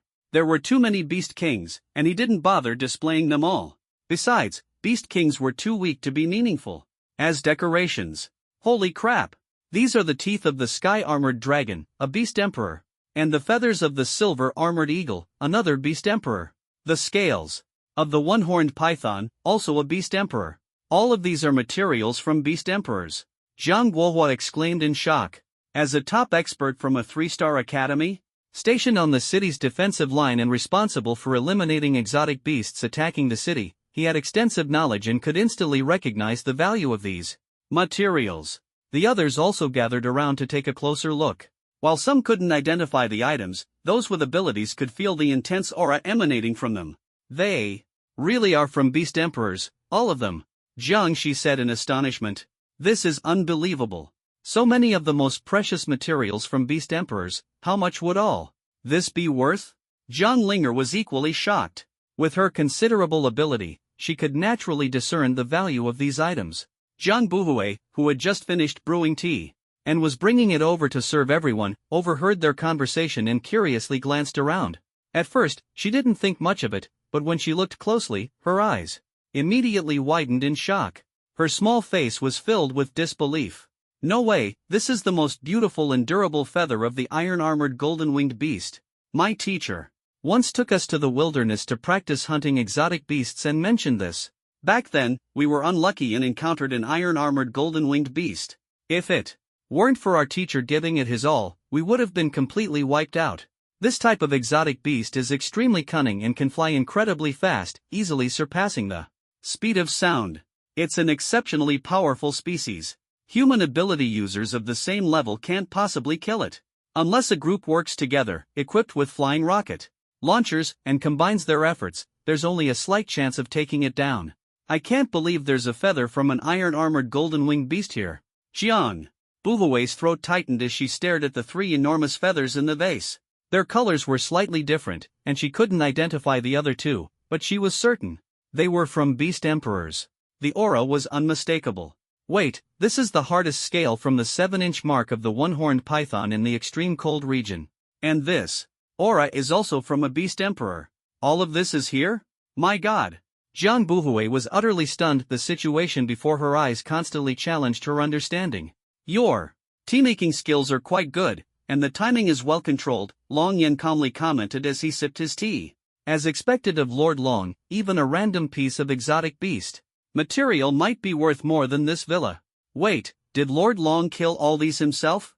Jiang Tianhao wiped the sweat from his forehead and couldn't help but ask. Yes, Long. Yan nodded. What? Jiang Tianhao's eyes widened.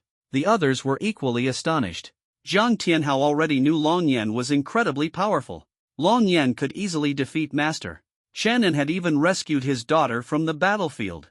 This proved that Long Yan was undoubtedly a battlefield-level powerhouse. But an 18-year-old at the battlefield level? What did that signify? It meant limitless potential. As long as he didn't die, he was destined to become a superpower. This was an ironclad fact, beyond any doubt. However, Jiang Tianhao never imagined that Long Yan was so strong he could kill a beast emperor. Just how terrifying was that level of strength? A beast emperor. 2 major levels above. The battlefield level.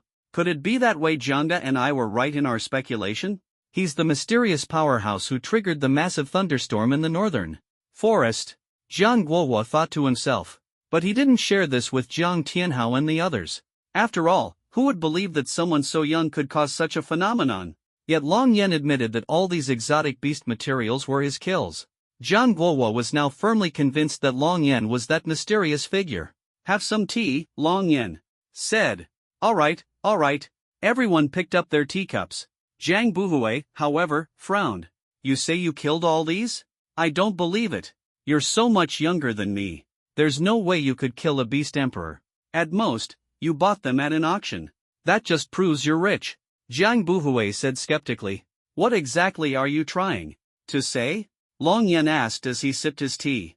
I want to challenge you. The lake is right there, let's fight by the lakeside. If anything gets damaged, I'll compensate for it. Jiang Buhui said. Let's see if you can even move first. Long Yan raised his hand and pressed a finger down. What? Jiang Buhui was puzzled. The next second, she felt an unbearable weight pressing down on her. She almost fell to her knees, unable to lift her hands, let alone fight Long Yan.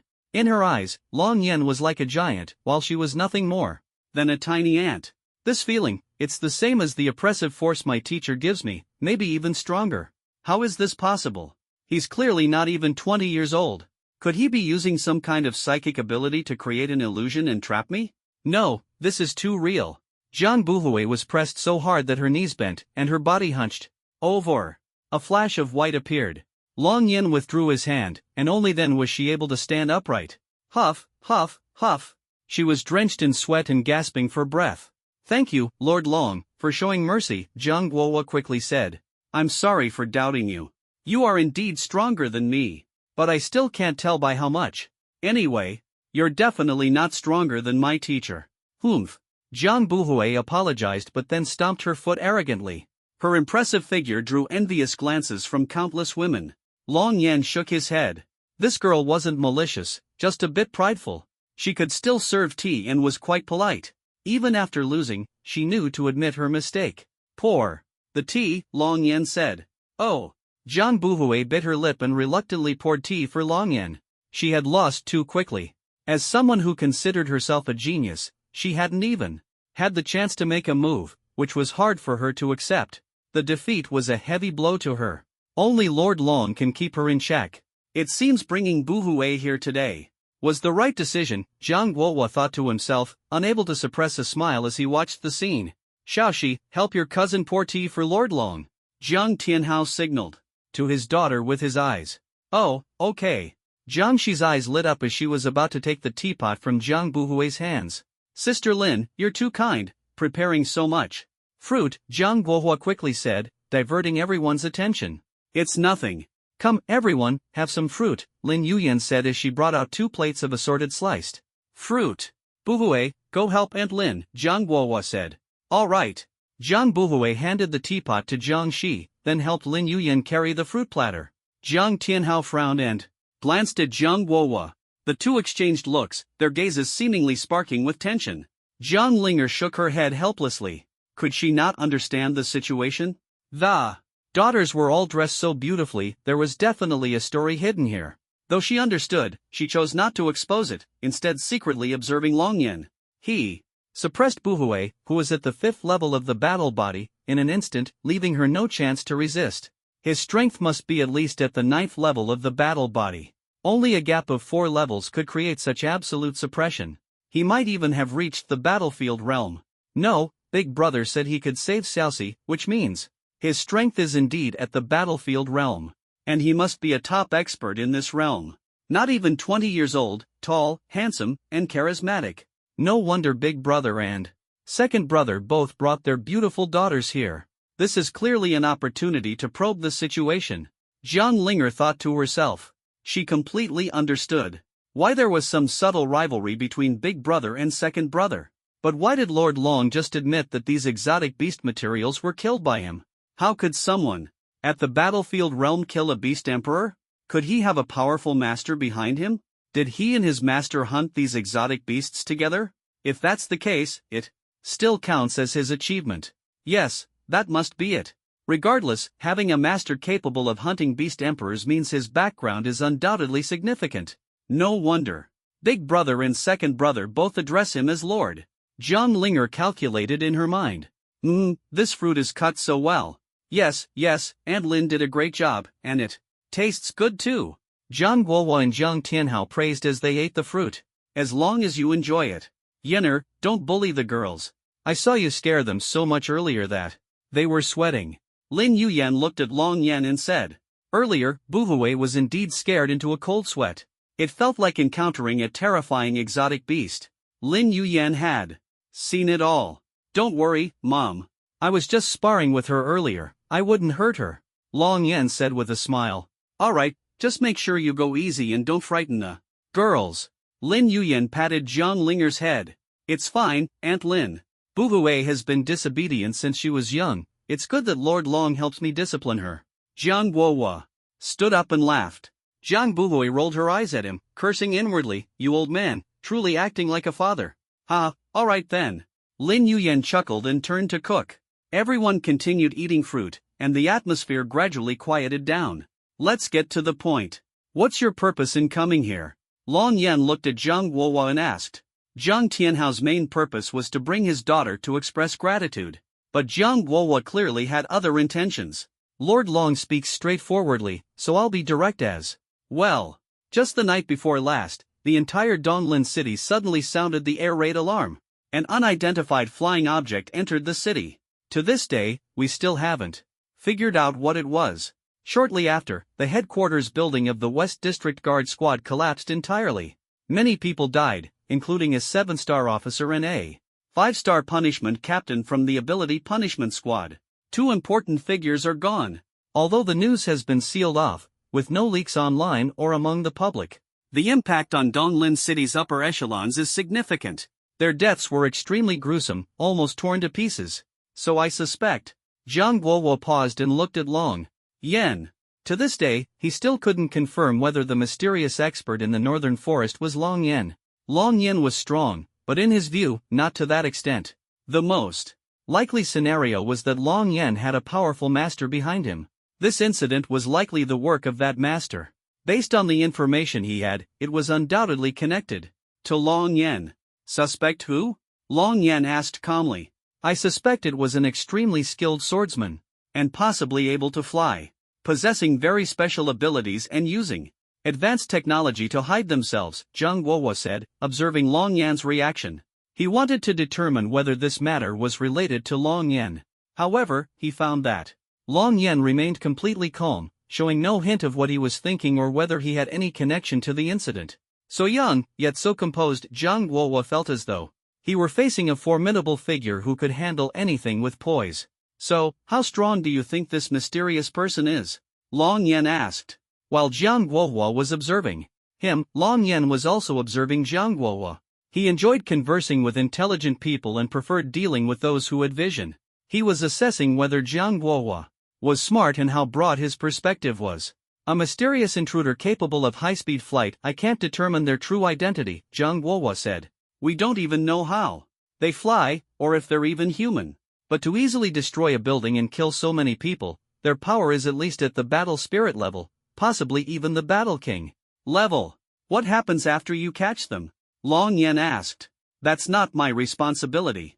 This matter is entirely handled by the Special Abilities Punishment Squad. But I think this mysterious person must have a reason for killing The specific reason is still unclear, Jiang Guohua replied. Lord Long, may I have a word with you in private? Jiang Guohua requested. All right, Long Yan said, standing up and heading to the second floor, with Jiang Guohua following closely behind. The second floor had a living room with a large glass window, offering a wide view. Sunlight fell on Long Yan's face. Lord Long, I know who the mysterious intruder violating our airspace is, as well as the culprit who destroyed the West District Police Guard headquarters. It's either you or the power backing you. Even if I know, I won't report it to the higher-ups. I'll act as if this never happened, Jiang Guohua said. Long Yan smiled faintly. This Jiang Guohua is indeed clever, but his thinking isn't bold enough. In fact, the one who did all this is me. Long Yan thought to himself. Seeing Long Yan's subtle smile, Jiang Guohua felt he had guessed correctly. Lord Long, you and the Zhao family are already mortal enemies. They just haven't found you yet or taken action. My Jiang family also has a grudge against the Zhao family. Our families have been at odds for 2 generations. In this generation, it's either them or us. So, my Jiang family is willing to stand by your side, helping you cover up the matter of killing the Zhao family members. You can focus on your cultivation without fearing the Zhao family's crazy retaliation. Of course, if you need anything, just let me know, and my Jiang family will do our best to assist you. I only hope that, at a critical moment, you can help my Jiang family. This level of conflict isn't something that can be resolved with apologies. It's a life and death war. Losing could mean the extermination of the entire family. So, I sincerely ask Lord Long to help my Jiang family through the tough times when the moment comes. Jiang Guohua clasped his hands and knelt on one knee. You are mistaken, Long Yan said. What? Jiang Guohua was puzzled. If the Zhao family wants revenge, let them come. They're just a small family, how much trouble can they cause? What you've said does show some spirit. You should be glad it was you who came to talk to me. I will protect your Jiang family, Long Yan said. Since Jiang Guohua had already expressed his willingness to follow Long Yan and had shown such a broad perspective, Long Yan was naturally willing to accept the Jiang family as his own. Fortunately, Jiang Guohua had foresight. If it had been someone else, who only knew how to threaten and intimidate, trying to bind their fates together, it would have been courting death. Thank you, Lord Long. Thank you. Jiang Guohua stood up and wiped the sweat from his forehead. When Long Yan said, you should be glad, Jiang Guohua felt an unprecedented sense of oppression and an extremely terrifying killing intent. It was like an ant looking up at a giant, utterly horrifying, as if he were in hell. Jiang Guohua found Long Yan increasingly unfathomable. Have there been any movements from the exotic beasts outside the city in the past 2 days? Long Yan asked. No abnormalities, at least within the 100-mile alert zone outside the city? Jiang Guohua replied, everything is normal. Who is in charge of the defense of Donglin City? Long Yan asked. It's the 2-star Tiger General He Shisheng of the Donglin Legion, Jiang Guohua answered. He is responsible for the entire city's defense layout. He is the highest military authority in Donglin City. His status is even higher than the city lords. Even I have to follow his orders and dare not disobey. Lord Long, why are you asking about this? Jiang Guohua asked curiously. Do you think there will soon be a large-scale attack by a beast horde? Long Yan asked. Highly unlikely. Donglin City rarely encounters large-scale beast tides, Jiang Guohua replied. Most of the time, it's just small-scale disturbances. The last large-scale beast tide was 5 years ago. Even Jiang Guohua himself found it hard to believe. Having lived a stable life for so long, who would suddenly believe that a large-scale beast tide would appear? There should at least be some signs first. Don't worry, my lord. Although I don't know how you or the people behind you managed to evade radar detection and sneak into Donglin City's airspace. But beasts absolutely can't do such a thing. They haven't evolved that capability yet. If they really could, the entire world would have collapsed long ago. We have high-precision satellites in outer space watching, along with alert radars, drones, and fighter jets, covering a monitoring range of hundreds of miles or more. Under such tight surveillance, it's impossible for a beast tide to suddenly charge into the city. Jiang Guohua said confidently. If it's truly impossible, then how did Donglin City fall so quickly in my previous life? Long Yan thought to himself. If Donglin City needs to enter the highest level of special combat readiness, who must personally give the order? Long Yan asked. Well, not even the 2-star Tiger General He Shisheng can casually put the city into special combat readiness without a beast Attack. It must be approved from above, and there must be sufficient justification. After all, unless faced with a large-scale beast tide, sounding the highest combat readiness alarm would cause panic. This would also affect the city's economy. Stock prices of listed companies might even hit the limit down, causing significant impact. So, unless absolutely necessary, no one would easily sound the special combat readiness alarm. Looking at the situation in all the cities of the Terran Empire, no city has ever casually activated special combat readiness. At most, during training, they might activate B-level combat readiness. A-level combat readiness is almost never activated casually. Jiang Guohua explained. So, it's basically impossible to activate it. Long Yan said. Yes, special combat readiness is impossible to activate, and even A-level is very difficult, Jiang Guohua nodded. As expected, there's no solution. No one believes this, and no one can make Donglin City directly enter special combat readiness. Even A-level combat readiness can't be activated. B-level combat readiness, even if it can be activated, is useless. After all, it's occasionally activated during training. Whether it's activated or not makes no difference. It seems that this time, Donglin City's disaster will have to be borne by me alone. Long Yan resolved in his heart. On Origin Star, the combat readiness levels of all nations are divided into 4 tiers, C, B, A, and special combat readiness. A-level combat readiness almost never occurs during peacetime, let alone special combat readiness. A-level signifies a city facing a disaster. Special combat readiness represents a catastrophic threat to the city. Thus, it is never activated lightly during peacetime. Otherwise, the city's financial system would collapse immediately. It would take years to recover from the collapse. Large fortress cities have strong economies and large populations. In addition to geographical advantages, their strong defenses ensure that A-level or special combat readiness is rarely activated. With a stable financial system, their economies develop even further. For smaller cities like Donglin City, a few instances of special combat readiness over several years would ruin the economy. Who would be willing to invest in a place that feels unsafe? Once a city is breached, not only would the investors lose everything, all industries would be destroyed, and the city would instantly become impoverished. With no investments and the economy at a standstill, the city would essentially be finished. Are you asking this because you think the beasts might attack the city? Rest assured, there's surveillance day and night. In places you can't see, countless soldiers are protecting the lives of millions. Jiang Guohua said solemnly. You're right, but Long Yan stopped mid-sentence. There was no point in saying more about such matters. No one would believe him anyway.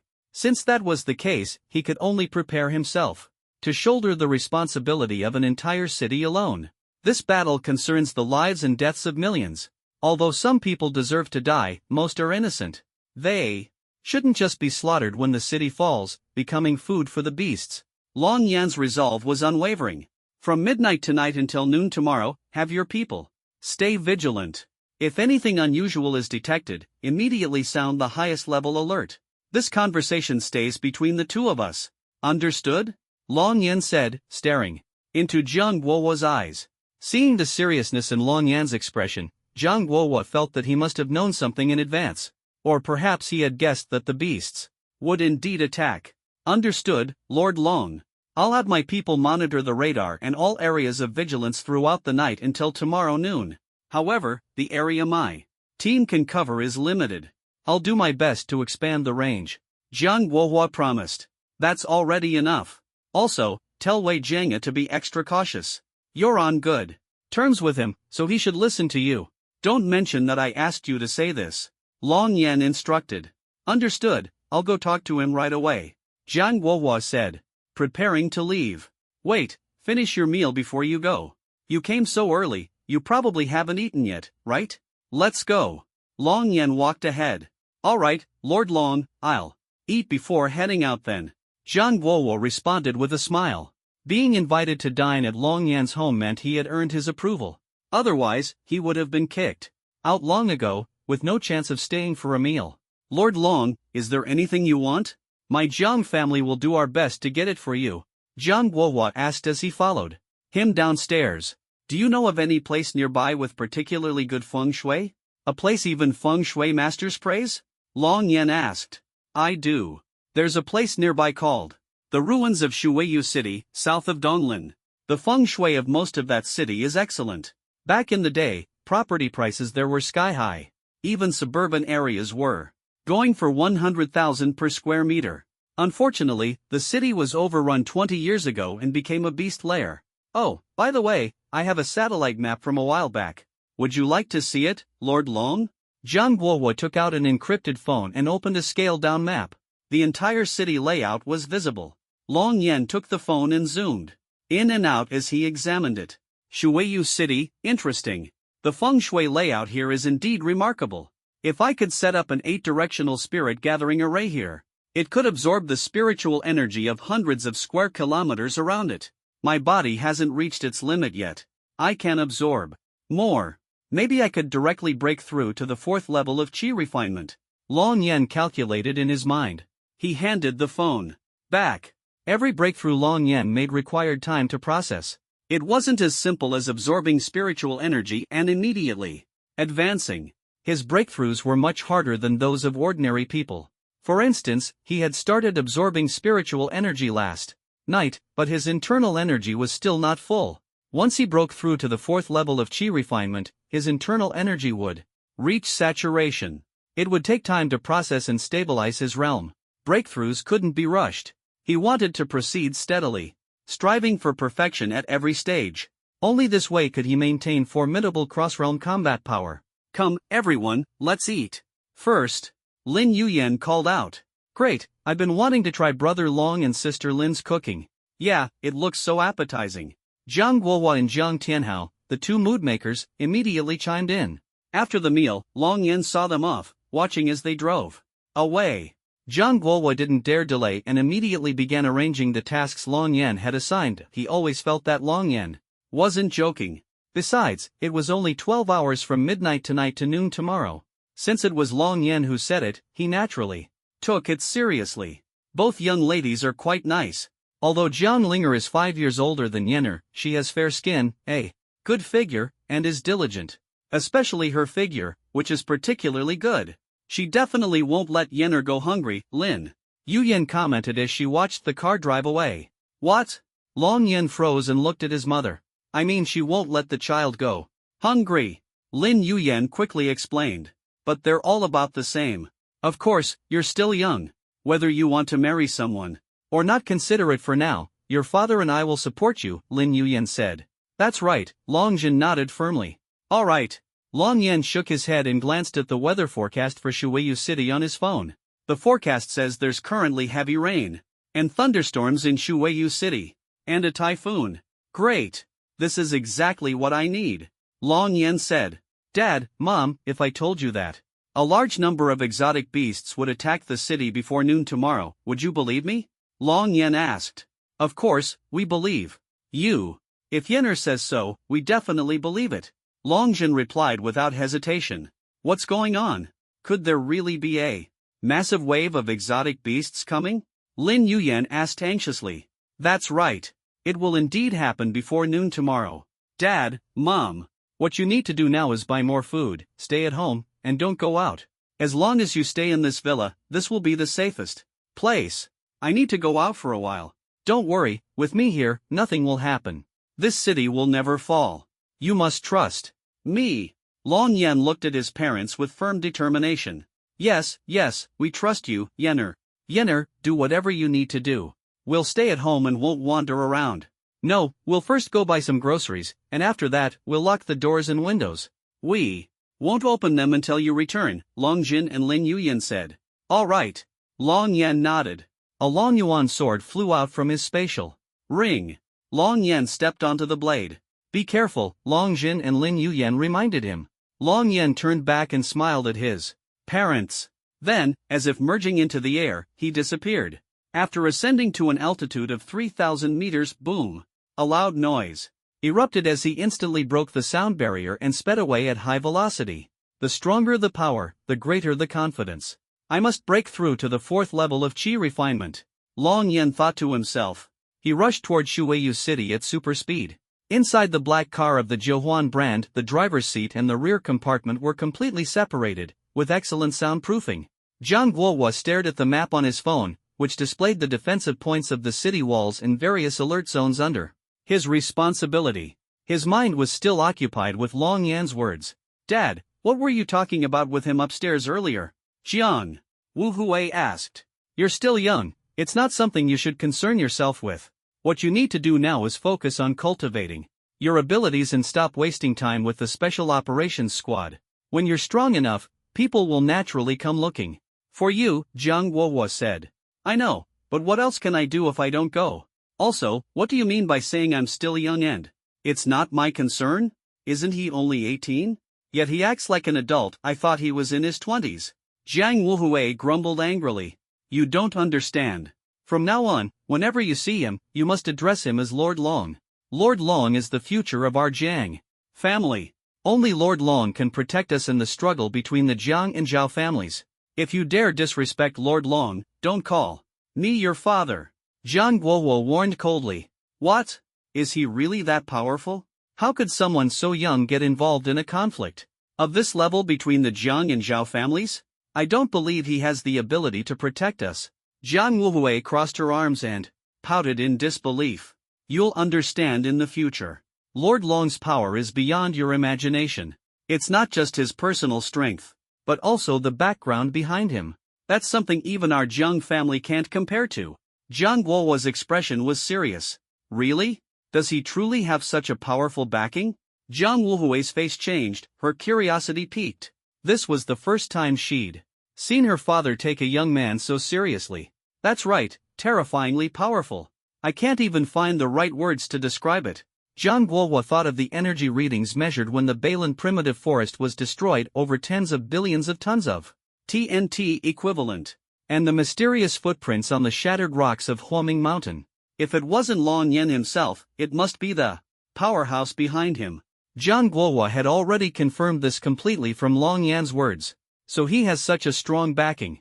No wonder the family has so many materials at the Beast Emperor level. But that's just his backing being strong. Although he's impressive, no matter how strong he is, he definitely can't compare to my teacher. My teacher is not only beautiful but also graceful and charming. Her strength is formidable. With a 4-foot-long sword, she can cut through iron like mud, exuding elegance and unmatched charisma. She was a special instructor at my supernatural university before I graduated. She would occasionally come to teach us. Even the principal had to be polite when meeting her." Jiang Wuhui spoke of her teacher with pride, her words flowing endlessly. "She didn't take me as a disciple, only treated me as a student. Unless I break through to the 9th level of the battle body, I won't have a chance to become her disciple." Jiang Wuhui felt a bit disappointed. "By the way, I contacted my teacher this morning. She said she's currently in Donlin City. Seems to be at a place called Lingyan Pavilion. Dad, do you know where Lingyan Pavilion is?" "I couldn't find it on the map," Jiang Wuhui asked. "Oh, Lingyan Pavilion? I've heard of it. That's the territory of the Black Dragon exotic beast hall, occasionally used for auctions. It's right in the center of Yanshui Lake. Looks like your teacher's identity isn't simple. But before you go, you'd better contact her first. Otherwise, there's usually no boat to get there," Jiang Guohua said. "Alright, I'll stop nearby and take a cab there myself." "Sure, I'll send my regards to your teacher for you." "Got it, bye-bye, I'm off to find my teacher." Jiang Wuhui got out of the car, skipping away cheerfully. Her delicate demeanor and proud attitude caught the attention of several cab drivers, who couldn't help but glance twice, nearly causing a chain collision. The distance between Shuiyu City and Donglin City was over 2,000 kilometers in a straight line. Along the way, there were many exotic beasts. However, Long Yan kept his formation concealed, and the exotic beasts didn't notice him at all. Soon, a typhoon with a diameter of about 600 kilometers, shrouded in clouds, appeared in view.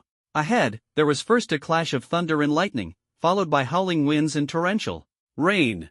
Long Yan sped forward at high speed without slowing down, even passing directly through the lower clouds. As he vaguely saw the outline of Shuiyu City, the wind suddenly intensified, and the pouring rain came down as if the sky had burst open. Shuiyu City is surrounded by mountains on 3 sides and a plain on 1 side. The typhoon's eye is stuck here and can't escape. Due to the terrain and climate, the typhoon keeps accelerating. The wind speed at the center of the eye here has reached at least level 13. About 40 meters per second. Long Yen felt the wind speed and could already gauge the typhoon's strength. It was roughly a level 12 or 13 super typhoon. There were very few exotic beasts flying in the sky. After all, no one wanted to be blown away by the wind. The steel walls around Shueyu City were damaged in many places, and numerous buildings inside the city were destroyed. The devastation of the past battles was evident. Now, Shueyu City was covered in dense vegetation. Many rooms housed nests of exotic beasts, making the place full of danger. Occasionally, powerful superhumans would come to hunt these exotic beasts, but they usually had to be very strong. Newcomers wouldn't dare step foot here. This was a paradise for exotic beasts. The spiritual energy of heaven and earth here is indeed much denser than elsewhere. It's a moderately sized spiritual vein. Time is tight. I must immediately set up the 8 directions spirit gathering formation. Long Yen arrived at the center of the city's spiritual vein. This city wasn't very large, covering about 5,000 square kilometers, of which 3/5 were feng shui treasure lands. Outside the city, there were still some places with excellent feng shui. He planned to set up the 8-directional spirit gathering array here. If luck was on his side, he could draw on the spiritual energy of heaven and earth from hundreds or even thousands of square kilometers. Long Yen traced his fingers through the air, arranging the formation. Fierce winds howled, but his clothes only fluttered slightly. Not a single drop of rain fell on him. The array gradually resonated with the spiritual veins beneath the ground. Finally, the 8-directional spirit gathering array was complete. By then, the sky was nearing dusk. The typhoon had arrived, and though it was only a little past 5, it was already dark. Draw in all the spiritual energy of heaven and earth, Long Yen silently chanted in his heart. His body began to absorb vast amounts of spiritual energy at an insane rate. As time passed, he gradually approached the 4th level of the Qi refining stage. The Qi refining stage was divided into 3 steps, absorbing spiritual energy, forming a sea of Qi, and refining Qi into a vortex. Every 3 levels marked a new phase. The 4th level involved transforming Qi into a liquid sea of Qi. The Dantian became like an ocean, capable of storing even more Qi. Each phase of Qi refining brings a significant difference in combat power. As long as I break through to the 4th level, my true combat strength will increase dramatically. I must break through, no matter what. Long Yan's resolve was firm, his goal clear. His Dantian's absorption of spiritual energy gradually reached saturation, while the conversion into liquid accelerated. This allowed his Dantian's sea of Qi to store even more energy, meaning he could sustain high-intensity combat for longer. However, the next breakthrough would be even harder, requiring even more spiritual energy. Sustained combat didn't mean endless high-intensity fighting. No one could fight indefinitely. Even a powerful tribulation-transcending cultivator would eventually exhaust their strength. Humans were not perpetual motion machines. Time passed. The spiritual energy within Long Yan's body neared saturation. Almost there, just a little more to break through, he thought, suddenly opening his eyes. His body emitted a faint glow, and the suction force increased dramatically. This was an attraction to spiritual energy, not an indiscriminate devouring like a black hole. Spiritual energy from thousands of square kilometers surged into his body, filling the last gap. Buzz! A tremor rippled through his body. Break for me! Long Yan's voice thundered. Boom! A shockwave swept through his body. Excellent! Breakthrough successful. I've reached the 4th level of Qi refining. Now I must stabilize the 4th level first. As for the 5th level, that will have to wait. With my current strength at the 4th level, even if beasts attack the city tomorrow, they'll have to see if they can withstand a single strike from me. It's time to head back. I'll circle the outer perimeter of Donglin City's defense zone one more time to check for any abnormalities, Long Yen thought, swiftly flying back toward Donglin City. As he exited the typhoon's range, the wind gradually subsided. Before him was a bright moon and a sky full of twinkling stars, a breathtakingly beautiful scene. It was already 2 or 3 in the morning. At this hour, commercial flights had ceased. Apart from fighter jets, military reconnaissance planes, and drones, there shouldn't have been any civilian aircraft flying near Donglin City. Yet, just after Long Yan disappeared from the area, several private planes took off from Donglin City, following the same flight path. Long Yan flew 100 kilometers outside Donglin City's defense perimeter. Donglin City had 3 Defense zones. Beyond 100 kilometers, fighter jets patrolled regardless of weather conditions. Within 50 kilometers, numerous vibration frequency monitors were installed underground. If a large number of beasts appeared, the ground would tremble, and the monitors would immediately transmit the data back. However, these monitors were often damaged by underground beasts, requiring regular replacement. Rivers were also equipped with underwater monitors, similar to naval mines, which would react and transmit information in real time if touched by beasts. These monitors, too, were prone to attacks and needed periodic replacement. The final defense zone was within 5 kilometers, where radar on the city walls could precisely detect any presence. Once within this range, beasts could no longer hide. The 5-kilometer limit was set because beasts had evolved continuously in their battles with humans. Many beasts now had shells tougher than the coatings of stealth aircraft, with radar cross-sections so small that even the most advanced radars struggled to detect them. From a distance. As long as one enters within a 5-kilometer radius, there is absolutely no escape. This is also the reason why human cities remain relatively safe. Without these constantly updated technologies, humans would be unable to withstand the vast numbers and continuous evolution of the beasts. Long Yen flew swiftly, the moonlit earth below clearly visible, his expansive view stretching tens of kilometers. That was until the moon was obscured by thick clouds. He circled around but found nothing unusual. Just as Long Yen flew past a section of the river, the underwater monitors, which originally emitted a faint purple glow, suddenly turned deep green simultaneously. The calm river's surface in the distance rippled briefly before returning to tranquility, as if nothing had happened. Beasts have always appeared around the city, but not to the extent of triggering a large-scale beast tide. It seems these beasts are coming from farther away. But with poor visibility now, expanding the range and circling again would waste too much time. I'll have to wait until daylight. Long Yen landed atop a tree outside the city, quietly waiting for dawn. A few hours later, dawn arrived, but the sky was overcast, and the weather was poor. In such conditions, even the most advanced satellites couldn't capture ground details. In Donglin City, 40 million people were busy with their own tasks. Some worked on construction sites, some tightened screws, others worked overtime, reinforcing the city walls.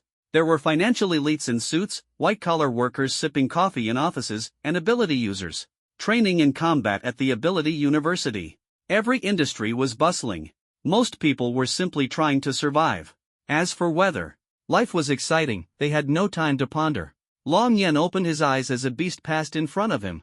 Hidden within the formation, the beast couldn't detect him at all. Long Yen glanced at his phone's time, June 30th, 7:30 a.m.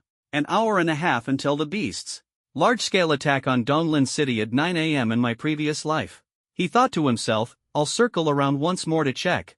Long Yen flew another 100 kilometers along the city walls. The time reached 8:30 a.m.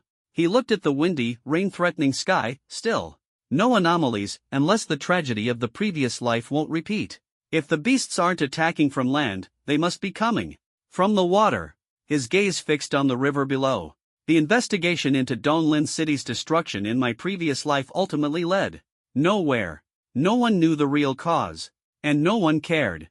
In the apocalypse, ordinary people were fighting desperately to survive.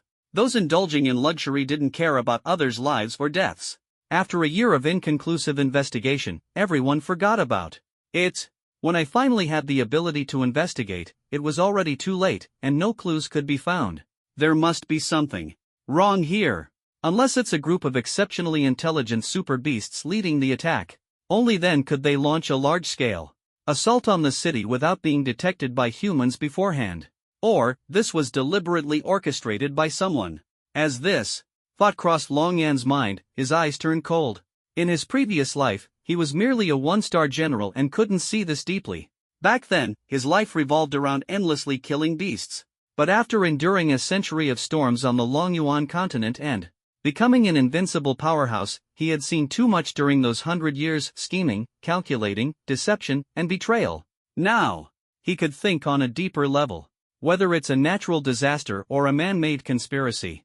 In this life, I, Long Yen, swear to cut through it all with a single sword. Long Yen declared. At this moment, he exuded majesty and dominance, his aura overwhelming. Who would dare defy him? Beep beep beep. Long Yen's phone rang. It was his encrypted anonymous number, which he had given to Jiang Guohua. Yesterday. Long Yan answered the call. Lord Long, I'm using encrypted communication. No one knows the content of our conversation. There's something strange I want to tell you, Jiang Guohua said. What happened? Long Yan asked. I'm in charge of the eastern line of defense for Donglin City's walls. You know there are several rivers to the east, including a large river expanded by the beasts. In the early hours, the monitor placed in the water suddenly stuttered for a moment.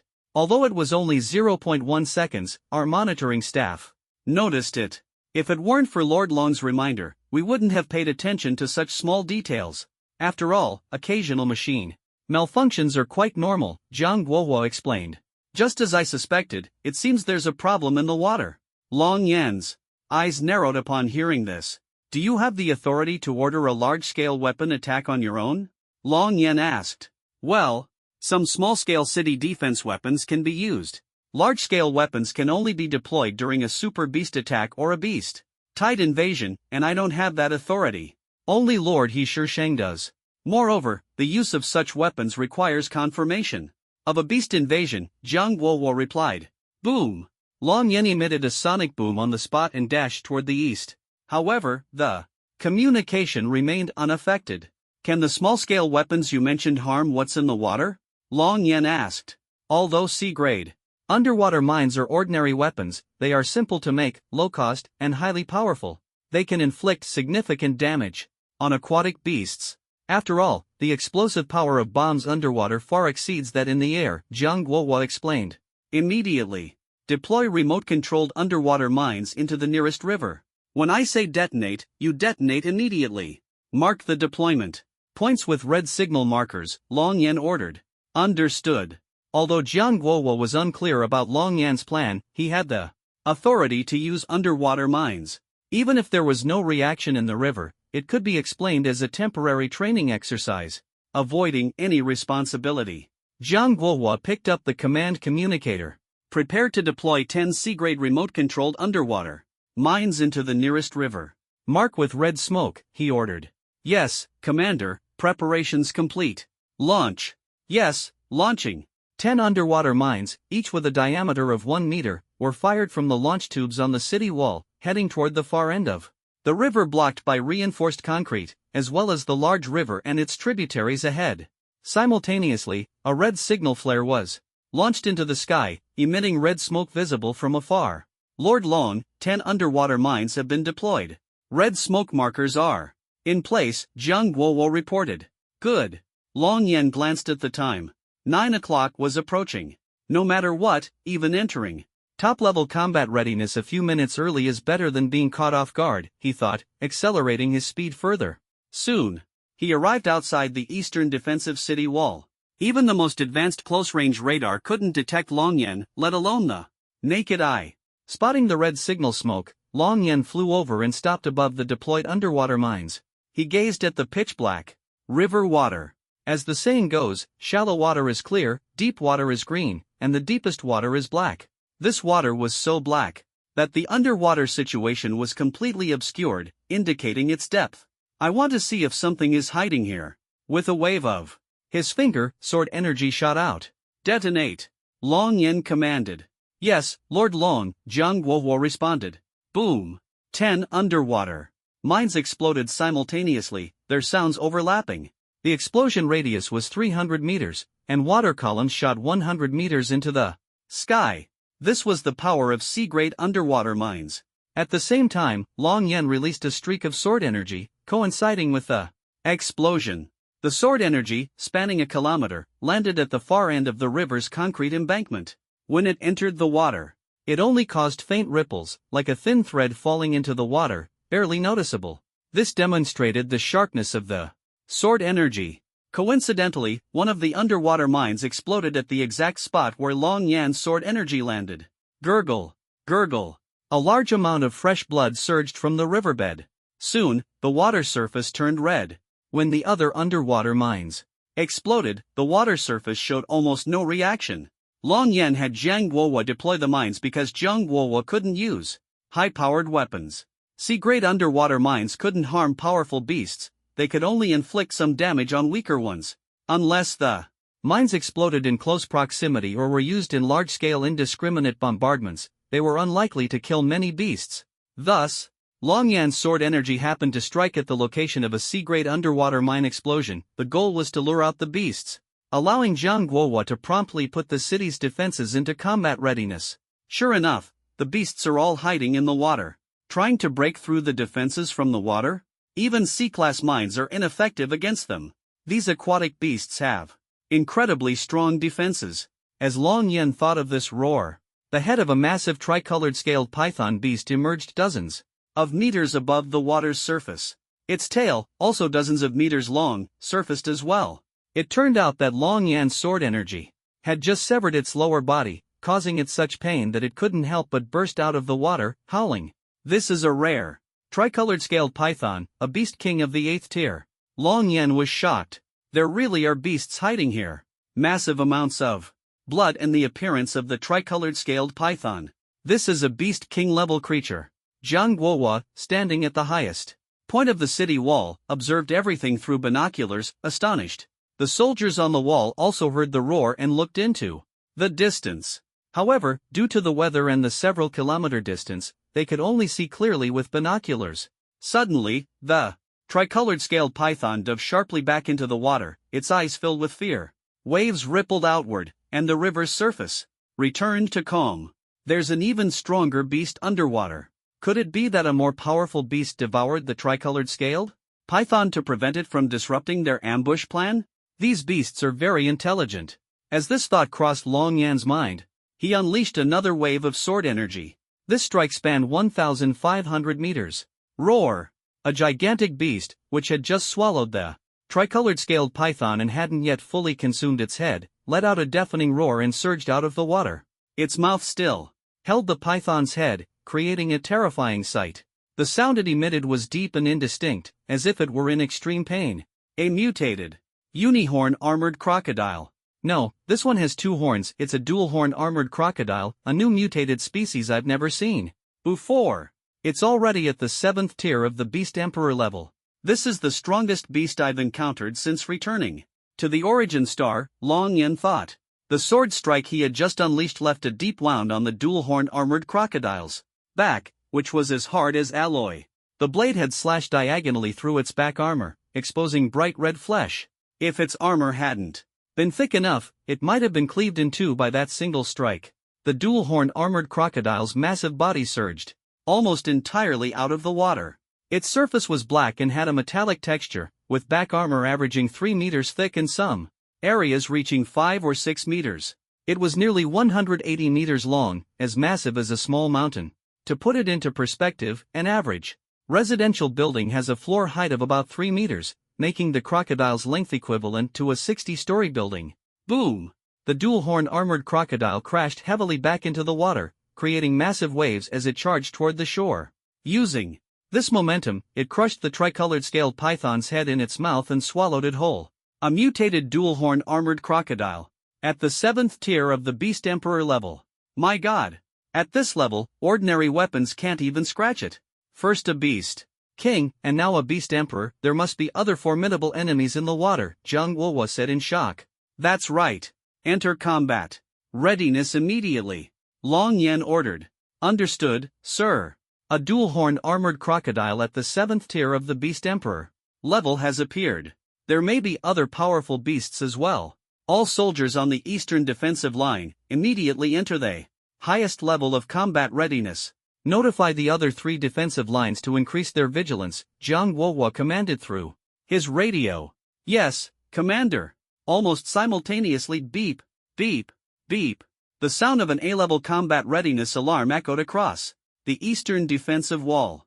Whether they were changing shifts, resting, training, or spending time with their families, all soldiers quickly donned their gear and rushed to the wall. Fighter jets and drones took off immediately. Heavy weapons such as laser cannons, grenade launchers, and 150mm dual-barrel anti-aircraft guns rose from within the walls. Radar systems were set to maximum power.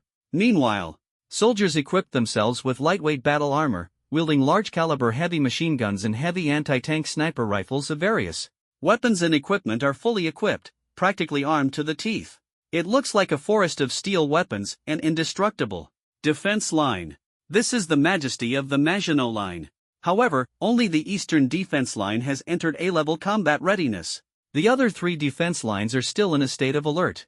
Seeing the weapons on the city walls being loaded and the fighter jets starting to take off, Long Yen finally felt somewhat reassured about the eastern defense line.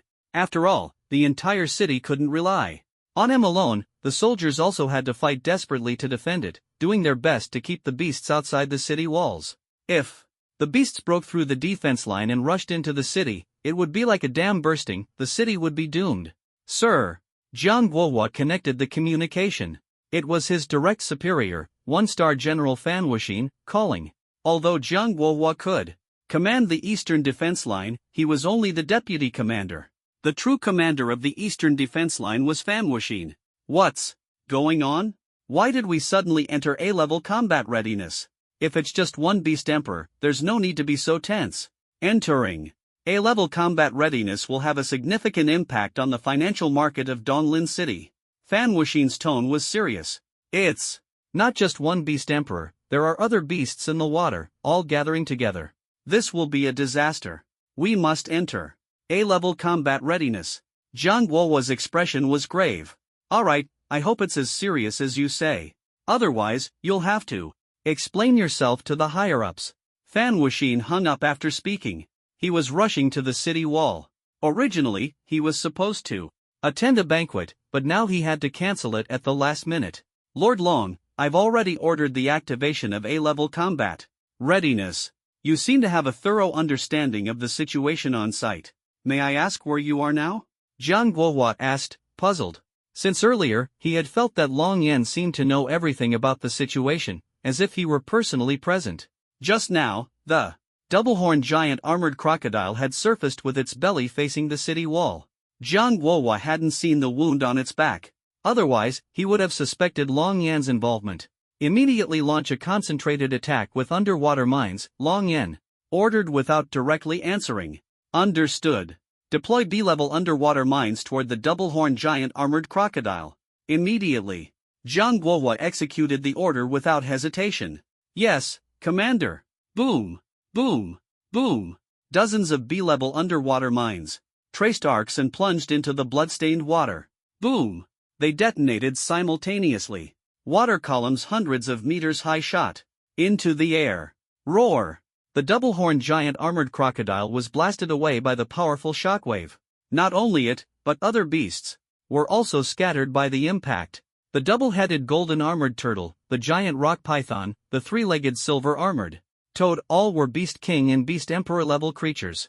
In the wide river more than 10 kilometers away, a massive figure emerged, raising its head. Roar! A piercing roar echoed, sweeping across like the shockwave of an explosion, visibly spreading outward. The sound far exceeded the speed of sound. Not only did the sound travel fast, but the special beast's vocal transmission speed was far beyond supersonic. This allowed them to quickly command their beast armies. Otherwise, if the sound traveled at normal speed, it would take half a minute to reach its destination. How could they command effectively? By the time the sound arrived, it would be too late. Roar! In the river near the eastern defense line, groups of beasts suddenly surged out of the water, their numbers densely packed. Every river and tributary was filled with them. They charged straight toward the city walls, shaking the entire ground. The nearest river was only 5 kilometers away, leaving the soldiers on the city walls with very limited reaction time. What an ear-piercing sound. This beast's strength has already far surpassed that of a beast emperor, Long Yen thought to himself. When he turned back earlier, the beast had already submerged again, extremely cunning. He hadn't gotten a clear look at what kind of beast it was. Visibility was only 5 or 6 kilometers now. Moreover, after roaring once, the beast had dived back into the water, waiting for an opportunity to strike. Finding it wouldn't be easy. My God, so many beasts. Beast spirits, beast generals, beast kings, and even beast emperors. The weakest are beast spirits. I've already spotted nearly 10 beast emperors. This is simply a disaster. This is not something an A-level combat readiness can handle. It should be special level combat readiness. What exactly happened?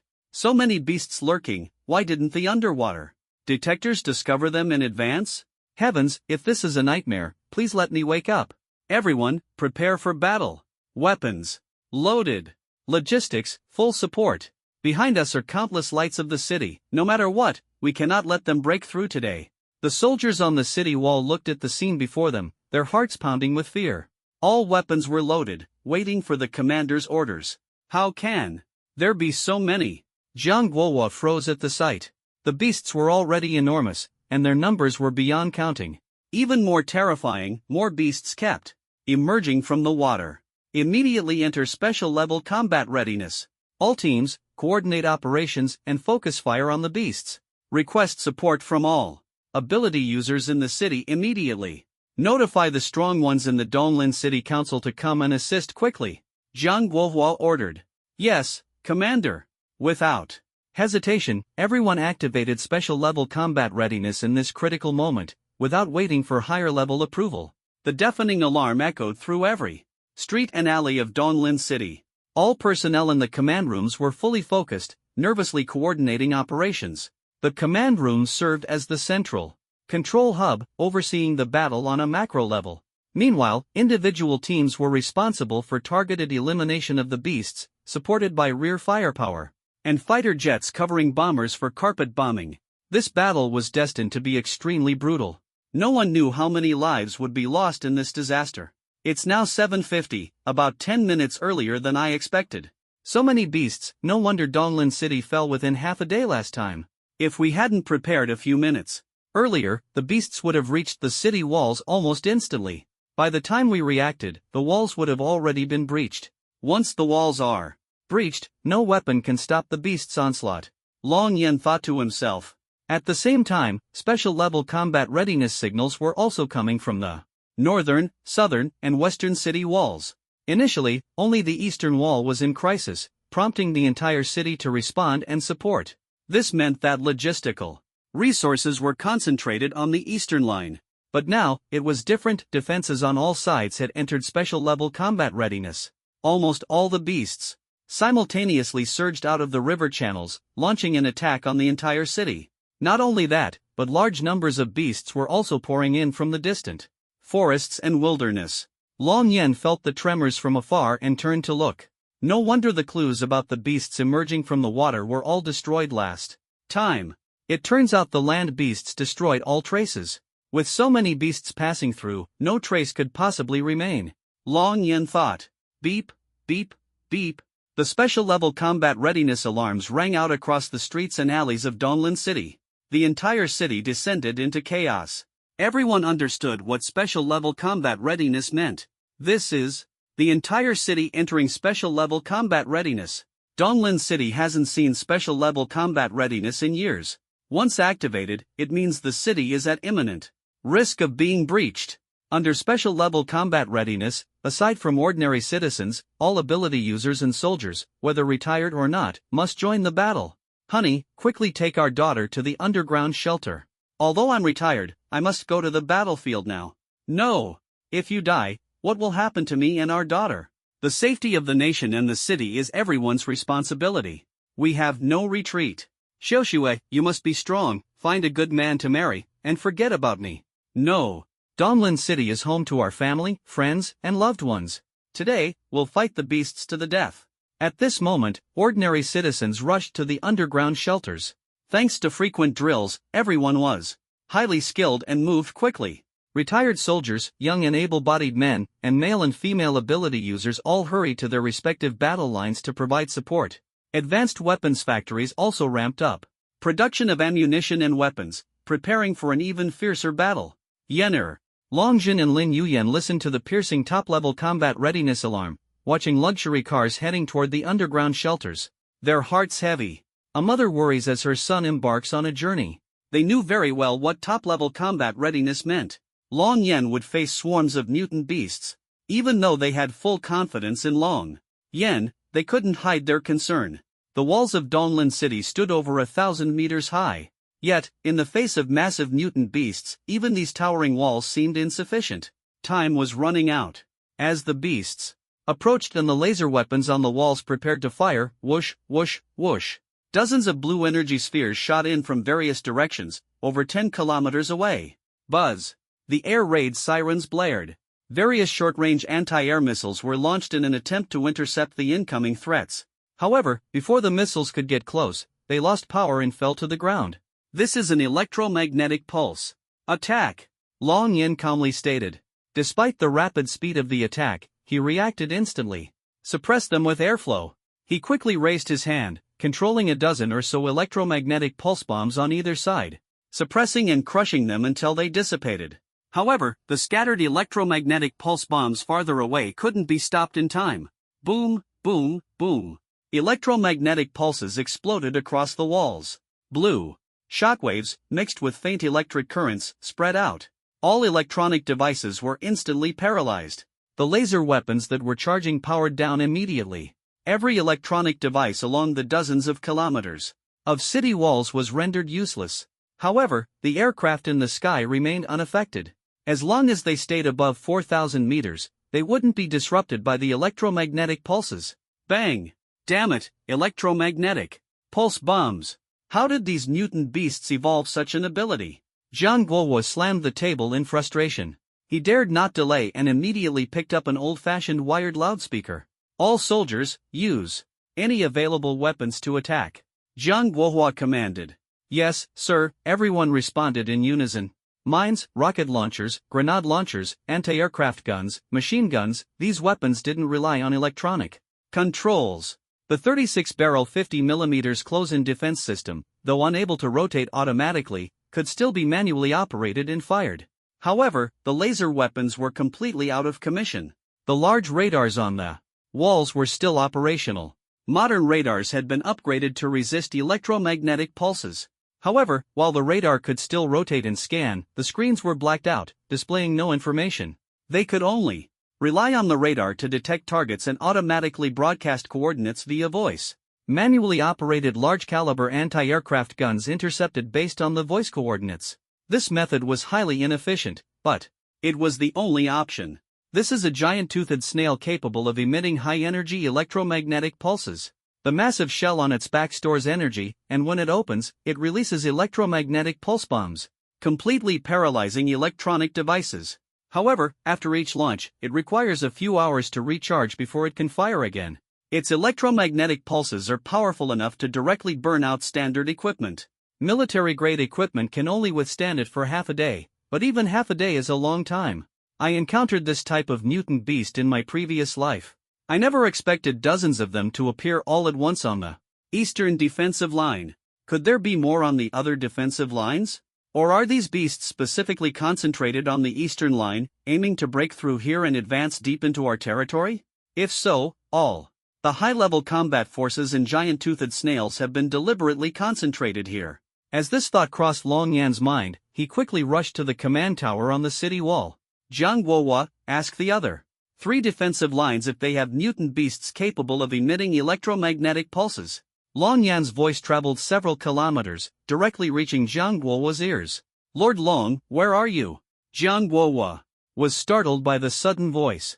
With all smartphones paralyzed, where was this voice coming from? Answer me. Long Yan urged. Understood, Lord Long. I've contacted them via wired phone. The other 3 defensive lines also have these mutant beasts, but only a dozen or so. Although not as many as here, they've still paralyzed a significant amount of equipment. They're under heavy pressure as well and won't hold out for long. Vice Commander Wei Jianga is in charge of defending the Western Front. The Eastern Front still has mountain ranges to block the large-scale gathering of the beasts. But outside the Western Front lies a vast, flat plain with numerous rivers. The beasts are highly likely to break through the Western Front quickly. That's why a heavy Air Force brigade was stationed near the Western Front. However, the Dongxuanmen airport has already been hit by an electromagnetic pulse bomb. None of the fighter jets can take off. The Western Front is in critical danger. Zhang Guohua's expression was grim. Although he was shocked at how Long Yan had contacted him, he couldn't even see where Long Yan was. The voice sounded directly in his ear, almost as if it were echoing in his mind. He didn't have time to think further. Understood. Long Yan furrowed his brows. All 4 fronts are under attack simultaneously. The Western Front is in critical danger, and the Eastern Front is under immense pressure. We can only resolve the battle on the Eastern Front quickly and then support the Western Front.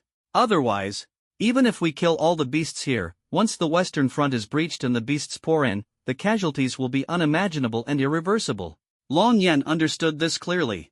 Watching the fierce battle between the two sides, fighter jets bombarded the skies continuously. Rockets, anti-aircraft guns, and torpedoes fired relentlessly. Even torpedoes meant for submarines were launched. Even with the large-scale bombardment just now, it could only kill a small portion of the weaker beasts. The Beast Kings and Beast Emperors, with their thick hides and tough flesh, were not so easily killed. All of you, die. Long Yan burst forward with incredible speed. Flying close to the ground, his dual swords unleashed waves of energy, slicing through a large swath of beasts, cutting them cleanly in half. Neither the Beast Kings nor the lower-tier Beast Emperors could withstand him. The surrounding beasts were intimidated by his overwhelming presence. Roar! The two-horned giant armored crocodile, injured by Long Yan earlier, let out an enraged roar, causing the nearby beasts to scatter. At that moment, several thousand-pound aerial bombs descended from the sky, targeting the crocodile's head. However, to the creature, it was no more than a tickle. It didn't even blink. The two-horned giant armored crocodile locked its gaze on Long Yan. From its earlier encounter, it knew that Long Yan had ambushed it. It would not let this go. Buzz, buzz, buzz. The crocodile opened its massive jaws, gathering high-temperature blue energy. Buzz. A beam of blue, high-temperature light shot toward Long Yan. Using energy attacks like this? You're not qualified. Long Yan swung his sword in a diagonal slash. Buzz. The sword cleaved through the blue beam, simultaneously, slicing the two-horned giant armored crocodile in half. The sword energy then split into countless fragments, raining down on the crocodile's head. Long Yan casually absorbed a rare golden orb and stored it in his spatial ring. His movements in killing the beasts were swift and unrelenting. The Beast Kings were merely incidental targets. His main focus was the Beast Emperors. At the Beast Emperor level, their intelligence was significantly higher. Seeing the two-horned giant armored crocodile easily slain, the other Beast Emperors were filled with fear. Though cold-blooded, the beasts still feared death. The smarter they were, the less willing they were to die in vain. Roar! One of the Beast Emperors howled toward the sky, seemingly calling for reinforcements. Stop shouting, it's useless. Long Yan paid them no mind. Along the base of the city wall, he slaughtered all the Beast Kings and Beast Emperors that were frantically attacking it. Wherever his sword energy passed, the city wall remained unscathed. Beasts with good fortune left behind intact corpses, those less fortunate were shattered into pieces. Such a dominant impossible, it can't be Elder Wang. Elder Wang hasn't returned since he left last time, Jiang Guohua thought. Thud, thud, thud. At that moment, tremors came from the distant earth. The sound was heavy and nerve-wracking, like a massive creature stomping on the ground, exuding an overwhelming sense of oppression. A dark shadow gradually emerged at the edge of the thin mist, its pitch black, enormous figure sending chills down one's spine. The oppressive aura of the giant creature surged forward. Thud, thud, thud. The speed of the giant beast increased rapidly. Soon, it entered the visible range within 5 kilometers. It was a colossal humanoid beast, its entire body covered in bright golden fur, each strand as rigid as an alloy rod. Its exaggeratedly bulging muscles featured 8-pack abs and biceps resembling those of professional bodybuilders. Thick hexagonal yellow armor covered its chest and abdominal muscles, protecting all vulnerable parts of its body. Even its eyes were shielded by a layer of transparent protection. Its evolution was near perfection, with defenses almost armed to the teeth. It stood over 160 meters tall. What does that mean?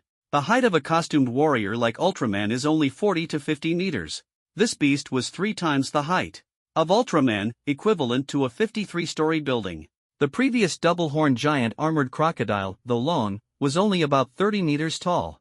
In front of this giant beast, it seemed much smaller. Its running speed exceeded the speed of sound, and rivers couldn't stop it. It could cross them in a single step. The oppressive aura hit like a mountain. The Titan King Kong beast's gaze locked onto Long Yan, as if trying to see through him.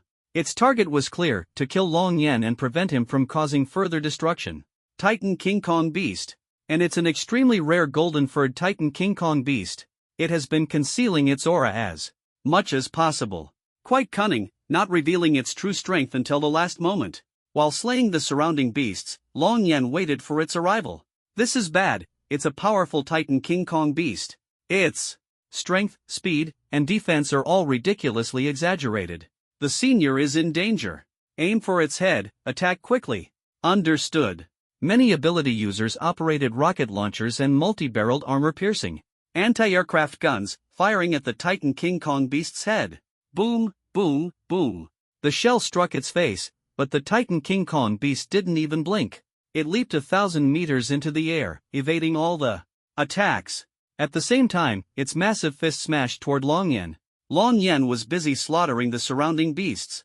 To the Titan King Kong beast, his attention seemed divided, making it the perfect moment to strike. Just as the fist was about to land, let me see just how strong you, Titan King Kong beast, really are. Long Yen turned and met the punch with his own. Boom! The two fists collided. The Titan King Kong beast felt an immense force surge through its fist, its expression changing instantly. Using the momentum, it rolled backward, flying away and landing steadily 1,000 meters away, crushing a beast king underfoot. A little further back, and it would have stumbled into the water. Shock was written all over the Titan King Kong beast's face, its expression almost human-like. However, the killing intent in its eyes did not diminish, instead, it became even more cautious. Above the Beast King, Beast Sect Level 3. You're too weak. Long Yan's voice was deep and powerful, betraying no hint of his age. He had a complete advantage in strength. It must be noted that the Titan King Kong beast had attacked by leaping into the air, combining its strength, speed, explosive power, and gravity. That force was absolutely terrifying. Ability users of the same level were no match for it. After all, size is also a part of strength. The larger the beast, the harder it is for ability users of the same level to defeat it. This is a well-known fact. Unless the ability user's level is significantly higher, they cannot compensate for the size difference. Too strong. A Titan King Kong beast surpassing the Beast King was sent flying with a single punch. This power is terrifying. My god, unless you're a top-tier ability user specializing in physical enhancement, there's no way to compete with the Titan King Kong beast. It's not seems like, it's absolutely. Either your strength far surpasses it, or you're at the same level but possess top-tier physical enhancement abilities. Otherwise, how could you possibly compete with the Titan King Kong beast? This senior's strength is even greater than we imagined. Ha, with the senior here, there's hope for the Eastern Front. Boom, boom, boom. Roar. The Titan King Kong beast pounded its chest with its fists, as if showcasing its strength, but it did not continue attacking. It paced back and forth, observing Long Yen. Buzz, buzz, buzz. Long Yen ignored it, continuing to slaughter the beast emperors while taking the lives of the beast kings along the way. The Titan King Kong beast saw an opportunity and was preparing to leap up and attack again. Buzz! Long Yan's sword energy raged, sending flesh and blood flying. With a casual glance, the Titan King Kong beast immediately retreated several steps, an unprecedented fear appearing in its eyes. It felt as though if it dared to attack just now, it would have been certain death. Roar! The Titan King Kong beast roared, as if trying to bolster its courage. It drew a sharp bone sword from its back. Initially soft, it instantly became extremely rigid with a flick. The bone sword was over 100 meters long. Gripping it in its hand, it prepared to charge at Long Yen. Annihilate. With a wave of his hand, Long Yan's sword energy extended for kilometers. Before the beast could leap, its head was directly severed. The head rolled a few times on the ground, the bone sword still clutched in its hand. It stared at the sword, full of unwillingness. Who could have imagined that Long Yen possessed a sword a kilometer long? Who could possibly withstand that? Amid the airplane bombings and the billowing smoke, Long Yen quickly moved to the riverbank and stored the bone sword in his spatial ring. At the same time, he emptied out all the useless items in the ring to make more space. Countless sword energies shredded the Titan King Kong beast's corpse. There was nothing valuable left. The bone sword was the most precious material on its body. Long Yen continued his slaughter. Roar, roar, roar. Buzz, buzz, buzz. Sword energy swept across, and the exotic beasts were sliced apart before they could even scream. Wherever he went, it was as if nothing could stand in his way. For at least 6 hours, the giant-toothed snail won't be able to launch a second electromagnetic pulse. Don't worry about them for now. Eliminate as many nearby exotic beasts as possible. Make them too afraid to attack for the time being. Long Yen ascended to an altitude of 5,500 meters. His fingers gathered sword energy, which he suddenly unleashed. Buzz, buzz, buzz. Outside the city walls spanning over a dozen kilometers, the exotic beasts were almost entirely slaughtered. Only a dozen or so beast kings and beast emperors remained. Long Yen deliberately severed their limbs but did not kill them, using them to intimidate any other beasts considering an attack. The beast emperors have been mostly eliminated, and there aren't many beast kings left. The exotic beasts in other parts of the Eastern Front are relatively scattered and can't break through for now. The strong one who was commanding the exotic beasts earlier has already submerged into the water and disappeared. It will definitely reappear to command the second wave of attacks, Long Yen thought to himself. Jian Guohua, organize all soldiers to attack the river. Force them to stay away and buy as much time as possible. What's the situation on the other fronts? Long Yen asked directly. His voice was deep and powerful, revealing no hint of his identity. Senior, rest assured, I understand your instructions. The northern and southern fronts are still holding up. The western front has lost wired communication. I couldn't get through even 30 seconds ago, Jiang Guohua replied loudly. More than half of the strong fighters from Donglin City's council have already rushed to the western front. But judging by the situation, they won't hold out much longer, Jiang Guohua continued. Even wired communication is down. The situation on the western front must be dire. Long Yen thought to himself. It was important to note that wired telephones were the oldest form of communication. Currently, only Donglin City's military still used them. The telephone lines were buried underground to ensure communication was not disrupted by electromagnetic interference. This way, both sides could keep track of the battle's progress at all times. However, resorting to wired telephones meant that wireless communication had already completely failed. If even the wired telephones were down, the battle must be extraordinarily intense. Boom! Long Yen sprinted at supersonic speed, the sound resembling a cannonball, and landed above the river several kilometers away. I must support the western front immediately. As for the eastern front, they'll have to hold out as long as they can. However, before leaving, I must first intimidate the beasts over there. Long Yan's gaze locked onto the terrestrial beasts several kilometers away on the opposite bank of the river. Their numbers were vast, all gathered in front of the river, which spanned between 500 to 2,000 meters wide. They seemed to be awaiting orders, ready to charge. The sword energy at Long Yan's fingertips grew sharper. The crisscrossing sword energy seemed determined to annihilate everything. The sharp, chilling light sent shivers down one's spine. On the city wall, tens of thousands of soldiers and ability users, stationed several kilometers away, were all watching in stunned silence. Their eyes were filled with awe and curiosity about what Long Yen would do next. What is the senior planning to do? Jiang Guohua asked, holding a telescope, his face full of confusion. A cold glint flashed in Long Yan's eyes as he swung his arm. Buzz!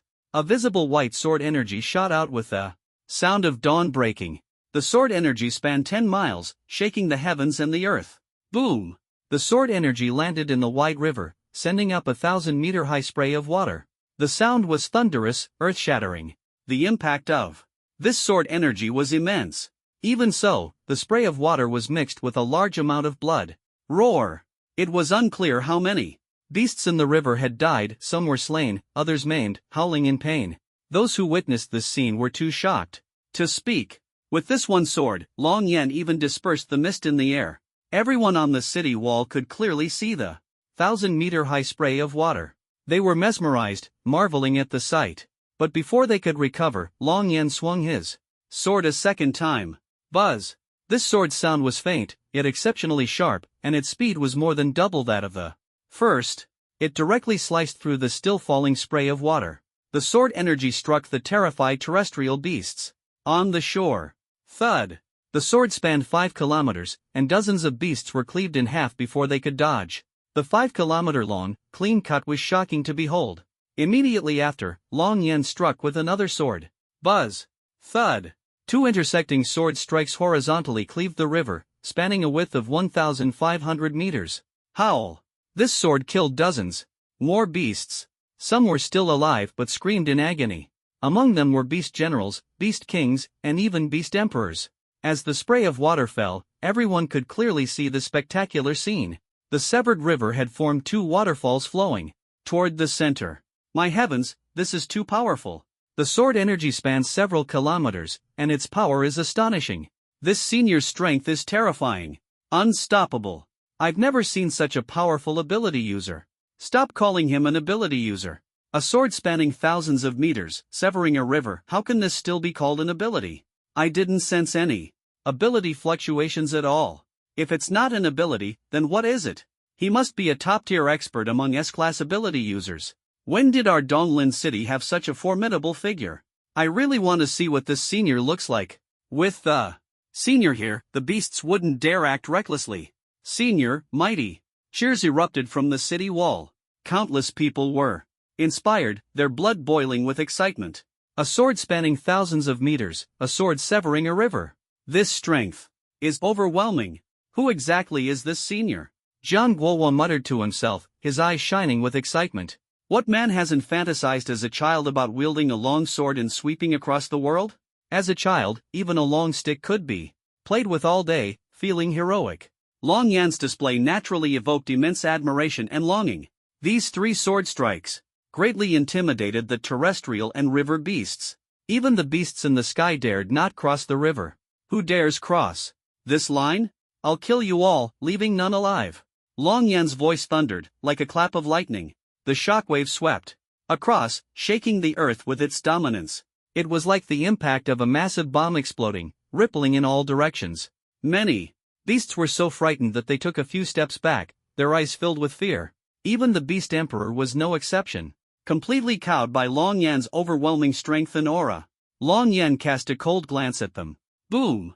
He landed above the city wall. Wow! A wave of cheers erupted from the city wall. Soldiers waved at him frantically, too excited to speak. Donglin's western front is in crisis. No matter how crazily the beasts attack, you must hold on until I return. With me here, Donglin city will never fall, and your families will absolutely be safe.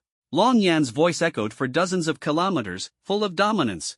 Senior, rest assured, the warriors on the western front need you more. Today, we will fight to the death and never let the enemy break through here. Our 876th Brigade is not afraid of death. If the beasts want to pass, they'll have to step over our corpses first. Senior, rest assured, we are here to protect this place. That's right, not a single step back. Tens of thousands of warriors shouted in unison. Long Yan raised the morale to its peak. Spirit soared, fearless. Their belief was singular. Protect the city. Protect their families, protect the lights of thousands of homes. Watching this scene, Long Yan nodded in satisfaction. Boom! He erupted with a sonic boom. On the spot, speeding away. Behind him, shockwaves rippled outward, incredibly awe-inspiring. Everyone cheered as they watched him leave. Senior, the Western front is counting on you. Jiang Guohua silently watched Long Yan disappear into the distance, his heart stirred. Those few sword strikes just now, why do I feel they resemble Lord Long's style? Could it be that Senior is the mysterious powerhouse behind Lord Long? The one who destroyed the northern forests? Primal wilderness? Jiang Guohua pondered. I'll set that aside for now, there's still too much waiting for me to handle. Commander Fan Wuxin, where exactly have you gone? Why haven't you shown up yet? Jiang Guohua thought of his superior, who had yet to appear. The city center isn't far from anywhere, by helicopter. It would take at most 20 minutes. But he had no time to dwell on it. Unable to establish contact, he could only take command himself. Jiang Guohua immediately dispatched personnel to transport ammunition and establish defensive lines. He reinforced weak points with additional troops and assigned areas for ability users to guard. Everything had to be meticulously arranged, otherwise, major problems could arise. The workload was immense, a true test of mental acuity. As for his superior, Fan Wuxin, a one-star general, the sudden events coupled with the electromagnetic pulse had disrupted nearly all communications in the city, frying numerous electronic devices. Communication was in chaos. The helicopter he was aboard experienced screen blackouts and flickering, ultimately crashing into a lake. His fate was unknown, and contact was impossible. Thus, as the deputy commander of the Eastern Front, Jiang Guohua had to take the lead and assume full command. The pressure was immense. It's worth noting that Donglin City had nearly 900,000 troops. The Eastern Front's 200,000 soldiers were now under his command. The workload was unimaginable. No one could guarantee when the beast's next attack would come. As long as the enemy didn't cross the river Long Yan had cut, Jiang Guohua wouldn't easily order an attack on the beasts at the riverbank, only targeting enemies within a 10-kilometer radius of the river. The eastern and western fronts faced each other directly, with a straight-line distance of just over 180 kilometers. Long Yen flew directly across the city overhead. He saw many people in the city gradually retreating into underground shelters. However, quite a few were still outside, waiting to enter. Donglin City had many underground shelters, but with a population of 40 million, the disaster had only begun less than 20 minutes ago. It would take time for everyone to get underground. Look, what is that? A missile? It's moving way too fast. But with electronic devices affected, how can missiles still fly? No, that's a person. I saw it, it's a person. Impossible. No one can move that fast. He's right, it really is a person. I saw it clearly with binoculars. Could it be one of Donglin City's top council powerhouses? So cool. Go kill those damned beasts. Countless ordinary people in the city cheered excitedly. Boom, boom, boom. Roar. As Long Yen approached within tens of kilometers of the western front city walls, the sounds of artillery fire and beastly roars echoed from afar. The noises rose and fell, the battle exceptionally fierce. But the sky was dark, visibility extremely low. Beyond 5 kilometers, the naked eye could see nothing. The closer he got to the western front, the thicker the fog became, reducing visibility to just 4 kilometers. At this moment, the western city wall was in a state of extreme carnage. Some flying beasts had already reached the wall, engaging in fierce combat with human ability users. Outside the wall, the beasts had piled up into mountain-like peaks, thousands of meters high. The beasts charged madly forward. Soldiers operated cannons, rockets, and other heavy weapons, working together with the ability users to defend the city. This was the only reason the beasts hadn't broken directly into the city. There were over 30 battle spirits and 8 battle kings present. Among them was a graceful battle spirit, whom Long Yen would instantly recognize if he were here. She was none other than Zhou Fengyi, the third elder of Linyan Pavilion. At this moment, she wielded a 4-foot-long green sword, her strength at the 9th level of battle spirit, slaying numerous low-tier battle kings and beast generals. However, as time passed, her stamina gradually became depleted. Boom! A flying beast spat out a burst of flames, striking her back and sending her tumbling to the edge of the city wall. Zhou Fengyi nearly fell off the 1,000-meter-high wall. She had no flight equipment on her. Falling from this height would mean either death or severe injury. Teacher, are you okay? Jiang Buhui, who was frantically firing a heavy cannon, shouted anxiously. While shooting, he quickly rushed forward and supported Zhou Fengyi with one hand. Don't worry, I'm not dead yet. Damn. Beasts have evolved. Although 30 meters might not seem like much compared to the 180-meter-thick city wall, the crack continued to expand, reaching a length of 600 to 700 meters. The wall's supporting structure was already damaged and wouldn't hold for much longer. Roar! A sharp roar echoed from the mist 4 kilometers away. The diamond mammoth took a step back. Boom! A blue frost beam struck the damaged section of the wall, covering a 200-meter radius in frost. Boom! Immediately after, 2 flame beasts in the air spewed fire, slamming into the wall. The alternating impacts of ice and fire overwhelmed the wall's main structure. Crack, crack, crack. The crack spread further, reaching the top of the wall. I'll handle the diamond mammoth. Hold the line and don't let them breach the city, said an elderly man with graying hair, a face full of wrinkles, and a pale complexion. Understood, Elder Wei. Rest assured, we'll defend with our lives. That's right, Elder Wei. With us here, they won't get into the city. Elder Wei, be careful. That's a Tier 9 Beast King, on par with your level. 7 Battle Kings. Nearby anxiously reminded him, their hearts heavy with worry.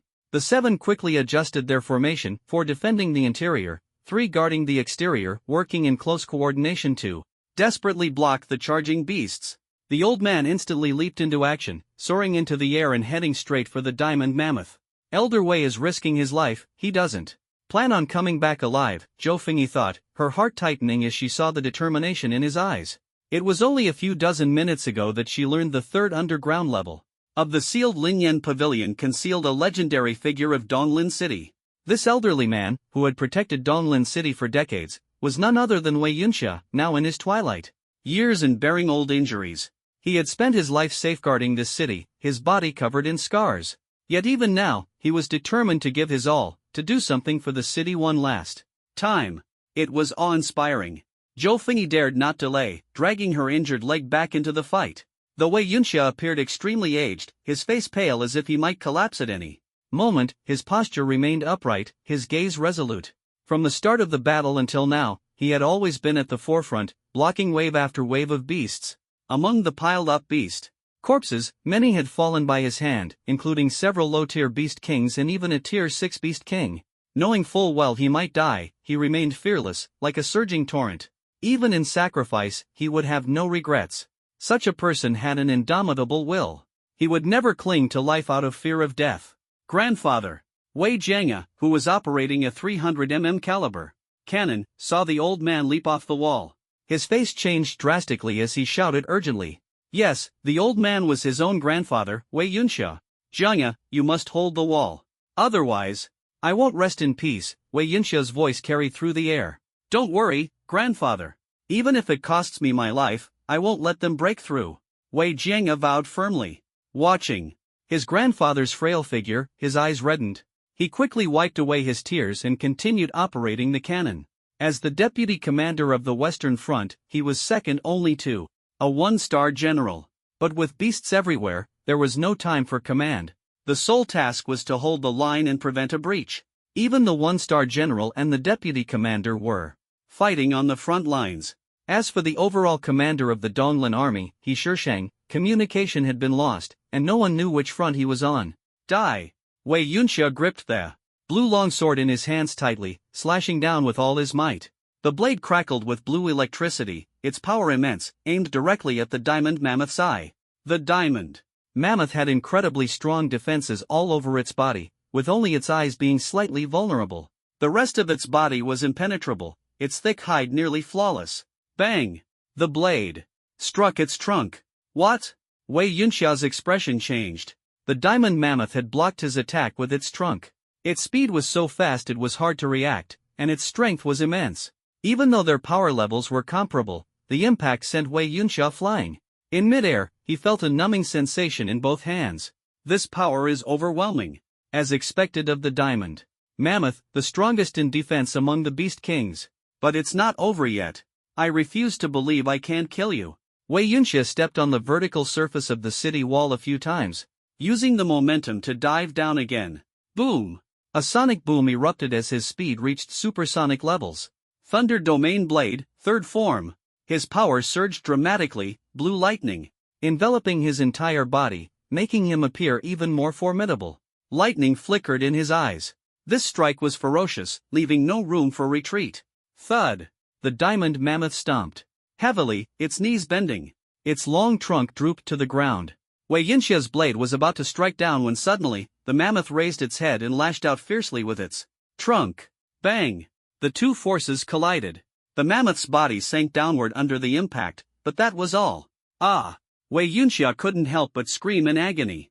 The skin between his thumb and forefinger split open, his armor shattered, and the bones in his arms broke, leaving them limp. The blue battle blade couldn't withstand the force, its tip snapped in two and flew off. Wei Yunxia was flung into the air by the immense impact, shooting up like a cannonball to a height of over 2,000 meters before beginning a free fall. Too strong. I have no strength left to fight. Who will save the 40 million people of Donglin City? As Wei Yunxi, the mist in the sky was cleaved apart by the sword's light. The shockwave spread across a 10-kilometer radius. Visibility quickly returned to 10 kilometers. Boom! A deafening explosion echoed. Before anyone could see who it was, Wei Yunxia's falling figure was caught steadily by a powerful hand. The one who caught him stood on a sword, clad in silver armor, exuding an extraordinary aura. It was none other than Long Yan. Wei Yunxia stared in awe at the earth-shattering sword strike. It was only when Long Yan caught him that he realized he hadn't fallen to his death. Just as he looked up, Long Yan gently placed him on the ground. At this moment, within a 10-kilometer radius, whether it was the soldiers on the city walls, the ability users, or the beasts outside the city, all were struck speechless with shock. Even the beasts dared not continue their assault. You've worked hard. You've already given it your all. Take this pill to heal your injuries, Long Yan said. Wei Yunxia had fought to the brink of death to protect the city, and Long Yan greatly admired his perseverance. He handed him a body-refining pill. Wei Yunxia, still in a daze, instinctively opened his mouth and swallowed it. Both his arms were completely shattered, his flesh torn. His hands were utterly useless, and he couldn't even lift them to take the pill himself. Long Yen had to place the pill directly into his mouth. In the next moment, the pill began to take effect within his body. Wei Yunxia felt some weaker exotic beasts were so frightened that they collapsed to the ground, wetting themselves in terror. Roar!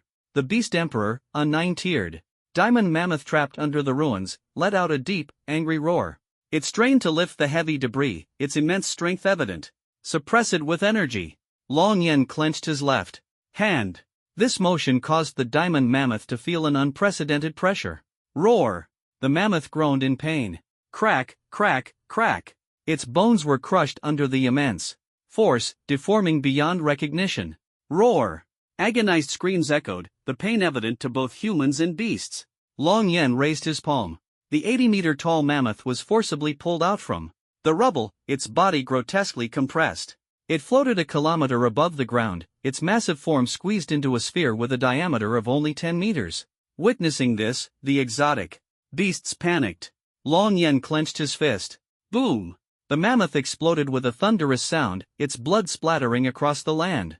Long Yen had crushed a top-tier 9-tiered beast. Emperor mammoth from a distance. The scene was shocking. Everyone, both humans and beasts, was stunned. Just imagining it, a mammoth 80 meters tall, with an incredibly dense body weighing over 60,000 tons, was controlled midair and crushed into pieces by Long Yen. The visual impact was beyond imagination. Too terrifying. He actually crushed the strongest defensive exotic beast, a 9-tiered beast emperor mammoth, to death. Teacher, what level is this senior at? Jiang Buhui couldn't help but ask. I don't know either, but I know he's far stronger than the Battle King realm. Zhou Fengyi watched in shock, swallowing hard, her tone resolute. This technique of crushing the mammoth from a distance suddenly reminded her of someone. Could it be him? But he shouldn't be this strong, Zhou Fengyi thought to herself. She recalled the black-robed man at the auction house, who might be the backer of their Lingyan pavilion. That black-robed man had used a similar technique to the one the silver-armored man just displayed, but it was far less overwhelming than this. So powerful. The senior is truly awe-inspiring. The senior is invincible. Ha, Donglin City is saved. Tens of thousands of soldiers on the city walls were filled with fervor, and a large number of ability users shouted in unison. Their morale soared to unprecedented heights.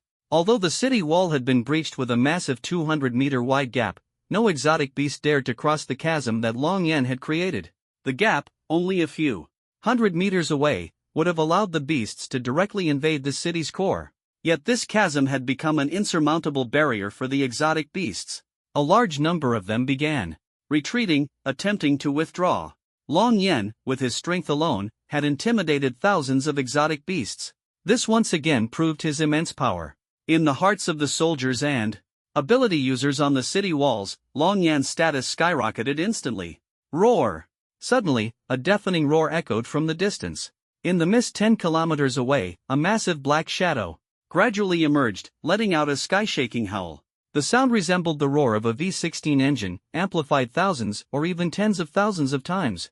Even from afar, it was awe-inspiring. More importantly, the sound reached them almost instantaneously. It didn't seem like a mere intimidation tactic, rather, it felt like an order. This was a command issued to all the exotic beasts. The retreating beasts immediately stopped, their eyes lighting up with excitement. They began charging forward again, quickly clearing a path. In the distance, the colossal figure of an exotic beast became clearer. It stood about 100 meters tall and stretched over 250 meters in length. Its physique was robust, with well-defined muscles. Its muscular texture was covered with a layer of hard armor. Each strand of fur resembled alloy steel needles, and the fur on its neck was even thicker and sharper. Its claws were as sharp as alloy blades, and its feet were encased in dense hexagonal armor. Its entire body was tightly armored, leaving no weak points exposed. Its golden fur shimmered like pure gold. A golden battle armor lion. No, it has wings. This is a twin-winged lion king, but twin-winged lion kings are usually white, not gold. Could it be a rare special mutation? Long Yen speculated internally. Indeed, this twin-winged lion king had wings, allowing it to soar directly through the skies. Be careful, senior, that's the golden twin-winged lion king. Lion-type beasts are inherently extremely cunning, highly intelligent, and possess top-tier strength, speed, and defense. The twin-winged Lion King can even stay underwater for extended periods. It has wings and can fly in the air. It's practically a tri-terrain beast, land, sea, and air, a versatile and powerful creature. Its strength definitely surpasses that of a battle king. Senior, you mustn't be careless. Wei Yunxia couldn't help but warn. Understood, Long Yan responded indifferently. These beasts seem to have become fearless due to the roar of the twin-winged Lion King earlier. Could it be a berserk-like state? Or perhaps it can directly control these beasts? Quickly resolve this matter. I still need to check the eastern battlefield, Long Yan decided silently in his heart. He stepped off the city wall, and the Long Yuan sword immediately appeared beneath his feet. Boom! Long Yan instantly erupted with a sonic boom. At the same time, the twin-winged Lion King accelerated and charged forward. Boom! It broke the sound barrier, creating a sonic boom, then fiercely flapped its wings and soared into the air at an even faster speed. Roar! It let out a furious roar, driving the other beasts into a frenzy, madly charging toward the breach. The twin-winged Lion King's sole target was Long Yan. With a kingly posture, it extended its front claws to attack, its nails instantly stretching over 100 meters. The swipe carried a powerful air current, as if it could tear apart anything in its path. Not only that, its razor-sharp wings followed with a cutting air blade. If one focused solely on the claw attack and ignored the blade behind it, they would undoubtedly be shredded to pieces instantly. At this moment, it truly displayed its strength. Only at beast. Sect level 1? Courting death. Long Yan's fingertips emitted sword energy that swept across 2 kilometers. With one swing of his sword, countless sword energies flew out. Buzz! The sword energy sliced through like a blade, striking the twin-winged Lion King. Its charge came to an abrupt halt, its body shattered into pieces and fell from the sky. Even its indestructible wings were severed. However, a golden orb fell from its head. Long Yan moved with astonishing speed, quickly storing the orb in his spatial ring. No one saw this moment, his speed was simply too fast. Long Yan turned his figure. Buzz, buzz, buzz. Several streams of sword energy tore through the ground. The beasts at the forefront of the abyss were all slain before they could cross. Not a single one managed to pass the abyss. Long Yan stood on the breach, stepping on the Long Yuan sword. Facing the swarming beasts, he wielded his sword energy to kill them. No matter how ferocious the beasts were, none could take a single step forward. The beasts suffered heavy casualties, their corpses strewn across the ground. The subsequent beasts charged forward like moths to a flame. My goodness, Senior can easily kill a being stronger than a beast emperor. His strength far surpasses that of a battle king. I was overly worried earlier, my perspective was far too limited. Wei Yunxia exclaimed. His injuries had recovered by about half. The rest would require time to fully heal. But even with significant recovery, his hands were still trembling. This wasn't due to his injuries. The way Long Yan killed the beasts had scared Wei Yunxia to the point of trembling. Old Wei, your hands are shaking, are you alright? Zhou Fengyi quickly approached to support him, her face full of concern. I'm fine, I'm just trembling from fear. Wei Yunxia said somewhat embarrassedly. The medicine Senior gave me has already restored about 70 to 80% of my body, but my trembling hands are due to being terrified by Senior's overwhelming strength.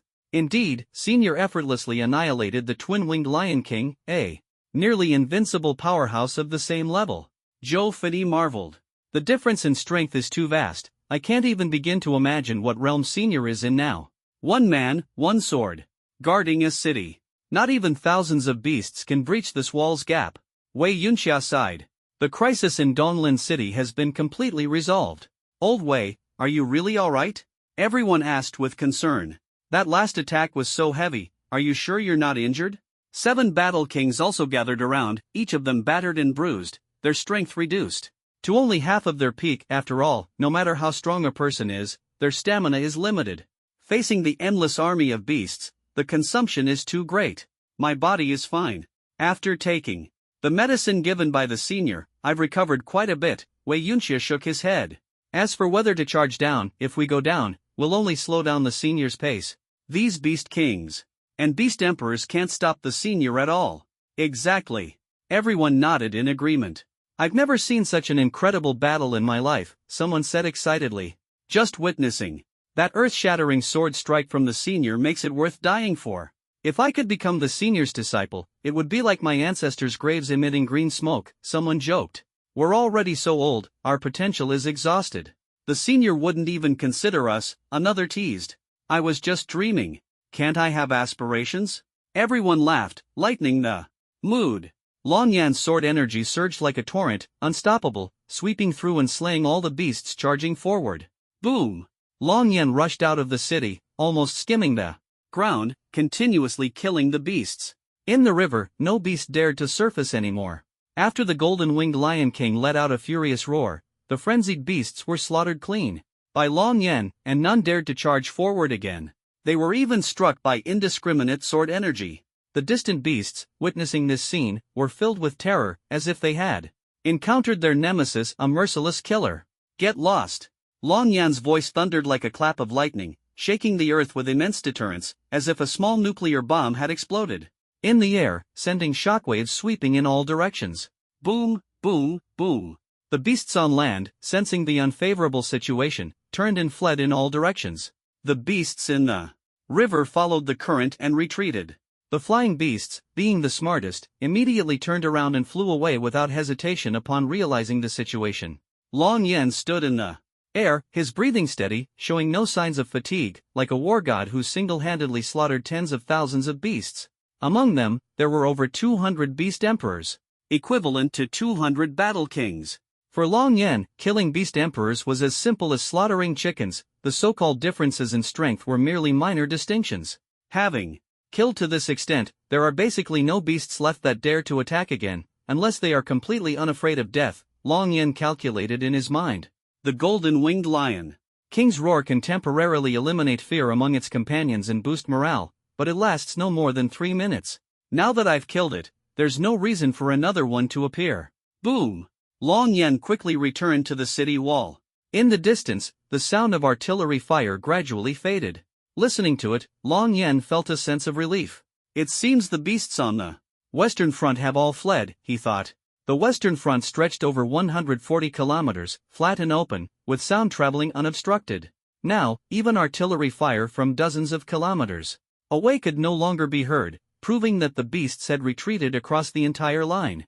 On the western battlefield, the beasts mainly concentrated their attacks on the area guarded by Long Yan. Other places were only small-scale distractions, meant to divert the attention of human soldiers. The truly intense battle was at the breach. Now that the large number of beasts here had been scared off, naturally, the beasts in other areas also fled. Humans would run, and beasts even more so. Everyone understands the principle of preserving strength for future use. Long Yan couldn't help but fall into thought. First, the beast army suddenly emerged from the water to launch a surprise attack, drawing the main firepower. Then, the giant-toothed snail, which evolved electromagnetic pulses, launched an electromagnetic attack, catching us off guard. After that, they concentrated their forces to destroy the city walls and broke through. They almost succeeded. The city walls had already been breached, and the beast army was sweeping through everything, almost a foregone conclusion. If I hadn't appeared in time, Donglin City would have already become a living hell. However, based on my experience from my previous life, their attack speed should have been even faster. In less than 10 minutes, they could have breached the city walls and then destroyed the entire city. This time, the biggest difference was that I prepared 10 minutes in advance. This allowed the western battlefield to hold out until my arrival. The strangest thing is, how did the beasts in the water evade underwater detection? The underwater detectors have been active the whole time. Is this human interference, or have the beasts evolved new electromagnetic interference capabilities? In my previous life, there were beasts capable of such methods, but that was after the city had been breached. Logically, at this point, no beast should be able to directly avoid underwater detection. There must be something extraordinary behind this. It feels like an invisible hand is orchestrating everything. Long Yan thought to himself. No matter who it is, whether beast or human, in the face of true strength, all schemes and tricks are nothing but jokes. Once I resolve this beast crisis, the next step is to uncover the mastermind behind it. Long Yan was brimming with confidence, guarding dignity with strength, fearless and brave. He stood above the breach. At this moment, tens of thousands of eyes were fixed on him. In everyone's gaze, there was hope, admiration, excitement, and joy. Wow! Countless people cheered. We won! We won.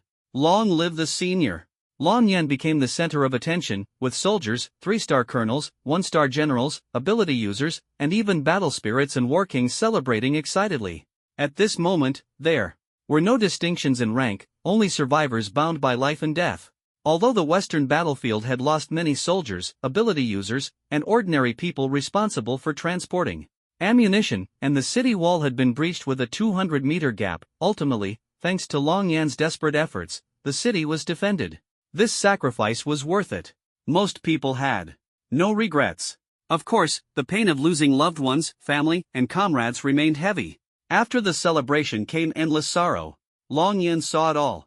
In his previous life, he was a 1-star general. During a mission, he was betrayed by a petty person, surrounded by beasts, and witnessed all his soldiers die in battle. So he fully understood the pain of losing comrades. These fallen soldiers had children, elderly parents, and newlywed spouses. Seeing their son's corpse, the parents were heartbroken. Everyone, quiet.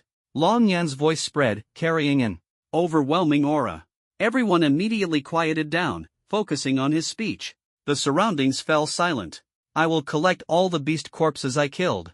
The money from selling them will be entirely used to comfort the families of the fallen soldiers. Additionally, bonuses will be given to all soldiers who risked their lives. Whoever dares to embezzle this money, as long as I find out, no matter how powerful or influential they are, I will make their entire family disappear without a trace. Long Yan's voice was thunderous, shaking hearts. Then, he swung his sword, releasing his sword aura. Boom! On the ground 3 kilometers outside the city, a bottomless trench 5 kilometers long appeared. The sheer power was shocking. Thank you, Senior. Thank you, Senior. Tens of thousands of soldiers shouted hoarsely in gratitude. Long Yan cared for them and for the fallen comrades.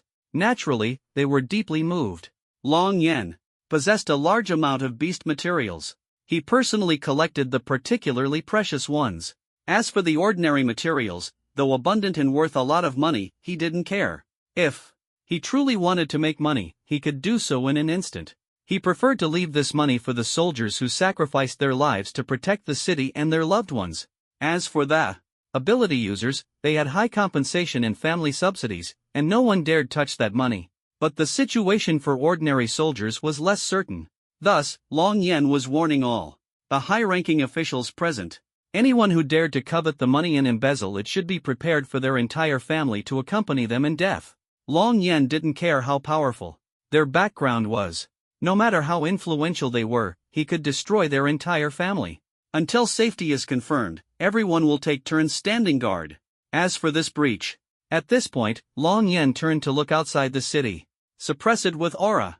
He raised his hand, forcibly compressing the soil and stones on the ground together. This was the miracle of strength. He directly used his power to create stone pillars, each 1,200 meters long and 10 meters in diameter.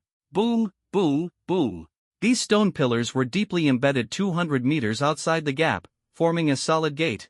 The strength of these pillars is almost comparable to alloy. Although they won't hold for long, they can at least block the attacks of the mutant beasts for a while. Buying time to repair the city walls, Long Yan said.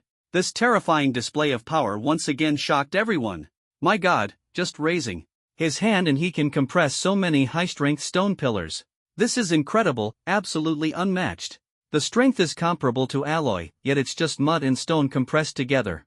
How much power does that take? It's simply unimaginable. The senior's strength is beyond what I can comprehend. He's practically like a god. The crowd marveled one after another. Boom! Long Yan sped off toward the northern line. Everyone cheered as they watched him leave. From that moment on, they all had a true hero and idol in their hearts. Apart from the tense battles on the eastern and western lines, the pressure on the southern and northern lines was much lighter. The current weapons and ability users were still able to handle it. But since he needed to return to the eastern line to guard against that mysterious mutant beast, Long Yan decided to pass through the northern line first, casually attacking and killing a large number of mutant beasts before heading to the eastern line. He came quickly and left just as fast. But his immense strength left the soldiers and ability users on the northern line in awe. For a moment, they were at a loss for words. At this time, the eastern battlefield erupted into fierce combat once again. A large number of land-based mutant beasts continued their assault. In the thick fog 5 kilometers away, a giant mutant beast could be vaguely seen. Although its details were unclear, its figure was extraordinarily massive.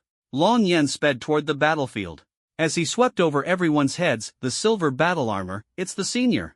Ha, the senior is back. The end of the mutant beasts has come. Cheers and shouts echoed through the sky. The mutant beasts hadn't even approached yet, just beginning their all-out attack. But Long Yen had already arrived. He was just about to swing his sword when he saw the massive figure standing in the fog 5 kilometers away. His gaze instantly turned icy. It's that thing. In my past life, it was the one that devoured my parents. If my parents hadn't cried out loudly to draw its attention, I wouldn't have been able to escape into the basement and hide in the drainage tunnel to survive. Let alone wait for the rescue team to save me later. Long Yen stared at the giant shadow in the fog, resembling a massive gibbon. He would never forget what this creature was. When Donglin City fell in his past life, Long Yen returned with the rescue team and found his parents crushed under concrete. But then that giant mutant beast descended from the sky, leaping down in a single bound. The scene of despair from that time was still vivid in Long Yan's memory. A ferocious, grotesque humanoid long-armed beast, 200 to 300 meters tall, exuding an oppressive aura. Even after he became a one-star general later, he never found this mutant beast again. It was unclear where it had hidden. This was the regret of his past life. Now that he had encountered it again, Long Yen would not let it escape easily. Regrets are meant to be resolved. In this life, he would leave no regrets. The grudge from my past life will be settled now. You devoured my parents. I will make you understand what true despair is. I'll show you what it means to wish for death over life. The smile beneath Long Yan's mask was calm, but if anyone had seen it, they would have been drenched in cold sweat from fear. Only the strongest on the Long Yuan continent knew when Long Yen showed this expression, it meant terrifying slaughter was about to unfold. He would mercilessly kill all enemies, even tormenting them until their very souls dissipated, making them regret ever existing. Compared to this, the 10 most brutal tortures would seem mild. In his past life, Long Yan's parents sacrificed themselves to ensure his survival. Even in their final moments, they smiled, and that was something Long Yan would never forget. Long Yen had suffered pain and regret in 2 worlds for over 100 years.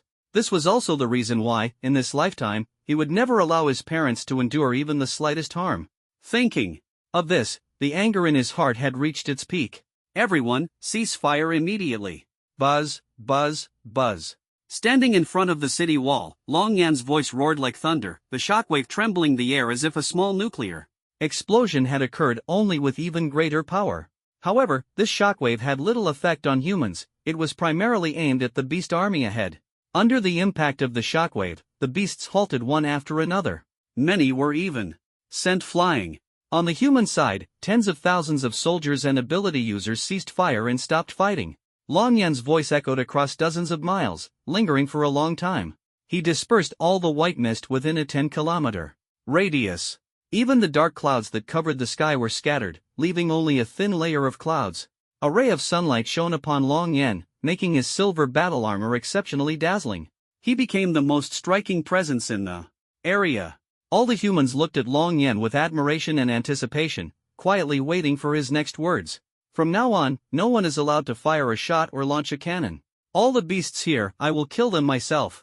Long Yan's voice thundered, shaking heaven and earth. The powerful soundwave energy overwhelmed the imposing momentum of the massive beast army. The intense killing intent directly overshadowed the battlefield's bloody atmosphere, leaving all the beasts, soldiers, on the city wall, and ability users in awe. My heavens, is the senior planning to single-handedly face the incoming beast tide head-on? This killing intent is terrifying. I've never seen such horrifying killing intent before. To intimidate all the beasts with just his voice, he truly is a senior. If the senior says so, what should we do? Are we really not allowed to fire or launch cannons? Are you kidding? Can't you see how dense the killing intent around the senior is? I can feel it myself. Anyone who dares to anger him will face unimaginable consequences. Can one person really handle more beasts than before? Who is he? This killing intent and aura are so frightening that I feel like I could be instantly killed. Old son, you just arrived, so you don't know. This senior slaughters beasts like chickens. His strength is astonishing. No way, that powerful? I'm only at the 3rd level of Battle King. Could he be an elder from the Tai Lin dynasty? Whether soldiers or ability users, the human side instinctively put down their guns and cannons. No one dared to act recklessly, fearing they might accidentally fire a shot. Zhang Guowo was also smart enough to immediately issue orders. No one was allowed to make any moves. In the distance, 10 kilometers away, a giant beast measuring 200 to 300 meters in length stood firmly amidst the shockwave. Its outline gradually became clear, approximately 280 meters tall. It's roughly equivalent to a skyscraper over 70 stories tall in the city center, or a residential building over 90 stories high. This is the largest mutant beast attacking Donglin City this time, one of a kind. Its arms almost touch the ground, with their length accounting for about 90% of its height. Its enormous palms are awe-inspiring. Its legs are only 100 meters long, but its body is extremely elongated, making its head appear relatively small. The entire body is covered in brown, hard fur, resembling steel needles. Beneath the fur lies thick armor, with the fur growing out from the gaps in the armor. The proportions of its body parts seem unbalanced, but its muscles are extraordinarily solid. It often reveals its signature eerie, cold smile. Those jagged teeth send chills down one's spine. Ha ha ha. The giant beast trembled all over, emitting a strange laugh as it bared its teeth and stared at Long Yan. The scene was straight out of a horror movie. What are you laughing at? Let's see if you can still laugh after I rip out your tongue. Long Yan's cold smile emerged from beneath his silver armor. My God, what a massive mutant beast. This is the largest mutant beast I've ever seen. How powerful must it be? That smile is terrifying. Even from this distance, it sends shivers down my spine. Its strength must surpass that of a beast emperor. Unless we use laser weapons, ordinary weapons are useless against it unless you're daring enough to bomb it up close. Everyone felt tense at the sight of this mutant beast. Even the two battle kings of the Donglin City Council were genuinely afraid. I remember reading in an old book about a creature somewhat similar to this one, though not as large. It was called a mimic beast. Its movements resemble those of humans, and it can even imitate people. Its intelligence is no less than that of an adult. It appeared once 60 years ago. Back then, it was already at the Beast Emperor level and massacred 2 cities with populations of over 1 million each. It was even bombed with a 12,000-ton nuclear warhead. After that, it disappeared and was never seen again. Everyone thought it was dead. Because it's the only one of its kind, it was never officially recorded in the mutant beast archives. An elderly battle king spoke solemnly. His voice was loud, addressing both the crowd and Long Yan. A mimic beast? An intelligent mutant beast with the intellect of an adult, responsible for massacring 2 million-strong cities, even survived a nuclear bombing, reappearing after 60 years. Today will be your end. Boom! Long Yan broke the sound barrier on the spot, flying close to the ground at an altitude of only 3 meters. Buzz, buzz, buzz. His fingers transformed into sword energy, and sword light slashed in all directions. Each streak of sword energy could instantly annihilate a group of mutant beasts. Roar! The mimic beast let out an enraged roar, saliva flying everywhere. The powerful sound waves quickly reverberated across the entire battlefield. Boom, boom, boom. Countless mutant beasts surged forward like a tide. The ground shook violently. Mutant beasts from the river also leaped out of the water, joining the charging horde.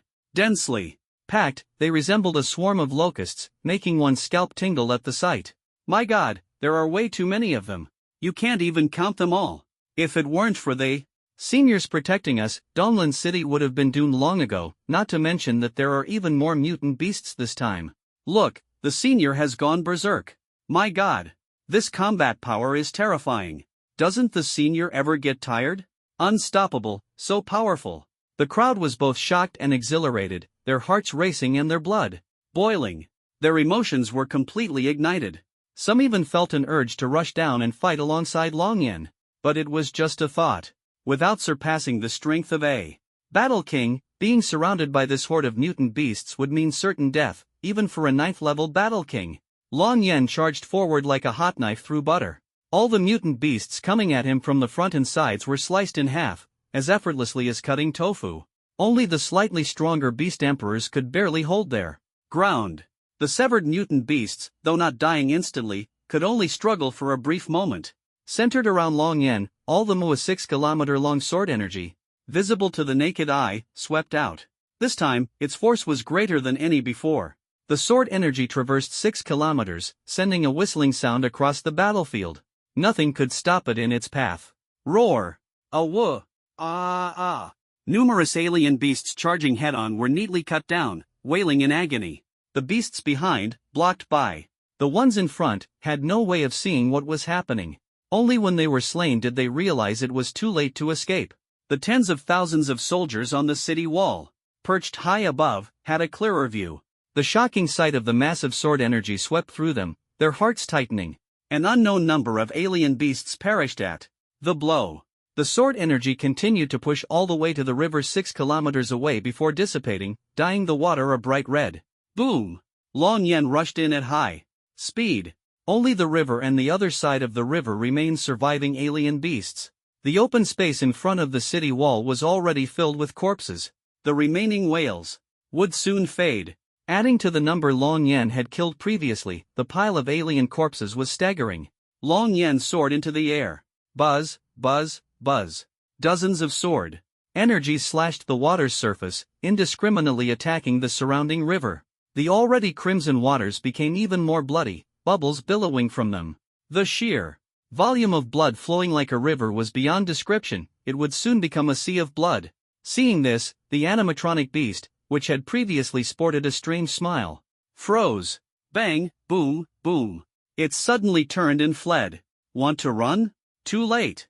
Long Yen pursued at high speed. Seeing this, the alien beasts on the other side dared not charge. Again. The boss had retreated, so how could they dare stay? They panicked and fled in a panic. Even the most ordinary person could see the fear in their eyes. Long Yen swung his sword energies from both hands. Then, with a sudden swing of his arms, buzz. 2 streams of sword energy swept across. With unstoppable force, their speed far surpassed the speed of sound. There was no escape. They swept across until the last alien beast on land was slain. The area within 10 to 20 kilometers was littered with alien corpses. Long Yen also disappeared into the thick fog. Visibility was reduced to about 10 kilometers. The people on the city wall could no longer see him. All they could hear was the frantic footsteps of the mimic beasts, which gradually faded away. Aside from the shrill cries of the beasts that hadn't quite died, the scene fell silent. Tens of thousands of soldiers and hundreds of psychics were stunned. It's over? Damn, this is too much. So Senior managed it all by himself? He killed at least 8,000 beasts, if not 10,000. Senior managed it all by himself, but I still can't tell what his true strength is. Strange, you can't tell from his psychic powers, you can't tell from his realm. Is he hiding it with some special technology? Isn't that technology still under testing? Do you think Senior can kill the mimic beast? After all, it even survived a nuclear bomb. I don't know. The mimic beasts are cunning. They'll definitely have a way out. Long Yen pursued it. The mimic beast scurried across the land, easily exceeding the speed of sound. It glanced back. It was about to be caught up. The animatronic beast supported itself on the ground with its arms and pounced, its speed soaring again. Ahead lay a vast river, over 100 kilometers wide at its widest point and tens of thousands of kilometers long in total. This was a paradise for exotic beasts, the water dark and bottomless. Buzz! A sudden attack of sword energy struck, and the animatronic beast spun its body to avoid it, but a piece of its hair was cut off from its head. Before falling into the water, the animatronic beast revealed a strange smile and let out a low laugh. Boom! It rushed into the water, stirring up huge waves, and instantly disappeared without a trace. I told you, you can't escape. Long Yen stood on the surface of the river, staring coldly into the water. Suddenly, a huge golden figure rushed out of the water, opening its bloody mouth. It was a Titan golden armored python, 350 meters long and over 30 meters in diameter. Buzz! Long Yen cut through the huge mouth with a sword, and the sword energy split into countless fragments, forcibly slicing its body into pieces. A 2-meter-long snake gall and a 1-meter diameter golden bead were sucked into the space ring. Suppress! With chi, Long Yen grabbed with his left hand, forcibly compressing the river water within a 5-kilometer radius. Boom! Boom! Boom! Violent crashing sounds came from the lower left. The mimic beast is still desperately ramming into this water pressure field that hasn't fully formed yet. It actually broke through, and its speed in the water is even faster than on land. It seems the voice commanding the exotic beasts earlier was coming from it. There are so many tributaries here, why did it choose this spot? It must be because its secret nesting entrance is hidden here. I want to see where it thinks it can escape to. After disappearing for 60 years, it must have a mate and offspring. Long Yen quickly dove into the water, a cruel smile appearing at the corner of his mouth. Although the mimic beast had never revealed its true strength and even seemed to be luring him deeper. Intending to use the powerful exotic beasts in the water to kill him, who was Long Yen, a formidable cultivator at the 4th stage of Qi refinement, wielding the 10 pattern Dragon Abyss Sword, a peak-grade 4th-tier weapon. Even knowing the mimic beast's plan to exploit the aquatic exotic beasts, he charged in without hesitation. Standing on the Dragon Abyss Sword, he advanced rapidly underwater.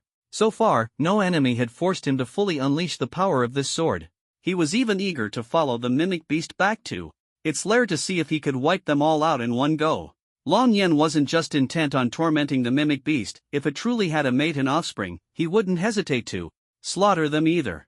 Chasing relentlessly, he stayed 3 kilometers behind the mimic beast. Along the way, he encountered several 9th stage beast kings and even 1st and 2nd stage beast sovereigns. He killed them all, collecting valuable materials. Afterward, Long Yen concealed his aura and completely vanished, with no exotic beasts daring to attack him again. The mimic beast, thinking he was dead, circled the riverbed, moved a massive 100-meter boulder, and slipped into a hidden entrance. The entrance was only 50 meters wide, so the mimic beast shrank its body to enter and quickly sealed the boulder behind it. Long Yen followed closely, remaining undetected. Inside was a massive hollow cavern, its walls covered with glowing golden ores and crystals. The deeper he went, the more spacious it became. At the center of the cavern lay a towering 150-meter-tall whitefurred King Kong beast, slender and majestic, resting in an S lined with branches and flowers. Nearby, 8 20-meter-tall cubs frolicked joyfully. The ground was littered with countless human and exotic beast bones. The mimic beast's face twisted into an ugly smile as it approached to play with the cubs. It pressed its head against the white-furred King Kong beast, displaying a warm family scene of 10. Ha ha! Long Yen's laughter echoed throughout the cavern, and the temperature instantly dropped from 25 degrees to -3. His breath turned to mist, and his voice was eerie and terrifying, as if he were the true demon in this story. Long Yen, the top tribulation transcending powerhouse of the Dragon Abyss continent, known as the Nine-Nethered Demon Emperor, was not someone to be trifled with. The mimic beast whipped around, seeing Long Yen hovering in midair. It stared at him intently, spreading its arms wide to shield the female white-furred King Kong beast and the cubs behind it. I said it before, after 60 years, a massive boulder fell, blocking the escape route. The white-furred golden gorilla beast had no way out. Roar! The mimic beast howled at Long Yen. Then it picked up the battle armor rhinoceros horn on the ground and fiercely stabbed toward Long Yen. Long Yen nearly used 2 fingers to tap it.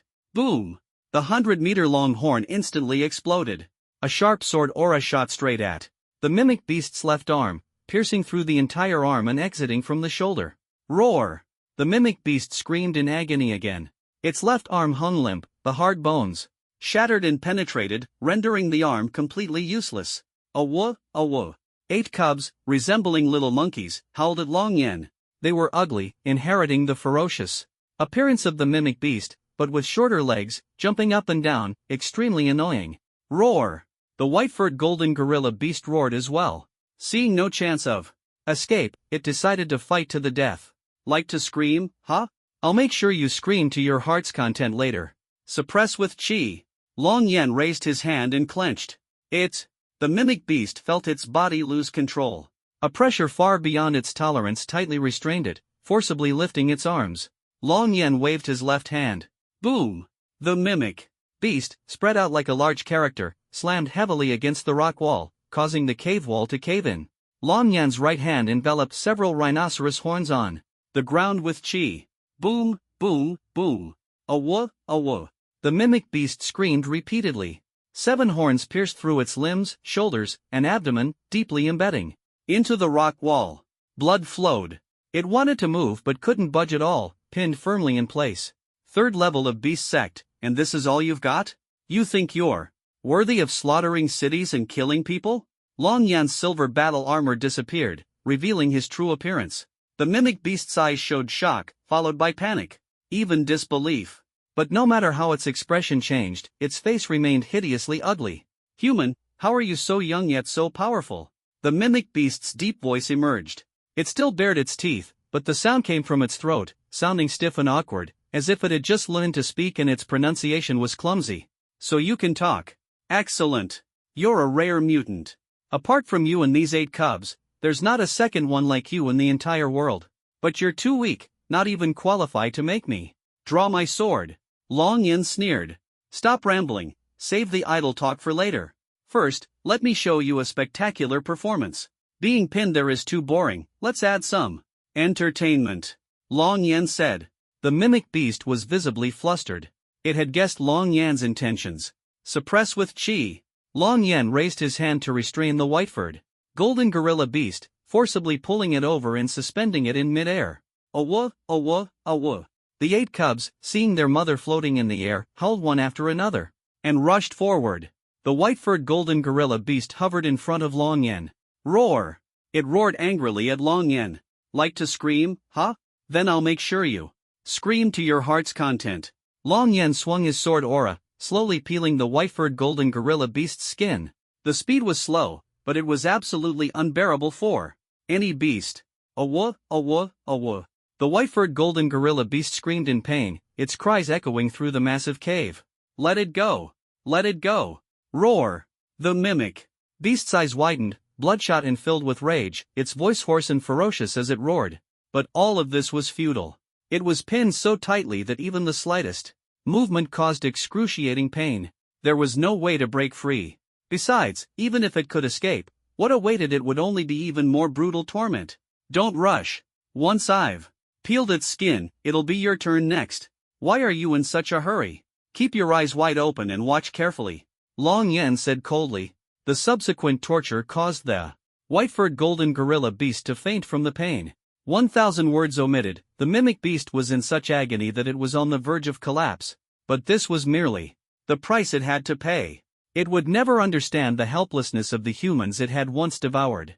Their suffering was even worse than what it was experiencing now. Beasts were cold-blooded, capable of emotions, but as for human death, it held no meaning to it. Below, the cubs angrily threw stones at Long Yan, though their aim was poor. Despite being cubs, they were already 20 meters tall, making them massive creatures. However, compared to the 280-meter height of the mimic beast, they were indeed still juveniles. Boom! The white-furred King Kong beast collapsed to the ground, lying next to an intact beast hide. It was tortured to the brink of death. The fall jolted it awake with pain. Weakly, it looked at its 8 cubs. "You little ones are so mischievous. Come, let me check your body." Long Yan picked the fiercest-looking cub, the one throwing stones the hardest. With a light lift of his hand, he pinned it to the ground, rendering it immobile. "Roar! Roar! Roar!" The cub struggled and howled desperately. Long Yan pressed down on its head. So fierce, its brain must be delicious. He picked up the Long Yuan sword and directly stabbed it into the cub's head, twisting it around. The cub howled in agony. "Human, I will never forgive you, nor will I spare your family." Roar! Roar! Roar! The mimic beast howled in pain. But it wasn't over. In front of the mimic beast and the white-furred King Kong beast, Long Yan either roasted their cubs over a fire or ate them directly. He even forced them to eat their own cubs. If they refused, he threatened to kill the remaining cubs. The 2 beasts, enduring their pain, reluctantly complied. To be honest, when roasted with BA, we can only hover at high altitude and wait for the electromagnetic pulse to completely disappear before we can land safely. The city hasn't fully recovered yet. Not only that, some fighters out of fuel have already chosen to make emergency landings at airports in other cities. What should we do? We can't just sit and wait. The senior must be in trouble, we have to act. Well, there's really no other way. We 2 old guys will go and see for ourselves. We are the war kings, at least we can protect ourselves. Look, what's that? Suddenly someone pointed to the sky outside the city. A huge head fell down in a parabola. Everyone quickly dodged. Although the impact was in the uninhabited area behind the city wall, everyone was still afraid of being affected. Boom! The city wall was smashed into a 2 or 3 meter deep dent. Everyone looked at the broken head. Although it was badly damaged, it was still recognizable. This is the head of the mimic beast. Yes, it is the head of the mimic beast. Oh my god, the aura is terrifying. Even in death, it still gives people a strong sense of oppression. As expected of an existence that can command a large number of exotic beasts, it is at least stronger than the Beast King. But how did this one fly over here? Everyone was amazed. Boom! At this time, a figure cut through the air, leaving a white airflow. Long Yan stood steadily on the head of the animatronic beast. The Long Yuan sword was suspended behind him. The momentum was extremely domineering. Everyone's eyes were focused on him. At this moment, he was like a god in the hearts of tens of thousands of soldiers. Ha, Senior is back. Senior killed the animatronic beast. Long live Senior. Senior is invincible. We won. We won. Ah, win, win. The cheers were louder than the other. The cheers of tens of thousands of people were deafening. Everyone's eyes were full of admiration. They all wanted to see who this mysterious Senior was. However, they were going to be disappointed. Long Yan did not take off his mask. He flashed in front of Jiang Guohua. Have the casualties been counted? What's the situation on other fronts? Long Yan asked. The battle had ended almost 2 hours earlier. As the temporary on-site commander, Jiang Guohua was of course fully aware of the situation. Senior, there are over 500 wounded on the Eastern Front, 35 seriously injured, and the rest are slightly wounded. The death toll is 95. We've lost 35 psychics, with over 100 seriously and slightly injured combined. This is the lowest casualties on the Eastern Front. In this largest-scale alien beast attack, if it weren't for you, not only would the entire city have fallen, not to mention all of us. Jiang Guohua said gratefully. The other 3 fronts can all be contacted via landline. Thanks to your timely support, there are no alien beasts within 10 kilometers of the city walls on the Western Front. We're accelerating repairs and clearing the battlefield. We're also clearing the battlefield on the Northern Front. The Southern Front is close to the mountains, and the alien beasts haven't completely retreated. The fighting continues, but it's expected to end within an hour. Overall, there are almost no casualties on the Northern and Southern fronts. The alien beasts are mainly concentrated on the Eastern and Western fronts. The casualties on the Western Front were the heaviest, with over half of the 200,000-man army injured, 20,000 seriously injured, over 8,000 dead, and the number will continue to rise. Jiang Guohua's expression was grave. Yes. Long Yan nodded. Casualties on the Western Front were even more severe than he had expected. The city walls had been breached. A large number of flying monsters attacked the soldiers on the walls from various angles. Although large-caliber anti-aircraft weapons caused some damage, shooting down many flying monsters, the casualties were still heavy. The Western Front suffered enormous losses. Of course, the entire Donglin city owes you a debt of gratitude, Senior. If you hadn't supported both fronts at that critical moment, if Donglin city had been breached, 40 million people would have died. You saved us all. Jiang Guohua shouted. Cheers erupted again. Quiet. Long Yan's voice rang out after a while. Everyone immediately quieted down and listened intently. Long Yan walked to the edge of the city wall and looked out. Everyone stared at him, his gaze swept over the endless corpses of the alien beasts. Sell all the materials from the alien beasts I killed, and use the proceeds to compensate the soldiers. This includes the Western Front, the Eastern Front, and the other 2 battle fronts. I've already informed the Western Front. I want to emphasize this again here. This money is to take care of the soldiers and their families. If anyone dares to embezzle it, once I find out. Buzz. Long Yan waved his hand, and a sword aura swept across 6 kilometers. Boom! A thunderous roar erupted in the distance. From 5 kilometers outside the city wall to the opposite bank of the river 11 kilometers away, the ground was split open into a chasm 10 meters wide, 6 kilometers long, and bottomless. The earth cracked apart, the river was severed, and the backflow formed twin waterfalls, creating an awe-inspiring spectacle. Watching Long Yan wield his sword up close, tens of thousands of soldiers felt their hearts pounding. The whistling sound of the sword slicing through the air alone made their scalps tingle and their bodies break out in goosebumps. Even though the sword didn't strike them, they could almost feel the tearing force. Gulp, gulp.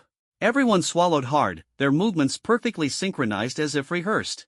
Only by standing close could one truly feel Long Yan's overwhelming power. It was the might of a single sword capable of sweeping through thousands of enemies. No matter what techniques you had, they could all be effortlessly severed by this sword. Many felt a deep fear in their hearts. No one dared to claim they could survive under this sword, not even in their wildest dreams. They etched Long Yan's words firmly into their minds. Rest assured, Senior, I will do everything in my power to prevent such a thing from happening, Jiang Guohua said resolutely. Clap, long live the Senior. The Senior is invincible. The Senior is mighty. The tens of thousands of soldiers erupted into cheers. Long Yan nodded as he looked at the scene before him. The ability users had guarantees, but the soldiers defending the city did not. This was a post-apocalyptic world, where only the strong had dignity, and were not bullied. Long Yan did not want to see these fearless soldiers, who risked their lives to protect the city, end up with their families living in misery after their sacrifices. He couldn't bear the thought of them residing in dilapidated slums, their families weeping over 3 pounds of ashes. This was not the outcome he wanted to see. He didn't care how much the alien beast materials were worth. If he wanted to make money, he could easily hunt beast lords in the great rivers and earn billions in just a few days. He simply couldn't stand to see these soldiers bleed and cry. Clean up the battlefield as soon as possible. You'll be busy in the coming days. Work hard, and you'll have a bright future ahead of you, Long Yan said to Jiang Guohua. Rest assured, Senior, I will clear the battlefield as quickly as possible, Jiang Guohua replied respectfully with a cupped fist. Make sure to investigate thoroughly afterward and find out who's behind this. This is definitely not a simple alien beast raid, there must be human involvement. Judging by the fact that the underwater detectors showed no response at all, Long Yan's voice echoed directly in his mind. Understood, Senior. Please rest assured. Jiang Guohua nodded. Repeatedly. Buzz. Long Yan flashed to a spot 500 meters outside the city wall, where the Long Yuan sword materialized beneath his feet. Boom!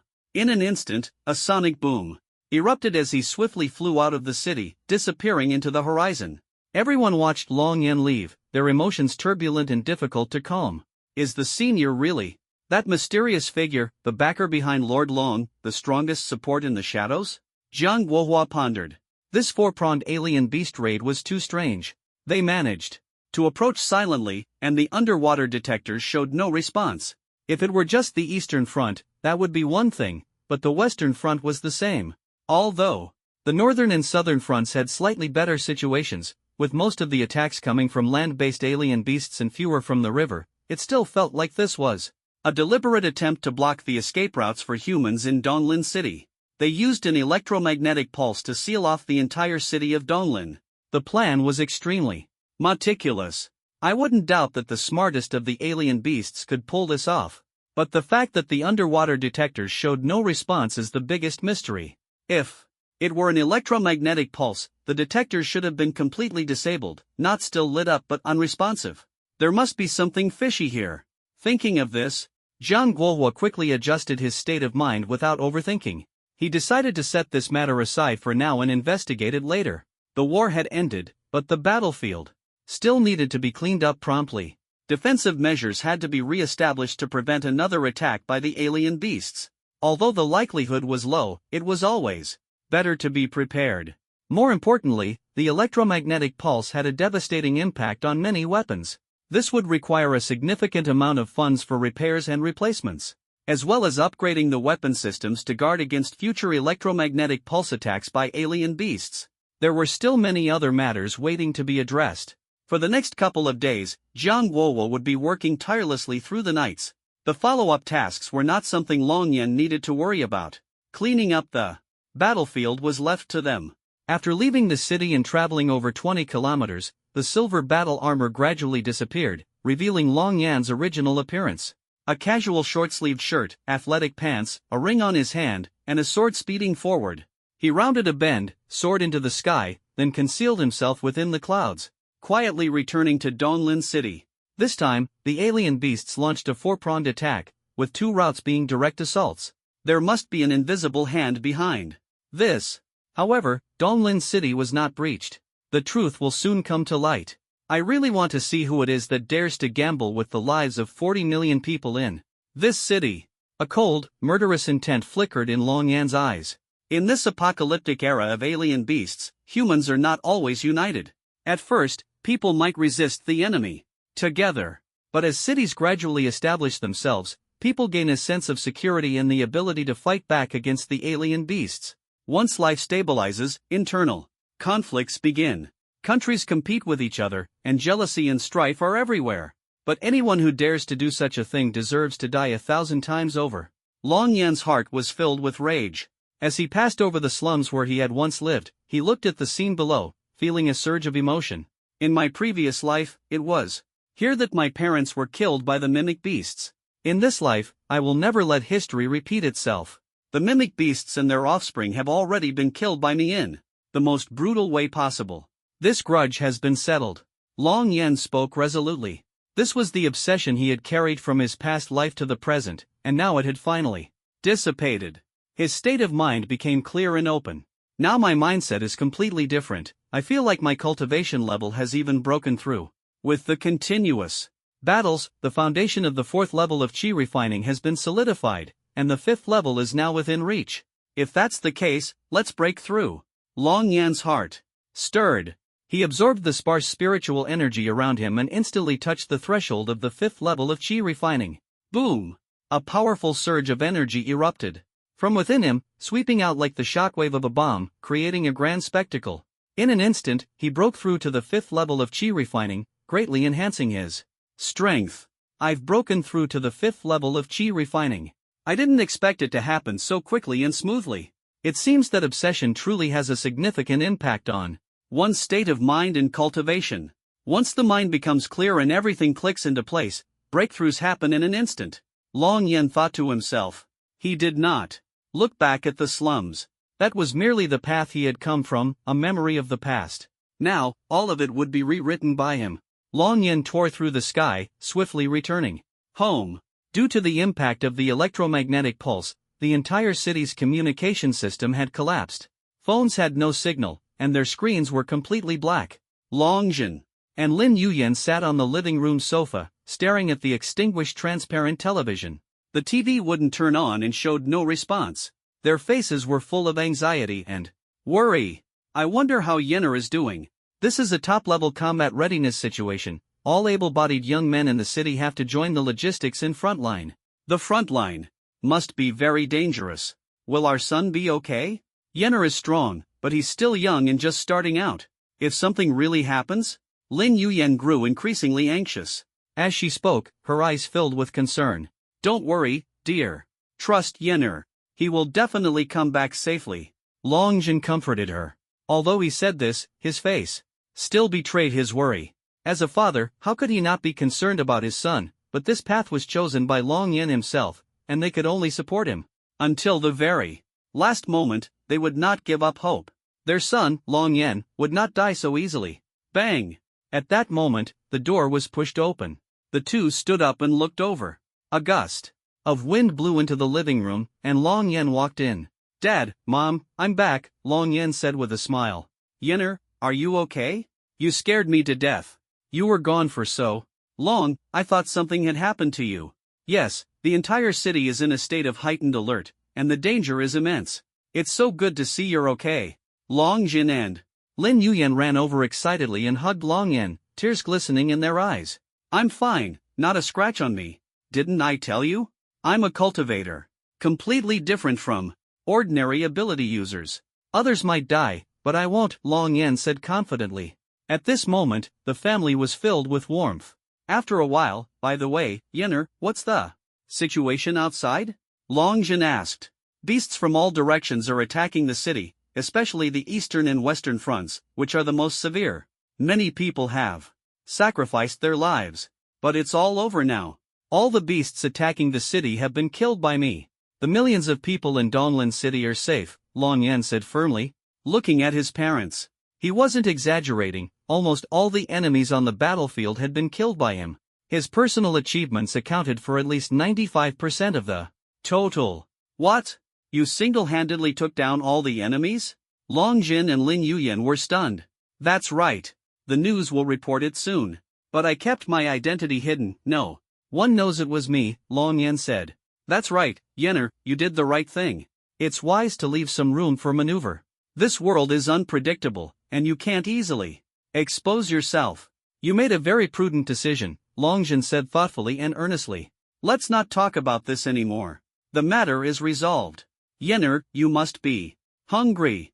I'll make you something to eat, Lin Yuyan said with a smile. Sure. Long Yen wasn't actually hungry, he had roasted a young beast earlier and eaten a little, which was enough to fill his stomach. But since his mother offered, he decided to eat anyway. Before long, a table full of delicious dishes was served. Yenner, do you have any money? Can you lend me some? Long Zhen asked. What's the point of lending? I'll just transfer some to you. Is 100 million enough? Long Yen took out his phone to make the transfer, only to find that the electromagnetic pulse's effects on the phone hadn't subsided yet. The electromagnetic pulse attack launched by the beasts earlier damaged all electronic devices in the city, including phones. The effects of the electromagnetic pulse will last about 6 to 12 hours. In 2 more hours, the phone will recover, and I can transfer the money then. Dad, I'll send it to you later, Long Yen said. Alright, Long Zhen nodded. By the way, Dad, if you need it urgently, I still have gold bars here, Long Yen remembered. The 1,000 pounds of gold bars he had taken from the underground vault of the Xiao family. He took out 2 gold bars, each weighing 40 pounds, from his spatial ring, a total of 80 pounds. At the current rate of over 800 to 1,000 Tai Lin coins per gram, it was worth about 35 million. So much gold. It was the first time Long Zhen had seen such heavy gold up close, and his eyes lit up. The weight markings on the bars were clear and unmistakable. On Origin Star, antique treasures were highly valued during prosperous times, while gold was extremely precious during chaotic periods. In the post-apocalyptic era, gold prices remained stable. Some countries even used gold directly as hard currency, with many large transactions settled in gold. During the Beast era, unless a country was particularly powerful, using currency was unsafe, as nations could be wiped out by beasts at any time. Thus, currency was unstable, and gold became a universally cherished asset. No need. I was thinking of donating cash. The parents of those soldiers who sacrificed themselves to protect the city, and everyone must be heartbroken. I want to do something for them. After all, Long Zhen's voice trailed off as he spoke. Yes, if you can donate, just donate a little and do what you can, Lin Yuyan also said. Alright, but you should hold on to this gold first. I'll transfer 1 billion to you later, use it as needed, and if it's not enough, I'll transfer more. As for donations, even if you donate money, it's hard for it to truly reach them. People's hearts are unpredictable, and there are too many cases of greed when it comes to money. Who dares to donate easily nowadays?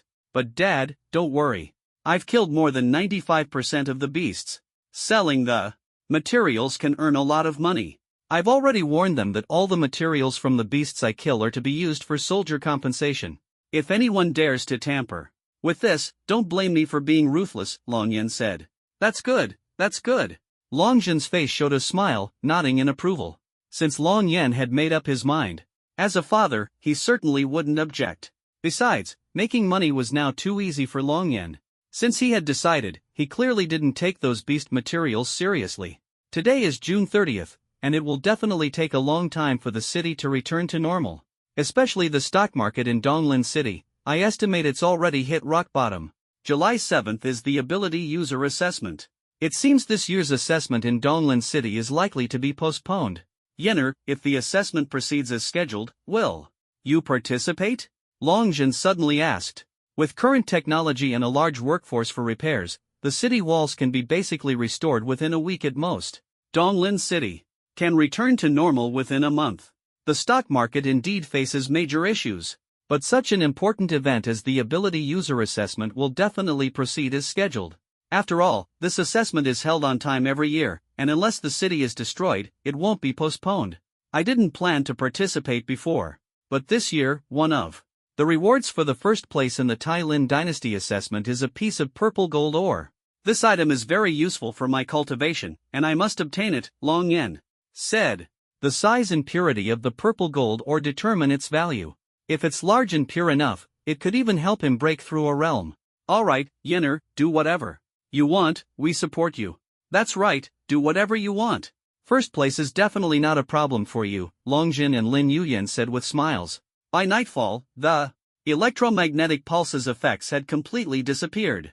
Donglin City's mobile signals were restored. However, most electronic devices close to the source of the electromagnetic Pulse were damaged and needed replacement. Once the signal was restored, news of Donglin City's beast siege quickly spread worldwide. The internet was flooded with related videos and news. However, most of it used footage from previous incidents as a pretext. The real situation in Donglin City couldn't even be shared through photos. Any uploads to the internet were immediately deleted. So, while everyone knew Donglin City had activated its highest level of combat readiness, no one could pinpoint the exact casualty numbers. Speculation was all they had. Adding to this, the incident occurred at night. Even planes flying by in the distance couldn't capture the damage within the city. Meanwhile, supplies to support Donglin City were being airlifted from surrounding cities. The city walls were being repaired urgently. Donglin City's stock market had plummeted across the board, hitting rock bottom. If no definitive good news emerged before the market opened the next day, the stock market would essentially be doomed. In the post-apocalyptic era, whether a city's financial stock market could hold up depended on the city's stability. If a city was breached by beasts, there was no question the financial system would completely collapse. Even if the city wasn't occupied but had lost its defensive capabilities, or if it still had defensive forces but couldn't hold off the next beast attack, the stock market would also crash. Therefore, whether Donglin City's stock market could survive depended on the news released before the market opened tomorrow. This would determine whether Donglin City's future would completely collapse or maintain its current state. Don't forget, this affects the lives of tens of millions of people. Without the support of the stock market and financial systems, the city's economy simply couldn't function. A large number of companies will go bankrupt, and businesses will collapse. Tens of thousands of people in Donglin City will lose their jobs, have no income, and may even become beggars. This will trigger a chain reaction, affecting millions of families. Midnight. Someone knocked on Long Yan's door. Long Yan opened the door, and the visitors were Wu Huiyan, Lin Ruocheng, and his daughter Lin Yunqi. They were injured, clearly having participated in the daytime battle. Long Yan waved his hand, using his energy to isolate his parents' bedroom to ensure they wouldn't hear the conversation and be disturbed. Sit down. Why have you come to see me? Judging by your injuries, you also participated in the battle during the day, didn't you? Long Yan asked directly. Yes, we weren't strong enough and only stayed on the outskirts of the western line. I heard there was a mysterious silver-armored warrior standing on a sword on the western line who killed all the beasts. If it weren't for him, Donglin City would have already been overrun by the beasts. Millions of people would probably have died. So we suspect. Lin Ruocheng paused at this point. We suspect it was you, Lord Long. Which is why we came to visit you, Wu Huiyan quickly added, his eyes full of admiration. Especially when he thought that the mysterious silver-armored warrior might be Long Yan, he became even more excited. Was it you, Lord Long? Lin Yunqi couldn't help but ask. Ha! What is your real purpose? Long Yan didn't answer directly but instead smiled faintly, and asked in return. Lin Ruocheng and Wu Huiyan exchanged a glance, seemingly understanding his meaning. The situation is like this. After the news of the incident in Donglin City spread, the whole world found out. The stock market immediately hit the limit down. If this continues, when the market opens tomorrow, Donglin City's stock market and financial system will collapse. Many people will lose everything, and the chain reaction will affect countless families. Many people will lose their jobs and even struggle to eat. Some will take advantage of the situation to buy stocks at rock-bottom prices. Many listed companies in Donglin City may be taken over by foreign capital. Capital outflow will inevitably cause the economy to plummet. The situation is extremely serious.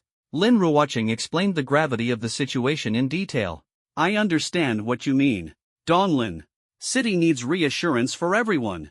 Otherwise, if the stock market collapses, tens of thousands of companies will go bankrupt, millions of citizens will lose their jobs, and the entire city will fall apart.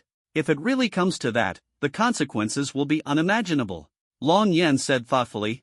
Donglin City was his hometown, and he didn't want to see it turn into ruins.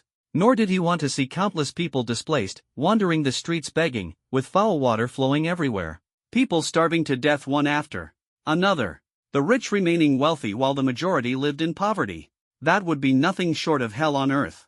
You should go back now, Long Yan said. But Lin Ruocheng wanted to say something but stopped. He wanted to say that apart from Long Yan, no one else had the ability to turn the situation around. I know. With me here, Donglin City's stock market and financial system won't collapse. Order will be restored quickly. Go back and rest well, Long Yan said firmly. Lin Ruoqing and the other two, as ability users, had participated in this war, which made Long Yan feel gratified. Even if they weren't on the main battlefield, it was because Wei Jianga had arranged it.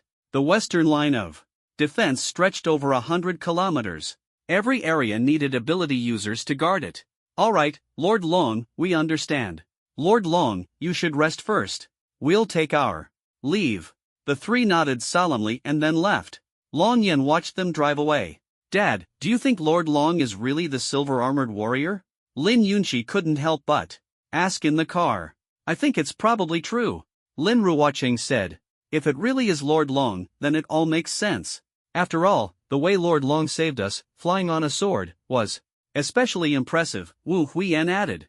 Does that mean Donglin City's stock market won't crash tomorrow? Lin Yunqi asked. If Lord Long dares to say so, then the stock market will definitely be fine tomorrow. We still don't know what Lord Long will do. In the apocalyptic era of exotic beasts, the stock market is closely tied to a sense of security. If a place is very safe, the stock market will continue to rise. Because of its strong risk resistance, investments become more valuable. On the contrary, once the sense of security disappears, investments will also vanish. Shareholders and investors won't pay for stocks in unsafe places, Lin Ruoqing explained. I see, so that's how it is. But I still can't figure out what method Lord Long will use to turn the situation around. At this rate, the stock market will definitely crash tomorrow. Even our Lin family's listed company will be affected, Lin Yunqi frowned in thought. I don't know, but Lord Long must have his way. The rise and fall of the entire city, affecting millions of households, and even the lives of tens of millions, all depend on Lord Long. He's the only hope. Lin Ruoqing said firmly. That's right, only Lord Long has this ability now. Wu Huiyan nodded heavily. Long Yan stood on the third-floor balcony, gazing at the city in the distance, where large areas of lights had been restored. A gentle breeze blew past. The lights of thousands of homes support the entire economic system. Once the system collapses, survival will rely solely on food distribution. By then, people will live like slaves, surviving only on food and water. No different from animals. The reason why the Tai Lin dynasty and other top 10 powerful nations have prosperous cities is because of their stable financial systems, thriving manufacturing industries, and abundant job opportunities that create massive employment. With sufficient capital flow, cities thrive. Once the financial system collapses, the manufacturing industry will also be affected. Donglin City will be finished. If that's the case, then the situation in Donglin City must be stabilized. Everyone must understand one thing, Donglin City will not decline, let alone perish. Long Yan said softly. It seems that the mastermind behind this exotic beast attack on Donglin City must be connected to this financial storm. Even if there's no direct connection, they must be profiting from it, or even pursuing greater benefits, Long Yan thought. However, no matter what methods they use, all conspiracies will be crushed in the face of strength. Long Yan's expression was calm, as if everything was under control. In the early hours of the morning, photos of Donglin Ci, I heard there was a super strong individual who appeared, but no one has even seen a photo, truth or rumor, no one can say for sure. Impossible. Where would a super strong individual come from in Donglin City? To think they could turn the tide in the face of this most dangerous beast tide?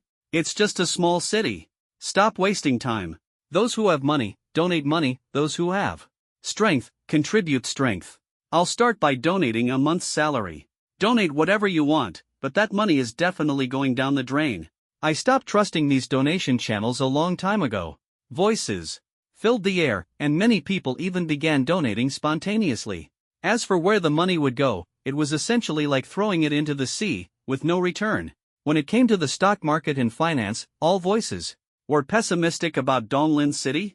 Everyone believed that with such a large hole in the city wall caused by the beasts, it was only a matter of time before it was breached, and the future looked bleak. Such a huge gap, my God! The city wall is so high, and it was still smashed like this. Don't they have weapons to fight back? Apparently, the beasts initially used a new ability, emitting an electromagnetic pulse that can disable all electronic devices. Is that true? If our city encountered such beasts, would we also be defenseless? It's different. Donglin City has few strong individuals, and the beast attack came too suddenly, leaving no time to react. If Donglin City really gets breached, all investments will be lost. I think Donglin City's stock market and financial sector are doomed, and the wealthy will definitely flee. Exactly. Donglin City is no longer suitable for living. Once the stock market crashes, the rich will all leave. Without jobs, Donglin City won't last a few years. Some people might even starve to death on the streets.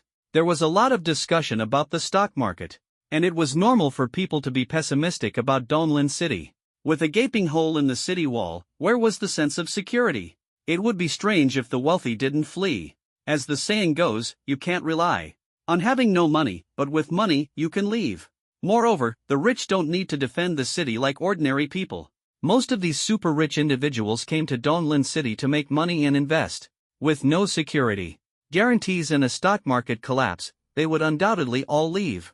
The butterfly effect. Whe Shisheng picked up an A4 sheet from the table. In this highest-level combat readiness against the beast tide, 900,000 soldiers on the four major fronts east, west, south, and north fought bravely and fearlessly against the beasts. The pressure on the eastern and western fronts was unprecedented. We even lost a one-star general, Fan Wuxin. Here are the casualty numbers for the four fronts. Eastern Front battlefield. Western Front battlefield. As one shocking number after another was spoken by He Shisheng, everyone present felt an indescribable heaviness. On the Western Front alone, 9,800 soldiers had already died. This figure did not include those who succumbed to their injuries later. And this was just the current tally. The losses on the Western Front were extremely severe. The Eastern Front also suffered casualties, but the situation was relatively better. The Northern and Southern Fronts had comparatively fewer losses, at least much less than the Eastern Front. The number of injuries on the Western Front was even more staggering. Over half of the 200,000 troops were injured. The situation was dire. Hearing these numbers, many couldn't help but cry. These were countless lives, behind which were tens of thousands of families. They sacrificed their precious lives to protect the city and the lives of millions of people, bravely and fearlessly. They are true heroes, and I am proud to have soldiers like them. He Shisheng's tone was firm and powerful. Many people couldn't stop their tears upon hearing these words. Even the soldiers maintaining order had reddened eyes. Among the dead were their comrades, friends, and even classmates or brothers. Even those they didn't know were heroes who had collectively defended the city. In such an atmosphere, no one could remain unmoved. Heroes! Heroes! Heroes! At this moment, tens of thousands of people shouted in unison, their voices shaking hearts. This scene was broadcast live in all cities and fortresses of the Tailin dynasty. In front of screens, countless conscientious people silently shed tears. Not only in the Tailin dynasty, but in cities and fortresses of other countries around the world, many were also watching the broadcast. As the collective shouting gradually subsided, He Shisheng was about to recount the story of the mysterious silver-armored warrior. Mr. He, please wait. At this moment, a blonde-haired, blue-eyed, fair-skinned male reporter from the Allied dynasty interrupted him. His Tailin dynasty language carried a grating accent, sounding unpleasant and impolite as he interrupted He Shisheng. He exuded an innate arrogance, as if he were superior to others. Even when bowing earlier, he appeared impatient. If not for fear of repercussions, he wouldn't have bothered with the gesture. What do you want to say? He Shisheng responded coldly, without any courtesy. If the other party weren't a powerful reporter from the Allied dynasty, he wouldn't have bothered to acknowledge him. I am a reporter from the Allied dynasty, named Ijixi. I have photographic evidence here for everyone to see. As Ijixi spoke, he held up several A4-sized high-definition photos to the camera, turning them around so all angles could be captured clearly. He Shisheng's eyes narrowed slightly. Everyone can see that the western wall of Donglin City was breached by the beasts, creating a 200-meter wide gap. The Western Front's 200,000 troops suffered heavy losses. Combat strength has been halved. Defensive weapons have also been mostly destroyed. So I want to ask, if the beasts attack the Western Front again during this period, what will you do? How do you plan to respond? Can anyone defend Donglin City? No. No one dares to say they can. The city wall is no longer sturdy. The defense system is unreliable. The lives of tens of millions of people are in grave danger. Who can guarantee that the beasts won't break in and kill everyone? Just like those cities that were destroyed, turning into food for the beasts. What will you rely on to protect this city? Ijiksi grew increasingly agitated. As if he were genuinely concerned about the safety of the 40 million people in Donglin city of the Tailin dynasty. He Shishing's eyes tightened. Behind him, senior officials like Jiang Guohua and Wei Jianga simultaneously turned pale. This Ijiksi is clearly not acting out of goodwill. He is inciting panic among tens of thousands of people on site, and even among the 40 million residents of Donglin city. He is undermining the confidence in the safety of the 90,000-strong army across the 4 major fronts and the defenses of Donglin city. He is deliberately creating a massive shock to the stock market of Donglin city, which is about to open. His intentions are extremely malicious. This is outrageous. I don't know who sent him, but to cause trouble at such a critical moment, does he want to destroy the economy of Donglin city? Jiang Guohua muttered angrily under his breath. If it weren't for the fact that this is being broadcast nationwide and even globally, I would have had him executed 100 times over by now. Disturbing the morale of the troops, such a person should be executed on the spot. Wei Jianga gritted his teeth and spoke in a low voice. There are less than 10 minutes until the stock market opens at 9 o'clock. It's over. The financial market of Donglin city is doomed. If so, many companies in Donglin city are maliciously shorted. The end result will be low-price acquisitions, capital transfers, and cashing out before fleeing, leaving behind a complete mess for Donglin city and its tens of millions of citizens. In this post-apocalyptic era, while the alien beasts are terrifying, the ones we truly need to guard against are still humans themselves. Everyone can unite to kill alien beasts without much issue, but when it comes to turning on their own people, they do it with ease. Wei Jianga glanced at his watch as the time ticked closer. Damn bastard. Among the crowd below, Zhang Tianhao, Lin Ruocheng, and others stared at the scene, their anger boiling over. AI Jiexia's words had enraged them to the extreme.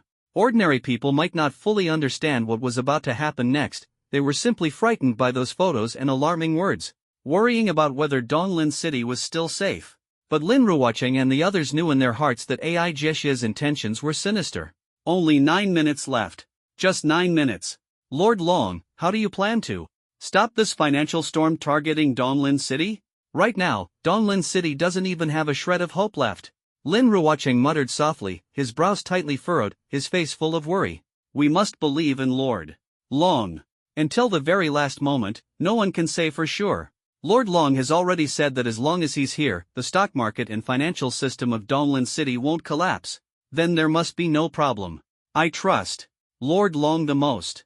He always keeps his word. Wu Huiyan's eyes were firm. As Long Yan's #1 fan, his confidence in Long Yan was no less than Long Yan's confidence in himself. Only 9 minutes. Can we really hold on? Lin Yunxi looked on with anticipation. Meanwhile, Wei Yunxia, Zhou Fini, Jiang Buhui, and others who knew Long Yan all wore expressions of deep concern. Damn it, these reporters from the Allied Empire are clearly trying to destroy Donglin city's economy. Wei Yunxia couldn't help but curse under his breath. But he also had to admit one thing. As a 9th-level battle king, he had been protecting Donglin city for decades. He could guarantee that he would fight to the very last moment, even at the cost of his life. But he couldn't guarantee that he could turn the tide. He knew he didn't have that ability. In this war, if Long Yan didn't step forward to salvage the situation, even 100 9th-level battle kings would all perish. Because the gap between a battle king and a beast lord was absolute. Human ability users could only contend with those of the same level or one level higher. Even if a large number of battle kings fought to the death, their numbers would still be insufficient. If only the Elder were still here. With his peak strength, he could definitely command the entire scene. Alas, it's a pity the Elder has already passed away. Wei Yunxia couldn't help but sigh. Respected commander of the Donglin Legion, please answer my question directly. There are tens of thousands of people here, and countless others watching the live broadcast. Tell me, how will you ensure the safety of tens of millions of people? How will you ensure the city won't be breached? And how will Donglin City protect the interests of investors and shareholders? AI Jiexia's tone was stern. He Shisheng pondered deeply, momentarily unable to respond. As soon as AI Jiexia spoke, the surrounding crowd erupted. Yeah, what will happen to Donglin City? This massive loophole is terrifying. I saw the news online in the middle of the night. It's true, there really is a huge gap on the Western Front. Do we even need the internet for this? My home is on the 68th floor. The weather is clear today, and early in the morning, I saw it, a gap about 200 meters wide. That's right. No, wait, why didn't I see the gap? The city wall just looks a different color than usual. The wall is broken, but the Western Army has blocked it with something outside. I saw it clearly through my binoculars. How could they possibly build a safe wall in such a short time? East Lynn City is doomed, we're all going to die. If there's another attack by the beasts, we won't escape. No ability user can stop them, let alone the army. What do we do? What do we do? One person's fear spread to 2, then to 10, then to hundreds. Panic quickly escalated. There were tens of thousands of people on site and tens of millions of East Lynn City residents watching the live broadcast. They had no choice, there was nowhere else to go but East Lynn City. If the beasts came again, the city would fall, and everyone would perish. That was the inevitable outcome. Once this kind of fear and panic erupted, it was hard to calm down. The scene descended into chaos, voices rising and falling. Everyone, quiet. He Shang shouted loudly. But instead of calming the commotion, it only grew worse. The situation was spiraling out of control. In such utter despair, someone was bound to take extreme actions. Murder, looting, and destruction could happen at any moment. Even with 1,000 soldiers on site to maintain order, they couldn't possibly contain chaos of this magnitude. AI Jeshya's lips curled into a cold smile. This was exactly what he wanted to see. East Lynn City was finished this time, and even an economic rebound would be difficult. It seems the commander-in-chief has no answer. The result is obvious. You can't defend this city at all. You're just stalling for time so the elites can escape first. Once they're gone, it doesn't matter what happens to the rest of the people. No one will care who gets left behind. Am I right? AI Jeshya questioned loudly. No, our 900,000-strong army in East Lynn will fight to the end. We will give everything we have to protect the safety of 40 million people. Even if only one of us remains, we live and die together. He Shang's voice was high and solemn. At that moment, the chaos gradually subsided. Many were moved by his words. A 900,000-strong army, willing to fight to the last man, to protect everyone's safety, what a heavy promise that was. Commander-in-Chief, you still haven't directly answered my question. How can you guarantee that East Lynn City won't fall, that 40 million lives won't be lost? AI Jeshya's voice grew sharper. You? He Shang furrowed his brows, furious and wanting to teach AI Jeshya a harsh lesson. But reason told him that doing so would only give the other side an opening, leading to even greater trouble. It seems you really can't defend this city. No one can guarantee that East Lynn City won't be overrun by the beast tide. The lives of 40 million people are ultimately unprotected. It's just a matter of living a little longer or dying a little sooner. Alright, I understand now. This is the helplessness of ordinary people. AI Jeshya feigned a sigh, his voice full of mock sorrow. The atmosphere on site was about to descend into chaos again. With only 7 minutes left until the stock market opened, with me in East Lynn City, it will never fall. A million beasts? So what?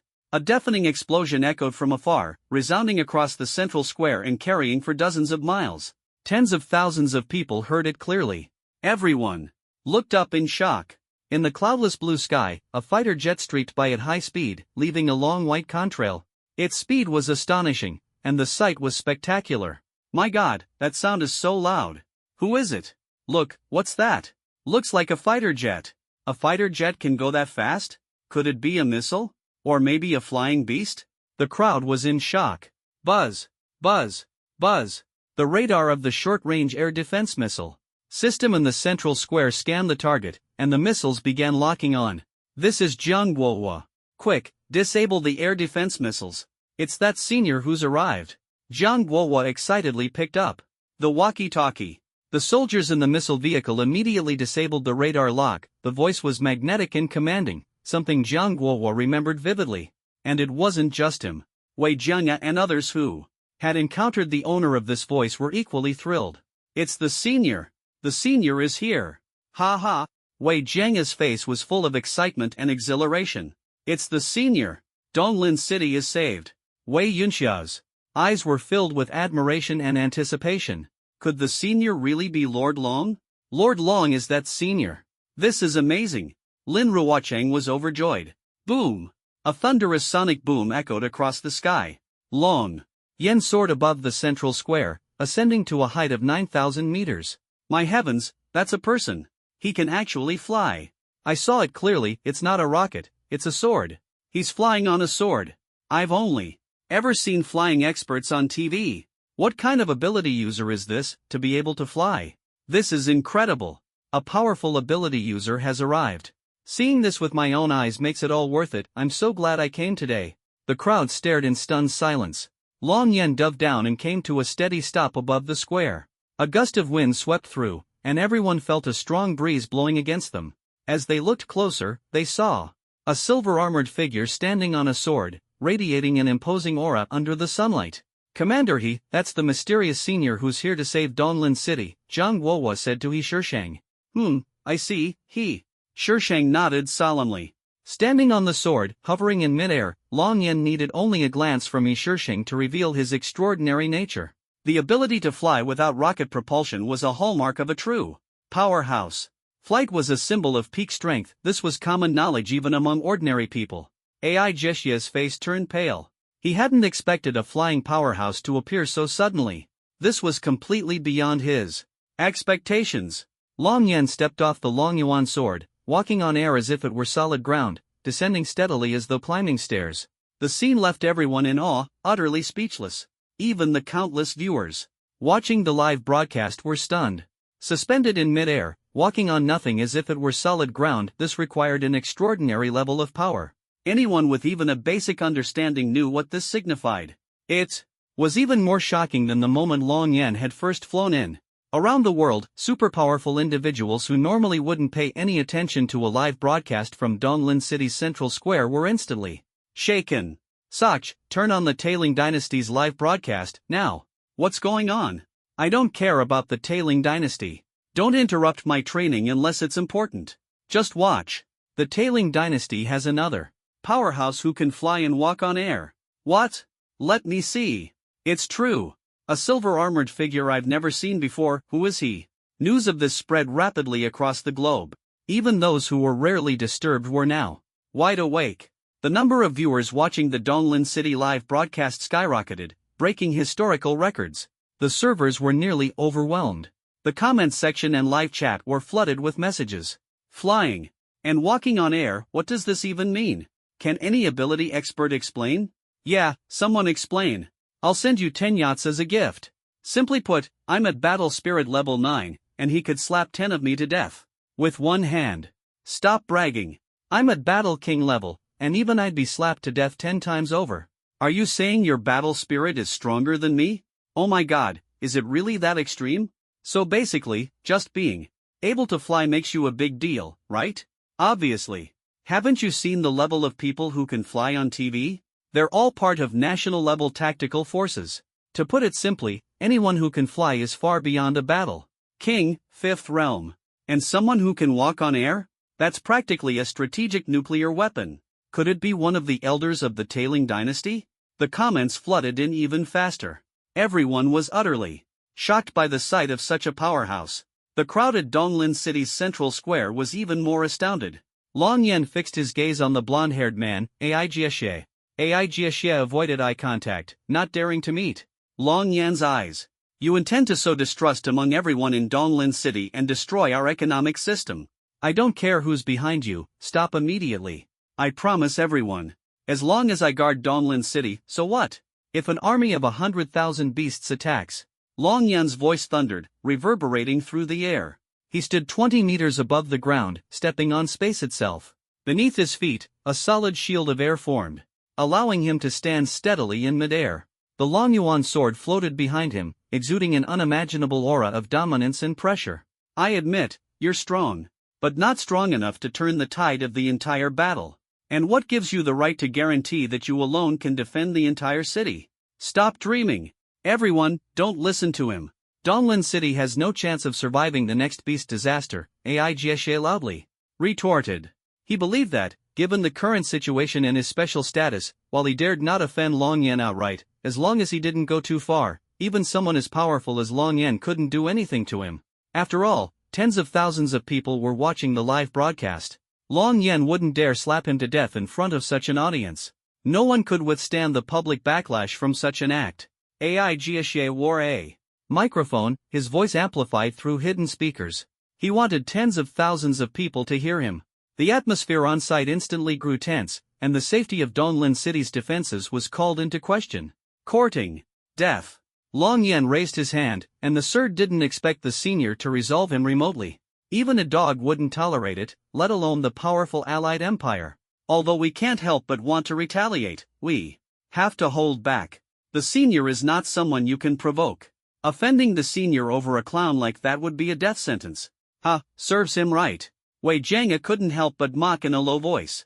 Exactly, he deserved to die. Jiang Guohua echoed, unable to suppress his laughter. He rarely laughed, unless he couldn't hold it in. Long Yen killed him as easily as crushing an ant. Not a ripple of emotion. But in the spot where AI Jiexie fell, a floating badge caught his attention. This is the badge of the Spirit Fire Sect, Long Yen said. He had seen an identical badge before when he saved Jiang Shi and killed a Spirit Fire Sect deacon. Look quickly. That's the badge of the Spirit Fire Sect.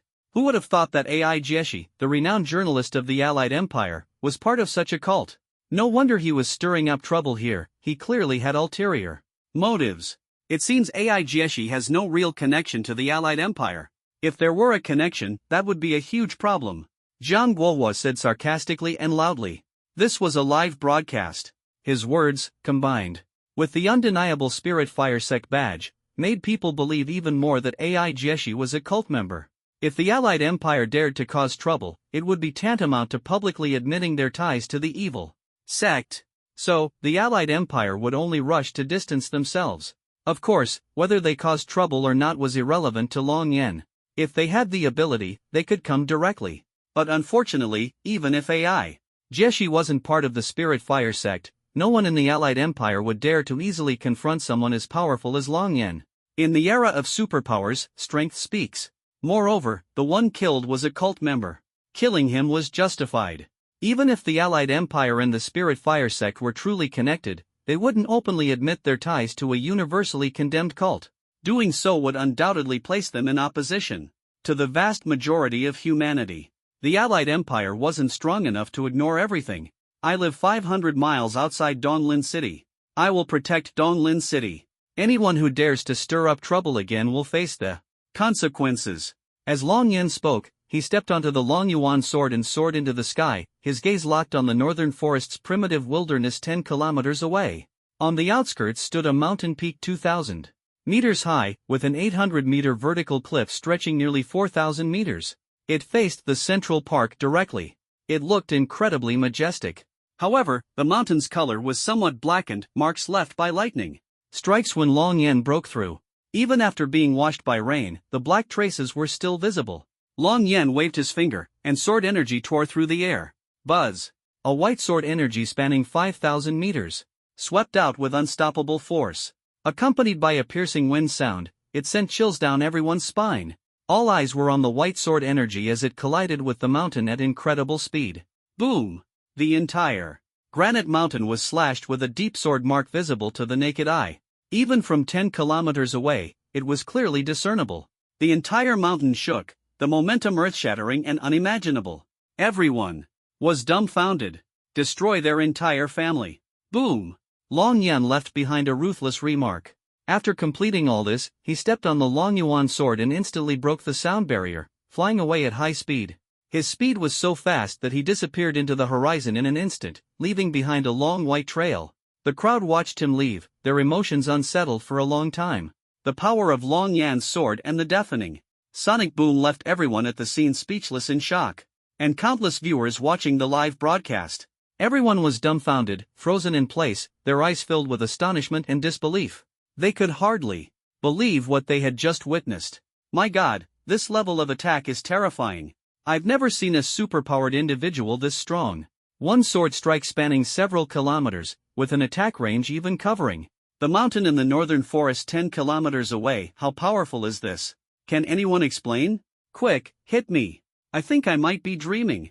Damn, I never expected Donglin City to have such a powerful figure guarding it. How strong is he exactly?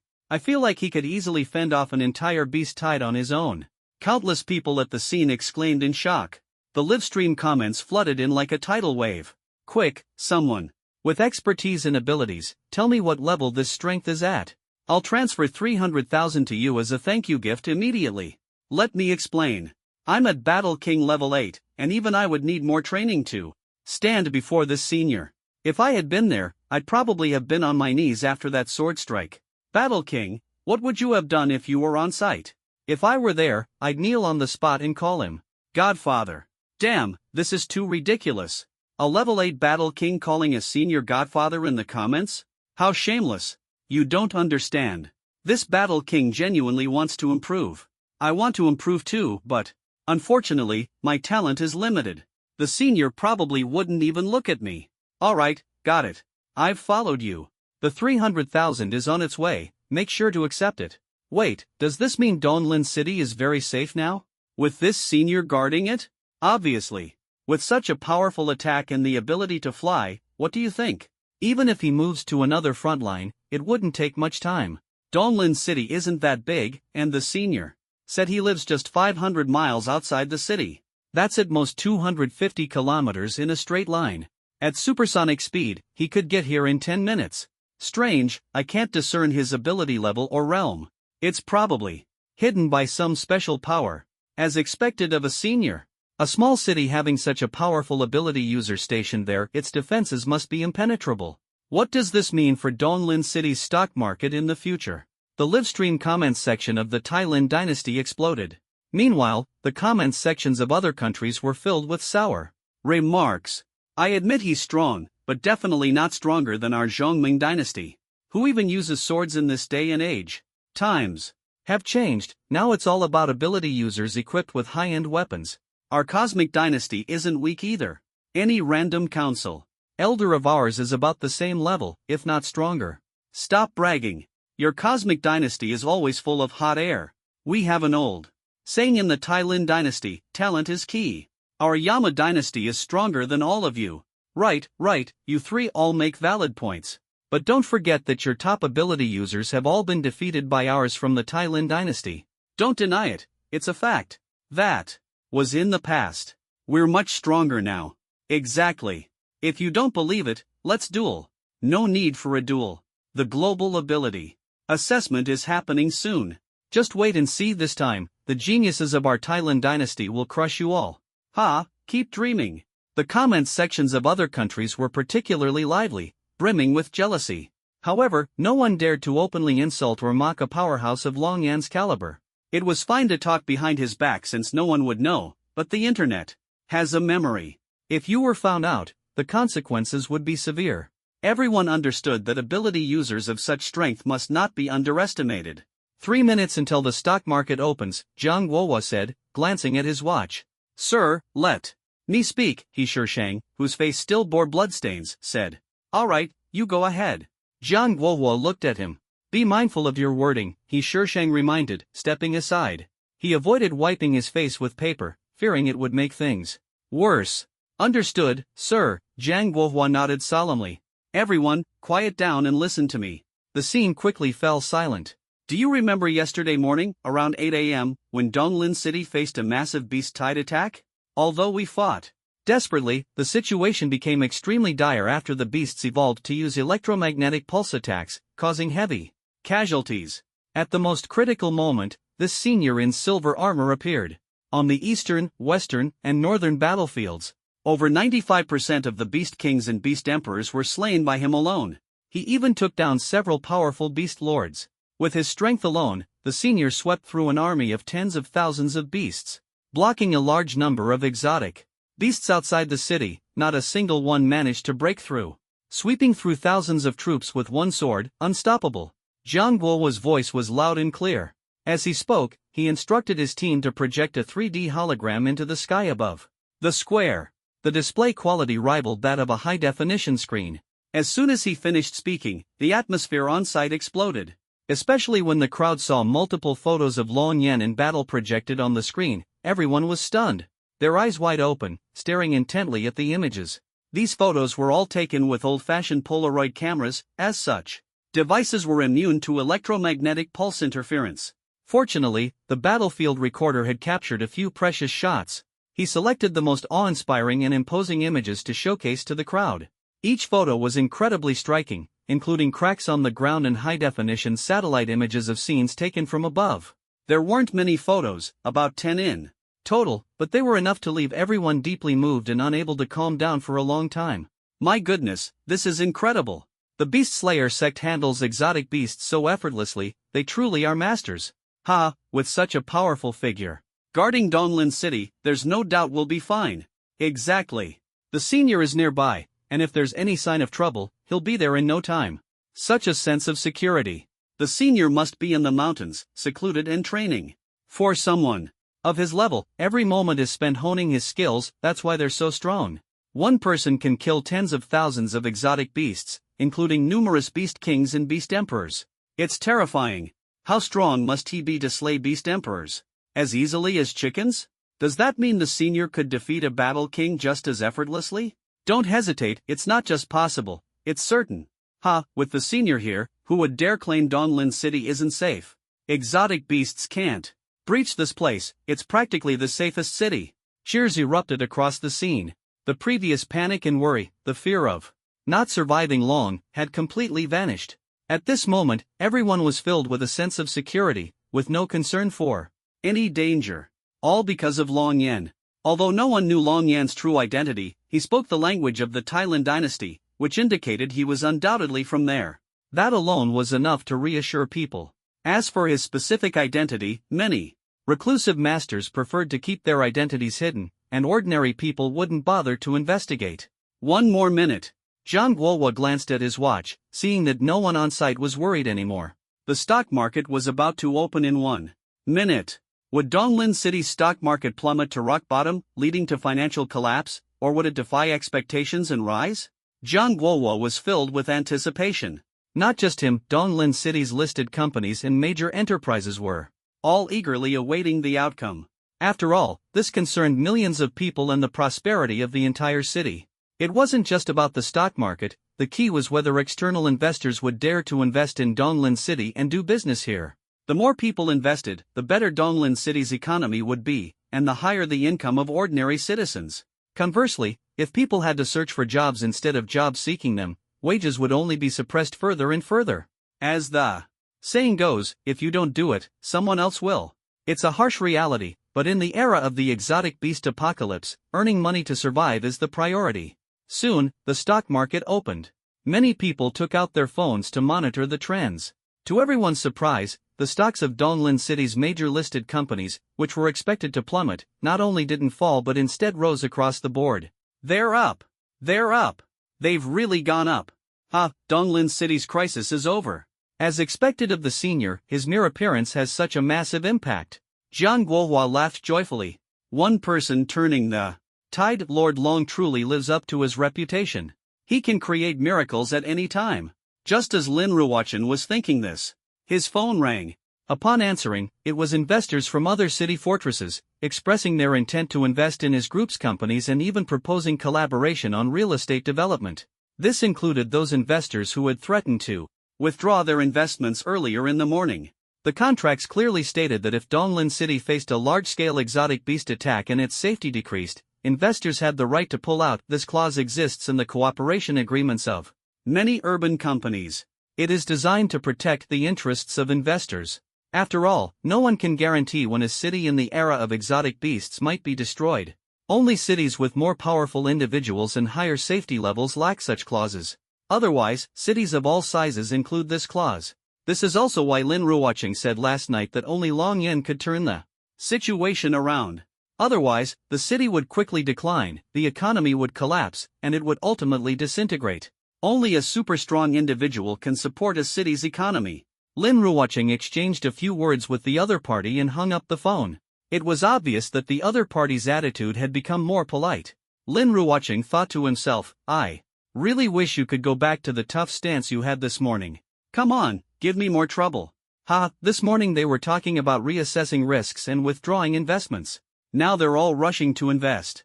A city's sense of security is truly the most important thing, Lin Ruocheng remarked. Father, it seems like the financial storm in Donglin City has finally passed, right? Lin Yunqi asked. That's right, the storm has subsided. A top-tier ability user who can fly at high speed in the air is now protecting this city. Such a level of security is unmatched by any weapon or an army of 1,000,000. For a city to prosper and attract significant investment, safety is the key. With safety guaranteed, investors can confidently put their money in. The calls from investors are already the best proof of this. Look, another call is coming in. Lin Ruochen calmly answered the phone, intending to act mysterious and keep the other party intrigued. Soon, within 5 minutes of the stock market opening, the stock price hit its upper limit. It's hit the limit. At this rate, not only will it not drop tomorrow, but it will continue to rise. Even if there are slight pullbacks later, in the long term, it will remain at a high level. Donglin City will definitely attract more investors, Zhang Tianhao said excitedly. The stock market has daily limits on price fluctuations. In the current Tailin dynasty, a single-day increase of over 20% automatically triggers a trading halt. Before the market opens the next day, stocks cannot be bought or sold. This is a protective measure to prevent speculative manipulation and exploitation. Fantastic, fantastic. The livelihoods of tens of millions of people in Donglin City are finally secure. Zhang Guohua breathed a sigh of relief. Indeed, all thanks to the senior who declared he would protect Donglin City, even if it was just a single sword strike before flying away. The entire process took only 2 or 3 minutes, but its significance is extraordinary. One person's strength turned the entire situation around. This is the power of a top-tier ability user. Such terrifying strength, it's hard to imagine what level this senior has reached. He Shisheng gazed at the granite mountain in the distance, split open by the sword strike. The mark was clearly visible even from over 10 kilometers away. That single strike shook the earth, almost like a minor earthquake. Power is certainly tempting, but true strength is what people truly yearn for. I really wish I could have such power someday. As the commander of a 900,000-strong army, He Shisheng was filled with envy for Long Yan's strength. He was even willing to trade his current position for such power. Unfortunately, this could only remain a dream. The allure of strength to people is evident. Everyone, evacuate in an orderly manner and return home with peace of mind. With our 900,000-strong army and the senior protecting us, Donglin City will be fine, He Shisheng said. Afterward, the crowd dispersed in an orderly manner, filled with joy and awe. It was like the calm departure of an audience after a concert. The anxiety and panic were gone. Donglin City was now almost absolutely safe. At least, its defenses were stronger than those of many medium-sized cities. It could even rival the defensive facilities of large cities. There was no need to worry about personal safety, so people could return home with peace of mind. Guohua, where do you think the senior is hiding? He said he was 500 miles outside the city, Wei Jiang asked. Not sure. A 500-mile radius is too vast. There are many mountain ranges that fit the description. How would I know the exact location? Either way, it's just over 200 kilometers. Once something happens, the senior can fly over in at most 10 minutes. Judging by his speed, it seems he hasn't even used his full strength. If he flies at full speed, 3 minutes would be enough. With the senior guarding us, there's no need to worry about the defense of Donglin City. But we still need to quickly apply for equipment upgrades and see if we can resist the electromagnetic pulse. The electromagnetic pulse evolved by this giant-toothed snail is just too strong. If we can't defend against it, laser weapons will become mere decorations in the future. Also, the underwater monitors need to be replaced with more advanced ones. The ones we're using are already outdated, Zhang Guohua said. That's absolutely true. Wei Jiang nodded heavily. Seal off that mountain and don't let anyone approach. Send experts to study it. I really want to know just how powerful the energy of that senior's sword strike is, He Shisheng thought to himself. Yes, sir. Zhang Guohua and Wei Jiang exchanged a glance and left. The impact of this incident was far from over. After all, a mysterious silver-armored superpower capable of flying was guarding Donglin City. Moreover, he publicly shattered the reputation of the well-known journalist Ai Jiexie from the Allied Empire.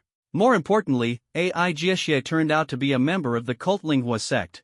Each of these events caused a sensation, especially among the ability users. They were all very curious about who this silver-armored powerhouse really was. No one knew his true identity, which only fueled more curiosity and confusion. Various speculations about his identity quickly spread online. The Thailand Empire naturally couldn't sit idly by in the face of such a powerhouse's emergence. They immediately dispatched a top-tier expert to investigate the situation. Beep, beep, beep. Zhang Guohuo was intently examining the sword mark left by Long Yan on the mountain when his phone suddenly rang, startling him so much that he almost threw it away. Hello, Elder One, what brings you to call me? Is there something you need? Alright, I'll come pick you up right away. Zhang Guohuo quickly agreed, not daring to delay in the slightest. Long Yan returned home and glanced at the stock trends of Donglin City on his phone. All stocks have hit their upper limit. It seems the city's economy is about to experience a boom, Long Yan thought to himself. Yenner, you were so cool just now. Your entrance was absolutely explosive. Look, every frame of this could be used as a wallpaper. Lin Yuyan excitedly scrolled through her tablet, pausing the replay of the live broadcast from earlier. It was the moment when Long Yan soared into the sky and then descended gracefully, a scene so impressive it was impossible not to give it a thumbs up. Not bad, I guess. Yeah, the shots are pretty well done, Long Yan said with a smile. The footage was indeed captured with great flair, a testament to the professional team behind it. Just then, the sound of a car stopping outside reached them. Long Yan waved his hand, and the door opened automatically. It was Lin Ruochen and his group who entered. Lord Long, Brother Long, sister-in-law Lin Ruochen greeted warmly. Accompanying him were Wu Huiyan and Lin Yunxi, carrying over 20 exquisite gift boxes. Why did you bring so many gifts? Come in and have a seat, Lin Yuyan said, inviting them in. Honey, go pour some tea. All right. No need, Brother Long, sister-in-law. Lin, don't trouble yourselves. We just brought some herbs for Lord Long, Lin Ruochen quickly said. Lord Long, didn't you mention at the auction that you were looking for a 1,000-year-old Lingji? I had someone in the big city help me find one. There are also some other rare herbs. We were planning to deliver them yesterday, but the incident with the exotic beast delayed us. However, thanks to your commanding presence earlier, the situation in Donglin City has stabilized. That person immediately delivered them personally and even signed a cooperation agreement. Lord Long, with just one move, you've resolved all the issues. Lin Ruochen said with a smile, while Lin Yunxi opened the boxes and placed the herbs on the table one by one. I also live in Donglin City, so I brought these along as a gesture. I didn't expect you to gather so many precious herbs. A 985-year-old Lingji, as well as ones that are 600, 500, and 300 years old. These are all extremely rare. Long Yan looked at the Lingji in the box and smiled. Breaking life grass. I didn't expect to find something like this. Long Yan picked up the two most inconspicuous transparent boxes on the table. Breaking life grass is an essential ingredient for refining the breaking boundary pill. Just like the falling life grass from before, both are key materials for the breaking boundary pill. I didn't expect to get two plants at once this time. Lin Ruochen is indeed reliable. These herbs might be common on the Longyuan continent, but they are extremely rare on Origin Star. Without the right channels, it's impossible to obtain them. Long Yan was very satisfied. Lord Long, are you interested in this kind of herb? I heard it can enhance physical constitution. But the effect is limited and only useful for ordinary people. If you want, I can ask if we can get more.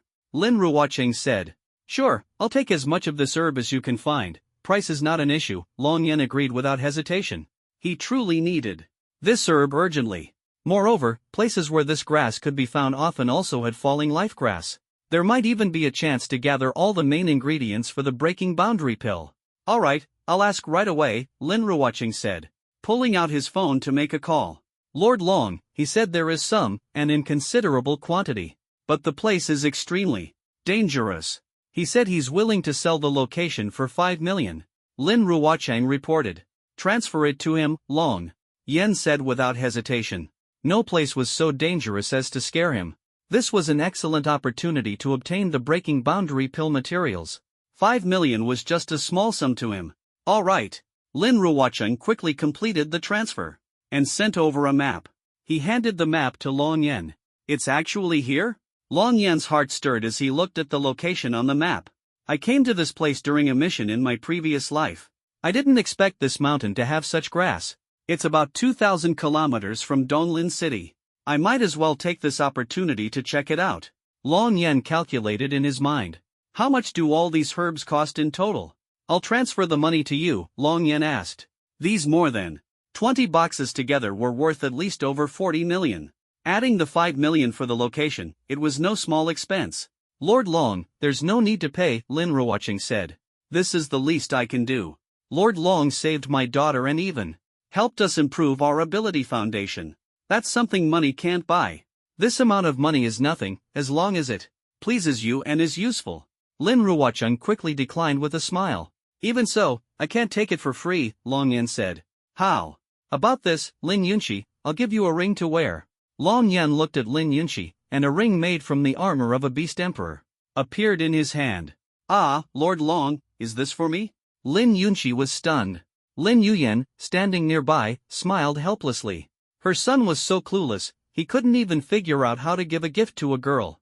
Who gives a ring to a girl like this? Lin Ruocheng was also dumbfounded, almost ready to start thinking about his grandson's name and transferring shares of the company to him. Keep this ring on at all times, and never take it off. It can save your life in critical moments, Long Yan said. Lin Ruocheng had already received one, so naturally, Lin Yunshi should have one too. This would better ensure her safety. Lin Ruocheng was a shrewd and decisive man, and since he was bringing his daughter into his dealings, she would inevitably face retaliation in the future. That's how it always went in novels. Long Yan would never allow such foolishness to happen. With the ring, Lin Yunshi could protect herself. Oh, so that's what it is. Yunshi, quickly accept it. This is very useful for you. In times of danger, it can absolutely save your life. Lin Ruocheng suddenly understood and quickly urged her to accept it. He had almost misunderstood himself. Thank you, Lord Long. Lin Yunshi put on the ring, her face slightly flushed. To be honest, even she had misunderstood a little. At this moment, the atmosphere was a bit awkward. So awkward that it felt like her toes could dig out a 3-bedroom apartment. Knock, knock. At this moment, someone knocked on the door. It's really lively today, so many visitors. Long Yan waved his hand, and the door opened. 2 women entered. Long Yan recognized them both. They were Jiang Shi and Jiang Buhui. Their faces showed anger and anxiety, clearly indicating they had encountered some trouble. Greetings, Lord Long, uncle, and aunt, Jiang, she said obediently. She had, of course, noticed Lin Ruocheng and the others. Although curious about why they were there, she refrained from asking directly. Ah, yes, hello. Long Jin and Lin Yuyan exchanged a smile and greeted them warmly. As the saying goes, when you have a daughter, everyone looks like a bad person. When you have a son, everyone looks like a future daughter-in-law. Lord Long, Jiang Buhui said awkwardly but managed to get the words out. Long Yan nodded, looking at the 2 cousins. Come, sit down. Don't be so formal, treat this as your own home, Lin Yuyan said, inviting them. Okay, Aunt Lin, the 2 girls replied almost simultaneously. Today, they were dressed in simple colored dresses and white sneakers, resembling the pure and radiant white moonlight of sisterly bonds. However, Jiang Buhui was undoubtedly the more striking of the 2. How did she grow up so much? Why does she look so mature? Lin Yunshi thought to herself. By the way, these are gifts from my father and second uncle, Jiang Shi said. Inside are thunderflame crystals and 500-year-old polygonum multiflorum. The 2 placed the gifts on the table and then sat down.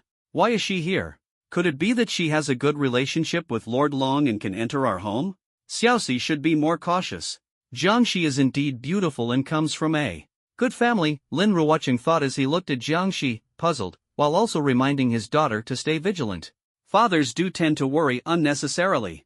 As for Jiang Buhui, Lin Ruocheng didn't recognize her. He had only worked with Jiang Shi's father, Jiang Tianhao, in the business world for many years.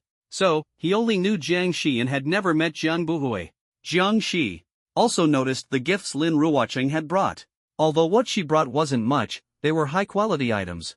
She opened the box and said, "This is the 500-year-old polygonum multiflorum from my father, and the thunderflame crystal from my second uncle." Jiang Shi opened the box to show Long Yan.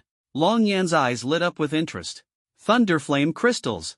And the rare 500-year-old polygonum multiflorum.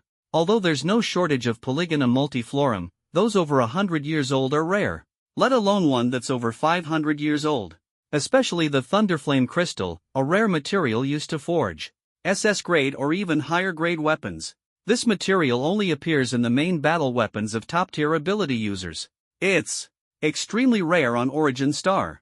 It could be used to refine and enhance the quality of the Long Yuan sword. Long Yan thought to himself, very pleased with the two items. I'll accept these gifts, he said. Judging by your expressions, just say it, what trouble have you encountered? Long Yan asked directly. With just one look at their faces, he could tell they had come with a problem. The two women exchanged surprised glances. As expected, nothing escapes Lord Long. The situation is like this: on our two battlefronts, the number of injured and severely wounded has exceeded 100,000, Jiangshi began. We urgently need a large supply of medicine to treat the wounded. But at this critical moment, the stock market has surged. The Jin family and the Medicine Pavilion have joined forces to monopolize and raise the prices of almost all medicines in Donlin City. Not only that, but they also claim there's a shortage of medicine, saying prices can only go up, never down. Prices have increased more than tenfold. The Jin family has a powerful background. Even if we try to pressure them, they've already prepared excuses, saying their procurement costs have risen, leaving them with no choice. At this rate, if we can't secure the necessary medicines by tomorrow night, many soldiers won't make it. Sending the soldiers to other cities for treatment would be both time-consuming and prohibitively expensive. That's why my second uncle and the others are so worried. Jiangshi explained, her words leaving everyone furious. How despicable. The soldiers have already sacrificed so much to protect the city. To think that at a time when they urgently need medicine, someone would monopolize and raise prices. They truly deserve retribution. Longjin said angrily, that's right, Brother Long is absolutely right. People like that deserve it. Lin Ruochen echoed furiously. Long Yen, however, remained expressionless, but at this moment, he was the most terrifying. Those who knew him understood that the calmer he appeared, the more ruthless his actions would be. This time, many people were bound to die. My teacher is also trying to get medicine from the Black Dragon Beast Hall branches in other cities, Zhang Buhui said. But the Jin family's influence is too strong, they will likely obstruct and delay things. My teacher was worried it wouldn't be in time, so she went to the Luoshi Mountains a few hours ago. She said there's a place there with a large amount of herbs that can heal injuries. But it's too dangerous, so she had to go alone and couldn't take me with her. Zhang Buhui spoke with some regret. She had wanted to go and see for herself. The Luoshi Mountains? Long Yen asked. Could it be the place shown on my phone's map? Or somewhere nearby? He looked at the map Lin Ruochen had just sent him. It was indeed the Luoshi Mountains. The map marked 5 types of herbs, but none specifically for healing injuries. I hope the teacher can bring back the medicine. That way, we won't have to pay a high price to buy from the Jin family or the Medicine Pavilion, Zhang Buhui said just as her phone rang. Beep beep beep. She quickly answered the call. Hello, teacher, how is it? Did you find the herbs? She asked excitedly. Buhui, there's a 5-star assassin from the Assassin Association trying to kill me. It must be the Jin family who sent them. You need to find Elder Wei immediately, only he can save me. Teacher, are you okay? Zhang Buhui asked anxiously. The call was intermittent and eventually disconnected. It seems the communication is severely disrupted, Long Yen said. Someone must have deliberately cut it off to deal with her quietly. What should we do? The teacher being hunted down must be the Jin family's doing. Damn the Jin family, those money-grubbing bastards. I wish my dad could just drive a tank and blow them up. Zhang Buhui clenched her fists, trembling with anger. I need to contact Elder Wei immediately, only he can save the teacher. She said this while preparing to make a call, her hands shaking uncontrollably, showing how important the teacher was to her. No need, I'll go, Long Yen said, standing up. You? Are you kidding? You'll die if you go. They're 5-star assassins from the Assassin Association. That means they're experts at the Battle King level. I don't want to see you get hurt. I'll beg Elder Wei to go, he's a Battle King with 9th level abilities and will definitely save the teacher, Zhang Buhui said, almost dialing the number in her panic.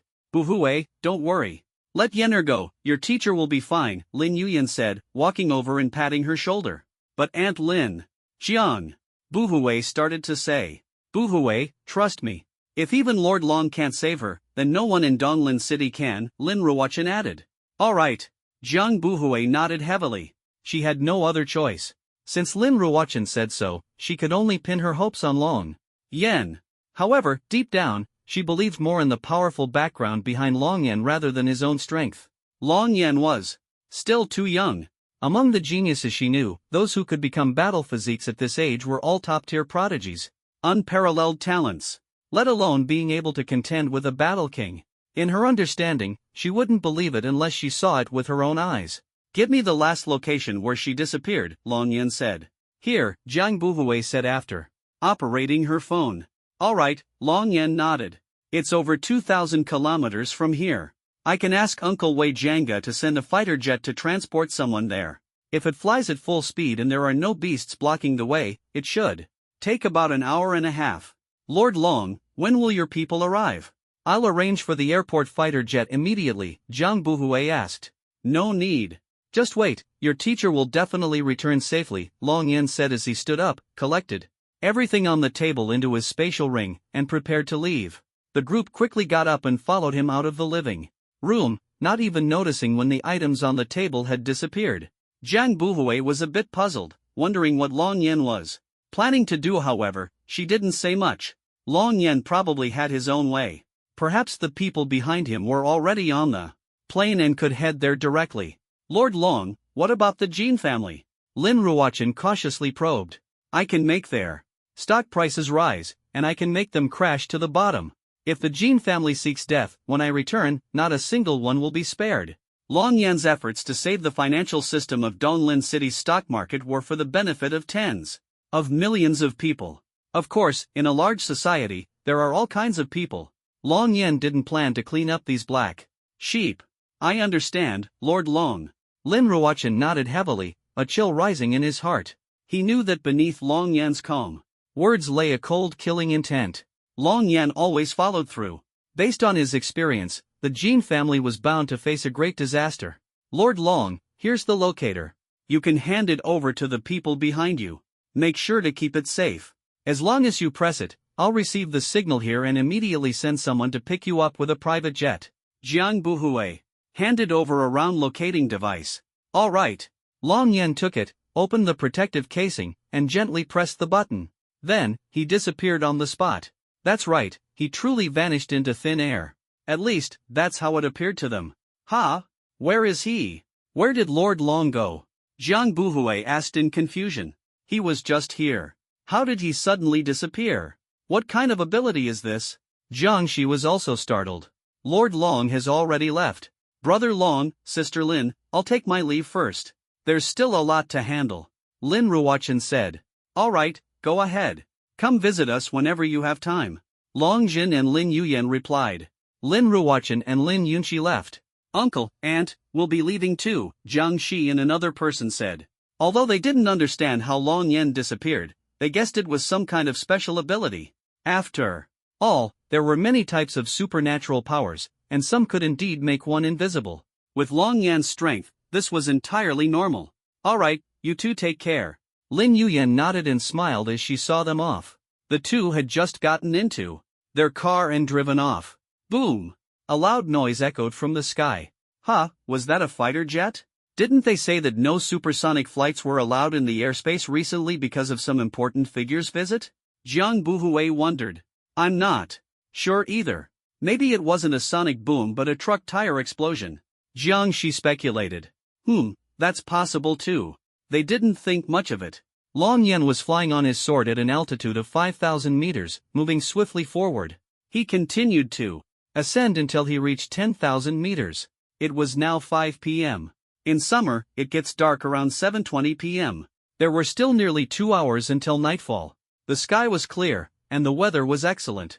Long Yan's concealment array didn't trigger any radar alarms.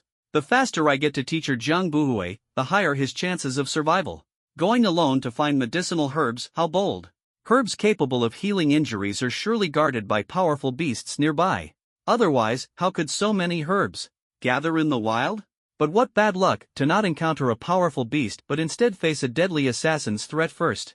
The Jin family's greed for more money is truly ruthless. People will do anything for money. Since they value money so much, when the time comes, I'll help them on their way. If they're lucky, Someone might even burn them some joss paper. The kind with dozens of zeros on it, enough to spend endlessly. As Long Yen thought of this, his expression turned icy. People who would stop at nothing to make money existed in every era. In their eyes, profit and money were all that mattered. After all, were there ever few who profited from war? Just like this war between humans and exotic beasts. The ones most eager for the war to end were ordinary civilians and the families of soldiers. But the ones who least wanted the war to stop were the arms dealers. During war, medicine, food, weapons, these things could all bring in huge profits. There were plenty of people looking to cash in. The northern forest. That massive sword mark left along the vertical cliff. Jiang Guohua stood with Elder Wang, who was clad in dark armor, looking up at the sword mark, although they were standing at the foot of the cliff, more than 300 meters away from the high point of the sword mark. The sight was still incredibly awe-inspiring from afar. Are you sure this was created on the spot by that silver-armored senior? Could it be a pre-arranged illusion meant to deceive people? Elder Wan was stunned for half a minute before asking seriously. Yes, it was a genuine attack. I saw it with my own eyes at the time, Jiang Guohua replied. Moreover, we've tested it. This sword mark is fresh, not something prepared in advance. He was surprised to notice that Elder Wang's tone of address had changed at this moment. When they had just gotten off the plane earlier, Elder Wang referred to the mysterious expert as the silver-armored strongman. Now, it had directly become silver-armored senior. The change was so drastic that it was hard not to laugh. Indeed, the strong only respect the strong. Jiang Guohua thought to himself. Gulp. Elder Wang swallowed hard, his eyes wide open. He hadn't watched the live broadcast in the morning, as he was busy with something else. By the time he finished and someone reminded him to watch the replay, the sense of shock from the live scene was long gone. After all, things not witnessed firsthand are never entirely convincing. The saying seeing is believing, hearing is deceiving holds true. Now, seeing it with his own eyes, the sense of awe was overwhelming. He felt that the live broadcast hadn't fully conveyed the power of this sword strike. How long is this mountain? Elder Wang asked. Elder Wang, you mean how long the sword mark is, right? This sword mark stretches 4,135 meters across the mountain. But that's not the limit of the sword, it's just that. The mountain itself is only this long, Jiang Guohua explained. And the actual length? How long is it really? Elder Wang pressed further. The actual length is about 5,000 meters, Jiang Guohua answered. Some of the sword energy slashed into the air and landed on the mountain behind. Let's go check the back, Elder Wang said, as if wanting to confirm his suspicions. His steps were swift. Jiang Guohua followed closely. Behind. Elder Wang, are you trying to find out how deep the sword mark is? Jiang Guohua asked. I don't need you to tell me, I'll see for myself, Elder Wang replied. They walked around the foot of the mountain, looking at the massive sword mark, still deeply shaken. When they reached the back of the mountain, they saw the slope where the charcoal trees had been neatly cut. A smooth sword mark ran across its surface, exceptionally polished. Elder Wang stood on the severed charcoal trees. These trees had turned to charcoal because they had been struck by lightning before. Although this was the edge of the northern primitive forest, the area had already been destroyed beyond recognition. Not a single blade of grass remained, all the trees had turned to charcoal. Jiang Guohua ran with all his might, almost out of breath. The key issue was that Elder Wang's strength far exceeded his own. Elder Wang wouldn't tire, but that didn't mean Jiang Guohua wouldn't. Ever since he became a 3-star general, leading tens of thousands of troops, he hadn't exerted himself like this in a long time. After all, cultivating abilities is one thing, but who would run around a mountain at full speed for no reason? Especially at such high speed the entire time. However, he knew Elder Wang had deliberately slowed down, otherwise, he wouldn't have been able to keep up at all. Elder Wang looked at the scene before him, his expression heavy, his mood evident. He couldn't help but take a sharp breath. This sword actually split the entire granite mountain? How is this possible? What kind of power would it take to achieve this? Is this really something a human can do? Elder Wang stared at the scene before him, feeling unprecedented pressure. Guohua, who exactly is this senior? Do you know them? Elder Wang asked, staring seriously into Jiang Guohua's eyes, as if trying to discern the truth from them. Huff, huff. Jiang Guohua took deep breaths to calm himself down. I don't know. I can't guess who it is, he replied. But the soldiers in the army generally believe it was an elder from our Tai Lin dynasty who made the move. However, for a strong figure at the elder level, there's no information available online, let alone identifying them. No one saw their face, and no one can confirm if they are truly an elder. Jiang Guohua explained. He speculated that the mysterious expert was the strongest backing behind Long Yan Dai, in other words, the mastermind behind the destruction of this forest. And now, the Jiang family is fully siding with Long Yan. Many things must take Long Yan's interests into account. That's why he didn't tell the truth, at least not the suspicions in his heart. Moreover, he was now so out of breath from exhaustion that Elder Wang couldn't detect anything unusual. If it weren't for the earlier thunderstorm and lightning weakening the granite mountain, then the strength of this mysterious person is simply terrifying. What's more critical is that we have no idea who he really is. I know all the elders. Even if someone has been in seclusion for years, they wouldn't act without informing us first. If it's not an elder, then could it be? Elder Wang thought of a possibility at this point but didn't dwell on it. Seal off this entire mountain. No one is allowed near except for relevant personnel. At the same time, install signal blocking and satellite jamming equipment, Elder Wang said sternly. Understood, Elder Wang. I've already arranged all of this, Jiang Guohua replied. Guohua, my visit this time isn't just to confirm the strength of this mysterious senior, there's another matter concerning you, Elder Wang said with his back turned. Elder Wang, what is it? Jiang Guohua asked curiously. Even without a commander-in-chief on the Eastern Front, you were able to lead the army in defense and achieved great merit. At tonight's banquet, I will personally award you the rank of 1-star Tiger General. Of course, it's not just you, Wei Jianga as well. The two of you performed heroically in this battle, one defending the Eastern Front, the other the Western Front, successfully safeguarding Donglin City. Although this mysterious senior played a significant role, your contributions were also crucial. Especially you, who first discovered the impending attack by the beasts and issued a citywide battle alert in advance, buying us precious minutes. You did very well, Elder Wang affirmed. Before coming, Elder Wang had already reviewed the report submitted by Jiang Guohua, as well as the war reports from the other three fronts. Some elders and key figures had also seen them. Jiang Guohua's contributions were undeniable, particularly his early detection of the beast attack, which was of great significance to the city's defense. Based on this merit alone, Jiang Guohua could be promoted quickly. Of course, Jiang Guohua himself knew that this was actually Long Yan's achievement. Long Yan had foreseen the beast attack, otherwise, Jiang Guohua wouldn't have noticed it at all. However, there was also a deliberate setup by Long Yan. He intentionally allowed Jiang Guohua to take the initiative in this war, leaving the greatest credit, apart from his own, to Jiang Guohua. After all, the Jiang family was his own, and naturally, Long Yan would take care of them. Jiang Guohua understood this as well. Otherwise, he wouldn't have become the second greatest hero of this war, aside from the mysterious silver-armored powerhouse. Being promoted so quickly, he was overjoyed and secretly thought, Lord Long, I've finally got my chance.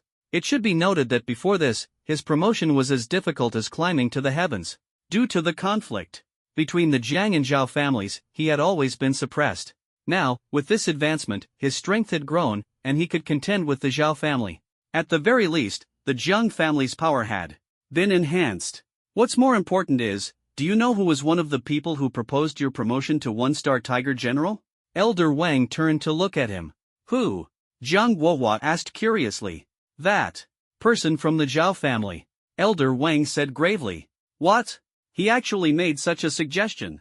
Jiang Guohua was shocked. In the past, the Zhao family always kicked the Jiang family when we were down.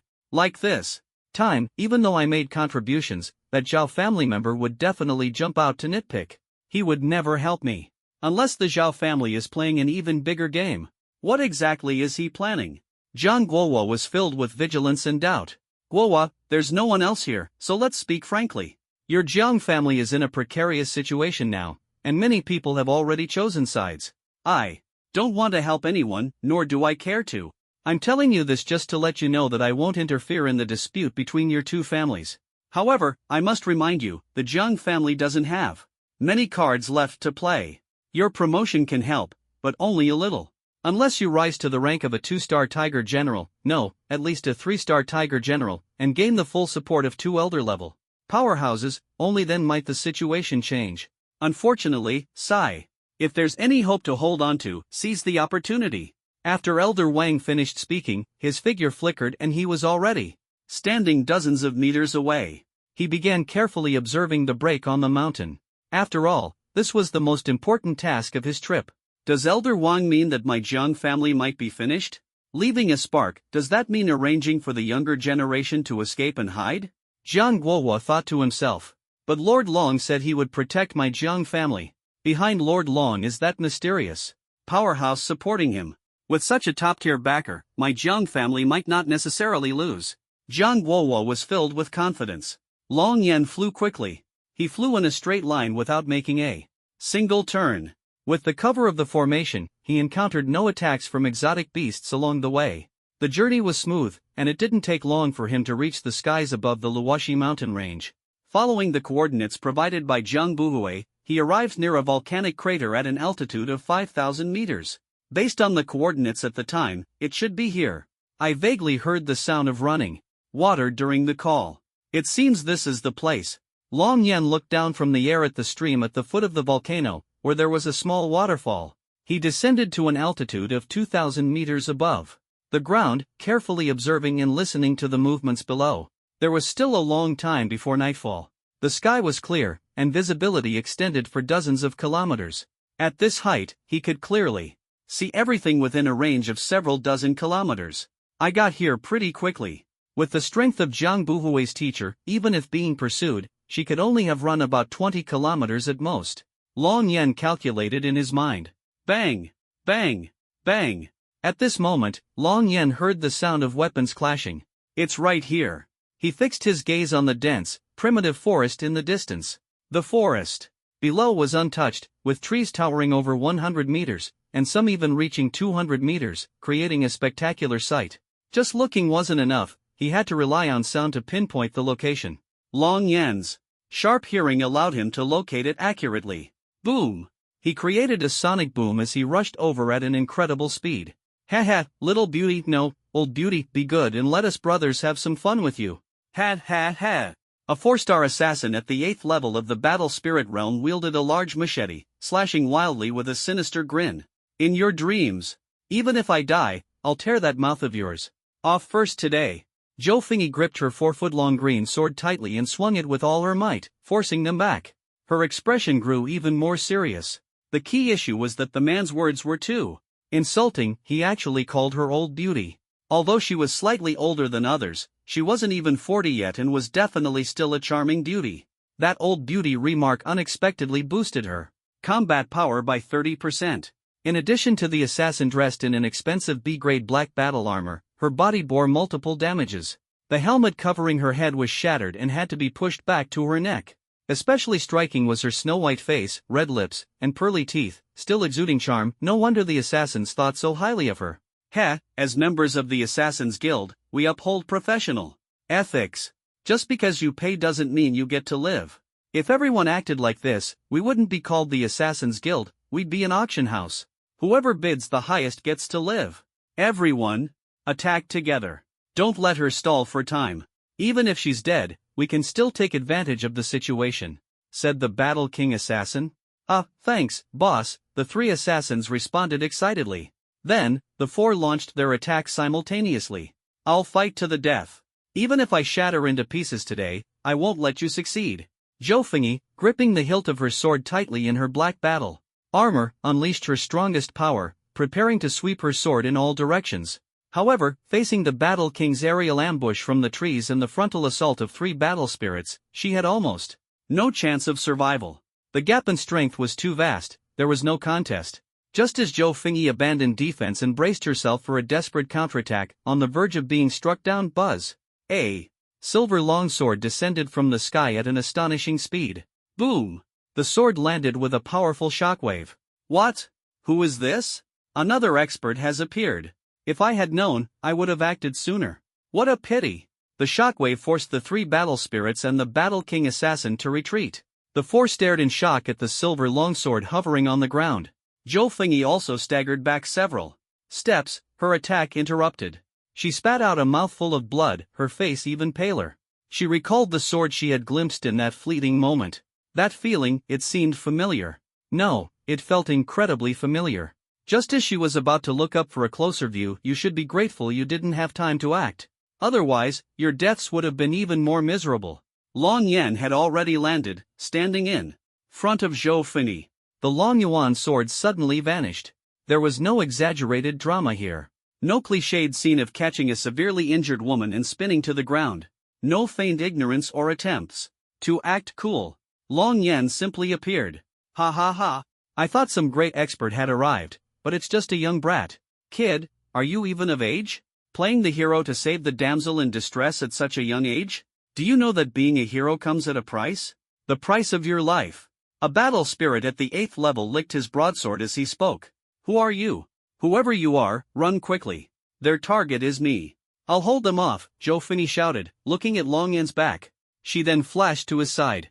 Didn't I tell your student Jian Buhui to call for reinforcements? Long Yan asked. What? I told her to call for Elder Wei. You're so young, are you here to die? They have 3 battle spirits and a battle king.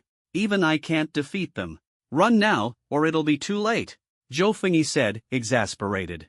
She hadn't expected her student Jiang Buhui to act so recklessly, calling someone so young to their death. After all, the opponents were 5-star assassins. Zhou Fini hadn't thought it through. Just moments ago, Long Yan had forced all 4 of them to retreat. How could he be an ordinary young man? Even the 4 assassins had overlooked this fact. The main reason was that Long Yan looked too young. Youth was equated with weakness, a common belief on Origin Star. No wonder they underestimated him. Still thinking of running? Such a handsome young man, you won't escape, the Battle King said, licking his lips. You have that kind of fetish? Zhou Fini's expression changed. Feel the pressure. Long Yan raised his hand, and the 4 were instantly immobilized. What's happening? I can't move. No, my head feels like it's going to explode.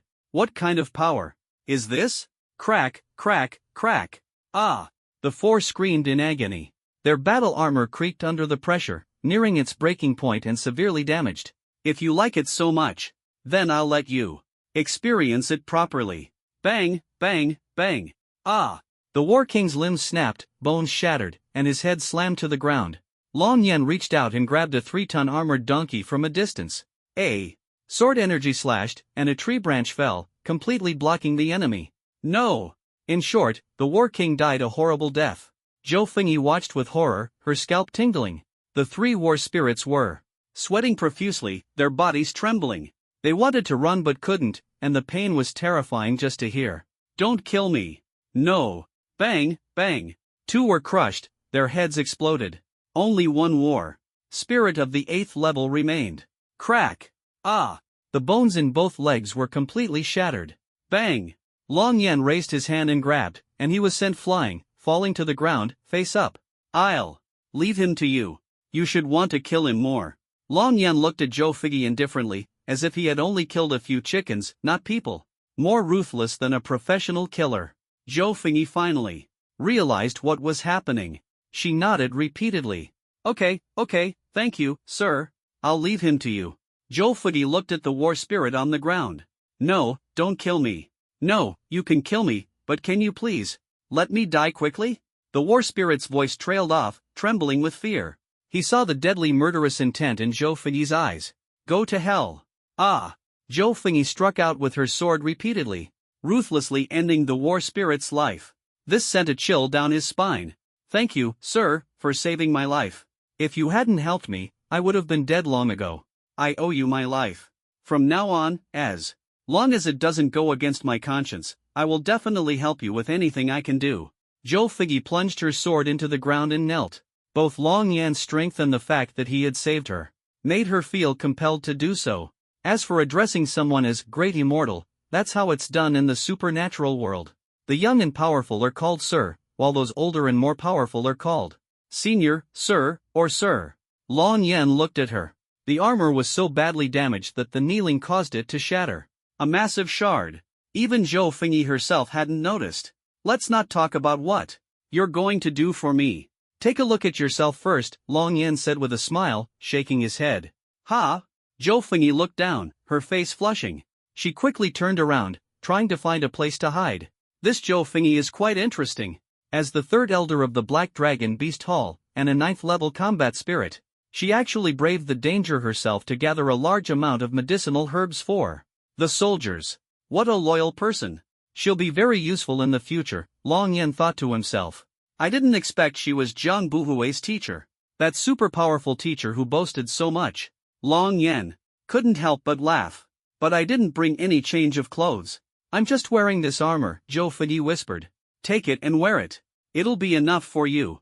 Long Yan handed over his clothes. He had quite a few clothes in his space ring, but they were all men's clothes, no women's. There's no way, it's so weird for a man to wear women's clothes. Oh. Thank you, sir. Zhou Fengyi quickly put on a white casual, short-sleeved shirt and trousers. Although it's a bit big, it's better than having no clothes. Zhou Fengyi, have you picked the herbs for treating injuries? Long Yan asked. Not yet.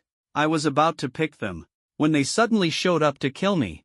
I had no choice but to run for my life. Zhou Fengyi said. How did you get here? Long Yan asked. A fighter plane sent me here. Zhou Fengyi replied. It seems they know your whereabouts. They sent assassins to hunt you down. The 5-star assassins should have come from another city. Which direction is the place to pick herbs? Long Yan asked. Go straight over there. Zhou Fengyi pointed in the direction. You have a positioning device on you, right? It should have been put on by the medical staff when they examined you. It's better to throw away this suit of armor. Long Yan said as he walked towards the direction of the herbs. What? There's a tracker on me? No wonder they could find me. It must have been the people from the medicine pavilion who secretly installed it during the inspection. Wait, sir, don't walk so fast. Zhou Fengyi panicked as she saw Long Yan disappearing into the jungle. She quickly took off her battle armor, put on her clothes, grabbed her sword and retractable backpack, and followed him. Long Yan ran swiftly, disappearing in a few flashes. Zhou Fengyi could only muster all her strength to chase after him. Her injuries hadn't healed yet, though not severe, they weren't light either.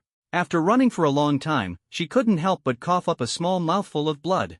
She finally managed to catch up with Long Yan. His strength is incredible, running at such speed, he must be a battle king. When did such a young battle king appear? Jiang Buhui is really impressive, finding such a young and powerful ability user to rescue me. To be this strong at such a young age, he must at least be an S-level ability user. Zhou Fengyi thought to herself. S-level ability? No, it's not just S-level.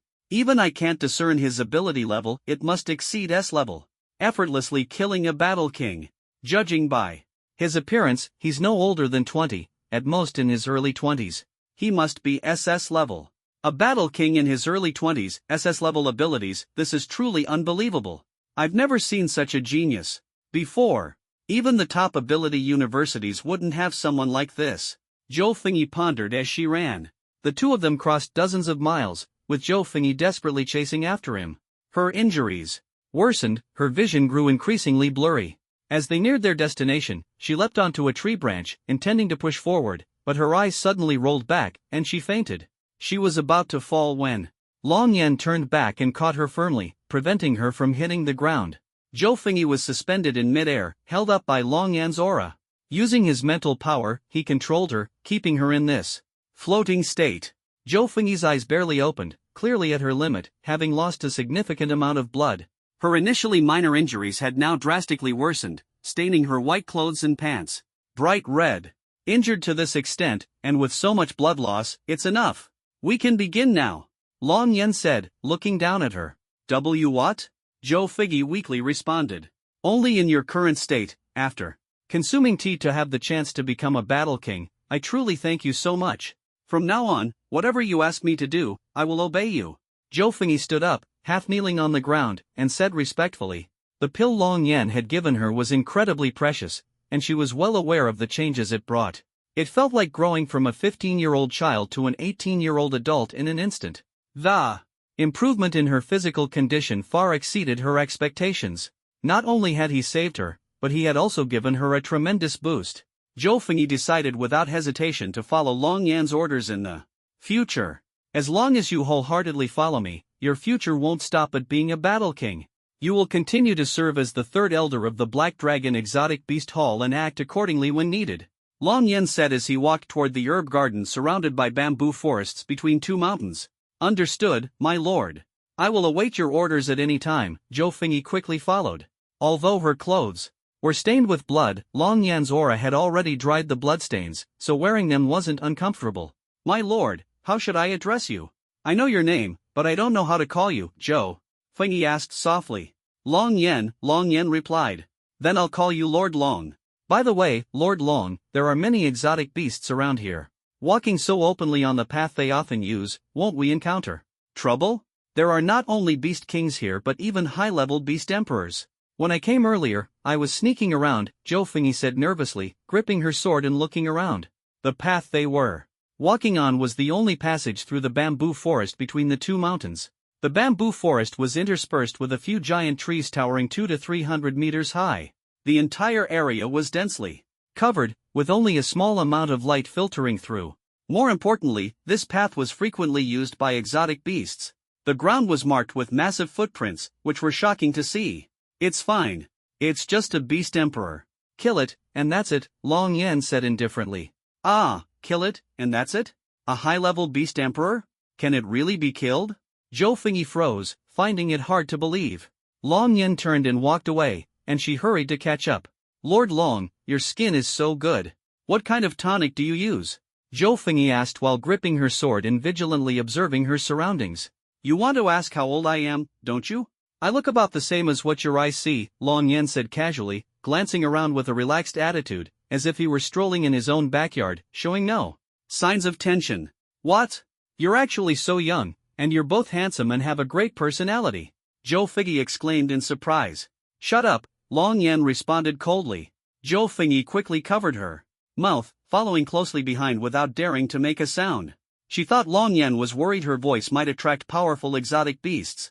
Lord Long, look over there. There's a green armored bamboo beast. Judging by its size, it's at least at the 5th level of Beast Emperor. The venom of the green armored bamboo beast is extremely potent, even a battle king would faint if bitten, possibly experiencing full body swelling. This is a very rare and powerful exotic beast. Zhou Fengyi pointed at the bamboo diagonally above and softly reminded. The green armored bamboo beast was coiled around a large tree and several bamboo stalks thicker than water barrels. Its total length exceeded 30 meters. Though not massive in size, by the standards of snake-type exotic beasts, it was already at the Beast Emperor level. Snake-type exotic beasts are highly venomous, typically smaller in size compared to python-type beasts, but stronger at the same level. Long Yan merely glanced at it without much concern. He took out his phone to check the map. The herb field I'm looking for is still 5 kilometers away. Crossing this bamboo forest will get me there, he thought to himself. Let's deal with this quickly, he said. What? Zhou Fengyi looked confused. Long Yan had already vanished from his original spot. Buzz! A faint sword hum echoed. The green armored bamboo beast didn't even have time to react before its body was sliced into over a dozen pieces. Boom, boom, boom. The beast's severed body parts fell heavily to the ground, and its head rolled to Long Yan's feet. The head was as large as an off-road vehicle, creating an extremely shocking scene. Dead? This was a 5th level Beast Emperor green armored bamboo beast. It was killed so effortlessly? Lord Long's strength must be at least at the 7th level of Battle King. With a difference of about 2 levels, such an overwhelming advantage is possible. Lord Long is not just a battle king, he's a high-tier battle king. My goodness, reaching high-tier battle king in his early 20s, none of the students I've taught can compare, Zhou Fengyi said in shock. The green armored bamboo beast's eyes stared fixedly at Long Yan. Although its head had been severed, it wasn't truly dead yet. Snake-type exotic beasts have incredibly strong vitality, even with their heads cut off. They can survive for days or even weeks. If lucky enough to avoid being devoured by their kind, in extremely rare cases, they might even reattach their heads to their bodies. But such occurrences are almost impossible. Mutual slaughter among exotic beasts is the norm, they won't give you time to recover. This is the brutal rule of their serve. There are all kinds of medicinal herbs here. Bringing them back will be very useful for the injured soldiers, Zhou Fengyi said happily. So many. Long Yan's eyes lit up. Taking all of these will be enough. Leave some for the beasts. Let them continue to grow, and we can harvest again later. You can't cut all the chives at once, Long Yan said. Understood. I'll handle it, Lord Long, Zhou Fengyi said as she prepared to carefully dig up the herbs with her sword. No need for such trouble. Rise. Long Yan raised his hand, and with a burst of energy, he directly severed the roots of most of the herbs. With a clasp of his palm, all the herbs piled together and then disappeared. Where did these herbs go? Where did you hide them, Lord Long? Zhou Fei's eyes widened, filled with curiosity. Buzz, buzz, buzz. The sound of an aircraft engine suddenly came from afar. A small military vertical takeoff and landing transport aircraft hovered in the air. That was fast. It seems as soon as I left, she flew the transport aircraft over. This girl is really reliable. Long Yan looked up at the aircraft through the gaps in the tree canopy. Although it was already evening, it was still visible. When he first arrived here, Long Yan had pressed the locator button given to him by Jiang Buhui. Even he hadn't expected the aircraft to arrive so quickly. Beep, beep, beep. Zhou Fengyi's phone rang. She answered the call. Teacher, are you okay? I've come to pick you up. Yes, I'm fine. With Lord Long here, I'm very safe. Lord Long? Which Lord Long are you talking about? Jiang Buhui sounded puzzled on the other end of the line. Wasn't it you who asked Lord Long to save you? It's Lord Long Yan. Zhou Fengyi was full of question marks. Was this girl clueless enough to forget the strong person she had sought out herself?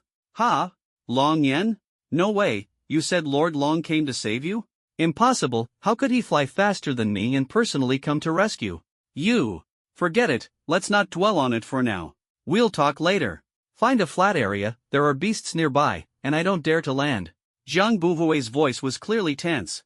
It was evident she was personally piloting the transport aircraft. No way, you flew here yourself and can even pilot a military transport aircraft? How come I didn't know this before? Zhou Fengyi was shocked. This young student really had some skills. Flying a military transport aircraft to pick someone up, and she could actually pilot it. Hee hee, teacher, there's a lot you don't know about me. Jiang Buhui said smugly. But don't worry, the surrounding beasts have all been dealt with by Lord Long. You can land safely. Open the hatch near the treetops, and we'll go straight in. Zhou Fengyi glanced around the herb garden.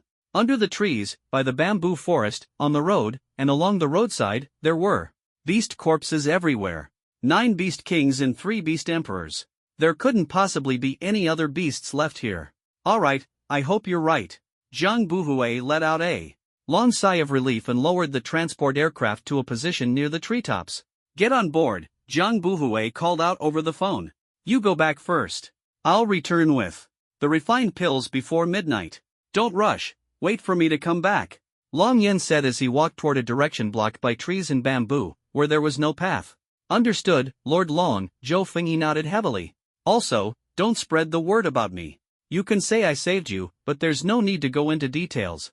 After saying this, Long Yan's figure flickered and disappeared. I understand, Lord Long. I won't say a word, Zhou Fengyi promised, watching as Long Yan completely vanished.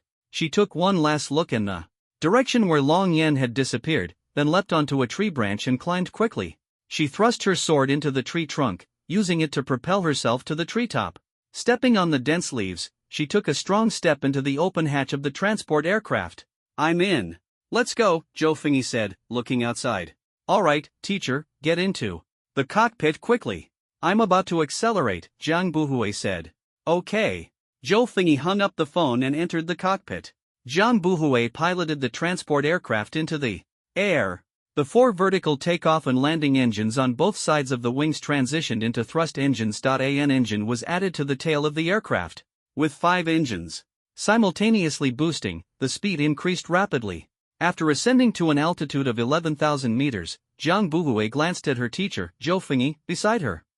Teacher, you're covered in blood. Are you okay? Jiang Buhui was startled. Zhou Fengyi's clothes and pants were stained red with blood. I'm fine. I lost some blood earlier, but after taking the pill given by Lord Long, I'm all better now, Zhou Fengyi replied. That's good. You scared me. When I heard you on the phone earlier, I thought you'd been taken out by assassins. As long as you're okay. By the way, teacher, are you here alone? Where's the person who saved you? Jiang Buhui looked around curiously. Lord Long has his own matters to attend to. He'll return before midnight. All the herbs are with him. By then, the soldiers will be saved, and there's absolutely no need to worry, Zhou Fengyi said, lying comfortably in the co-pilot seat, feeling as though she'd just survived a major disaster. Speaking of which, what does this Lord Long look like? He shouldn't be the Lord Long I know, right? Jiang. Buhui asked, thinking the name might just be a coincidence with Long Yan. After all, less than 15 minutes after Long Yan left, she'd obtained clearance from Wei Jianga, took a newly repaired transport plane, and flew away. In such a short time, even if Long Yan could fly, he couldn't possibly be faster than her unless he was in a fighter jet. Lord Long is tall, handsome, dressed in casual short sleeves and long pants, with an extraordinary aura, Zhou Fengyi said, glancing at her own clothes and pants, which were, in fact, Long Yan's clothes. No way, could it really be him? How could he be so much faster than me? How did he manage to get here? And teacher, are you sure he saved you alone? Not with someone else? The people trying to kill you were all 5-star Battle King level assassins. There's no way he could save you alone, Jiang Buhui said, her face full of doubt. It was Lord Long alone. You seem to have some prejudice against him. Don't underestimate him just because he's young. Lord Long is far more powerful than you imagine. He can instantly defeat Battle Kings. He's the most talented genius I've ever seen. Even in my years of part-time teaching at the Ability University, I've never encountered anyone who could compare to him. You shouldn't be prejudiced. Honestly, the gap between you and Lord Long is greater than the gap between humans and pigs, Zhou Fengyi said seriously. Jiang. Buhui's mouth twitched, her face blank. Teacher, your words are really merciless. I know he's impressive, I just didn't expect him to be this strong. From now on, I have to treat him with utmost respect. Who would have thought he'd hide his abilities so well? How was I supposed to know how powerful he is?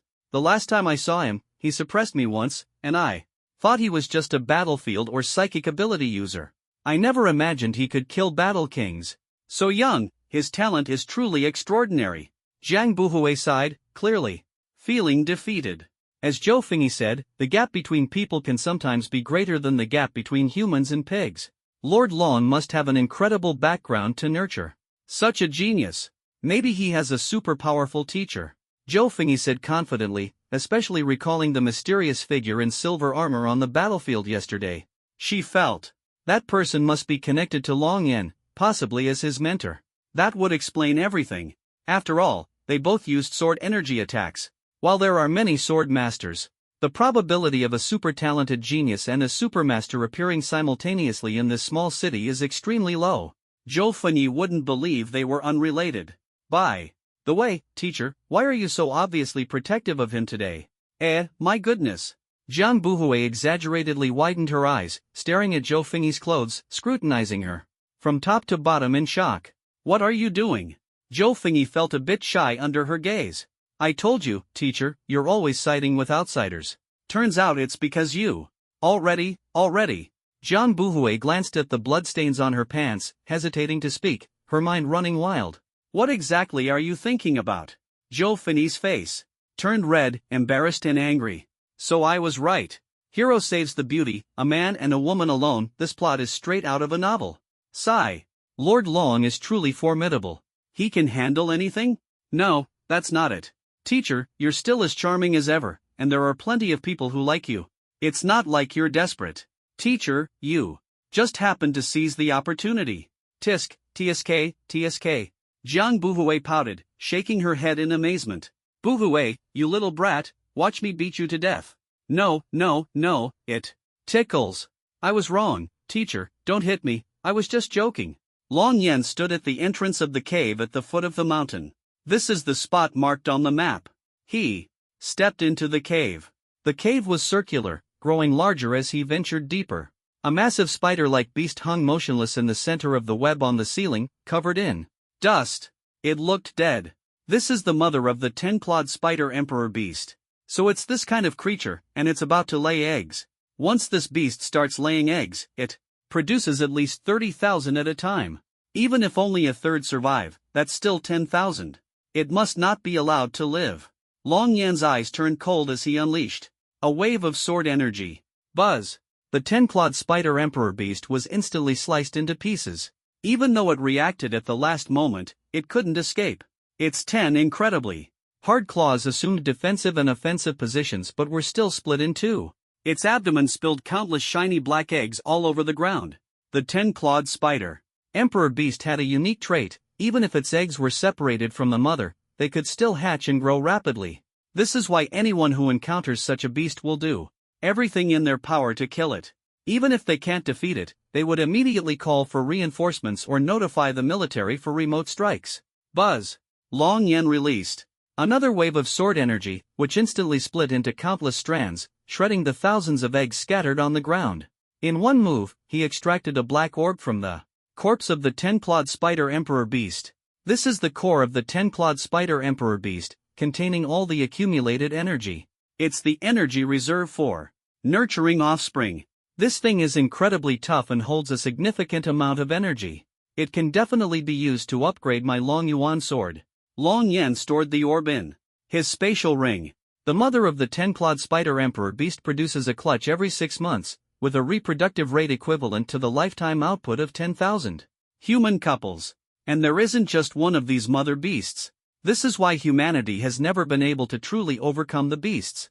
Faced with their numbers and strength, humans can only try to wear them down. Relying on ability users and technological weapons, we barely maintain a relative balance. But if an even stronger apex beast emerges among them, then humanity's living space will be completely squeezed out. Long Yen thought to himself but didn't dwell on it. There's actually break-life grass here. And deathfall grass. And quite a lot of it. Wait, this is golden cicada flower, a key ingredient for crafting breakthrough pills. There's so much of it. This trip was definitely worth it.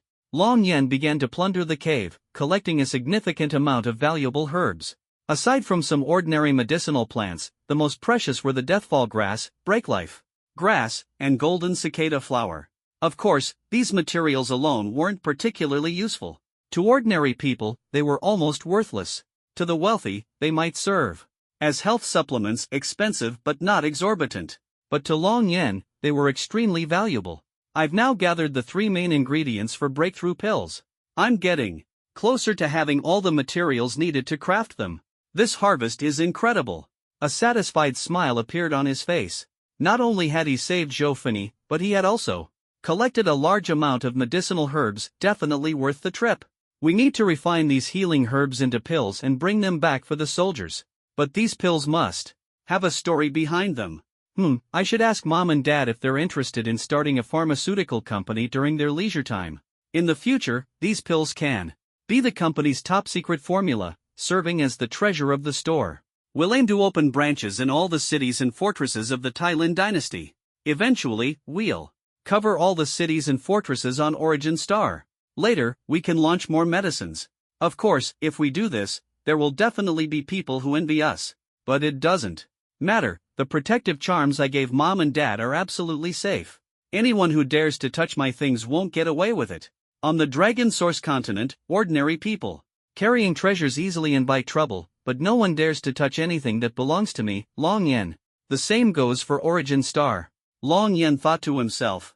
His plan was a long-term process. It was impossible for the company to suddenly open branches all over Origin Star. So he wasn't worried that rapid expansion would attract the attention of more powerful figures. Strength rules, and the one with the bigger fist calls the shots.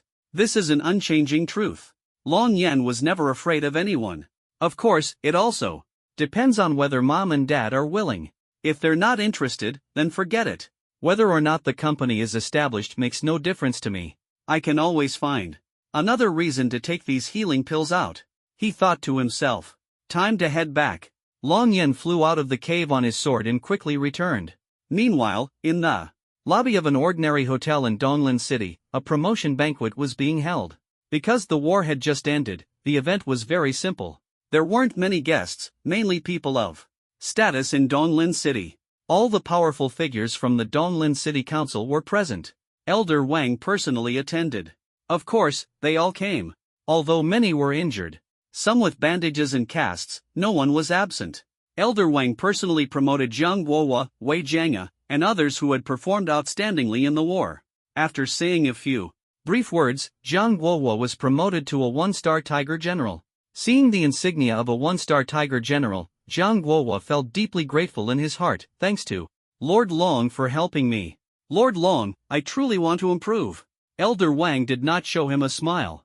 Instead, he seemed somewhat distant, clearly maintaining a deliberate distance, to avoid giving the impression of favoritism toward the Zheng family.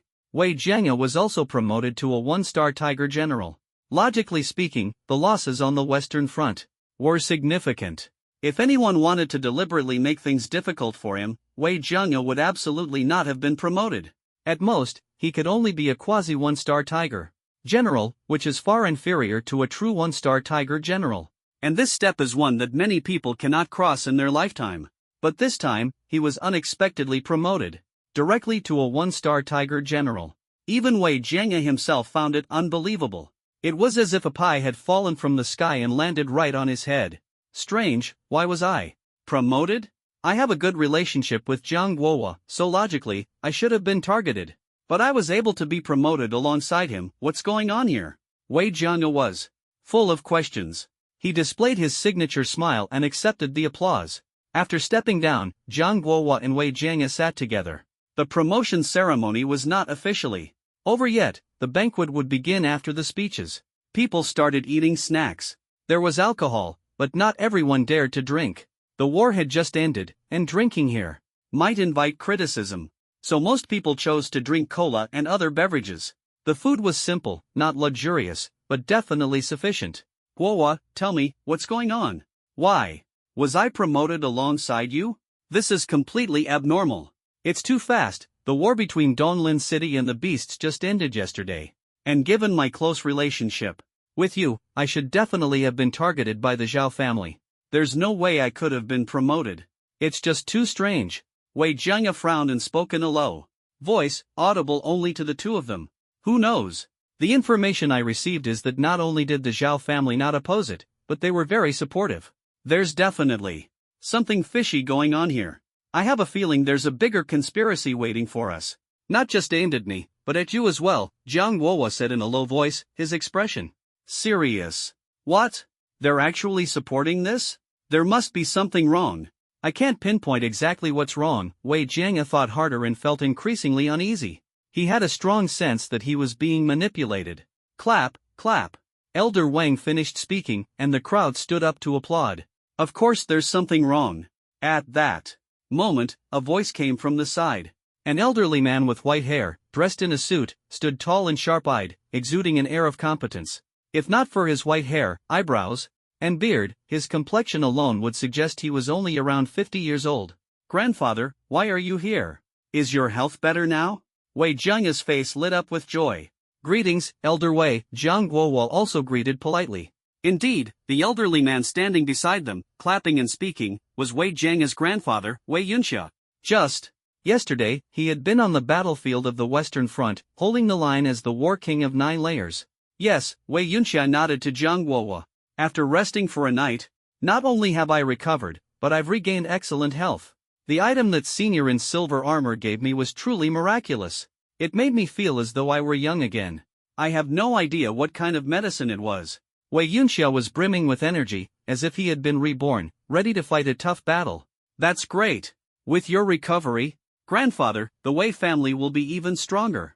East Lin City can continue to stand firm. With you guarding it, East Lin City will be safer. It's a pity that Senior in silver armor has disappeared without a trace. If we ever have the chance to meet him again, we must thank him properly, Wei Jianga said happily. Of course, he was grateful to the Senior in silver armor. After all, Wei Yunxia was his grandfather, the pillar of the Wei family, and the acknowledged strongest person in East Lin City. He was a master at the peak of the War King of 9 Layers. As long as his grandfather was around, at least in East Lin City, a metropolis of 40 million people, no one would dare to provoke the Wei family lightly. They wouldn't seek trouble, but no one could bully them either. By the way, is my promotion this time related to grandfather still being alive and recovering his health? As long as grandfather is healthy, you're still the #1 powerhouse in East Lin City. You still have enough deterrence.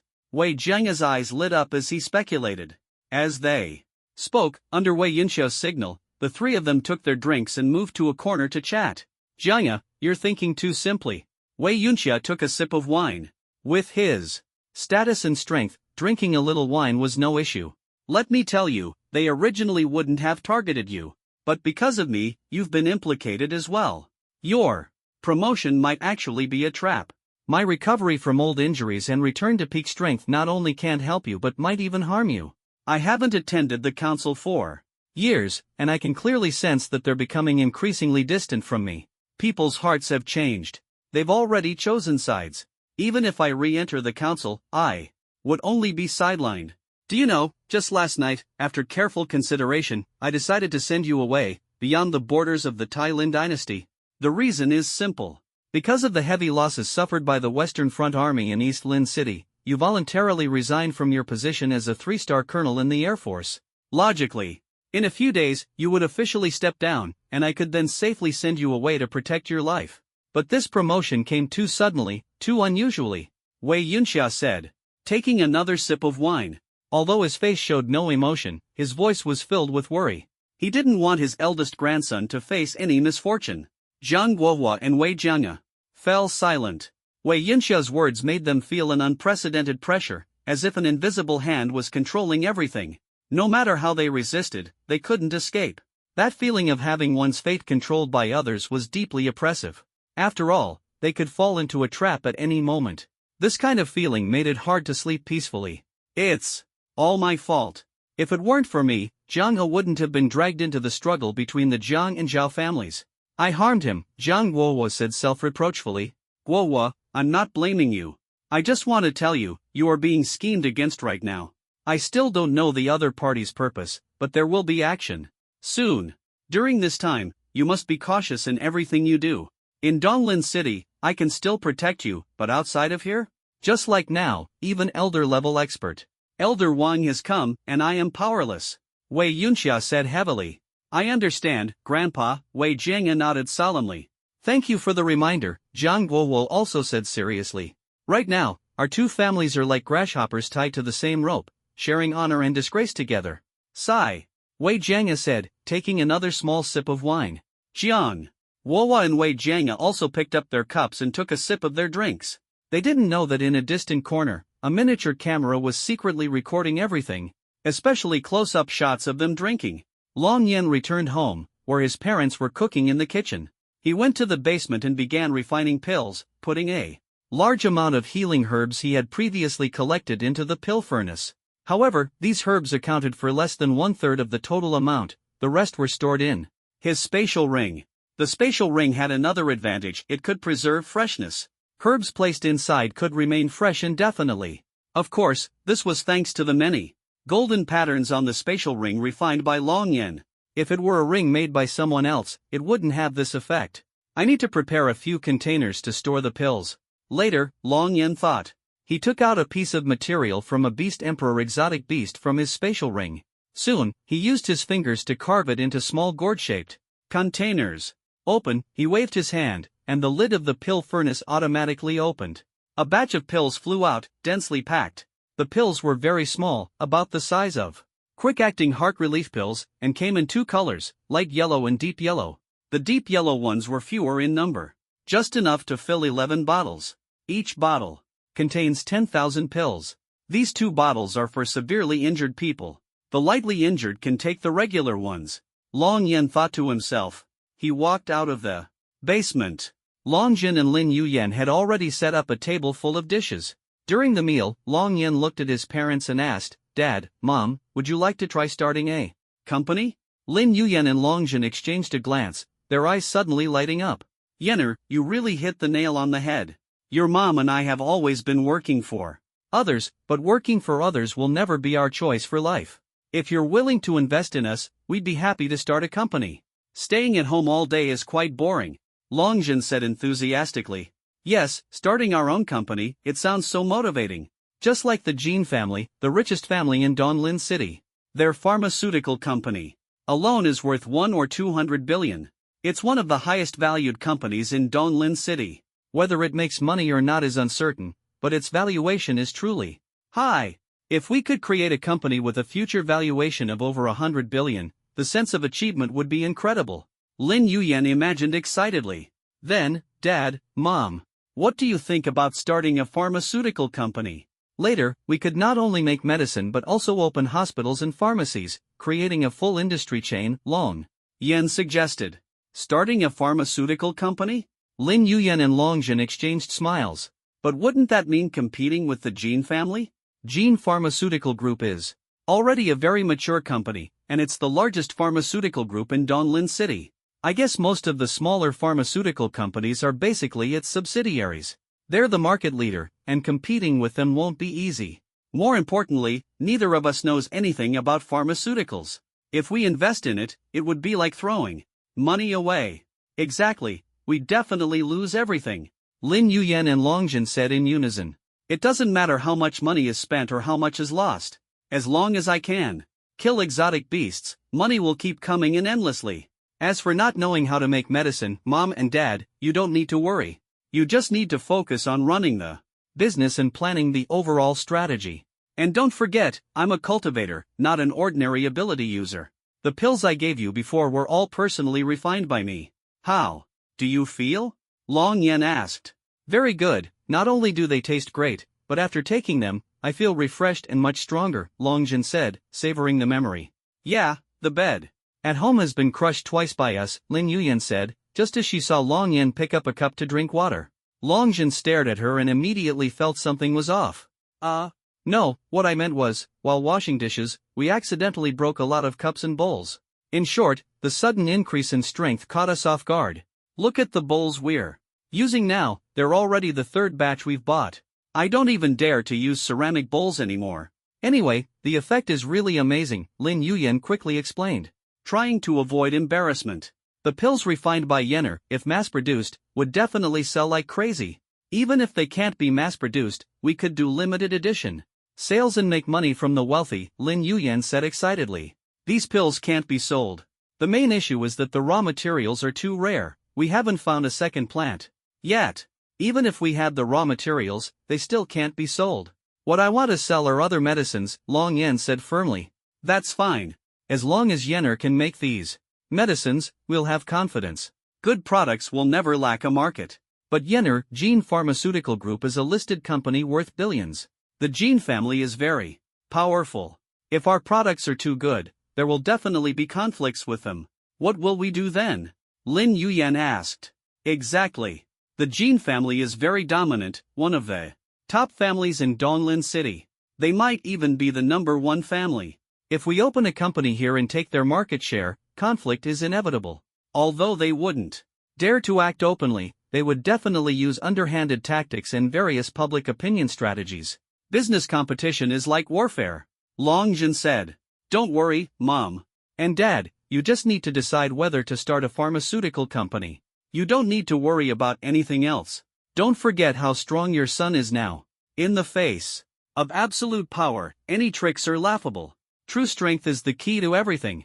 Dignity belongs only to the strong, and true authority comes from overwhelming firepower, Long Yen said confidently. Lin Yuyan and Longjin exchanged a glance. All right, let's start a pharmaceutical company. Let's get to work. Tomorrow, your dad and I will look for a suitable company location. The factory and corporate office need to be arranged properly. This will take some effort. But this is exactly the kind of feeling I love. I feel so passionate about starting a business right now.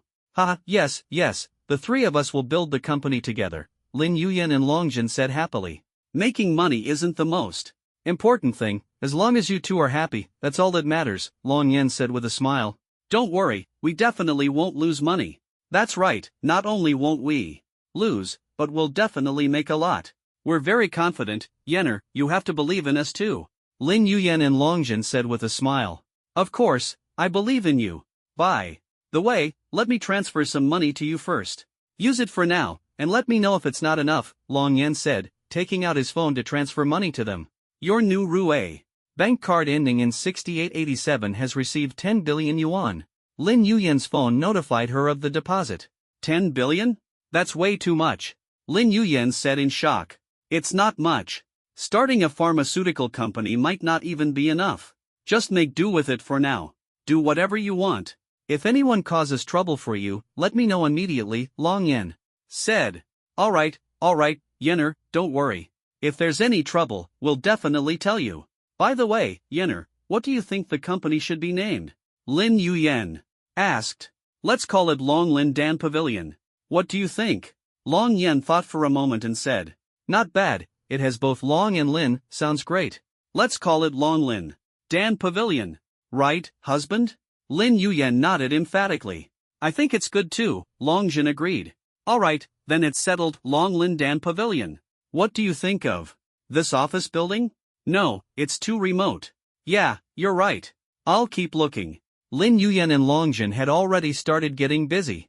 Long Yan smiled as he watched his parents. As long as they were happy, he didn't care how much they fussed. After all, money was the least of his concerns.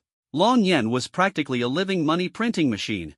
Just by killing a few powerful beast kings, he could easily cover a year's wages for workers and company expenses. Moreover, he knew his parents would pour their hearts into running the business. After all, this was their first time starting a company in their lives. Everything was filled with anticipation and enthusiasm. Long Yan stood up and looked out at the moonlight through the large glass window in the living room. After tonight, there will be no more Jin family in Donglin City. Naturally, there will also be no competition from Jin family products. Even if the Jin family is wiped out, many pharmaceutical companies will emerge afterward. Normal competition is fine. But if anyone dares to play dirty tricks, they'll disappear along with the Jin family. Long Yan thought to himself. His lips curled into a faint smile, but it carried a chilling aura of killing intent. A dark and windy night was the perfect time to act. Mom, Dad, I'm heading out for a bit. With that, Long Yan left and flew away. Alright, the two of them didn't even ask where Long Yan was going. Where he wanted to go was his freedom. As parents, they wouldn't pry. Lin Yuyan and Long Zhen were busy on their phones, searching for office locations. Their busy demeanor brought them joy. It was like some older parents whose son might be a billionaire, but they themselves still enjoy living in a big villa and farming vegetables. The reason is simple: they can't sit idle. Being busy makes them feel fulfilled and happy. Lin Yuyan and Long Zhen were the same.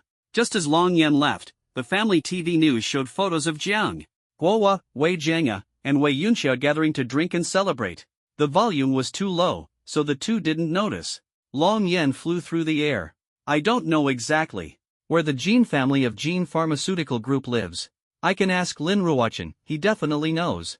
Long Yan thought as he dialed Lin Ruochen's number. Hello, Lord Long, what can I do for you? Lin Ruochen had been reviewing company reports in his study but immediately stood up to answer the call.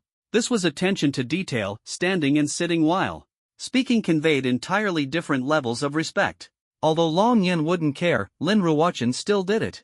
Send me the Jin family's location, Long Yan said flatly. The Jin family's address?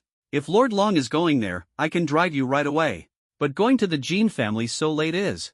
Lin Ruochen glanced at the clock. It was 8:30 p.m. At this hour, what could Lord Long be doing there? Could it be? Lin Ruochen suddenly froze. He recalled the incident at Luofeng mountain range, where the battlefield expert Sun Zishan he had hired was killed by Long Yan. And related to this, Sun Zetiger and the Jin family young master had also died. Ordinary people might not know these details, but as a key figure in Donglin City, Lin Ruochen was well aware. Connecting the dots, the person who killed the Jin family young master was undoubtedly Long Yan. No one else could have done it. Extermination. When Lin Ruochen heard these two words from Long Yan, it felt like a heavy hammer had struck his heart. He was completely stunned. Long Yan said no more and hung up directly. Lin Ruochen immediately stood up, staring at his phone, his heart racing. Whoosh! Deep breaths. Dizziness was a normal reaction. He rubbed his eyes. It's over. The Jin family is finished. But if it's just the young master of the Jin family being unruly, it shouldn't be this serious. After all, Lord Long didn't destroy the Jin family before. Could it be because the Jin family raised the price of medicine in Donglin City, creating a shortage? Even making the medicine pavilion and its affiliated hospitals claim there was a lack of supplies, causing soldiers to be unable to receive timely treatment or afford medicine. So Lord Long took action and wiped out the Jin family. Yes, that must be it. I need to quickly send the addresses to the Lord. The Jin family has more than one villa and estate. Lin Ruochen dared not delay. He quickly marked all the inhabited villas and estates of the Jin family in Donglin City on a map and then sent a message to Long Yan. The Jin family's stock prices skyrocketed, yet they were still so greedy. They deserved to be destroyed. With Lord Long taking action, do you think you still have a chance to survive? Lin Ruochen sighed, wondering if he should attend the banquet. No, there was no need to attend the banquet. After all, the entire family was gone, So what banquet was there to attend? Besides, offending Long Yan was truly a dead end. Long Yan received the message and glanced at the map. These are the places? Tonight, the Jin family will be bathed in blood. He flew toward the nearest target. Donglin City wasn't very large, with a span of about 180 kilometers in all directions. On this land, Long Yan could reach any place quickly. Boom! Long Yan flew at supersonic speed. 500 meters below him, a futuristic-looking fighter jet had just passed by. Huh, why is there a sonic boom? Didn't I say there was no need for fighter jet escorts? Elder Wang, inside the plane, was puzzled. Although the sonic boom wasn't loud, he was certain it was one. Could it be nighttime routine training? Forget it, let them be. Elder Wang didn't think much of it and lowered his head to check the news on his phone. Sigh, I said long ago that the Zhao family wouldn't be so simple. So they were prepared all along, and they acted so quickly. Jiang. Guohua, Wei Jianga, I wonder if you two can hold on. Elder Wang turned off his phone, looked at the moonlight outside the jet, and shook his head with a sigh. Long Yan landed and looked down. Below him was an estate nestled between a mountain and a river, covering about 200,000 square meters. The building area was approximately 10,000 square meters, with a small mountain over 300 meters tall behind it. The estate was built against the mountain. The so-called relying on the mountain meant having a mountain at your back, symbolizing stability. The feng shui layout was excellent. Within a kilometer radius, this was the only estate. In front of the estate was a circle of fountains, with dozens of luxury cars parked around. The most eye-catching was a top-tier sports car from the Bu family, one of only 10 in the world, valued at 130 million. There was actually one here. There were also several sports cars worth tens of millions. Rolls-Royce Phantoms were even more common. Among them, 2 low-profile black sedans worth millions still exuded a powerful aura. Looks like they're hosting a family gathering. How nice, the whole family gathered together. This is what family is all about. Saves me the trouble of running around. Of course, if there are any who slip through the cracks, I don't mind making another trip. Long Yan walked directly into the first-floor hall of the estate. No one could detect his presence. He swaggered into the spacious living room. A family banquet was being held here. Both sides of the long table were almost fully seated, with only a few empty spots. 37 people. For a family that survived the disaster of the alien beasts, and endured for 60 years, a full era, the Jin family of Donglin having 37 members is not bad. This is already a relatively small family. Some families that developed quickly have over 200 members, which is quite normal. There are even families that completely avoided the alien beast disaster, surviving for hundreds or even thousands of years. Such families have even more direct descendants, with more complex internal relationships and deeper foundations. However, it's impossible for all members of a family to gather together. There must be others handling various affairs. The total number of members should exceed 37. Long Yan thought to himself. He sat directly at the head of the table, but still, no one noticed.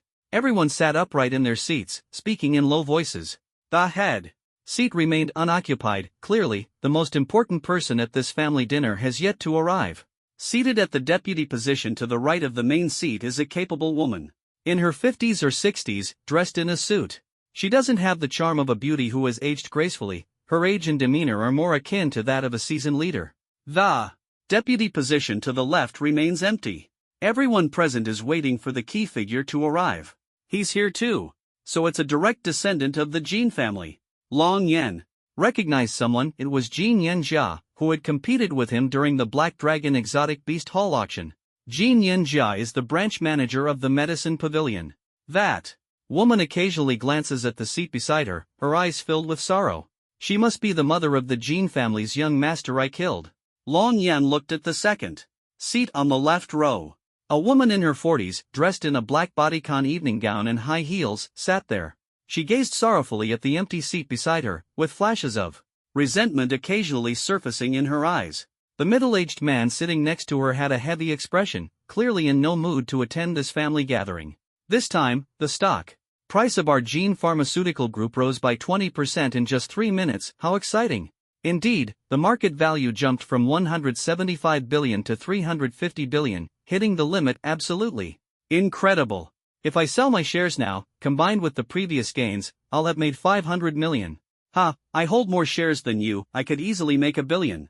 But with this trend, anyone who sells now would be a fool. We really have to thank that mysterious senior. He single-handedly propped up the entire stock market and financial sector of Donglin City. Exactly. But the money in the stock market is nothing compared to the real profits from the medical drugs and related services for those 100,000 injured soldiers. That's pure profit, and it will further boost the stock price of Gene Pharmaceutical Group. Absolutely. I did some calculations. If all of them receive treatment with our drugs, the entire process could generate close to $1 billion in profit. The family head is here. Suddenly, someone shouted. The large doors were pushed open by a group of beautiful attendants dressed as maids. Each of them had an outstanding presence, akin to flight attendants. While not necessarily stunning, their demeanor was undeniably top-notch. An elderly man with partially white hair, dressed in a white suit, walked in. He appeared to be in his 60s or 70s. Family head. Everyone immediately stood up and respectfully greeted him. The man in the suit took the deputy position to Long Yan's left and raised his hand, signaling everyone to sit down. The group promptly took their seats. Once the doors were closed, only the family members remained in the room. Family head, apart from a few who couldn't make it due to their busy schedules, everyone else is here for this family gathering, said the woman in the suit seated at the right deputy position. Today is my 70th birthday. But since the war in Donglin City has just ended, everything has been simplified. It's just us Gene family members having a simple meal together. The elderly man spoke. He was none other than Gene Tianchen, the current head of the Gene family. Yet even he could only sit at the left deputy position. The right deputy position was clearly reserved for his wife. However, years of marriage had transformed their relationship into one of familial affection. While they occasionally displayed signs of love, most of the time they lived independently, each busy with their own affairs. Chuan Shang, Changjiu. Gene Tianchen looked at his eldest son, Gene Chuan Shang, and thought of his eldest grandson, Gene Chengjiu. That seat remained empty because his grandson had died in the Luofeng mountain range. His death was particularly gruesome. He had been stuffed into the belly of an exotic beast and roasted alive. Gene Tianchen had seen photos and videos of the scene before, and they had nearly caused him to faint from anger. After all, he was his grandson, bound by blood. Even a fierce tiger wouldn't harm its cubs, let alone a grandchild. To this day, Gene Tianchen didn't dare visit the mortuary to see his frozen grandson, fearing he might end up hospitalized from rage. Dad, today is your birthday, let's not talk about this, Gene Chuansheng advised. How can we not talk about it? Dad, you must avenge Chang Jiu. As the deputy chief of the 6-star guard squad, I still haven't uncovered the mastermind behind this. The person behind this must be extraordinary. Gene Chuansheng's wife, Wei Yuner, chimed in. Indeed, extraordinary. I still haven't found out who it is. And because the surveillance at the northwest camp of the Luofeng mountain range was formatted during that time, no one is allowed to check it. Even I can't find out who is involved in this. I can only vaguely narrow it down to a few people, Gene Chuansheng said. Who are these people? Why didn't you tell me earlier? Tell me, and I'll investigate each one thoroughly. I'll handle it personally, there's no way I won't find any clues. Wei Yuner immediately became agitated. Her son had been dead for almost 10 days, and the murderers still hadn't been caught. As a mother, her pain had reached its limit. Today is Dad's birthday. Can you not lose control like this? Gene Chuansheng frowned. The others also cast strange glances. Although everyone understood the pain of a mother losing her son, Wei Yuner questioning Gene Chuansheng in front of everyone seemed excessive. Long Yan, however, looked at this still elegant woman with great interest. He particularly enjoyed seeing mothers who had lost their loved ones because of him, powerless and furious.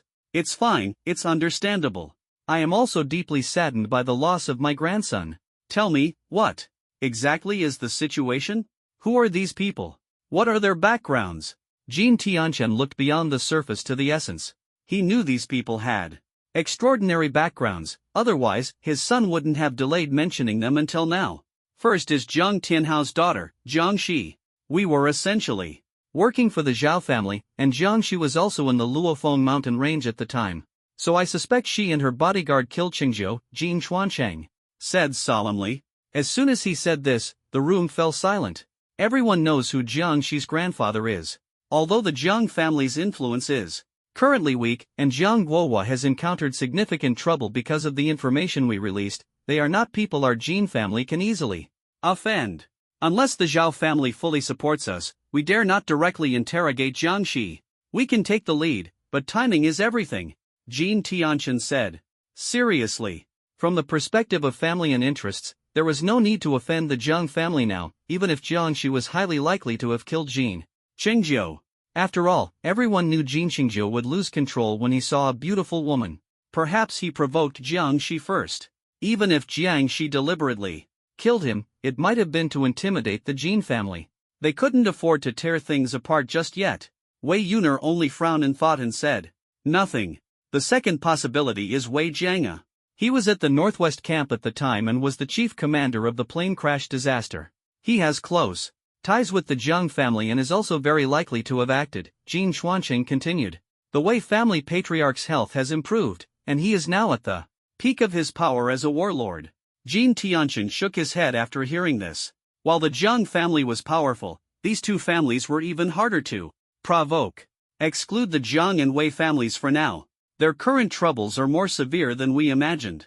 Whether they can survive this crisis is still uncertain. Until the situation becomes clear, we can't cause trouble for them over Qingjiu's death, Jin Tianchen said. Everyone nodded in agreement. Jiang Guohua and Wei Jianga are really in trouble? It seems the Jin family must have played a behind-the-scenes role in stirring things up, Long Yan thought to himself, though he maintained a calm expression. In his view, strength was everything. Any problem could be solved with enough power. The remaining 0.1% of problems were simply due to insufficient strength. The third target is Lin Ruochen of the Lin family in Donglin City, Jin Xuanqing continued. Fine, then I'll capture Lin Ruochen. I'll bring his daughter along too. I've disliked him for a long time. My son's death must be related to him.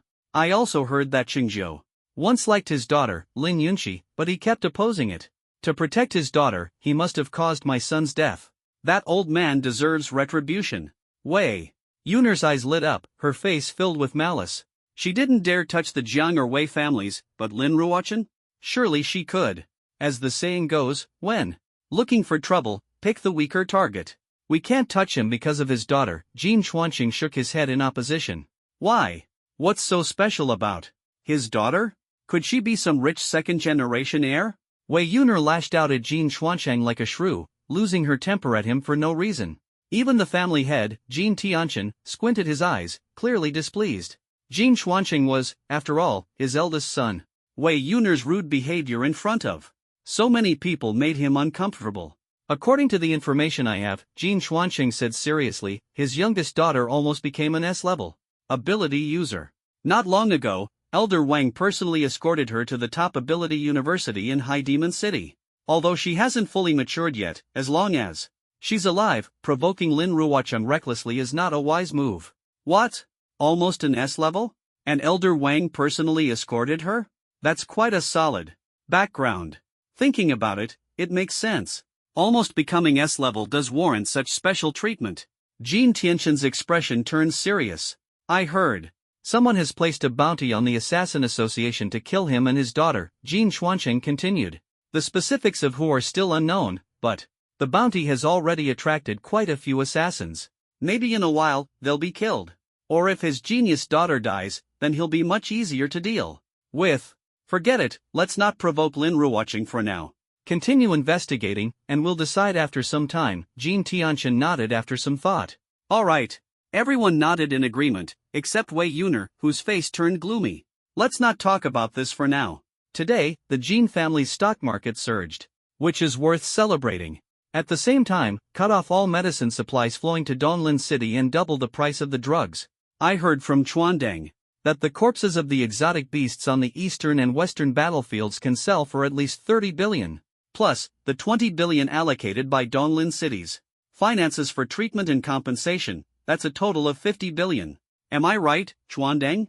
Jin Tianchen looked at his second son, Jin Xuandeng, who was seated in the first seat on the right. Everyone turned their attention to him. Jin Xuandeng was the most promising young member of the family. He was currently one of the deputy city lords of Donglin City. Keep in mind, Donglin City only had 10 deputy city lords. He managed the city's financial treasury and was a strong contender for the position of family head. Of course, Jin Chuanqing's ability to expand the branch companies to multiple city fortresses was not to be underestimated. As the eldest son, he was almost the heir to the family head position. The only one who could compete with him was Jin Chuandang. Yes, father. The value of the exotic beast corpses will only continue to rise. Donglin City's 900,000-strong army commander, He Shisheng, is currently considering which buyer would be the most profitable. Moreover, the exotic beasts haven't been fully collected yet. Based on current internal information, the minimum valuation is 30 billion. Jin Chuandang replied. Everyone, listen carefully. As long as we cut off all medicine supplies to Donglin City, raise drug prices and treatment fees, the entire 50 billion will be the Jin family's income. The profit will be at least 48 billion. Plus, with the stock market gains during this period, we can earn nearly 100 billion in cash. By then, we'll have enough funds to support Chuandang in vying for the position of Donglin City Lord. Although we can't guarantee 100% success, there's at least more than a 50% chance. More importantly, we can also seek the Zhao family's support. This 48 billion is practically already ours, Jin Tianqian said with a smile. Exactly, this is 48 billion in profit, a sure win. Right, even if we spend some money to grease the wheels, it won't cost much. The Jin family can easily afford it. I think the profit will exceed 48 billion because when they see the treatment fees aren't enough, they'll definitely allocate more funds. These severely injured soldiers are practically money machines that keep generating cash. That's right. Although they can be cured, we'll deliberately delay treatment. We control how the medical records are written. For at least a year, the Jin family can steadily make big money. By this calculation, I estimate we can ultimately earn over 55 billion. Haha, as expected of my son, quick thinking. Ha ha ha, this money is ours for the taking. Let's earn the money first, then use part of it to support second uncle. He'll definitely become the city lord, and the Jin family will grow even stronger. Yes, yes. The room was filled with laughter and joy. Everyone's faces were brimming with smiles, except for Wei Yuner. Sitting in the main seat, Long Yan watched the scene before him, the corners of his mouth curling into a faint smile. At this moment, if the strong figures of Long Yuan continent were to witness this, they would surely feel so ashamed they'd want to commit suicide to atone for their sins. Even those at the tribulation level. Because only by doing so could they avoid dying a painful death and retain some dignity. Come, let's celebrate the 48 billion in advance in the soaring Jin family stock price. The Jin family is bound to reach $1 trillion valuation and step onto a new level. The Jin family is strong now, and will only grow stronger in the future. Jin Tianqian raised his wineglass, stood up, and said loudly with a smile. The people on both sides also stood up, raising their glasses in celebration, their faces full of joy. Wishing father blessings as vast as the East Sea and longevity as enduring as the southern mountain. Wishing father a long life and constant happiness.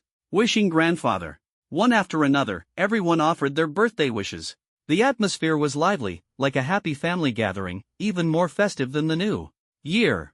Come, everyone, cheers! Cheers! Jin Tianqian raised his glass high, and everyone was about to drink happily. Your Jin family truly deserves to die. Long Yan's voice suddenly rang out, echoing in the 6-meter-high living room. The voice was loud, but only audible to those in the room. The joyful expressions on everyone's faces instantly froze, their movements halted. They glared around angrily, searching for the source of the voice. Long Yan slowly stood up from the ground.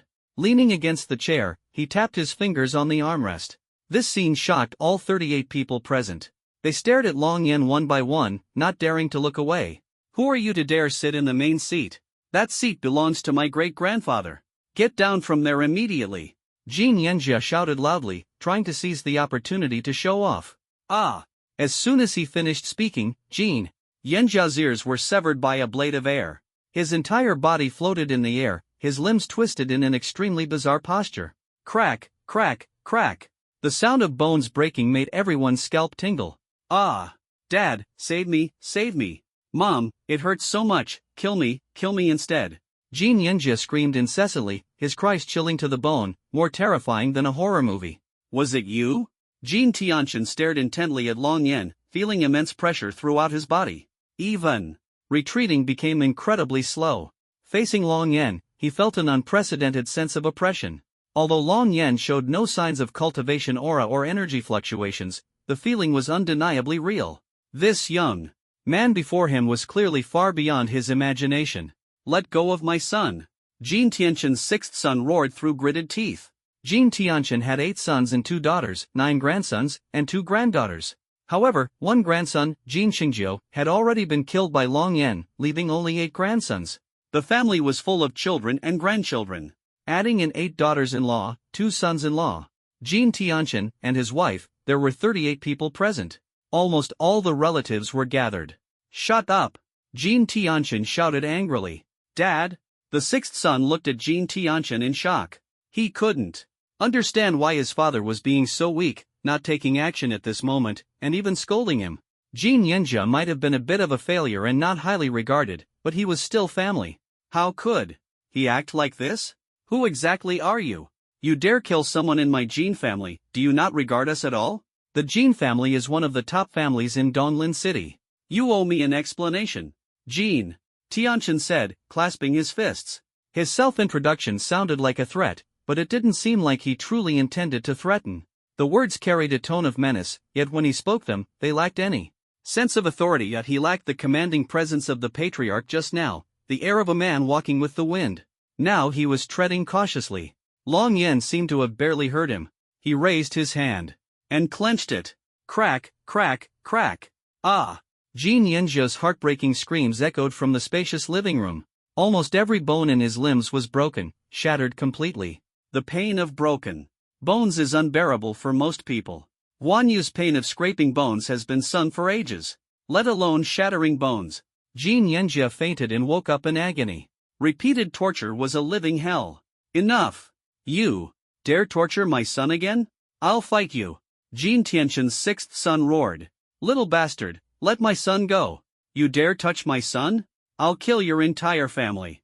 Jin Yanjia's mother screamed, losing her mind. Honestly, the wives of the Jin family were all quite beautiful.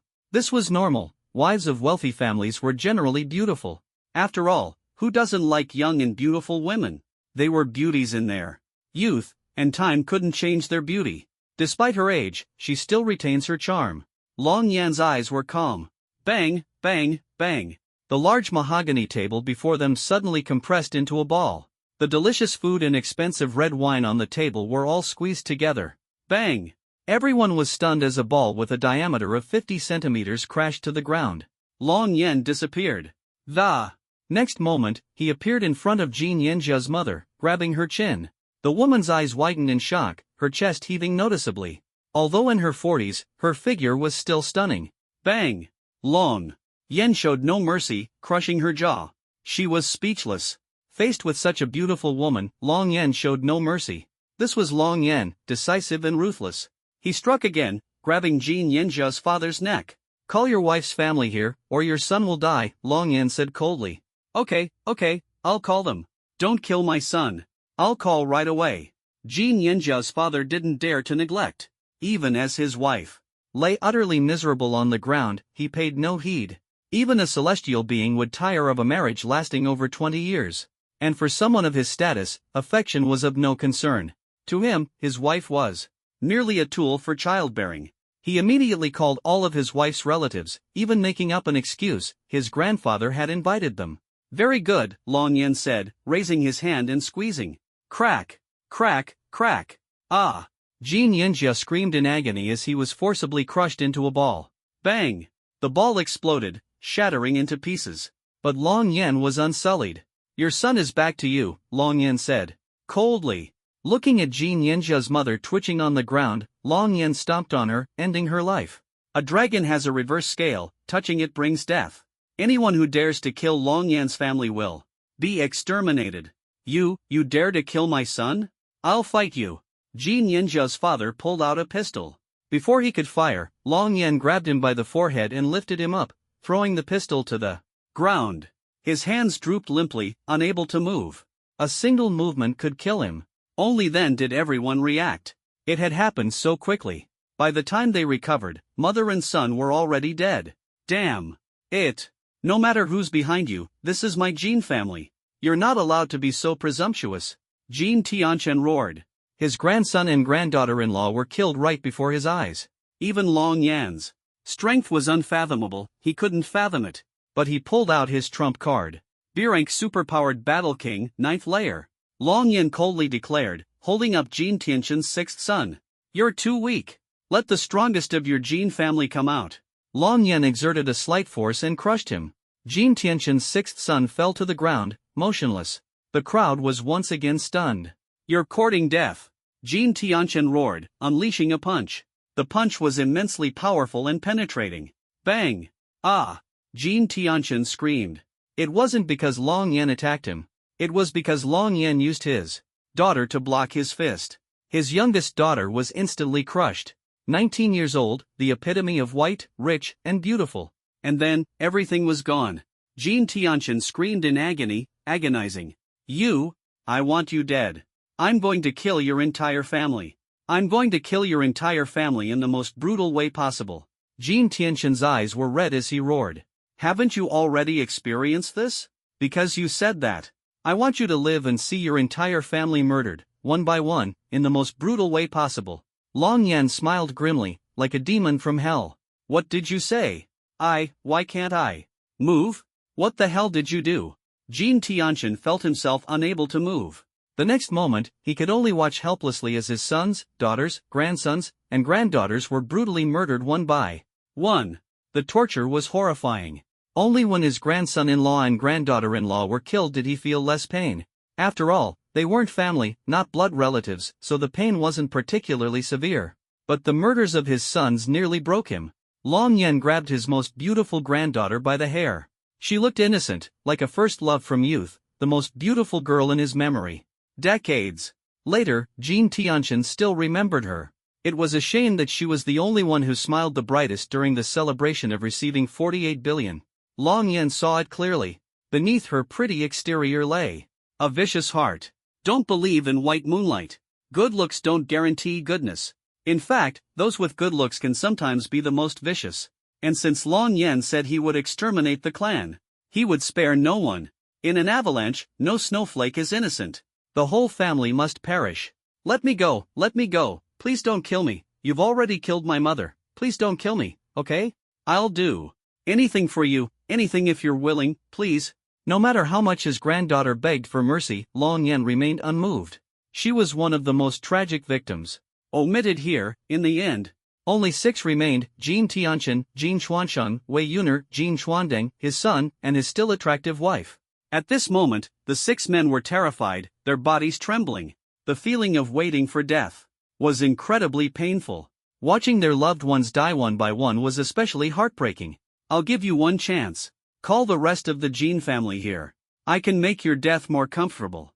Long Yan sat in a chair, observing them calmly, as if whatever was happening in the living room had nothing to do with him. How do I know you'll keep your word? Jin Tianqin said fearfully. You don't have a choice. You want a comfortable death, or a tragic death like them? Take your choice. Long Yan smiled faintly. But in their eyes, that smile resembled the face of a demon. They didn't know that in the eyes of those soldiers, they were just as vicious demons. Just not as direct and cruel as Long Yan. If you don't call within 3 seconds, you'll know what it means to live a life worse than death, Long Yan said coldly. On the Dragon Abyss continent, he could destroy millions of lives with a flick of his finger. So now, he was already considered quite merciful. Okay, I'll call now, right now. Jin Tianqin was so scared that he quickly made a phone call or sent a message to the family group. Let everyone come over immediately to share the money. That's right, that's what he said. Let everyone come to share the stock profits. He didn't dare to use any tricks because he was already scared to death. Now, everyone in the Jin family would be called over at once. Sir, I've already asked them to come. Donglin City is not big, they can be here in an hour at most.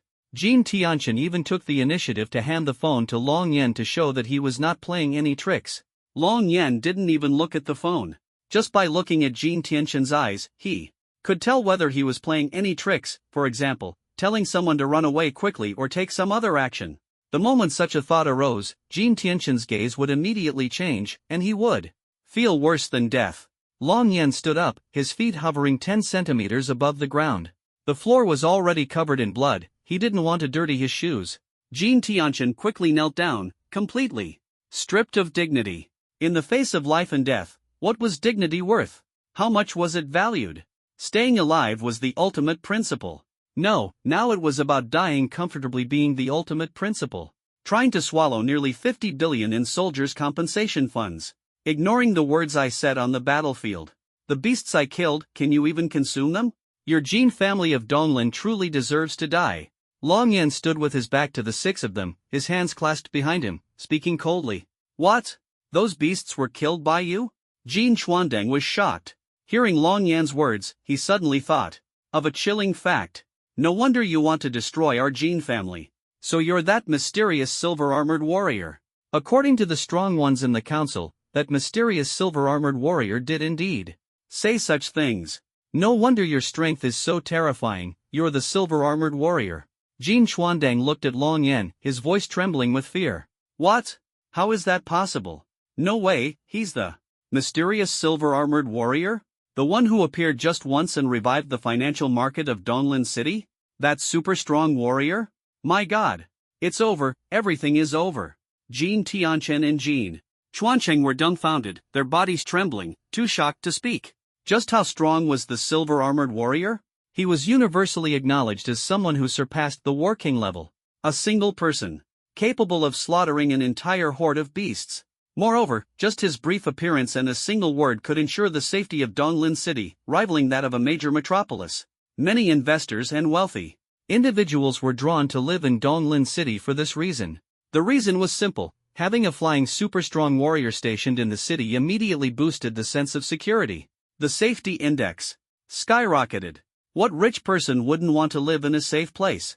Who would want to be caught in the crossfire of war, living in uncertainty? All of this was supported by the silver-armored warrior alone. But now, such a super-mysterious warrior, whose limits no one knew, had appeared directly before them. And he had come to annihilate their Jin family. This feeling was truly indescribable. What are you still standing? Therefore?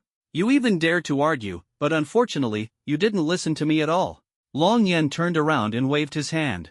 Jin Chuandang's still charming wife was grabbed by him, her neck clutched as if she were a small chicken. She didn't dare to struggle, knowing that struggling would only make her die faster.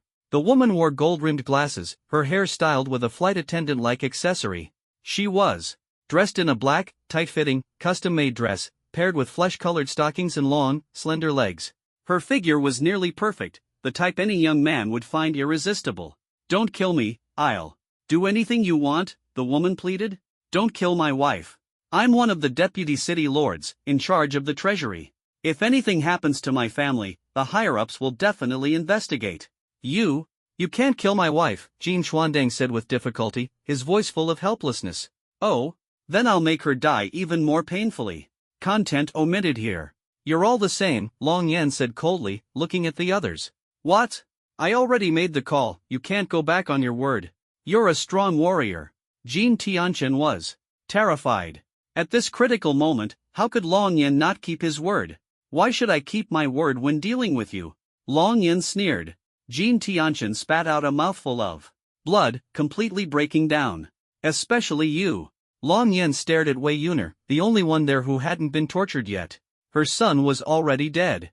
Although Wei Yuner was afraid, at this moment, it was as if she had let go of life and death. After all, her son was gone, living no longer held much meaning.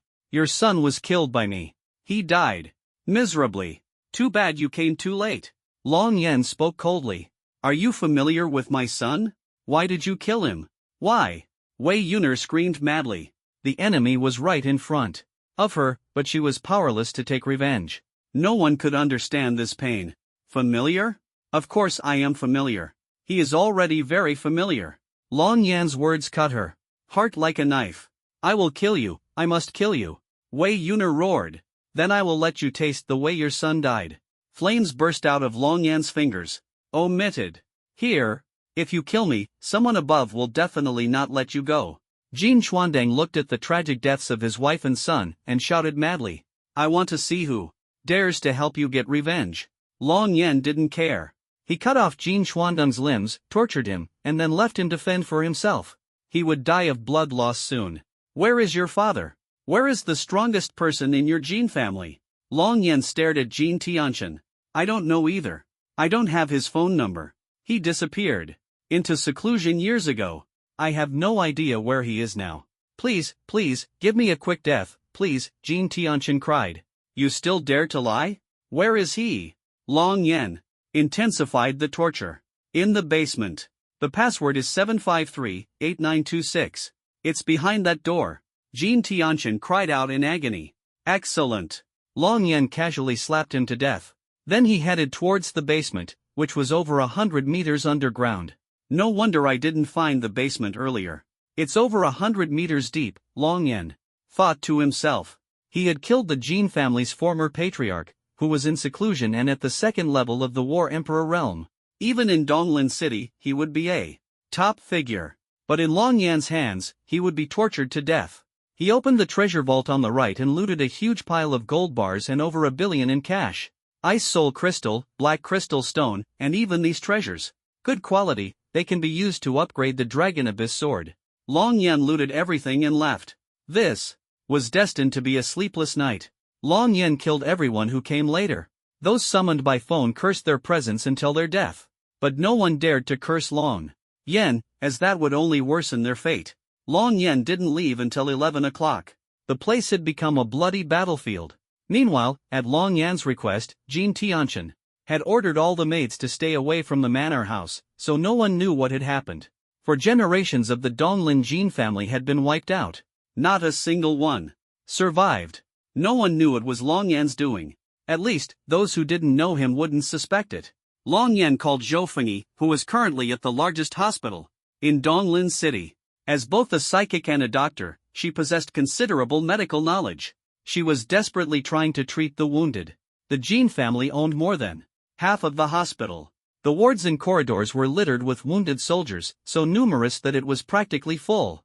Upon learning of Long Yan's arrival, Zhou Fengyi looked at the demoralized and even angry soldiers, shook her head helplessly, and went downstairs, just in time to see Long Yan approaching. Master Long, you know everything, right? What should we do now? Even if the medicine you brought back can cure the soldiers, the problems behind Zhang Guohua and the others don't seem easy to solve. Zhou Fengyi said worriedly. She learned from Zhang Guohua that the matter was complicated and involved a lot of things. What do you know? Long Yan asked. Where are Zhang Guohua and the others now? Apart from actively checking his phone, he didn't pay much attention to other news. Of course, he didn't know what was happening online at the moment. So, Master Long, you don't know yet. Come with me. Zhou Fengyi looked around, and the two of them walked into the office on the 7th floor of the hospital office building. Zhang Guohua and Wei Zhenghe were sitting there. They stared at the information on the screen, their faces full of helplessness. Bang! The door was pushed open.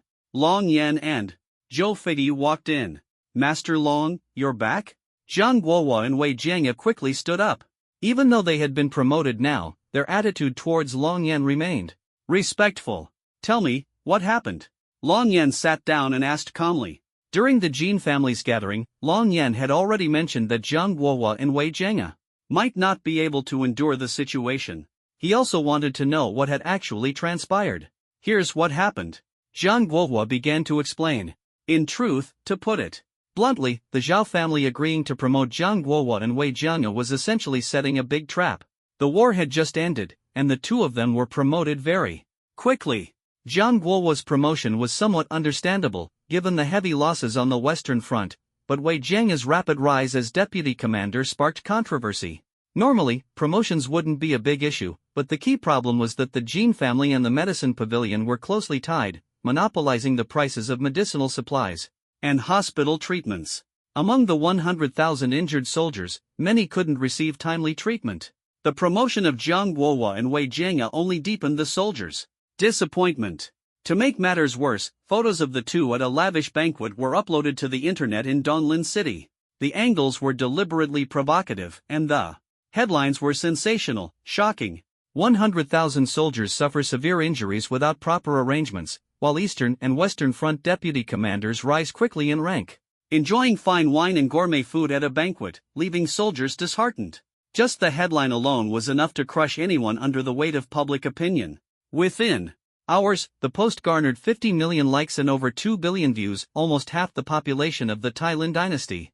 Not only in Donglin City, but people in other cities also became aware of the situation. And this was just within a few hours. By noon the next day, the number of people who knew about it would exceed 4 billion, and citizens from other countries would likely join in stirring the pot. The consequences were predictable. The news reached the 900,000 soldiers, especially the 100,000 injured ones, dealing a heavy blow to their morale. Some even deliberately spread rumors, claiming that the disastrous outcome of the war against the beasts was orchestrated by Jiang Guohua and Wei Jianga, who were allegedly scheming to use the war as a stepping stone for their promotions, driven by an excessive ambition to climb the ranks. This sparked widespread resentment against them. As a result, the soldiers were unlikely to be willing to fight under their command again. Some might even resign and leave. Even if they gave up their positions, doing business in Donglin City would be difficult. They might even face investigation by the Special Abilities Punishment Squad, suspected of deliberately allowing the beasts to attack the city. The Zhao family practically planted a massive landmine. They're trying to dump a huge mess on us. We were supposed to be the heroes protecting the city, but now we've quickly become the disgrace everyone despises. The Zhao family is truly insidious. Even covert demotions aren't as ruthless as this. Jiang Guohua's face darkened. They're trying to completely destroy us, to nail us to the pillar of shame. Under this kind of public pressure, even the truth can be twisted into lies. Wei Jianga also spoke angrily. This tactic feels so familiar. Could the Zhao family be the same Zhao family I knew in my past life? Regardless of whether they are or not, the accounts must be settled. Long Yan thought to himself. You don't need to panic, this is just a minor issue, Long Yan said calmly. Jiang Guohua and Wei Jianga exchanged glances, thinking, Long Yan is the real big shot here. To him, this kind of situation is just a minor issue. Then what kind of situation would count as a major one? Buzz, buzz, buzz. Long Yan waved his hand and took out 11 gourd-shaped bottles from his spatial ring. How many injured soldiers are there in total? And how many are seriously injured? Long Yan asked. The three were stunned, completely unaware of where Long Yan had pulled these items from. As of now, there are a total of 119,987 injured soldiers. Among them, 19,833 are seriously injured. However, 10,038 have only minor injuries. Jiang Guohua reported the figures seriously. He remembered these numbers clearly. Long Yan waved his hand. From 2 differently colored gourd bottles, he took out some pills and returned the bottles to his spatial ring. These 2 bottles are for the seriously injured soldiers, 1 pill per person. The other bottle is for those with minor injuries, also 1 pill per person, no more, no less. As for those with superficial injuries, don't bother with them. Just apply some ointment and let them recover on their own, Long Yan said. After all, superficial injuries like bumps and scrapes were minor issues for men and could be completely ignored. The ones who truly need treatment are those seriously injured. What? Taking this medicine will heal me? Is this really effective? Jiang Guohua couldn't help but ask curiously. Of course it's effective. I was seriously injured all over, and Lord Long gave me the medicine. I recovered quickly. Do you see any scars on me? Not a single one. Zhou Figgy turned around to show her skin. This girl hasn't changed her clothes yet, and she's even cleaned up, Long Yan thought to himself, just realizing that Zhou Figgy was still wearing his clothes. However, they no longer looked like the blood-stained mess from before. The clothes had been washed and dried. Referring to her as a girl, Long Yan, having lived for over a century, always felt he was older. Well, if that's the case, this medicine is indeed quite miraculous. But why are you wearing men's clothes? Don't you have any others? Wei Jianga couldn't help but ask. Zhou Figgy immediately became alert. She had planned to keep these clothes as a memento. Unexpectedly, due to the news incident, she had hurriedly put them on. Jiang Guohua glanced at Long Yan, then at Zhou Figgy. These clothes seemed to belong to Lord Long. No way, no way. Could it be that I missed my chance? Her teacher actually got ahead of me? This is just asking for trouble. Jiang Guohua muttered under his breath, deeply regretting it. That's not the case, don't talk nonsense. Zhou Figgy glared at him. She was afraid Long Yan would hear. In fact, Long Yan did hear. But he didn't care. Oh, I knew it. My daughter is so young, and Zhou Figgy is already in her 30s or 40s. There's no way Lord Long would be so desperate as to eat just anything. Jiang Guohua breathed a sigh of relief. Distribute the medicine, 1 pill per person, and the problem will naturally be resolved. Remember, the two of you will distribute it yourselves, making sure each person takes it. Also, the contents of the recorder must be anonymously uploaded online by noon tomorrow. It will have unexpected effects.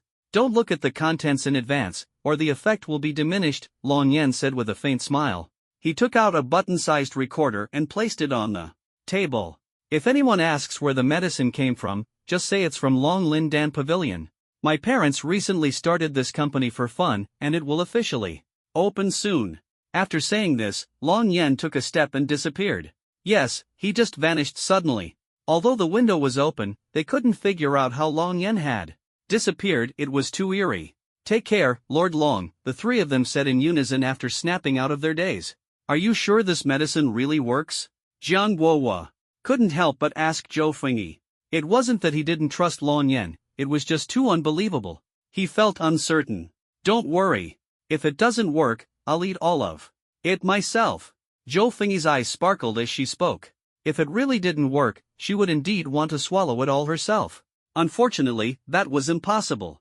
Anything from Long Yen was bound to be top-notch. She knew these pills would definitely work. Alright then, Lord Long's things are surely reliable. Jiang, shall we head out? Don't overthink it. We can only take a gamble now, we have no other options anyway. Just the public opinion battle online tomorrow will be enough to give us a headache. Not to mention the soldiers' doubts and mistrust.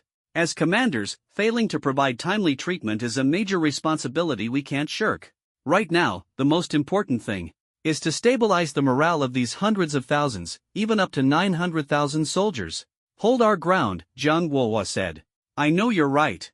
We can only trust Lord Long now. But what I'm more curious about is, what exactly is in this recorder that could have the kind of miraculous effect Lord Long mentioned? Could this medicine also suppress public opinion? Wei Jiang asked. Once the medicine is distributed, we'll find out. As for the company Long Lin Dan Pavilion that Lord Long said his parents are about to open, I guess he wants us to help promote it in advance. Jiang Guohua thought to himself. Let's go, hurry up and distribute the medicine, Wei Jiang urged. All right. The two of them each carried a bag and carefully stored the gourd bottles containing the medicine. Please, you're my daughter's teacher. Can you change into something else? I know you'll be following Lord Long in the future, but you don't have to dress so conspicuously. Jiang Guohua said helplessly. I just like dressing this way. You don't understand. Even that girl Buhue has to respect her teacher. Zhou Fengyi retorted indignantly. However, despite her words, she quickly went to change her clothes and carefully put away her current outfit. She changed into a practical battle suit, layered with a long suit jacket and trousers. Jiang Guohua and Wei Jiang, feeling a mix of anxiety and anticipation, prepared to first administer the medicine to lightly injured soldiers to observe its effects. The injuries were categorized into 3 types: minor injuries, light injuries, and severe injuries. Minor injuries included small scrapes, broken skin, or slight bone damage. Light injuries were more serious, such as broken arms or legs requiring casts, leaving many unable to walk. Severely injured soldiers were bedridden, with many on ventilators and little hope of regaining consciousness. Some had lost arms, legs, or even the lower half of their bodies.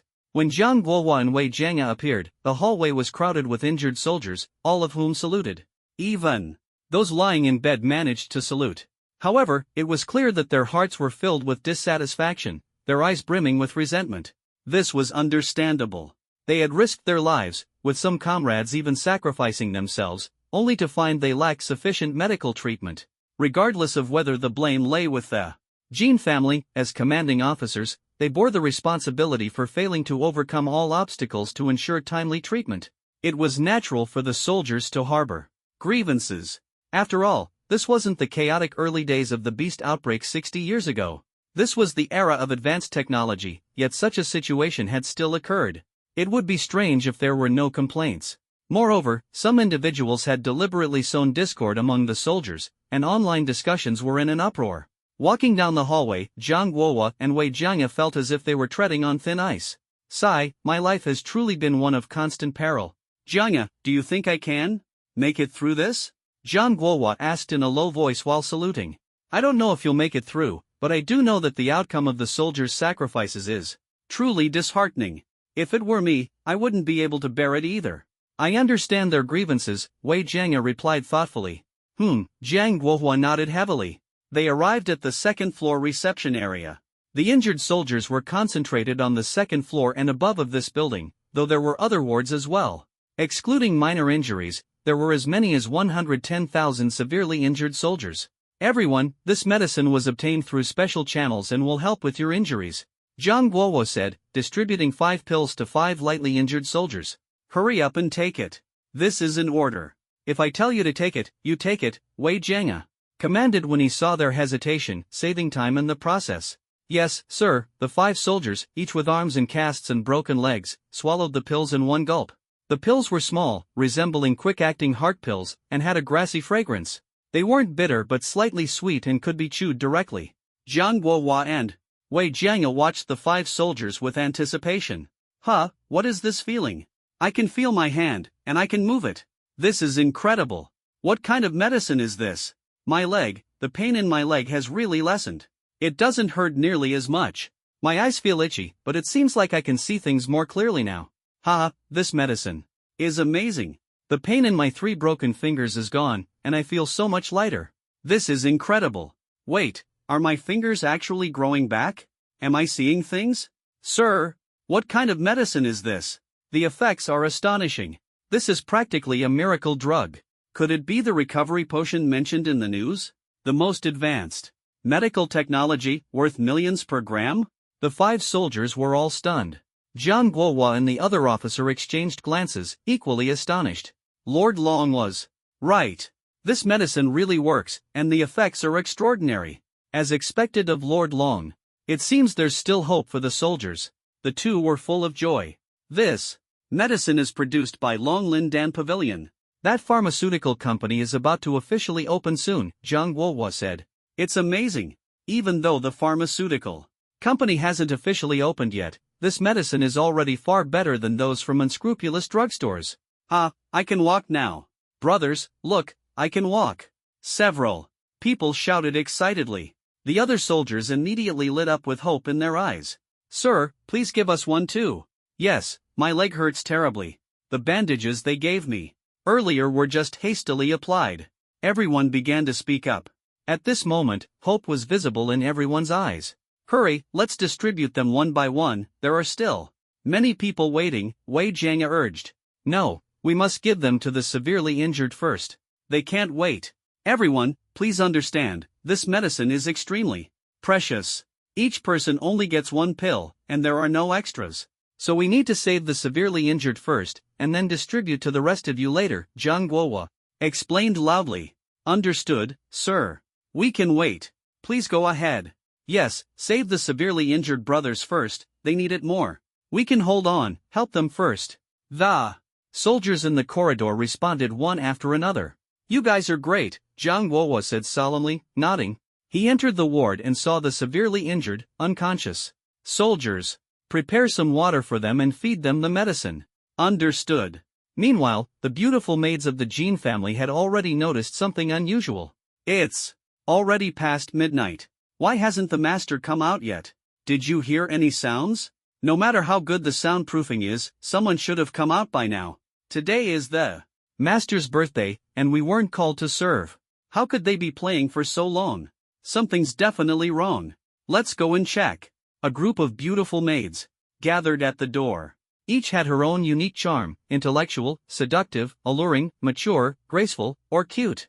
From 18-year-old young girls to 50-year-old elegant women, there was a full range. It could only be said that the Jean family truly knew how to enjoy life. They pushed open the door slightly, and chaos greeted them inside. A piercing scream broke the silence. What's wrong? What happened? Let me see. The others curiously peeked inside, only to scream and flee the estate in shock. They immediately called the security team. Soon, more and more security vehicles surrounded the area, along with a large number of special forces urgently dispatched from various parts of Donglin City. Anyone who saw the scene at the Jean family estate couldn't help but feel nauseated. No one could easily open that door. The psychological pressure was immense. That night was destined to be sleepless. The forensic TE, I believe there will be results soon. How can someone be so cruel? We must find the real culprit. Such people deserve severe punishment. Don't jump to conclusions. This is the era of beast disasters. Things like this happen often. Let's stay calm and wait for updates. Comments flooded the bullet screen. This piece of news instantly garnered tens of millions of likes. At least over 100 million people became aware of the incident, and the number of informed individuals was rapidly growing. After all, it was just dawn. Many people wouldn't wake up until 8, 9, or even 10 or 11 o'clock. For most, the first thing they do after waking up is check their phones. By 9 o'clock, an even more shocking piece of news had spread across the internet. 110,000 soldiers, both lightly and severely injured, were being discharged from the hospital one after another. When they were admitted, their injuries were severe, some couldn't even walk and had to be carried in on stretchers. Yet, a large number of soldiers walked out of hospitals and medicine pavilions looking refreshed. Some who had lost legs were even walking briskly, as if their injured limbs had miraculously healed, showing no signs of despair. These astonishing scenes were captured and uploaded online, leaving countless people in awe. My God, am I seeing this right? How did they all get discharged so quickly? Could it be that the hospitals under the Gene Pharmaceutical Group have such incredible medical technology? Don't joke around. I've experienced their so-called technology firsthand. I got a small cut on my hand from a kitchen knife, and the examination fee alone was over 10,000. It's pure extortion. The medicine from the pavilion is outrageously expensive too. A simple pack of cold medicine disguised as traditional medicine sells for 3,800. The profit margin must be at least 3,700. What on earth is going on? How did these severely injured soldiers recover so quickly? Where did this miraculous medical technology come from? There are indeed advanced medical technologies in the world, but to achieve such results, the cost would be in the tens of millions or even billions, completely unaffordable for ordinary people. Let's wait and see. There must be a story behind this. As everyone speculated about the secret behind the soldiers' overnight recovery, Jiang Guohua, the current commander of the Eastern Front battlefield, released a major announcement. It turned out that all the medicine these soldiers used was provided free of charge by Longlin Medicine Pavilion. Longlin Medicine Pavilion is a new pharmaceutical company about to officially register and open for business. According to professional equipment tests, the soldiers' bodies showed no side effects, and their recovery speed was astonishing. Except for a few with particularly severe injuries still in the wards, the rest of the soldiers had already been discharged and sent home to rest. This news caused an uproar online. Is this for real? Is there really such miraculous medicine? What is the background of this Longlin Medicine Pavilion? They haven't even officially opened, yet their medicine is this effective. Saving a life is more important than building a 7-story pagoda, let alone saving 110,000 soldiers. This company is truly extraordinary. In comparison, the medicine pavilion is just a greedy profiteer, raking in money. Now this is what you call vision. It's the first time I've seen such a humane pharmaceutical company. They deserve respect. But they haven't officially registered yet. Isn't it against regulations to sell medicine? Who cares about regulations? They saved so many soldiers, what? Do rules matter? Don't rush. This won't be so simple. There will definitely be trouble later. I think this is ruthless business competition. The Gene family might be getting suppressed by Longlin Medicine Pavilion, trying to seize the market. Business is like war. Why not say it's Jiang Guohua and Wei Jiang teaming up to take down the Gene family? After all, the Gene family has been hiking prices, even doubling treatment fees.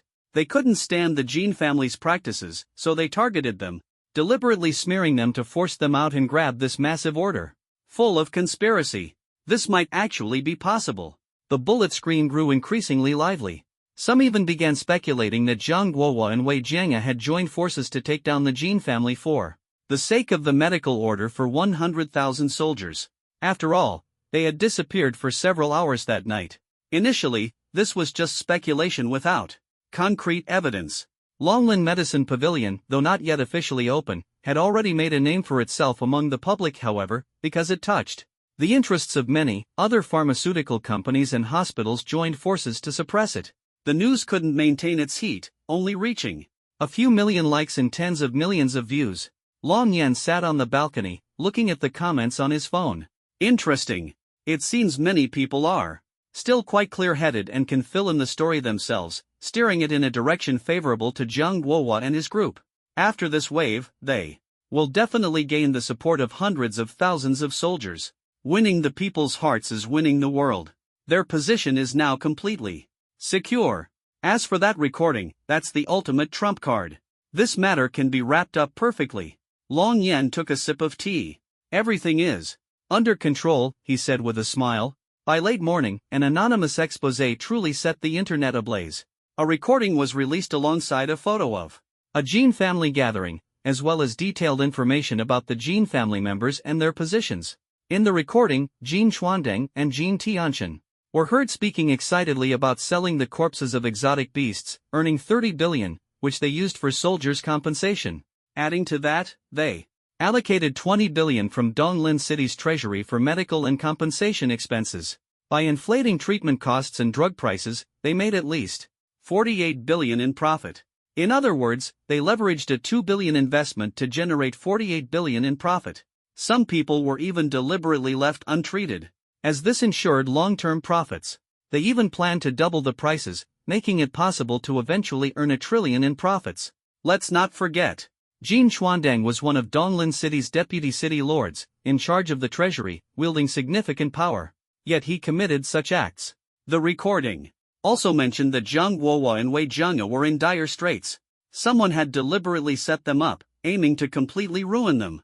The recording also captured the laughter and toasts of dozens of Jin family members, their cold indifference evident as they treated soldiers as less than human. This content deeply shocked everyone. As for the Zhao family, there was no mention of them in the news. A family of that level couldn't be easily toppled. The current focus was on resolving the immediate crisis facing Zhang Guohua and his group. The recording's content was just enough to serve its purpose. As soon as the news broke, online discussions exploded. Not only in the Tailin dynasty but also in other countries, where the story spread like wildfire. This was a golden opportunity to step on a competitor, or rather, a rival nation, and they wouldn't let it slip by. The Tailin dynasty's internet was flooded with curses and insults. I used to feel sorry for the Jin family's beautiful daughter being tortured like that. Now, good riddance. They all deserve to die. Raising prices tenfold, deliberately not curing people just to make money slowly, this is outrageous. This kind of family deserves to die. Kill them all. Wipe out the entire Jin family in Donglin City. Nothing less will satisfy me. Didn't you see the news? The entire Jin family, dozens of them, are already dead. The scene was shocking. Pictures, videos, please. I'll pay. No wonder they were wiped out, they deserved it. Playing with soldiers' lives like that. They're worse than dogs. They don't deserve the sacrifice of the 10,000 soldiers who died defending the city. Do you think it was Zhang Guohua and Wei Jianga who did it? After all, the Jin family was wiped out right before they distributed the medicine to the soldiers. Someone speculated about this before, and I didn't believe it. Now, I think it's very likely. This is so satisfying to watch. This is what a true, bloodthirsty general should be like. Public opinion was in an uproar, unstoppable. Originally, with the Jin family dead, there should have been an explanation. Now, even that was unnecessary. Their deaths were in vain. People could only use their demise to vent their anger. Otherwise, Donglin City's 900,000-strong army wouldn't stand idly by. We risk our lives in battle, and these people are playing tricks behind the scenes. Even if they hadn't been wiped out, we would have cursed their entire family. Zhang Guohua and Wei Jianga undoubtedly became the prime suspects for the Jin family's massacre. At least, that's what many believed. All fingers pointed at them, whether it was the Jin family's schemes or their act of obtaining medicine from Longlin Pill Pavilion to save the soldiers. All signs pointed to them as the culprits. But even with suspicions, no one dared to investigate. The two of them felt that the Jin family deserved to die and were useless. If hundreds of millions of people thought the same, and even the higher-ups agreed, then if the Jin family were wiped out, no one would investigate who the culprit was. Catching the perpetrator would be meaningless. Even if they were still alive, once the news spread, the Jin family would be finished. After anonymously releasing the news and observing the online reactions, they received many phone calls, all from influential people in Donglin City. After finishing the calls, Zhang Guohua and Wei Jianga exchanged glances. As expected of Lord Long, everything is under his control. Our troubles were resolved. Just like that. Exactly. Originally, the Ability Punishment Squad was going to investigate us, but Chief He Shishing directly withdrew the team. With this, not only are we fine, but we've also solidified our positions and gained even more respect among the soldiers. It's incredible. We were doomed under the Zhao family's schemes. But Lord Long easily resolved it for us, ha ha ha. The two were filled with emotion, feeling as if they had narrowly escaped death. I was even ready to flee. After all, with the Zhao family and the Jin family joining forces, it would have been easy to completely crush us. They wanted the Ability Punishment Squad to investigate us for deliberate negligence, allowing the beasts to attack. With the Zhao family backing them, even if we were innocent, they could twist it to make us guilty. They could frame us and have us executed without issue. But they'd probably send us to the sewing machine factory to hone our skills first. Then they'd stage an accident to kill us. My father would definitely be distracted, and the Zhang family would be finished. But what seemed like a foolproof plan was effortlessly dismantled by Lord Long. Lord Long saved our lives, Zhang Guowo said with a sigh. Indeed. Once we've dealt with this matter, we must personally thank Lord Long. Also, my daughter is about the right age to get married, Wei Jianga said, stroking his chin in thought. What does your daughter getting married have to do with thanking Lord Long? Isn't your daughter not even in Donglin City? Besides, she's only 18 or 19, right? What, you're planning to marry her off so young? Are you that eager to advance?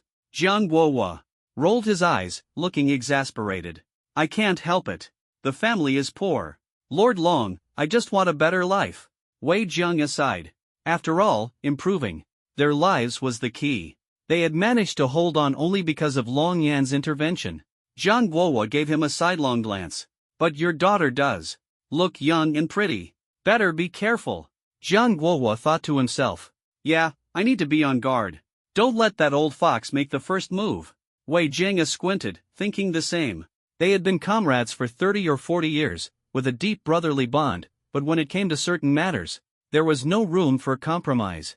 By the way, do you think it was Lord Long who wiped out the Jin family? Do you even need to ask? Although the internet says it was us, we know better, it definitely wasn't. Lord Long doesn't even blink when killing people at the Northwest camp. It must have been him.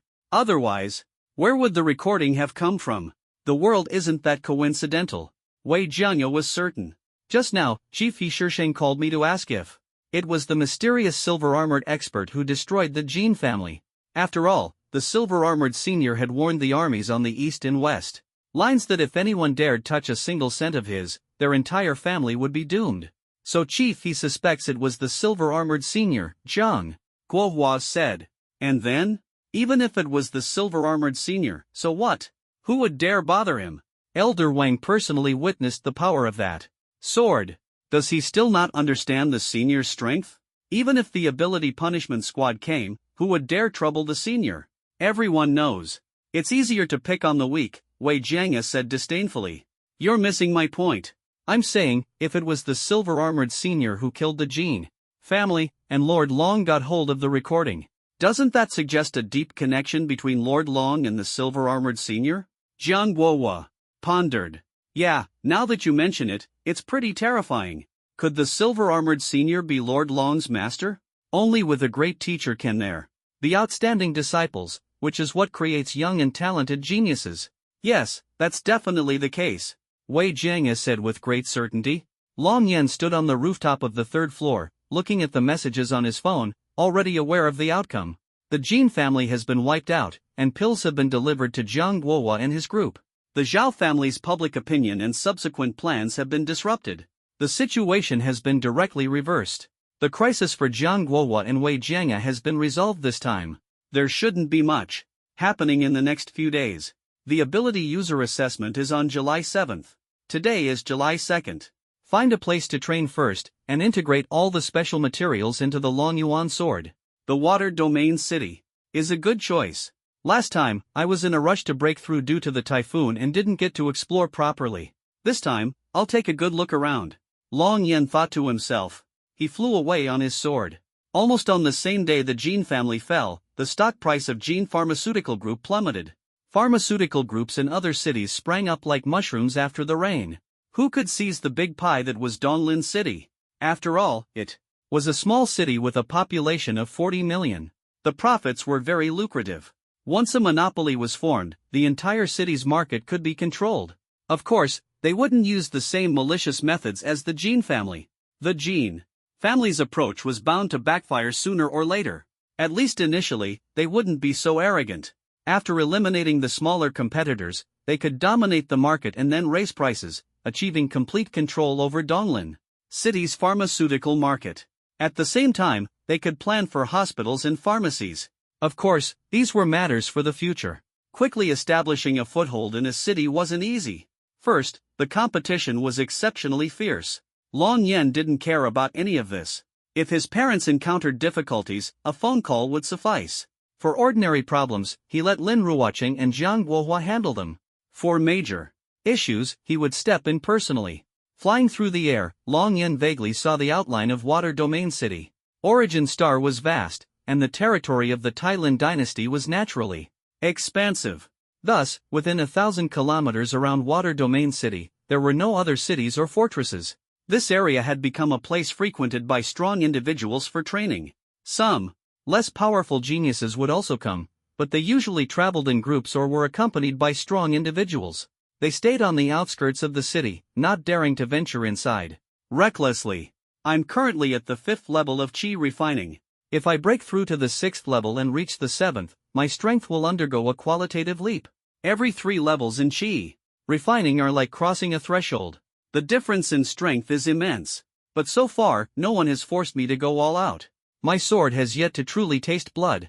Long Yen thought to himself. Even during the war against the beasts, he had only used his fingers to release sword energy. The Long Yuan sword seemed almost unnecessary. I wonder if there are any powerful beasts here that would allow me to use the Long Yuan sword. Long Yen was merely speculating. Land-based beasts were generally weaker than those in water. Water Domain City wasn't a place where beasts gathered. Only on the outskirts of major cities were there more and stronger beasts. The chances of encountering a super beast in Water Domain City were very low. There were very few people who could pose a threat to him. The so-called danger was only relevant to ability users below the level of Battle King. Moreover, Long Yen wasn't here to hunt beasts, his main goal was to train. The 8-directional spirit gathering array he had set up last time was still functioning. The spiritual energy of heaven and earth around Water Domain City was continuously gathering invisibly. Long Yen sat cross-legged on his sword to train, about 5,000 meters above the ground. Protected by a stealth array, he wouldn't be discovered. He quickly entered a meditative state, accelerating the absorption of the surrounding spiritual energy while consolidating his 5th level of Qi refining. A large amount of spiritual energy entered his body. Long Yen didn't absorb it aggressively but at a slow and steady pace. Otherwise, if he drained the spiritual energy in one go, it would take a long time for it to gather again. Buzz, buzz, buzz. 3 days later. The spiritual energy in my body is nearing saturation. But I still need an opportunity to break through to the 6th level of Qi refining. Long Yen opened his eyes, looked at his hands, and spoke softly. Let's see if I can break through during a battle. He thought to himself of the exotic beast in Water Domain City suddenly felt a chill, its skin covered in goosebumps for no apparent reason.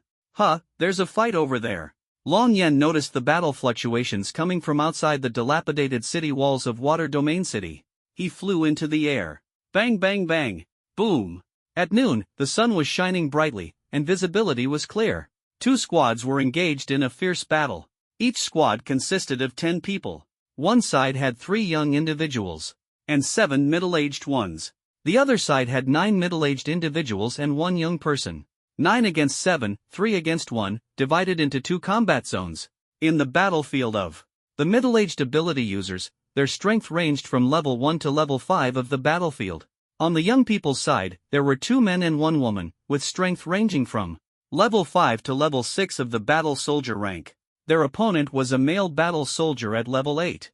The combined age of the 4 was less than 80 years, but the 3 could only barely hold their ground against the man. They were constantly suppressed, retreating step by step. There's a corpse of a mutated white unicorn ox at level 5 of the beast general rank nearby. White unicorn oxen are rare. It seems both sides are fighting over the materials from this exotic beast. Long Yan stood on the dilapidated city wall, observing curiously. From his elevated position, he could see everything clearly. The Long Yuan sword floated beside him. Bang! The woman was struck and sent flying, landing with her hands gripping her sword, leaving a long mark on the ground before coming to a stop. Blood trickled from the corner of her mouth, which she wiped away before charging back into the fray. Bang bang bang! Although it was 3 against 1, their opponent's strength far exceeded theirs. Not only did they fail to gain the upper hand, but they were also retreating step by step. Each clash left their arms aching unbearably. The disparity in strength was too great, like children fighting against an adult. A level 8 battle soldier against 2 level 6 battle soldiers and 1 level 5 battle soldier, losing would be difficult. The woman's ability isn't bad, it's a B-level ability, but just an ordinary B-level one. Moreover, her realm is only at level 5 of the battle soldier rank, so she can't contribute much. Long Yan analyzed in his mind. Damn it, how is he so strong, able to suppress the 3 of us working together? His strength is at level 8 of the battle king rank, 2 levels higher than ours, so of course he's more powerful. If we were at the same level, I wouldn't fear him at all. The 2 men were retreating step by step, yet they desperately protected the woman. The 3 of them were barely holding on. Heh, I'm an A-level ability user, though just an ordinary A-level 1. But what are you even worth? Among ability users of the same level, my strength is superior. Moreover, my combat experience far surpasses yours. If you know what's good for you, leave immediately, or I can't guarantee I won't cripple you. Ha ha ha.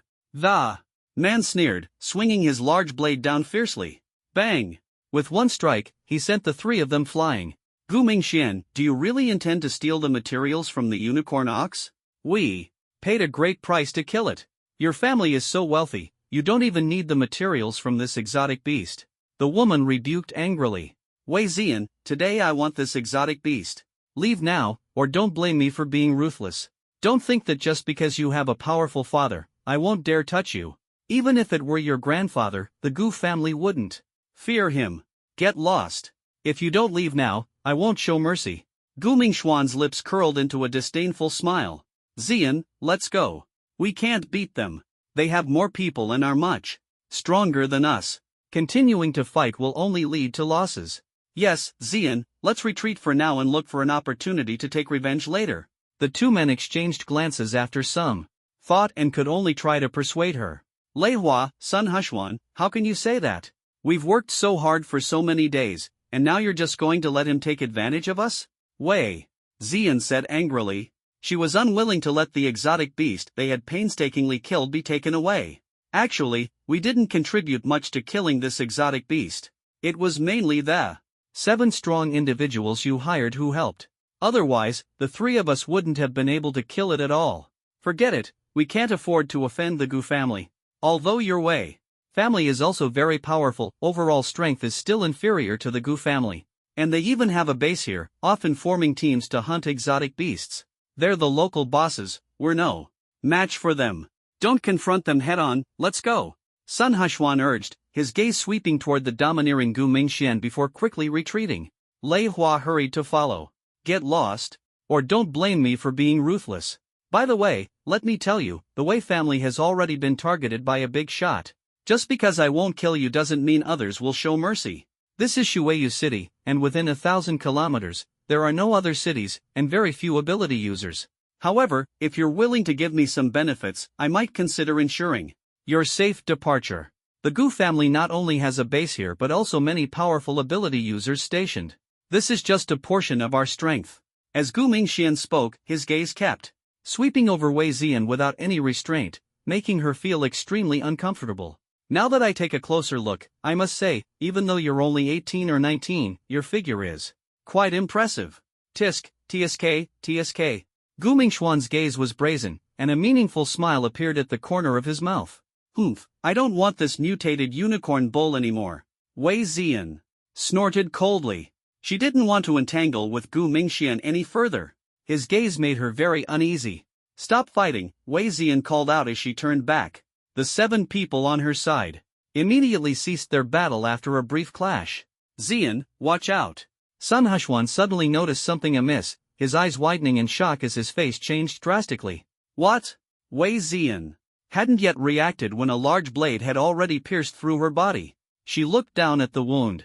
She had never suffered such a severe injury before. The intense pain instantly spread throughout her body. Clang, clang. The twin swords in her hands fell to the ground. I said I wouldn't kill you, and you actually believed me? Do you know that Big Shot wants you dead? If he wants you dead, you have to die. This is your fate. But don't worry, even if you die, you can still. He. Gu Mingxian laughed sinisterly. From the beginning, he had never intended to spare Wei Ziyan. It was just a feint to lower her guard. At the same time, he achieved his goal of killing her at the lowest cost. He was an extremely cunning young man, tall and thin, with a pale complexion and a sinister, sleazy demeanor. He seemed to thoroughly enjoy the process of killing his prey, relishing the feeling of superiority as he looked down on them. He especially loved watching his prey struggle. This man is too despicable. He actually launched a sneak attack. So young yet so treacherous, he's bound to be unpopular in the future. Let go of Miss Wei. She's the granddaughter of Old Master Wei, you can't harm her. That's right. If you dare touch her, Old Master Wei will never let you off. The 7 people shouted angrily, their fury palpable. They hadn't expected Gu Mingxian to resort to such underhanded tactics. Despite his formidable strength, he still resorted to a sneak attack, which was truly contemptible. They had been hired by Wei Ziyan to hunt exotic beasts and assist in her training. Out of respect for Old Master Wei, they had agreed to a modest fee to kill the mutated 5-tier white unicorn bull. They had paid a significant price, with almost everyone sustaining injuries. And now, Gu Mingxian and his group had appeared to snatch their prey and severely injure Wei Ziyan. How could they tolerate this? Just an old man from the Wei family in Donlin City. He's been missing for years, probably long dead by now. An old man who refuses to die is nothing but a scourge. His bones are probably already rotting. Besides, I am from the Gu family of Jiling City. Do you think I can't handle a small family like the one in Donlin City? Gu Mingxian sneered as he spoke, gripping Wei Ziyan's neck. With just a little force, Wei Ziyan would immediately suffocate. The feeling of death instantly enveloped her. This was the first time Wei Ziyan had truly felt the threat of death, the closest she had ever been to the Grim Reaper. What? You're actually from the Jinling Gu family. The powerful Jinling Gu family? I thought you were from the Gu family in Shilling City. Didn't expect you to be from the Jinling Gu family. This is big trouble. The Jinling Gu family is far stronger than the Wei family. Old Master Wei has been missing for years, reportedly gravely ill. Even if he fights again, he won't last long. What do we do? What should we do? The 7 were panicked, their expressions turning unusually grave and wary. They gripped their weapons tightly, awaiting orders from their burly captain, who was at the 5th level of combat. Clearly, they were unaware of the changes in the outside world. They didn't know that the so-called Old Master Wei had already recovered. Every city had many families, and the same surname didn't necessarily mean they were related. For instance, there was a Gu family in Shilling City, another in Donglin City, and yet another in Jiling City. These families had no connectee. If you don't learn to grow, the dangers you face next time will only be greater. Long Yen said. This wound may be deep, but it won't kill you. It'll just hurt a bit. He could have intervened earlier but chose not to. Wei Ziyan had allowed the enemy to approach her from behind, which was a grave mistake. She needed to go through this ordeal. The lesson would help her grow significantly. As for you, you can go to hell. Long Yan looked at Gu Mingxian, his fingers slowly tightening. Gu Mingxuan's fingers began to bend one by one. Ah! Gu Mingxian screamed in agony. The pain of having one's fingers broken, inch by inch, was unbearable. The excruciating pain pierced straight into his soul. This scene left everyone stunned. Without seeing his fingers' reaction, who would believe he wasn't acting? What are you all standing there for? Save me now! Gu Mingxian shouted. Why yes, young master. Hurry, hurry, don't let the young master harm himself. The 9 bodyguards rushed forward, grabbing his fingers tightly to prevent him from hurting himself. Young master, don't do anything rash, one of them advised. You idiots, someone's using their powers to control me. A bunch of useless fools. Find him and kill him. Gu Mingxian was furious. Yes, young master. Come out. Whoever dares to harm my young master, I'll cut you down. Stop hiding. Show yourself, the 9 men shouted. Boom! Boom! Boom! Suddenly, 9 consecutive explosions rang out. The 9 no, no, no, it's far more than just a battle spirit. Don't forget, even though Gu Mingxian introduced himself, he was beaten to the point of being almost dead. It's as if they wanted him to die here, left to the fear and pain of being devoured by beasts. This clearly shows that the senior isn't afraid of the Jin Lingu family at all. That's right. That senior must at least be at the Battle King level. The crowd began to discuss fervently. Let's quickly take the materials from the unicorn bull. Forget about Gu Mingxian. Let him fend for himself. Anyway, if he dies here, as long as we don't say anything, no one will know it was us. Someone spoke loudly. Yes, that's right. The crowd nodded in agreement. Only son. Hushwan frowned slightly, feeling that things weren't so simple. For a prominent family, they wouldn't easily let go of such an opportunity. A high bounty, tracking down everyone who was nearby at the time, using threats and bribes to extract confessions. Eventually, someone would reveal the truth. After removing the white unicorn's horn, eyes, and teeth, the 10 people packed the materials into their backpacks and hurriedly left. After they were gone, Long Yan slowly descended to the ground, gazing at the severely injured Gu Mingxian before him. Gu Mingxian struggled to open his eyes and, upon looking up, saw Long Yan. Quick, save me. I am the 3rd young master of the Jin Lingu family, Gu Mingxian. As long as you save me, I will give you a lot of money. If you want to become stronger, I can also help you achieve it easily, as long as you save me. Hurry up and save me. Don't just stand there. Gu Mingxian first pleaded, then became angry. Long Yan stepped on his head with one foot. How does it feel to have your limbs broken? Long Yan asked coldly. You were the one who attacked me earlier? Why are you doing this to me? Aren't you afraid of my Gu family? How are you so strong?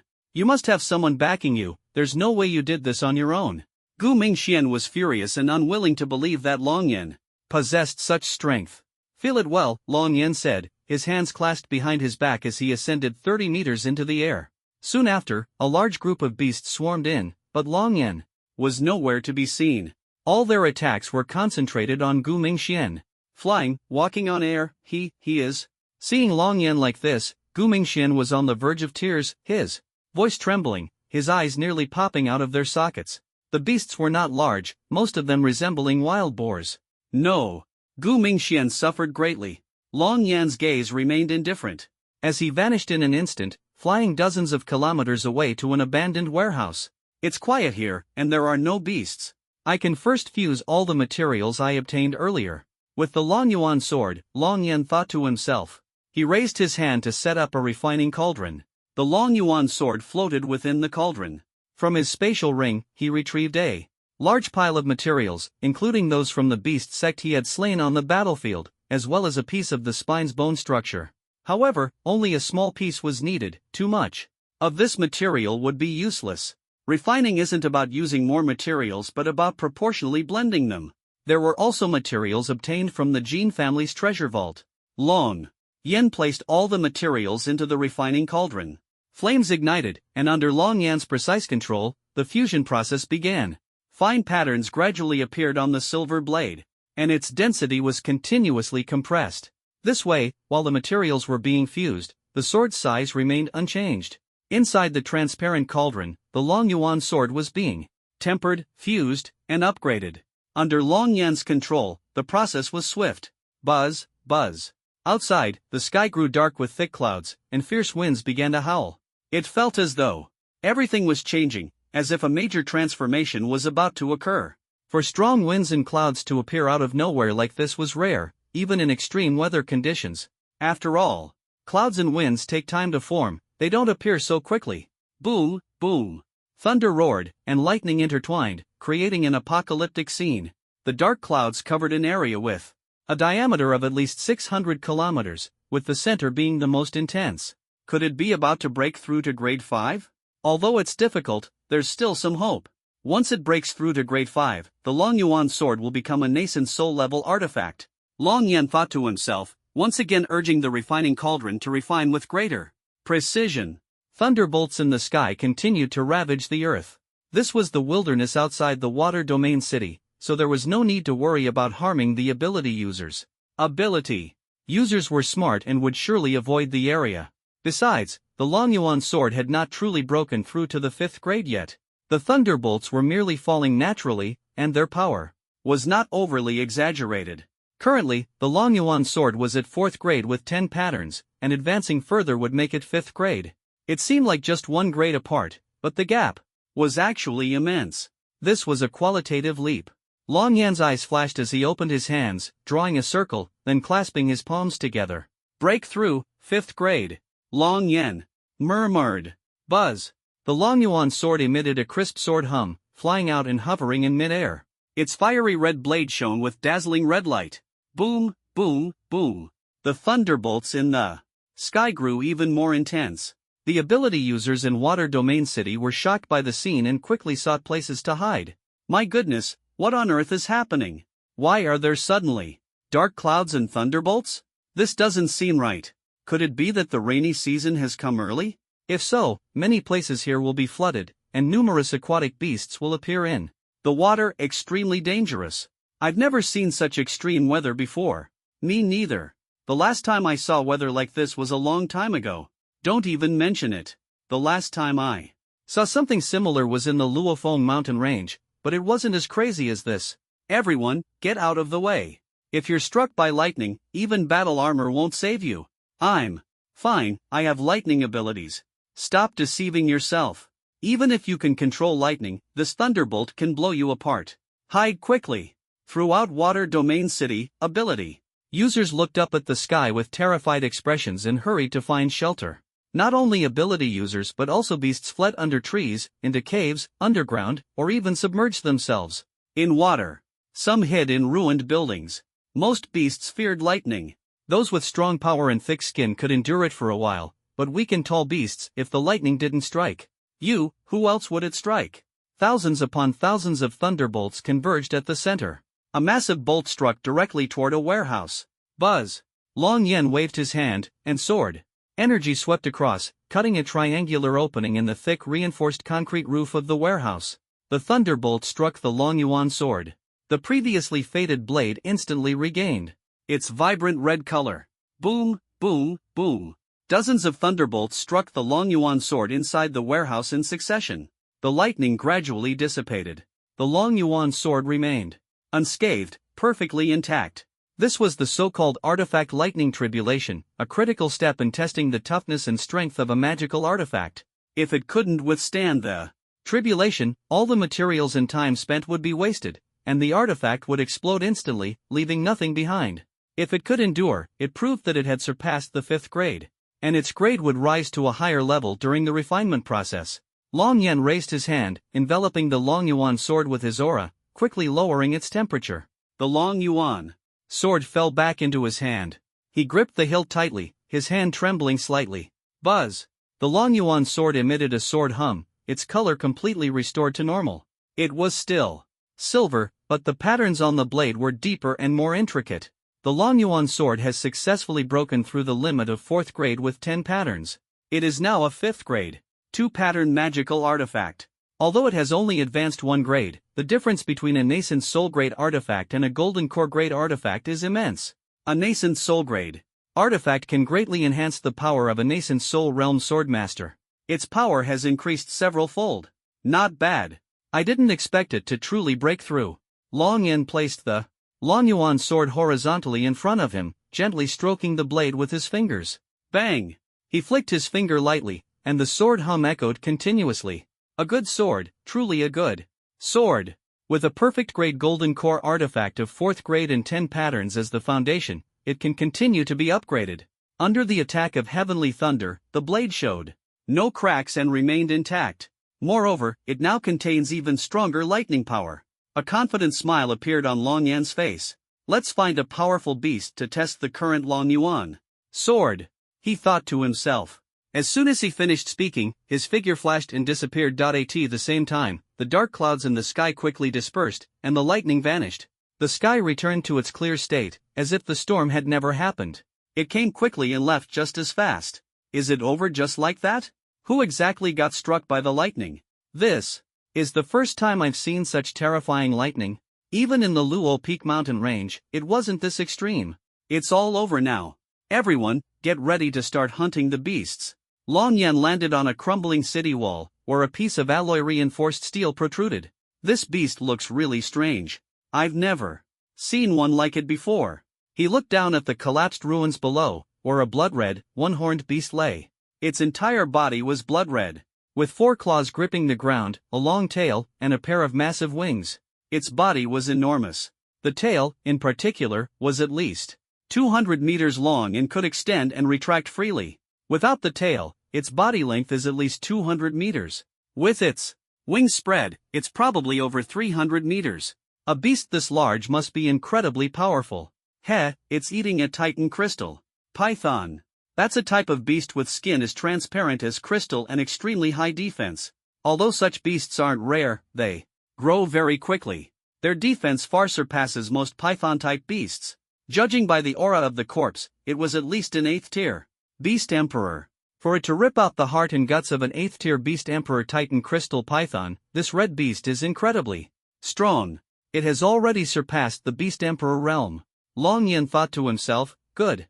A beast like this is perfect for testing my sword. He landed heavily on the ground, with the Long Yuan sword floating in front of him. He gripped the hilt tightly. Roar! At that moment, the red beast's eyes shifted, seemingly noticing him as well. It turned its head, its eyes locking onto Long Yan. It continued chewing on the Titan Crystal Python's flesh. The tough meat seemed no different from ordinary food in its mouth. Their gazes met. The red beast seemed to sense something unusual about Long Yan. Although it couldn't detect any aura from him, it had never encountered an enemy in water, Domain City, or anywhere else that dared to stare at it directly. Its instincts told it that this human was anything but ordinary. Buzz, buzz, buzz. The red beast's tail swayed as it continued to devour the meat. After swallowing, it licked its lips and turned to face Long Yan directly. If you can withstand my sword, I'll let you go, Long Yan said calmly. Just as he was about to swing his sword, boom, boom, boom. Violent tremors came from the distance, shaking the ground. Cracks appeared in several broken sections of the city wall. The tremors were akin to a magnitude 7 earthquake, and the intensity was growing stronger. What is that? Long Yan turned to look. The red beast did the same, though its height advantage allowed it to see farther. Its round eyes instantly narrowed into slits. It stomped into the ground, its expression unusually alert. Its reaction resembled that of a human encountering something terrifying or a formidable enemy, filled with tension and vigilance. Although Long Yan was on the ground, he could see the massive sandstorm rolling in from the distance. Dust soared into the sky, reaching 2,000 meters high, covering an immense area with no end in sight. Is that a sandstorm? No, judging by the sound, those are footsteps, so many of them. It's a beast tide. Long Yan's heart tightened. Roar! The red beast let out an angry roar, grabbed the Titan Crystal Python's corpse in its mouth, and propelled itself with all 4 claws. Its wings flapped fiercely. Boom!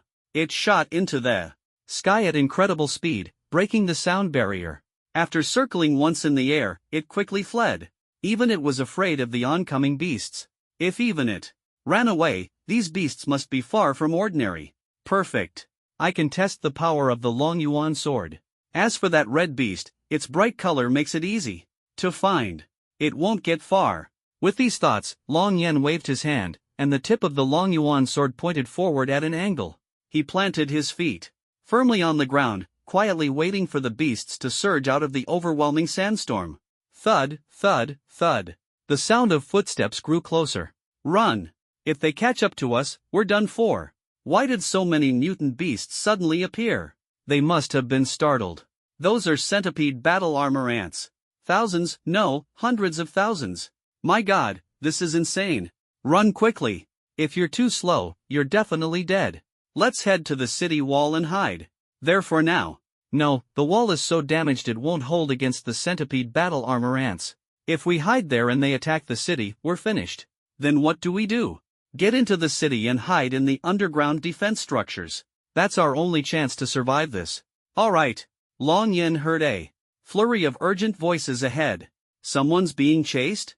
Could it be Wei Ziyan and the others? As he was thinking, 10 people emerged in front of him. Ha! Why? Is there a young man without battle armor over there? He must be scared stiff, just standing there motionless. He's so young, probably just came of age and is out here training, preparing for this year's ability user assessment, Wei Ziyan said. Indeed, the 10 people were their squad. And just 2 kilometers away, an uncountable swarm of centipede battle armor ants was approaching.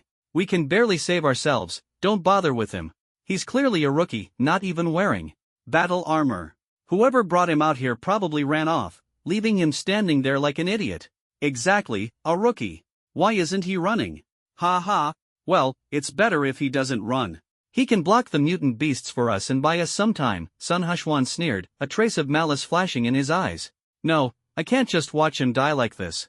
He's still young and has potential. He might even become a powerful ability user in the future, Wei Ziyan said, quickening her pace. Centipede battle armor ants. These mutant beasts eat everything, even concrete. Their bite force and digestion are incredibly strong. But they're afraid of water. During the rainy season, they migrate en masse, forming beast tides. Or they burrow into the ground to hibernate, only emerging after the rainy season ends. It seems like it's raining over there, driving them out. Long Yan looked toward the distant sky, where a sandstorm was being stirred up. Sure enough, a thunderstorm was brewing there. It seems the lightning caused by the Dragon Abyss Sword's upgrade earlier brought this thunderstorm. And rainy season ahead of schedule, Long Yan thought to himself. According to the rainy season schedule for Water Domain City, it was supposed to rain around this time anyway. However, the large-scale clouds dissipated earlier by Long Yan had caused the thunderstorm to arrive a few hours early.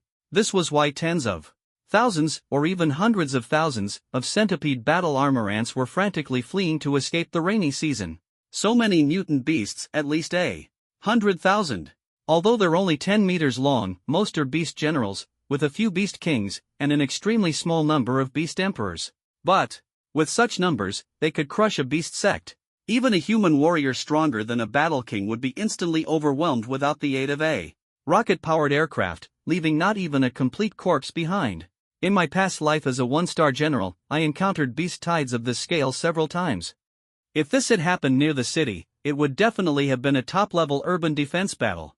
No wonder that red mutant beast was desperately trying to escape earlier, Long Yan thought to himself. Never underestimate these millipede battle armor ants. Although they aren't very powerful individually, they work in tight coordination, have high execution capabilities, and charge fearlessly. Compared to the scattered mutant beast hordes, their attacks are far more terrifying. If a small city were to face this level of assault without strong enough reinforcements, it would surely be breached. Even top-tier experts wouldn't dare guarantee survival if facing them alone. As the saying goes, enough ants can kill an elephant. Not to mention their defense is exceptionally strong. Good, only a mutant beast horde like this can be truly challenging. Long Yan had originally planned to wait until Wei Ziyan and the others had fled far enough before making his move, slaughtering his way through the beast horde. But unexpectedly, Wei Ziyan rushed straight toward him. Little brother, run quickly. Wei Ziyan grabbed his hand and started pulling him away. Long Yan was momentarily stunned. The key point was that Wei Ziyan actually called him little brother, which clearly meant he looked too young. However, the nickname made him feel a bit awkward. You all go ahead, don't worry about me, Long Yan said helplessly. No way, I can't just stand by and watch you get killed. You're still young, you can't die here. Stop talking nonsense. And hurry up. I know you've probably been abandoned by your team. At times like this, everyone is scared. Run, or you won't survive. There's no point in dying in the mouths of these mutant beasts. Never give up on life until the very last moment. Wei Ziyan kept running while smiling at Long Yan, her hand gripping his tightly, refusing to let go. She had just been drenched by the rain herself, so she wanted to shield someone else with an umbrella. A few hours ago, when she was at her most helpless, a mysterious person had saved her, so now she wanted to save Long Yan. This silly girl is clearly injured herself, yet she's still thinking about others at a time like this. You shouldn't be worrying about me, you should be worrying about these mutant beasts. Instead, Long Yan said, holding his sword and looking at the hand that was pulling him. He smiled helplessly, feeling moved. It was precisely her personality that made her worth saving. Otherwise, even if she were Wei Jiang's daughter, if she were a spoiled, arrogant person who bullied the weak, he would have let her fend for herself or even killed her with his own hands. Fine, I'll wait until they're safe before I go kill these mutant beasts and test my sword. Long Yan thought to himself. Sun Hushwan watched Wei Ziyan holding Long Yan's hand and felt deeply annoyed. Damn it, she's holding his hand, and I haven't even touched a single finger of hers. This guy looks decent, but could Wei Ziyan be interested in him? He's just a rookie ability user, abandoned by his team in a dangerous situation. What status or strength could he possibly have? Someone like him doesn't deserve to compete with me for Wei Ziyan. Sun Hushwan fumed inwardly. Let go of her hand, Long Yan said. Oh, okay. Wei Ziyan's hand recoiled as if shocked by electricity, but she kept running fast. Her face was pale, and her injuries were severe, showing no signs of recovery even after several hours. The group climbed up the dilapidated city wall. Wei Ziyan slipped while climbing and fell. Ziyan? Sun Hushwan turned back and saw a large number of mutant beasts already climbing the wall. I'm sorry, but I want to live too. Sun Hushwan had intended to save her but hesitated for a moment. It's over. Ziyan is doomed, but I have to survive. He quickly climbed upward with all his strength. If he had reacted a bit faster earlier, he could have immediately grabbed Wei Ziyan and saved her. Unfortunately, he didn't act in time and missed the best opportunity. Sun Hushwan, you. Wei Ziyan looked at him climbing upward in shock. He clearly had the chance to save her but didn't reach out. This is bad, Miss Wei. Captain Gao Cheng's face changed drastically. However, before he could insert his knife into the wall to slow down and help Wei Ziyan, Long Yan had already calmly moved his fingers. A piece of concrete flew up from below, landing right under Wei Ziyan's feet. Wei Ziyan felt a surge of force beneath her, making her entire body feel light. She quickly used the momentum to climb upward, rushing toward the 400-meter-high, dilapidated city wall. Ziyan, I'm so glad you're okay. Sun Hushwan exclaimed in surprise. He was about to grab Wei Ziyan's hand. Don't touch me, Wei. Ziyan said coldly. You could have saved me. Just a moment ago, she had almost thought she was going to die. If it hadn't been for something underfoot that happened to give her a push, she would have already been devoured by the mutant beast. Naturally, she had no kind words for Sun Hushwan, who had clearly abandoned his teammate. Although in this apocalyptic world of mutant beasts, such things happened often, with everyone prioritizing their own survival, they were supposed to be a team and help each other. To give up on something you could have done, disgusting. When it came down to it, if everyone acted like him, the strongest among them, Gao Chang, might as well just run off on his own. Leave everyone else to the mutant beasts to buy himself time to escape. Not to mention, if everyone only looked out for themselves, humanity wouldn't have survived these 60 years of the apocalypse. Wei Ziyan felt a strong aversion to her classmate Sun Hushwan. What happened? Miss Wei, are you alright? Gao Chang landed on the city wall, looking a bit confused. He hadn't seen what had just happened. I'm fine. Something pushed me just now, probably a rock that bounced up, Wei Ziyan explained. Gao Chang didn't think much of it. As long as she was okay, that was what mattered. Hurry down, the mutant beasts are circling around from both sides. They're trying to surround this section of the wall. If we don't move, we won't be able to escape, Gao Cheng said. Understood. No one dared to delay. They quickly climbed down from the city wall, landing on the ground after a few buffers. Long Yan landed effortlessly behind them, not even out of breath. From a height of over 400 meters, he hadn't slowed down at all, and his landing didn't make a sound. But no one noticed this. The group hurried toward Shuiyu City. The once bustling skyscrapers of Shuiyu City were now overrun with vegetation. As far as the eye could see, there were towering trees and massive plants. The area was fraught with danger, but it was still better than being chased by the swarm of centipede battle armor ants behind them. The mutant beasts hiding in the ruins had long since fled. The world of mutant beasts was equally brutal. They devoured each other and feared being crushed by the centipede battle armor ants or locust swarms. Those that didn't want to die had already fled at the first sign of trouble, while the weaker ones hid underground, not daring to make a sound. There's a passage to the underground defense facilities over there. Let's head straight in, Gao Cheng said as he ran over to open a door that hadn't been fully shut. All right. The group quickly jumped into a vertical shaft resembling a missile launch silo. The entrance was 50 centimeters in diameter, with an iron door a meter thick that could be closed from the inside. The door was labeled Nuclear Defense Facility. However, this entrance was not friendly to Gao Chang. Standing 2 meters tall with shoulders far wider than the entrance's diameter, he couldn't fit through while wearing his battle armor. The door was made of high-strength alloy, so there was no way he could squeeze in. Miss Wei, why are you still standing there? Get inside quickly, Gao Chang urged.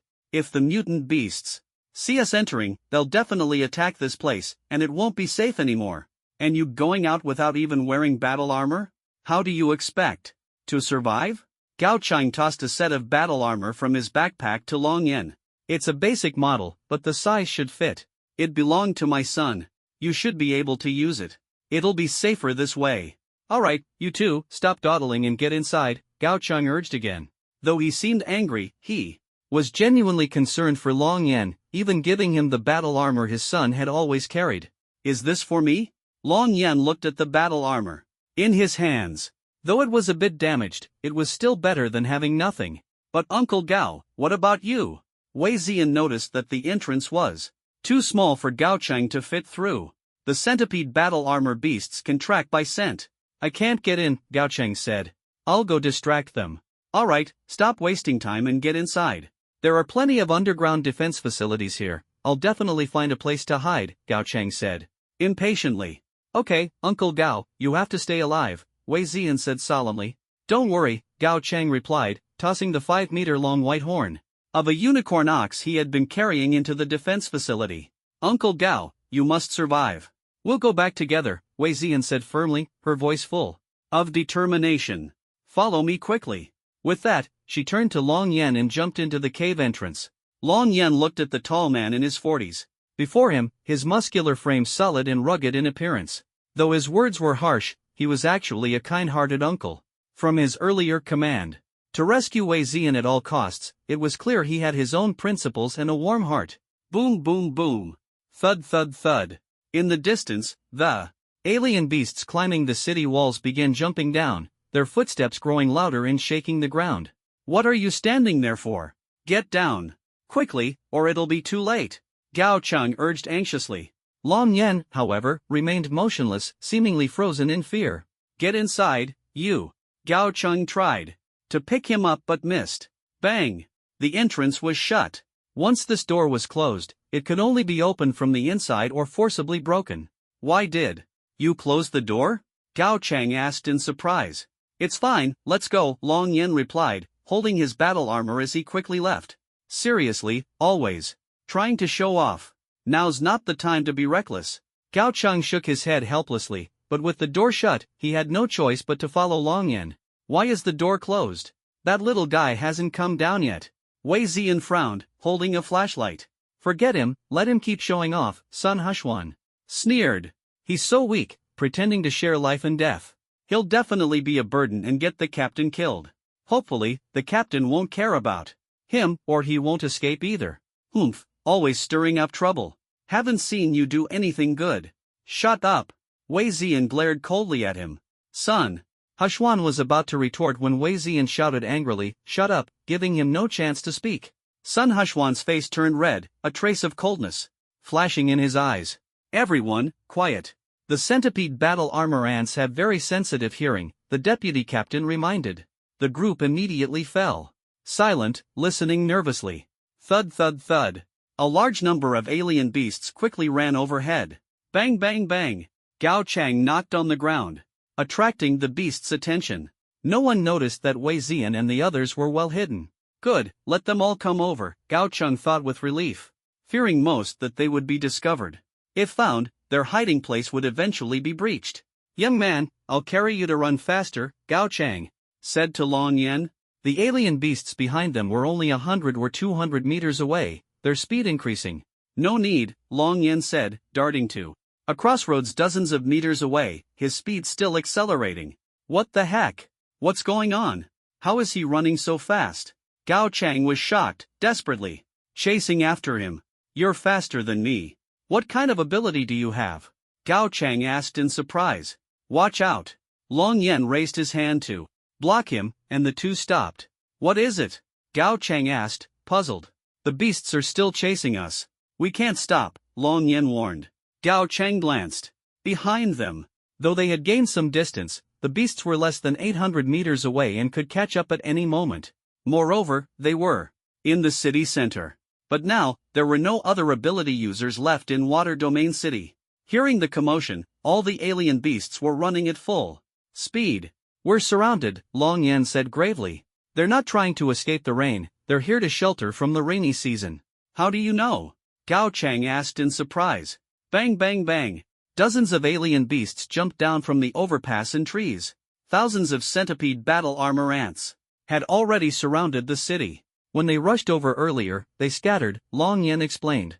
The outer centipede battle armor ants ran along the edges of the city walls, completely encircling the city. "Now, Water Domain City is full of centipede battle armor ants," he said. "I see. No wonder it took them so long to climb the city walls and enter the city," Gao Chang realized. "They divided their forces to surround the entire city. We're doomed." "No, there's still a chance," Long Yan firmly said. "Take the subway, it's the only place we can hide. As long as we stay silent, we can survive. The subway entrance is right there. Those who are weaker, go quickly, I'll cover the rear. Otherwise, neither of us will make it." Gao Chang gripped his long blade tightly, his gaze fixed on the dilapidated entrance to the subway's artificial passage on the left. "Thinking of others at a time like this, you're something else. You're pretty impressive." Long Yan revealed a faint smile. With his experience and background, he rarely praised others easily. But Gao Chang was indeed a special person. "What are you talking about? Now's not the time for this, hurry up and go." Gao Chang found Long Yan peculiar. There was a mature and steady aura about him, completely unlike someone of his age. "This battle armor must hold great significance for you, doesn't it? Take good care of it. After this, I want to hear the story behind it." Long Yan didn't enter the subway but instead stared at the armor. He knew this armor was no ordinary item for Gao Chang. It surely carried an extraordinary story. He handed the armor to Gao Chang. Gao Chang took it with a puzzled expression, completely unable to process what was happening. Long Yan's series of actions were so unusual that Gao Chang was utterly baffled. Long Yan's gaze shifted forward. The beasts were leaping down from the overpass, their numbers growing rapidly, densely packed. The road stretched endlessly, and the beasts charging from behind were too numerous to count. Gao Chang gripped his long blade tightly, his eyes resolute. Escape was no longer an option, they could only fight. Long Yan began to levitate. Yes, dressed in casual clothes and holding the silver Longyuan sword, he floated into the air. The sight completely stunned Gao Chang, who had just been about to speak. His eyes widened in disbelief, utterly shocked by the scene before him. The charging beasts abruptly halted, stopping 100 meters away. They stared intently at Long Yan in the air. Long Yan now stood 10 meters above the ground, stepping on air as if it were solid ground, exuding an aura of dominance with just himself and his sword. He looked like an immortal descending from the heavens. He can actually fly? What level of power does one need to reach to be able to fly? Gao Chang muttered to himself in shock. This was the first time he had seen someone flying by stepping on space. I've only heard from senior ability users that when one's power reaches a certain level, they can fly without relying on external forces. Those who can fly are top-tier experts, rarely seen in public. Most of the videos online are likely fake, hard to verify. I never thought I'd witness such a strong individual up close today. But he looks only about 20 years old. Having this kind of ability at 20 is unbelievable. Gao Chang silently questioned in his heart. Buzz buzz. The thousand-legged battle armor ants emitted low-frequency sound waves, seemingly communicating. Then, they parted to create a path. In the distance, a massive thousand-legged battle armor ant queen approached rapidly. It was 100 meters long, extraordinarily large, with thick and sturdy armor. Its movements were swift, completely unlike the slow pace people might imagine. 100-meter-long thousand-legged battle armor ant queen. This is the first time I've seen one. Usually, 30 meters is considered an ant queen. The thousand-legged battle armor ants are strong, but their size rarely grows this large. This one being 100 meters long is truly interesting, Long Yan murmured. The ant queen is here, and with such a massive size, it might have already surpassed the limits of a beast king. What now? Its strength is beyond imagination. Coupled with so many other beasts, even the strongest humans wouldn't dare face it head-on. Gao Chang's expression turned serious. Roar! The thousand-legged battle armor ant queen let out a sharp, angry roar. Boom boom boom. All the beasts almost simultaneously launched their attack, surging forward like a tide, terrifying to behold. Perfect. Let's test the power of the Long Yuan sword, Long Yan said, descending from the air. Boom! The ground shook violently, collapsing beneath him. Gue Zhang! He tapped his toe, leaping 3 meters high, his voice echoing. Buzz! A silver sword aura swept across all directions, enveloping the surroundings. Razor-sharp, slicing through the air, unstoppable. The sword energy swept across a 20-mile radius. Gao Chang felt a streak of sword energy whistle past the top of his head. It felt as if he was about to be torn apart. He couldn't help but touch his neck to confirm his head was still there. All the charging mutant beasts around froze, as if struck by lightning, their bodies stiff. But their momentum remained. Boom, boom, boom. Within a 20-mile radius, all the centipede battle armor ants were sliced in half from their mouths to their upper bodies by the sword energy. The scene was so spectacular it left people in awe. It was like a sharp blade slicing through a car, instantly peeling off the top. This kind of death, even for the incredibly resilient centipede battle armor ants, left them twitching endlessly with countless legs. Survival was impossible. The power of the Long Yuan sword is truly remarkable. As expected of a grade 5, 2 pattern nascent soul artifact. Using the Gue Zhang sword technique with it produces exceptional results, Long Yan said. This sword was crafted during his golden core stage and had been used all the way to his tribulation stage, continuously refined and perfected. Of course, this was not even his strongest move. With the Long Yuan sword unleashed, it directly swept through the centipede battle armor ant emperor within a 20-mile radius. Although it didn't kill them all, the distant centipede battle armor ants, upon witnessing the scene, were undoubtedly too terrified to approach. It should be noted that Long Yan's single strike not only severed a large number of centipede battle armor ants but also sliced through all the surrounding buildings. The sword energy was so fine that, without careful observation, one wouldn't even notice the buildings had been cut. Boom, boom, boom. Streetlights, billboards, and trees all toppled over with the wind, their cuts perfectly clean. Gao Chang stared at the scene, dumbfounded, his mouth agape wide enough to fit a pineapple, his eyes nearly popping out. Clang! A long blade fell to the ground, the sound echoing around. The centipede battle armor ant emperor showed a terrified expression, glancing around, just about to move. Boom! Countless legs were severed neatly, and its massive body crashed heavily to the ground. Roar! A miserable cry echoed. Losing so many legs, the pain was excruciating. Its body was large enough, and its legs long enough, that it wasn't split in. Tu Long Yan's fingers slid lightly, and a streak of sword energy slashed out. The hardest piece of armor on the head of the millipede battle armor ant emperor flew over. It was the size of a manhole cover, with a thickness of 20 centimeters, and harder than superalloy. The Long Yuan sword hovered behind Long Yan. Take it. This is the hardest material on the millipede battle armor ant emperor. It's worth quite a bit of money. If you're lucky, you might be able to trade it for an A-grade battle armor, or even an S-grade one, Long Yan said, tossing the armor piece to Gao Chang as he walked toward him. This thing was of no use to Long Yan. That black bead was 10 times more valuable than this. So heavy. Gao Chang snapped out of his shock and quickly caught the armor piece. It weighed over 3 tons. Holding it was a bit of a struggle, but on the battlefield, it was manageable. He marveled at how unimaginably hard the material was, like a child holding a pure iron manhole cover that couldn't be broken with bare hands. Thank you, Senior. No, thank you, sir. This is too precious. Gao Chang quickly corrected himself. Addressing older individuals as senior was fine, but not for younger ones. Many strong figures were particular about this. He then respectfully addressed Long Yan as sir. Take it. As for the other items, see if there's anything you want and take it yourself, Long Yan said.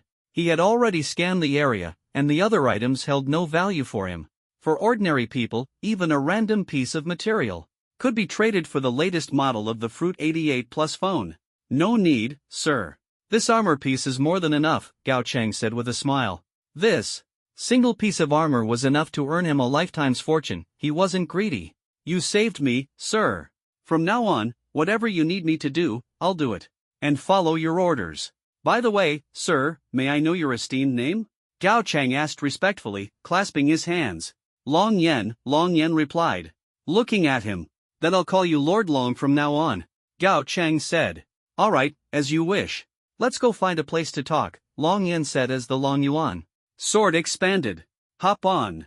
Long Yan stood on the sword. Gao Cheng carefully stepped onto it. The sword accelerated, heading straight for the tallest twin towers in the city center. Long Yan usually didn't let others know about his strength easily. If he revealed it, it meant the other person was trustworthy. Gao Cheng's personality indeed made him reliable. Taking him under his wing wasn't a bad idea. Moreover, following Long Yan was undoubtedly the best decision Gao Cheng could make in his lifetime. How strong is Lord Long, to be able to effortlessly kill a beast sect level 2 mutant beast? He wiped out over 10,000 millipede battle armor ants in one go. And he can fly, it's truly unimaginable. His strength is overwhelming. It's laughable that I once thought Lord Long was just a rookie ability user. I never expected a master to be right by my side. Gao Cheng thought to himself, unable to suppress a smile. He tried hard to steady himself, fearing he might fall and die. The two arrived at the top of the 899-meter-high twin towers. From here, they could overlook the skyline of the entire water domain city. This building was 10 kilometers away from the previous location and had escaped destruction, avoiding disaster. Otherwise, such a tall structure, combined with thunderstorms and heavy rain during the storm season, would surely collapse. They entered an office that hadn't been visited in a long time, covered in dust. The windows were so dirty that the outside view was obscured. Long Yan waved his hand casually, and a gust of wind swept away the dust, revealing the cityscape outside. Long Yan sat in the office chair. "Sit wherever you like," he said. Gao Cheng sat at the desk, but his heart felt like it was sitting on pins and needles. This was his first time being so close to a strong figure like Long Yan, face to face.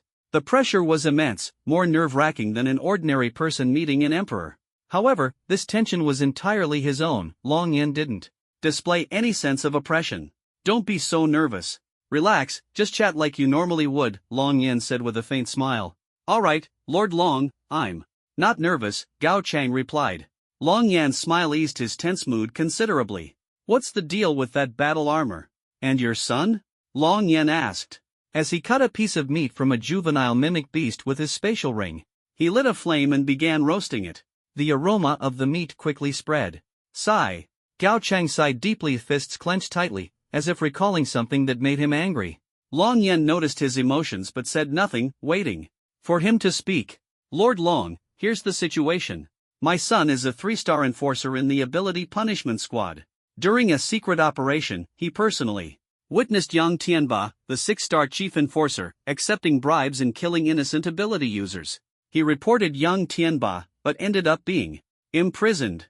They claimed he was dead, but privately approached me and returned my son's battle armor. They said if I paid 200 million, they would release him, at least he could come home alive. I've managed to gather 120 million, but I'm still short 80 million, Gao Cheng explained. You need money to save your son, so why are you helping others? Why did you choose to cover the rear and let me leave first? Aren't you worried about your son's life? Long Yan asked. Because even if it were my son, he would make the same choice. As his father, I naturally would too, Gao Cheng replied firmly. Ha! Long Yan chuckled, nodding in satisfaction at the answer. The Yang Tianbai you mentioned, is he from the Yang family in Xiling City? Long Yan asked. That's right, the Yang family in Xiling City. That family is very powerful, especially the old master Yang Wujue, who has reached the pinnacle of the battle spirit realm. Although he's gravely ill, he still instills fear. And the Yang family doesn't just have one battle spirit. Moreover, Yang Wujue's daughter married into a prestigious family, making her a top figure even in Xiling City. The Yang family's influence is immense, ordinary people wouldn't dare provoke them. I can only use money to ransom my son and then stay far away from Xiling City, Gao Cheng said helplessly. This was the plight of a small figure. Even though Gao Cheng's son was already a 3-star enforcer, he still faced such difficulties. Ordinary people would have it even worse if they encountered such a situation, they'd have no way out. At most, their anger would flare briefly, but nothing would change. They might not even recover the body. For someone like Gao Cheng, who is at the 5th level of the battlefield, the battle spirit realm is indeed unattainable. Let alone the fact that the Yang family has more than one battle spirit. The power dynamics in the city are as intricate as a vast web, far beyond what a small figure like Gao Cheng can contend with, Long Yan thought to himself. In this post-apocalyptic world of beasts, the misdeeds of the wealthy and powerful are often invisible. On the surface, they can't kill, but in reality, they can kill and cover it up. As long as no one knows, everything remains outwardly calm. But such matters rarely concern ordinary people unless you infringe on their interests. Only then will you understand how cruel reality can be. A cold glint flashed in Long Yan's eyes. That young Wujue once tried to oppress others at an auction, and I dealt with him. His descendants are indeed scum. That's how families like this pass down their legacy, Long Yan said with a smile, though his expression was filled with killing intent. What? Lord Long, you killed young Wujue? Gao Chang was utterly shocked. He hadn't known about this. He had spent the entire year focused solely on earning money. Yang Tianba is at the headquarters of the Ability Punishment Squad in Shilin City, right? Long Yan asked. Yes, he's almost always there, or at the Yang family estate, Gao Chang confirmed. Do you want to save your son? Long Yan asked. Of course I do. I think about it every day. I haven't seen him in over a year. This time, as long as I sell the armor piece you gave me, I can gather enough money to ransom him, Gao Chang said gratefully. No need for such trouble, Long Yan replied. Ha? Lord Long, what do you mean? Gao Chang asked, puzzled. Since Yang Tianba has done such things, I'll go see for myself. I want to see what kind of family the Yangs really are.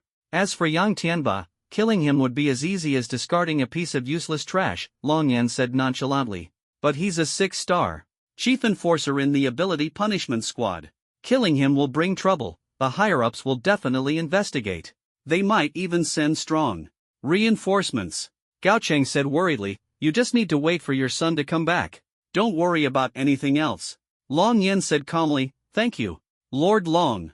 You've helped me so much, I really don't know how to repay you. Don't talk about repayment. Since you're helping me with tasks, just complete the assignments I give you properly. If you encounter any trouble in the future, feel free to call me anytime. Long Yan controlled the paper and pen on the table from a distance and wrote down his phone number. I understand, my lord, Gao Cheng quickly noted it down. This is a protective ring. Wear it, it can save your life in critical moments. Long Yan took out a dark golden ring from his spatial ring, which floated in front of Gao Chang. The ring was made from the hardest material of the Beast Emperor, engraved with defensive formations.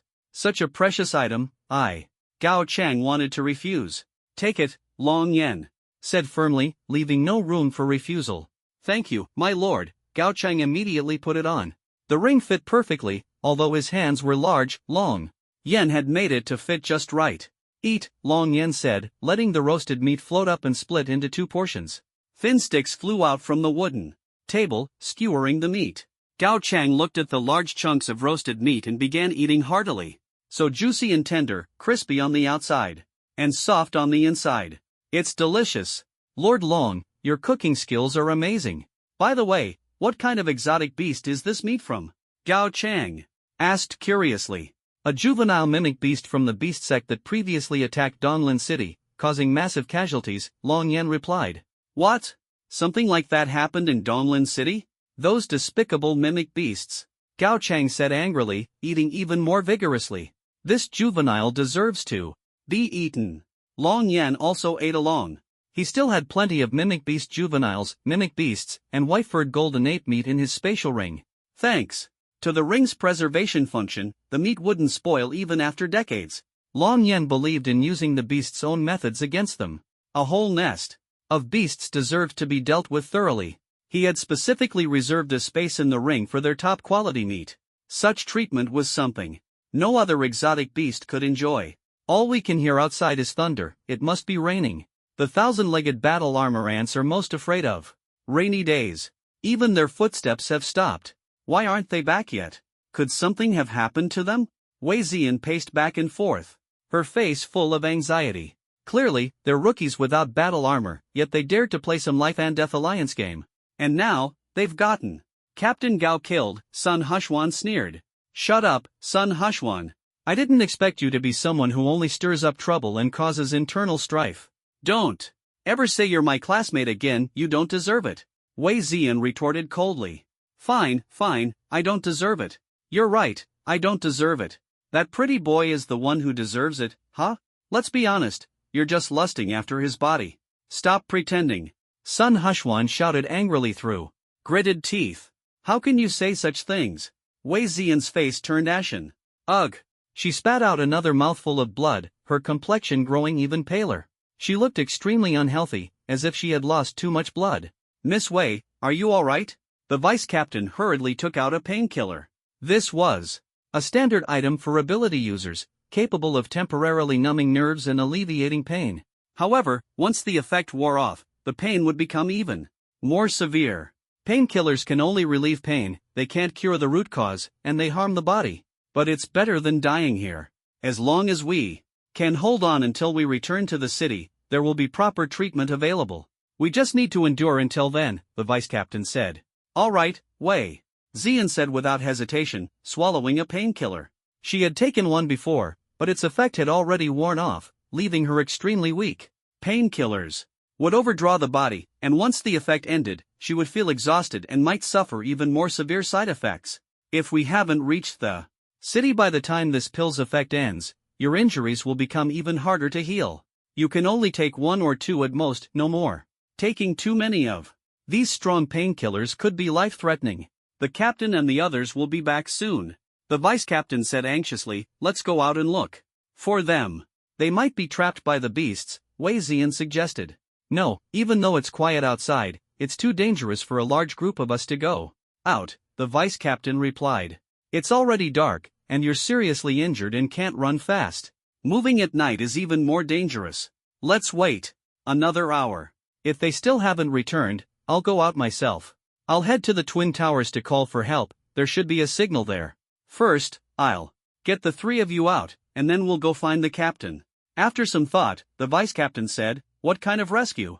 At that moment, Gao Chang appeared with a laugh. He opened the iron door at the entrance, shining his flashlight on everyone. The group looked delighted. Uncle Gao, are you okay? Wei Xian asked. I'm fine, I'm doing great, Gao Chang replied. Come on up. I've already called for rescue, and we're preparing to return to Xiling City. This training session is about done.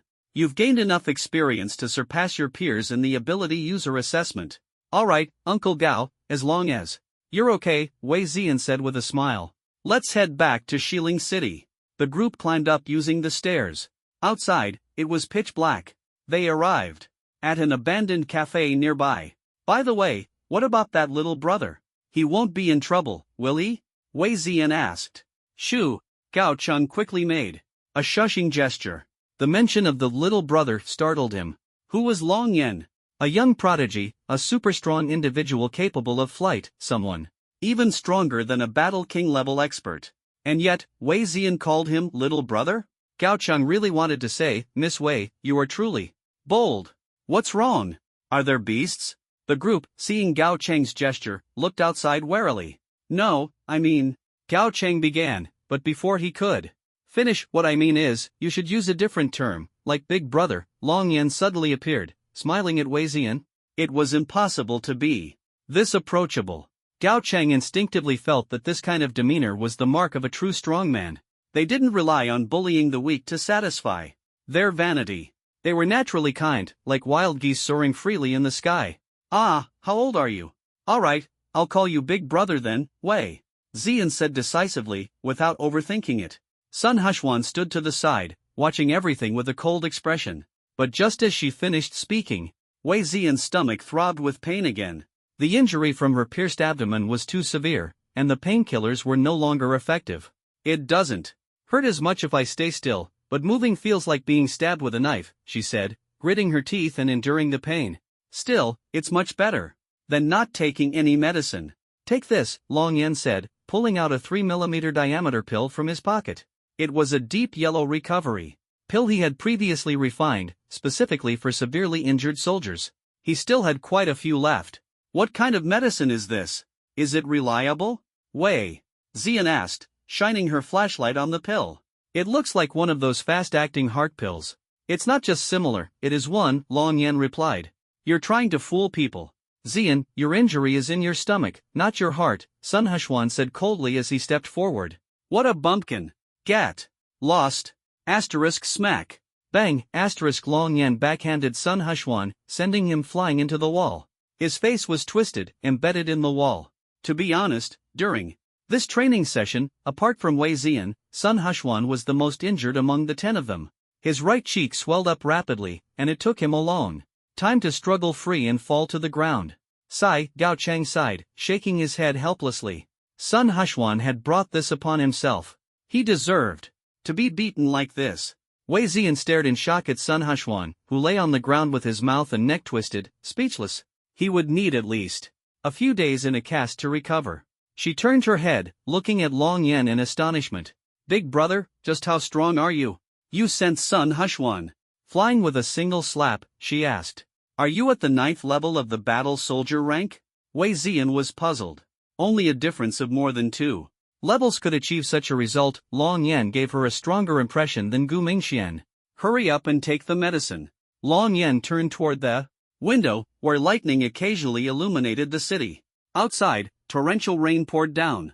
Fortunately, the thunderstorm was no longer as intense as it had been at the start, and the rain had lessened significantly. All right. Wei Ziyan didn't hesitate and quickly swallowed the pill. Since it wouldn't pose any life-threatening risks, she decided to give it a try.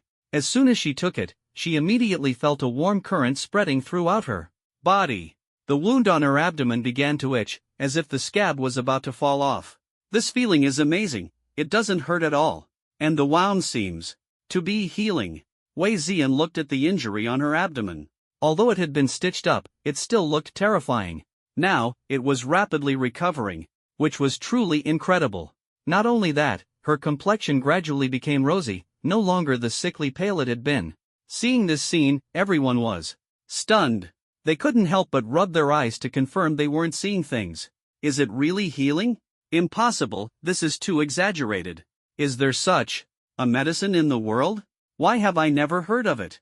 If this medicine has such astonishing effects and minimal side effects, it would definitely sell like crazy. It's not that simple. With effects this good, the price must be exorbitant, probably the savings of an ordinary ability user for years, or even decades.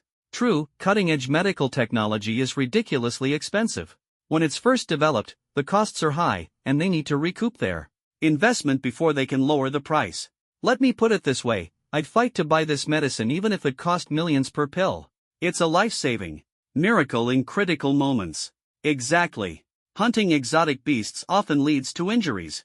With this medicine on hand, it would definitely make things much easier. Where can we buy it? Everyone turned to look at Long Yan. Little brother, what kind of medicine is this? Is it the latest medical technology? Is it a product from Protect City Corporation? Wei Ziyan asked in surprise. Protect City Corporation is a world-renowned pharmaceutical giant. Many top-tier medicines come from them. They had even launched recovery potions and healing capsules, though those were still in the experimental stage. Ordinary people couldn't buy them, and the prices were extremely high. Because of this, Wei Ziyan couldn't help but ask out of curiosity.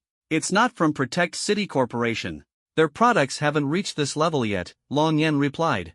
In his previous life, he had risen to the rank of a one-star general and naturally had contact with top pharmaceutical companies. Protect City Corporation's medicines, at least for now, didn't have such heaven-defying recovery capabilities. Even their most powerful offerings weren't this miraculous.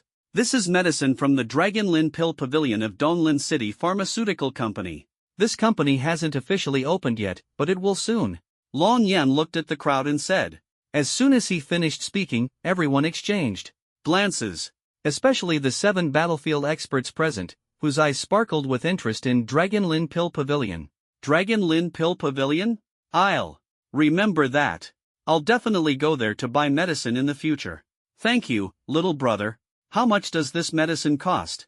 I'll pay you extra. Consider it a thank you for saving my life, Wei Ziyan said happily as she moved her body. Although her wound wasn't completely healed and still needed time to recover, she no longer felt any pain, and her body felt much stronger. Her grandfather was a peak-level battle king, so money was no issue. Whatever price Long Yan named, she could transfer the funds as soon as she returned. However, the signal here was poor, and the thunderstorm made it even worse. No need, I don't lack money. Just consider it repayment for when you helped me earlier, Long Yan said with a smile. But Wei Ziyan wanted to say more. Alright, Miss Wei, no need to be so polite. If Lord Long says no, then no. He's not a child, Gao Chang interjected. Everyone was momentarily stunned by his form of address and turned to look at him. What I mean is, Long Yan is already grown up. If he says no, then no. He's not a kid, Gao Cheng quickly explained, his attitude natural. Only then did everyone relax. Otherwise, anyone would suspect that Long Yan might be a hidden big shot or have some terrifying identity. Let's go to the top of the Twin Towers. The rescue helicopter should be arriving soon, Long Yan said. Alright, everyone nodded, just as they were about to leave. Wait. I won't let you go when I get back. Do you really think I, Sun Hushwan, am easy to bully? How dare you hit me like that? My Sun family has a powerful war spirit. Just you wait. Sun Hushwan's eyes were fierce, his neck twisted. He was about to leave the shabby cafe. But Long Yan grabbed his head from behind. What are you doing? I told you I have a war spirit in my family. How dare you kill me in front of so many people? Unless you kill them all, someone will definitely know. Sun Hushwan felt like his head was about to explode. Bang! A direct blow to the head. Such nonsense. What's a war spirit? Long Yan kicked him lightly, as if nothing had happened. Bang! Sun Hushwan's body smashed through the tempered glass and hit the wall. Across the street, a horrific sight. The soldier's body couldn't withstand the kick. The scene shocked everyone. Holy crap! He actually killed Sun Hushwan. Lei Hua jumped up in fear and quickly hid behind the deputy captain. Wei Ziyan and the others were speechless with shock. Serves him right. Only Gao Chang remained calm, accepting Sun Hushwan's self-destructive behavior as a given. He had to provoke anyone, but Long Yan. He even hurled harsh words at Sun Hushwan's face. If Sun Hushwan didn't die, who would? Even Sun Hushwan himself hadn't expected to be killed so quickly. He'd assumed that with so many people present, Long Yan wouldn't be so bold as to kill him. Furthermore, he'd already revealed his identity. Logically, Long Yan would have apologized or tried to curry favor. But Long Yan didn't play by the rules and simply killed him. Why are there so many villains with such low IQs? It seems their families are overly indulgent and overbearing. This brat must be the least problematic of his family. The bigger problem lies with his parents and family, Long Yan thought. This is perfectly normal. In real life, many parents overindulge their children. They assume everything they do is right, and if anyone dares to object, they'll pick a fight, even hit someone, becoming incredibly overbearing. Over time, children become spoiled. It's not that the villains are incompetent, but that they're so arrogant that no one can control them. Over time, they naturally develop a condescending personality, forcing everyone to give in. Unless they encounter someone from a more powerful family, they act with insolent arrogance towards the weak. Sun Hushwan exemplifies this arrogant villain. However, he has the resources, as he comes from a family with a war spirit. In the age of superpowers are held in the highest esteem. Becoming a superpower offers the best opportunity to change one's destiny. Becoming a powerful superpower is a blessing for a family, potentially influencing generations to come. This is why the age of superpowers presents a golden opportunity for ordinary people to change their fate. For those who seek to become powerful, becoming a superpower or a powerful one is a good choice. This is especially true for superpower families that have weathered the test of blood and fire, ultimately becoming powerful. Without the support of a powerful family, it's impossible to make it to the end. Take Donglin City, for example. Every powerful family has a superpower. They all possess a foundation of superpowers to some degree. Otherwise, they wouldn't even have the strength to resist being annexed. Sun Hushwan was eaten by a strange beast. Do you understand? Long Yan said this obviously to the people behind him. Everyone looked at each other. Gao Chang quickly winked at them. I understand. The 8 people answered in unison. Very good, let's go. Long Yan said. Everyone left quickly. Wei Ziyan walked to Long Yan's side. Little brother, although I don't like him, you did a great job. It's just that he was a little too cruel. Wei Ziyan glanced at Long Yan's profile. She was shocked just now. Long Yan's move was too decisive, as if he often did this kind of thing. But to be honest, Wei Ziyan felt a little happy in her heart. What was going on? Anyway, she didn't sympathize with Sun Hushwan at all. I'm leaving first. Thank you for the medicine. Please introduce me to my best friend in the future. Wei Ziyan saw that Long Yan was about to speak, and quickly ran away. Long Yan shook his head and smiled. Lord Long, I will do my best to keep Sun Hexian's matter confidential. I'll explain the pros and cons to them in my own way to ensure no one finds out about this. Gao Cheng said. Suit yourself, handle it as you see fit. Once you return, wait at home. Your son will be back soon. Go on, I won't be going back with you. Long Yan said. Thank you, Lord Long, thank you. Gao Cheng said gratefully. Lord Long, I'll take my leave now, Gao Cheng said. Long Yan nodded. In truth, Long Yan thought to himself, they might not even make it back to Xiling City before he resolves the issue himself. After all, with his speed, this distance was nothing. Watching them quickly leave along the elevated ring road, Long Yan stepped onto the Long Yuan sword. Boom! A thunderous explosion echoed in the air as he broke the sound barrier, his speed surpassing that of a fighter jet. What the heck is that? A fighter jet? Lei Hua exclaimed in surprise. Don't worry about it, let's go, Gao Cheng reminded. Oh. Lei Hua quickened his pace. As expected of Lord Long, even capable of supersonic flight in the air, Gao Cheng thought to himself. He grew even more eager to reunite with his son, who had been missing for over a year. What about that young man? Wei Ziyan asked curiously. He has something to take care of. He'll catch the next rescue plane. Alright, let's go. He can handle it himself, Gao Cheng said. Okay.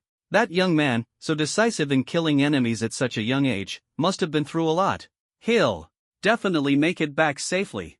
Wei Ziyan nodded vigorously. Too bad I didn't get his contact information. I wonder when I'll ever see him again. Some people, once you lose contact with them, you might never meet again. Wei Ziyan felt a bit dejected. Although her time with Long Yan was short, his natural charisma and the pill he gave her to aid her recovery left her even more curious about him. Unfortunately, there would be no more opportunities. Miss Wei is overthinking. Don't get ahead of yourself. How could you not have a chance? Both your father and grandfather know Lord Long. There will be plenty of opportunities in the future. Gao Cheng thought to himself. Of course, he wouldn't say this out loud. Long Yan flew at high speed, like a missile streaking across the sky. Fierce winds, lightning, and torrential rain all fell upon him but were blocked by a sharp layer of airflow, unable to touch him. His entire body remained clean and spotless. What a pity about that red exotic beast.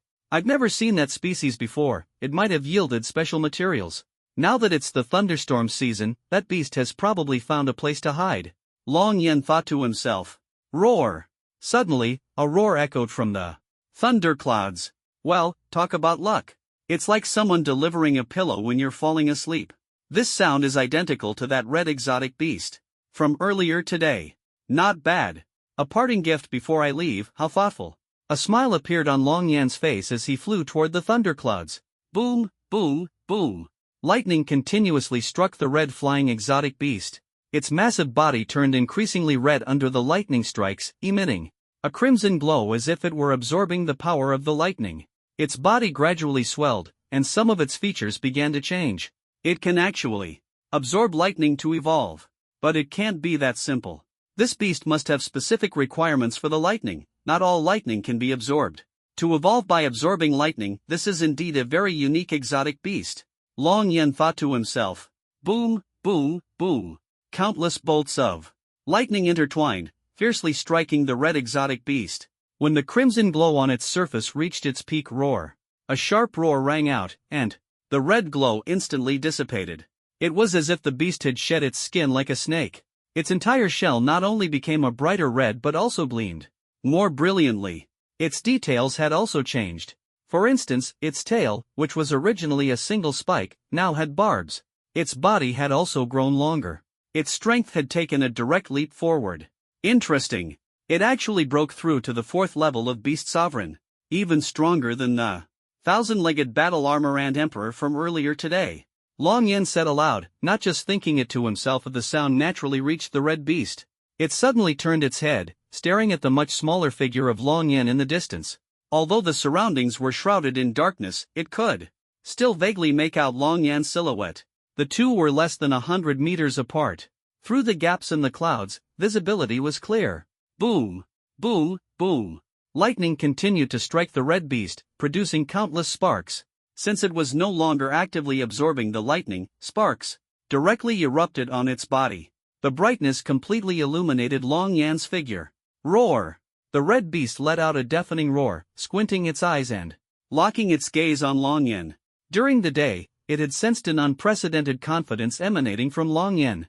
That kind of confidence was something it had never seen in any human warrior before. And now, Long Yan could even fly. As a powerful and intelligent beast, it understood very well what it meant for a human warrior to fly without the aid of any aircraft. Roar! The red beast roared furiously, flapping its wings violently and turning to flee. Boom! It instantly shot into the clouds at supersonic speed, disappearing without a trace. Playing tricks like this? Daring enough to launch a sneak attack without fleeing upon seeing me, you're bold indeed. Long Yan didn't look around to guard against an ambush. There was no need for that. He quietly waited for the opponent to reveal itself. Right here. Long Yan raised his hand and grabbed. A massive, barbed, pointed tail flew in from the side. Bang! It collided directly with Long Yan's raised palm. The tail was enormous and sharp, with just the tip measuring 30 meters in length. Its weight was unimaginable. Yet, in the midst of the ambush, Long Yan easily blocked it. It landed on his seemingly fragile palm but couldn't penetrate further. Good aim, but your strength is lacking, Long Yan remarked. Buzz, buzz, buzz. The pointed tail began spinning at high speed, like a drill. Combined with its dense barbs, its penetration power was immense. Such petty tricks, and you dare show them off in front of me? Long Yan pushed his hand forward. The pointed tail was repelled by a powerful force. When it charged again, Long Yan swung a punch. This punch had no fancy moves, just a simple straight punch. Clang! A massive metallic collision echoed above the city. Since it was a pure impact, the sound could only travel at the speed of sound. People in the city would have to wait several seconds to hear it. The tail's pointed tip was forcibly flattened. A deep fist imprint sank over 10 meters into it, leaving a hole in the red beast's tail tip. Roar! The red beast roared in pain, howling in agony. Its fury erupted even further. It quickly retracted its tail, then swung it with astonishing speed and force. The entire weight of the tail was behind this strike, making its power unimaginable. Even 60 years ago, before the outbreak of the beasts, a super aircraft carrier would have been split in half by such a blow. Just what I wanted. Let me get serious now. Long Yan extended his fingers, transforming them into a 1,000-meter-long sword aura. Buzz! The sword aura slashed out instantly, unstoppable. With a faint hum, the long tail was directly severed. Long Yan stored the pointed tail in his spatial ring. This tail tip has decent strength, it can be compressed and fused into the long yuan sword during forging, he thought to himself. Roar! The red beast howled toward the sky. Even through the thick clouds, its figure was clearly visible. Going to use your ultimate move? I'd like to see just how strong your full-force attack is. Long Yan waved his hand, and a gust of wind swept through, dispersing the surrounding clouds. The battlefield where the two could clearly see each other was revealed. The red beast's mouth was already brimming with red energy, reaching its peak. Even from a distance, the distorted air and extreme heat were visible. Buzz! A high-temperature plasma beam shot straight toward Long Yan. The beam's diameter was massive, a full 15 meters wide, completely enveloping Long Yan. Although the beam's speed was far from the speed of light, it was certainly faster than a missile. Facing it head-on left no room for reaction. For an ordinary warrior, death would be inevitable. Interesting. Bring it on, Long Yan said with a hint of excitement in his smile. He raised his hand, and a semicircular shield formed of energy instantly unfolded. Boom! A fireball with a diameter of 600 meters exploded in the sky. Buzz buzz buzz. A powerful shockwave swept across the surroundings. Roar! The red beast let out a victorious roar, its eyes full of smugness. You're celebrating too early, Long Yan said coldly. The red beast, thinking it had the upper hand, immediately became serious. Its expression even showed a hint of fear as it flapped its wings and retreated. I didn't expect you to evolve a plasma ultra-high temperature ray with explosive effects. Such an attack, if unleashed on the ground, would have a destructive radius of at least 2 kilometers. The actual effective kill radius could reach 3 kilometers. Impressive, you are indeed a special mutation far beyond other beasts of the same level. You've grown too fast, I can't let you live. If you survive, you'll only harm more people. Long Yan's gaze was as cold as a blade. The red beast's white eyes narrowed into slits. Sensing danger, it prepared to flee. If this beast had appeared during the time when Donglin City was attacked by the beast army, Donglin City would have suffered devastating damage. It absolutely cannot be allowed to live. It poses a significant threat to the defenses of other small cities, not to mention the possibility of evolving an even larger plasma explosion ray. At that point, even city walls wouldn't withstand its frontal attack. Long Yan understood clearly. Although he was strong, if such a beast had appeared before the Donglin City crisis, with two battlefronts separated by over 180 kilometers, he would have wasted time rushing back and forth. Even if he managed to kill the beast, many lives would have been lost. Therefore, when faced with such rapidly growing beasts, he would never hesitate. This was also an indirect way of protecting countless lives. Trying to run? Do you think you can escape? Long Yan sneered. The red beast attempted to turn and flee. Energy suppression. Long Yan grabbed the air, forming a transparent balloon with a diameter of 1 kilometer that slowly contracted. The red beast was firmly trapped inside. Bang bang bang. It desperately rammed against the balloon, but to no avail. It was completely immobilized. Its eyes locked onto Long Yan, as if it wanted to devour him alive. Do you think glaring at me will change the outcome? You'll only die more miserably. Die now. Energy strangulation. Long Yan clenched his palm, and countless energy blades swept toward the red beast like sharp swords. The red beast was instantly covered in wounds and was then torn into pieces. Bang bang bang. The sound of collisions echoed. Long Yan waved his hand, and 3 massive orbs floated over, suspended before him. 2 eyeballs and an energy core. These eyeballs have evolved to be harder than its body. In other words, this red beast had reinforced its originally weakest point, the eyes, to the extreme. When others attacked its weakest eyes, not only did they fail to break through its defense, but they also exposed themselves to counterattacks and were killed. Even ability users much stronger than it would find it difficult to kill, let alone capture it. This kind of special mutation beast is indeed incredibly formidable. Long Yan acknowledged its strength. As for this red energy core, it must be the key to its plasma ray attack. Long Yan raised his hand and gently touched it. The shell is smooth as jade, yet it contains violent energy within. This is a good find. It can definitely be used to upgrade my Long Yuan sword. Satisfied, he stored all 3 items into his spatial ring with a flash. At the same time, he used energy to extract the beast's hardened scales and teeth as keepsakes. This time's harvest is huge. Just the basic materials from this beast alone could sell for at least 10 to 20 billion in cash. And that's not even counting the energy core. The most valuable part of this beast is undoubtedly this energy core. Long Yan was content and ready to leave, surprised by the richness of his haul. Boom! He sped away at high velocity. At the top of the Twin Towers, a collision sound came from the distant sky. From start to finish, the sound lasted less than 2 minutes. Explosions and roaring noises above left Gao and the others too frightened to move. They were both afraid of being struck by lightning and overwhelmed by the deafening noise. What happened? Are they fighting up there? Wei Ziyan asked in surprise. It seems so. Maybe it's a reaction caused by a special thunderstorm, someone speculated. Could it be 2 exotic beasts fighting? Another person asked. Possibly, but in this weather, even exotic beasts wouldn't withstand the lightning, someone replied.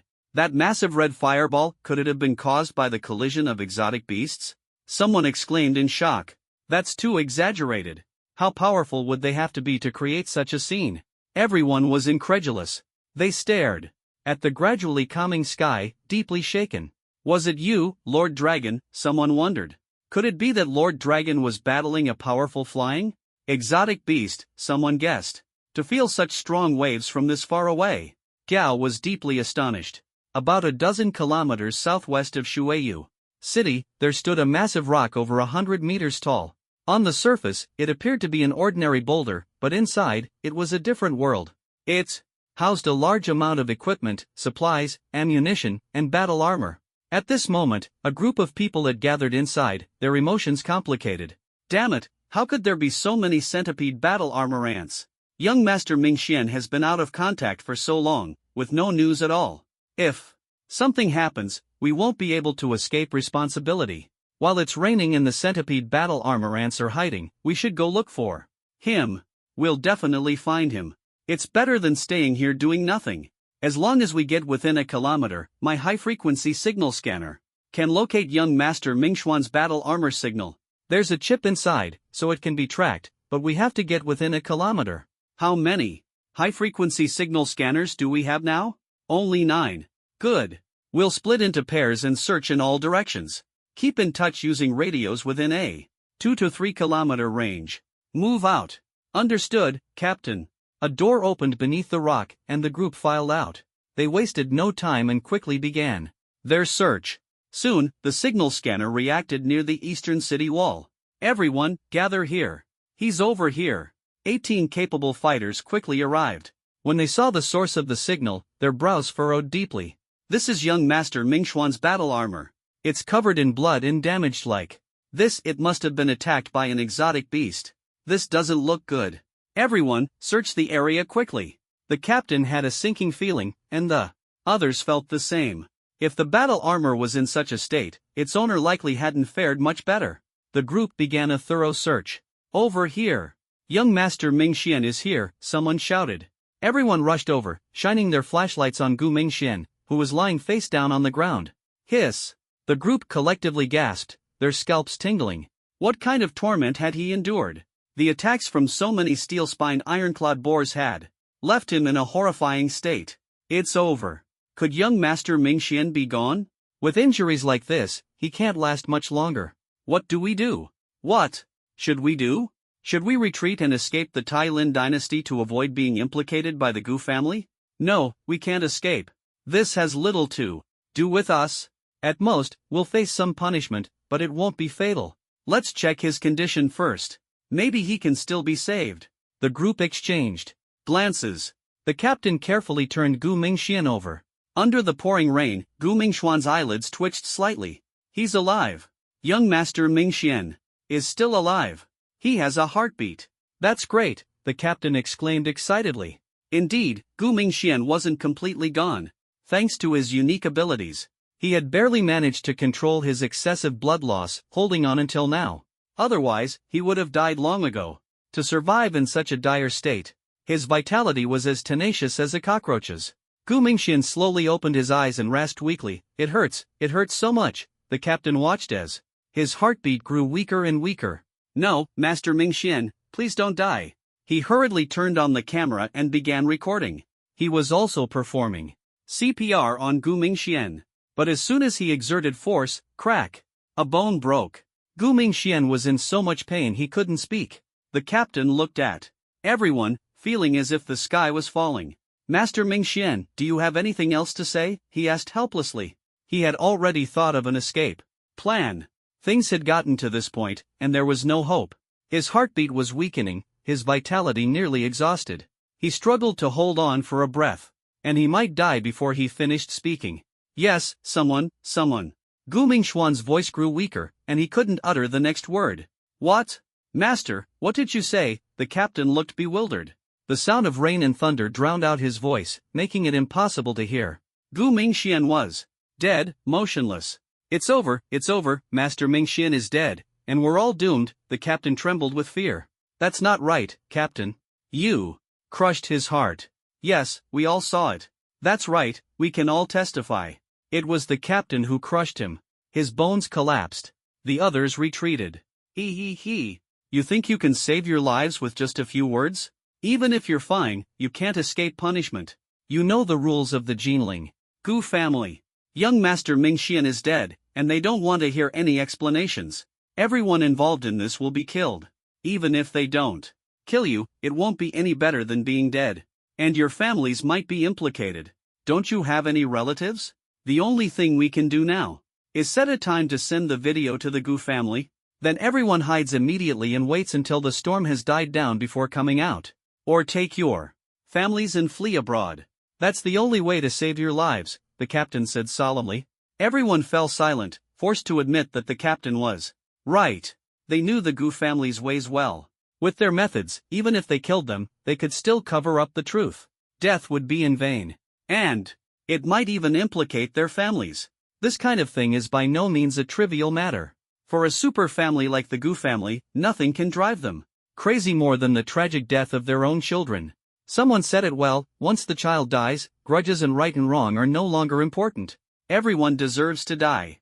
Captain, we know you're right. We can't escape the Gu family's style. Yes, the Gu family places great value on their descendants. If they learn the truth, whether it was the alien beast or not, they'll be hunted down. Then do as Captain ordered. Send the video to the Gu family. Regularly, let them know the young master was killed by an alien beast, and then quickly take the family and leave. That's the only way. Wait, I thought I overheard what young Master Mingxian said. He seemed to say someone. Could someone have killed him? That's impossible. Who would be so bold? Perhaps. After all, this is Water City, a gathering place for alien beasts. There are many newcomers who come here to train, many experts who hunt alien beasts, and even war spirits and war kings. That means young Master Mingxian was most likely murdered. They didn't kill him directly, but left him here to torture him. How cruel. Everyone began to speculate. Let me confirm. The captain replayed the video from the camera. He put on noise-canceling headphones and listened carefully. Someone. The captain's eyes suddenly opened. Really? He said someone. It seems someone really did kill young Master Mingxian. How audacious. Young Master Mingxian is the third young master of the Gu family. Anyone who could do such a thing definitely isn't afraid of the Gu family's power. They could be a hostile force or a super ruthless person, the captain pondered. Everyone looked at each other, waiting for him to make up his mind. We'll post the videos regularly and immediately go back to take our families abroad to hide. I bet that if the third young master is dead, the Gu family will definitely have a major upheaval soon. There might even be a situation where both sides suffer heavy losses, or the Gu family could face the danger of annihilation. Let's go, hurry up. First, put the body of the third young master Mingxian in the base for freezing. Then go back to pick up the families and leave, the captain said. Understood, Captain. Everyone nodded heavily. This was the only thing they could do. They couldn't think of any other way. If they wanted to survive, they had to stay far away from this place of trouble. All they could do was pray that the Gu family would be defeated by their enemies. Otherwise, they would have to hide for many years, not daring to reveal even the slightest trace of their whereabouts. Long Yen flew with his sword high in the sky. The weather here was clear. The sky was full of stars, and the moon hung above. The level of Xiling City is slightly higher than Donglin City. It has a population of 48 million. Although it's only 8 million more, its economic strength is significantly greater. Xiling City is surrounded by mountains on three sides, with only a small plain, making it very defensible. Although the terrain limits the city's development and population growth, at least it's not so easily breached. In terms of geographical location and defensive capability, it's far superior to Donglin City. By comparison, Donglin City is almost the weakest economically and the lowest in status among the fortress cities of the Tailin dynasty. The other peripheral fortress cities are slightly better than Donglin City in all aspects. Long Yen thought to himself. Sometimes, you only realize the gap when you see it with your own eyes. Donglin City really wasn't much. Long Yen looked ahead at the brightly lit Xiling City under the moonlight. On the surface, it was dazzling and glorious. But no one knew how many dark dealings were hidden behind those brilliant lights. 7:30. At this time, those big shots who love working overtime are definitely still around. After all, they enjoy these days of giving orders to others the most. Long Yen thought as he headed straight for the East District building of the Supernatural Punishment Squad, as directed by Gao Chang. Soon, he saw a massive building, covering about 5 square kilometers. The structure was majestic and awe-inspiring.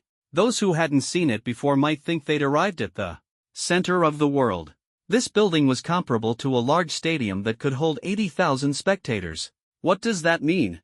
Simply put, it was extremely expensive, exuding an air of luxury and grandeur.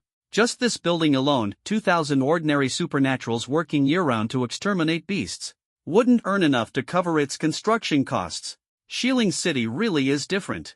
Although its population is slightly larger than Donglin City's, the average income is actually a bit lower.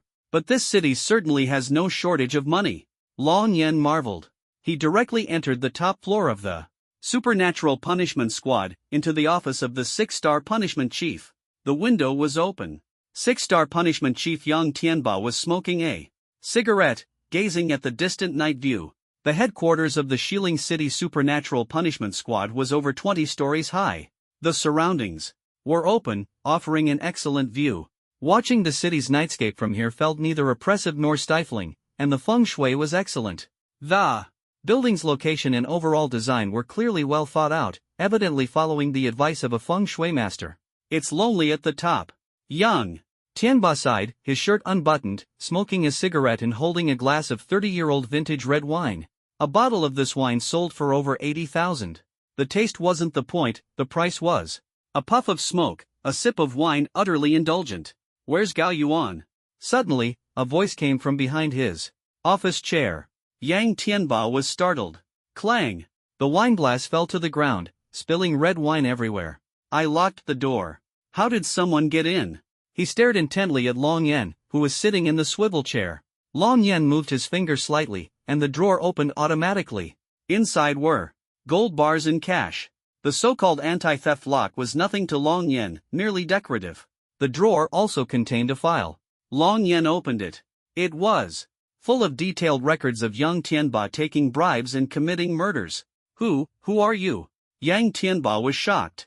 Long Yan had effortlessly opened the anti-theft drawer and even read his secret files. His face instantly turned grim. This file must not be leaked, or I'm finished. Yang Tianba's heart tightened as he warily stared at Long Yan. Who exactly are you? What do you want? Is it money you're after? He asked with a frown. Where is Gao Yuan? Can't you understand human speech? Or do you not even consider yourself human? Long Yan sneered at him. This is the East District headquarters of the Ability Punishment Squad. With just one command, a large number of squad members will rush in immediately. If you make a move here, you'll be going against the entire Ability Punishment Squad. There's nowhere to escape. Do you want to save Gao Yuan? No problem, I can release him right now. But the condition is that you must leave here first. Yang Tianba first tried to intimidate Long Yan with threats, warning him about the powerful ability users present and the severe consequences of taking action. Only then did he begin to negotiate terms. You still don't understand what I'm saying. In that case, I'll make you say it yourself. It won't be too painful. Long Yan raised his hand and pointed. Instantly, the entire 100 square meter office was sealed off. No matter what happened inside, nothing could be heard outside. What's happening? I can't move. Yang Tianba exclaimed in terror. Suddenly, his entire body stiffened, as if his neck were being gripped, leaving him completely powerless to resist. Then, his whole body was suspended in midair. Let's begin the torture, then. Skinning and pulling tendons isn't that painful. Hold on, it'll be over soon. Long Yan, his eyes widened, and a sense of foreboding filled his heart. Ant said that the mysterious man in the black robe at the auction killed a peak 9th level battle spirit expert with one hand. Could it be you? Yang Tianba was so terrified he almost wet himself. His body was covered in wounds, but they were nothing compared to the fear in his heart. Your Yang family will start being held accountable with you. Long Yan appeared in front of him in an instant and crushed his jaw with one hand. Yang Tianba could no longer speak. Dear brother, you must help me get rid of that little mutant brat. How dare he steal my spot as a teacher at the mutant university? I want him dead. Brother Tianba, you must help me. If you take care of him for me, I promise I'll. Long Yan grabbed the woman's jaw mid-sentence, silencing her immediately. She had emerged from a hidden door, wearing a tight green cheongsam, high heels, and an eye mask. Her voice was sweet and coquettish, enough to make anyone's knees go weak. Coupled with her stunning looks and perfect figure, she was the kind of woman who would turn heads wherever she went. But in Long Yan's eyes, she was nothing more than a pretty shell. His aura was confined to the room, not extending to the hidden door, so the woman hadn't heard what had happened outside. She looked confused but couldn't speak, only seeing a shadow gripping her. Long Yan casually flung her out of the window. She plummeted from the 20th floor, headfirst, and hit the ground with a heavy thud. Ah! Boom! The scene was even more shocking than a movie where the protagonist says, "Don't be stupid, sister-in-law, I don't kill women," and then shoots her anyway. Whimper, whimper. Yang Tianba curled up in a corner, shaking his head in terror. Tears streamed down his face, but he couldn't utter a word. As for you, Long Yan said, staring at him. Using various cruel methods, he made Yang Tianba experience what true pain meant. The scene was bloody and intense. Even the forensic experts later described it as a high-level execution. Meanwhile, no one in the building could escape. People frantically pounded on the windows, but the glass, which was usually just bulletproof, now seemed stronger than the defenses of a beast king. Even those who tried to flee via the underground parking lot found no way out. Long Yen started from the top floor, killing his way down, floor by floor. The entire Mutant Punishment Squad building became a battlefield of blood, and so regardless of the quality, even ordinary buildings have bulletproof capabilities and can withstand earthquakes above magnitude 8. A magnitude 7 earthquake wouldn't cause significant damage, though. People would feel it quite strongly. Oh my god, such a loud noise, what's happening? It's an earthquake. Shilin City is experiencing an earthquake. Run. No need to panic. Although earthquakes are rare, the city's buildings have strong seismic resistance. It's fine. Fine? This earthquake is at least magnitude 7 or higher. Quick, get downstairs to an open area for shelter. That direction seems to be the East District headquarters of the Ability Punishment Squad. I think I saw the headquarters building collapse. You must be seeing things. The Ability Punishment Squad headquarters building isn't just bulletproof, it can't be penetrated by missiles or even destroyed by massive aerial bombs. How could it collapse? If it really did collapse, those people who harm ability users deserve it. Shoo, keep your voice down. Walls have ears. Don't let anyone hear you, or you might implicate your whole family. Many people rushed downstairs, but most were those close to the epicenter, where the tremors were intense and panic ensued. Those farther away adhered to the saying, don't run for small quakes, you can't outrun big ones. Nowadays, reinforced concrete contains a large amount of alloy fibers, making it as sturdy as a steel fortress. Running or not running doesn't make much difference. Even if a building collapses, the main structure will remain intact and won't completely cave in. Long Yen coldly stared at the massive pit below. He had just killed a group of villains who had harmed innocent ability users. Boom! He instantly broke the sound barrier, flying supersonically toward the Young family. The places he passed resembled the shockwaves created by a massive fighter jet breaking the sound barrier. Piercing through the night, he headed straight for the Young family in Shilin, dozens of kilometers away. What was that? A fighter jet? It's too fast. I saw the sonic boom cloud created by breaking the sound barrier. Could it really be a fighter jet? That's incredible. Could the earthquake have been caused by this plane? Impossible. What kind of plane could create such strong vibrations? Long Yen flew at an altitude of 600 meters. Although most skyscrapers were only 400 to 500 meters tall, he flew quite close. The supersonic airwaves continuously impacted the surroundings, even causing windows to tremble. His speed increased further. Covering dozens of kilometers, he reached his destination in an extremely short time. The Young family in Shilin was situated on a small island surrounded by water on all sides. The river was about 20 meters wide, resembling a moat. The island wasn't large, only about 1 square kilometer. Despite its size, the Young family's estate was exceptionally grand. A square kilometer of land was enough for luxury and grandeur. A bridge spanned the river, leading directly to the main entrance. This estate's location has excellent feng shui. Future generations are bound to prosper. Unfortunately, feng shui can only bring good fortune, destiny is another matter. Today, the Young family in Shilin will be eradicated. Long Yan's gaze was icy. He raised his hand and waved, instantly enveloping the entire island in a powerful aura. Long Yan slowly descended. Who are you? Get out. This is the Young family estate. If you don't leave, I won't be polite. 2 gate guards warned him. Long Yan merely walked past them indifferently, and the 2 were instantly killed with headshots. Dealing with people at the 9th tier war soldier level was easier for him than killing chickens. The invisible energy surrounding him was enough to tear apart their heads. Everyone, attack! Over a dozen guards charged from all directions, wielding battle knives. Just as they leaped forward, before their blades could strike, bang, bang, bang. All of them were killed with headshots. Buzz, buzz, buzz. Someone pressed the alarm button, and a piercing siren echoed throughout the estate. This alarm was directly connected to the security team, who would arrive as quickly as possible. However, Long Yan's aura blocked the signal. No information could be transmitted from here. Still, Long Yan waved his hand, setting the signal to briefly recover in an hour. By then, the alarm would be transmitted. In less than 5 minutes, the the security team and elite task force would err in the end. They could only dispatch the special abilities punishment squad. Unfortunately, the East District's squad had long been destroyed. The headquarters had also been razed to the ground. Even if they wanted to call for reinforcements, no one could come.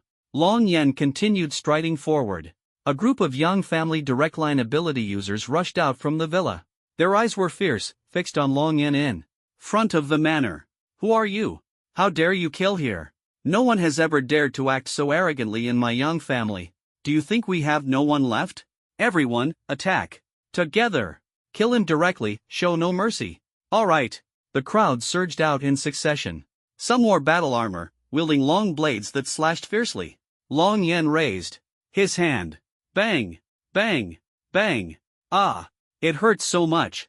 My hand! My hand! Who are you? Daring to harm the young family, do you have a death wish?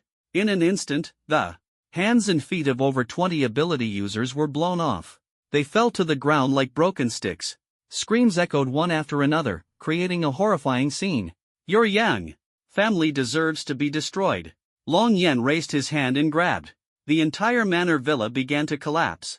A terrifying force compressed the sturdy building into a sphere, which then shattered into fragments. Boom! Boom! Boom! Debris scattered to the ground. In the living room, 4 people were drinking tea. Their movements froze, their faces turning blank. Their heads slowly turned to look around, witnessing this terrifying scene. The 4 were almost scared out of their wits. They had never seen anything like this before. Not only had most of the family members who rushed out been crippled, but the entire villa had also been destroyed. This power was simply unimaginable. Clang! The mature and elegant woman dropped her teacup to the ground. She stood up, looking at Long Yen, whose face was expressionless and exuded killing intent. Especially when she saw how young he was, her eyes narrowed slightly in shock. It's impossible for such a young ability user to be this strong. Even in a super city fortress, there wouldn't be such a young genius. Who is he? The elegant woman felt a surge of caution, not daring to relax in the slightest. Sir, I am Yang Ningmei, the acting head of the Yang family. I don't know how we have offended you. Why are you killing here? If we have done something wrong, please tell us directly. We can compensate you with money. I only ask that you spare the Yang family. After all, my husband is the Northline commander, a 1-star Tiger general. Yang Ningmei respectfully clasped her hands. Despite the heavy losses on her side, she remained calm and polite. Her last sentence subtly hinted at the powerful backing she had, a strong husband. This was the source of her composure. After all, for a woman to rise to a high position, there was always a formidable man behind her. Whether it was before the appearance of the mutant beasts or during the era of mutant beast disasters, this was always the case. Either her father was strong, or her husband was strong. As she spoke, the woman and 2 men beside her, who appeared to be her sister and brother, straightened their backs.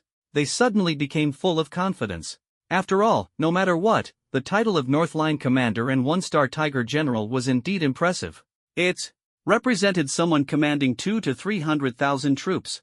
In the era of ability disasters, such a figure was undoubtedly top tier. His status was comparable to Jiang Guohua of Donglin City. However, the city area of Xiling City was larger, and its soldiers were more numerous. The total military strength reached 1.2 million, with 300,000 troops on each battlefront. So, the actual army under his control was even larger than Jiang Guohua's. However, their rank was equivalent. Northline Commander, 1-star Tiger General? What does that amount to? Even if I kill you all, he won't escape. I've already killed your father, and you won't escape either. But I'll give you a chance.